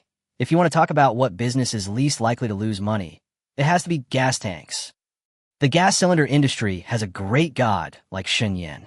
If my money wasn't all with my wife, I would definitely build a gas cylinder factory. Make money? Follow boss Sun Yan to make gas tanks. I guarantee you will make a lot of money. I used to be jealous of those who make gas tanks, but now I can't beat them, so I'll just join them. I've also changed my career to make gas tanks. Even boss Sun Yan is worshipped by me. As long as you are an insider. Almost everyone knows that running a gas tank factory is the most profitable. And the reason? Of course, it's because of Shun. Almost everyone knows about the Pringles gas tank factory in Huching. The bulk of their purchases were gas tanks and steel pipes. And the gas tank factory, it can produce both gas cylinders and steel pipes. The money can all fall into your own pocket. And Sun Yan, naturally, he became the subject of discussion among all those involved in the steel industry, whether it is a private place or a public gathering. The first topic must be Shun. You may not have heard of Huching, but you must have heard of the name Sun Yan. Then our god of wealth, Shun, is helping people all over the country make money. He's even been on the news several times. Shun is truly amazing. He has been in the industry for 50 years. Although he is young, I admire him from the bottom of my heart. I lost both my parents right after graduation. If it were someone else, they would have cried in bed. But Shin Kai-shin took up the banner of making money, paying off debts while directly boosting the national economy. It's a shame. It's really a shame. If there were no Shin Kai-shin, would our domestic economy be able to grow so fast? I've heard about Shun Saishin's experience before, and I have to say, I admire him. I really admire him. Everything that happened to Chun Yin since graduation has become the focus of everyone's attention. Of course, the discussion certainly doesn't stop there. In Hucheng, Shun is almost as famous as the mayor. The outstanding young entrepreneur is none other than Shun Yin. In a large alley, there are much more discussions about Shun Yin than about internet celebrities. Inside Shun Yin's own factory, it is almost like describing this rarely seen factory director as a godlike figure. Even, although she is old, Shun Yin is still used as a positive example by many parents to educate their children. And the reason for this, the most important thing, these employees are the ones who benefit the most from this economic growth. The order brought by Shun, the vast majority of them are purchased from their own factories, although it was not expanded later. But such a big place is enough. Gas tank factories across the country are making a lot of money. Huching Pringles is far ahead. But if anyone is to benefit, it has to be Shun himself. You know, his current industry is not just the domestic gas tank factory. There are also Pakistan's military factories. All proceeds from selling equipment. All of it will go into the military factory's international account. The second is the domestic gas tank factory. At that time, it was in the name of a military factory. Pay the cost of materials separately to the domestic factory's account. And Uncle Zhong does the purchasing. The money used was from the domestic factory accounts. But never mind the money. No matter how you manipulate it, it all ends up in Shun Yan's account. That's why it's so troublesome.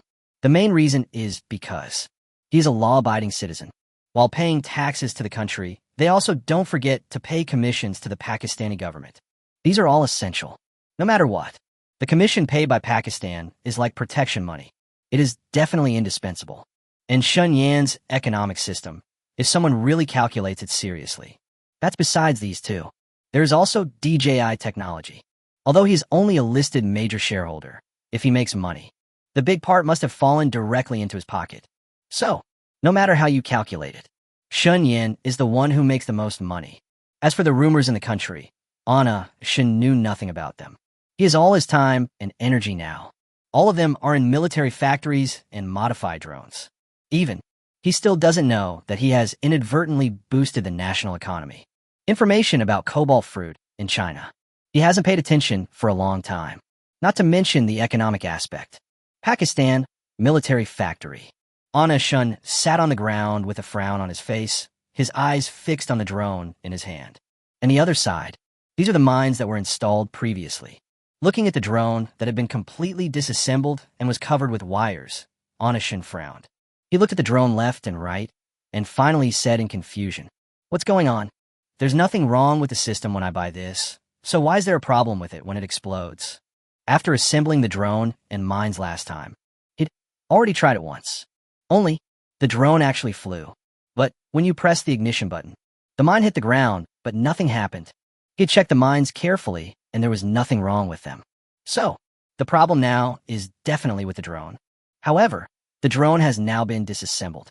There is still no problem. This directly stumped Anna Shun. He took out a book about aircraft and started reading. Here, Anna Shun is very focused on the explosive reform. Everything in the country is proceeding in an orderly manner. Yemen's economy is also developing rapidly. Everything is getting better. And on the other side at this time, Persian Lion.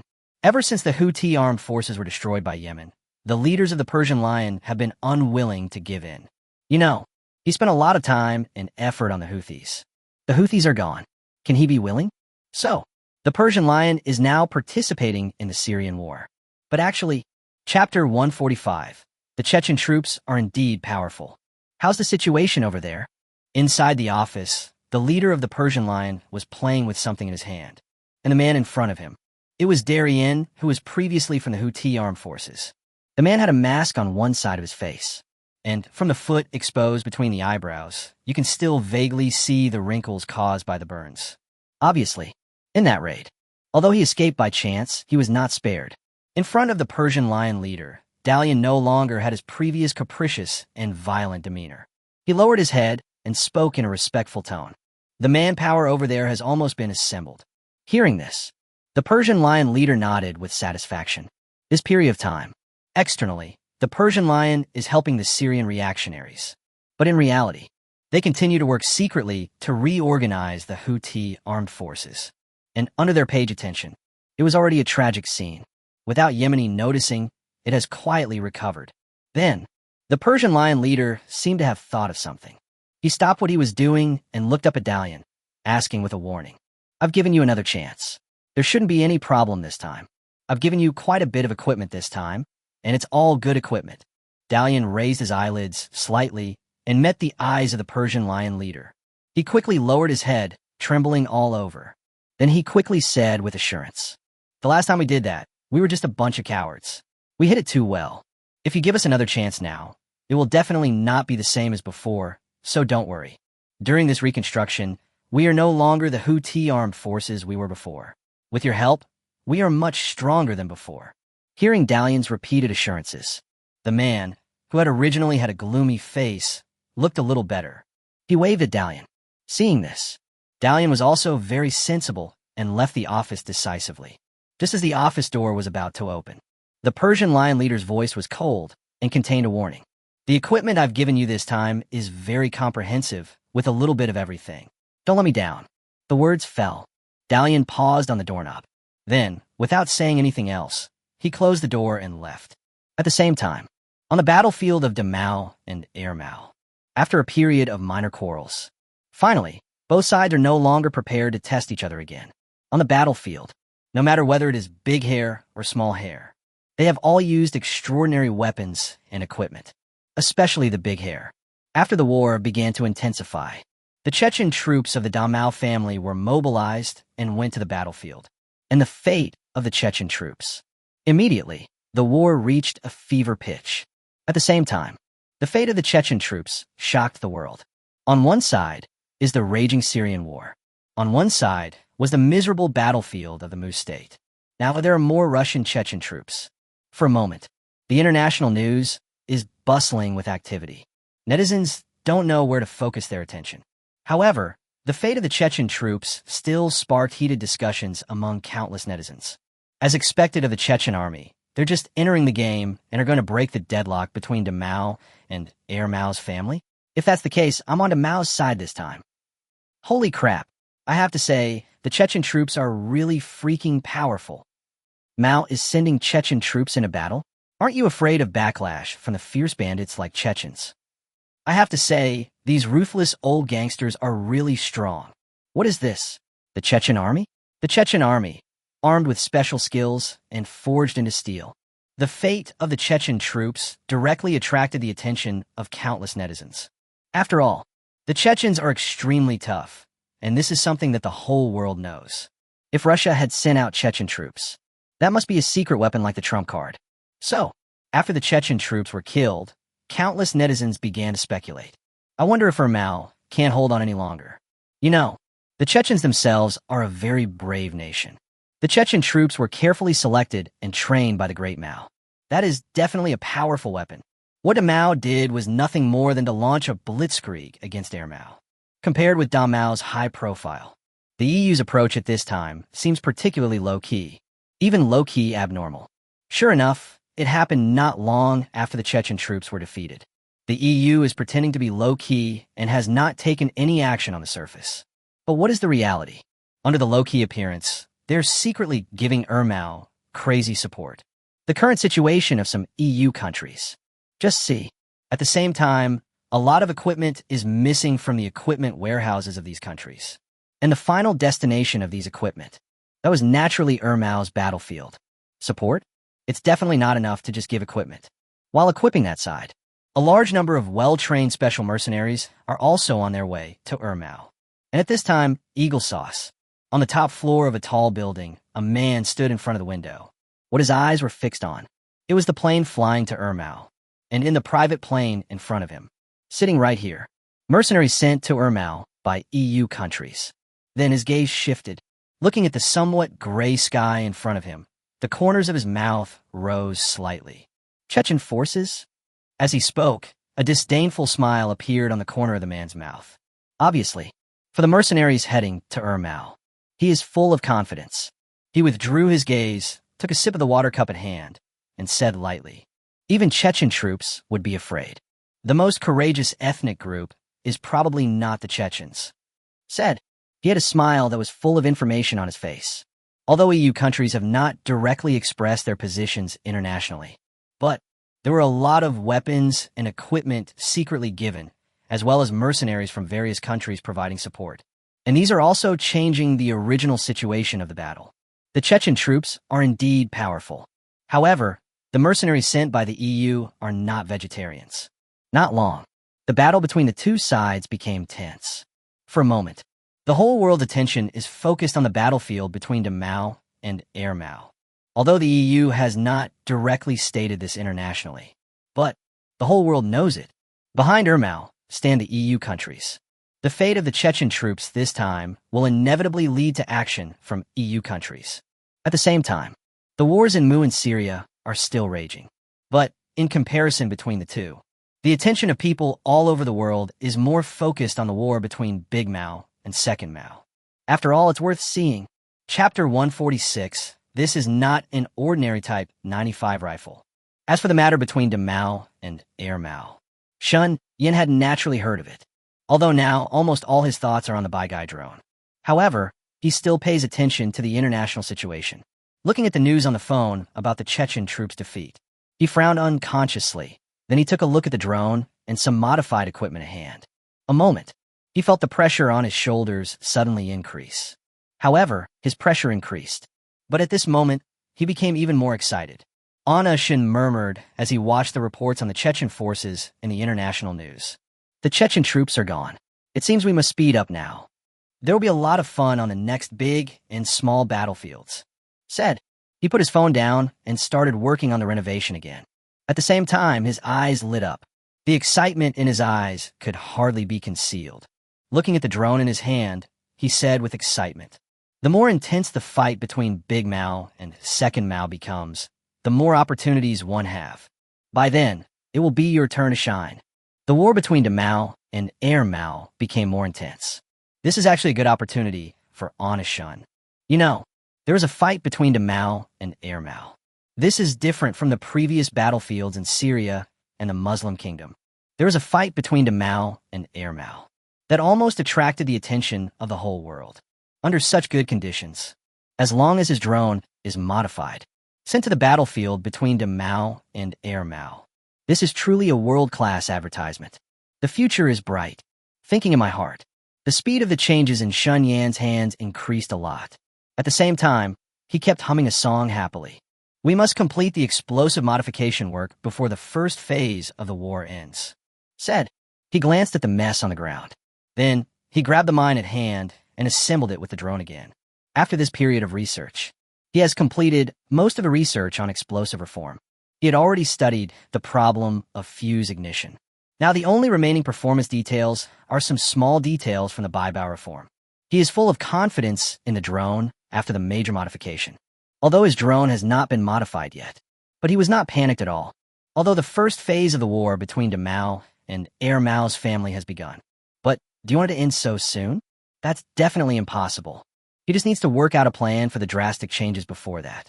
As for production issues, they're much simpler. A few days later, Anna Shen almost eats and lives in the office. The fate of the Chechen troops greatly reduced the time he had. Therefore, he worked on the reform almost day and night. Shen Yin is working hard to make changes. The technical personnel in the military factory are naturally not idle either. This group of people has been in the military factory for some time, and during this period of time, everyone is doing research in their own area of expertise. Inside the technical department's refurbished warehouse, just see, everyone was studying the things in their hands with a serious expression. And just when everyone was fully immersed in research, sudden, an excited shout broke the silence in the warehouse. It worked! It worked! Iris slammed the table, his eyes shining as he looked at the weapon in his hand. He lifted the weapon from the table into his palm. He held the equipment in his hands as if it were a treasure. His previous shouting had already attracted everyone's attention, and his behavior at this time made everyone confused. So exaggerated? Isn't it just a weapon that has been developed? It looks like just a Type 95 rifle that couldn't be simpler. Why so excited?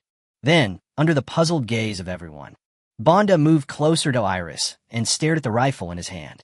After taking a closer look, he looked at Iris as if he was a fool. Then he asked tentatively, "Isn't this a Type 95 rifle, Ellis?" Hearing this, Iris nodded vigorously with shining eyes. After thinking for a while, he shook his head violently again. He nodded and shook his head. This confused Banda. He touched the back of his head and asked in confusion, "Is this a Type 85 rifle? It looks like a Type 95 rifle to me." At this time, Iris was too excited. Faced with Banda's question, I didn't know how to answer for a moment, especially seeing Banda's strong shoulders and the tattoo on his head. Iris, who already had a language barrier, didn't know how to explain it. Just when the two were getting anxious, Easius's gaze remained fixed on the rifle in Iris's hand.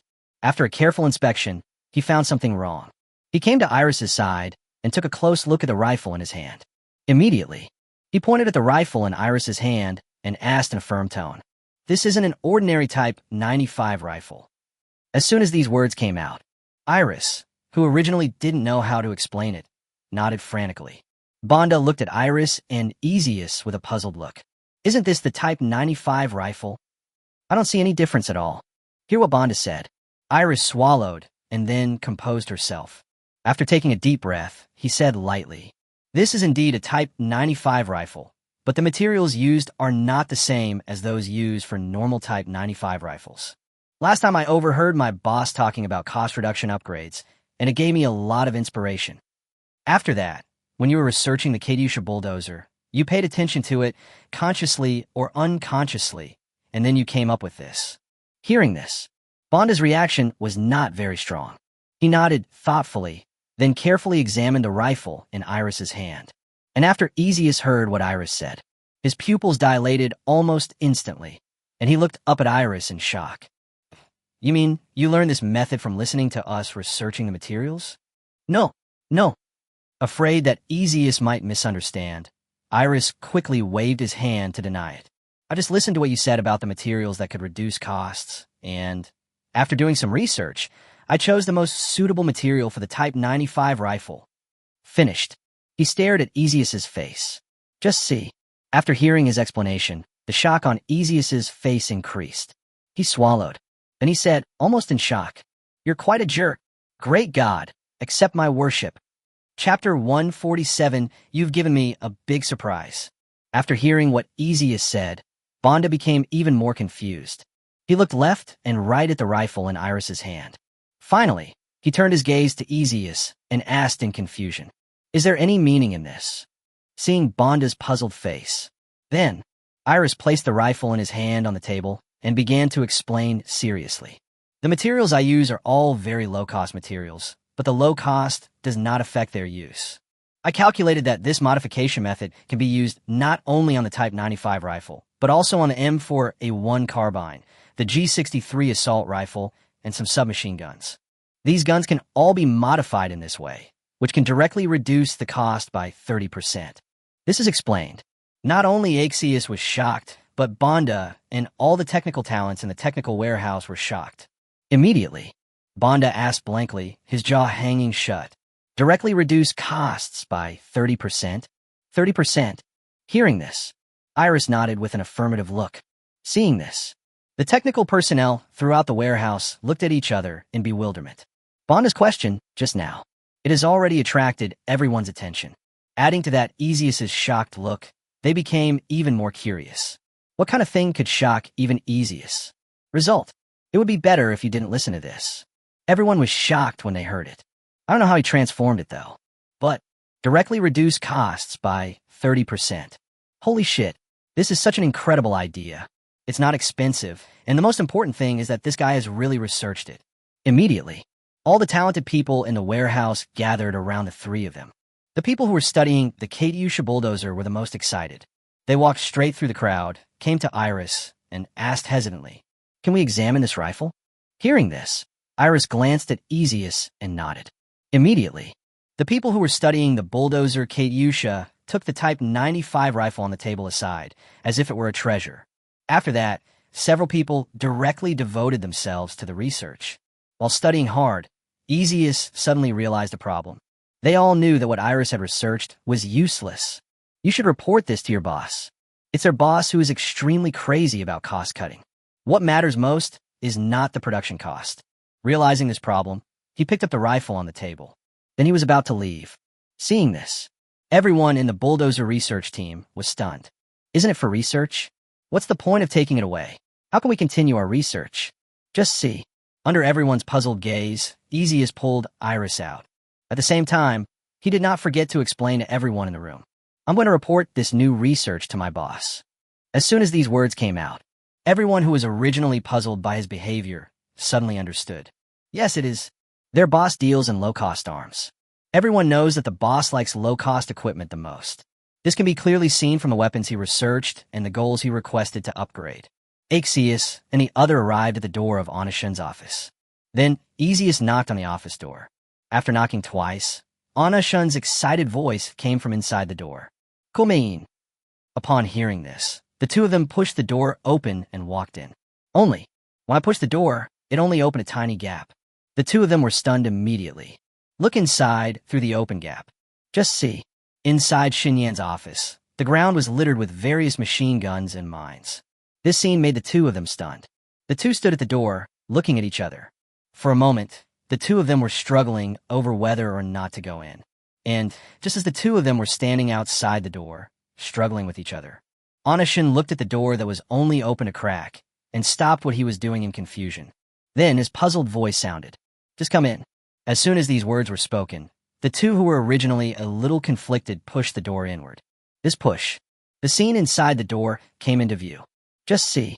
The ground was littered with various machine guns, books, and drones. As for Shun, he just sat on the ground, in the middle of a pile of equipment. This picture, the two of them were stunned by what they saw. This is really too much research. Sure enough, even if it's the boss, the research is the same. After this incident, both of them forgot what to say for a moment. Onashin looked at the two stunned people and glanced at the watch on Ian's wrist. Then he became even more confused. Looking at the two of them, he asked, "Why are you two here? Aren't you supposed to be sitting and studying now?" Xinyan's words woke Axius up. Then he poked Iris on the side and said with a smile, "Boss, didn't you ask me to research the upgrade of the bulldozer KDU show last time?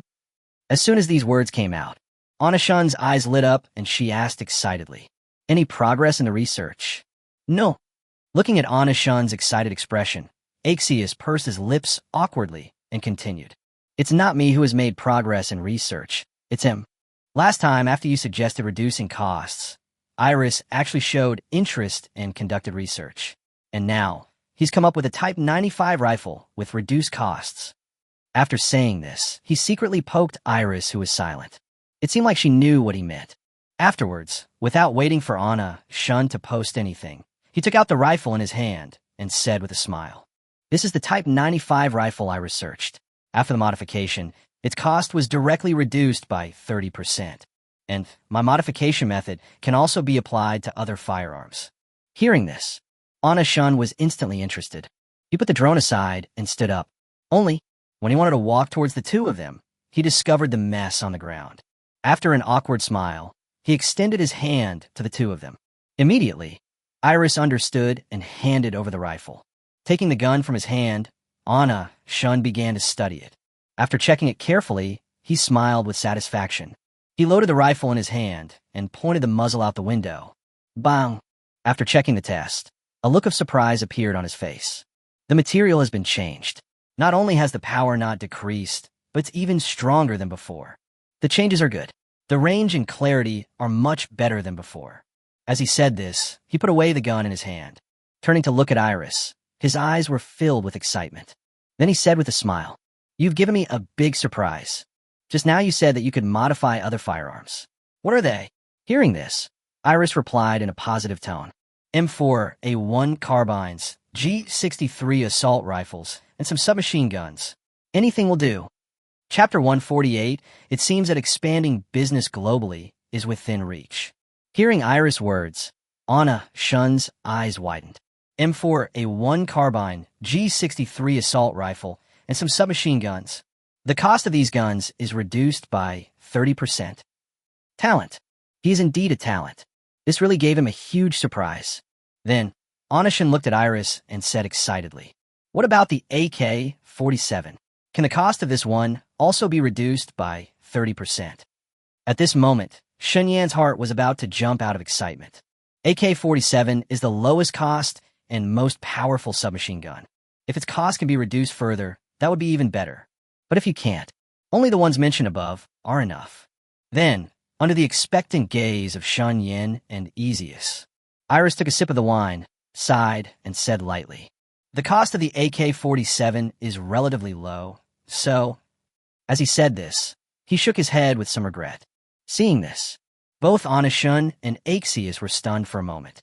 However, the two of them quickly recovered. Then, Anna-shun looked at the two of them and said without saying anything, start the production line right away and mass-produce these assault rifles, submachine guns, and light machine guns that you modified. All of these weapons must be mass-produced. After getting Anna-shun's instructions, the two of them did not stay in his office for long.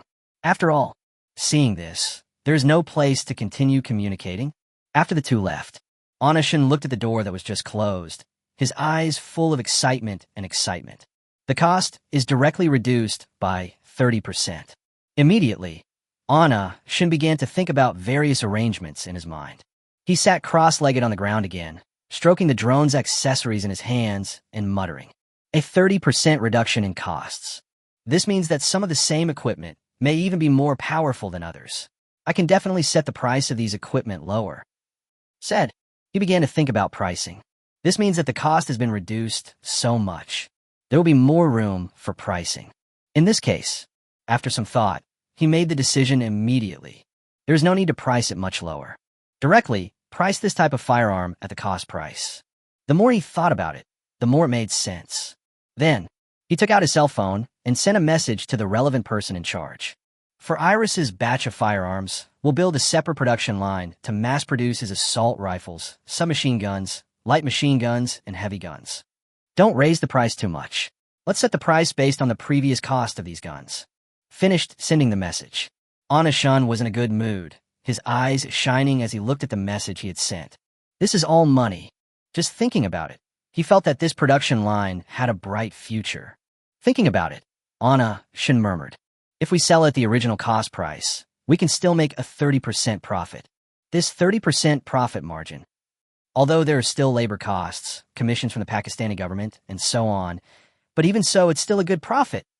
The more he calculated, the more excited Anna, Shin became.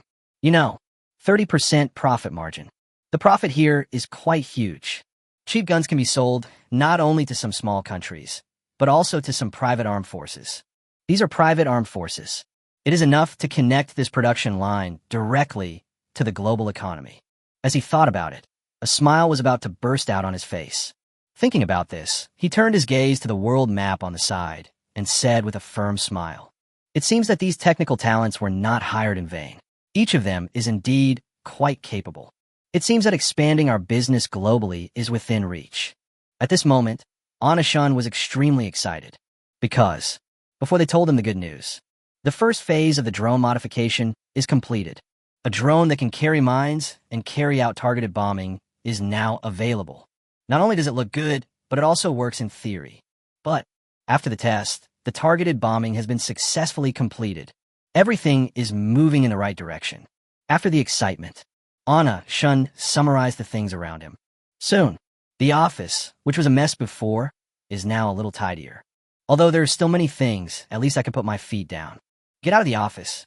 A dazzling ray of light shone directly on Anna-shun's face. Then he stretched out a hand to block it and said with a smile, "Nice weather, perfect for a promotion and a raise." As he spoke, he stepped forward. "Go straight to the technical department." When we arrived at the technical department, everyone gathered around Iris's seat. Everyone looked at the guns on his desk with curiosity. Seeing this, Anna-shun said with a smile, "Not bad, not bad. You all know how to study." As he spoke, he walked toward the crowd. Everyone who was originally concentrating on their research soon discovered Anna-shun. No one was surprised at all by Anna-shun's appearance. After all, the equipment to reduce costs has been developed, and he, as the boss, must show up. At least, the bonus is secure. Everyone looked at Iris with envy and then looked at Anna-shun. Then, under the gaze of everyone, he said with a smile, "Iris's research and development this time is very good. He will be the director of firearms in the future. Salary doublé, plus un bonus." Of course, as long as you do the research, you can do it too. Hearing Anna-shun's words, everyone was shocked. Is this a promotion and salary increase? A moment. Everyone's desire to do research reached its peak at this moment.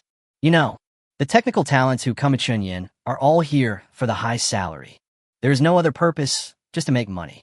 Therefore, this incident also made everyone see it clearly. I have to do my best. No matter what you lack, you still have to have money.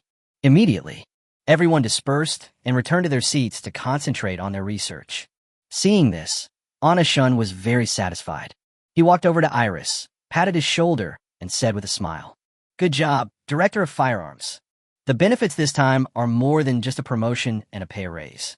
For the batch of firearms you developed, no matter how much you are paid after the sale, you will receive 50% of the net profit. Of course, the net profit I'm talking about is the profit after excluding all expenses, including labor costs, factory electricity costs, and other expenses." After saying that, he left without looking back. And the moment he said this, everyone in the technical department was about to start the research, but they couldn't keep calm. All net profits from sales will be directly divided into 50%. Chapter 149, The Test of the Unmanned Bomber, was very successful. Although Anna-shun's words just now were spoken to Iris, his voice was not small. On the surface, he was communicating with Iris. But actually, this is a very attractive condition offered by all technical talents. The profit share is not a bonus. The difference in bonus between the two is several times. After Shun Yan's figure completely disappeared, discussions of surprise and joy broke out in the warehouse. Even though our boss cuts costs so much, he treats his employees really well. No, Iris, I'm so envious of you. 50% profit. I'm going to work hard and serve my boss wholeheartedly. As long as the money is in place. That's no big deal. Our boss makes the most brilliant decisions I've ever seen. I'd be happy to work for him. You guys keep blowing my trumpet. I'm still busy with research and development. Shinya knew nothing about the rainbow farts from everyone in the technical department. However, his goal was indeed achieved. He openly talked about the bonus in order to entice other technical talents.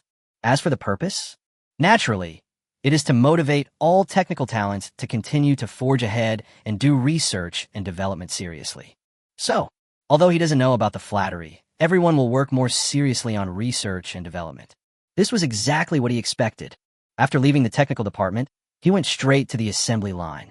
When he arrived at the assembly line where guns were made, he gave him another wave of instructions. After arranging everything, he returned to the office again. Another retreat to make changes. Afterwards, he continued to focus his attention on the explosive modification of the drone. After all, drones carrying mines are just one of the ideas for the explosive modification. The most critical and powerful one. Machine gun drone. A drone carrying a machine gun is comparable to a fighter jet.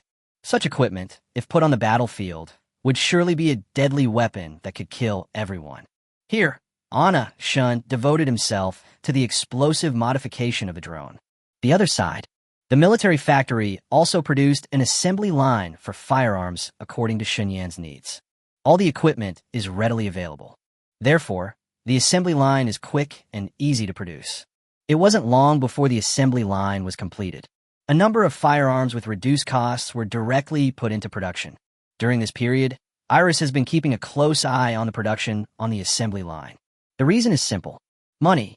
The conditions given by Anishun are not good at all.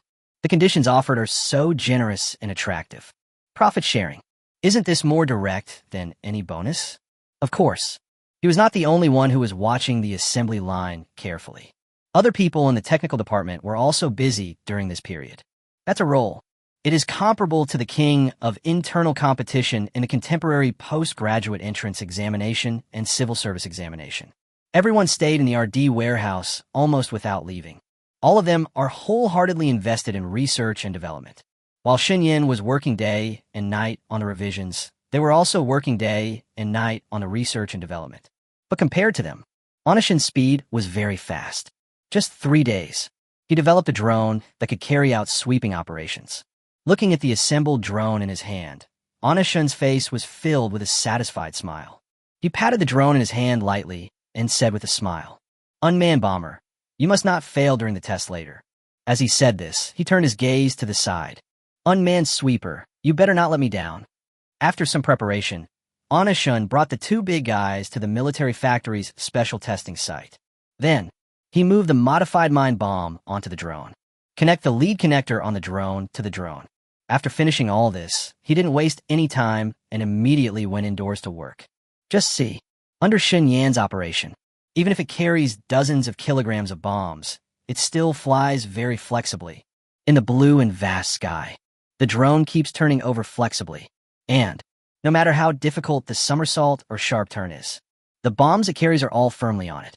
Looking at the picture on the remote control in his hand, Anishun's face showed a satisfied smile. After several difficult moves, the drone and the bomb on him were very stable. Seeing this, Anishun couldn't help but sigh. As expected of Zhang Yuan, his technique is simply amazing. He must be the first person in the world to make a drone like this. As he sighed, his hands kept moving. Then, he operated a drone and came to the arms testing field. Then, Anishun's mouth curled up slightly and pressed the button in his hand. Bang! Moment. Smoke filled the area near the test field. Feeling the vibration of the ground beneath his feet, Anna Shun's mouth curled up. After the smoke clears, he glanced at the thunder field in the distance. Just see, the test points that had been placed previously were destroyed with precision. The bombing covered a large area. It's not just the location of the test points. Even the area around him was severely affected. Seeing this, Anna Shun showed a satisfied smile on his face and said with a smile, "Sure enough, the control range was really successful." Originally, the drone bomber had been almost developed by Shunyan. At least, if sent to the battlefield, it will definitely shine. But the previous functions still could not meet Xinyan's requirements for unmanned bombers. So, after completing the research and development of the unmanned sweeper, he decisively continued to devote himself to the research of unmanned bombers. But the current situation, the new features he added are very good and very successful. The test of the unmanned bomber was very successful. Then the next step is unmanned shooting. Then, take the machine gun prepared on the side. Anna Shun walked towards the test field. It's still the same drone. On this drone, Anna Shun made some minor changes. After picking up the drone, he did not remove the mine bomb directly, but took out another fuse from the drone. After connecting the leads of the two homes, he weighed the weight on both sides and spoke in a nervous tone. 2 machine guns and a mine bomb shouldn't be too heavy. It shouldn't be more than 50 kilograms. Well, even if it exceeds that, it shouldn't be a big problem. After all, the load capacity has been modified. At least it can carry 100 kilograms now. As he spoke, anticipation flashed in his eyes.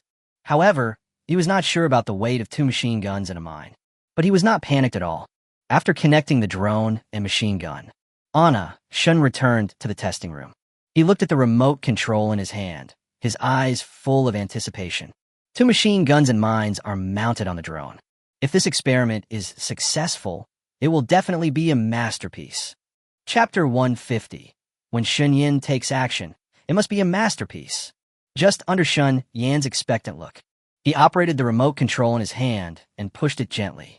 His eyes were only fixed on the drone in the distance. The moment the drone took off, he clenched his hand holding the remote control. At the same time, his heart was also tightened at the same moment. And where his eyes were fixed, the drone is taking off slowly and steadily. Then, he put a little more force on his hands. Just see, there is no sense of bulkiness on the drone. It took off very easily under Shun Yan's operation. Then, there were several more somersaults. Even after such a difficult maneuver, the drone's flight remained very stable. That's not all. The machine guns, mines, and bombs on it are also very stable. This scene showed directly to Anna Shun, and he got excited. He looked at the drone flying freely in the sky and smiled brightly. At the same time, he kept sighing. Sure enough, when Anna Shun takes action, it must be a masterpiece. As he said this, he withdrew his gaze, staring closely at the screen on the remote control in your hand. Then, he pressed 3 buttons on his hand at the same time. In addition, the slide bar of the fuselage was pushed. This moment, his heart almost knotted up. He even didn't dare to look at the picture on the screen in his hand. Just listen. Bang, bang, bang. The explosion sounded 1 second after Shun Yin pressed the button. Hearing this, Anna Shun happily looked towards the distant thunder field. Just see, the drone is under his control. There's strafing going on, and mines and bombs were also being dropped at the same time, with very precise bombing. Immediately following, Anna Shun excitedly operated the remote control in his hand. Under his operation, the drone quickly began to fly at low altitude. Of course, the strafing of the fuselage never stopped. This is a continuous operation. Very silky. Even Anna Shun couldn't help but sigh after seeing it. How can it fly so steadily, even with such a powerful strafing attack? Fuck. For a moment, I couldn't tell whether Zhang Yuan was stronger or I was.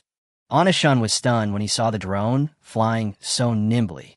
But this scene, if Zhang Yuan was here at this time, that would definitely be jaw-dropping. After all, the drone he handed to Anna Shun, it only has a weight of 50 kilograms and is equipped with a radar. Even 50 kilograms is already the limit of the drone he developed. If it were a standard 50 attack weight, the drone will inevitably be shaky when it takes off. But look at the drone in front of you. He was carrying not only 2 machine guns, but also a landmine bomb. Such weight. If it was a drone that Zhang Yuan called, there would naturally be no problem in taking off. As for sensitivity, that cannot be guaranteed. Then, Anna Shun operated the drone and circled around twice more. Still extremely stable and sensitive. Anna Shun was very satisfied with this test. He flew the drone back inside. Looking at the drone that was parked steadily on the ground, Anna Shun smiled and said lightly, "With all your functions and stability, you're such a killer on the battlefield. With this level of sensitivity and flexibility, it's even smoother than a pilot's." Said. Anna Shun walked back holding the drone. There are no problems with the modification and testing. Next step, of course it has to be sold. Back in the office, Anna Shun collapsed directly on the recliner. Looking at the drone on the table, a satisfied smile appeared on his tired face. Then, he turned his head to the side and muttered something. The explosive modification is no longer a problem. If drones were deployed on the battlefield, they would definitely be the most eye-catching. By then, orders will definitely be stable. As he spoke, the corners of his mouth rose. But there is indeed no problem with the equipment. But which battlefield should it be deployed on? Although Anashun had his eyes closed at this moment, his brain was working rapidly at this moment. Battlefields around the world flashed through his mind. Only, after some careful consideration. Instead, he didn't know which battlefield to send it to. As he thought about it, he was still muttering. The most important thing now is to let people see this thing, but it has to be a gathering point for people from all over the world to be seen. Everyone's attention is focused now. Big Mao, Xiao Mao. As soon as these words came out, Anna Shun shook his head violently. He opened his eyes and stood up from his chair. Then he walked into the office and stood in front of the world map. Looking at the place where the Mao and Air Mao were, he felt conflicted. After some thought, he frowned, shook his head, and muttered with his chin in his hand. If it's a battlefield of big and small Mao, it must be deployed, but now is not the time. At the beginning, his targets are indeed big and small. Even a modification plan for drones that was specially prepared for them. His best targets have always been the battlefields of big and small Mao. Only, now that the Chechen troops of the big Mao are gone, the second Mao has the help of the EU. These two brothers have no shortage of equipment. The battle is going on over there, but you're not using your own equipment and are buying equipment from me. As he spoke, he shook his head again. The battlefield between the two Maos is definitely not going to work now. After all, these two guys have plenty of equipment. There is no shortage of good equipment. Anna Shun held his chin and walked back and forth in front of the world map. The head was still thinking about the Mao and Air Mao. He analyzed the situation of both parties and said lightly, if I rashly contact them now, even if it's in the name of selling arms and equipment, I guess we can't even contact these two brothers. Analyze it left and right. Shun Yin completely gave up the idea of making the drone's debut on the battlefield of the Mao and Xiao Mao. It's not that I don't want to, but I don't have the channel. After giving up this idea, he looked at the world map and analyzed it. If we don't put it on the battlefield of the big and small Mao, where should I put it? Then, he set his sights on the Middle East. His eyes kept moving back and forth between Mu and Syria. For a moment, very conflicted. If you want to have a propaganda effect, it must be a country at war. The ones fighting the most fiercely right now are these two old customers. It's just for Mu and Syria. In fact, Shenyan was not very satisfied. After all, his drone is a high-end product. It is his channel to open up the high-end market. If this starts with Syria and Mu, thinking in my heart, final, he still turned his attention to the area where the big and small hairs were. Looking at the battlefield of the Mao and Xiao Mao, Anna Shun's eyes became more determined. If there is no channel, then build one. If I can't contact them, then let them contact me. Chapter 151, whether it is high-end or not, will be revealed soon. But how can I get a Mao and Air Mao to contact me? As he spoke, Anna Shun slumped down in the chair again, with one leg resting on the table. He held his chin with one hand, his mind thinking rapidly. Big Mao and Second Mao are having a great time fighting right now. How can they control me? Also, although they're military factories now, but after saying that, he glanced at the surrounding environment. After a glance, he sighed weakly. Then he began to think about other things in his hands that could attract the attention of the Mao and Air Mao. Only an arms dealer. If you want to attract customers, let them come to you. That must make him notice him or the weapons in his hand first. Ammunition to attract customers? Bulldozer Katyusha? Gas tank mortar? Steel tube rocket? Thinking about this, he frowned and shook his head. The last thing the Mao and Air Mao lack is equipment. Even the Pakistani government doesn't care about those things. How could a Mao and Air Mao do that? As he spoke, he felt a little troubled. As for the arms in his hands, Anishin himself was naturally very clear. So, he was also very clear about it. If he wants to rely on his equipment to attract a Mao and Air Mao, this is simply impossible. However, the equipment in his hands was not enough to attract the attention of the Mao and Air Mao. What about him? A moment. He seemed to have some idea. He rubbed his smooth chin and muttered, if those equipments are not enough to attract the attention of Big Mao and Second Mao, what about the identity of the mysterious arms dealer? Regarding his identity as a mysterious arms dealer, Shinyan had heard of it. After all, he is a great young man of the 21st century. Internet access is still indispensable. So, about the comments about him on the internet, he really knows a lot. Think of the mysterious arms dealer. Anna Shun lay on the chair, the corners of his mouth slightly raised, and muttered, a mysterious Eastern arms dealer famous in the Middle East. They might be interested, said. He began to make plans in his mind. Then, he took out his cell phone and searched for information about the mysterious arms dealer. As soon as I opened it, I started talking about them. Astonishing choked on a mouthful of water. Damn it, how the hell did the comments turn out like this? Just see. On the mobile phone screen, everything is about the mysterious arms dealer. Although there are still some posts that boast a lot. There are even people who called Dummao and Ermao and asked him to buy arms. But most netizens. Original poster, what's the secret identity of Big Mao and Second Mao? Can you see those junk belonging to the mysterious arms dealer? I agree with the above. Although his junk is powerful, if it is placed in front of Mao and Air Mao, wouldn't it be a clown? That mysterious arms dealer is indeed quite capable, but his equipment is too low-end and not even worth mentioning. I admit that guy is a scoundrel, but if Big Mao or Second Mao were to buy arms from him, they'd be screwed. I'm definitely a fan of the mysterious arms dealer, but if the business gets to the point where it's worth it, forget it.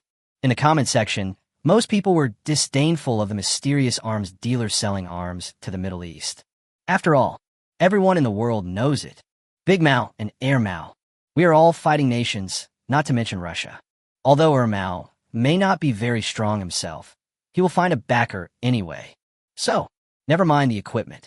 Even if they were to face the powerful Chechen troops. There was no panic at all. Astonishing continued to flip through the post below for a while. Only, what do you think of the mysterious arms dealer now? It seems I've been positioned in the low-end and cheap category. I kept going back and flipping through a few more posts. Astonishing's expression became worse and worse. Because all the subsequent posts and comments are saying pretty much the same thing. After all, now everyone is concerned about the mysterious arms dealer. It's still a malpractice. But once it is linked to the Mao and Air Mao, the style suddenly changes. It's definitely something that makes anyone who sees it shake their head. No, the mysterious arms dealer's equipment is ineffective on the battlefield of Big Mao and Second Mao. Absolutely impossible. With a dark face, he put the phone aside and held it in his hand. Then, he curled the corners of his lips and said in a mocking tone, "Low-end production line? This generation of netizens is really not good. They really only have high-end products. It's just Mao and Mao. Compared to the drone bomber, his equipment is low-end." After reading various netizens' comments, the rebellious psychology in Astonishing's heart was also completely aroused. Isn't it just a Mao and Air Mao? His arms can't even be served on the table of Big Mao and Second Mao. How was that possible? As he thought about it, he clenched his palms, and an idea was born in his mind. Since everyone is pessimistic, the key is to package the drone well and show it off. Until then, perhaps this wave of popularity will be even higher than before. Then, he switched backstage. At this moment, his eyes were fixed on the portraits of many ministers. It has come to this. If you want to achieve the best publicity, that has to be deployed directly onto the battlefield. The only battlefields that attract people's attention now are the Syrian battlefield and the Daimyo battlefield. Although, these two sides cannot compare to the battlefield of Big Mao and Small Mao. However, the eye-catching effect is still very good. And the most important thing is to let the modified drone appear in front of the world. As long as the equipment is strong enough. Whether it is high-end or not will be revealed. After figuring it out, he came to the drone. He patted the drone's body gently and said with a confident smile, "Good wine needs no bush, let alone in such highly anticipated battlefields as Syria and Mu. As long as we can shine on both sides of the battlefield, we won't be afraid of not having sellers." As he spoke, Astonishing's eyes flashed with confidence. He is very confident about the power of drones. Of course, there is also capital for confidence. After all, it is an unmanned fighter jet that can be operated by remote control. How could this not be powerful?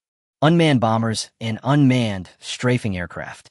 These two can not only increase firepower, it can also carry out all-round attacks without any casualties.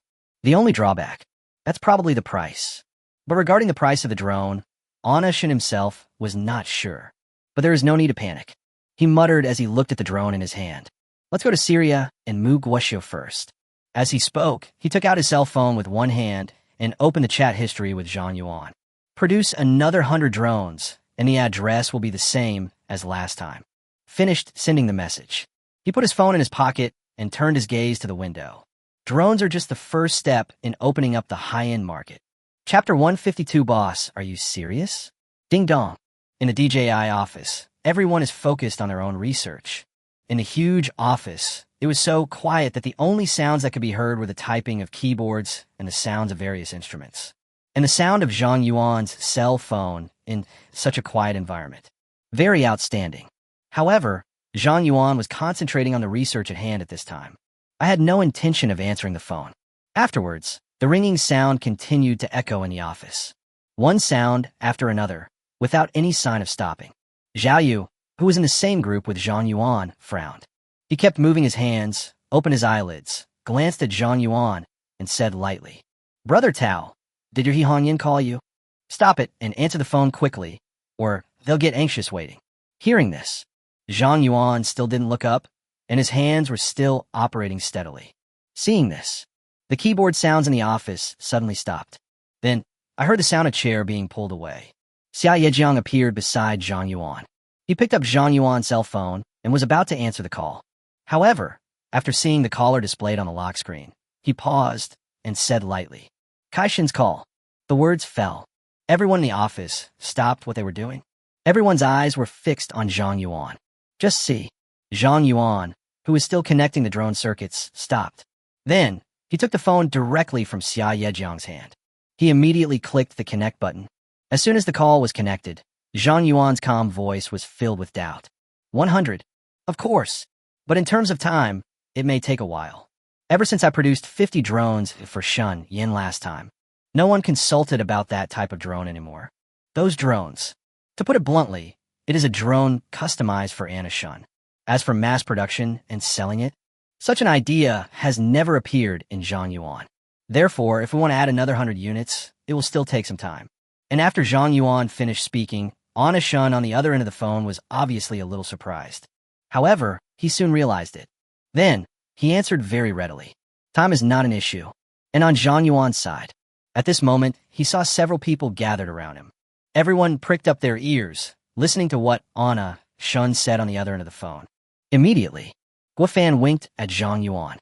He pretended not to see any of this and was about to hang up the phone. Seeing him like this, Guofan took the phone and asked with a smile, "Boss Shun, how are the drones I sent you last time?" Hearing this, Anna Shun on the other end of the phone was slightly stunned. But I reacted quickly.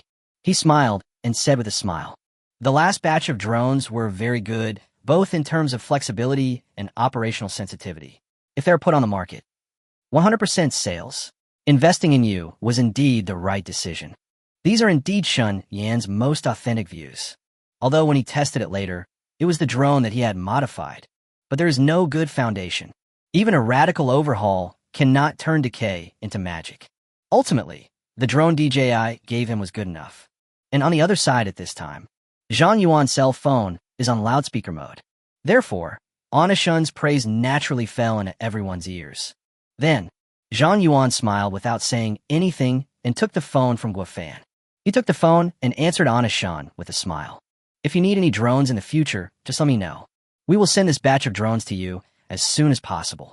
After saying that, he was about to hang up the phone. Just as his hand was on the hang-up button, Anna Shun's voice rang out again. "In fact, you could try to put this drone directly on the market. I believe that sales will be good by then." Hearing what Anna Shun said, the people gathered around the phone looked at each other. Sell? They really haven't thought about this. Because in their concept, that drone is a customized one for Anna Shun. The God of Wealth's custom-made model definitely cannot be sold. And the one Anna Shun needed had a load capacity of 50 kilograms and was a large drone. If this were put on the market, there would probably be no market for it. You know, all drones on the market now, all of them are very compact models. Mainly, for the general public today, the main use of drones is nothing more than taking bird's-eye view videos and playing with their operations. But large drones, not only is the fuselage large, but the propellers are also very noisy, very eye-catching. If such a drone is put on the market, will anyone buy it? Then, after some thought, Guofan leaned over to the phone and said with a smile, "Boss Shun, the drone you asked for is too big and noisy. We won't have anywhere to use it after we buy it. It can bear 50 kilograms. It has many uses. You should think about it. I don't get involved in DJI's internal affairs. I'm just giving you some advice. Anna, Shun didn't care about Guo Fan's words. His tone was very calm. And Zhang Yuan, in response to Shun Yan's words, very concerned. After Shun Yan's reminder, he began to think about launching the product into the market. When he heard about the market launch, he had the same idea as Guo Fan. But Shun Yan said, it has many uses. This sentence actually woke him up. Yes, the drone can carry 50 kilograms of payload, although its body has become larger. However, its functions are not limited to aerial photography. Some things that require a high load can be carried directly by drones. After hanging up Anishin's phone, he did not continue his research, but instead carefully studied the market issues of large drones. Looking at the second-generation DJI Phantom on the desktop, his hand, which was supporting his chin, kept rubbing, and his mind was working rapidly. Aerial photography, inspection, individual player operation. But if it's a large drone, it seems like it could do a lot more. It's worth a try, said. He turned his head to the side. He glanced at the people busy in the office. Then his eyes were fixed on Guo Fan, who was doing nothing. Seeing this, Anna Shun curled the corners of his lips and shouted at Guo Fan. Guo Fan, help me notify the people in the publicity department and ask them to come up with a publicity plan for the drone we developed for Shan Yan. The words fell. Everyone who had already immersed themselves in their work looked up at Zhang Yuan again. Guo Fan stared at Zhang Yuan and said in disbelief, Boss, are you serious? It's not that I don't have confidence in our products, but isn't that drone a bit too big? Can anyone buy it? Chapter 153, Everything is ready, except for sales channel. Guo Fan's words also caused doubts among others. Immediately, various voices of persuasion were heard in the office. Boss Guo Fan is right. Our drones have been on the market for a while, but look, what do people use them for? Yeah, nowadays, it's mostly used for photography. There's really no need for such a large camera. Brother Tao, that drone is too big. Even if it can bear 50 kilograms, it's not convenient and compact. After all, most consumers who buy our drones nowadays just want to have fun with them. Would anyone really buy such a large drone that's inconvenient to carry? Everyone has the same opinion. Everyone thinks that such a large drone is just a way to play the advantages of drones. No matter how good a drone is, it still needs to meet the needs of the public. But even if everyone thinks that a drone with a load capacity of 50 kilograms is useless, but Zhang Yuan still believed there must be a market for this drone.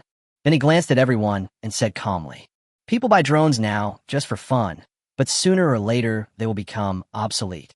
But if drones bring convenience to people's lives and become a necessity, then even if people lose interest in drones, the drone market will not disappear. These angry and passionate words dealt a heavy blow to everyone. Really, only by becoming a practical product can it avoid being eliminated. If they're always just for fun, then they're the next remote control in airplanes. It will definitely be replaced by the next more advanced thing. But what if it becomes a necessity in everyone's life? It will definitely not be eliminated, and sales will even be better than before. After figuring it out, Guo Fan didn't say anything more.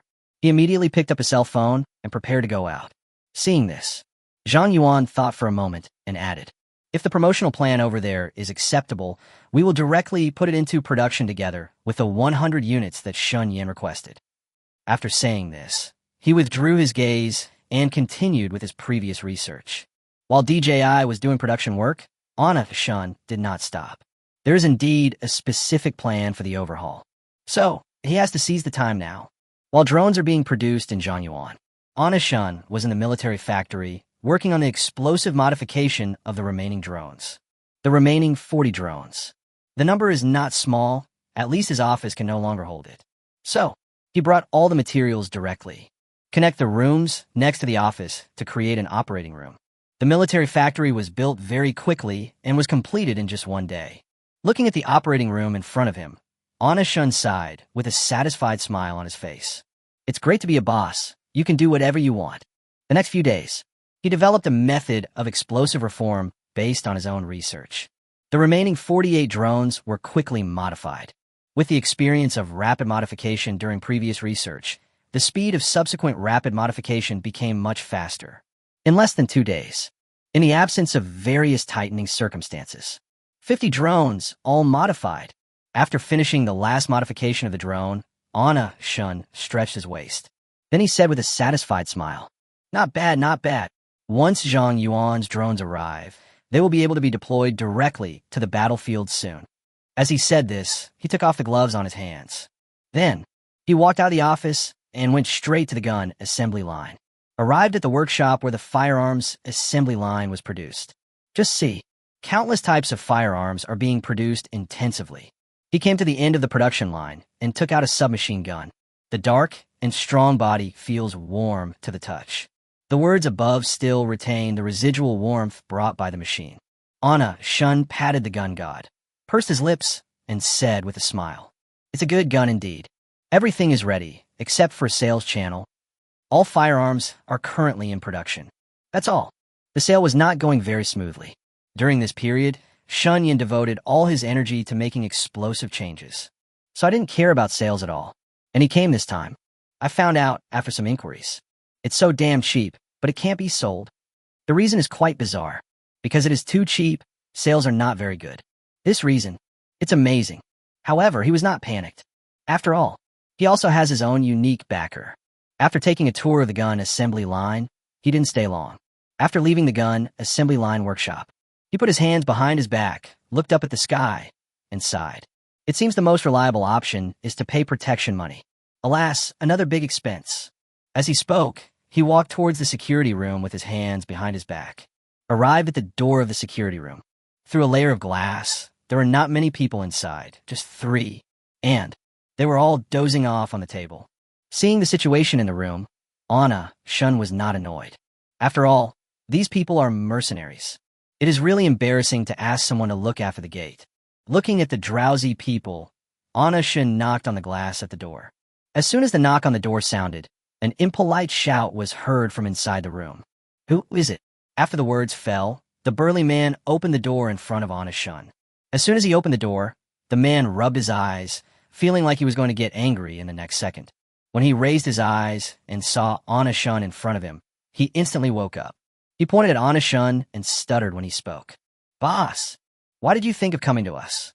What are you doing? Did you go on a mission the day before?" Seeing the man's unconscious appearance, Anna Shun asked almost without hesitation. Hearing this, Jade didn't intend to hide it and nodded directly. "When I first came to the military factory to work as a security guard, Anna Shun agreed with them that they could use their rest time as they pleased, including taking other bounty missions. Therefore, facing Anna Shun's question, he did not cover it up directly. Then, Anna Shun patted Jed's shoulder and said comfortingly, "Take on less work. Is the money I pay you low? It's not a small amount, is it?" As he spoke, he stuck his head inside and continued, "Leave one person to guard the door, and take another person with me to go somewhere." The words fell. All that was left for Jed was his back as he walked away with his hand behind his back. A few minutes later, Anna Shun's showy car arrived at the door of the security room. Then, Anna Shun got out of the car.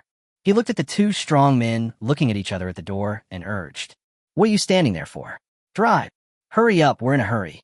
After saying that, he opened the back seat door, got in the car, and closed the door decisively. To the Suitor government building. Chapter 154, Don't let those people from Mu country have an easy time. Listen to Anna Shun's arrangements. Jed didn't care about being confused and hurriedly got into the car with another mercenary. With 2 mercenaries with extraordinary skills, Anna Shun felt a little relieved. He had not forgotten the news that the Suitor government brought last time. Those lunatics from the Eagle Sauce are being chased by the poor guy, even if he himself is quite strong. He didn't dare to go out alone rashly. Besides, he paid for these mercenaries. Don't waste it. Bring 2 mercenaries with you so that you can appear more assertive when negotiating terms later. Just when Shun Yan was fully immersed in the explosive transformation of the military factory. The international situation has not changed at all. The Syrian war is still in a very tense situation. And between the Hupu and the state of Mu, the fight was even more intense than before. Today, the Mu kingdom has Shun Yan's continuous armed support. It's different from before. It is no longer the case that I was bullied by the Hupu. After having sufficient ammunition, they went to the Hupu side. The fight was so fierce. The battle has changed from being unilaterally suppressed by the Hupu in the beginning to being fierce now. Mugwa was no longer timid and helpless as before. As soon as Shun Yan's arms were delivered here, they rushed to the battlefield. For a moment, both Dai and Mu suffered heavy casualties. At this time, in the territory of Mu State, Countless Mu soldiers sat on the ground to rest. Everyone has 1 or 2 gas tank mortars and steel tube rockets around them. Everyone is resting at this time. Antler King was among them. He rubbed his sore eyes, then turned his head to the side and looked at the commander who was resting with his eyes closed. Seeing that he was sleeping soundly, Amlekin patted the commander's shoulder and said with a smile, "Get up, it's time to surprise Dai Jun. Everyone hurry up and get up. Dai Jun is waiting for the surprise we have prepared for him." Having said that, he stood up and called on everyone who was resting. When everyone heard what he said, they all rubbed their eyes. When everyone heard that they were going to give Dai Jun a big surprise, although their faces looked tired, their eyes were full of energy. Immediately, under the leadership of Antler King, people pushed Katyusha bulldozers and countless rocket launchers and ran around everywhere. This period of time, from time to time, the state of Mu would give the Hupu a surprise like this. As long as the first phase of the battle is over. Every once in a while, countless rockets from a Mu army would fall into the territory of the Hupu. But the Katyusha bulldozer has a high degree of accuracy. Every big surprise can bring big surprise to the Hupu. It is simply unavoidable. At this time, the Hupu is in its territory. They had no idea of the impending danger. Just see, on the battlefield of the Hupu, the Dai army was scattered in different places and did not gather together at all. And that led to all this. It is precisely because of the big surprises sent from the Mu kingdom from time to time. At this time, everyone was resting or patrolling, but everyone is always on guard. A moment later, the familiar sound of rocket launchers flying was heard. Countless sparks, like stars, streaked across the dark night. At last, countless starlights all fell precisely in various places. A moment. Everywhere in the territory of the Hupu, there are figures of fleeing birds. At the same time, you can also hear the insult from different people. Damn it, this Mu Jun doesn't play by the rules at all. Those who can only rely on broken things to fight can only resort to these insidious tactics. Run. I don't want to be blown to pieces. The Mu army has been launching too many surprise attacks lately, and they're all so random and unpredictable. It's impossible to defend against them. I can't stand it anymore. This Mu army is just a low-level raid. This is too disgusting. Every time I successfully evade their rocket artillery, I feel like I've saved my life. In the mouths of this group of Dai Jun, the Mu kingdom is a damn sneak attack maniac and is inhumane. But in Mu Jun's mouth, Dai Jun is vicious and insidious in many ways. After all, in wars between countries, it is these cannon fodder who suffer in the end. Soon, the half-hour raid was over. Hupu birds at various bases and front lines. All of them were hit hard online, and the wailing was deafening. Even a Mu army would occasionally give the Hupu a big surprise. And these Dai troops also set up defenses in advance and were highly vigilant. But no matter which time, under the fierce fire attack of the Mu army, the Hupu suffered heavy casualties. After all, it was rocket fire like rain. Even if everyone runs faster and is prepared and vigilant, there is no escaping the ending after all. After this wave of surprises, Hupu birds suffered heavy casualties. The headquarters and the top brass of the Hupu were furious. Soon, Schleiss received reprimands from his superiors and bad news from the front. Inside his office, anywhere visible to the naked eye, everything was smashed to pieces. He clenched his palms tightly and spoke the words almost through gritted teeth. Mugwa immediately dispatched troops to the front lines on all sides and bring their equipment. We must not let those people from Mu State have an easy time. After receiving the order, Enders didn't dare to speak at all. He went to the military camp with Schleiss's instructions to mobilize manpower. Immediately, countless soldiers and equipment were transported to the front line. Another crazy revenge of the Hupu. The people of Mu naturally fought hard to resist. Same thing. The same great surprise for the state of Mu, and the same revenge of the Hupu. It happens every now and then on the Daimu battlefield. But even so, it still happens frequently. The two sides fought back and forth. It's not uncommon. There are 3 wars that people all over the world are paying attention to. The ones that attract the most attention are also the ones that are fought the most fiercely. It is still a battlefield between the big and small mouths. After the Chechen troops were dispatched, they did not behave as everyone had guessed. Directly end the war, or directly reverse the situation. None of these. The situation on both sides is still intense. Although the Chechen troops were extremely brave later. But Ermao is not bad either. Behind it are the powerful EU countries, with the joint support of all parties. Even if its own strength is not very good.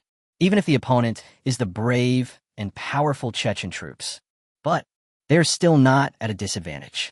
With the support of the EU countries, Ermao was not suppressed too harshly by the Chechen troops. You know, those in the EU. It's not just about supporting equipment and soldiers. There are also elite mercenaries. The Chechen forces are indeed strong. But Chechnya is not the only powerful nation. Chapter 155, I want to make a deal with you. Regarding the increasingly tense battlefield, netizens all over the world were shocked. But think about it carefully. It seems to make sense. All of a sudden, more and more people paid attention to the battlefields of the Mao and Xiao Mao wars. On the foreign internet, almost all the posts are discussing the war between the big and small Maos. I originally thought that with Chechnya defeated, the war between Mao and Mao would be over. The person above, you really think too much. Although Xiao Mao's own strength is not very strong, don't forget that he has a big brother behind him. Based on the current situation, it seems that the war between Big Mao and Little Mao is still a long way off. I originally thought that after the Chechen troops were gone, the two would not fight each other anymore, but I didn't think enough. Xiao Mao is still able to hold on until now. Isn't it because he still has the big brother behind him? The intensity of the battle between the two Mao factions. It also made countless netizens aware of it, although those EU countries have not made any moves on the surface. But what is the reality? They were all secretly sent to support Xiao Mao. So, even if Russia has Chechen troops, there is little hope of ending the war as soon as possible. At the same time, among all of Xinyan's clients, Yemen is the safest place right now. Yemen, whether it is the Yemeni top leaders or in the streets and alleys, everything is peaceful. Smiling faces can be seen everywhere on the streets. Minister Ba, who has been very busy recently, has had a lot of free time during this period. Just see, inside the office of the Secretary of Energy, Minister Ba was lying leisurely on the chair. A pair of straight and slender legs were resting on the table.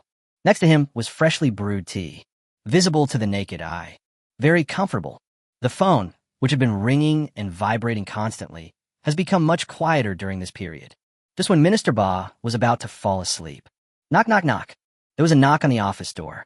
Then, Harvit's grinning face appeared in front of Minister Ba. Seeing this, Minister Ba's eyelids, which had just opened, closed again. Seeing that he was so comfortable, Wang Qi took out a teacup from the side and poured himself a cup of tea. He joked while waiting for the tea to cool down.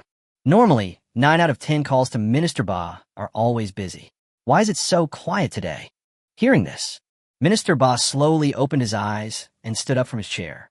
He glanced at Harvit, who was smiling, smiled, and said casually, "Delivery takes too long, and the number of orders has decreased significantly recently. But it's good this way, I can rest for a while." Here, Minister Ba's explanation. Harvit frowned and glanced at him. Minister Ba said calmly, "Is Chunyan now fully committed to supplying Syria and Mugwa? The war between the two sides will definitely not end in a short time. What will happen to our goods then?" It's not that Harvit is anxious. Their order has been placed for a long time. Only, it's been such a long time and there's been no movement at all. Moreover, it was also because Anashan was only concerned with shipping goods to Syria and Mu State. So this directly leads to, recently, no country has placed orders with Yemen. It would be fine if it only lasts for a while, but if it continues like this for a long time, how can their economy, which has worked so hard to get back on track, continue to rise? Minister Ba glanced at Harvit. He naturally knew what Harvit was thinking. Then he walked around to Harvit, patted him on the shoulder, and comforted him. "Don't panic. The middleman was originally the channel given to us by Anna Shun. So, there's no point in being anxious. The current situation in Syria and Mu requires that batch of arms even more." Regarding what Minister Ba said, Harvit had nothing to refute. The opportunity was given by Anna Shun. Moreover, they have done some radical changes before. It really can't be rushed. It is quite different from the one in Yemen. Anna Shun can be said to be extremely busy. The drone modification project has come to an end, but he still needs to deal with the affairs of the military factory. All kinds of firearms with a 30% cost reduction are waiting for him to open up sales channels. On the way to the Suter government building, he closed his eyes, various plans in his mind. For now, Government channels are definitely the best and most effective method. But if you want help, there is no lack of negotiation and bargaining. Soon, the car stopped in front of the government building. After parking the car, Jade turned his head back and spoke in a respectful tone. The boss has arrived. For the boss, Honest-shun. At the beginning, he did succumb to money. But now, he really submitted to Honest-shun. The boss is really capable, and the salary he pays is really high. Therefore, there is no better place to go than following Honest-shun, at least in terms of money. After hearing what Jed said, Honest-shun gathered the emotions in her heart. He walked towards the government building with two mercenaries who looked tough. Just entered the building. He then saw Vipuri, who had been waiting for a long time. The moment he saw Honest-shun, he came forward. He glanced at the two mercenaries behind Honest-shun and said with a smile, "Mr. Smith is already waiting upstairs. Your two mercenaries should wait here." To this, Honest-shun had no opinion. There is definitely no problem with safety inside the government building in Suitor. Bringing these two mercenaries is just to prevent accidents on the road. But now in Suitor's government building, it doesn't matter whether you follow or not. Then, he waved at the two people behind him and said lightly, "You guys wait here." After saying that, he smiled politely at Vipuri and followed him into the elevator. Soon, the elevator stopped. Under Vipuri's guidance, Honest-shun came to the door of a reception room. After pushing open the door, Smith's smiling face appeared in front of them. Seeing this, Honest-shun hurried forward and said with a smile while extending a hand, "Mr. Smith, I called you here today to make a deal with you." Hearing this, Smith paused holding the cup. "Trade? If you trade? Quite interesting." He looked at Honest-shun and said with a smile, "We haven't always been in a cooperative relationship. You have to keep giving us commissions and arms." Hearing this, Honest-shun smiled. He had no intention of hiding anything and went straight to the point. "I want you to help me find a buyer for my guns. Once our transaction with the buyer's house is completed, I will provide you with 5% of the net profit for each batch of arms sold, and add it to the commission. So, if I sell a batch of arms, I'll give you a total commission of 25%. Hearing what Honest-shun said, there was a hint of shrewdness in Smith's eyes. He kept rubbing the cup with his hands. 25% commission? Chapter 156, What is the current production capacity of your military factory? Smith heard what Honest-shun said. He raised his head and glanced at Honest-shun with a look of scrutiny in his eyes. "Let the government help find buyers. You also have to increase your commission. This request is simply unheard of. But, although it's ridiculous, it's actually a good idea. Honest-shun has no connections in Sud, or even in the whole of Pakistan. So, I want to sell the guns I have. It will indeed be difficult. At this time, the government is certainly a good choice." Moreover, he also took the initiative to ask for a commission increase. I have to say, the young man is quite sensible. There is no reason to refuse money that comes to your door. But don't refuse, but don't agree directly either. If the price is exorbitant, it won't sell even if the government takes action. Then Smith stopped what he was doing and asked with a smile, "How much do your guns cost?" "All the guns I want to sell are 10% below the current market price." Hearing what Honest-shun said, Smith and Vipuri's pupils were visibly dilated. Smith looked at Vipuri on the side, and the two looked at each other. This price, don't even mention them. If this were released, it would definitely cause a shock and frenzy of buying. After all, firearms are a very popular currency in Pakistan where there is no arms control. Even though the current market price is not cheap, there is still a constant stream of people who want to buy. There is definitely nothing wrong with carrying guns. However, here at Shun Yan's place, he's actually charging 10% less than the market price. Doesn't this disrupt the market? So, that's why he came to them. Thinking of this, Vipuri blurted out words in shock. A further 10% reduction from the market price. Are you sure? Alan-shun, I must remind you that your price is very low. Not only Vipuri, but Smith's smile also froze. Such a low price, seriously? Under the shocked and puzzled gaze of the two, Honest-shun smiled and then nodded. "Of course I have considered this price, but this is not my condition. In addition to being 10% lower than the market price, our military factories only produce a batch of guns at a certain level. The specific number of guns produced depends on the current production capacity. Regarding prices and issues of controlling production, on the way from the arsenal to the government building, Honest-shun has thought about it carefully. This price and output are the result of his careful thinking and consideration. You know, this batch of firearms is currently being produced by the military factory. All are 30% lower than the original cost. Therefore, when it comes to price, Anashun can almost do whatever he wants. However, price reduction is price reduction. It must not be too low, although he is now engaged in a price war with a number of arms dealers. But if the price is too low, this is bound to cause dissatisfaction among other arms dealers at the time. He knew this without Smith or the others reminding him. By then, it would be useless even if he had the government's protection. After all, even a strong dragon is afraid of a local snake. What's more, his relationship with the suitor government was just a transactional one. What he can give, others can give too. If his price is too low and causes retaliation from his peers, it will be really troublesome. Although everyone earns the same amount of money, the relationship cannot be too rigid. Therefore, it is safest to reduce the price by only 10%. The most critical, even if the price is reduced by 10%, it will not affect his profit. On the contrary, you can earn a little more. You know, firearms produced by military factories. That's 30% lower than the original cost. The profit margin therein. That's not a little bit big. He just reduced the market price by 10%. In this case, his net profit is directly 10 times higher than that of any other firearms and arms dealer in the market. So, although 10 is a 10% reduction on the original price, but in actual business, he is still the one who makes the most money. Hear what Anashun said next. Smith and Vipuri's expressions improved slightly. Anashun is a smart man. What they said just now was very clear. The price is too low. But 10, with such a low price, it wouldn't matter if production was controlled. Then, Smith looked at Anashun, and the smile on his face returned to normal. But this is the behavior of controlling production. It's tantamount to giving the money you earn away to others. So, hold a comprehensive idea. He smiled and continued. This price you're offering is probably unique in all of Sud, and even in all of Pakistan. Are you sure you want to control production? Don't worry, Mr. Smith. I've already thought about controlling production. I won't regret it. Hearing this, Anashun nodded, still with a polite smile on her face. Regarding the issue of controlling production, he naturally thought deeply about it. If we don't control production and fight a price war, it will still cause dissatisfaction among competitors. As for the issue of controlling production, naturally, colleagues are also taken into consideration. After all the guns in the military factory are priced below the market price. And with the government helping to open up sales channels, there's no need to think about sales. If we really sell according to market demand, don't even think about it.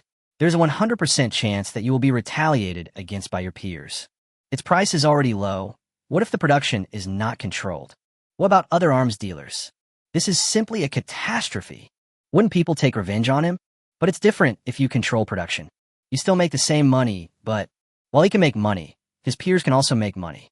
And, although the price was low, he only built an assembly line for this batch of cheap guns. This is if production is not controlled. The production capacity will definitely not be able to meet the demand. A military factory certainly cannot just do this one business.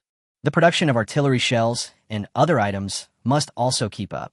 So, it is necessary to control production. In this way, production capacity can be kept up and peers can also make money. As long as he can still make money, at least she won't take revenge on him in the short term, considering the current military factories and all aspects of its security. At present, these two decisions are the safest. And Smith saw Anashun's calm look. I feel even more satisfied with him. Then, he looked at Anashun, smiled, and continued. What is the current production capacity of your military factory? Hear Smith's words. Anashun's eyes lit up.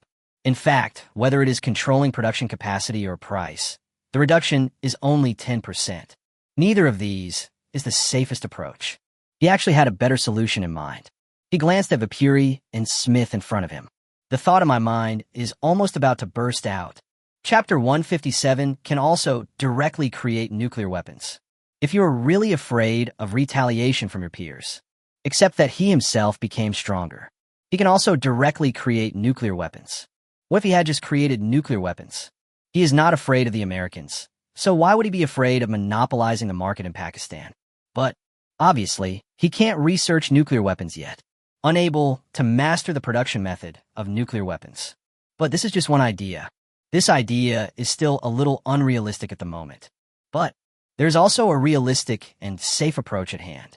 The Pakistani government, since he is worried about retaliation from his peers once the product enters the market. As long as these guns do not enter the market, there will be no question of retaliation. There's a way to make money while keeping all guns off the market. Pakistani government. As long as they have all the guns he produces, buy them all out in one go. As long as they're willing to buy it, it doesn't matter what they use it for later. It doesn't matter whether you act as a middleman or use it yourself. It doesn't matter to him. If that's the case, then why invest in this market? It can also better please the Pakistani government and avoid getting involved in the arms trade war. It's the best of both worlds. However, Smith's question in front of him made Astonishing feel that it was not impossible. Then he looked at Smith, thought for a while, and said lightly, I'm not sure about the specific production capacity, because at present, our factory only has this one production line for this batch of firearms. If there's a need later, we can only expand to 4 production lines at most. If 4 assembly lines are not enough to meet order demand, we will not expand any further. Hearing what Astonishing said, Smith was thoughtful. He held the cup in his hand, rubbing it constantly and weighing things in his mind, just as Xinyan thought. After learning the price of Xinyan's firearms, his thoughts coincided with Xinyan's. That's 10% of the market price of Douyu. Anyone who sees this will be moved. Moreover, the arms dealer is still Astonishing. It was redundant to talk about Xinyan, whether it was the commission issue last time or his handling of the production control this time. He was very satisfied. As for Xinyan himself, he was extremely satisfied. After some thought, he suppressed the smile on his face and spoke seriously. Wait here for a moment. I need to ask for instructions from above.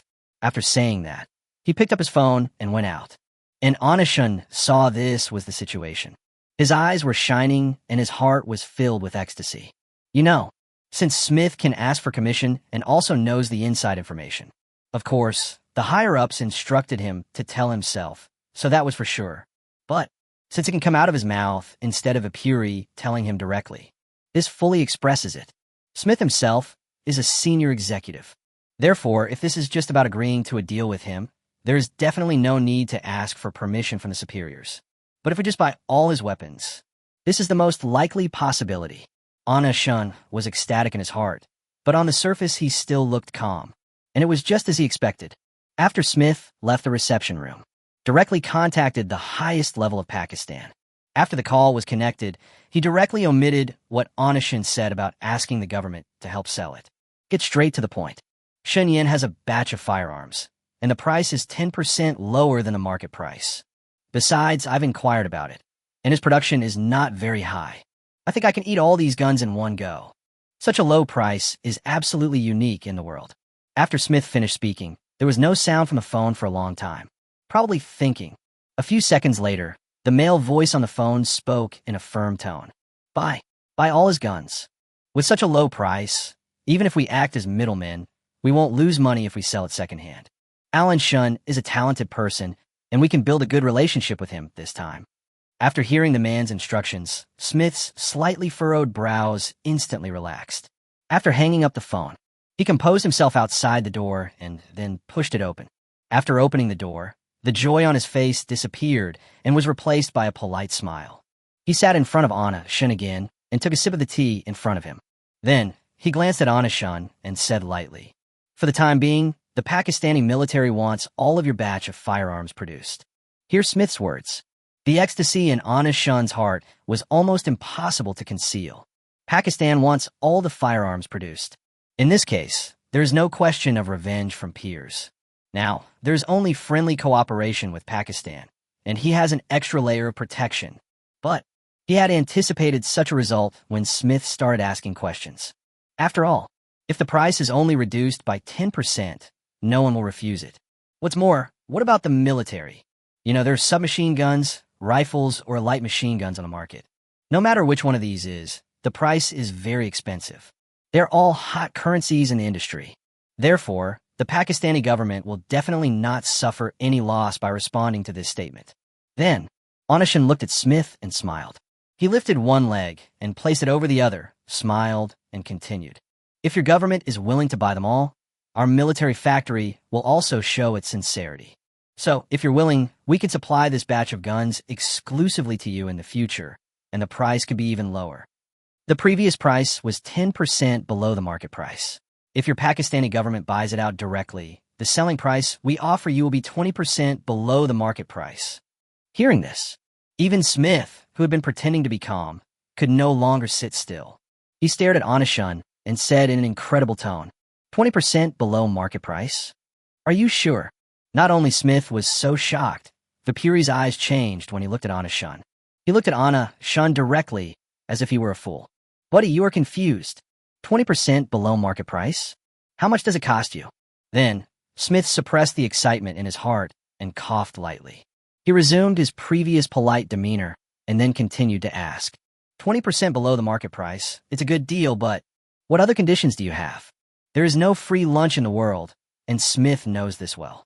20% below market price. This price, plus the commission he needs to pay to the government, according to the 25% agreed upon before. Where does the money come from? Therefore, there must be other conditions involved.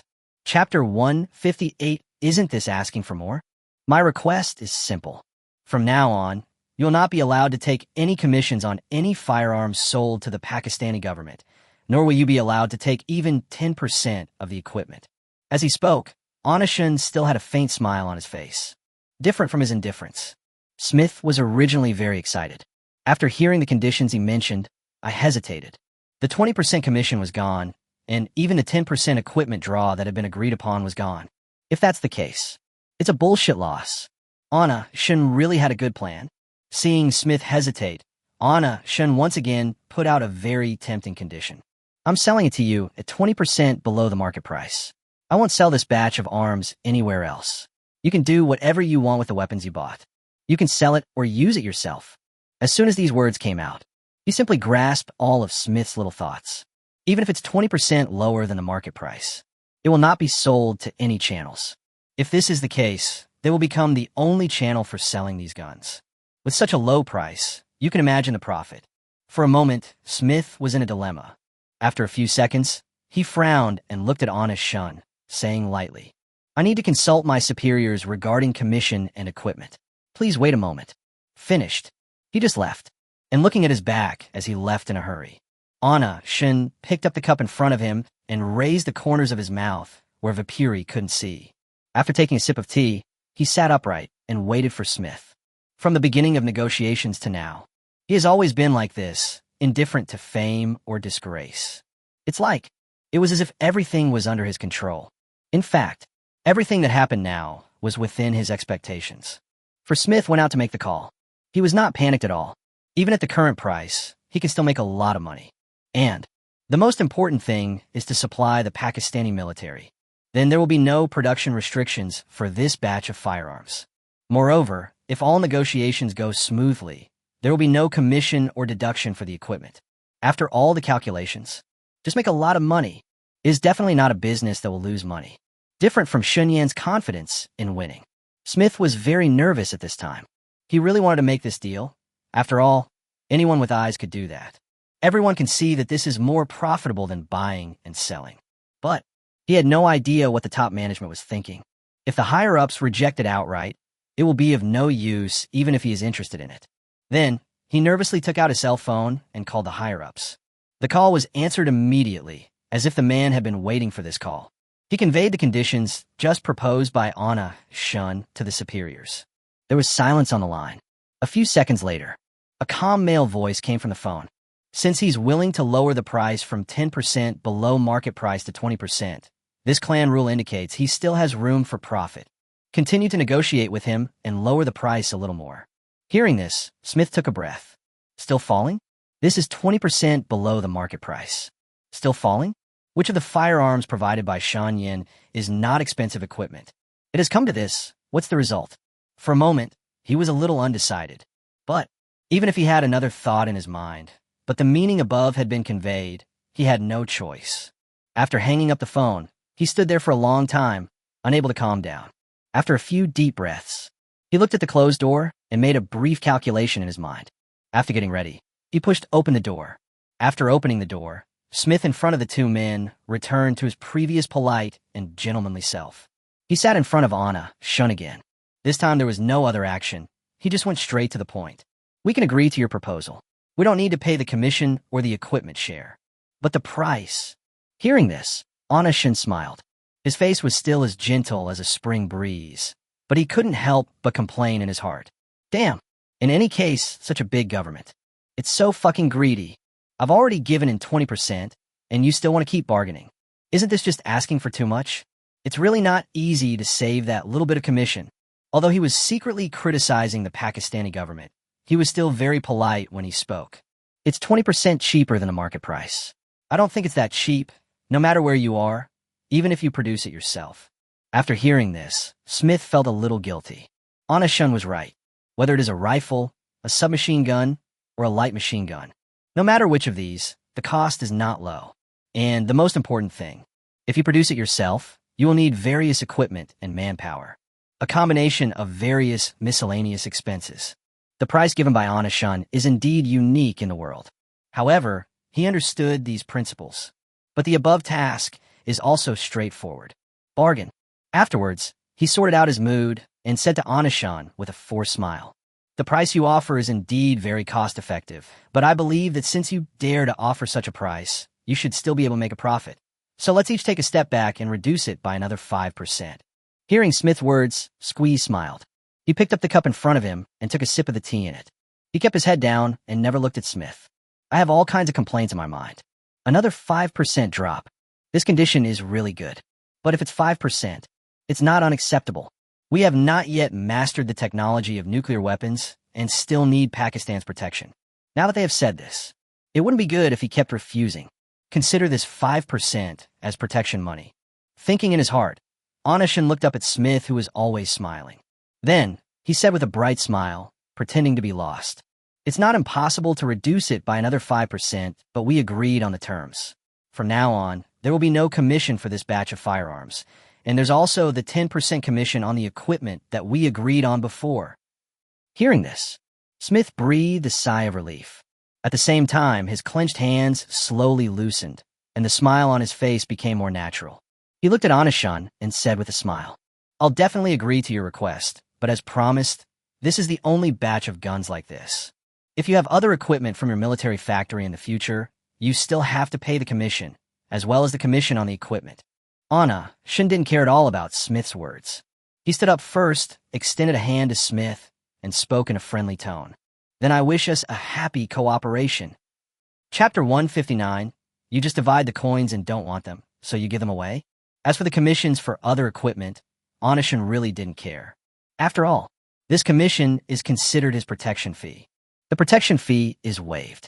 What if one day the Pakistani government feels that his firearms are no longer effective? Will you still protect him then? So, you still have to pay the required amount.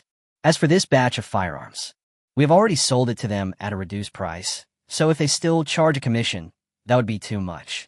His intentions weren't too extreme. All you need to do is save the commission and deduction of equipment for this batch of firearms. Seeing Anna, Shun agreed readily. He also took the initiative to show goodwill, which made Smith feel relieved. He quickly stretched out his hand and just held Anna-shun's hand. Then, he said with a smile, "Since we've already reached a cooperation agreement, let's not get too fancy and just sign the contract."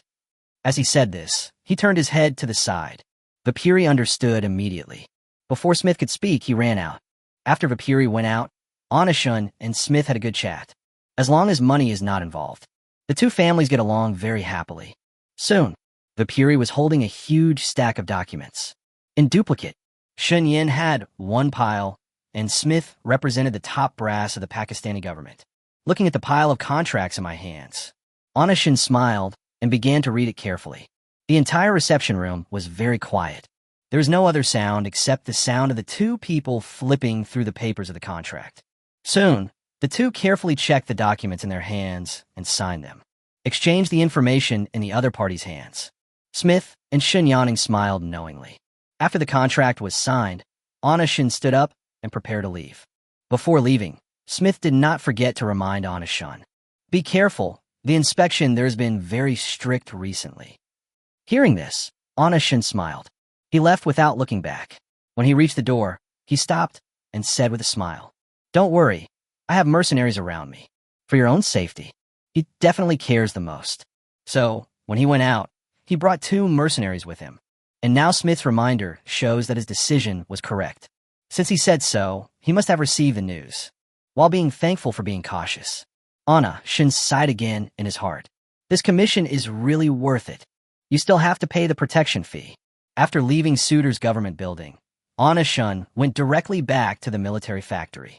After Smith's reminder, Xinyan's actions were more cautious than before. Of course, it's good to err on the side of caution.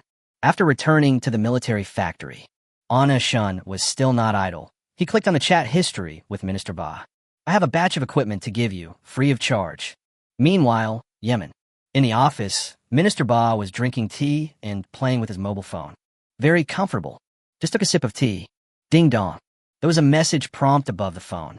Seeing this, Minister Ba quickly clicked it and said in surprise, "Hey, no one has placed an order for so many days. Are there any orders today?" As he said that, he clicked on a pop-up window. As soon as he opened it, Anna Shun's message came into view. Almost the moment he saw the contents on the screen clearly, Minister Ba's pupils dilated instantly. Send equipment? Don't want money? Is this a customer benefit? He forced himself to swallow the tea he had just drunk. Then, he prepared to call Anna Shun. His hand just touched the phone column when Anna Shun sent another message. This time the equipment is for Mugwa, and I need your help to contact him. Minister Ba, who was originally excited, became very excited after seeing this news. Moment. A strange feeling of grievance came over me. Of course, there was also some unfounded jealousy mixed in. The other side at this time, Anna Shun looked at the message on the phone with a frown on his face. He stared at the message on the screen and muttered uncomfortably. Is it not a good idea to say it so directly? This isn't for Yemen either. The more he looked at it, the more he felt that his behavior was not very good. He originally wanted to contact Mu State himself. However, when he turned on his phone, he discovered something was wrong. Where did he get Mugwa's contact information? He only has the delivery address over there. Before, all communications between him and the state of Mu were relayed through Yemen. The connection between him and the kingdom of Mu depends entirely on Yemen as the middleman. So, then he thought of contacting Yemen. But after sending the message, he realized something was wrong. His new equipment is not for Yemen. If you say that, it is very likely that you will damage the relationship with the customer. And it was exactly as Xinyan thought. After Minister Ba learned that the new equipment was not given to them, jealousy. Immediately, he sent a question to Anna Shun. New equipment? Yen, what did you develop this time? Drone. As soon as Minister Ba's message was sent back, Anna Shun replied instantly. Only. Looking at the phone screen, Anna Shun sent 3 words casually. Moment.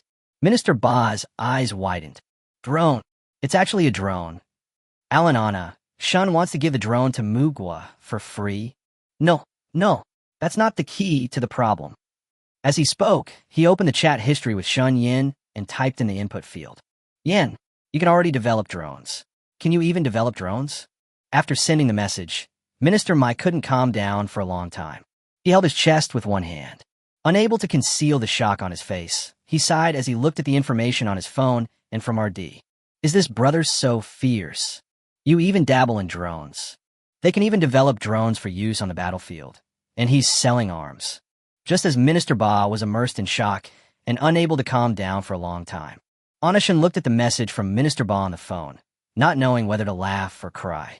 He covered his hands and said with a smile, "This is a misunderstanding."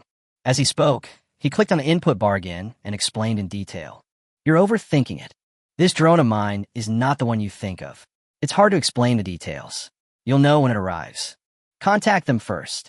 Although Xinyan explained, but Minister Ba looked at the message sent by Anna Shun, curled his lips, and muttered, It's not the drone I was thinking of. Just give me equipment. Then he confirmed with Shun Yin again. After all, that's a drone. You just divide up the coins you don't want and give them away. This is really... For a moment, Minister Ba didn't know how to describe Anna Shun. Afterwards, he sent a message to Anna Shun to confirm. Are you really going to give away drones for your IPO? Or for free? You really don't want any money? And there are no conditions. Chapter 160. All of this is to open up sales. Looking at the message sent by Minister Ba, Anna Shun's eyes lit up, and he held his head and murmured, I forgot to tell Yemen about the conditions. They said it was free, so there must be some requirements. As he said this, he sent a message to Minister Ba. The drone was indeed sent to Mu State, but I also have my own conditions. After receiving the equipment, they must be familiarized with it as quickly as possible. After they are familiar with the equipment, they must be sent to the battlefield immediately. I also want to see relevant videos on international news. Remember, you must immediately go to the battlefield and send the video to the international news. After getting the news from Onishun, although Minister Ba did not understand Onishun's intention, he even couldn't understand why equipment like drones were given away for free. But even though he didn't understand, since he had already proposed such an idea, he naturally couldn't say anything more. Afterwards, he turned around and conveyed Shun Yan's meaning to Mugwa. Immediately, they replied, "Drone, is it really free? If it's free, these conditions won't be a problem." Holy shit, we gave him the drone for free. Why are they still complaining? Of course I agreed immediately. That's a drone. Moreover, the requests made by Shun Yan were not special requests. After receiving the reply from Mu State, Minister Ba felt sad when he read the series of messages sent by Mugwa. However, he still opened the chat box with Shun Yan. While typing, he was complaining in his heart. I'm obviously a loyal customer. With the new equipment, shouldn't I be the first to try it out? As he spoke, he suddenly realized something. Immediately, Minister Ba's eyes lit up, and he said with a smile, "It must be because Mu State is at war now. Besides, we've been beaten so badly. Just give us some equipment." Having said that, he decisively replied to Onishun. After receiving the news from Minister Ba, Onishun showed a satisfied smile on his face. Then, he decisively sent a message to Syria. It's also about giving away drones. Syria, unlike Yemen, Syria has been in the midst of war. The war with the Syrian reactionaries is even more intense. In the offices of many ministers, he frowned as he looked at the various lists in front of him. Just when he was having a headache, his cell phone rang. He opened impatiently. When he saw the content clearly, his eyes widened instantly. Pointing at the message on the phone, he was so excited that he stuttered. Free equipment? Isn't Shun an arms dealer? Many ministers were really shocked about Shun Yan sending equipment. You know, since ancient times, there's been no businessman who is not cunning. Not to mention arms dealers. But Shun Yan is completely different. Not only are the weapons he sells uniquely cheap in the world, but they're also very powerful. And now, he actually said he would provide equipment for free. Immediately, he sent a message to Onishun with trembling hands. No money? New equipment? What kind of equipment is it? Drone. Same reaction as Minister Ba. Minister Ma was even more shocked when he learned that it was a drone. He looked at the message sent by Onishun on the screen in surprise. Drone. Has Shun Yan already developed a drone? Is he really an arms dealer? He's such a scoundrel, and he's an arms dealer? But no matter how doubtful you are, how can you refuse such a good thing when it comes right in front of you? Who doesn't want a free drone? Then, he sent a message to Onishun. You can even make a drone? He then received the same explanation as Minister Ba. Looking at Onishun's explanation, his reaction was exactly the same as Minister Ba's. No matter what kind of drone you have. After all, you can get a drone. That's a disadvantage. What's more, it's a drone that can be used on the battlefield. There is no reason not to get a bargain for free. But, is it really free? Immediately, he sent a message to Onishun to confirm again. Free? No strings attached. Of course. Seeing that Onishun said there were conditions, Minister Duo did not resist. On the contrary, I am looking forward to it. It's normal for a drone picked up for free to have some conditions. As he watched expectantly, another message popped up on the phone screen. Once you are familiar with the equipment that has been sent to you, you must familiarize yourself with it as quickly as possible and immediately deploy it to the battlefield. I don't care what method you use. I want to see news about my equipment on the international news. Seeing this, Minister Duo frowned slightly. That's it? Is this the condition? In line with the creed of caution, he confirmed with Onishun again. No more. Remember, no matter what, I want to see the drone on the international news. Looking at the phone, Minister Duo was stunned for a moment. However, he soon realized it. Then, he sent a message to Onishun and readily agreed to his conditions. Thinking about Onishun's conditions, he rubbed his smooth chin and murmured, "Being on international news? That's easy. There's so many war correspondents watching the Syrian war right now. If we have any strange ideas here, won't those reporters catch them quickly? Being on international news, isn't it easy for us now?" Said. A bitter smile appeared at the corner of his mouth. Although, Shun Yan giving away the drone is something to be happy about. However, considering their current situation, he couldn't laugh anymore. But he was still looking forward to Anishin's drone. Drones are a very novel thing. At least, it has not appeared on the current battlefield. Art. After contacting Syria and Mu State, Shin Yankai really solved the problem. He threw his phone aside and slumped at his chair. Looking up at the ceiling, Anishin's mouth corners rose slightly. It's finally solved. Now we just have to wait for Zhang Yuan to deliver the finished drones. Although these drones were given away for free, they were worth it. Before making the decision to give it away for free, Anishin was still quite conflicted. But think of his purpose. The flesh won't hurt as much when it's cut. But thinking about it now, he still felt heartbroken. He covered his heart, constantly comforting himself and muttering. All of this is to open up sales channels. As long as the sales channels are opened up, this will not be a big deal now. If it weren't for the modified drone, which hasn't appeared in this world yet, I would have just filmed a video and promoted it online. Alas, what a shame. Give it away for free. As long as these drones perform brilliantly on the battlefield, it will all be worth it. Chapter 161. It is better to call it Shunkaishin. Shun Yin has explained the affairs of Syria and Mu State. At the same time, DJI's production in China has not stopped either.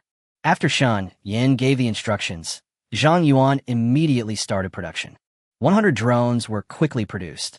The manufacturing of the drone was completed, and Zhang Yuan hurriedly contacted Shin Yin. The batch of drones you requested has all been manufactured. Send it now. Almost the moment the message was sent, a reply came from Anishin. This batch of goods is the same as last time, with the same address. Also, there's one more thing I need to remind you of. I won't interfere with DJI's development. No matter what kind of drones you develop, I won't be involved. But you have to produce the drones I need.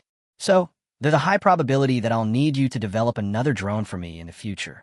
Looking at the information received from RD, Zhang Yuan frowned. His grip on the phone kept tightening. His eyes were fixed on the message sent by Shan Yin. The more he looked at it, the more he felt something was wrong, and he muttered as he looked at the content on his phone. You're taking the lion's share of our shares, but you're not interfering in our company's internal affairs. Not only are they not involved in RD, but they're not even responsible for the direction. If he does this, what's he trying to achieve? Just when he was puzzled, there was a knock on the office door. He looked up at the door. Seeing that it was Xia Yejiang, he smiled lightly and said lightly, "Why are you here? Have you developed a new system? What are you rushing for? Our company is developing very quickly." After Xia Yejiang came in, he sat down directly opposite Zhang Yuan. He crossed his legs, his eyes fixed on his hands, and looked like he had something to say. Seeing this, Zhang Yuan was not in a hurry either. The two of them remained in a stalemate without saying a word. Silence. It was a long silence. After a moment, Xia Yejiang shook the chair under him, then raised his head to meet Zhang Yuan's eyes. After hesitating several times, he asked hesitantly, "Do you know about Anishin's affairs?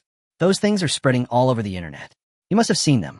Besides, have you ever thought about what kind of person would need a drone that can carry 50 kilograms and has its own radar?"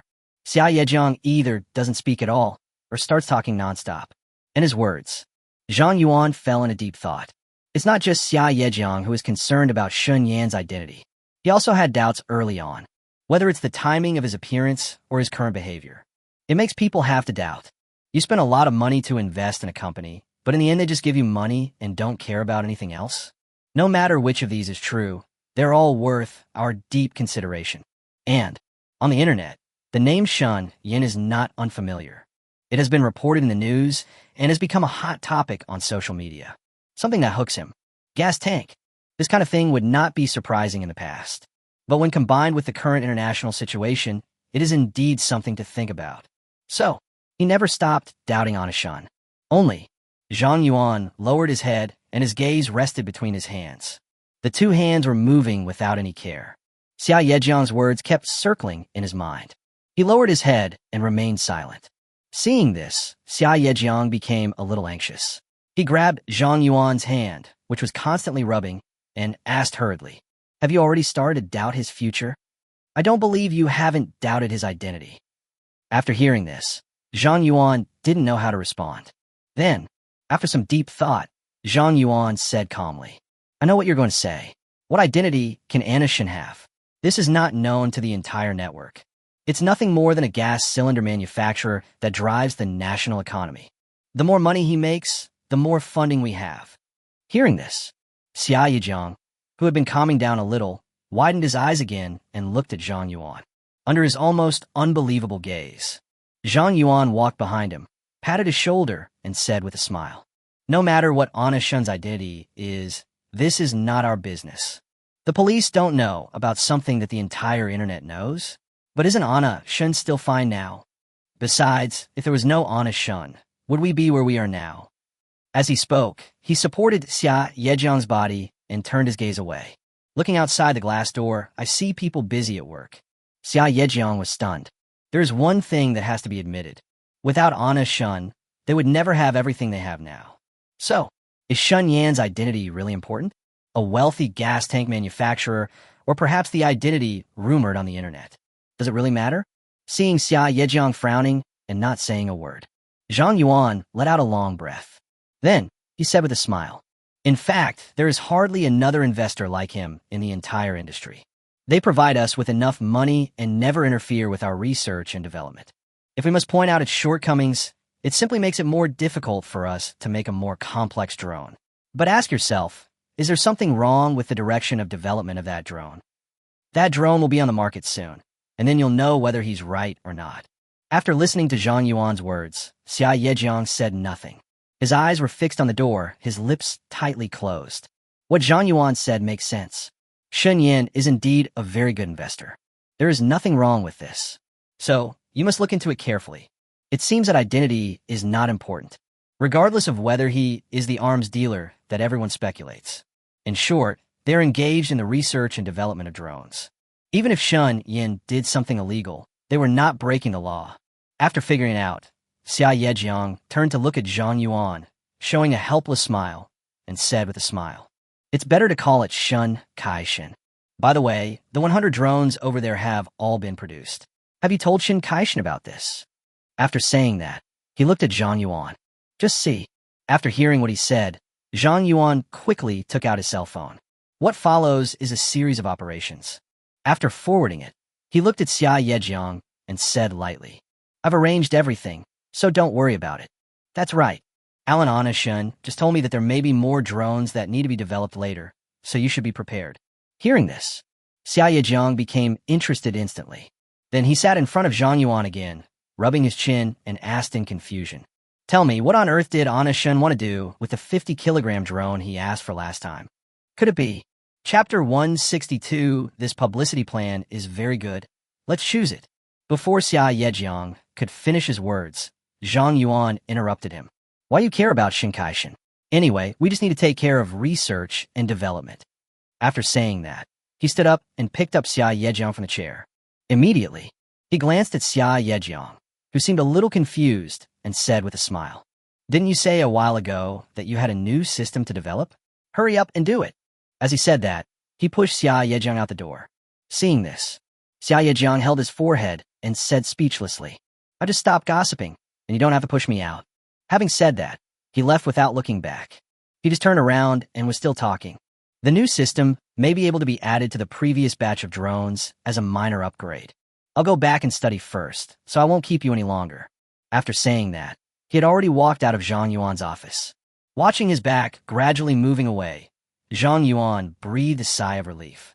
He returned to his seat, looked at Anna Shun's avatar frame, smiled, and said lightly, "I'm quite looking forward to the next batch of drones. With a wealthy man like you behind me, I don't care who you are. As long as you can help me build my own drone empire, that's all I need. You must not let me down." After saying that, he opened the email sent by the publicity department. Open the email. What catches your eye is a vast expanse of green. Among them, a large drone is in the middle of the poster. Scroll down further, and you will see a video. When I clicked on the video, I found it was shot by the publicity department. Looking at the content of the email, Zhang Yuan raised his eyebrows slightly, rubbed his chin, and said meaningfully, "Agriculture, this is a good direction for development. It has a 50-kilogram payload and a phased array radar. Isn't it prepared for agricultural development? The publicity plan is good, but it's a little lacking in quality." As he said this, he sent a message to the propaganda department. Advertisements can emphasize its role in agriculture, such as scanning, sowing, spraying, and watering. We need to amplify the experience of the usefulness and role of drones. Regarding the proposal sent by the propaganda department, this directly opened up new ideas for Zhang Yuan. If you were to ask, what is the best way to use this drone and maximize its effects? Agriculture is indeed a very good choice. This drone has a high payload capacity. And the most important thing, the drone flies high. It even has its own radar. This is tantamount to increasing the scope of sowing. If this is the case, it would definitely be an excellent opportunity and beneficial to research and development in all aspects. The propaganda department is very fast. Zhang Yuan's suggestions have just been given. Not long after, the second promotional plan was sent over. Then, Zhang Yuan opened the email. After an inspection, he couldn't hide the surprise in his eyes. Looking at the second set of promotional plans sent to him, Zhang Yuan's mouth corners kept rising. He rubbed his chin and said with a smile, "The direction is very good.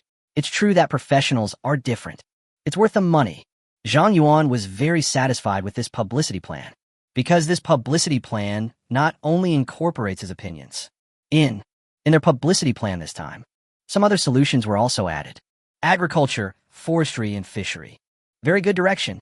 Then he decisively wrote back, "This promotional plan is great. Let's go with it. Just promote it according to this publicity plan." After saying that, he looked at the promotional plan with great interest. His eyes were full of anticipation. He lay on the chair with his arms folded, his eyes full of interest. At the same time, he kept muttering, "Agriculture, forestry, animal husbandry, and fishery. This direction is interesting. If this is successful, the sales volume this time will definitely be several times higher than before." Zhang Yuan is full of confidence in this publicity plan. The propaganda department. After getting Zhang Yuan's affirmation, we immediately started publicity. For a moment, the entire propaganda department is extremely busy. Everyone is busy with their work. Everyone is preparing for this drone promotion. At the same time, they're not the only ones who are busy. A few days later, Anashun received 100 drones sent from China. During the waiting period, he was not idle and was active in various assembly lines and technical departments of the military factory, either guiding research or conducting various inspections. But overall, the result is good. After these few days of inspection, he was completely relieved. Looking at the military factory where everything was proceeding in an orderly manner, Anashun showed a satisfied smile on his face. He looked at the truck behind him and shouted, "All goods should be taken directly to Wei's operation room." Then, under Shun Yan's leadership, 100 drones were successfully delivered to the operating room. And at this time, the operation room. It had already been taken care of by Shun Yan. He arranged the operation room in a simple manner according to the assembly line method. Just see, the huge operating room is still very tidy even with so many drones placed in it. This not only looks a lot neater. The most critical, it would be much easier for Shun Yan to make explosive changes. After the workers brought in all the drones, they left. A huge operating room. There was only Shin Yin, a bunch of cold equipment, and a bunch of drones. Seeing this, Anashun's eyes lit up, and he said with a smile, 100 drones, once the explosive modification is completed, will be immediately deployed to the battlefields on both sides. As long as the wild spokesperson is in place, the future orders will be guaranteed. Said, he simply picked up a glove and started to modify it. For the next few dozen days, he spent almost all his time in the operating room. And during this period of time, a lot of things happened in the country. The most important thing is what shocked the people of the whole country the most. DJI drone, following the second generation Phantom, has launched a new model. As soon as DJI's promotional material was released, it directly became a hot search on major social software. The people of the whole country were shocked. Just see, on Weibo's hot searches, the top 3 are all terms related to DJI. DJI releases a new drone, a giant one. Is it really still a drone? Drones for agricultural development? DJI, are you serious about carrying 50 kilograms? 3 hot-selling entries in a row, all related to you and DJI. And these are just the first 3. There are many more entries behind them that are all related to DJI's new products. DJI drones once again appear in front of the public in a special way. And the person who originally owned the Elf drone appears again. Everyone spoke out to support the new drone. Chapter 163, DJI's publicity, this time, shocked the whole country. As soon as DJI's promotion came out, it is really shocking to the world. There is no other reason. Just the fact that it can bear a weight of 50 kilograms and is equipped with a phased array radar. It is enough to shock countless netizens. There's also a lot of shock on the internet at this time. Not only was it a hot search, but countless netizens also commented under DJI's promotional video. Holy crap, DJI is awesome. You've even developed something that can bear a 50 kilograms load. It has to be DJI. After breaking out of the remote-controlled aircraft market, it's heading straight into agriculture. I really want to thank DJI on behalf of countless people. We no longer have to be exposed to the sun in the hot summer. Everyone, you're amazing. A drone like yours can actually carry 50 kilograms. Not only can it carry 50 kilograms, but it even has a phased array radar. I'm just posting this. DJI drones have developed to this point. Are they really still drones? Countless netizens were shocked by DJI's publicity. The most important thing is, even though DJI made the ridiculous claim that its drone could bear 50 kilograms, countless netizens still chose to believe it. Naturally, some people do not believe DJI's propaganda, but most netizens still choose to believe in DJI. The most important thing is not only because DJI has a good reputation. There are promotional videos for publicity. Even if it is unbelievable, the video is the proof. DJI's promotional video clearly captures its purpose. Inside the video, a white transparent pesticide barrel is carried under the giant drone. Anyone who works in agriculture can tell it at a glance. This is absolutely impossible to fake. The barrels for spreading pesticides are unified across the country, and the content and weight are the same. There is no doubt about this. Even if you don't believe it, you have to believe it. DJI drones are a ripoff. It can bear a load of 50 kilograms, and that's definitely not an exaggeration. And this is the biggest direction of DJI's publicity this time. It is not directly aimed at the general public, but at agriculture, forestry, animal husbandry, and fishery. But it's true. Such a large drone is of no use to ordinary people if they buy it home. It's nothing more than taking it back and eating dirt. It's so big. Not only is it inconvenient to carry, but it's also not cheap. It is several times the price of ordinary drones. Therefore, most netizens just watched the show and were shocked. As to whether it is really that bad, no one cares, and there is no way to verify it. But netizens don't care, but some people do. DJI's promotion this time shocked the whole country. Soon, as the heat rose, not only netizens are paying attention to it, but some agricultural, forestry, animal husbandry, and fishery companies have also noticed it. Immediately, several such companies in the country have held meetings to study the matter. Among them, there are naturally some state-owned enterprises. At the same time, countless companies held meetings to study the matter. Inside the conference room, on the big screen in the front, is DJI's promotional video. Just see. In the video, a drone carrying pesticides is spraying on a large area. Videos are usually 10 minutes long, and within these 10 minutes, the huge field was completely covered with pesticides. The conference room was filled with professionals. After watching the video, everyone gasped. Immediately, some CEOs rushed to speak. I'd already searched for DJI drones before the meeting. The brand has great reviews. And best of all, as everyone has seen, it only takes 10 minutes to spray such a large area. I think our company could buy a batch and experiment with it. I agree. Although the price of this drone is not very cheap, it is very little compared to the labor cost, and it is also very efficient. I think this drone is worth a try. It's efficient and practical, so it's perfect for me. If this drone is really as advertised in the video, it's definitely worth a try. If it succeeds, it can save a lot of labor costs.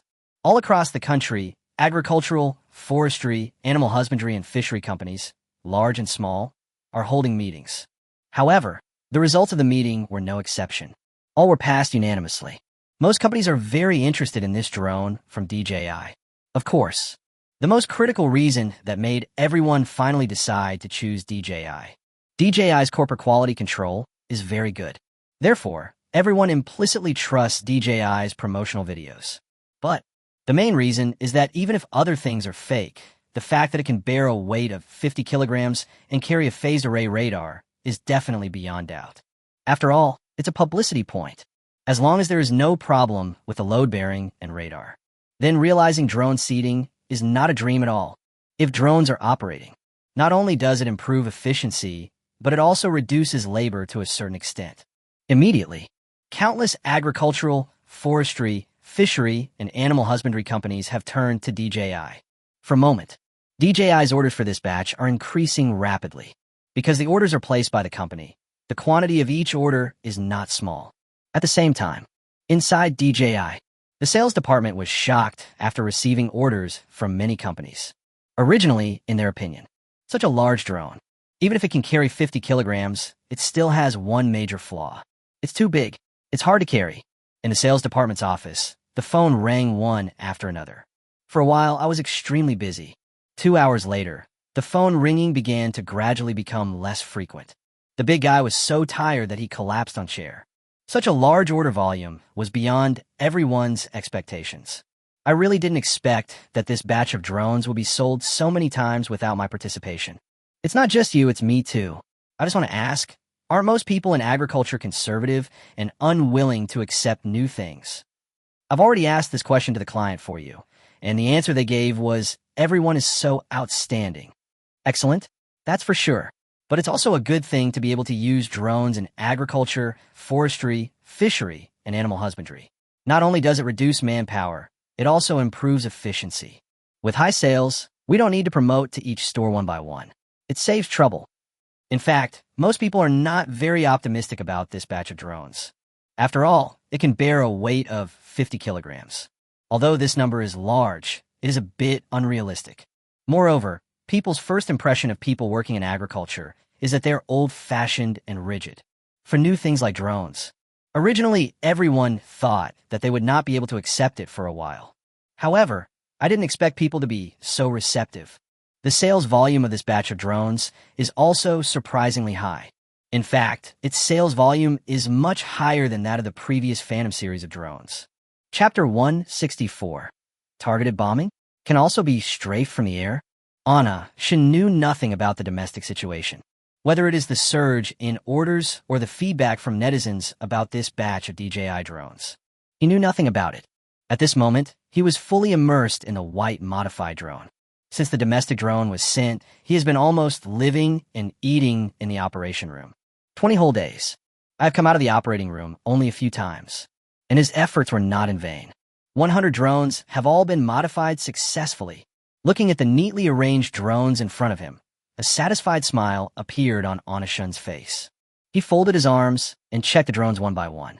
After a moment, he dropped one hand onto the drone and said with a smile, "Sure enough, what Onashun sells must be fine products. It's only been 20 days and 100 drones? This is nothing." This time there are 100 drones plus the 50 drones from before for a total of 150. These 150 drones will surely shine brightly on the battlefields of all parties. While speaking, the scene of Demao and Xiao Mao coming to him on their own initiative has already appeared in Anna Shun's mind. For this batch of drones, Anna Shun is full of confidence. No matter what, this was developed jointly by Zhang Yuan's team and him. Whether it is power or various performances, there is absolutely no problem. A truly high-end product. I still have some confidence. Then he walked out of the operating room, took out his cell phone, and sent a message to Vipuri. Soon, 2 trains stopped steadily in front of the military factory, and 100 drones can already be prepared. Everything is ready and ready to go. Then, with the help of a group of workers and several mercenaries, all 150 drones were ready to go. Looking at the back of the truck leaving, Anna Shun's mouth corners kept rising. He turned and left the security room, sending a message to Syria at the same time. The drone has been sent over. Here's the video of the operation. Afterwards, he sent the previous test video to several ministers from his mobile phone album. At the same time, Anna Shun also sent a copy of the same message to Yemen. The logistic speed found by Vipuri is very fast. 2 days after shipment, Mugwa and Syria received the drones sent by Shanyan. Mu State. Due to Anna Shun's request, all the drones were sent directly to the front battlefield as soon as they arrived. And at this time in the research room, standing around 75 drones were all generals of the Mu state. Among them, there are 2 of the highest leaders of the Mu kingdom. Looking at the neatly arranged drones, everyone looked confused. Anlikin circled around one of the drones a few times and looked at Minister Ma with some confusion. You think this thing can be used on the battlefield? If this thing were to go to the battlefield, wouldn't Dai Jun and his group just shoot it down with one shot? After he finished speaking, the other generals nodded in agreement. Seeing this, Minister Ma smiled and glanced at the two senior executives. Then he walked to the side and connected the phone and the big screen. Soon, the operation video sent by Anna Shun appeared on the big screen. Minister Ma pointed at the big screen and explained to the generals with a smile. Don't underestimate this little thing. Don't forget who developed it. From what I know, even though it's so small, its entire body is made of bulletproof material, and it can bear a load of 50 kilograms. The words fell. The generals who had been somewhat dismissive at first became serious. It's not because of Minister Ma's last sentence, but his previous sentence. Who developed this thing? Shen Yan, the man who developed the Katyusha bulldozer, the gas tank mortar, and the steel tube rocket. Although these pieces of equipment seem to have nothing to do with arms. But it just looks ugly. Its power should not be underestimated. So, everyone's attitude towards drones was immediately corrected. Everyone looked at the big screen attentively, waiting for Minister Ma's next explanation. Seeing this, Minister Ma smiled slightly and said lightly, "Keep watching outside. This is a video of the weapons in action." As he said that, he clicked on the video. A moment later, the video explanation ends. Everyone in the laboratory stared with their eyes wide open, including Minister Ma and the two senior officials of the Mu state. A long time, the generals finally recovered from the shock of the video. Anlikin pointed at the drone on the ground and said in shock, "Just this little thing. Can it be so powerful? Targeted bombing? An aerial strafing?" Finished. He looked at the people around him in disbelief. Seeing other people is the same reaction. Then he reported the drone on the ground and prepared to leave. After picking up the drone, he looked at the senior leaders on the side and said with a smile, "No more talking. I'll take one back to study it first." Although Jean's eyes were filled with disbelief. But whenever he thought of the developers, he inexplicably felt full of confidence in the drones on the ground. At the same time, I am very much looking forward to it. With Anlikin as the beginning. The same goes for the other generals. Each of them stepped forward and received a drone. Not only Anlikin is looking forward to the drone, but others are too. That is equipment that can carry out targeted bombing and high-altitude strafing. These two functions are equally popular even if they're brought to other places, let alone them. But the most important thing is that this little thing came from Shen Yan's hand. Basically, there will be no problems. Who would want to give it a try? Soon, several generals took a drone and left the laboratory. At this time, only two senior executives and Minister Ma were left in the laboratory. The two senior executives looked at the drone on the ground with shining eyes. One of the senior executives looked at the other and said with a smile, "I think this drone might be our savior." Even if Dai Jun racked his brains, he would never have thought that we would have such a powerful weapon. Minister Ma and another senior leader both agreed with his words. Then, Minister Ma picked up a drone, looked at the two senior leaders, and said with a smile, "If this was sent by someone else, I would be a little suspicious, but this was sent by Shan Yan. I believe the power of the targeted bombing and high-altitude strafing must be no less. You will know after watching the video. Don't worry." Hearing this, the two senior leaders looked at each other and smiled. The other side, after several generals took the drone away, they were all taken to their respective battlefields. Afterwards, they began to conduct experiments according to the operating instructions in the video. A moment later, several drones took off at the same time. Under the gaze of everyone, the seemingly heavy drone moved at a very agile speed. Soar into the sky. Chapter 165. Looking forward to the upcoming battle. Just see, under the operation of the remote control, the seemingly bulky drone flies very fast. And, no matter how difficult the operation is, it can fly steadily. Seeing this, Anlikin's face became more and more excited. It operated the remote control in its hand and issued instructions to the surrounding Mu army at the same time. Chase with submachine guns. Upon hearing this, the Mu army below gave chase with guns. Only, as long as the operator wants to dodge, he can do so smoothly. Anlikin raised the corner of his mouth, and then he operated the remote control in his hand and swiped upwards. Just see, the bullet fired into the sky hit the drone directly. Mu Jun, who was standing there, felt his heart tremble. But the expected drone explosion and crash did not occur. Instead, an unexpected scene happened. It only shook slightly after being hit by the bullet. It was just a pause of a few seconds, and then the activity continued. Seeing this, all the Mu army members who were watching looked up at the sky and opened their mouths in shock at this scene. Anlikin's reaction was similar. The shock he suffered was no less than that of any other Mu soldier. Then he continued to operate the drone and came to an open space. Above the open space, he decisively pressed the bombing button. Bang! The loud noise spread throughout the entire scene. After that, there was a sky full of yellow sand and smoke. After the smoke cleared, everyone could see the situation at the scene clearly. Just see the scene after the bombing. The place was in a mess, and one could imagine how powerful the attack just now was. And Anlikin was also shocked by this situation. He muttered, "Holy crap, is this guy so powerful? This targeted bombing is quite interesting. Try high-altitude strafing again." As he spoke, he operated the remote control in his hand. After the bombing, the drone was almost unaffected. Under operation, it flies very agilely. Then, in the air, countless bullets are fired as the buttons are pressed. Even under such high-frequency strafing, the drone still had no effect. Seeing this, Anlikin's hand holding the remote control began to tremble. At the same time, he couldn't hide the excitement in his eyes. Immediately, he continued to control the drone and flew it at low altitude again. Then, there was another wave of shooting. As a result, the fuselage was still not affected at all. In this situation, Anlikin looked up at the sky in shock. Continue to operate the drone and slowly descend. The drone landed steadily on the ground. A large number of Mu troops surrounded it immediately. Everyone looked at the listening drone on the ground, their eyes gleaming. Looking at the drone is like looking at a glowing treasure. It was a brave Mu Jun. He picked up the drone on the ground and looked at it carefully. He turned his head to look at Anlikin outside the crowd and shouted with a smile, "General, it's amazing. There's not a single scratch on this drone." The words fell. The Mu army watching around were shocked again. At the same time, heated discussions broke out in the crowd. "Holy crap, this guy is awesome.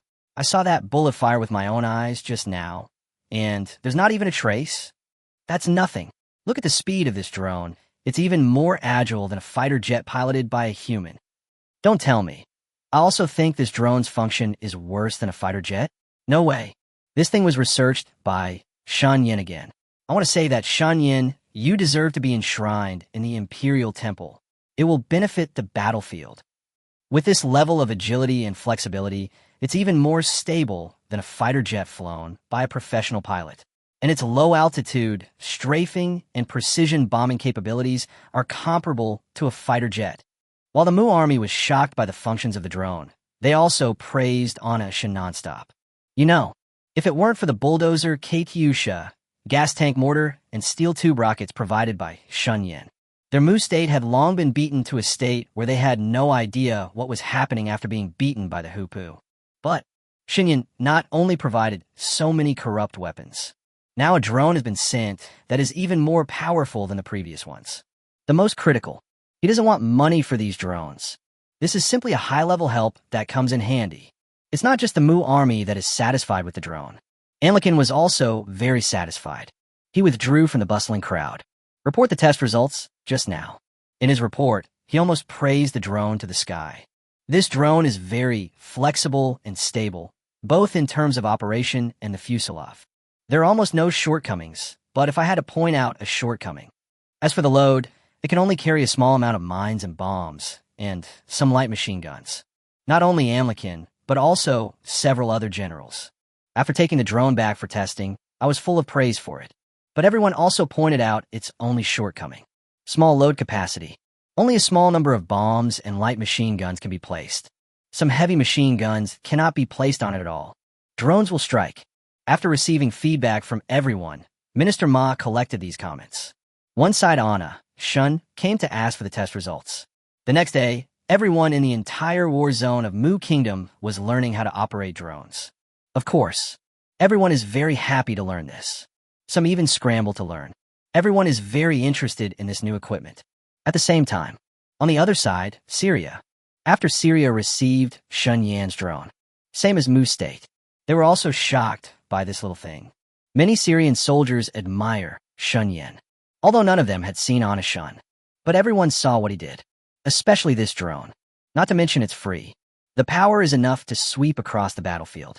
On the Syrian battlefield, wherever I went, I received a lot of positive reviews. At the same time, you can also see many people competing to learn how to use drones. For this new equipment, everyone likes it very much. Soon, whether it is Syria or the Muslim side, all the sergeants have mastered the operation of the drone. Immediately, the battlefields on both sides are ready to go. I am really looking forward to the upcoming battle. Both sides couldn't wait to bring the drones to the battlefield and use them on the front lines. Soon, on the battlefields of Syria and Mu. At the same time, new gadgets appeared that no one in the world had ever seen. Chapter 166 from now on, Anashun will be the person I admire the most. The Syrian reactionaries and the Hupu at this time. They don't know what they are about to face. However, both sides are under martial law at this time. Only, no matter how strict the martial law is on both sides, there is no way to avoid the drones. Soon, an unexpected scene happened to them. Buzz, buzz, buzz. In the quiet two-sided position. The sound was very prominent. Almost at the same time, be it the Hupu or the Syrian reactionaries. All the soldiers looked up at the sky. Originally, I just wanted to find out where the noisy sound came from. Who knew? When they looked up, they saw countless bird-like creatures circling above their heads. The number seems to be quite a lot, densely packed together. Such an amazing scene immediately attracted everyone. Countless Dai troops and the mobilized troops looked up at the sky at the same time. Everyone started chattering. What the hell is that? It's flying too high to see clearly. Someone, come find a telescope and see what this thing is. Don't look at them. The origins of these things are unknown. They might have been taken from there as part of a surprise attack. Everyone spread out and take cover. Don't look anymore, just find some shelter. For a moment, due to the flying altitude of the drone, on the ground, you can't see what it is with the naked eye. However, due to vigilance against war, the moment the drone was discovered, most people took cover. But even if the danger is informed, when seeing such a novel scene, there are still many curious people who stand there staring at the sky in a daze. A moment later, a scream of fear came from not far away in the crowd. It's a drone. Everyone, spread out and find cover. Run. And everything on their side. All were recorded by drones. Not long. The drone, which was originally high in the air, went down at a very fast speed. Countless drones that had gathered together quickly dispersed. Immediately, countless drones swooped down over the Hupu and the territory of the Syrian reactionaries. The next few seconds, the sound of bombing, machine gun fire, wailing, countless voices mixed together. The drone's remote control operation screen. The tragic situation of Dai's army and the rebel army was seen by countless Muslim and Syrian soldiers. Just see, on the screen, after a burst of low-altitude strafing, there was no one to aim at. Still a pool of blood gushed out. Countless artillery shells exploded directly everywhere on the battlefield. Countless Dai troops and reactionary troops were killed on the spot. This picture, the Muslim and Syrian soldiers in front of the screen were excited. On one side were screams and the sound of bombing. The other side, everyone had a look of resentment on their faces, as well as a smile of satisfaction. The battlefields on both sides formed a sharp contrast. Whether it is on the Syrian side or on the Muslim side, the cheers of the soldiers could be heard everywhere. Did you see that? Those bastards who bullied us were beaten to death. This war has been going on for so long, and I've never been happier than today. Seeing those guys bleeding and screaming, I felt like they deserved it. This drone is simply amazing.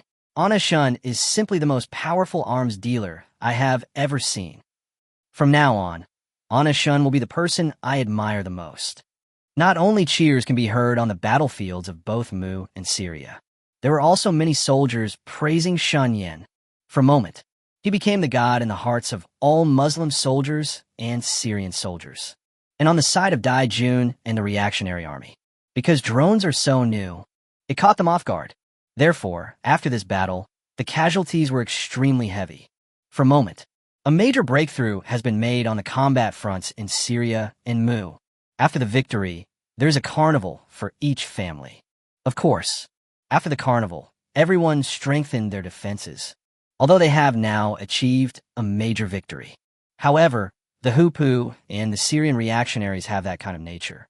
100%, after I recover, I will definitely fight back directly. Pretty much what they thought. The Hupu and the front lines of the Syrian reactionaries.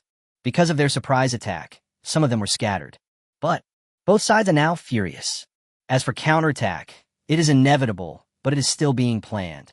Be it the Hupu or the Syrian reactionaries. The top leaders of both sides are doing the same thing at this time. The drone combat just now. All of it has been recorded using the drone's built-in aerial photography mode. And now they are all following the agreement with Shunyan. Integrate all the video footage. Inside the conference room. Minister Duo. Everything is recorded. I have to say the clarity is amazing. Please make more videos like this in the future. I love watching them. The staff member was operating the computer in front of him at this time. While editing the video, he did not forget to praise the many ministers who came in. Hearing the man's words, Minister Duo smiled. Then he walked behind the man and focused his eyes on the video on the computer. Looking at the bloody scene in front of him, Minister Duo's expression was solemn. But this is a solemn and pleasing feeling. After a long time, the man finished editing the video in his hand. He turned his head to look at the serious Minister Duo and asked with a smile, "Isn't it wonderful? Before you send the video, I'll send you a copy first. You can send it to the arms dealer. Let him see for himself how advanced his equipment is." By the way, I've never been able to figure out why that arms dealer would record a video and send it to international news.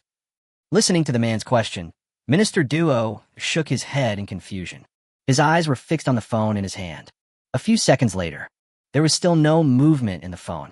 Seeing this, he looked up at the man and asked with a smile, "Where's your video? Send it to me now." "Don't worry, I'll send it to you right now." The man took a sip of tea, his hands still working on the computer. Soon, many ministers received the video. He then sent the received video to Anishan. At the same time, the man who had been operating the computer also posted the video on the international network. After doing this, the man raised the corners of his mouth and said with a smile, "Now everyone in the world can see the ugly face of the reactionary army. It's not just Syria. The video from Mu State has also been completed, sent to international news networks." Chapter 167, Not DJI's New Product, an Agricultural Drone. The video from Syria and Mu was just released. Many people came to pay attention. The number of viewers of both videos has gradually increased, and the number of reposts has also been increasing. The speed is neither fast nor slow.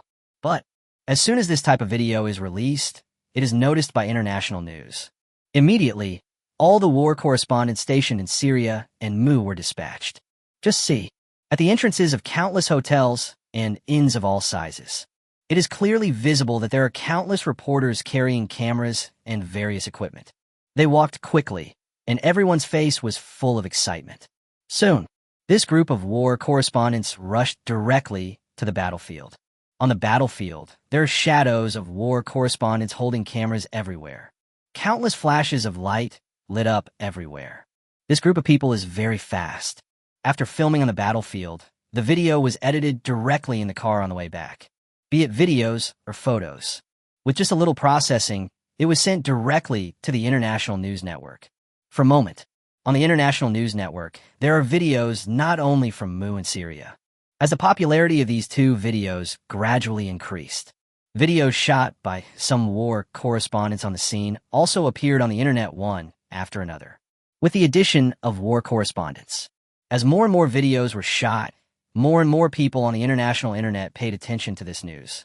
In particular, after the photos and videos taken by the fighter jet journalists at the border of Syrian reactionaries and Hupu were exposed, countless netizens were shocked.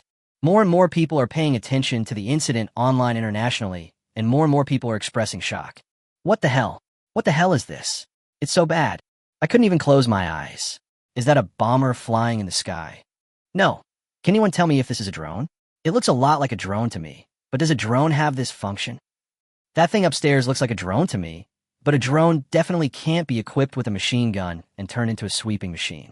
This must be some new high-tech device from somewhere. Am I crazy, or is this world crazy? When will drones be able to attach bombs and turn into bombers? I couldn't believe my eyes. What the hell is this, a drone? A drone that can launch bombs? Countless netizens were shocked after watching the videos sent by Syria and Muhammad. At the beginning, the video was not very popular. But the addition of war correspondents, None of those bloody photos and videos confirm the authenticity of the video. That's the reality. Syria and Muhammad really used the drones shown in the video. Successfully attacked Daesh's army and the Syrian Reactionary Army, or the kind that beats them so hard that they have no chance of fighting back. As more netizens were shocked by the drone in the video, more and more people paid attention to the videos of Syria and Muhammad. And not just those interested in international warfare. Many people who are interested in drones also came to watch the video because of DJI's previous 2 generations of Phantom series drones. So, not only in China, but also many people abroad are very interested in this. When those people posted what happened on the battlefields in Syria and Mu, first time, the reactions of drone enthusiasts were quite consistent. No one believed that the video was real. Blogger, you're just trying to capitalize on the drone craze. Drones can launch bombs? Have you watched too many science fiction movies? The blogger world hasn't gone crazy to this extent yet. You're the one getting anxious first. I think my eyes are blurring out. Can a drone turn into a bomber with bombs attached? Or can it even turn directly into a strafing aircraft? You can't just hang up firecrackers and fire bullets. Bloggers who want to capitalize on the popularity should be moderate. Those guys upstairs, this doesn't seem like some sci-fi movie. The picture quality doesn't look like special effects. Why does it feel so real? Don't overthink it. If I attach a machine gun to a drone, it can become a strafing machine. Then if I put 2 wings on a pig, it can fly into the sky. Most netizens saw these videos taken from international news websites. Almost everyone chooses not to believe it. Only a small number of people. They just remain skeptical. Only. Netizens may not believe it, but they're not impressed by the spread of such videos. Soon, a blogger uploaded a video from an international news website to the internet, and its popularity skyrocketed. Countless international friends have all paid attention to the video. However, most netizens are concerned about this. They all looked at it and laughed with a sneerful attitude. But as the videos became popular, marketing accounts began to target them. Immediately, the number of views on the international network increased significantly compared to usual. It's just that. It would be fine if you didn't see it, but once you do, it's jaw-dropping. Fucking. It's not a special effect, nor is it a video synthesis technique. This is actually true. Everyone thought the blogger was into technology, but you were being realistic here? Damn, it's a bit of a cheat. Immediately, after finding out the truth, countless marketing accounts directly forwarded screenshots of the original video from the international news network to the external internet. The marketing accounts themselves are very popular. Therefore, once these evidences were released, they were directly seen by countless netizens. Now, even if I am unwilling and dare not believe it, this seems like I have no choice but to believe it in the face of evidence. Immediately, countless netizens on the foreign internet were shocked. A moment. The video that was copied from the international news website, as well as various evidence videos from marketing accounts, all became hot searches on the internet. That night, netizens around the world were shocked, including many Chinese people. Some foreign netizens may not be very familiar with DJI's drones. Although DJI drones are very popular on the internet due to their integrated aerial photography capabilities. However, everyone's impression of DJI drones is limited to all-in-one aerial photography drones that are very flexible to operate. As for the new promotion released by DJI, it hasn't spread abroad yet. Here it comes, a more hardcore promotion for Sakura. When domestic netizens saw the video on international news, they were more shocked than those on foreign websites. No more, no less. Due to the promotion of DJI's new drone, it is still very popular in China. Immediately, countless domestic netizens. All the videos on foreign websites and international news websites are packaged and sent to major popular social platforms in China. This one sends. It immediately caused an uproar in the country. There is no other reason. Everyone is familiar with the drone in the video with bombs and light machine guns hanging on it. That's fucking. Isn't this DJI's new product an agricultural drone? Chapter 168, Does a Drone Need Radar? Countless photos and videos quickly spread across domestic social platforms. For a moment, countless domestic netizens were shocked. Countless netizens commented directly under various posts from external websites and international news networks. Me? If I'm not mistaken, this is the drone DJI just started promoting a few days ago. The person above, you read that correctly. That's the drone that claims to be used in agriculture, forestry, fishery, and animal husbandry. I am stunned. Isn't that just a drone for spraying pesticides on fields? Overseas, it's been developed so rapidly that it's already being used as a fighter jet. The drone said, "I never thought in my life that I would have to be sold abroad before I could be recruited." No, everyone's focus is a bit strange. Aren't you all shocked? DJI drones have even been deployed on international battlefields, used as bombers and strafers. Countless netizens were shocked by the new operation of DJI drones. The promotional advertisement only said that it can be used in agriculture, forestry, fishery, and animal husbandry. It doesn't say that it can be used directly for military purposes. DJI drones have become so advanced. Is there still this kind of operation? Countless netizens were shocked. Among them, there are naturally some military fans and some researchers of military equipment. And they were the ones who were most shocked by this video. However, they were shocked by the drones on the battlefield. Soon, it disappeared completely. Everyone quickly realized that something was amiss. Feeling something was wrong, some domestic bloggers who specialize in military weapons directly released the video. In a video, these bloggers directly pointed out what they felt was wrong. I don't know if you've noticed, but this batch of new DJI drones is actually quite unusual. A drone with a payload of 50 kilograms. Who would research a drone with a payload of 50 kilograms for no reason? And the most unusual thing is this. This new DJI drone actually has a built-in phased array radar. Having said that, I think everyone should understand. An agricultural drone? I have to say this DJI promotional campaign is pretty good. A drone with a payload of 50 kilograms and built-in radar seems flawless. It's definitely designed for agricultural drones. But actually, I think DJI's original intention in developing this drone still needs to be examined. The words fell. The blogger in the video has his hands crossed and a determined look in his eyes. In the video, you can clearly see the entire wall of models of various fighter jets behind him, various signs, as well as the thought-provoking tone of his paintings. All of them make people choose to believe him. And the most important thing is, it can carry 50 kilograms. DJI's previous drone was the lightweight Phantom series. Now, there's been such a huge leap suddenly, which really makes people think deeply. Soon, because the blogger made some reasonable remarks, his analysis video quickly became a hot topic on Weibo. Countless netizens liked, commented, and forwarded it. At the same time, there were also many doubtful comments in the comment section. Holy crap, I think the blogger is absolutely right. DJI's payload capacity is incredibly high, so was the original intention of developing this drone really for agricultural use? I agree with the blogger's statement. DJI's drones have ulterior motives no matter how you look at them. Not to mention a blogger who's a professional researcher on this subject. Even someone like me who loves to think can't help but speculate after watching that video online. If we really analyze it, a drone with a payload of 50 kilograms and a phased array radar is a bit unreasonable. I think the blogger is right. Does the drone need radar? A speculative video released by a military equipment research blogger. The comment section was filled with voices of agreement. However, everyone's doubts are not without problems. After all, it's just a drone, just for fun, but it uses a phased array radar, and it can carry 50 kilograms? So, everyone can reasonably doubt it. The original intention of researching DJI's new drone is to see if it is the same as what is advertised. Is it really for the development of agriculture, forestry, fishery, and animal husbandry?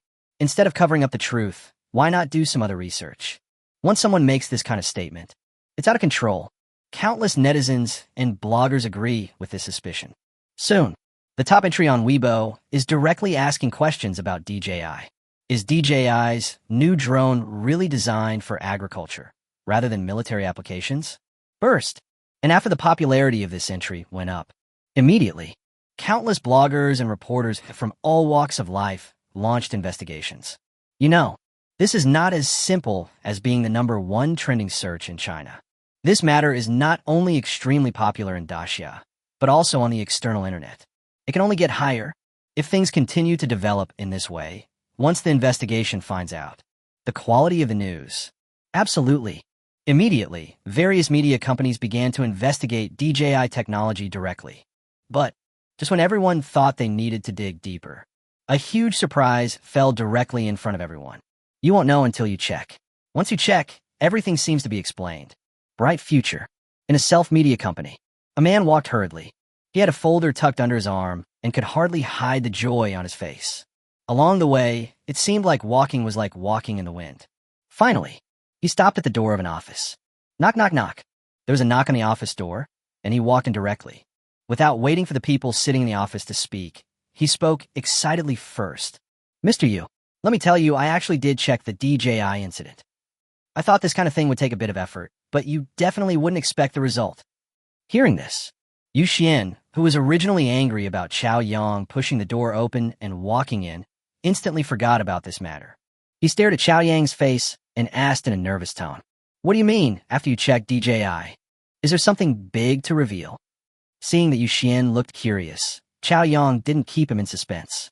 He placed the folder under his arm directly in front of Yu Xian and said with a smile, "First, take a look at the information I found.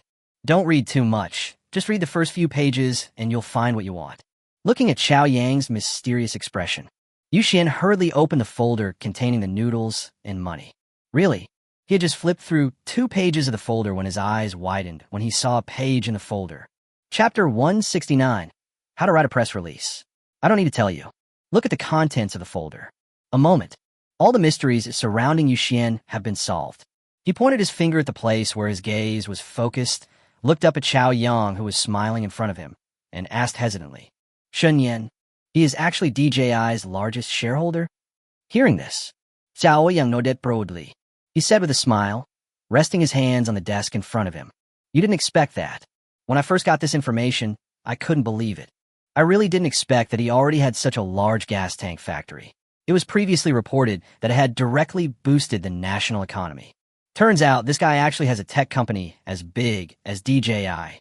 Sure enough, rich people's money just grows on its own." Hearing his words, Yu Xian, who was originally a little confused, smiled. He stood up from his chair and walked around to Chao Yang.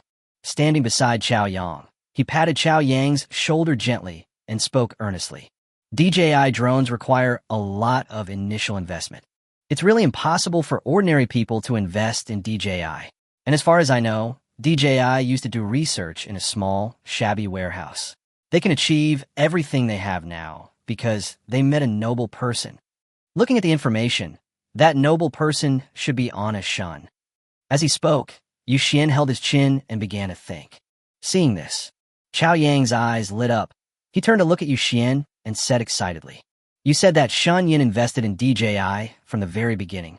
As he spoke, Chao Yang swallowed hard, his fingers trembling. If that's the case, doesn't it mean that when Anna Shun first approached Dajong, he had already been planning things on the Syrian and Mugwa sides? I heard Chao Yang's words in shock. Yu Xian folded his arms and smiled. He slowly stood up and sat back in his original position. Lying on the chair, he looked out the window, smiled, and said, "Alan Chun has a close relationship with the Middle East. Think about it carefully. When he first approached DJI, didn't he already have everything planned out, just waiting for DJI to research drones for him?" As he spoke, Yu Xian turned his gaze to Chao Yang. Hearing this, Chao Yang held his chin with one hand and thought for a while with a frown. Although there is no direct evidence pointing to Shen Yan as the mysterious arms dealer who provided arms to Yemen and Syria in the Middle East battlefield. But who are they? The new media of the 21st century. Even though they were far away in Huching, they had heard all the news. Besides, Shen Yan drives the entire gas tank industry chain. Such big news has spread all over the country, not to mention the self-media. Anyone who loves surfing the internet must have heard of this. Now, let alone the whole country, even the whole world. There's only one place that needs such a large number of gas tanks. Middle East, the Syrian battlefield and the Daimyo battlefield. Only these 2 places would need such a large number of gas cylinders. Therefore, Anna Shun's identity. Isn't the answer obvious? No one else could be the mysterious arms dealer except him, nor does anyone have the ability to do so. Of course, having said that, there is no evidence to prove it, whether it is the police or anyone else. Everything is just their reasonable guess. But if Anna Shun is really the mysterious arms dealer, so this drone thing? Thinking of this, Chao Yang's eyes became sharp. He stopped rubbing his chin.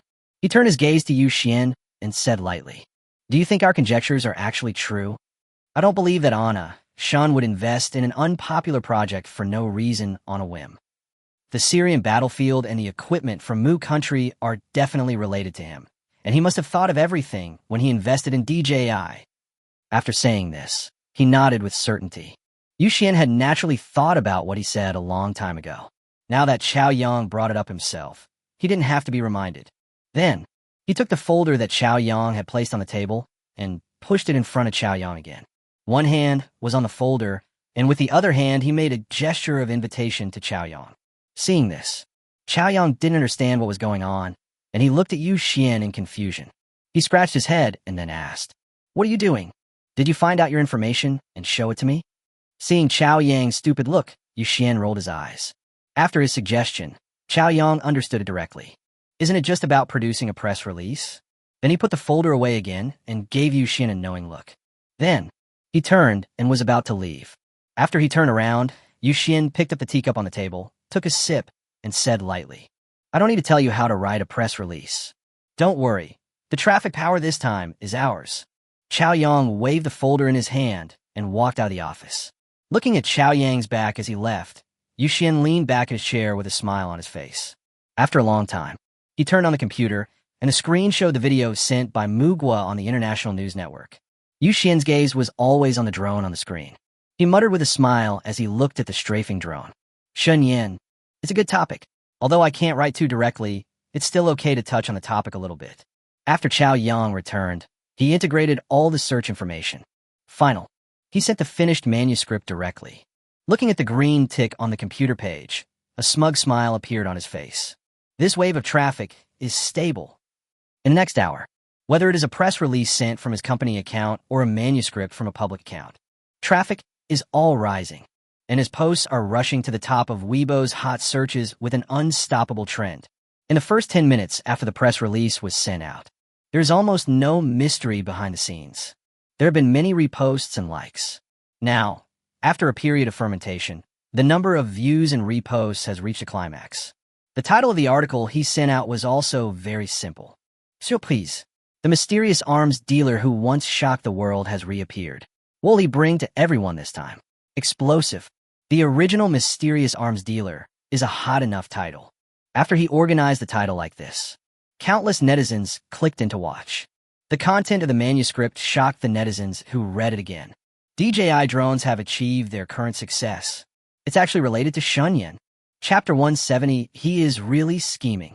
Domestic netizens, in just one day, are almost busy several times. This melon is for eating. It can be said that it was forced directly into the mouth. There's really no buffer time. Qiao Yang sent out the press release just 1 hour later.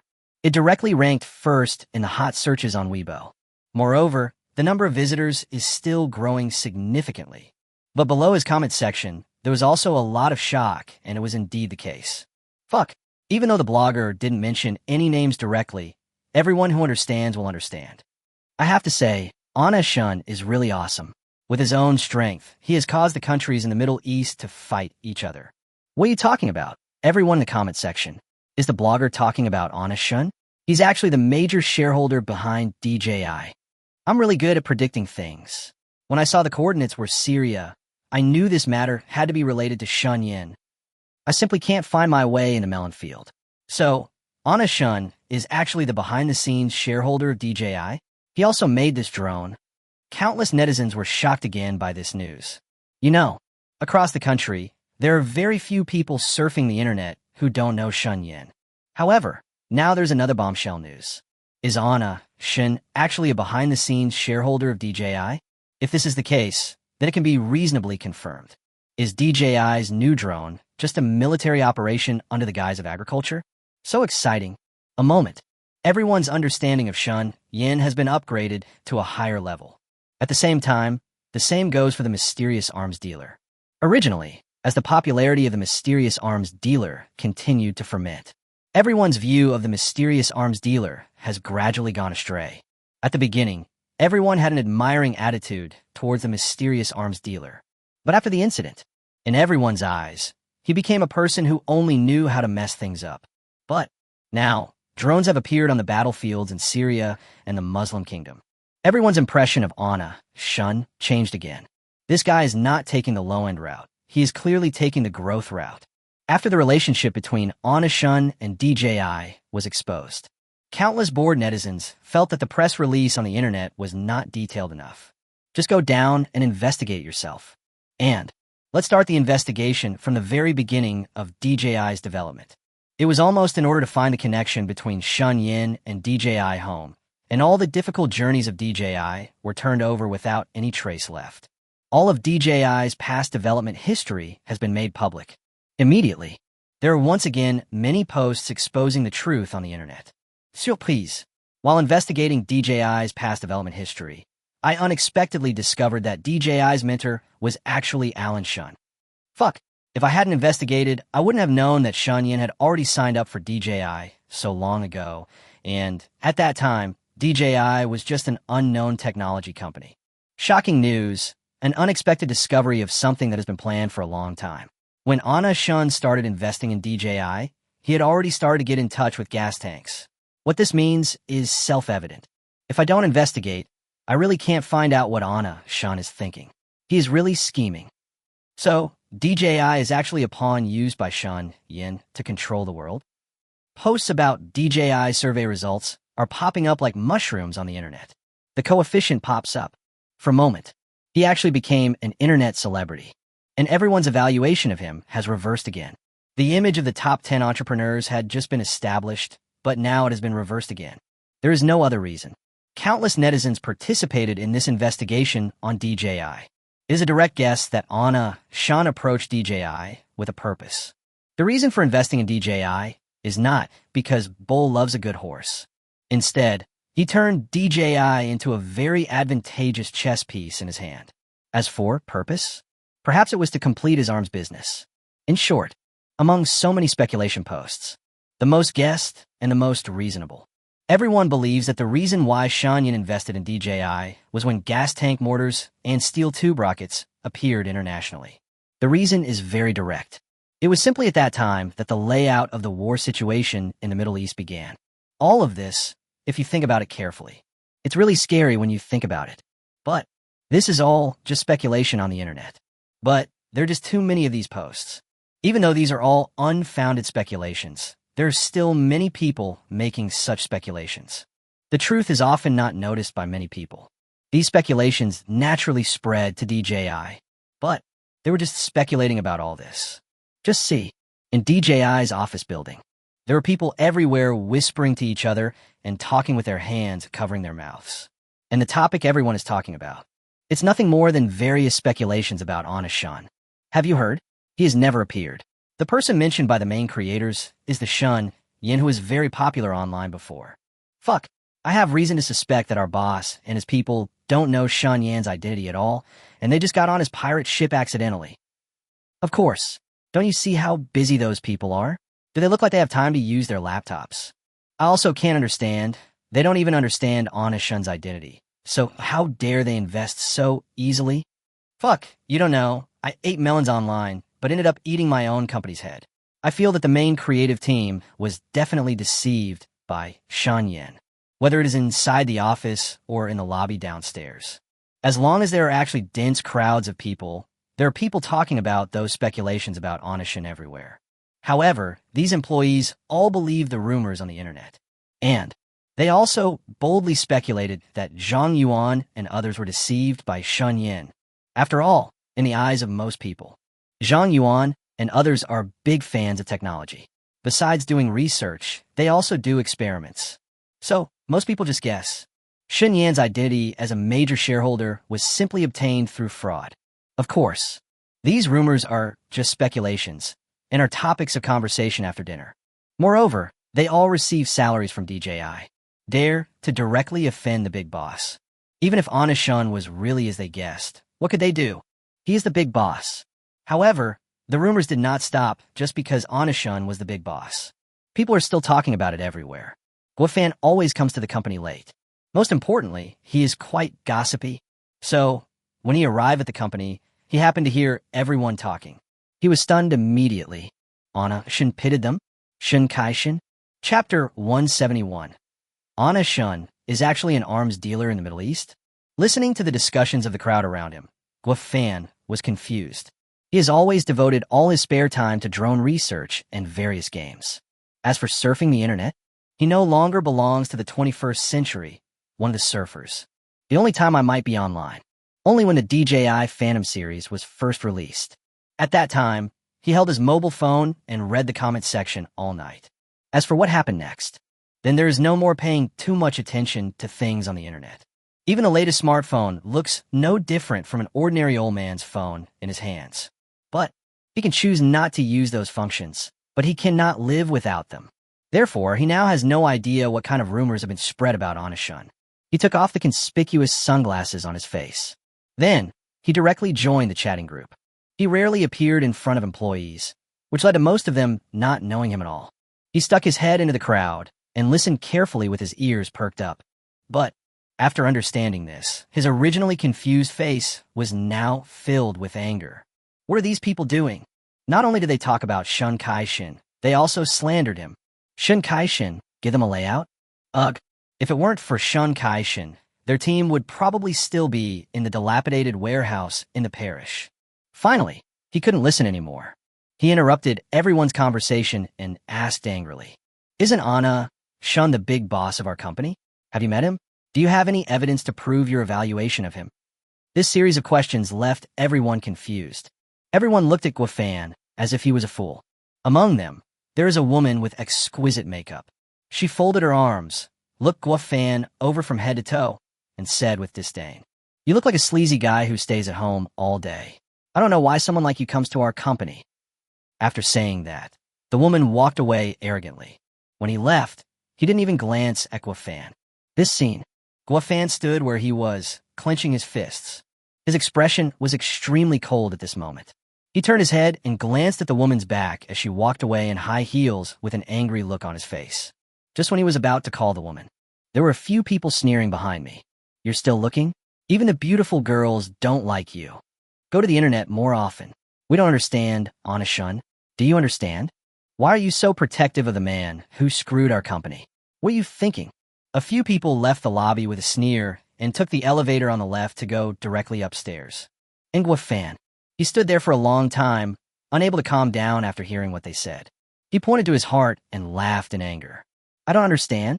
Who is Xiaoyu looking for?" As he said that, he walked directly into a private elevator. Then he pressed the highest floor. After getting out of the elevator, he went straight to Zhang Yuan's office. When he reached the office door, he pulled it open with great force. Immediately, he and the 6 people in the office looked at each other in confusion. Immediately, most of the anger in his heart disappeared. Just when he was confused, Xia Yejiang came up to him and said jokingly, "You came early today. Didn't you stay up late last night?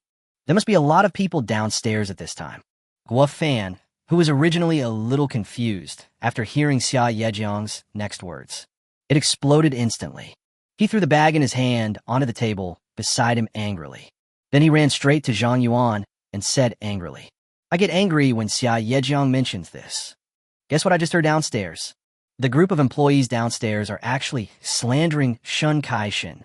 They say that Shun Kai-shin has cheated all of us. These people don't know anything at all and just talk nonsense." As he spoke, he put his hands on his hips and gasped for breath. Only, after his angry speech, no one else reacted to him. Instead, after hearing his words, everyone lowered their heads with serious expressions. Silence. There was a brief silence in the office. Seeing that no one spoke, Guofan suddenly raised his head, looked at everyone in disbelief, and exclaimed, "You don't believe it." As soon as these words came out, Xia Yejiang, who originally had a serious expression and didn't want to talk, hit him on the back of the head. At the same time, there was also his angry cursing. "Can you think about it carefully? We may doubt Onishun." "So what do you mean?" Seeing that Guofan was still confused, he leaned on the table, folded his arms, and said lightly, "It's on the internet. Our drones have become quite popular internationally." Xia Yejiang briefly explained the situation on the internet to Guofan, and after listening to his explanation, Guofan covered his mouth and his eyes widened. After a few seconds, he asked blankly, "Alan Shun is actually an arms dealer in the Middle East? No wonder he's so rich. I was curious about what he did for a living at first. But these netizens are too chatty. What do they know? They just make such arbitrary guesses." As he spoke, Guofan held his chin with one hand. It seems as if it is indeed the case at all times. However, after knowing this, he was not too shocked. In his opinion, Anashun is simply their life-saving god of wealth. He took a sip from his cup. Then he glanced at the people around him who had serious expressions on their faces. I see that everyone still looks preoccupied. He kept pacing in the room, trying to enlighten everyone. If it weren't for Shun Yan's help, even if our skills were strong, there would be no way. If no one invested in us, we would probably still be in the same warehouse now. I don't care what you think, Shun Kaishin is so good to us, let alone reselling arms. Even if he kills people, I trust him. The words fell. Everyone who had originally looked solemn suddenly looked much more relaxed. Guifan said something particularly right. If there was no Anashun, they would not be where they are now. If it weren't for Shun Yan's generosity, they might not have had enough to eat. There are also opportunities to do research. And the most important thing is Shun Yan's identity important? After all, he really admired their mentor. Pit, if you can accomplish so many things by being tricked, then go for it. After thinking it through, everyone expressed their belief in Anashun. At last, Zhang Yuan, who had been silent from the beginning, finally spoke. No matter what Shun Yan does, in my opinion, as long as Shun Yan doesn't do anything that harms the country, I will trust him unconditionally. Stand on Shun Yan's side. Chapter 172. Do public relations for Anna Shun immediately. No one in the meeting room objected to Zhang Yuan's words. Not only did they not object, but after listening to Zhang Yuan's words, everyone's eyes were full of determination. Because, whether it is Zhang Yuan or Guifan, they're all right. Without Shun Yan, they wouldn't be who they are today. Besides, others don't know. How could they not understand Shun Yan? The man who brought them out of the small warehouse in the suburbs. Can it harm them? Can you cheat them? Outsiders may not know what the situation is like, but they know everything. Immediately, without waiting for Zhang Yuan to speak, Xia Yejiang spoke. We three know Shun Yan's character best. We can't control what netizens say, but within our own company, no discussion of Anna Shun is allowed. As soon as these words came out, Guifan slammed his hand on the table. He had a look of righteousness on his face and spoke in a firm tone. Right, I don't care what people on the internet say about Anna Shun, but as long as he is an employee of DJI and receives a salary from DJI, I will never allow anyone to slander him or say anything bad about Anna Shun. After saying that, he turned his gaze towards Zhang Yuan. At the same time, not only Guifan, but the other people in the office also turned their attention to Zhang Yuan. Each of their eyes was very determined. Dio, as long as they see someone talking about Shun Yan, they will go up and say a few words. Seeing this, Zhang Yuan glanced at everyone and smiled faintly. Then he said calmly, I'm sending a notice to the company's internal group right now. As he spoke, his hands did not stop. Immediately, I turned on the computer and started operating. In the quiet office, the only sound that could be heard was the clacking of Zhang Yuan's keyboard. Not long. Several people's cell phones rang in the office one after another. Ding, ding, ding. Then, the six of them took out their phones to check their confidence almost at the same time. Just see. On the mobile phone screen, there was a group chat within DJI. The ringtone just now was the message that Zhang Yuan had just sent out. All members, DJI has strictly prohibited any discussion of Shun Yan. Shun Yan is our company's big boss, and I am willing to vouch for his character. Therefore, no matter which department you are in, if you're caught discussing Shun Yan privately, all bonuses will be deducted first. If you're caught again, you'll be fired immediately. The meaning of this message is very clear. At least what everyone was talking about, that Zhang Yuan didn't know about Anna Shun's affairs, was absolutely false. This is not. The real person has come out to refute the rumors. Moreover, regardless of whether Anna Shun is the Middle Eastern arms dealer rumored on the internet, one thing is certain now, Anna Shun is their big boss. Moreover, Zhang Yuan has made it very clear in the company's internal announcement. If anyone else discusses this, their salary will be deducted first, and then they will be fired directly. It can be seen that the top creative team is also directly on Shun Yan's side. And inside the office, after reading the messages on their phones, the six people all smiled. Guifan, holding his cell phone, walked around behind Zhang Yuan. He patted Zhang Yuan on the shoulder and said with a smile, Your report is well written, but I think I should first punish those who humiliated me this morning. When talking about those people, Guifan tightened his hands on Zhang Yuan's shoulders. His expression was also extremely ferocious. It can be seen that he is really angry. Then, Zhang Yuan wordlessly removed his hand from his shoulder and said lightly, "Don't worry, I'll definitely take care of it. Not only them, I will also ask the public relations department to handle the news on the internet." After hearing Zhang Yuan's words, Guo Fan calmed down a lot. No one else had any objection to this. With Zhang Yuan taking action, who could be worried? Then, they chatted a little more about the new project and then returned to their respective posts. The office, which was originally a bit crowded, became much more spacious after everyone left. Zhang Yuan sat on the chair, his brows slightly furrowed as he watched everyone leave. He turned the chair under him. As far as the eye can see, there is a clean, reflective floor-to-ceiling window. Outside the window are the streets of the city. Looking at the crowded streets and the dense crowds of people, Zhang Yuan muttered to himself, "It still has to be dealt with eventually." Just as I expected, this drone is no ordinary one. An unmanned bomber that can also carry a machine gun for strafing is indeed a great modification. As he spoke, he took out his cell phone and made a call. Beep.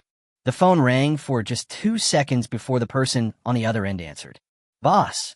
Hearing the somewhat flattering voice coming from the phone, Zhang Yuan frowned unconsciously. Then he said calmly, "Notify your people and do public relations for Anna Shun immediately. DJI's latest drones are designed to benefit farmers and can be used in agriculture, forestry, animal husbandry, and fishery. Do you understand?" As Zhang Yuan spoke, his tone was undeniably resolute. The head of the public relations department naturally had no problem with this. He agreed immediately. Then he prepared to hang up the phone. "Once you have a plan for the announcement ready, send me a copy." "No problem." The head of the public relations department readily agreed. After hanging up the phone, he leaned back in his chair and took several deep breaths. He looked up at the ceiling, forced a smile, and said lightly, "Rumor busting? Public relations? This is a bit of a dilemma. The most popular post on Weibo. Can that be solved with just some PR? Alas, I'm taking money from others to help them get rid of disasters." After saying that, he jumped up from his chair. Then, pressed the button on the desk phone. "See you at the meeting." After saying that, he left in a hurry. The entire DJI public relations department became busy. You know, there is more than just one rumor about Shunyin. Moreover, it is an absolute fact that it has driven the entire gas cylinder industry. So, if you want to solve the problem through public relations, the difficulty, it's still very high. However, even if public relations is not difficult, can it stump a professional public relations team? After several rounds of discussion, the public relations department unanimously decided to directly address all the negative speculation about Shunyin on the internet. The simplest and most direct way: let DJI's creative team directly post on Weibo to show their support. Only those in charge can best solve the problem. Then, everyone in Zhang Yuan's team will gather in the conference room.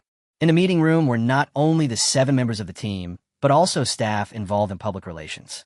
See how everyone is here. The head of the public relations department came straight to the point. The most popular speculation about Shunyin on the internet right now is that he initially invested in DJI for ulterior motives and had already been planning a war. So if we want to solve it, all we need is for you to take action. Chapter 173, when you take money from someone, you should respect them. After hearing what the PR director said, everyone understood instantly.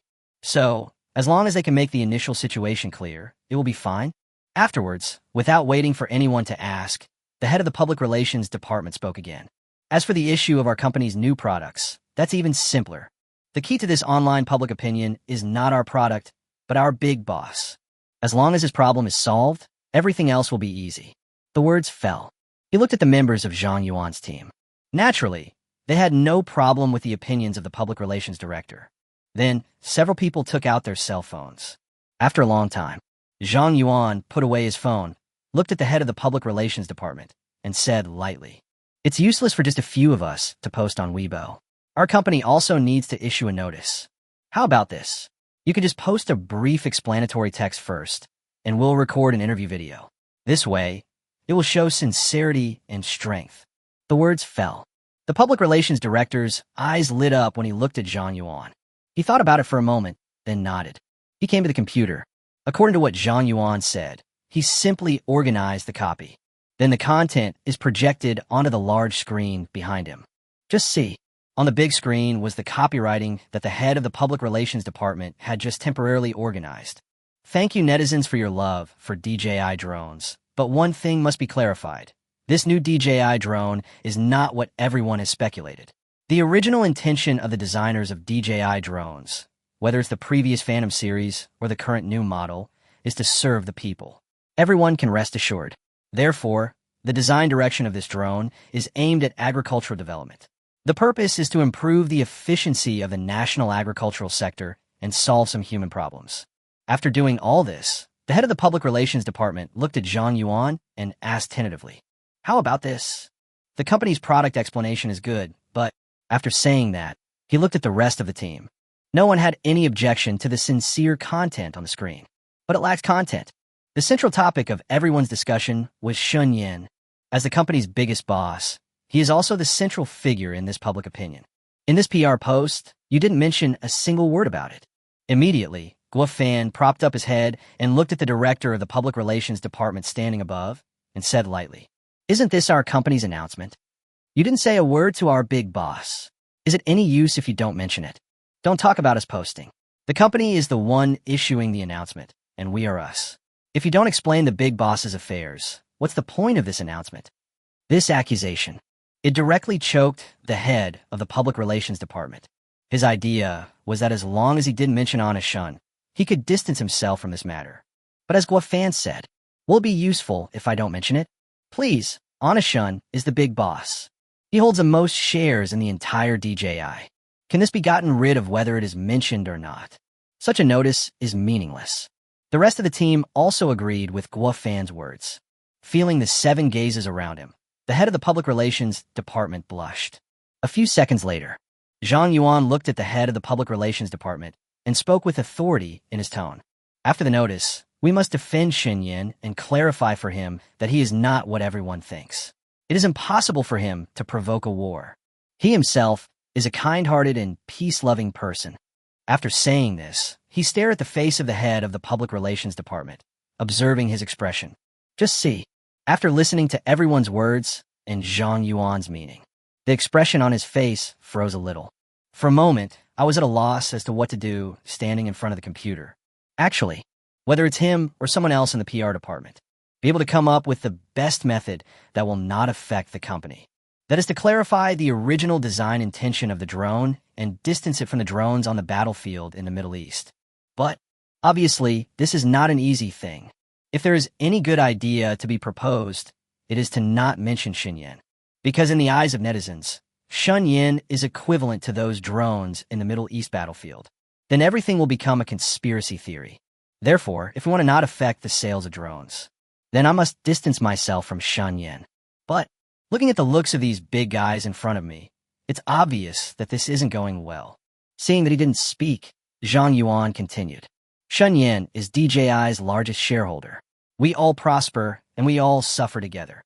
Everything DJI has today is thanks to Alan Shun, so put those ideas away," said.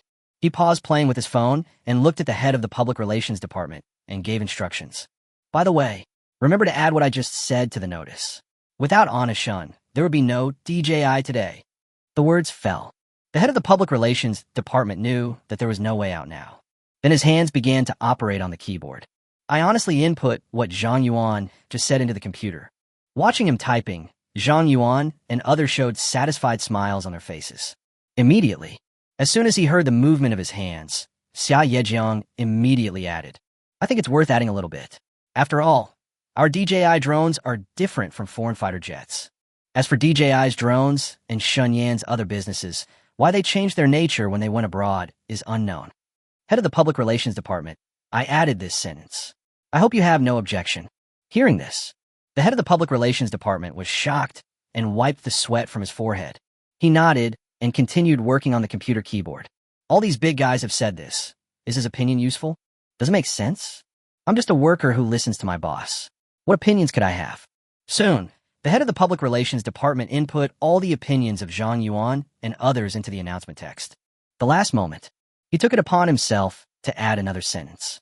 "But whether it's Shun Yin or DJI, we all love peace. We are also deeply saddened by what is happening in the Middle East." After typing the last sentence, The head of the public relations department raised his head slightly and looked at Zhang Yuan and others.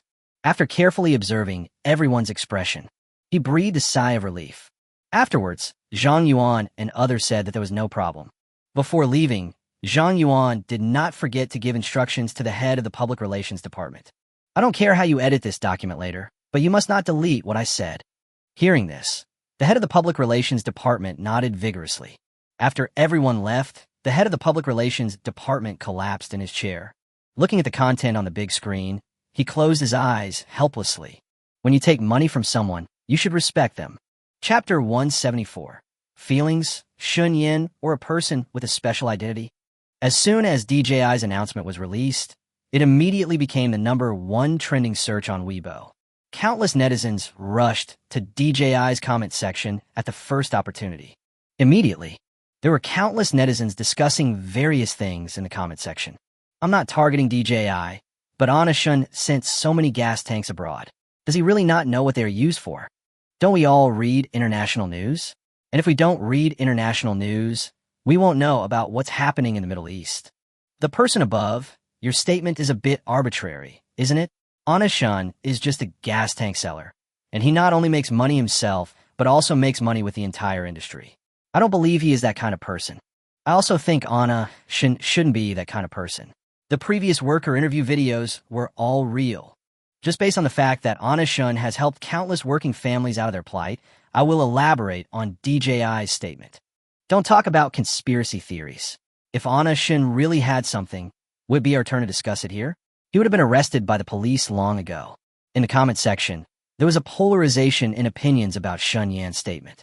Many netizens turned a deaf ear to DJI's refutation. I still stubbornly believe that Shun Yan is definitely not simple. As for foreign drones, they must have come from Shun Yan. DJI's behavior is that it was sold by someone and still mention Shun Yan to count the money. But most netizens still choose to believe Shun Yan. After all, before this incident happened, everyone had a good impression of Anashun. So, as soon as DJI's explanation came out, everyone chose to believe Anashun. However, there are still many people who are unwilling to believe Anashun. Even due to their curiosity about Shun Yan, some of these people actually went directly to investigate Shun Yan. An in-depth investigation. Only, no matter how they searched, they could only find the information about Shun Yan that was exposed on the internet. As for where he is now and what he is doing, not to mention any trace, not even a single hair can be found. Even about Shun Yan's factory in China, they could only find some fragmentary information. Imperial capital. In a simple hotel. In a small room, a man sat on the bed with a laptop in front of him. And what was in front of him was all kinds of information about Anashun. However, he did not seem very satisfied with the information. As he flipped through the documents, his brows furrowed deeper and deeper. Feeling irritated, he reached out and took a bottle of drink from the bedside table. He raised his head and drank it all in one gulp. Then he looked at the contents on the computer and cursed inwardly. Damn, this kid's life is too good back home. The profiteers who profited from the war deserved a miserable death. The country that paid it back was in this situation because he investigated his activities. He deserves to go to hell. As he spoke, he became more and more angry and continued to tap on the keyboard in his hand. Because he was so angry, the sound of typing on the keyboard was deafening. And, at the same time, outside the door, 3 men in national security uniforms were being led by an old lady towards the man's room. The 4 of them stopped at the door of the man's room. The old lady trembled all over and pointed at the door in front of her and said in a trembling voice, "The person you're looking for lies here.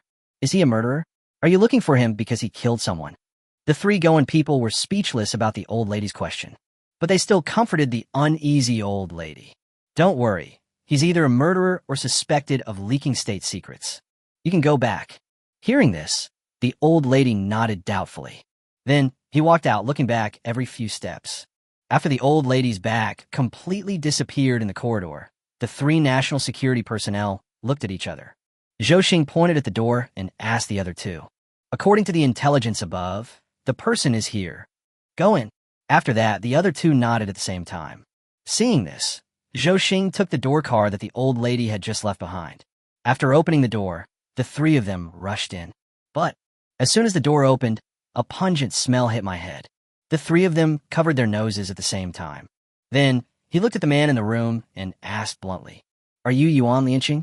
Yuan Lianqing's first reaction to the sudden appearance of the three people was to curse. But after looking at the three people's physiques, the curse words instantly got stuck in his throat, and he couldn't utter them. Seeing that he didn't speak, Zhou Xing held his breath and walked forward to grab the man. Seeing this, Yuan Lianqing was completely panicked. He looked at Zhou Xing and asked excitedly, "Who are you? And you, who are you all? Why are you holding me captive? I'm calling the police." Listening to his noisy voice, Zhou Xing frowned. He impatiently took out the ID from his pocket and then spoke seriously. "We are from the Ministry of State Security. Even if we have to call the police, you have to come with us." Hearing this, Zhou Lianqing was completely stunned.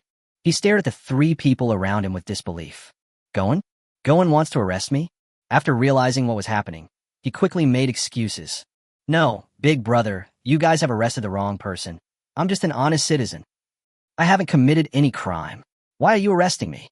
Hearing this, the three national security personnel became even more impatient. Zhou Xing turned his eyes to his computer, raised his chin, and asked, "What's in your computer?" "We will definitely not arrest the wrong person. The person you are investigating is suspected of having access to confidential information." Yuan Lianqing was stunned when he heard Zhou Xing's words. He looked at the screen on the computer and asked hesitantly, "I'm checking out Anna Shun, the arms dealer mentioned online. Why are you catching me instead of him?" The words fell. He was no longer as flustered as before, but instead felt more confident and justified. He was not investigating any state personnel. He's just a suspect in a crime. Why is he so panicked? But something unexpected happened. Just when he thought he was going to be let go, Zhou Xing grabbed him and walked out the door. Seeing this, he was stunned. Just when he was puzzled, Zhou Xing's voice came again. "You have been implicated in the breach of confidentiality. It is you, no doubt about it. If you don't want to come with us, it's best not to continue the investigation. You also need to sign a confidentiality agreement with us," said. He signaled to the other two national security personnel with his eyes. Then, the two of them took out a paper agreement and placed it directly in front of Yuan Lianqing. "This is a confidentiality agreement. Sign it, and don't investigate anything about Anna Shun anymore, and you don't have to go with us." That's where the story ends. Yuan Lian cleared up the matter. Feelings, Anna Shun, or a person with a special identity. Chapter 175 Anna Shun is already a person who deserves death. Afterwards, Yuan Lianqing had no choice but to sign his name on the confidentiality agreement. At last, he also made a wave of various assurances that he would never investigate Shun Yan's affairs again. And things like this. It wasn't just Yuan Lianqing who encountered this. Anyone who has conducted an in-depth investigation into Shun Yan all received the same treatment. This also leads to, as more and more people were approached by Goen, gradually, no one went to investigate Shun Yan's information anymore. And on the internet, all confidence in Shun Yan ends with the information that has been exposed now. Even if I'm curious, then no one will take the initiative to investigate Anna Shun. However, the popularity of Shun Yan in China remains unabated. As the popularity continued, the information soon spread abroad. These situations have just become a hot topic on the foreign internet. The leaders of the United States have heard about it. Immediately, after learning about the situation, the Eagle Sauce leader's face turned pale. His hands on the desk kept tightening. At the same time, those eyes became increasingly gloomy. He squeezed his palms and muttered softly, "DJI drone." Because of the previous defeat of the Syrian reactionaries and the Hupu, he has been in a bad mood. Now, after learning about the situation, he became even more irritable. Then, he turned his gaze to the person who came and said coldly, "Go and investigate that Anna Shun for me. Also, we must do whatever it takes to shut down DJI. We must sanction them." "Drones? I'll make it impossible for you to produce them." As it spoke, its face looked even worse. And the person who came to report the news to him listened to his instructions. "I was very anxious. Check. They have actually investigated Shun Yan's information. But what is the result? Nothing useful was found." After struggling in his heart, he said with a trembling voice, "Shun Yan, we have already investigated. He's the Dasha guy we investigated earlier, but no matter how hard we investigate, we can't find anything." Hearing this, the gloomy face of the Eagle Sauce leader became even colder. A face that looks like water could drip out at any moment. "Have you investigated? So what if nothing is found?" Then, he slammed the tabletop and said angrily, "Shun Yin, I don't care how you investigated him before, but this time, no matter if you use threats or bribes, you must find out his situation for me. Where is he now? Where is he? What is he doing? I need to find him out. I want all his information." Listen to the angry voice of the Eagle Sauce leader.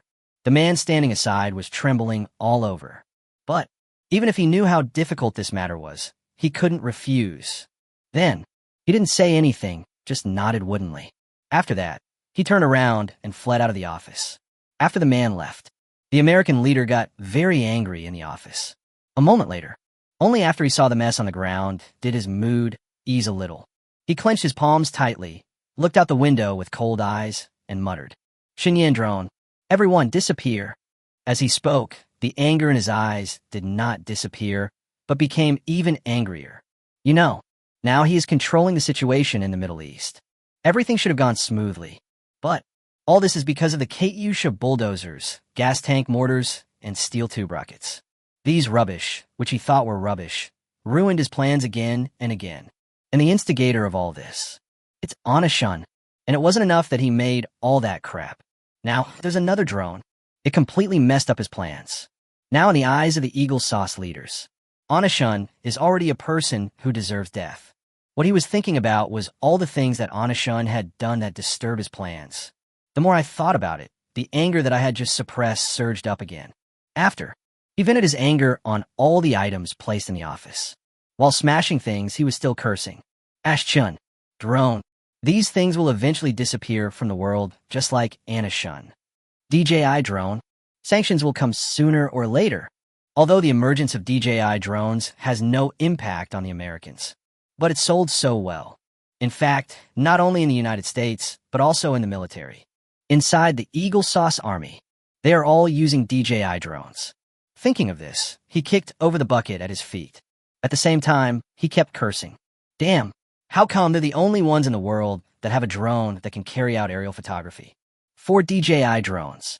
The attitude of the American leader is one of love and hate, no matter which model of the DJI Phantom series. Judging from the current situation of the Eagle Sauce, they are all inseparable existences.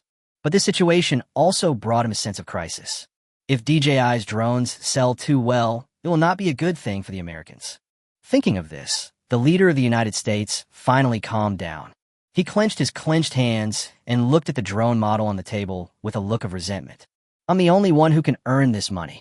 Dasha people, are you worthy?" The leaders of the United States have naturally heard about the sales of DJI drones. It would be a lie to say that I'm not jealous of that number. As the world's hegemon, the Eagle Sauce, he wants to take all the good things for himself, including drones. Immediately, an idea popped up in his mind. He brought the drone from the table in front of him, rubbed the drone's body, and the corners of his mouth rose. A sly smile and his shrewd eyes. Obviously, the idea in his head was not a good one. He muttered to himself, "Since the Dasha people can develop drones, then can my people also develop drones? Or better drones than this crappy one?" As he spoke, he flicked his fingertips and the drone fell directly to the ground. Seeing this, not only did he not have any intention of picking him up, but the smile on his face became even wider. He looked at the drone that had fallen to the ground. The shrewdness in his eyes became more and more obvious. Then, he pulled out his phone and sent a message to one of his contacts. "We must suppress DJI drones with all our might and sanction them. I want this brand to disappear." After sending the message, a satisfied smile appeared on his face. Then, he kept moving. After exiting the previous page, immediately click on another page. "Are you interested in DJI drones? I want to create a brand that's even more powerful than DJI. I think your company could give it a try." Chapter 176, the Houthi armed group, is gone, he said without waiting for the person on the other end to answer. The Eagle Sauce leader paused. "DJI drone projects. It's been so long, and there's no movement over there. I'm afraid." After some thought, he continued in a deep voice. "Your company alone is not enough for this project. All drone development researchers in your association, get involved." The words fell. The man on the other end of the phone paused noticeably. "All researchers? Just one DJI drone requires the mobilization of all the association's researchers. You're thinking too much. Then, he suppressed the thoughts in his mind and spoke flatteringly. You're worrying too much. We've already started researching Dacia's DJI long before, so I don't think you should need to use people from other drone companies. Hear what he said? The Eagle Sauce leader frowned slightly. His fingertips drummed on the table again and again. Naturally, he was feeling a little irritated at this moment. Then, before the man over there could continue speaking, the cold voice of the leader of 100 generals sounded again. Don't talk nonsense to me. I'll let you work on this project with researchers from other companies and just save Zhao. This is not. Hearing the decisive voice of the Eagle Sauce leader, the man immediately wanted to refute. Only, before the man could finish his words, the Eagle Sauce leader burst into laughter. Then, he interrupted him directly. If you guys can really develop DJI, why haven't we heard anything about you before? I don't want to waste time with you guys. I want to see results in a short time. DJI will be sanctioned soon, but I want to see results before that. Hear what the Eagle Sauce leader said. The man on the other end of the phone paused holding the phone. I trembled so much that I almost dropped the phone. He glanced at his phone and then complained his heart. Is this a bit of a delay for me? Are you going to hit me with a DJI drone? Only, judging from what he said, DJI drones are going to be doomed? If that's the case, we really need to work harder on research. Immediately, his flattering voice sounded again. Oh, you must have misunderstood me. I meant that we could try to research it ourselves first. But from what you said, it seems that you can't wait. Well, I'll contact the people in the association right now, and we'll come up with a plan for you. Don't worry. After this heartfelt assurance, the tone of the American leader finally softened a little. Then, he didn't say anything, just asked them to speed up their research. The man on the other end of the phone agreed to everything he said. After hanging up the phone, the man threw the phone aside. After glancing at the phone, he covered his face and said helplessly, Damn, how did you win the election in the first place? But this time it helped me a lot. The man folded his arms, and the pride in his eyes could hardly be concealed.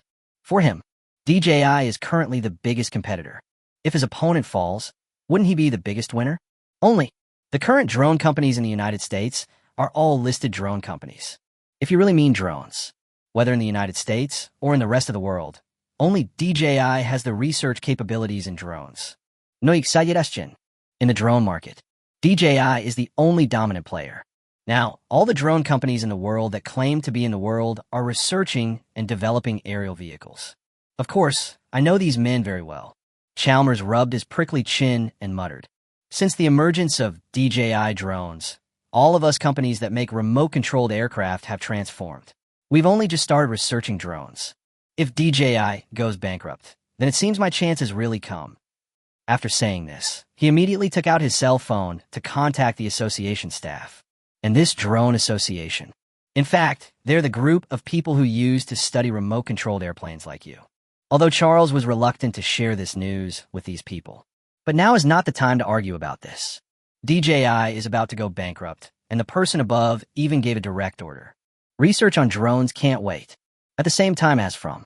It's not just Eagle Sauce that is investigating Anishan. The Persian Lions are also vigorously investigating various news about Shenyang. How's the investigation going over there? Isn't there already information about that guy online? Is this investigation the same as last time? The man who spoke was the leader of the Persian Lions, and the main reason why they investigated Shenyang. Unlike the Eagle Sauce, the Persian Lions hold a grudge against Shenyang, mainly because of the Houthi armed forces. The Houthi armed group is almost his brainchild. You can say that. The Houthi armed group was supported by the Persian Lion. It's almost like a child. However, just because of Shenyang's intervention, everything began to go in a different direction. The Houthi armed group is gone. However, his words received no response. He looked up at Bloomer. Just see. After hearing what he said, Bloomer remained the same as last time. His face was full of embarrassment. The man's face darkened at this situation. Especially when he thought of the Houthi armed forces, the hatred in his eyes was almost murderous. Then he said in an angry tone, If it weren't for that Dacia arms dealer, we wouldn't have to spend so much time on the Houthis. I don't care how you investigate. I want to know all the information about the businessman who developed the Katyusha bulldozer, the gas tank mortar, and the steel tube rocket. When he spoke, his tone was very firm. Dio, if you don't investigate it for me, you will go and represent Anishan's meaning. Seeing this, Bloomer didn't dare to say a word. His crossed hands were shaking constantly. Still not daring to look up at the Persian lion leader, he lowered his head and spoke in a deep voice. The last time I investigated that Daxia arms dealer, I discovered that it was impossible for us to find his information. Hearing this, the Persian lion leader's originally angry face froze. He looked at Bloomer, who had kept his head down, and asked hesitantly, "You mean someone is helping Anna, Shun hide his information?" As he spoke, alarm bells began to ring in his heart. If someone helped to conceal it, who would it be? Moreover, the person who can make his people unable to find any clues. Just as he was thinking about it, Bloomer slowly raised his head and said in an uncertain tone, "Based on the results of the last investigation, someone with top technical skills must have blocked his information. So should we still check?" Chapter 177 Yemen is most likely the middleman. Of course, we need to investigate, and not only investigate, but investigate thoroughly. I don't care what you want to do to Yao Chan, but I must know the news about Shun Yen. I want to know everything about him and where he is now. Even if someone knew about Shun Yan's news, they deliberately concealed it. But the leader of the Persian lion had no intention of giving up investigating Shun Yan. For him, Shun Yan is a huge hidden danger that has always existed. Then he turned to look at Bloomer and said seriously, "The Husseins are finally gaining ground. We must not let that Daxia man ruin our plans this time. So, I don't care how you investigate. Anyway, I want all the information about that Daxia man." After saying that, the man sat back in his chair. As for Bloomer, he had no choice but to lower his head and remain silent in response to the demands of the Eagle Sauce leader. After a long time, after a stalemate, Bloomer slowly turned around. Before leaving, he turned his head to look at the angry leader of the Eagle Sauce and said tentatively, "I will do my best to investigate his news, but there may not be any results." After saying that, he quickly turned around and left. Bang! The office door was closed tightly. Looking at the closed door, the leader of the Persian lions kept his lips tightly closed, hatred surging in his eyes. He murmured softly, "What a great Daxia arms dealer. You better hide well. This time, I will never allow you to ruin my good deeds again." At the same time, there are other small countries investigating Shun Yan. However, their goals are completely different from those of the Eagle Sauce and the Persian lion. They investigated Shun Yan to find his whereabouts and contact information. Really, whether it is an unmanned bomber or an unmanned strafing aircraft. This is extremely tempting for them. A country in the Middle East. Jack paced back and forth in the small space with his hands behind his back. His steps were hurried and his face was full of impatience. Just when he was getting anxious and angry, the closed door in front of me was opened. The harsh light shone directly on his face. However, the moment he saw the door open, he didn't care whether it was dazzling or not, and asked in an anxious tone, "How's it going? Any news?" Seeing how anxious he was, the visitor shook his head helplessly. Seeing this, Jack scratched the back of his head and muttered in confusion, "How could this happen? How could this happen? Isn't he just an arms dealer? Is it so difficult to investigate information about an ordinary arms dealer?" However, he did not dwell on this issue. Then he grabbed the person and continued asking, "What about the drones on the Syrian battlefield? Have you found a way to buy them?" "No, that batch of drones came from that arms dealer in Daxia. If we want to buy those drones, we still have to find that Middle Eastern arms dealer first. But this is the strangest thing." When he said this, the man hesitated to speak. Seeing this, Jack grabbed the man's arm and asked hesitantly, "Isn't his information blocked? But as an arms dealer, shouldn't he just make all his information public and let people find him?" In response to Jack's puzzled words, the man nodded helplessly. Regarding the news of Shun Yan, no matter how they investigate, from the above channels, the final investigation results are the same. Apart from some social information, all other information is a little more in-depth. There is no useful information at all. As for Shun Yan, I have only heard of him but never seen him in person. Don't say they are anxious. All countries in the world except Rabbit and Pakistan. Most people are anxious and angry about this. It's really like all the useful information has been erased, and there is not a single trace of it. To this, even the Eagle Sauce and the Persian lion have no way. But what they don't know is the reason why this happened. It's not like what most people expected, that there are hackers with high technical skills helping Shun Yan. Instead, behind Anna Shun is the powerful Rabbit and the Pakistani government. These two parties completely covered up all of Anna Shun's useful information. Even now, all the useful information about Shun Yan is kept in the top secret files of Batai and 2Z. Under such protection, not to mention useful information, even photos. This group of people don't even think about finding one, as if knowing that the investigation information would not lead to the above results. Jack thought about it seriously and then hesitated. The higher-ups have made it very clear. We may not need the drone, but we must have it. If you really can't contact the arms dealer, then try to contact Syria and Mu. All right, Syria and Mu are at war right now. If this route doesn't work, go straight to Yemen. When a man heard Jack mention Yemen, his eyes lit up. Immediately, the face that was originally at a loss suddenly raised the corners of his mouth and said with a smile, "When you mentioned Yemen, I remembered a key piece of information. When I was investigating Anna Shun before, I discovered something very strange. Yemen seems to be selling arms to several other Middle Eastern countries. They're selling some of the equipment from that Daxia arms dealer, like Katyusha bulldozers, gas tank mortars, and steel tube rockets. As for the drone this time, I don't know, but I think it's worth a try." Jack's eyes lit up at the mention of men. Immediately, he gave the order. "Contact Yemen. Forget about Syria and Mu. Just contact Yemen directly. If it's really as you said, then it makes sense for that arms dealer to cover up his identity. It's not that he's unwilling to sell arms. Yemen is most likely the middleman." As he spoke, the man became more and more excited. Hearing him say this, the man also felt that it made a lot of sense. He then contacted Yemen. At this time, he is the target person that the whole world is looking for, and he doesn't know that he has been targeted by countless people. He had been waiting for a call from Yemen ever since he saw the information on the international news. Of course, the most concerned ones are Mao and Mao. Really, on an ordinary afternoon, Anna Shun's phone rang. When he heard his cell phone ringing, he quickly stretched his neck to look at it. Seeing that it was Minister Ba calling, he immediately became excited. Looking at the contact information on the phone, Anna Shun's mouth corners kept rising, and he said with a smile, "It seems the wild advertising worked. This person must be here to place an order." Having said that, he decisively picked up the phone. "Some are busy. Chapter 178, 10,000 modified drones." As soon as the call was connected, Minister Ba's smiling voice came from the phone.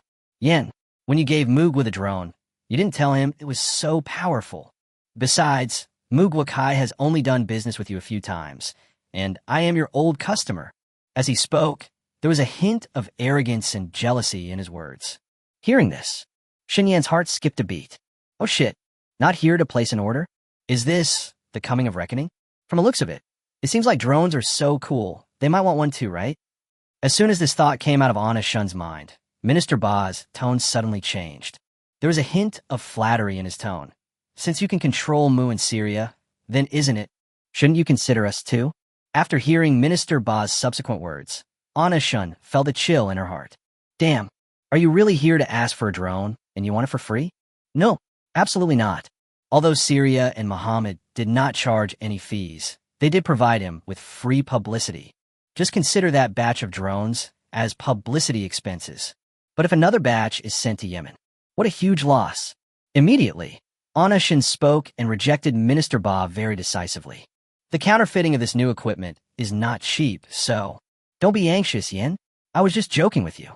Before Anna Shun could finish his words, Minister Ba's voice interrupted him. Actually, Minister Ba had not originally expected this call to be free. Therefore, what I said just now was just a test of Anna Shun. However, after trying it out, it's obvious. Then he immediately saved his dignity and continued. "Of course, if you're willing to give us a batch of new equipment, we'll accept it. But if not, we're willing to pay for it." After hearing Minister Ba's subsequent words, Anna Shun finally felt relieved. Whether it's to save face or it's really a joke. In short, he doesn't want to give this drone away for free. As long as you don't give it away for free, everything else is fine. Then he smiled and said, "Forget about giving it away for free, but if you want to buy it, I can give you a little discount." "No problem. I have to give you a discount." Although I didn't get the free drone, such a deal is certainly not to be missed. No matter how much the discount is, at least it is a discount. Then Minister Ba stopped talking and went straight to the point. "Since you said so, I won't be polite. We need a batch of your modified drones this time. In terms of quantity, 10,000, maybe 5,000 bombers, and another 5,000 strafing planes. By the way, can I also ask your price?" Hearing the order quantity from Minister Ba, Anishun's pupils couldn't help but dilate slightly. Immediately, he took the order. Only, as for the price, he really hadn't thought about it. After some thought, he said with a smile, $120,000 apiece.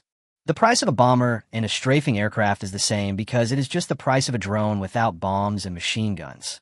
The price of drones may not be cheap, but you have seen their power, and their cost is not low. As for the price, Xinyan really didn't ask for an exorbitant price. 120,000 US dollars. This is not too high at all. Moreover, before making the quotation, he also checked the price of this batch of drones from DJI in China. DJI's agricultural drone is priced at 60,000 yuan, and he just doubled it on this basis. DJI's drones are all sold at that price, and he has made so many modifications based on the drone. So, all in all, this $120,000 is not expensive at all. But this is why Anna Shin doesn't think it's expensive. In the opinion of Minister Ba, this price, it's not cheap. Then he smiled and asked tentatively, if it's just a drone, $120,000 is not cheap. It would be fine if it was equipped with bombs and machine guns, but selling it for this price for just one drone. How about you give me a discount? Listening to Minister Ba's embarrassed and tentative tone on the phone, Anna Shun was a little self-doubting for a moment. 120,000 US dollars. Is that too expensive? However, the drone he sold was the same as the one sold by DJI in China. It just looks the same. Most of the core components have been modified by him. No price reduction, absolutely not.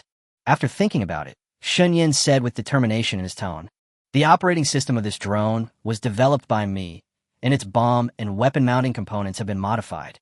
It is absolutely different from the drones you see on the market. So, the price of 120,000 is really, as he spoke, Anishin's tone was also embarrassed. This trick of using magic to defeat magic is extremely useful to Minister Ba. After listening to Anishun's words, he hesitated. He was clear about one thing. The drone that Anishin sold was not the drone he knew. If it's like the drone in Syria and the video in Musharraf, this price doesn't seem to be very expensive. After some thought, Minister Ba decisively placed the order. 10,000 modified drones. We bought it. Hearing this, Anna Shun smiled and finally did not forget to give instructions. Although the modified drone is a finished product, you still need to assemble it yourself. No problem. Isn't it just installing the components and then directly attaching the ammunition and guns? Listening to Minister Ba's cheerful voice, Anishun's face smiled brightly. That's fine as long as you have no objection. Then he continued. For the modified drone, you only need to attach the guns and ammunition and follow the system's instructions for the rest. Later, Shun Yin explained the operation process of the drone. Yemen naturally had no objection to what he said. After all, anyone with a discerning eye can see it. Although Shun Yin's drone was modified from a civilian drone. However, his transformation is in no way inferior to military drones. After comprehensive consideration and review by all parties, Shun Yin's drone is considered very affordable. It's really cheap and easy to use. Immediately following, the transaction between the two parties was successfully concluded. The deposit was also directly deposited into Anishun's card. After hanging up the phone with Minister Ba, a message from the bank was pushed to Shun Yan's phone. Immediately, Anishun was once again shocked by the speed at which Yemen took out the money, and he looked at the message sent by text message and said with a smile, the money was transferred too quickly, and he has to be a regular customer. Not only does he never default on payments, he's also very proactive in paying them. That's great. After hanging up the phone, Anishun was not idle either. He left the office and went straight to the research room of the technical department. Chapter 179. What about the guns needed to run the military factory? After the Yemeni order, don't even think about it. There will definitely be other orders. However, Shun Yan's prediction is not completely without evidence. He is very confident about this batch of drones. Not only people from other countries come to place orders, even wealthy people will not be able to escape. So, he now has to find a few more people. If he were the only one doing the modification work on the drone, it would definitely not be possible. If it was the previous 150, he could barely handle it. But it's 10,000 now. Moreover, there will definitely be people who will continue to place orders later. If that were the case, he alone would not be able to complete the workload 100%. So, he had to find help. After arriving at the research warehouse of the technical department, he peered inside the warehouse. Just see. Inside the warehouse, Everyone was concentrating on their own research. There was no idea that anyone was coming in. However, Ana-shun was very satisfied with this scene, and he murmured with a smile. Everyone's so motivated. That's great. As he said this, he walked into the warehouse. After glancing around, he clapped his hands and asked with a smile, "Why don't you all stop your research for a moment? I have a new project here, which is about drone modification. Does anyone here have research in this area? Even if they only have a basic understanding, it would be fine." The words fell. Everyone really focused their attention on Ana-shun. However, everyone looked at each other, and no one responded to Ana-shun. Seeing that no one spoke, Ana-shun's pupils dilated. Then he asked in shock, "Don't any of you have any research on drones? Not even the slightest bit. Didn't I ask you last time? Still no one knows anything about drones." Hearing this, in an instant, all the technicians looked aggrieved. Really, it's not that everyone doesn't want to learn. But wasn't it you who asked us to study it seriously? During this period, all the technical staff studied hard. Almost all the time is spent on it. After all, they haven't forgotten the last person's promotion to director of firearms. Even if you don't fight for the bonus, you must fight for the share. After a long silence, Banda came to Ana-shun with a pulled face and said helplessly, "Boss, it's not that we're not serious. Ever since Iris was promoted to director of firearms, we've been fully committed to research. All of us have devoted almost all our time to research during this period. This complaint is very powerful." Immediately, Ana-shun felt a little guilty. He touched the back of his head, unwilling to look up at the people with resentful eyes. He has been really busy recently. Either he is tinkering with drone modifications, or he is learning. When the drones were finally delivered to the battlefield, he began to pay attention to the international situation again. This goes on and on. I actually forgot about the firearms director. But what they said did remind him. Firearms director. Yes, since the various benefits of the firearms director can excite this group of people. So can't we use the same method to motivate them now? Thinking of this, Ana-shun's eyes lit up. He looked at everyone and said with a smile, "If that's the case, then how about this? You're all involved in firearms research, so why don't you recommend someone to me? They are all researchers. You should be able to find a good candidate. As for the treatment, it's the same treatment as the director of firearms." Ana-shun said this to more than just motivate them. He really needs help. Someone who can help him modify his drone. It doesn't matter even if his basic knowledge is poor. After all, he is not really researching drones. It's just teaching those people how to modify drones. Only by finding someone to help him with the reform can he free up his hands to study other new reform directions. And such a large number of orders. He definitely couldn't accomplish it alone. Besides, it is impossible for him to always use the same trick in the future. We must study the changes in other directions. So, all in all, he really needs someone to help him now. Hearing this, the people who originally had resentful looks in their eyes suddenly became alert. Everyone's eyes were shining when they looked at Ana-shun. The same treatment as the director of firearms? Can such a good opportunity be given to others? They worked so hard just to get the same treatment as the firearms director. Only, everyone really wants to join the team that studies drones. But they really don't have any research in this area. They're all a group of people who deal in artillery shells and firearms, and launching drones is a high-end technology. This kind of technical flow is indeed a bit difficult. Just when everyone was feeling dejected and embarrassed, Banda suddenly spoke. "Boss, you just said that I only need to know some basic knowledge about drones to participate in your project?" The words fell. Ana-shun clearly felt that there were several more people watching him. Then he felt happy. Immediately, under the gaze of everyone, Ana-shun said lightly, "Indeed, you just need to know a little bit about drones. All you need to do is cooperate with me. It's nothing more than learning some things from me, so that I can get free to study other things." Hearing what Ana-shun said, everyone became excited. I can learn from Shun Yin. Moreover, only some basic knowledge is required. Holy shit, can this good thing be given to someone else? Absolutely not. Immediately, before Ana-shun could say the following words, Banda spoke first. "I'll do it. Boss, I can change my career. Nothing else to say, but I have a pretty good learning ability. Give me some time, and I'm sure I can meet your requirements." He had just finished speaking. The rest of the technical staff also rushed to sign up. They all made claims. "I want to change my career.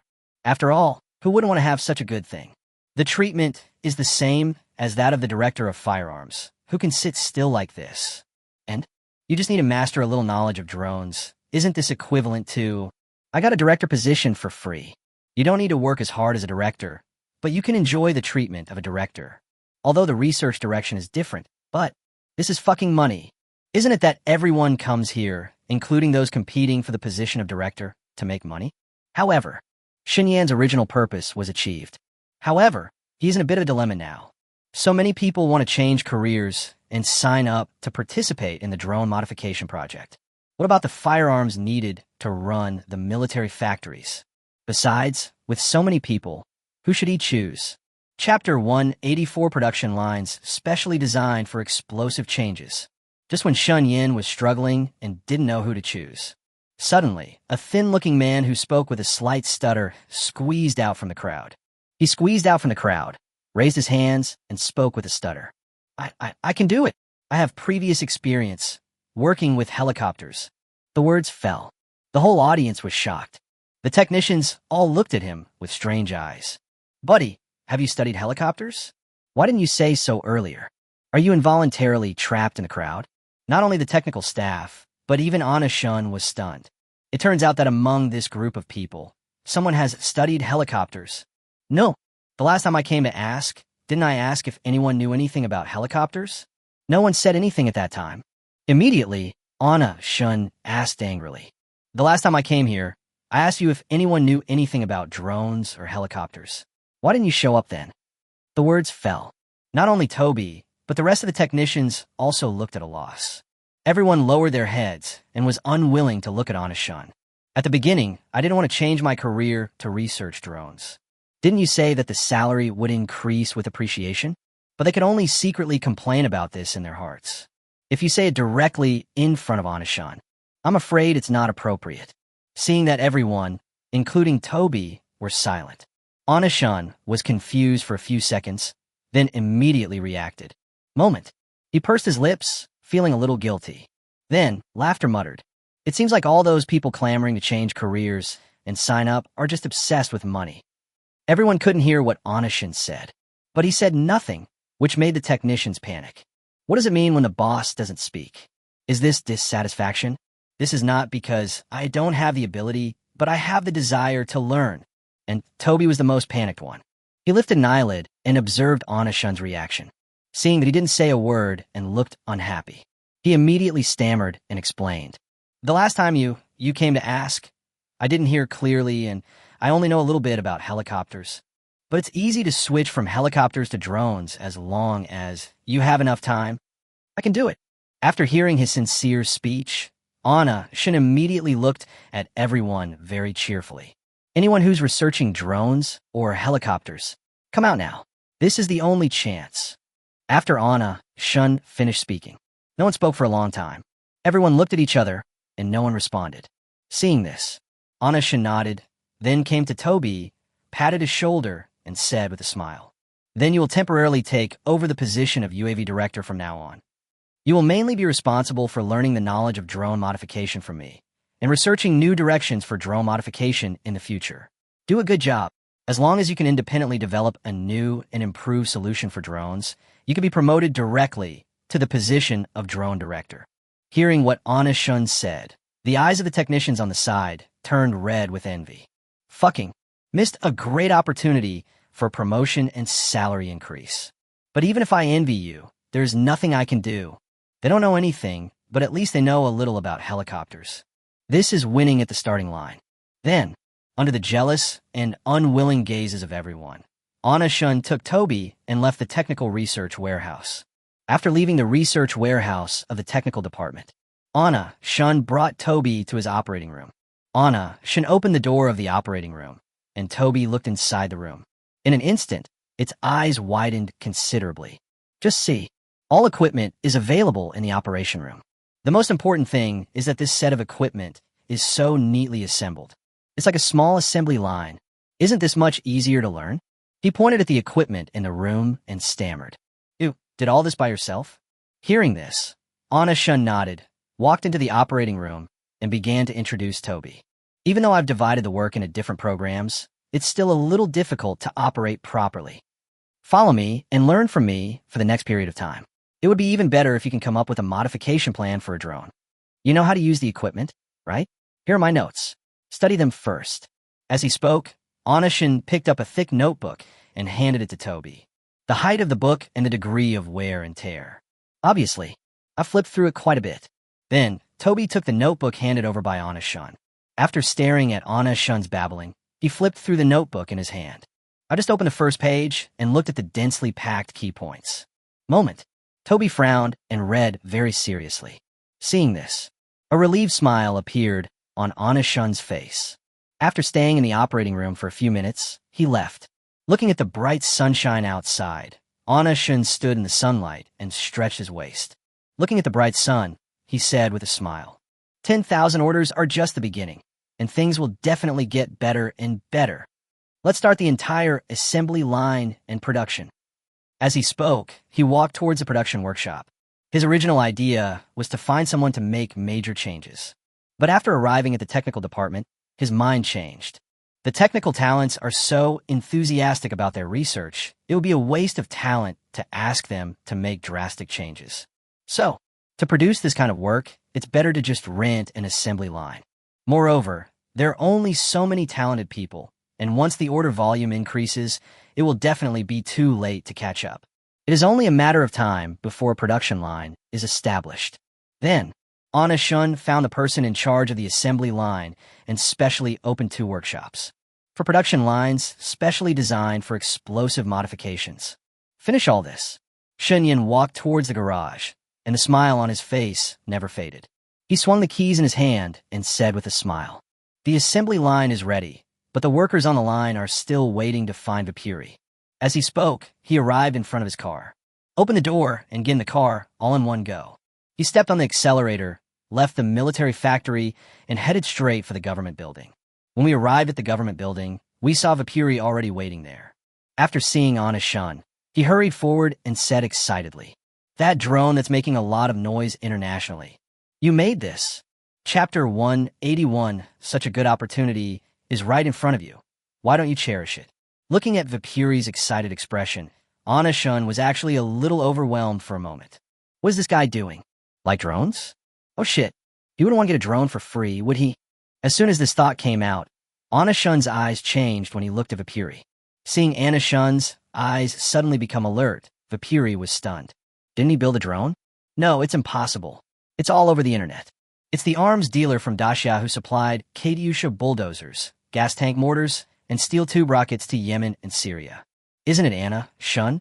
Immediately, he moved closer to Anashin, glanced around, and whispered, Alan Anashin, don't panic. This is Sue T's government building. No one will investigate you. I know you were the one who made that drone. I have to say, brother, you are really awesome. After saying that, Vipuri looked at Anashin with admiration in his eyes. Vipuri could only understand Anashin's sudden change. He is so vigilant because there are so many people investigating him internationally. But where is this? The government building in Sutor. Absolutely safe. However, after listening to Vipuri's explanation, Anashin finally understood. Feelings, this is a misunderstanding. It was really the fact that Yemen came to him to ask for drones that made him wary. Then he put his arm around Vipuri's shoulders and said with a smile, I came to see you this time for something. The scene suddenly changed, and before Vipuri could react, she was already being held by Anashin and walked to the sofa. Then, without waiting for Vipuri to speak, Squeeze continued. Like you said, the drone was indeed modified by me. So, when this new product comes out, doesn't it mean I have to open a new production line? After saying this, he gave Vipuri an unfathomable look. Hearing this, in an instant, Vipuri understood. He pointed at Anashin and said with a smile, I told you that the drone must have been made by you. Tell me, how many people do you want this time? You still understand me better. Hearing Vipuri's straightforward answer, Anashin was completely relieved. He smiled and showed Vipuri 4 fingers and said with a smile, For the drone project, we've only opened up 4 production lines, so as for hiring, it's up to you. After hearing what Anashin said, Vipuri became thoughtful. For assembly lines. So, a high-end drone with only 4 production lines can do that. Vipuri is very skeptical about the subsequent production of this batch of drones. However, after all, Anashin is the boss of the military factory. Just hire as many people as the boss requires. Just as he was thinking about it, Anna Shun spoke again. I have some requirements for this recruitment. Hearing this, the Puri looked at Anna Shun doubtfully and hesitated. You don't want me to find you someone who can help with drones, do you? Although there are many talented people outside of Suitor, it's hard to find someone in the drone field, especially one with 4 production lines. Hearing this, Anna Shun shook his hand fiercely and explained. You really misunderstood. That's not what I meant. You don't know how many people are investigating me over there. So, the salary for this recruitment is higher than the previous ones. That's the only drawback. Once you enter a military factory and start working on the drone production line, you can't leave the factory anymore, not even if it's absolutely necessary. Hearing this, the Puri nodded thoughtfully. What Anna Shun said does make sense. There are some things that Shun Yin doesn't understand, but their sons do. This is the situation at hand. The Eagle Sauce and the Persian Lion are investigating and offering a huge reward. Therefore, it is better to be cautious at this time. Then, he agreed to Anna Shun's request. No problem. Leave the recruitment to me. I promise to fill the positions for you within a week. As he spoke, he patted Anna Shun's shoulder soothingly. Afterwards, Anna Shun chatted with Vipuri for a while. After leaving the government building, he did not stay outside. Go straight to the military factory, although he has no international intelligence. But based on his understanding of Eagle Sauce, as long as the drone comes out, can he sit still? Anna Shun looked at the flat continent in front of him, but his mind was thinking about the scene of the raging leader of the Eagle Sauce.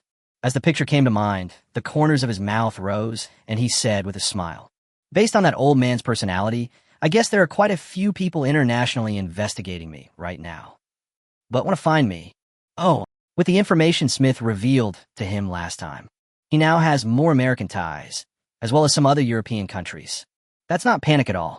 There is a country in front to protect him. So panicked. But even though you're not panicking, you still need to be more careful in your actions. So, during this period of time, he was working in a military factory. Once you go out, you go to the government building. In short, it's very safe. After returning to the military factory, he went straight to the operation room. When he arrived at the door of the operating room, he saw Toby working hard in the room. Although Anna Shun is not here. But Toby was no slouch either. No other reason. Xinyan's notes are so well written. It can be said that it is at the leading level. Such a good opportunity is right in front of you. Why don't you cherish it? Impossible. When Anna Shun opened the door, Toby was looking at the contents of the notes while operating the equipment. He was completely unaware that there was an extra person in the room. Looking at Toby, who was so devoted, Anna Shun's smile was very satisfied. After standing there and observing for a while, he walked up to Toby and said with a smile, this step cannot be taken this way. First, let's run these parts through the machine. Otherwise, the drone won't be able to fly steadily once you put the things on it. Hearing what Anna Shun said, Toby did as he was told. Really, under Shun Yan's guidance, the step that originally made him feel conflicted was quickly completed. After the parts are modified and installed into the drone, Toby looked at Anna Shun happily and said excitedly, Boss, you're amazing. I've tried it once before, but I always felt like something was wrong. And the notes you gave me are completely God-level in their writing style. They're so detailed. If this notebook gets out, it will definitely sell for a sky-high price. Anna Shun was surprised that Toby stuttered when speaking.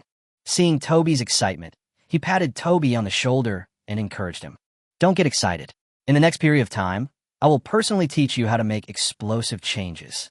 Study hard. It would be best if you could research new explosive changes on your own. Hearing Anna Shun's words, Toby suddenly became confident. He continued to look at the notebook. Anna Shun stopped chatting and started teaching seriously. Chapter 182 by You must buy this drone. Just when Shun Yin was teaching seriously.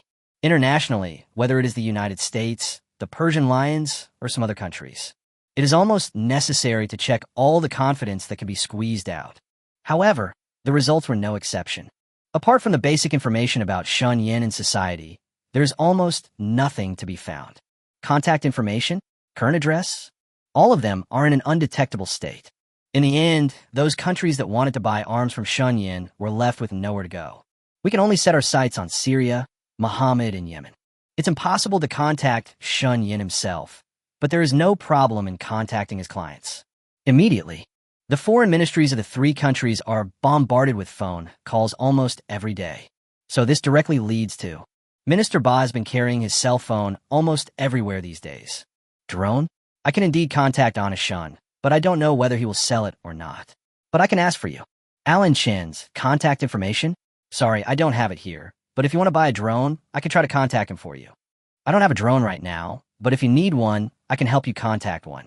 For calls to inquire about drones and place orders. Minister Ba did not respond directly.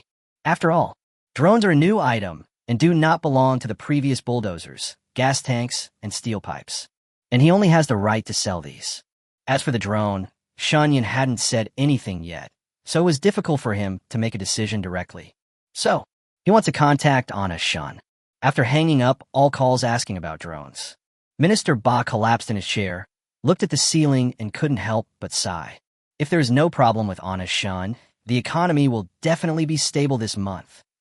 But drones are such a good selling piece of equipment, I don't know if they can let us be the middleman anymore. As he spoke, he reached out and touched to the side. After getting the phone, he called Honest Shun directly. Beep, beep, beep.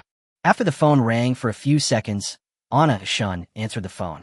Yen, I have good news to tell you. Hearing this, Honest Shun on the other end of the phone smiled. The good news that Minister Ba mentioned is most likely about orders. But there are also new orders. After all, it has been so many days since the drone incident. Then he asked with a smile, Did someone contact you about buying a drone? Oh my god, Yen, how did you know that? This is what I wanted to tell you. I think you won't refuse this order. Hearing Minister Ba's tentative tone, Honest Shun's mouth corners rose slightly. Then he said with a smile, This drone order is the same as before. If someone finds you, just take it. You can set the price yourself. The price I give you will not change. On the Yemen side, when Minister Ba heard Honest Shun's words, his eyes lit up instantly. This is economy delivered to your door. Moreover, the sales volume of this batch of drones is higher than that of previous equipment. So, if we get the agency rights, it means we're giving money to them. Then, Minister Ba quickly replied to Honest Shun, Don't worry. Leave the agency rights to me, and don't worry. The order is absolutely stable. After saying that, he hung up the phone. Minister Ba jumped up from his chair with joy. Afterwards, he called back those who had just contacted him one by one. Drones are now available for sale.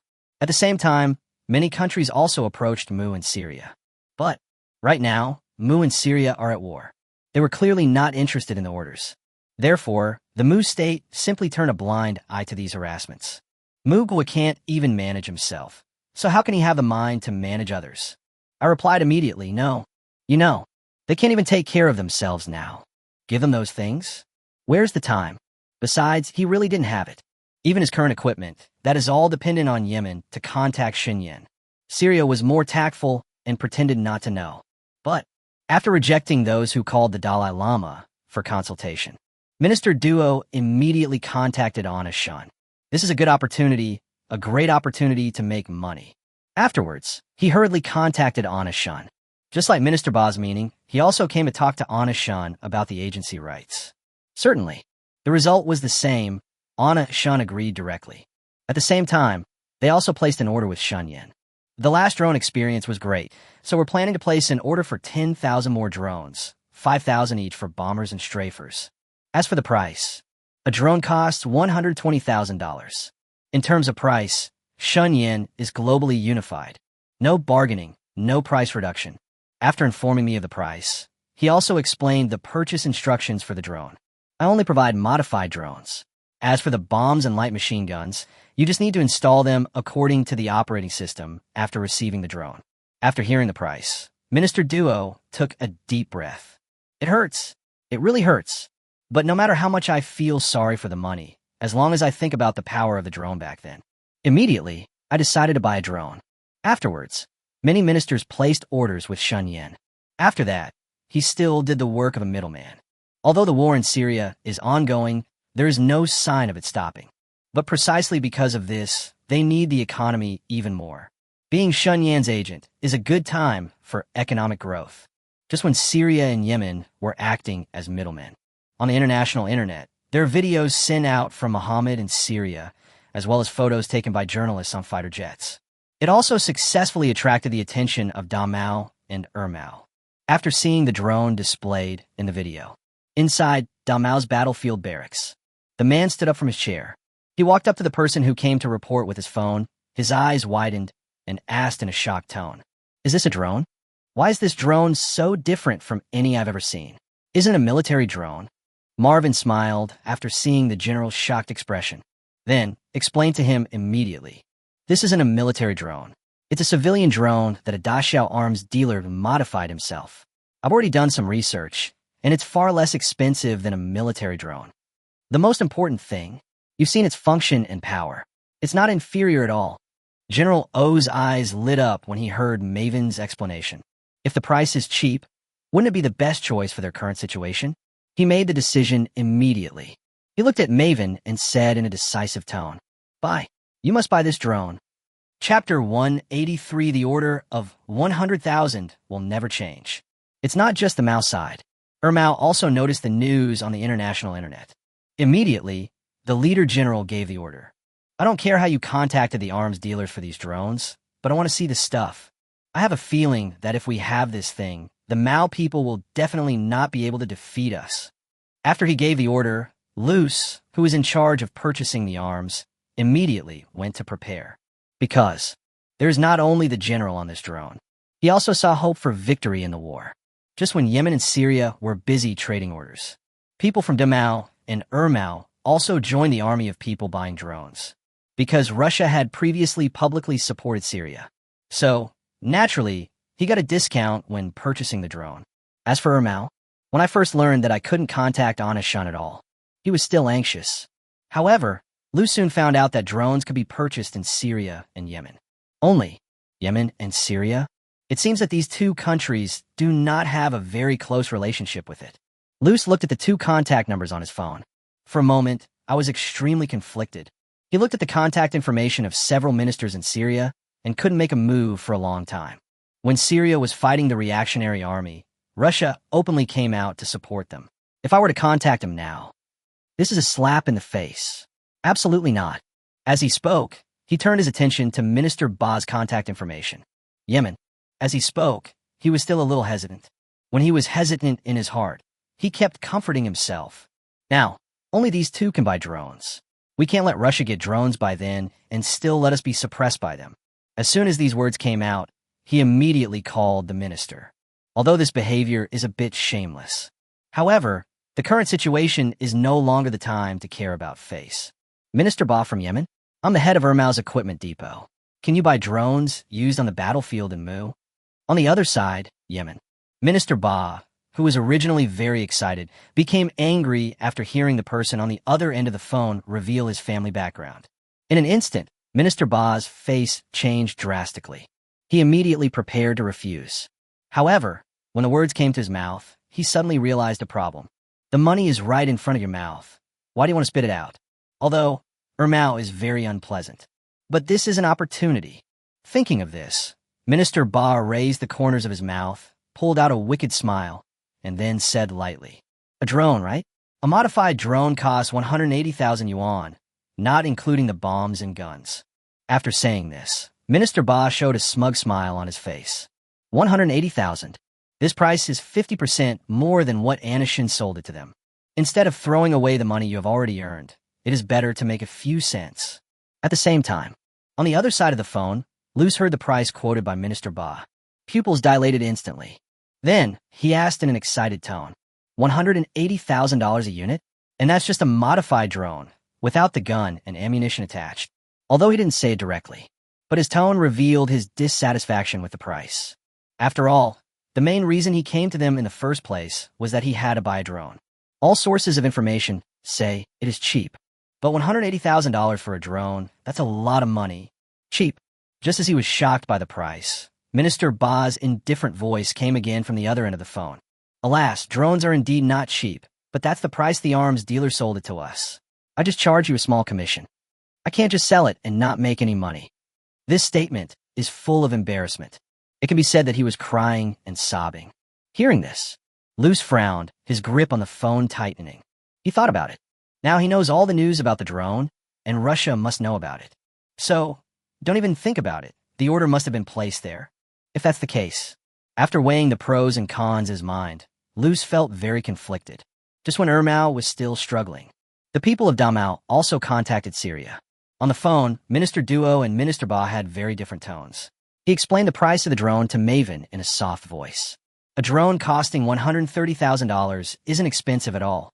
The drone has been modified. After receiving it, all you need to do is install the bombs and guns according to the instructions on the operating system. Syria has been very polite in offering the price to Russia. Compared to Yemen, the price has increased by 50%. Syria has only an extra $10,000. Although the price has increased a bit, $10,000 is just a handling fee. It's really very polite. Hearing this, Marvin had almost no hesitation. He placed the order immediately and happily. Then we need to order 100,000 modified drones. Many ministers were very surprised at the order from Damao, who is so wealthy. He immediately rushed to place the order. The reason why Damao placed so many orders. The main reason is that Damao has been really troubled by Mao during this period. Because Mao never engaged in direct combat with Damao. It's always been a series of trials. This means that even if Damao is strong, he has nowhere to use his strength. This powerful punch wasn't without power, but it lacked the right point to exert the force. And because of various international issues, there is no way that Great Russia can launch a large-scale attack on the Second Mao Kingdom directly like Syria and Mu. This makes Damao very uncomfortable. So, not to mention 130,000 US dollars, even 150,000 US dollars. That's an order of 100,000, and it will definitely not change. This time, Damao placed the order with the intention of giving Mao a heavy blow. Find out the order quantity of Damao. Many ministers were shocked again. He felt ecstatic. An order of 100,000. Even though he didn't raise the price much, the handling fee of $10,000 is not low. A little bit adds up, and the handling fee for a drone is $10,000. 100,000. 100,000 US dollars. At that moment, Minister Duo almost couldn't control his emotions and shouted out. But it's okay. He didn't say it directly. After hearing Minister Duo's words, Marvin confirmed the order again. 100,000 drones. Price is not an issue, but fast delivery is required. Since this is not a large-scale attack, then it's still possible to give Mao a heavy blow. Chapter 184 Teach them. Then you can get a share. Same idea as Damao. Mao has been troubled by the situation on the battlefield for a long time. Therefore, even if a drone is sold at a high price of 180,000 US dollars, after weighing the pros and cons in his mind, Luce made a decision. I placed the order decisively. He made up his mind and spoke in a decisive tone. For a drone worth 50,000 yuan, please ship it quickly. Even though the price of drones is not low. However, if Luce wanted to maintain the current situation, he had to make this decision. Damao and Mao have been entangled for a long time. So, even if it's just 2 cents, their idea is also to take advantage of this opportunity of the drone. Start the battle right away, deal some tough blows to Damao, and turn the situation around. Minister Ba didn't say anything more when he heard Mao had placed the order. Money that comes to your door, refuse it? That's definitely not impossible. Then, Minister Ba's dull voice sounded again. For your 50,000 orders, what's the ratio of bombers to strafers? Half and half. Luce felt uncomfortable thinking about the price of the drone, and now he wanted to hang up the phone as soon as possible. After explaining everything, Luce sent the address and money to Yemen. Looking at the money he had transferred out, he covered his chest with his hands, looking very reluctant. Although there are many bigwigs behind Mao, but in fact there is a big gap between its own strength and that of Damao. You can definitely say that. If it weren't for the big guys behind it, the relationship between Damao and Mao would have ended long ago. Although the order quantity of Damao and Mao is the same, but the ratio of bombers and strafers is the same, half and half. After Damao and Mao placed the order, Yemen and Syria also approached Xinjiang at the same time. 100,000 drones with a 50-50 ratio of bombers and strafers. 50,000 drones with a 50-50 split between strafing aircraft and bombers. Pakistan, Su. Inside the military factory. The atmosphere in Xinjiang's operating room was very strange. Toby had long lost the joy he had when he first came into contact with the drone. He stood beside Xinjiang with a frown on his face. He didn't dare to look up at Anishan. And Anishan's expression at this time was not very good either. Just when I was getting annoyed, the phone rang twice. Seeing this, Anna-shun picked up her phone and prepared to leave. Before leaving, he turned around and gave Toby some instructions. Study the contents of your notes carefully and also look up information on drones. After saying that, he left without looking back. Leaving the operating room, he turned and walked into the office. Looking at Anna-shun's leaving back, Toby's face looked extremely bad. He picked up his notebook and flipped through it. Inside the office, Anna-shun sat on the chair and threw his cell phone aside. He randomly rolled up his hair, looked down at the ground, and remained silent. It's obvious. The tension between Shun Yin and Toby is very low. After relieving himself for a while, Anna-shun picked up the phone beside him and checked it. Only after seeing the orders placed by Yemen and Syria. Instead of being as excited as usual, he became even more irritated. He put his phone aside and looked up at the ceiling. Exhaling, Anna-shun said in an irritated tone, "Fuck, I have the orders now, but this guy can't keep up." Sure enough, knowing how to fly a helicopter isn't enough. You still need to know a little bit about drones to operate this thing. Alas, as he said that, Anna-shun sighed fiercely. And there is no other reason for him to do so. It's because of Toby next door. Several days have passed since he started working on the drone project. But what is the result? This guy just can't learn it. So far, he has only figured out the equipment, but he has learned the modified content in a mess. To this, Anna-shun was so anxious. He rubbed his eyebrows impatiently, then took a deep breath and said lightly, "What is going on? The orders are increasing day by day. What if this guy can't learn? What can be done about it?" The more he talked, the more pain he felt on his forehead. Then he glanced in the direction of the next door and let out a long sigh, his tone full of helplessness. "There's nothing I can do about it. I'm not a professional at this. If we don't study drones, it seems that explosive modification still won't work." Sure enough, it's not possible to change one's career halfway. The more he thought about it, the more headache Anna-shun felt. He lay in the chair and thought for a long time. At last, he still hadn't figured out a proper solution. Afterwards, he picked up his phone and replied to Minister Ba and other ministers one by one. While replying to the message, he sighed. "I didn't expect that the order didn't trip me up, but that guy did give me a hard time. If it really doesn't work, how about changing someone?" As soon as this idea came out, he shook his head violently. Although Toby's learning progress was slow, he was very anxious and angry. But he saw Toby's learning process and dedication during this period. Finally, after some deep thought, he shook his head and muttered, "After all, I've never studied this before, so I have to give myself some time to learn.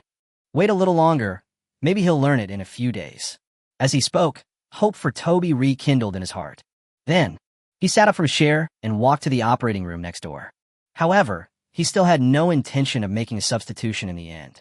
But some things, once an idea comes into his mind, will remain deeply in his heart. After returning to the operating room, he saw Toby working hard on it. Seeing this, the corners of his mouth lifted up, forcing a smile. Then he came to Toby and said with a smile, "We've had a lot of orders for drones lately. You gotta learn them well. After you've mastered the skills, you, as the temporary drone director, will also have to teach the production line workers how to modify them. Teach them, then you could get a share." The words fell. Toby, who had gradually lost confidence in the research on drones. The moment I heard Shun Yin say the division, a light flashed in his eyes. Once again, it's like being injected with chicken blood. He walked to the drone on the ground with his notebook and tried to modify it again. Seeing this, Anna-shun was a little confused. What is this kid doing? How come he suddenly becomes like a different person? Although he didn't understand why Toby had such a change, he still taught seriously. And so, 2 more days passed. In the past 2 days, Shun Yin taught more seriously than before, and Toby studied very seriously. But, although both of them are working together, Toby still couldn't master the method of modifying the drone. This made Shun Yin embarrassed. Or, change someone? Chapter 185. Work hard for 100 days, and I will be promoted to director. This day, Anna-shun went to the operating room as usual, but he was already thinking about changing people in his mind. Walked to the door of the operating room. He stopped, and for a moment he didn't know whether he should go in or not. Just when he was hesitating, Toby's exclamation was heard in the operating room. You actually succeeded." Hearing this, surprise flashed in Anna-shun's eyes, and then a smile appeared on the corner of his mouth. Just learn it. In this way, he won't have to worry about changing people. If he is well, I will be well too. Everyone can be better. Thinking in his mind, he pushed open the door of the operating room. As soon as the door opened, Toby felt someone coming in. Immediately, he turned his head suddenly. What caught my eye was Anna Shun's handsome face. Immediately, Toby trotted to Anna Shun, grabbed Anna Shun, and said in an excited tone, "Boss, I succeeded. Look, I can now modify the drone. Show me my drone." As he spoke, he held the drone in his hand like a treasure and handed it to Anna Shun. Seeing this, Anna Shun also stretched his neck to look at the drone that Toby handed over. Then he reached out and took Toby's drone, examining it carefully. Anna Shun was checking the details of the drone's explosive modification. As for Toby, he focused all his attention on Anna Shun. He waited expectantly for Shunyan's comments on his modified drone. A moment later, a satisfied smile appeared on Anna Shun's serious face. Then he turned to look at Toby with a very relieved smile. He said with a smile at Toby's expectant gaze, "Nice change, congratulations." The mission was a success. Hearing this, Toby was so excited that tears were about to come out. He covered his face and didn't know what to say for a moment. Seeing him looking at a loss, Anna Shun smiled, stepped forward and patted Toby's face shoulder, and said with a smile, "Helping you get excited, learning how to modify something is just the first step in becoming a drone director. There's a lot more you need to do later." The 4 drone production lines in the military factory have been completed, with dozens of drones waiting to be produced. Teaching the workers on the production line to perform modifications is much more difficult than learning to do it yourself. Hearing Anna Shun's words that seemed like a reminder, Toby didn't look frustrated at all. Instead, after listening to Anna Shun's words, he looked up at Anna Shun with a bit more determination in his eyes. He nodded vigorously and then said with certainty, "Don't worry, boss. I can even learn it myself, let alone teach the workers. Don't worry about the 4 production lines. Leave it to me." Seeing Toby's righteous look on his face, Anna Shun nodded in satisfaction and said with a smile, "Of course I trust you. If you can't teach them, then everything I taught you these days will be in vain. Do your best, go ahead." As he said this, he patted Toby on the back. In response to this, Toby looked at Anna Shun firmly, nodded, and turned away. I watched Toby's back as he left, just as he reached the door and was about to turn the corner. Anna Shun called him again. "While you're teaching those workers how to modify drones, don't forget your own research. Don't forget, you're only acting UAV director right now. If you want to become the real UAV director, you'll need to come up with a new UAV modification plan yourself." Hearing Anna Shun's reminder, Toby's face was filled with a confident smile. Isn't it just about developing new explosive reform plans? They're all small problems. While giving himself a big heart, he nodded affirmatively at Anna Shun and said with a smile, "Don't worry, I will definitely develop a better, explosive modification plan." Listening to Toby's words, Anna Shun smiled. Then Toby disappeared around the corner. Looking at the empty doorway, he smiled and then said with a smile, "This guy, why is he stuttering again? The new explosive modification plan. I hope it can be developed as scheduled." After leaving the operating room, Toby went straight to the production line. When he arrived at the production line, it was a newly approved production line. All the equipment, as well as some of the processes, are in disarray. Looking at such a chaotic scene, Toby felt a headache. He forced an unnatural smile, scratched the back of his head, and said lightly, This feels like the assembly line is not as good as the boss's operation room." As he spoke, Toby, who had been full of confidence, suddenly became a little discouraged. Just when he was at a loss and didn't know where to start, Anna Shun's instructions just now rang in his mind. A moment. The confidence that had been leaked out is returning again. He looked into the room, at the group of undisciplined workers, clapped his hands, and spoke in a serious tone. "Don't just sit there, adjust the equipment on the production line. The equipment here should be on the previous line." Toby gave the production line a major overhaul. Soon, the 4 production lines that were originally in chaos are now able to produce independently. The news quickly spread throughout the factory. The drone modification production line is officially opened. This news naturally spread to the R&D warehouse of the technical department. Immediately, the people who were originally working on the research and development of new equipment suddenly couldn't do it anymore. Because that means the official start of the production line. The director of this production line is about to start making money. Everyone who was originally lazy now speeds up the development of new equipment. While doing internal research and development, Everyone does not forget their original intention. The slogans they shouted were so deafening. If I had known that drones could have their own production line, I should have delved deeper into it. Now Toby has taken advantage of it. You can stop complaining here. Instead of overthinking it, why not just do some serious research? As long as you have good equipment, director, isn't that a piece of cake? No more talk. I'm definitely going to be the next product director. I'm going to make a move. Playing around is fun, but you can't joke about the director promotion. Next one, it has to be me. Iris and Toby are both making a killing, so the next director must be me. Work hard for 100 days. I want to be promoted to director. People in the technical department watch their colleagues get promoted to directors one by one. Moreover, they all made a lot of money, which made everyone envious. So, shortly after Toby's promotion, things got heated again. After all, he was promoted to director. That income is visible to the naked eye. The order boss is in charge, and they only need to be responsible for product development. How can we let go of such a good thing? Absolutely not allowed. Chapter 186, is your military factory so short of workers? It's not just the people in the technical department who are also involved in the internal competition. This is fucking it. Everyone in the military factory has seen the promotions and salary increases, under the temptation of adding money. Not only the people in the technical department, but also the mercenaries guarding the gate were envious. Inside the security room, the 6 members of the mercenary group almost spent all their time running away, and there were only 3 people normally in the military factory. Today, the 6 members of the mercenary group gathered in the security room. Everyone's attention was focused on the military factory. Looking at the huge military factory, Jed murmured, I think we may not need to take on any more missions from outside. The boss of this military factory is not a stingy person. Now all departments in the factory are in a state of high internal competition. I think we can give it a try. The words fell. He withdrew his gaze and glanced at the 5 people around him. No one had any objection to Jed's proposal. After all, the price Anishun offered was indeed not low, even much higher than the price they paid for the task. The most critical, they are so comfortable in the military factory. There are not many tasks, and life safety can be guaranteed. Immediately, faced it up, leaning on the table behind Jed, and spoke in a firm tone. I've had enough of living with my head hanging on my belt. Besides, I think Anishun is a very good boss, and I'm still willing to follow him. As soon as his words came out, the other 4 looked at each other.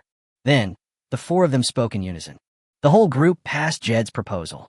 Just when everyone had made up their minds, Faye touched her chin, frowned, looked at Jed, and asked hesitantly. But those people in the boss's technical department got promoted by developing technology. What about us? We are a group of people who can only kill people, but we are good at technology. Could it be that we still need to transform? Let's just forget it. His words served as a reminder to others. Suddenly, the 5 people's eyes were on Jed. In fact, Jed was the one who was most worried. Jed must have thought of the same questions as the others. It's just that people in the technical department can develop new equipment and get promoted, but what about them? Everyone has their own responsibilities. But where's the room for promotion for security guards? In an instant, the few people who were originally full of morale suddenly became like deflated balls.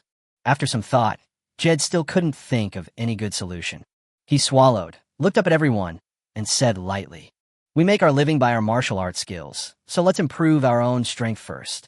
Once we become stronger, we will be able to move up as soon as there is an opportunity for promotion. As soon as these words came out, the few people who were originally a little confused suddenly became determined again. Although they can't do research, but they can shine in their own fields. As long as you have the ability, even if Shun Yin doesn't give you a promotion here, you can still find a better place. In short, there is definitely nothing wrong with improving your own strength. Just when the mercenaries were planning to get promoted and get a raise in salary, Anishun was also thinking about this matter in the office. He looked through the window at the security office not far away, stroking his chin, and said lightly, Just one mercenary group. Is that enough given the current situation? If the Eagle Sauce or a country whose interests are damaged comes to us, will those be of any use? As he spoke, he felt more and more that this issue needed to be taken seriously. After all, it is a matter of life and death. If you're not careful, you might as well be safe. In short, it's always okay to pay attention. And there's so many employees in military factories now. Can he, alone, and the 6 people from the mercenary group, manage so many people? The more he thought about it, the more it made sense. He supported the table with one hand, rubbed his chin in thought, and muttered, "There will definitely be other projects at the military factory in the future, and by then the number of people working at the military factory will only increase. When there are too many people, chaos is likely to occur. We still need to use force to suppress it. It seems necessary to strengthen security forces, not only to protect the military factory from external intrusion, but also to prevent people inside the military factory from breaking the rules. But where can we find security forces? We need mercenaries." As soon as this sentence came out, Anna-shun immediately shook his head in denial. The last time he hired a mercenary group, he had already faced reality. First of all, the mercenary group will not accept this task from him, and secondly, he needs a lot of manpower. Under such circumstances, the price of the mercenary group is too high. But if we don't hire a mercenary group? When he was worrying about where to find someone, he suddenly remembered the special forces. Then, he raised the corners of his mouth slightly and said with a smile, "Looks like we still have to find Vipuri." After deciding to expand the security force, he immediately called Vipuri. Beep, beep, beep. The phone was connected after just 2 rings. After the call was connected, he got straight to the point. "I need a few more people. There are still not enough people in the factory right now." After hearing Anna-shun's request, there was silence on the phone for a few seconds. After a few seconds, Vipuri's shocked voice was heard. "What? Haven't I approved so many people for you? It's still not enough. Hey, brother, is your military factory so short of workers? Tell me, what kind of workers do you need this time?" Even though he had begun to have opinions about Shun Yan's several requests for help, Vipuri had no intention of rejecting Shun Yan. After hearing Vipuri's last words, Anna-shun smiled. Then he said calmly, "I don't want workers this time, I want security personnel this time. Do you think the mercenary group I found before is enough now?" After hearing Anna-shun's explanation, Vipuri, who had been a little confused, suddenly felt that it made sense. "We do need more security. There is no need to talk about Shun Yan's safety issues. The most critical, there are so many people in the military factory now, what can those 6 people control? You know, each of Shun Yan's current projects is extremely confidential, especially the recent drone project. So many workers have to be placed in the factory. Although when we entered the factory, no one had any objection to this. However, after a long time, no one would be able to stay there. By then, what could those 6 people stop?" After realizing the seriousness of the matter, Vipuri agreed immediately. "I'll help you get approval from the higher-ups for the person you want. Don't worry about this anymore. Just leave it to me, and I promise to take care of it for you." After saying that, he hung up the phone. After hanging up the phone with Anna-shun, he contacted Smith directly. Then, he told Smith about Shun Yan's situation and Shun Yan's request. After learning about the situation, Smith waved his hand. "Then give him a battalion. Chapter 187, then, these 500 people are yours." After hearing what Smith said on the phone, Vipuri's eyes widened. He said in shock, You mean the battalion of 500 men?" "Yes, Shun Yan's military factory is quite large, and the higher-ups attach great importance to his project. You will choose the people from that camp later. Remember, don't let anything happen to Anna-shun." Smith's tone on the phone was understated. It's like a battalion of 500 men, but still lacking some. Especially when talking about Shun Yan's safety, he emphasized it. However, after hearing what he said, Vipuri on the other end of the phone was no longer so calm. After confirming the number of people, he was stunned. A battalion of 500 men. Shun Yan's military factory is indeed not small, but isn't 500 people a bit exaggerated? Not to mention Sut, even the entire Pakistan. I have never heard of any military factory security force directly using the government's military force. What's more, that's still a battalion, 500 people. There were special forces soldiers in front as bodyguards to escort Shun Yan, and a battalion of 500 people in the back to protect the military factory. Just spoil me as much as you can. After recovering from the shock, Vipuri calmed down. He assured Smith on the phone, "Don't worry, Shun Yan's safety will definitely be no problem. He still has 6 mercenaries. Okay, anyway, you go find a battalion with good strength for Anna-shun." Smith gave another round of instructions. So, after hanging up the phone with Smith, Vipuri didn't stop for a moment. Go straight to the military camp. When he arrived at the army, he felt a little embarrassed to step in. Damn, a battalion of soldiers are going to guard the gate of a military factory? This operation is really a bit tricky. However, after thinking about the attitude of his superiors towards Anna Shun, he immediately made up his mind and walked into the army. After half an hour of careful selection by Vipuri, he took a fairly strong battalion to Shun Yan's military factory. After arriving at the military factory, he got out of the car and called Anna Shun. "Alan Shun, come out quickly. I brought everyone here for you." On the other end of the phone, when Anna Shun heard what Vipuri said, her eyelids immediately drooped. "No, Budhi, didn't I just tell you that we need security? You got it to me so quickly?" While being shocked, Anna Shun stood up and looked out the window. Really? At the gate of the military factory, he saw several military pickup trucks. The car was filled with densely packed heads. Seeing this scene, Anna Shun raised his brows slightly and murmured to the phone, "I'm coming down now." After saying that, he immediately hung up the phone and ran downstairs to the front door. He was very excited along the way. Looking from upstairs, the number of people was definitely over 100. These 100 people are all military personnel. How can I not be excited? 2. At the gate at this time. Inside the security room, the 6 mercenaries had already noticed Vipuri. Immediately, several people from the mercenary group looked towards the door as if they were facing a great enemy. Jed frowned at the well-equipped sergeant in the car. His fingertips kept rubbing. It could be seen that he was very uneasy at this moment. The others who saw the scene outside were also very uneasy. Faye leaned in front of Jade, frowning and asking hesitantly, "Is it the higher-ups' intention that the government brought so many Pakistani military personnel here?" The words fell. The rest of the people turned their attention to Jed. Just when everyone was panicking, Anna Shun appeared at the door. Seeing Anna Shun coming out, several people from the mercenary group looked at each other, then opened the door and walked out. As soon as they opened the door, they heard Vipuri's voice. "Don't you want to increase security? Here, this is a battalion of the Suitor army, a total of 500 people. Now you can rest assured, right?" Hearing this, not only the 6 people in the mercenary diagram, but even Anna Shun were shocked. He stretched his head to take a look at the long line of cars. Then he swallowed and said calmly, "I'm talking about people. Can you just give me 500 people? What's your reaction? Are you dissatisfied?" Seeing Anna Shun's indifferent look, Vipuri's little emotions immediately came up. "Damn, your military factory is so small. Aren't 500 people enough for you?" Just when he was about to speak and scold Anna Shun, Anna Shun said with a satisfied smile on his face, "You are really reliable. 500 people are definitely enough. It is definitely used after use. 500 people is not enough. It's a bit too many. However, people are not afraid of having too many, but of having too few. With more people, he can be assured of the security of the military factory." Then he continued to ask, "Tell me, what are your plans for these people? You're definitely not going to give them to me for free." Hearing this, Vipuri, who was originally a little dissatisfied, suddenly grinned. He patted Anna Shun and said with a smile, "You're quite sensible, kid. These people definitely weren't given to you for nothing. Just go with a normal employment contract. Neither the contract nor the money can be lost. There's one thing I need to tell you. This battalion I brought here isn't cheap.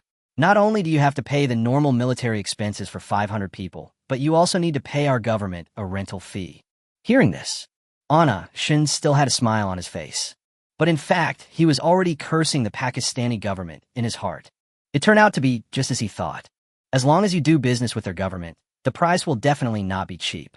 However, even if the price charged by the Pakistani government is high, that can be higher than mercenaries. Moreover, this group of people will never turn against us. Absolutely impossible. Therefore, I feel very relieved if I hand over the military factory to them."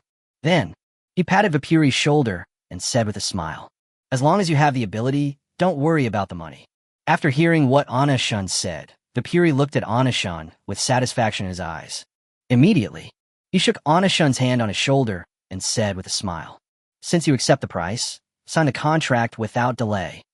Then, Shun Yin directly signed a 5-year labor contract with the Pakistani government. After the contract was signed, he didn't even blink.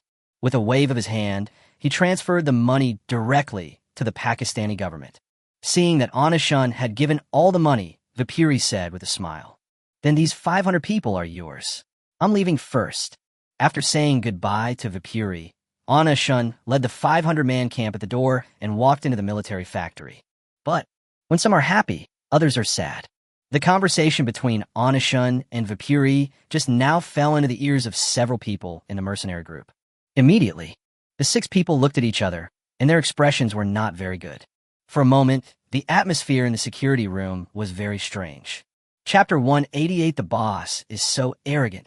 What did Onishun mean by what he just said to that guy from Ba Taizheng?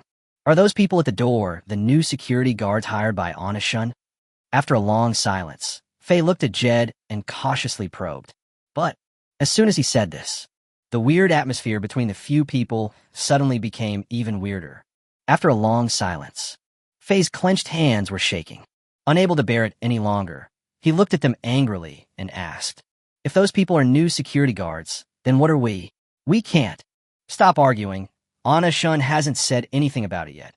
What are you worrying about here? We have signed a contract with him. He won't drive us away casually." As soon as these words came out, the already panicked few people became even more anxious. Contract? How much security can a contract provide? Since Onishun can spend that money to hire them, then he naturally has money to pay for breach of contract. Is money an issue for him? After understanding this truth, everyone's expressions became solemn. There was another silence. After a long silence, Face slowly squatted down, covering his face and speaking with some resentment. "Just now I was thinking about transformation, promotion, and more salary. What's the result? Transformation is definitely impossible, and now we're facing being fired by our boss. What the hell is going on?" He had just finished speaking. The already solemn few people became even more serious. The atmosphere in the security room was suddenly as cold as an ice cellar. There are a few people who are planning to improve their abilities or even change careers. There is no chance of promotion or salary increase, and there is a high possibility of being fired. Suddenly, a gloomy atmosphere filled the air among them. At the same time as from, Shun Yin was leading 500 Pakistani military personnel to inspect the military factory. Because 500 people are really too many. Such a big commotion immediately attracted the attention of the entire military factory. There were only a few workers on each assembly line, and they all stuck their heads out to observe the people outside. Only, after seeing the well-equipped and neatly dressed troops, everyone's faces changed drastically. All the workers on the production line stopped what they were doing and started a heated discussion. "What the hell? What's going on outside? Why are there soldiers coming? Don't tell me. There must be at least a battalion of people here after all these years. So many people. They're not here to cause trouble, are they? If that's the case, then what are we doing? Damn, I've long said that the owner of this military factory is a Dacian native, powerless and powerless. Look, he's been approached by the military now. What the hell are you doing? The factory director is about to be taken away by the military. No way. This month's salary hasn't been paid yet. And something happened at the factory? The workers were talking about it. With so many military personnel coming in, everyone's first reaction was, is it because Onishun has no power and influence that he was visited by the military? As soon as this statement came out, it spread directly to all production lines. After all, Onishun is indeed not a native of Sut, nor is he even a Pakistani. If such a person opens a military factory, there'll be only one outcome, being troubled by other military factories or the government. You know, the strong prey on the weak. This is a rule that applies between every species. Just when everyone was worried about whether the military factory could continue to operate, there was a cry of surprise from the crowd. Look, isn't that our factory director? Why are those Pakistanis so fawning and servile to our boss? They don't look like they're here to cause trouble. As soon as the statement came out, the people who were originally threatening to have a backstrike, they were silent for a moment. Everyone was looking out the window, eagerly waiting. Just when everyone was unsure what these government soldiers meant, Onishun also noticed that everyone was looking in this direction. Immediately, he then remembered something. Then he quickly took out his cell phone and sent a message in the large group within the military factory. We're going to have to replace the security system at our military factory. For the next 5 years, it will be staffed by soldiers sent by the Pakistani government. Those with ulterior motives. Please keep your thoughts to yourself. After the text message was sent, Onishun continued to lead a group of soldiers to visit the military factory. At this time, all the employees of the military factory also saw the message that Onishun sent in the group. Everyone's first reaction was, as long as they are not here to cause trouble, it would be fine. It would be even better if they are security guards hired by the boss. After feeling relieved, everyone realized a new problem. Fucking. The boss is so arrogant.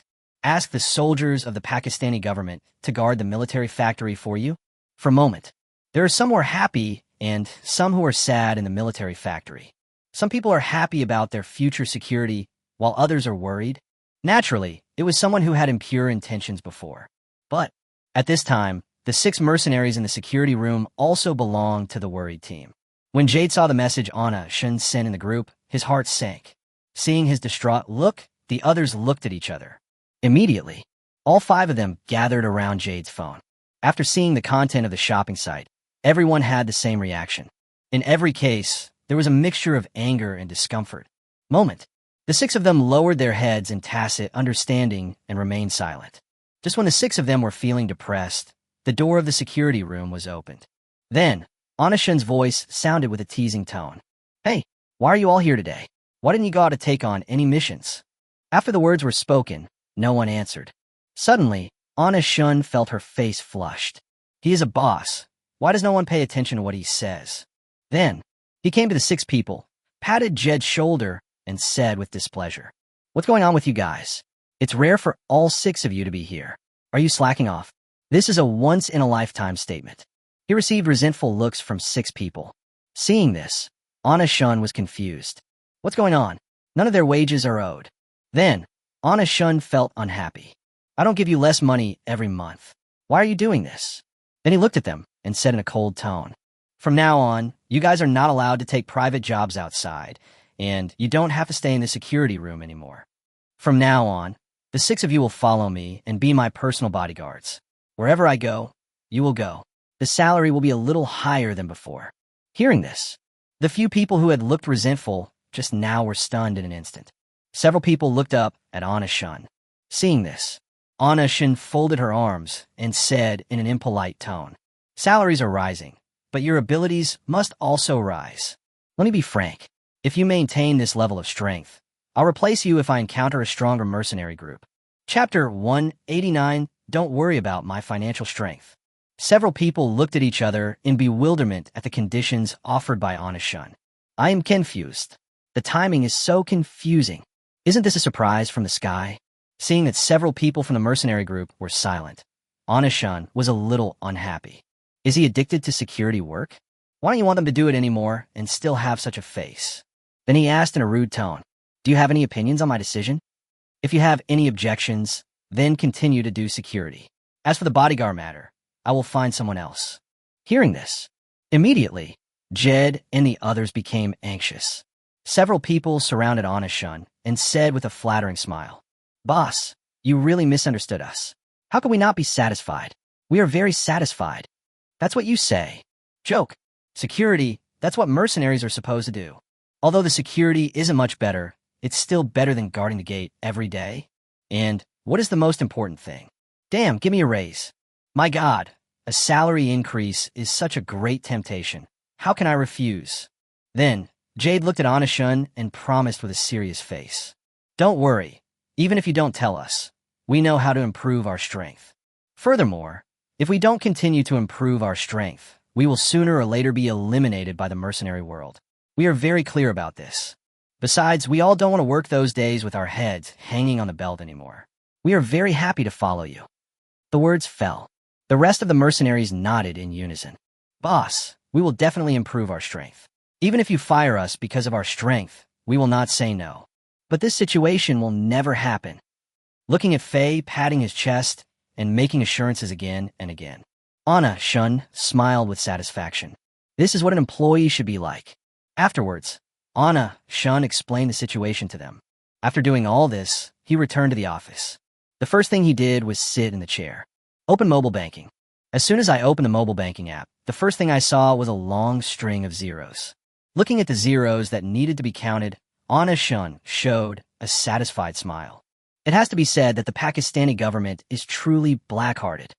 500 people, and all that money, that's a lot. Fortunately, I am rich enough. Having said that, he lay down and rested for a while. Only, this damn hard life. As soon as he closed his eyes, he realized the most important thing. Now that the business is almost done and the military factory is stable, Isn't it time to do something else? Besides doing business, there's another big focus. This nuclear weapon is not a simple thing. Speaking of nuclear weapons, Shun could no longer sit still. He sat up suddenly. Picking up a pen from the table, he rolled it up in his hand while thinking about nuclear weapons. You know, nuclear weapons are not simple things. The power of this thing is far greater than all the weapons and equipment on the market today. It can be said that as long as he has nuclear weapons, he doesn't need to be afraid of anyone. It doesn't matter if we just act sideways internationally. By then, what will we still be afraid of? But nuclear weapons are powerful, but they're difficult to research. It's no exaggeration. It's as difficult as climbing to heaven. But even if the research was difficult, it couldn't stop him from doing it. Immediately, he took out his cell phone and called Vipuri. As soon as the call was made, Vipuri answered the phone. Alan Shun, didn't I just come out of your military factory? What are you doing? Could there be something wrong with those soldiers? Don't worry, there's nothing wrong with me. I just have something to ask of you. After hearing Anna Shun's explanation, Vipuri's eyes widened on the other end of the phone. Come again? Didn't we just send a group of people over?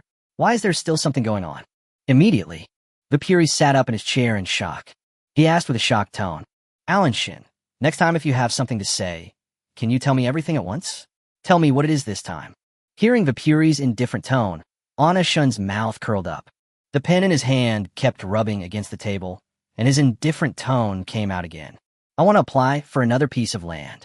Different from Shun Yan's indifferent attitude. After Vipuri heard Anna Shun's words again in an instant.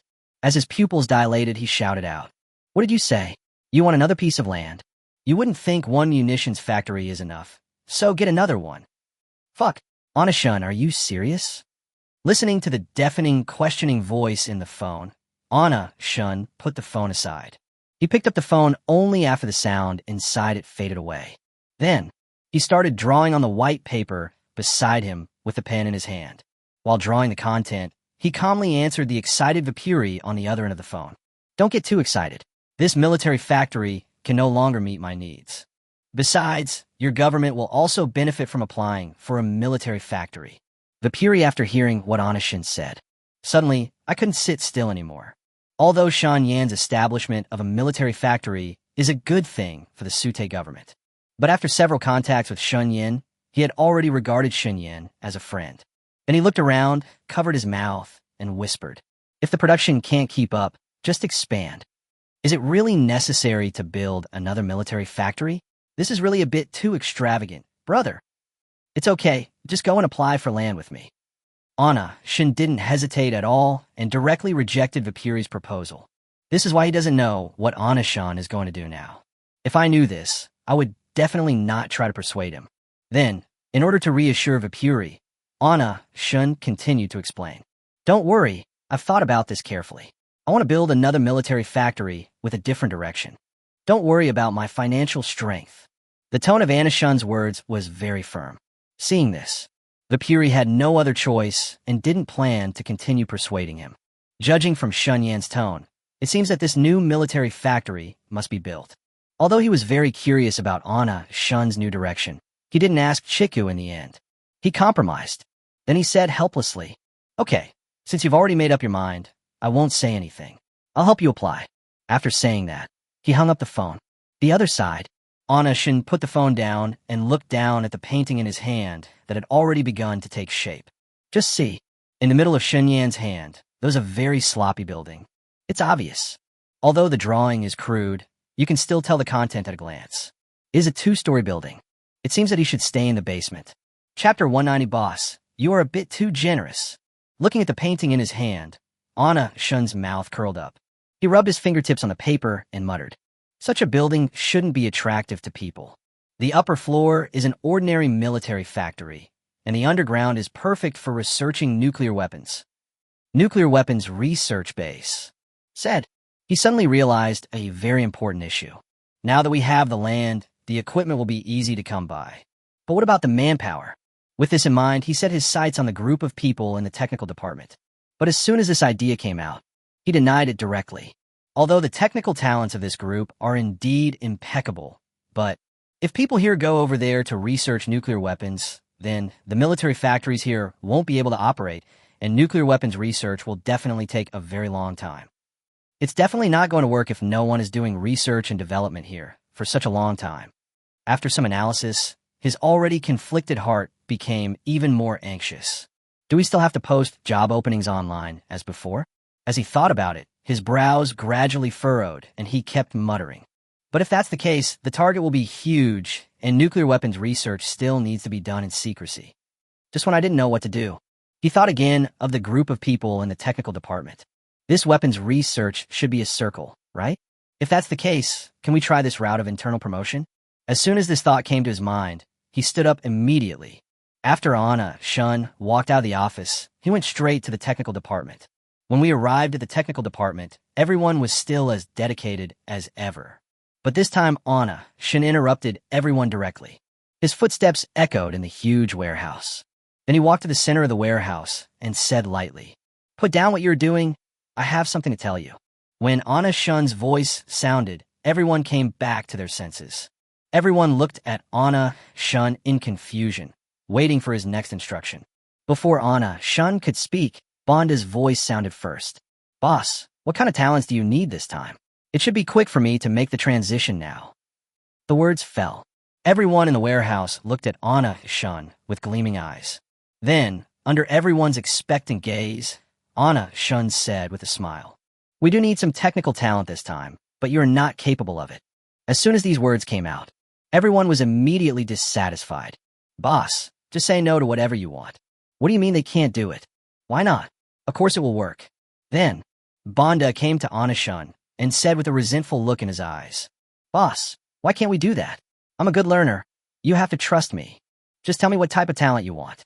Bonda is simply everyone's mouthpiece. It hits my heart straight away. Seeing that everyone looked puzzled, Anna Shun didn't sell the coffin and went straight to the point. "I'm already planning to build a new military factory, so we need talent there too. If you have a suitable candidate, you could try to help me contact him. The benefits and treatment will be the same as yours." As soon as Anna Shun's explanation came out, suddenly, the warehouse fell silent. Everyone looked at Anna Shun in shock. Fucking, wasn't the military factory they were in just newly established? Do we have to start from scratch? No, boss, you're being too generous. So rich? After being confused for a while, no one rushed to work for Shan Yin anymore. Of course, although he is not going, he can still recommend it to his boss. Half an hour later, Shan Yin saw that people were gradually sending him applications on his phone. Seeing this, a satisfied smile appeared on his face. Then he looked at everyone and said with a smile, "Keep in touch. Don't recommend those with poor skills." With that, Anna-shin left the technical department holding the phone. After returning to the office, he lay down on the chair with his long, straight legs resting on the table. His eyes were on the phone.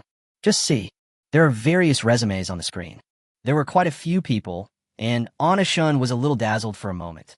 After a quick review, he looked at the resume in his hand and said calmly, "Talent is indeed talented, but if they are to be involved in nuclear weapons research, they still need to be screened."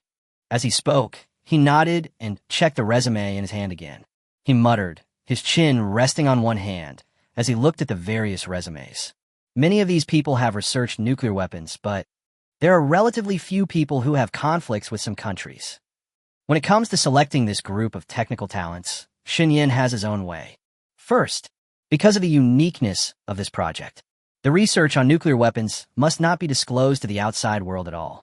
Therefore, to be on the safe side, these people will most likely go in and will not be able to come out until nuclear weapons are successfully developed. But it is not easy to get people to stay in a military factory obediently. Therefore, you need to be extra careful when selecting personnel. The first condition is that it would be best if there's a feud with a certain country, preferably the United States. In this way, the interviewee can stay safely in the military factory. Thinking about the applicant's conditions, Anna-shun rubbed his chin and murmured softly, "It would be best if there was someone who needed it. Whether you're in urgent need of money or have a strong need in some area, like liking beautiful women, this project might be more suitable for you. No matter what the need is, there must be a need." As he spoke, he began to contact those who met the first requirement. Then, Anna-shun took his time while chatting with them. Bring out their inner needs. Only those who pass the test can stay. Whether it is greed for money or lust, as long as a little satisfaction is satisfied, it will be fine. Look at the records of communication with these people. Anna-shun selected a few of them. Looking at the selected candidates, he smiled with satisfaction and said, "As long as there are conflicts with certain countries and there are certain needs, it will be much easier to handle the matter. I'm not afraid of people who have demand. I'm afraid of those who don't have demand. It's really hard to judge," said. He sent messages to several people who passed the test. There's a person who urgently needs money to save his life. Anna-shin looked at the chat history with him and said lightly, "Need money urgently? Easy." As he said this, he sent a message to that person. "If you need help urgently, I can help contact the relevant hospital. As for the money, when you come, we'll see how you perform, as long as your skills are up to par. Money is not a problem."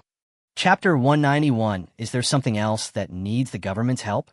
For people introduced by these technical departments. In fact, Anna-shun did so much screening in order to be able to manage better in the future. After all, when it comes down to it, are people in the technical department good people? What kind of people can be introduced by a person who has a dirty background himself? It was just recommended by some extremely vicious people. You still need to pay more attention. If Shanyan is not more cautious and thinks of a win-win management method, then things will really get messed up.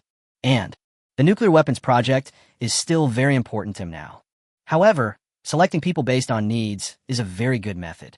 As long as people have needs, why worry about not being able to control them? But if the person who comes doesn't have any needs, it is easy for betrayal to happen. Of course, this is just the way he has thought of the screen talents. After the candidates were confirmed and they arrived at the military factory, he still had to manage them well. At the very least, outside world, just cut it off directly. Nuclear weapons research must be kept completely confidential. For these people, we must be extremely cautious and be prepared for the worst. Anna-shun screened the talents recommended by the technical department. After a round of communication, he sent invitations to those talents who met all the requirements.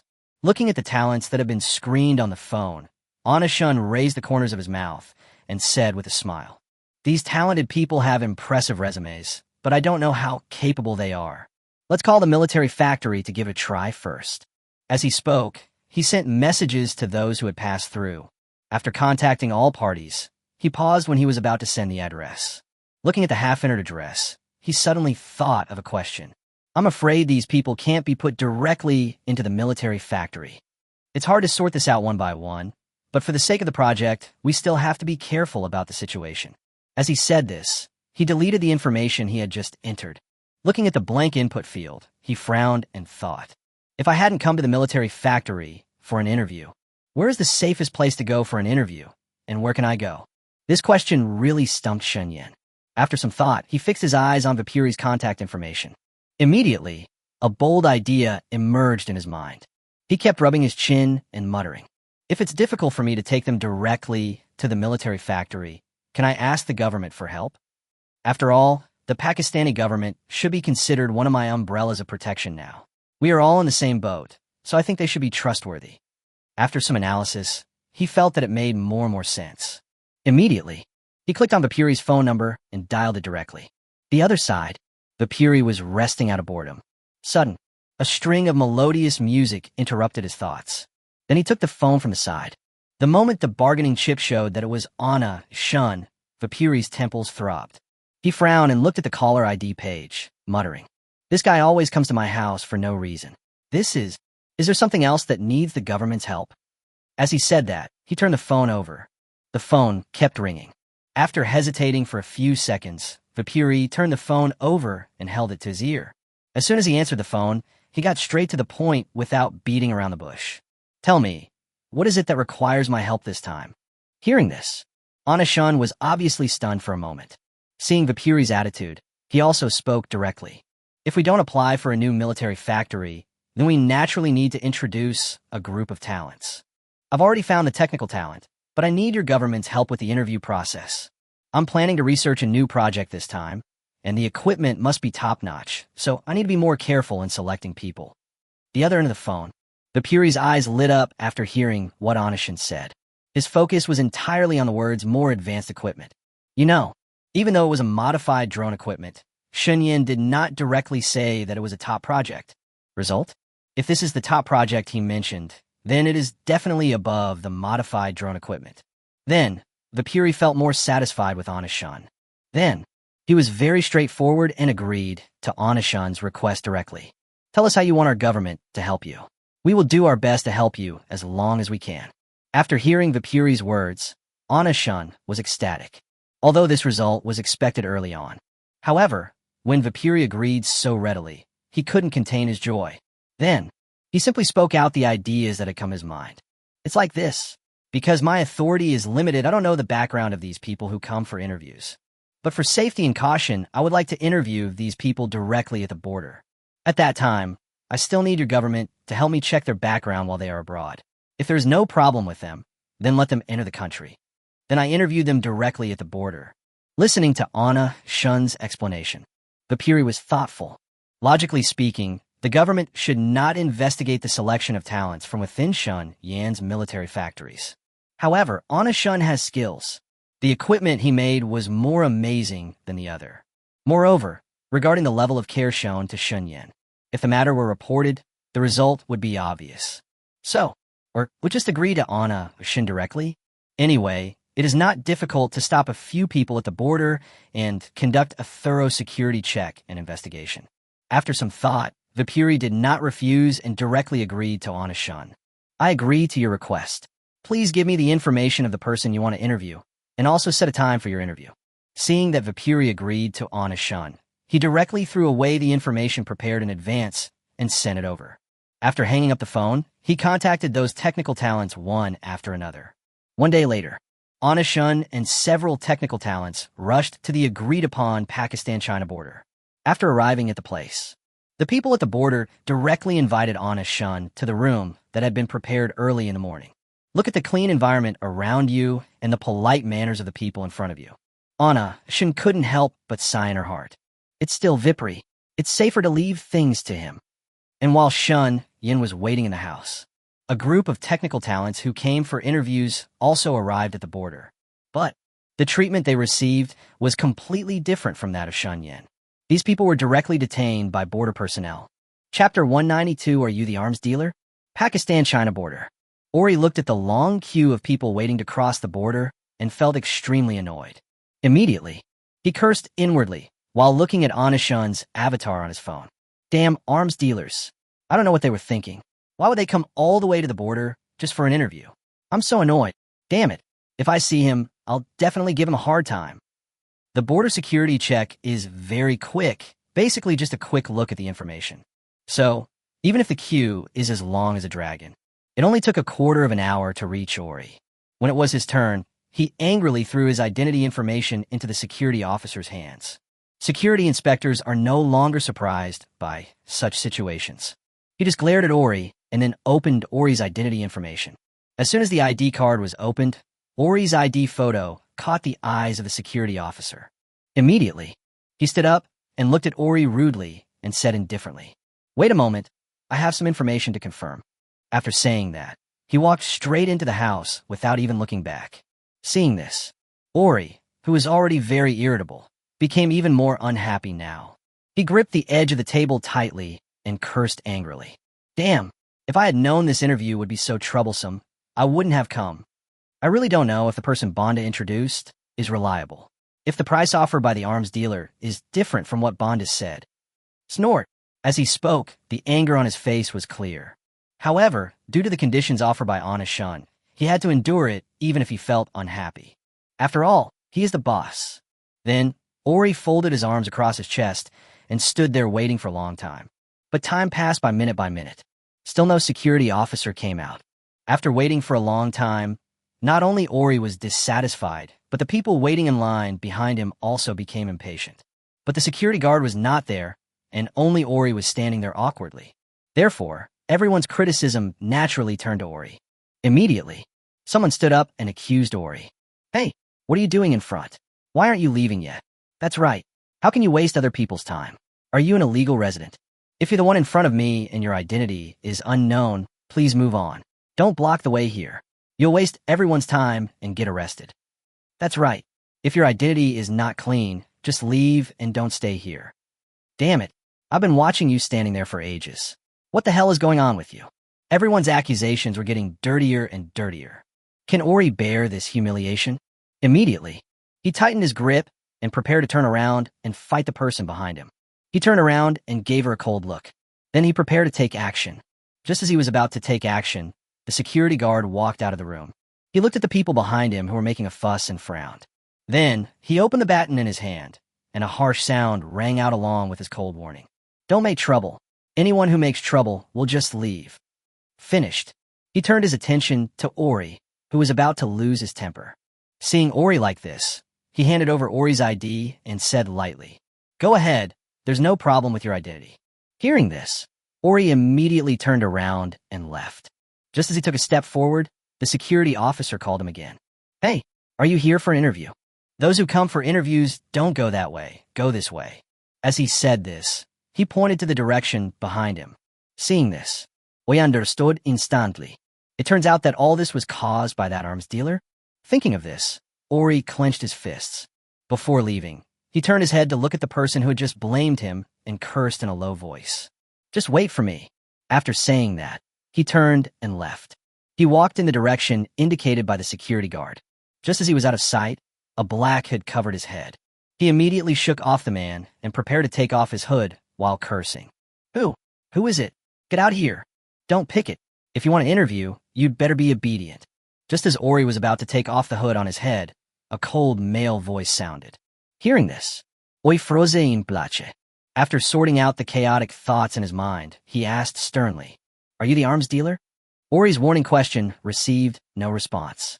In an instant, his temper exploded and he started cursing at everyone without caring who the person was. "Aren't you looking for technical talent? Why are you going through all this trouble? Let him go quickly, or you won't be able to afford the consequences." Ori kept cursing all the way, but he didn't take off the hood on his head. Instead, his ears and mouth were stuffed with it.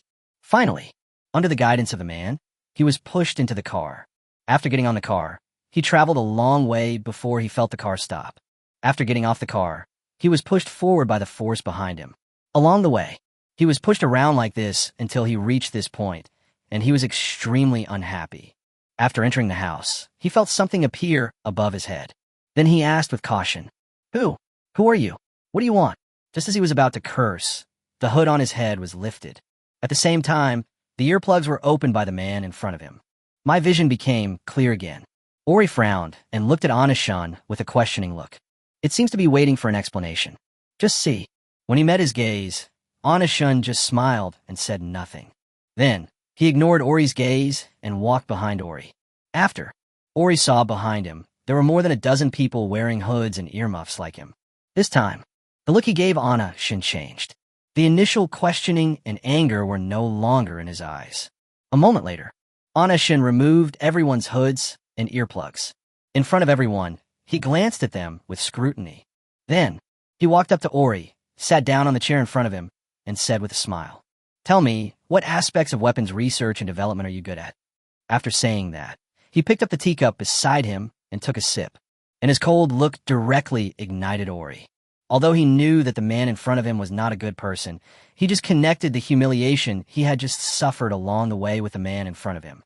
The anger in my heart could no longer be suppressed and kept growing.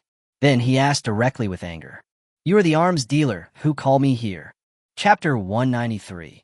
That was so fast, accurate, and ruthless. In response to Ori's question, Anashan nodded indifferently. Seeing this, Ori clenched his fists and immediately questioned Anashan. "We're all here to interview for technicians at the military factory, and this is how you treat them? Wearing hoods and plugging their ears. What on earth do you want? Don't tell me it's just a normal job posting. I don't believe it." With Ori as the beginning, the group of people standing behind him also looked at Anashan with questioning expressions. "That's right. Who recruits like this? I was sent here just like a prisoner was being escorted." The most important thing is that they were all made so embarrassed, but Anashan was fine, still drinking tea calmly. "I'm not happy. I'm really not happy." Immediately, under the scrutiny and angry gaze of the crowd, Anashan smiled faintly, still with that indifferent look, and said with a smile, "Don't get so excited. I did this to prevent spies among you.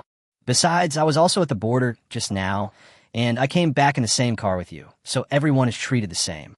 After speaking, Anashan did not forget to pick up the teacup beside him and take a sip. The reason why he is so cautious and careful. It's not just because of the research on nuclear weapons itself. And just like what this group of people said, it is really to prevent spies. Just kidding. Who in the world doesn't want his drone modification technology? Also, his own safety needs to be guaranteed. And the most important thing, because nuclear weapons are special enough. The location of this new military factory is also very secretive. If you look for it rashly, you really won't find it. So, after careful consideration, he finally discussed this method with Vipuri. After all, who knows if everyone in this group of people is clean and whether they can be trusted. Therefore, everything he did was just out of caution.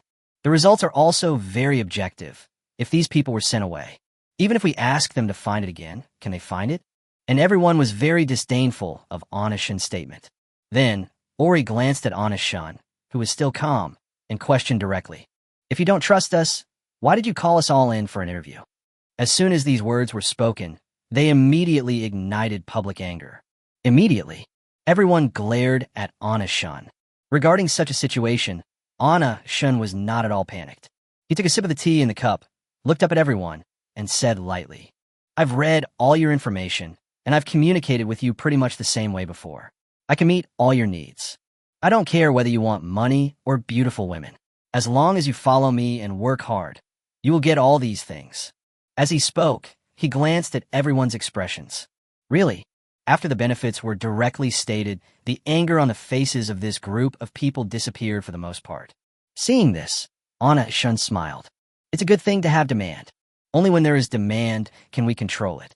However, judging by the way these people look now, they seem to be still not convinced. It seems that the medicine needs to be stronger. Then he stared at everyone and continued.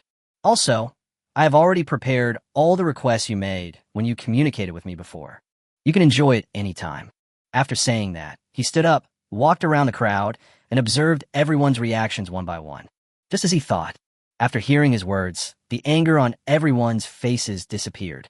Instead, his eyes were filled with desire. Finally, Anishin's footsteps stopped beside a man. He glanced at the man and said lightly, I have already contacted everyone who needs help. Transplantation can be done at any time. The words fell. The man next to him tensed up visibly. Then, he looked up at Anishin, his Adam's apple moved slightly, and he opened his mouth to speak. Only, before he could finish his words, Anishin's footsteps moved again. He moved forward and continued to speak without stopping. I have already invited the world's top doctors for you. From the moment you stepped into the military factory, some of your family members have been transferred to world-class hospitals. Hearing Shun Yan's bewitching speech, everyone in the audience fell silent. Everyone's expression was different. There is excitement, and gratitude. In short, the hatred in their eyes when they looked at Anishin before has completely disappeared. To this, Anishin felt very satisfied. Just as he was about to sit down again, Ori, who was standing in the front row, suddenly changed his expression. He took a step forward and walked directly in front of Anishin. He glanced up and down at Anishin and finally said provocatively, I don't care about what you just said, and I'm not interested. I'm here to interview a technician at a military factory. Is this how you treat me? I'm really unhappy now. I want to leave now. After saying that, he turned and was about to leave. With Ori's start, the man who had been trembling behind him immediately made up his mind and turned around to follow Ori away. Before leaving, he did not forget to glare at Anishin and said rudely, If I had known this was how you treated your guests, I shouldn't have come. After saying that, he left. Only, Ori had just 1 foot over the threshold. Sudden, bang, a loud gunshot echoed through the house. Immediately afterwards, Ori's cursing was heard. Fuck, Anishin, you bastard, how dare you hit me? And facing his scolding, Anishin remained indifferent. He just smiled faintly and looked at the man who was about to leave with Ori. Coincidentally, the man was also looking at Anishin. Their eyes met, and the man's eyes were full of fear. He looked at Ori, who was sweating in pain, and made up his mind to leave. Seeing this, Jed quickly aimed the gun at the man's calf. Aim and shoot all in one go. Bang! Another gunshot rang out. Then came the man's terrified scream. This time, everyone who had been silent finally saw who had made the move. Just see. Jed stood upright not far from Shunyin. He was in the dark, so no one saw him. But everyone saw the speed of the attack just now. That was so fast, accurate, and ruthless. Immediately, Everyone couldn't help but tremble all over. Especially when they caught sight of the man who had collapsed on the ground, their bodies began to tremble even more violently. Just see, after being hit by Jed, the man curled up on the ground, hugging one of his legs. The expression was extremely ferocious. It was almost visible to the naked how much pain the man was in. Chapter 194, Former National Research Talent. Seeing this, Onishun sat down and crossed one leg. Then, he looked at everyone, smiled, and said with a smile, "Any one of you still want to leave?" The words fell. Just see, all the technical talents were like frightened birds, hunched over and dared not look up at Onishun. Even a few timid ones had their legs shaking. "Damn, you have demonstrated to me what will happen if you go out. Who dares to leave? Are you trying to live?" Seeing that no one spoke, Onishun raised the corners of his mouth, revealing a satisfied smile. His eyes scanned the crowd again. Finally, his sights were on the two people who had been shot. He asked with a smile, looking at the man curled up on the ground with a painful expression, "Well, do you still want to leave now? I'm a very simple person. You do things for me, and I'll pay you accordingly. No matter what your needs are, I will satisfy you, but..." Before Onishun could finish his words, the man crawled into the house with his painful leg. While crawling, he kept mumbling to himself, I'm not leaving. But no matter what he said, the man still didn't dare to look up at Onishun. He was clearly a young man with a bright smile, but in his opinion, Onishun is just like the Yamaluo below. Very scary. Onishun couldn't be more satisfied with the man's reaction. Then he turned his attention to Ori again. Just see, when Ori saw the man crawling into the house, there was a hint of disdain in his eyes. At the same time, he was cursing inwardly. What a useless thing. You're giving in just because of this little suffering? You're useless. After saying that, he looked up at Onishun. As soon as he looked up, he found Onishun was also looking at him. The two looked at each other, and then Ori glared at Onishun unconvincedly. Before he could open his mouth to scold Onishun was the first to laugh. "Do you still want to leave now? Our military factory can provide you with everything you want. Money is the last thing I need." When he heard the word money, Ori's eyes wavered. But whenever he saw Onishun's smiling face, he would become furious, especially the pain in his body, which reminded him from time to time how embarrassing what had just happened was. He glanced at the crowd. Just see, everyone looked at Ori as if he was a joke. Immediately, the sense of humiliation in Ori's heart grew. He slowly stood up while holding his aching leg, looked directly at Onishun, and said viciously, "I don't want any of your stuff. Let me go. Don't think I'll be scared if you hit me. Never think about it. I tell you, even if you don't let me go today, I will definitely walk out of this door." Said. He turned and was about to leave. Seeing this, Onishun lowered his head and chuckled. Just the next second, when Ori was about to leave, a crisp sound was heard in the quiet house. Click. It's the sound of bullets being loaded. In an instant, everyone gasped as they watched Ori's back as he was about to leave. At the same time, everyone turned around and looked at Jed in the dark. Just see, Jed had already raised the gun in his hand. The dark muzzle of his gun was pointed directly at Ori's head. According to the speed at which Jed rushed forward that everyone just saw, if Ori raises his foot, he will probably die here. Thinking of this, everyone's heart was lifted. Although not everyone is a good person. But after all, I'm a technician after all, and I have never seen so much fighting and killing. When he saw Jed trying to rob, he was already extremely scared. In fact, it's not just everyone who is afraid. The one who was most afraid was Ori himself. Naturally, he clearly felt the murderous gaze from not far away. To be honest, the feeling of wanting to kill him, even without seeing Jed. However, Ori had already felt it clearly. At this moment, beads of sweat the size of beans had appeared on his forehead. This moment, he was conflicted. Onishun can give him money and powerful medical resources. But when he was hesitant in his heart, he seemed to hear Onishun's laughter. Suddenly, the hesitation in my heart disappeared instantly. He straightened his back and was about to leave. And Jed's fingers gradually began to tighten. Just when everyone was nervous, Onishun smiled and nodded in Jed's direction. Then, he looked up at Ori's departing back and spoke in a neither loud nor soft voice. "You left like this. What about your family?" As soon as these words came out, all the technical talents were stunned. What does this mean? Their family members were also taken into custody. As soon as this thought came out, everyone looked at Onishun. Just as everyone was about to ask questions, Ori's angry voice rang out. Are you threatening me? Threat? Not really. You know your family's situation best. What would happen to them if they continued to wander with you and didn't receive proper medical treatment? Ori stopped in his tracks. His fists were clenched tightly, and his body was still shaking slightly. As for this situation, Shun just smiled. He had some impression of the man in front of him. Banda had boasted about Ori to him when he first introduced him to him, a former national research talent. At that time, he was very interested in this person. As a result, after a careful search, he wanted to bring Ori to the military factory to settle down. What a coincidence. When this guy was working as a national researcher, he specialized in nuclear weapons. The information shows that this is a stubborn man. He has made great achievements in the research of nuclear weapons and is exactly the talent he urgently needs now. The most critical, he has a point that he can control. Family. Then he stood up and walked towards Ori, saying lightly, You think you can save your family with the information you sold? Don't be naive, that's just a drop in the bucket. But if you turn back now, I will find the world's top hospitals to save your family, and I will pay for the life-saving treatment. Shen Yan's words were full of temptation. Regarding Ori's weakness, as early as when I learned that he was a national talent, I placed it on his desk along with his information. The intelligence obtained shows. The reason why he left the National Research Institute was because of family changes. His family is sick, and it's a hereditary disease. You know, most genetic diseases are extremely difficult to treat, and the chances of a cure are very small. Basically, it won't take long as it is discovered. That means relying on money to keep alive. But does Ori have money? Obviously, no.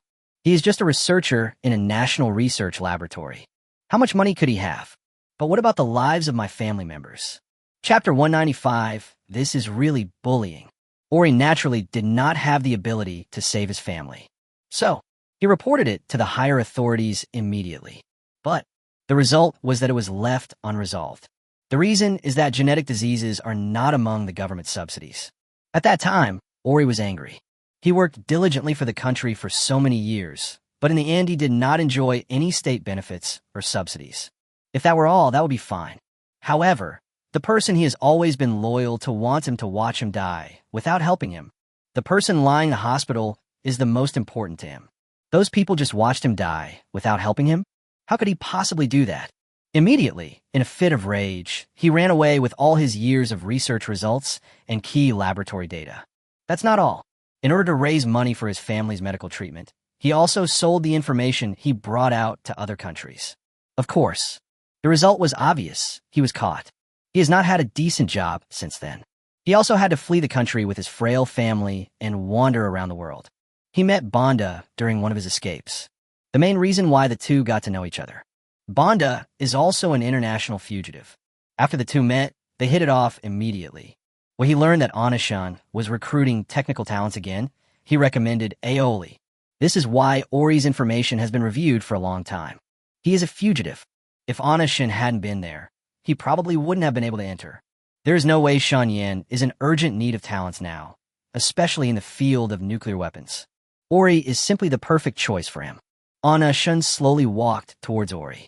He looked at the man's thick but somewhat hunched back and said lightly, The last time I went to the hospital, I saw your parents, who must have been taking care of your wife, and your child was by her bedside.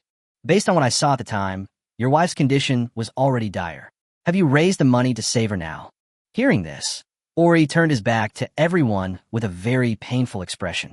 When he heard Shin mention his wife, tears even flashed in his eyes. Did he raise the money to save her?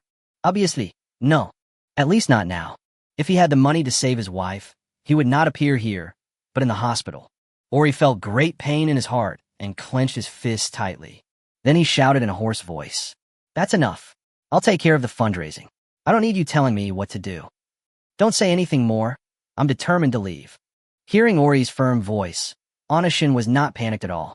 He folded his hands, walked around Ori, and said with a smile, Oh yes, and your daughter, she's really cute when she smiles. I like her very much, but seeing how bright and cheerful she was last time, she probably didn't realize that the mother lying in the hospital bed would be what she would look like in the future. You must know the probability of inheriting the genetic disease your wife was diagnosed with. As he spoke, Anashin stood in front of Ori and sighed deeply.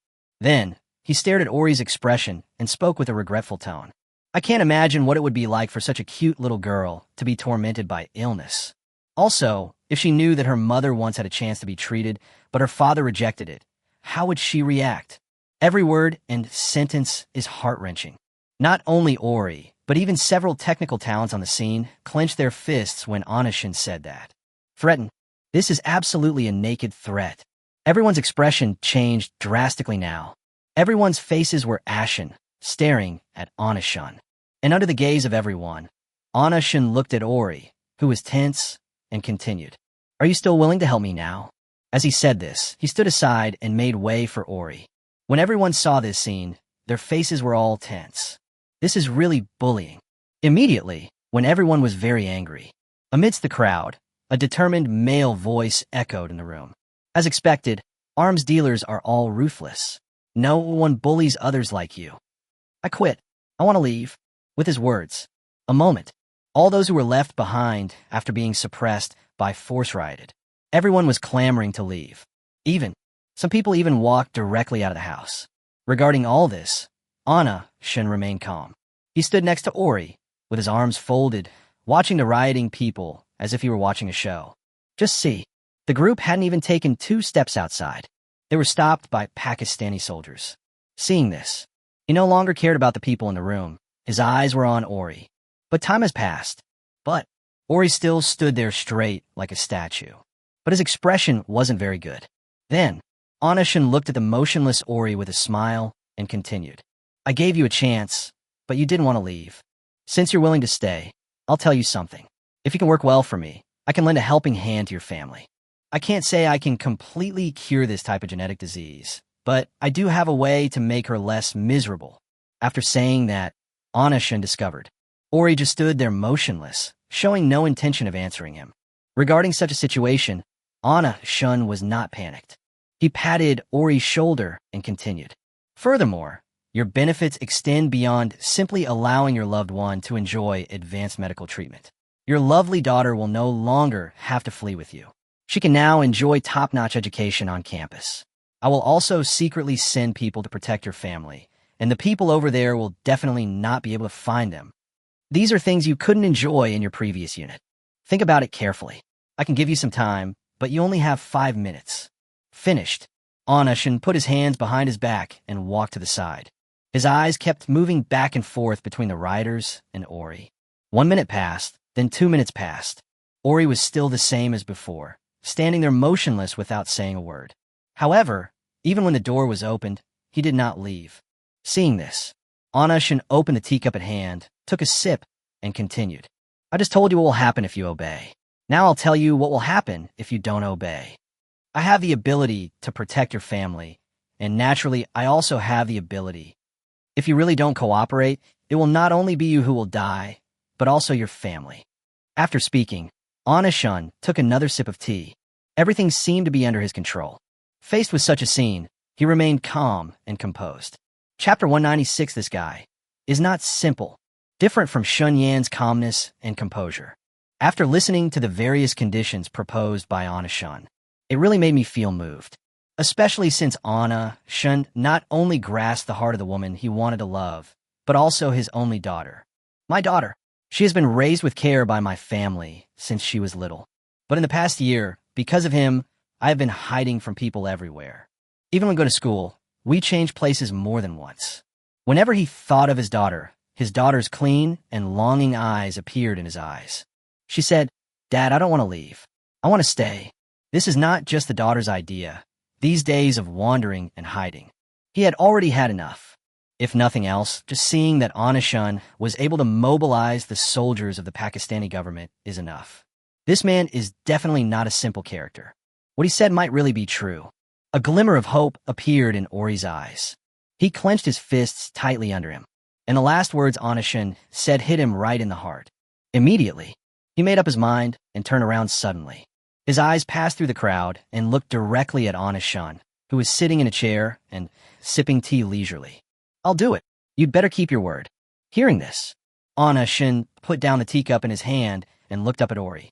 Seeing that the initial dissatisfaction were no longer on his face, Anashin smiled and said lightly, "As long as you work hard for me, everything I said will definitely come true for you. As you can see, I have no shortage of money." As he spoke, he slowly walked towards Ori. Coming to Ori, he put one hand on Ori's shoulder and patted him gently. He said lightly, "You're a smart person. You won't suffer any loss if you follow me." The words fell.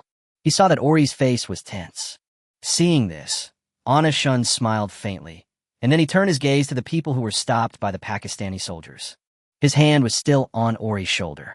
He asked with a smile after glancing at the group of unconvinced technical talents, "What about you? Do you still want to leave now?" The words fell. Everyone froze and lowered their heads, not daring to look at Shun. It's really strange. The man in front of me clearly had a smiling face, but how could words come out of his mouth? Just like the devil. Everyone was silent for a while, then looked up at Ori. Just see. At this time, Ori no longer had the arrogant look he had before. Now Shun Yan's hand was on his shoulder, but he also said nothing. It's like a wild beast that has been tamed. People like him can be completely tamed by Shin Yanji. What about them? Just when everyone was unsure of what to do, they glanced at the Pakistani soldiers around them who looked fierce. Immediately, the few people who were originally hesitant to speak took a step back. Everyone returned to their original positions. Regarding this situation, Shun smiled with satisfaction. Then he patted Ori and said with a smile, "They're all working for me together, so stand with them." After saying that, he walked into the inner room. As for Ori, he lowered his head and followed Shun's steps inside. Finally, he stopped in front of everyone. Shun sat back in his original seat. He glanced at the silent crowd and said with a smile, "From now on, you will all work for me, so get along well. Like I just said, as long as you work hard, the benefits will not be bad. Don't let me down." The words fell. Although no one responded to his words, everyone looked convinced. You know, after everyone had experienced what had just happened, even if you don't have the foresight, you should understand. Shun Yan is not someone who is easy to mess with. It is obvious at first glance that this guy is not someone who is easy to mess with, even judging from the way he just controlled people. This guy is not an arms dealer at all. He is clearly a devil. They stepped into the devil's cave as quickly as possible. Want to go out? Then I'm afraid I can only go out as a lifeless corpse. Now, if they're capable of doing evil, then you can only listen to Shun's words and help him do things obediently. Although this arms dealer's behavior is very devilish and unreasonable. But I have to say, the treatment they give is very good. At the very least, after they have done their work, they will enjoy what they deserve. So, now that you are here, make the best of it. Since I can't leave anymore, I might as well help Shun do his work. As for leaving, don't even think about it. Don't let yourself die and bring trouble to your family. They just need to complete the task assigned by the boss of the magic cave. You will definitely get both benefits in your life. Immediately, although Shun and everyone else didn't say anything, they all had expressions of being convinced. He smiled faintly and then said, "Since you all have no objections, let's move on to the next step. Ori, you will be the chief engineer of this group from now on. Your salary will naturally be the best among all of them." After saying that, he glanced at the others. I saw a few people who seemed unconvinced. Shun picked up the teacup on the side and took a sip before continuing.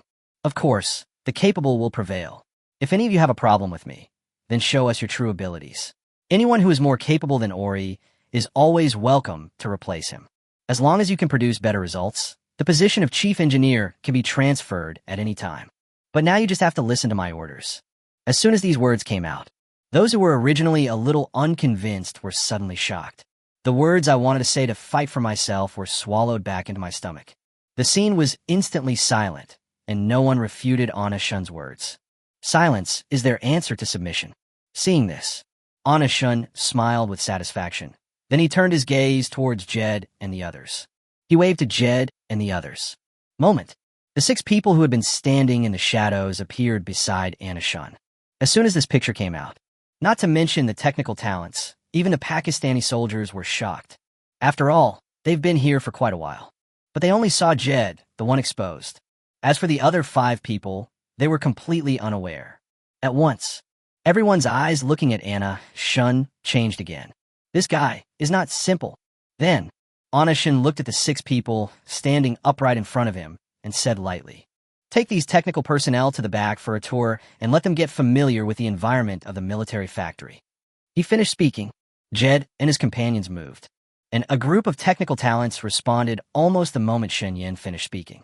They all followed the 6 mercenaries into the military factory very tactfully.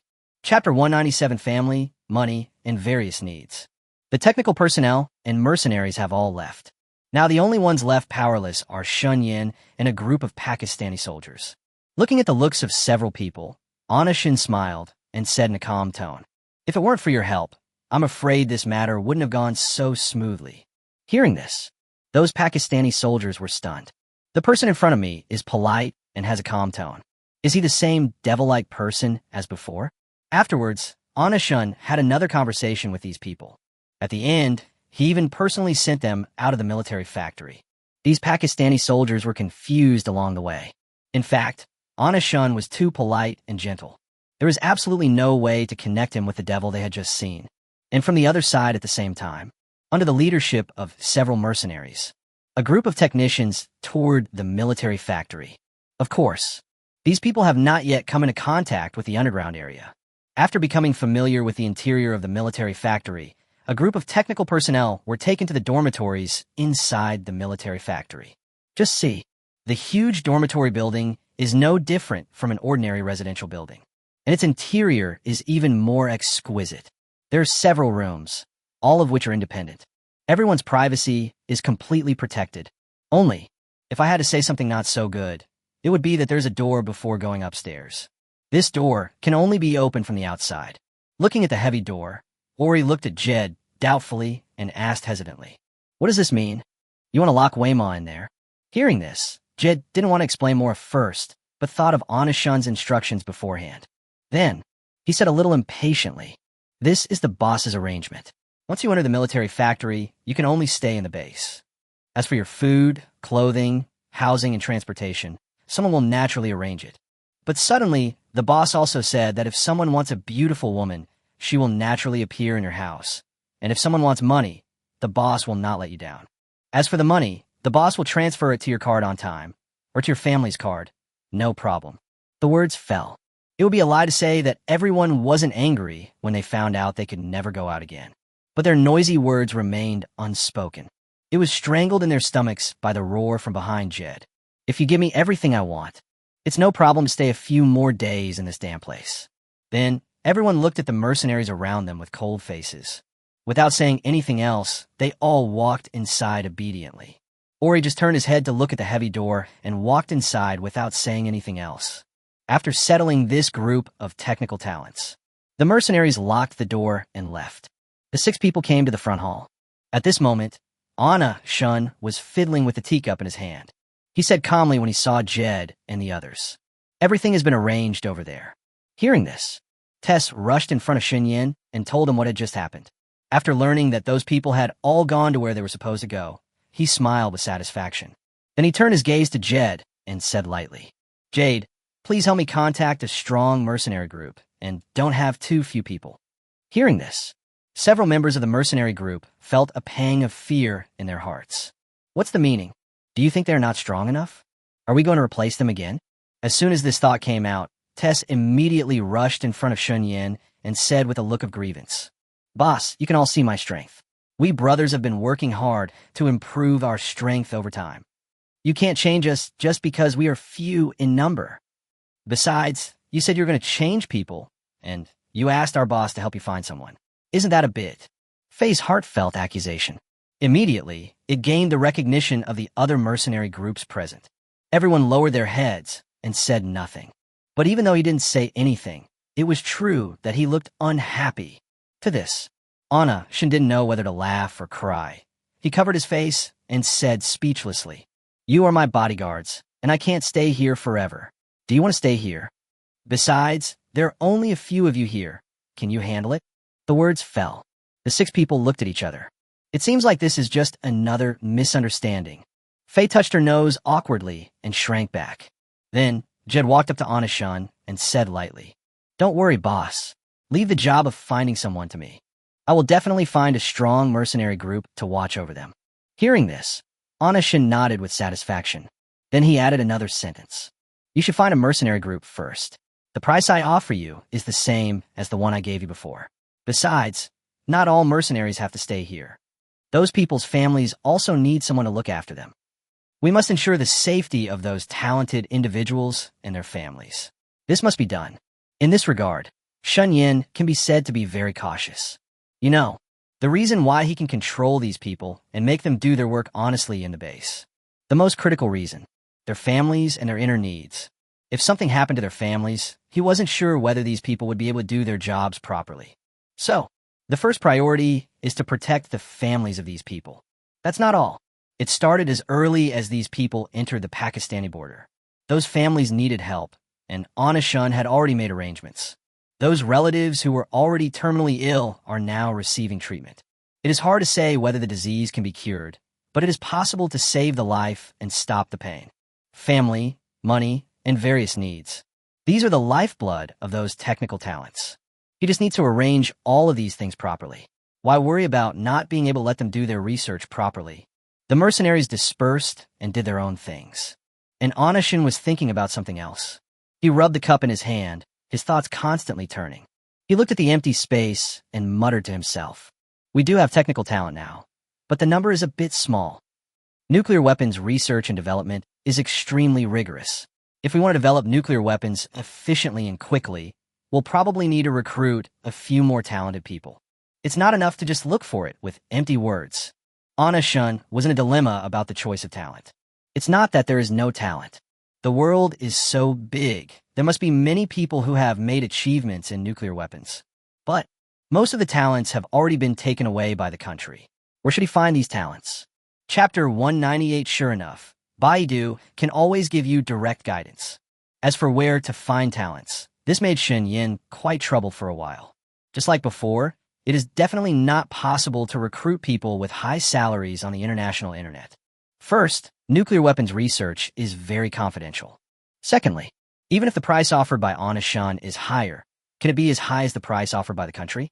Moreover, let's talk about welfare benefits. Which country doesn't talk big? However, most talents, after entering national research institutes, basically have very few corresponding opportunities. Thinking of this, Shun's eyes couldn't help but light up.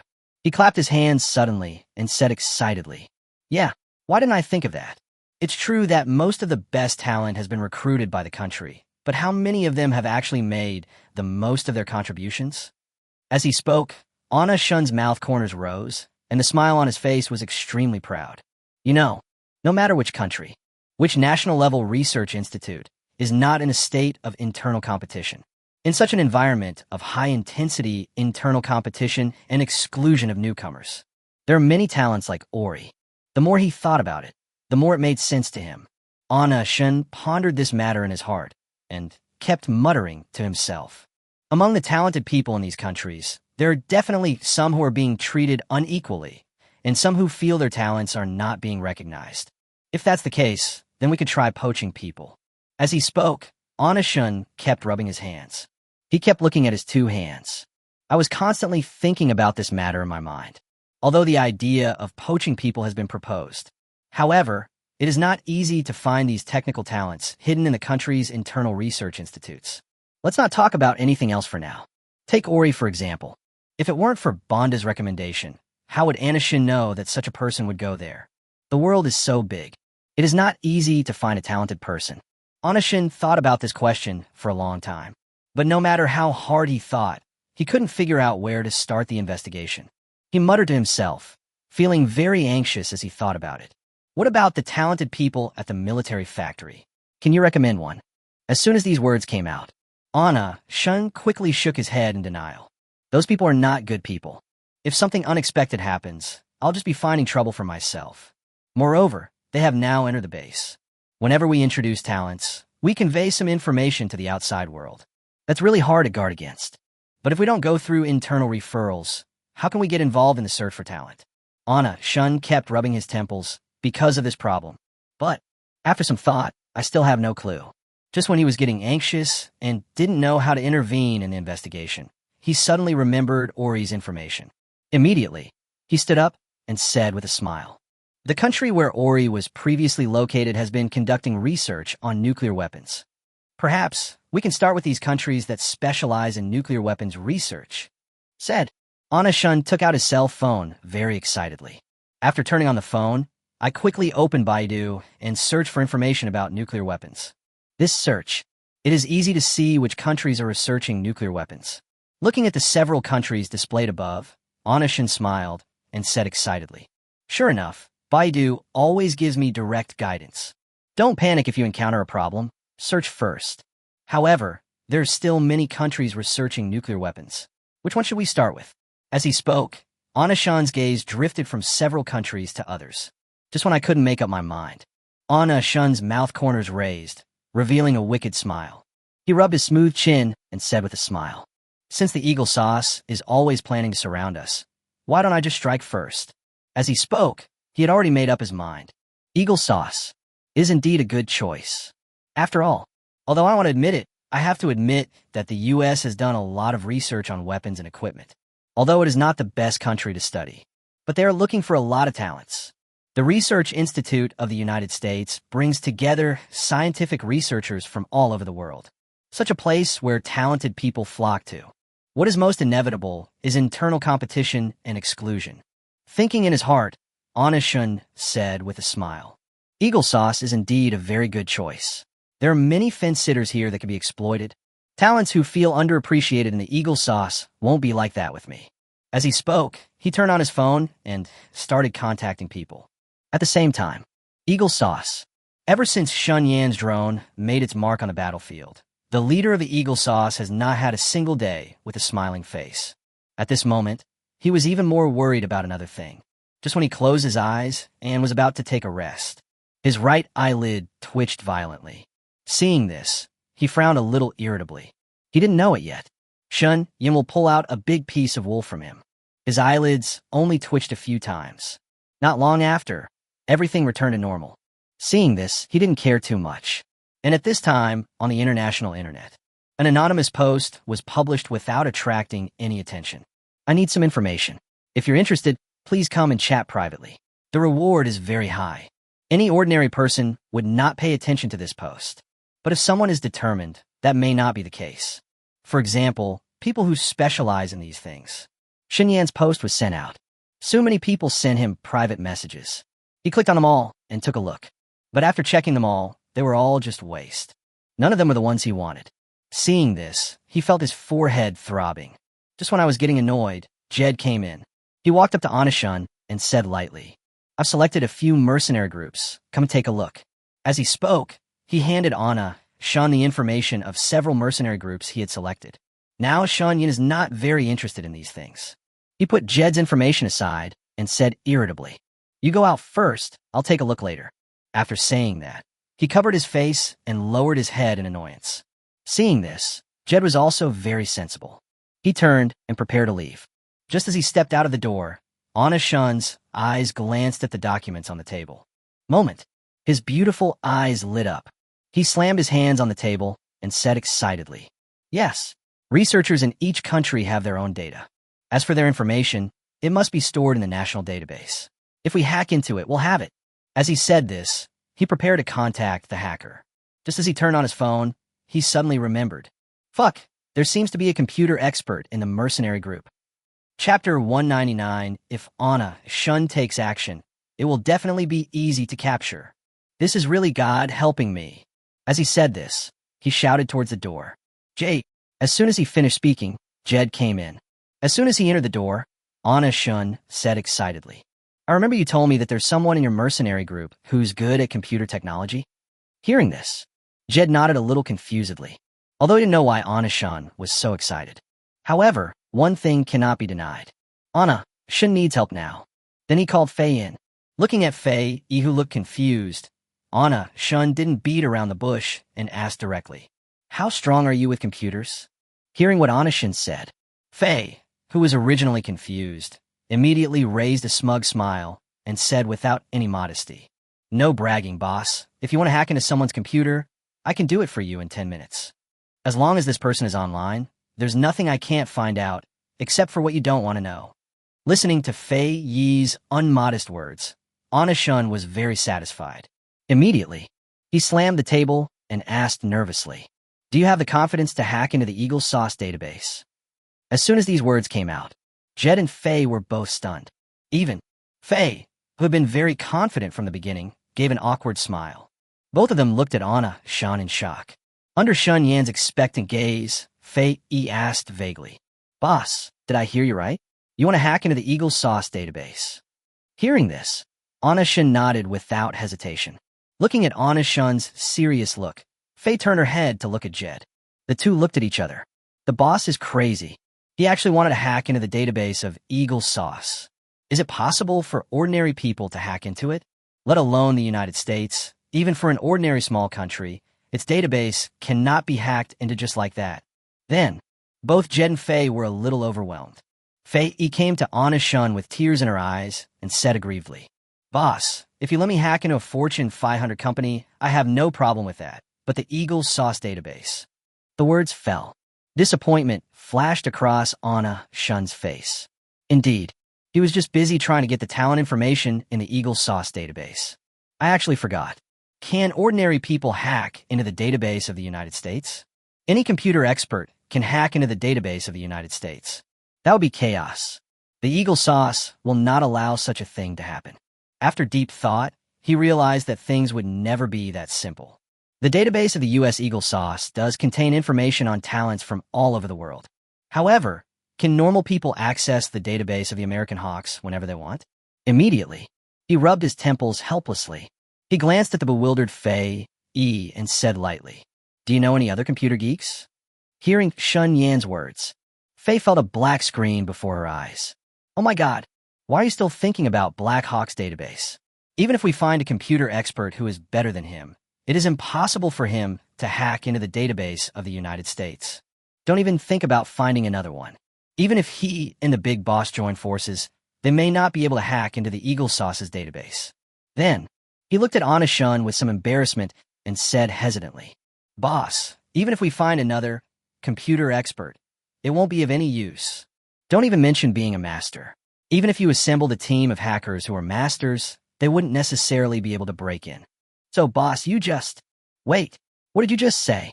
Originally, Anna Shun was a little depressed, but what Faye said just now woke him up. Seeing Anna Shun's excitement, Faye was a little confused.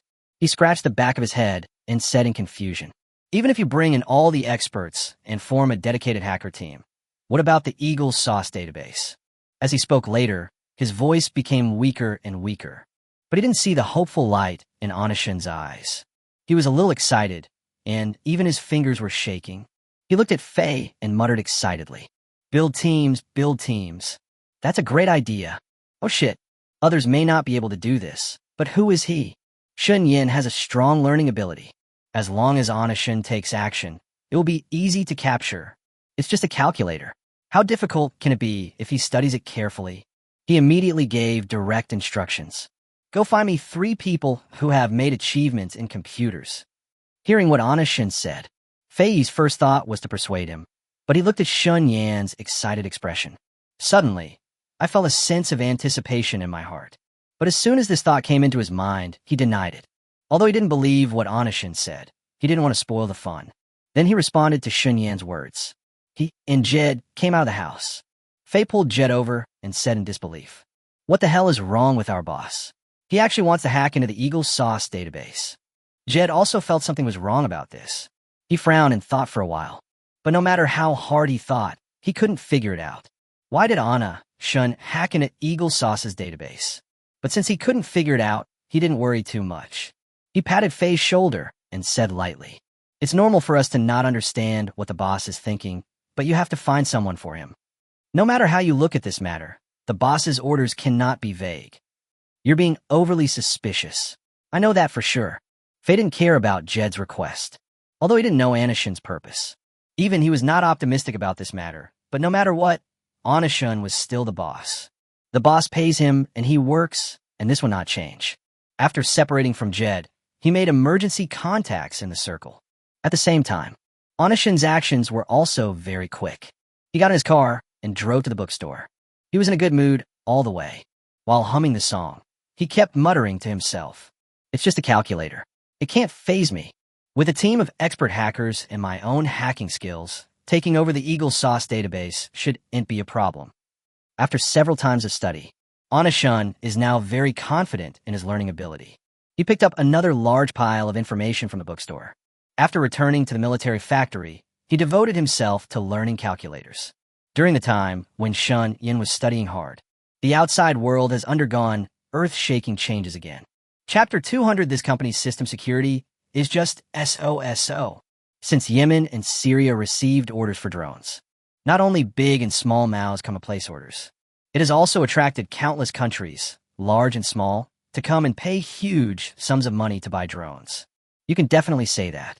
There are very few countries in the world that do not have drones. Yemen and Syria. During this period, it was also because of drones. The economy is growing very rapidly. However, some are happy and some are sad. The extremely high orders made people in the military factory complain bitterly. There are only 4 production lines for modified drones. But the order, that's tens of thousands. There are orders from nearly 10 countries, large and small, that almost exhausted the workers who are modifying the drone. Now all you have to do is go to the drone modification workshop. You can hear everyone shouting from far away. Fuck, I feel like I've turned into a commanding machine. Don't even mention you. Look at everyone else. Not a single one is good. How amazing is this drone? There are so many orders for it. I can tell you haven't been using the internet properly. This drone we built is amazing. It flies like an unmanned fighter jet. This little thing has this ability? Our factory director is amazing. Why haven't we seen the factory manager in a while? We're exhausted running 4 production lines. Although everyone has complaints about the production of drones. Many people don't understand why drones are so popular. What annoys everyone the most is the number of orders is increasing, but there are only a few production lines. Isn't this torture? And there is one most crucial point. None of these workers can go out. Every day, apart from working on the production line, I spend the rest of my time in the dormitory. It can be said that it is a drone when you open your eyes, and it is still a drone when you close your eyes. To this, it's not just workers who have complaints. Toby was even more dissatisfied because the order volume is too large. So he had to calm the workers down and sometimes even do the work himself. At the same time, he still hasn't forgotten Shun Yan's instructions. In-depth research on the explosive modification of drones. Although he is the director of the drone department, he is actually busier than anyone else. The most troublesome thing is, I can't see Anna Shun's figure. But fortunately, although the order volume is huge, the money has to be paid. Therefore, the military factory delivered the goods on time. And after getting the drone, Syria and the 2 major powers used it directly on the battlefield. On the Syrian battlefield, with the help of drones, it becomes much easier. In fact, the situation is even more in their favor. But this is just a side note. After all, the countries like the United States and China that are behind the Syrian reactionaries are not pushovers either. They are all resisting with all their might. But there is still no intention to resolve the war in one fell swoop. Just keep the battle level. This is Da Mao's side. After obtaining the drone, it was quickly deployed to the battlefield. When drones fly overhead and fire bombs and bullets at the enemy, countless Mao soldiers shouted on the battlefield. All of them gave unanimous praise to the drone. I really can't believe it. This little thing is so powerful. Fuck, I'm so short-sighted. How come this guy is so agile? That arms dealer from Dacia is really something. Suddenly I understood why the higher-ups bought so much of this stuff. I have to say, the Dacia people are really amazing. This drone is almost as good as a military drone. That arms dealer from Dacia is so amazing. I really admire him. The Russian soldiers have given unanimous praise to the drone. At the same time, Shun Yin, the person who made the sudden change, was also highly praised by everyone. Effects on drones. It would be a lie for the top leaders of Russia to say they are not shocked. I knew it was useful, but I didn't know it was this useful. But just when everyone was proud of the power of drones, there were also drones like there's flying over Ermao's battlefield. To this, the soldiers of Damao were very surprised. However, the top leaders of Russia were not surprised at all. When I learned that Ermao also had a drone, the general on the front line of Damao was only slightly stunned, but he quickly reacted.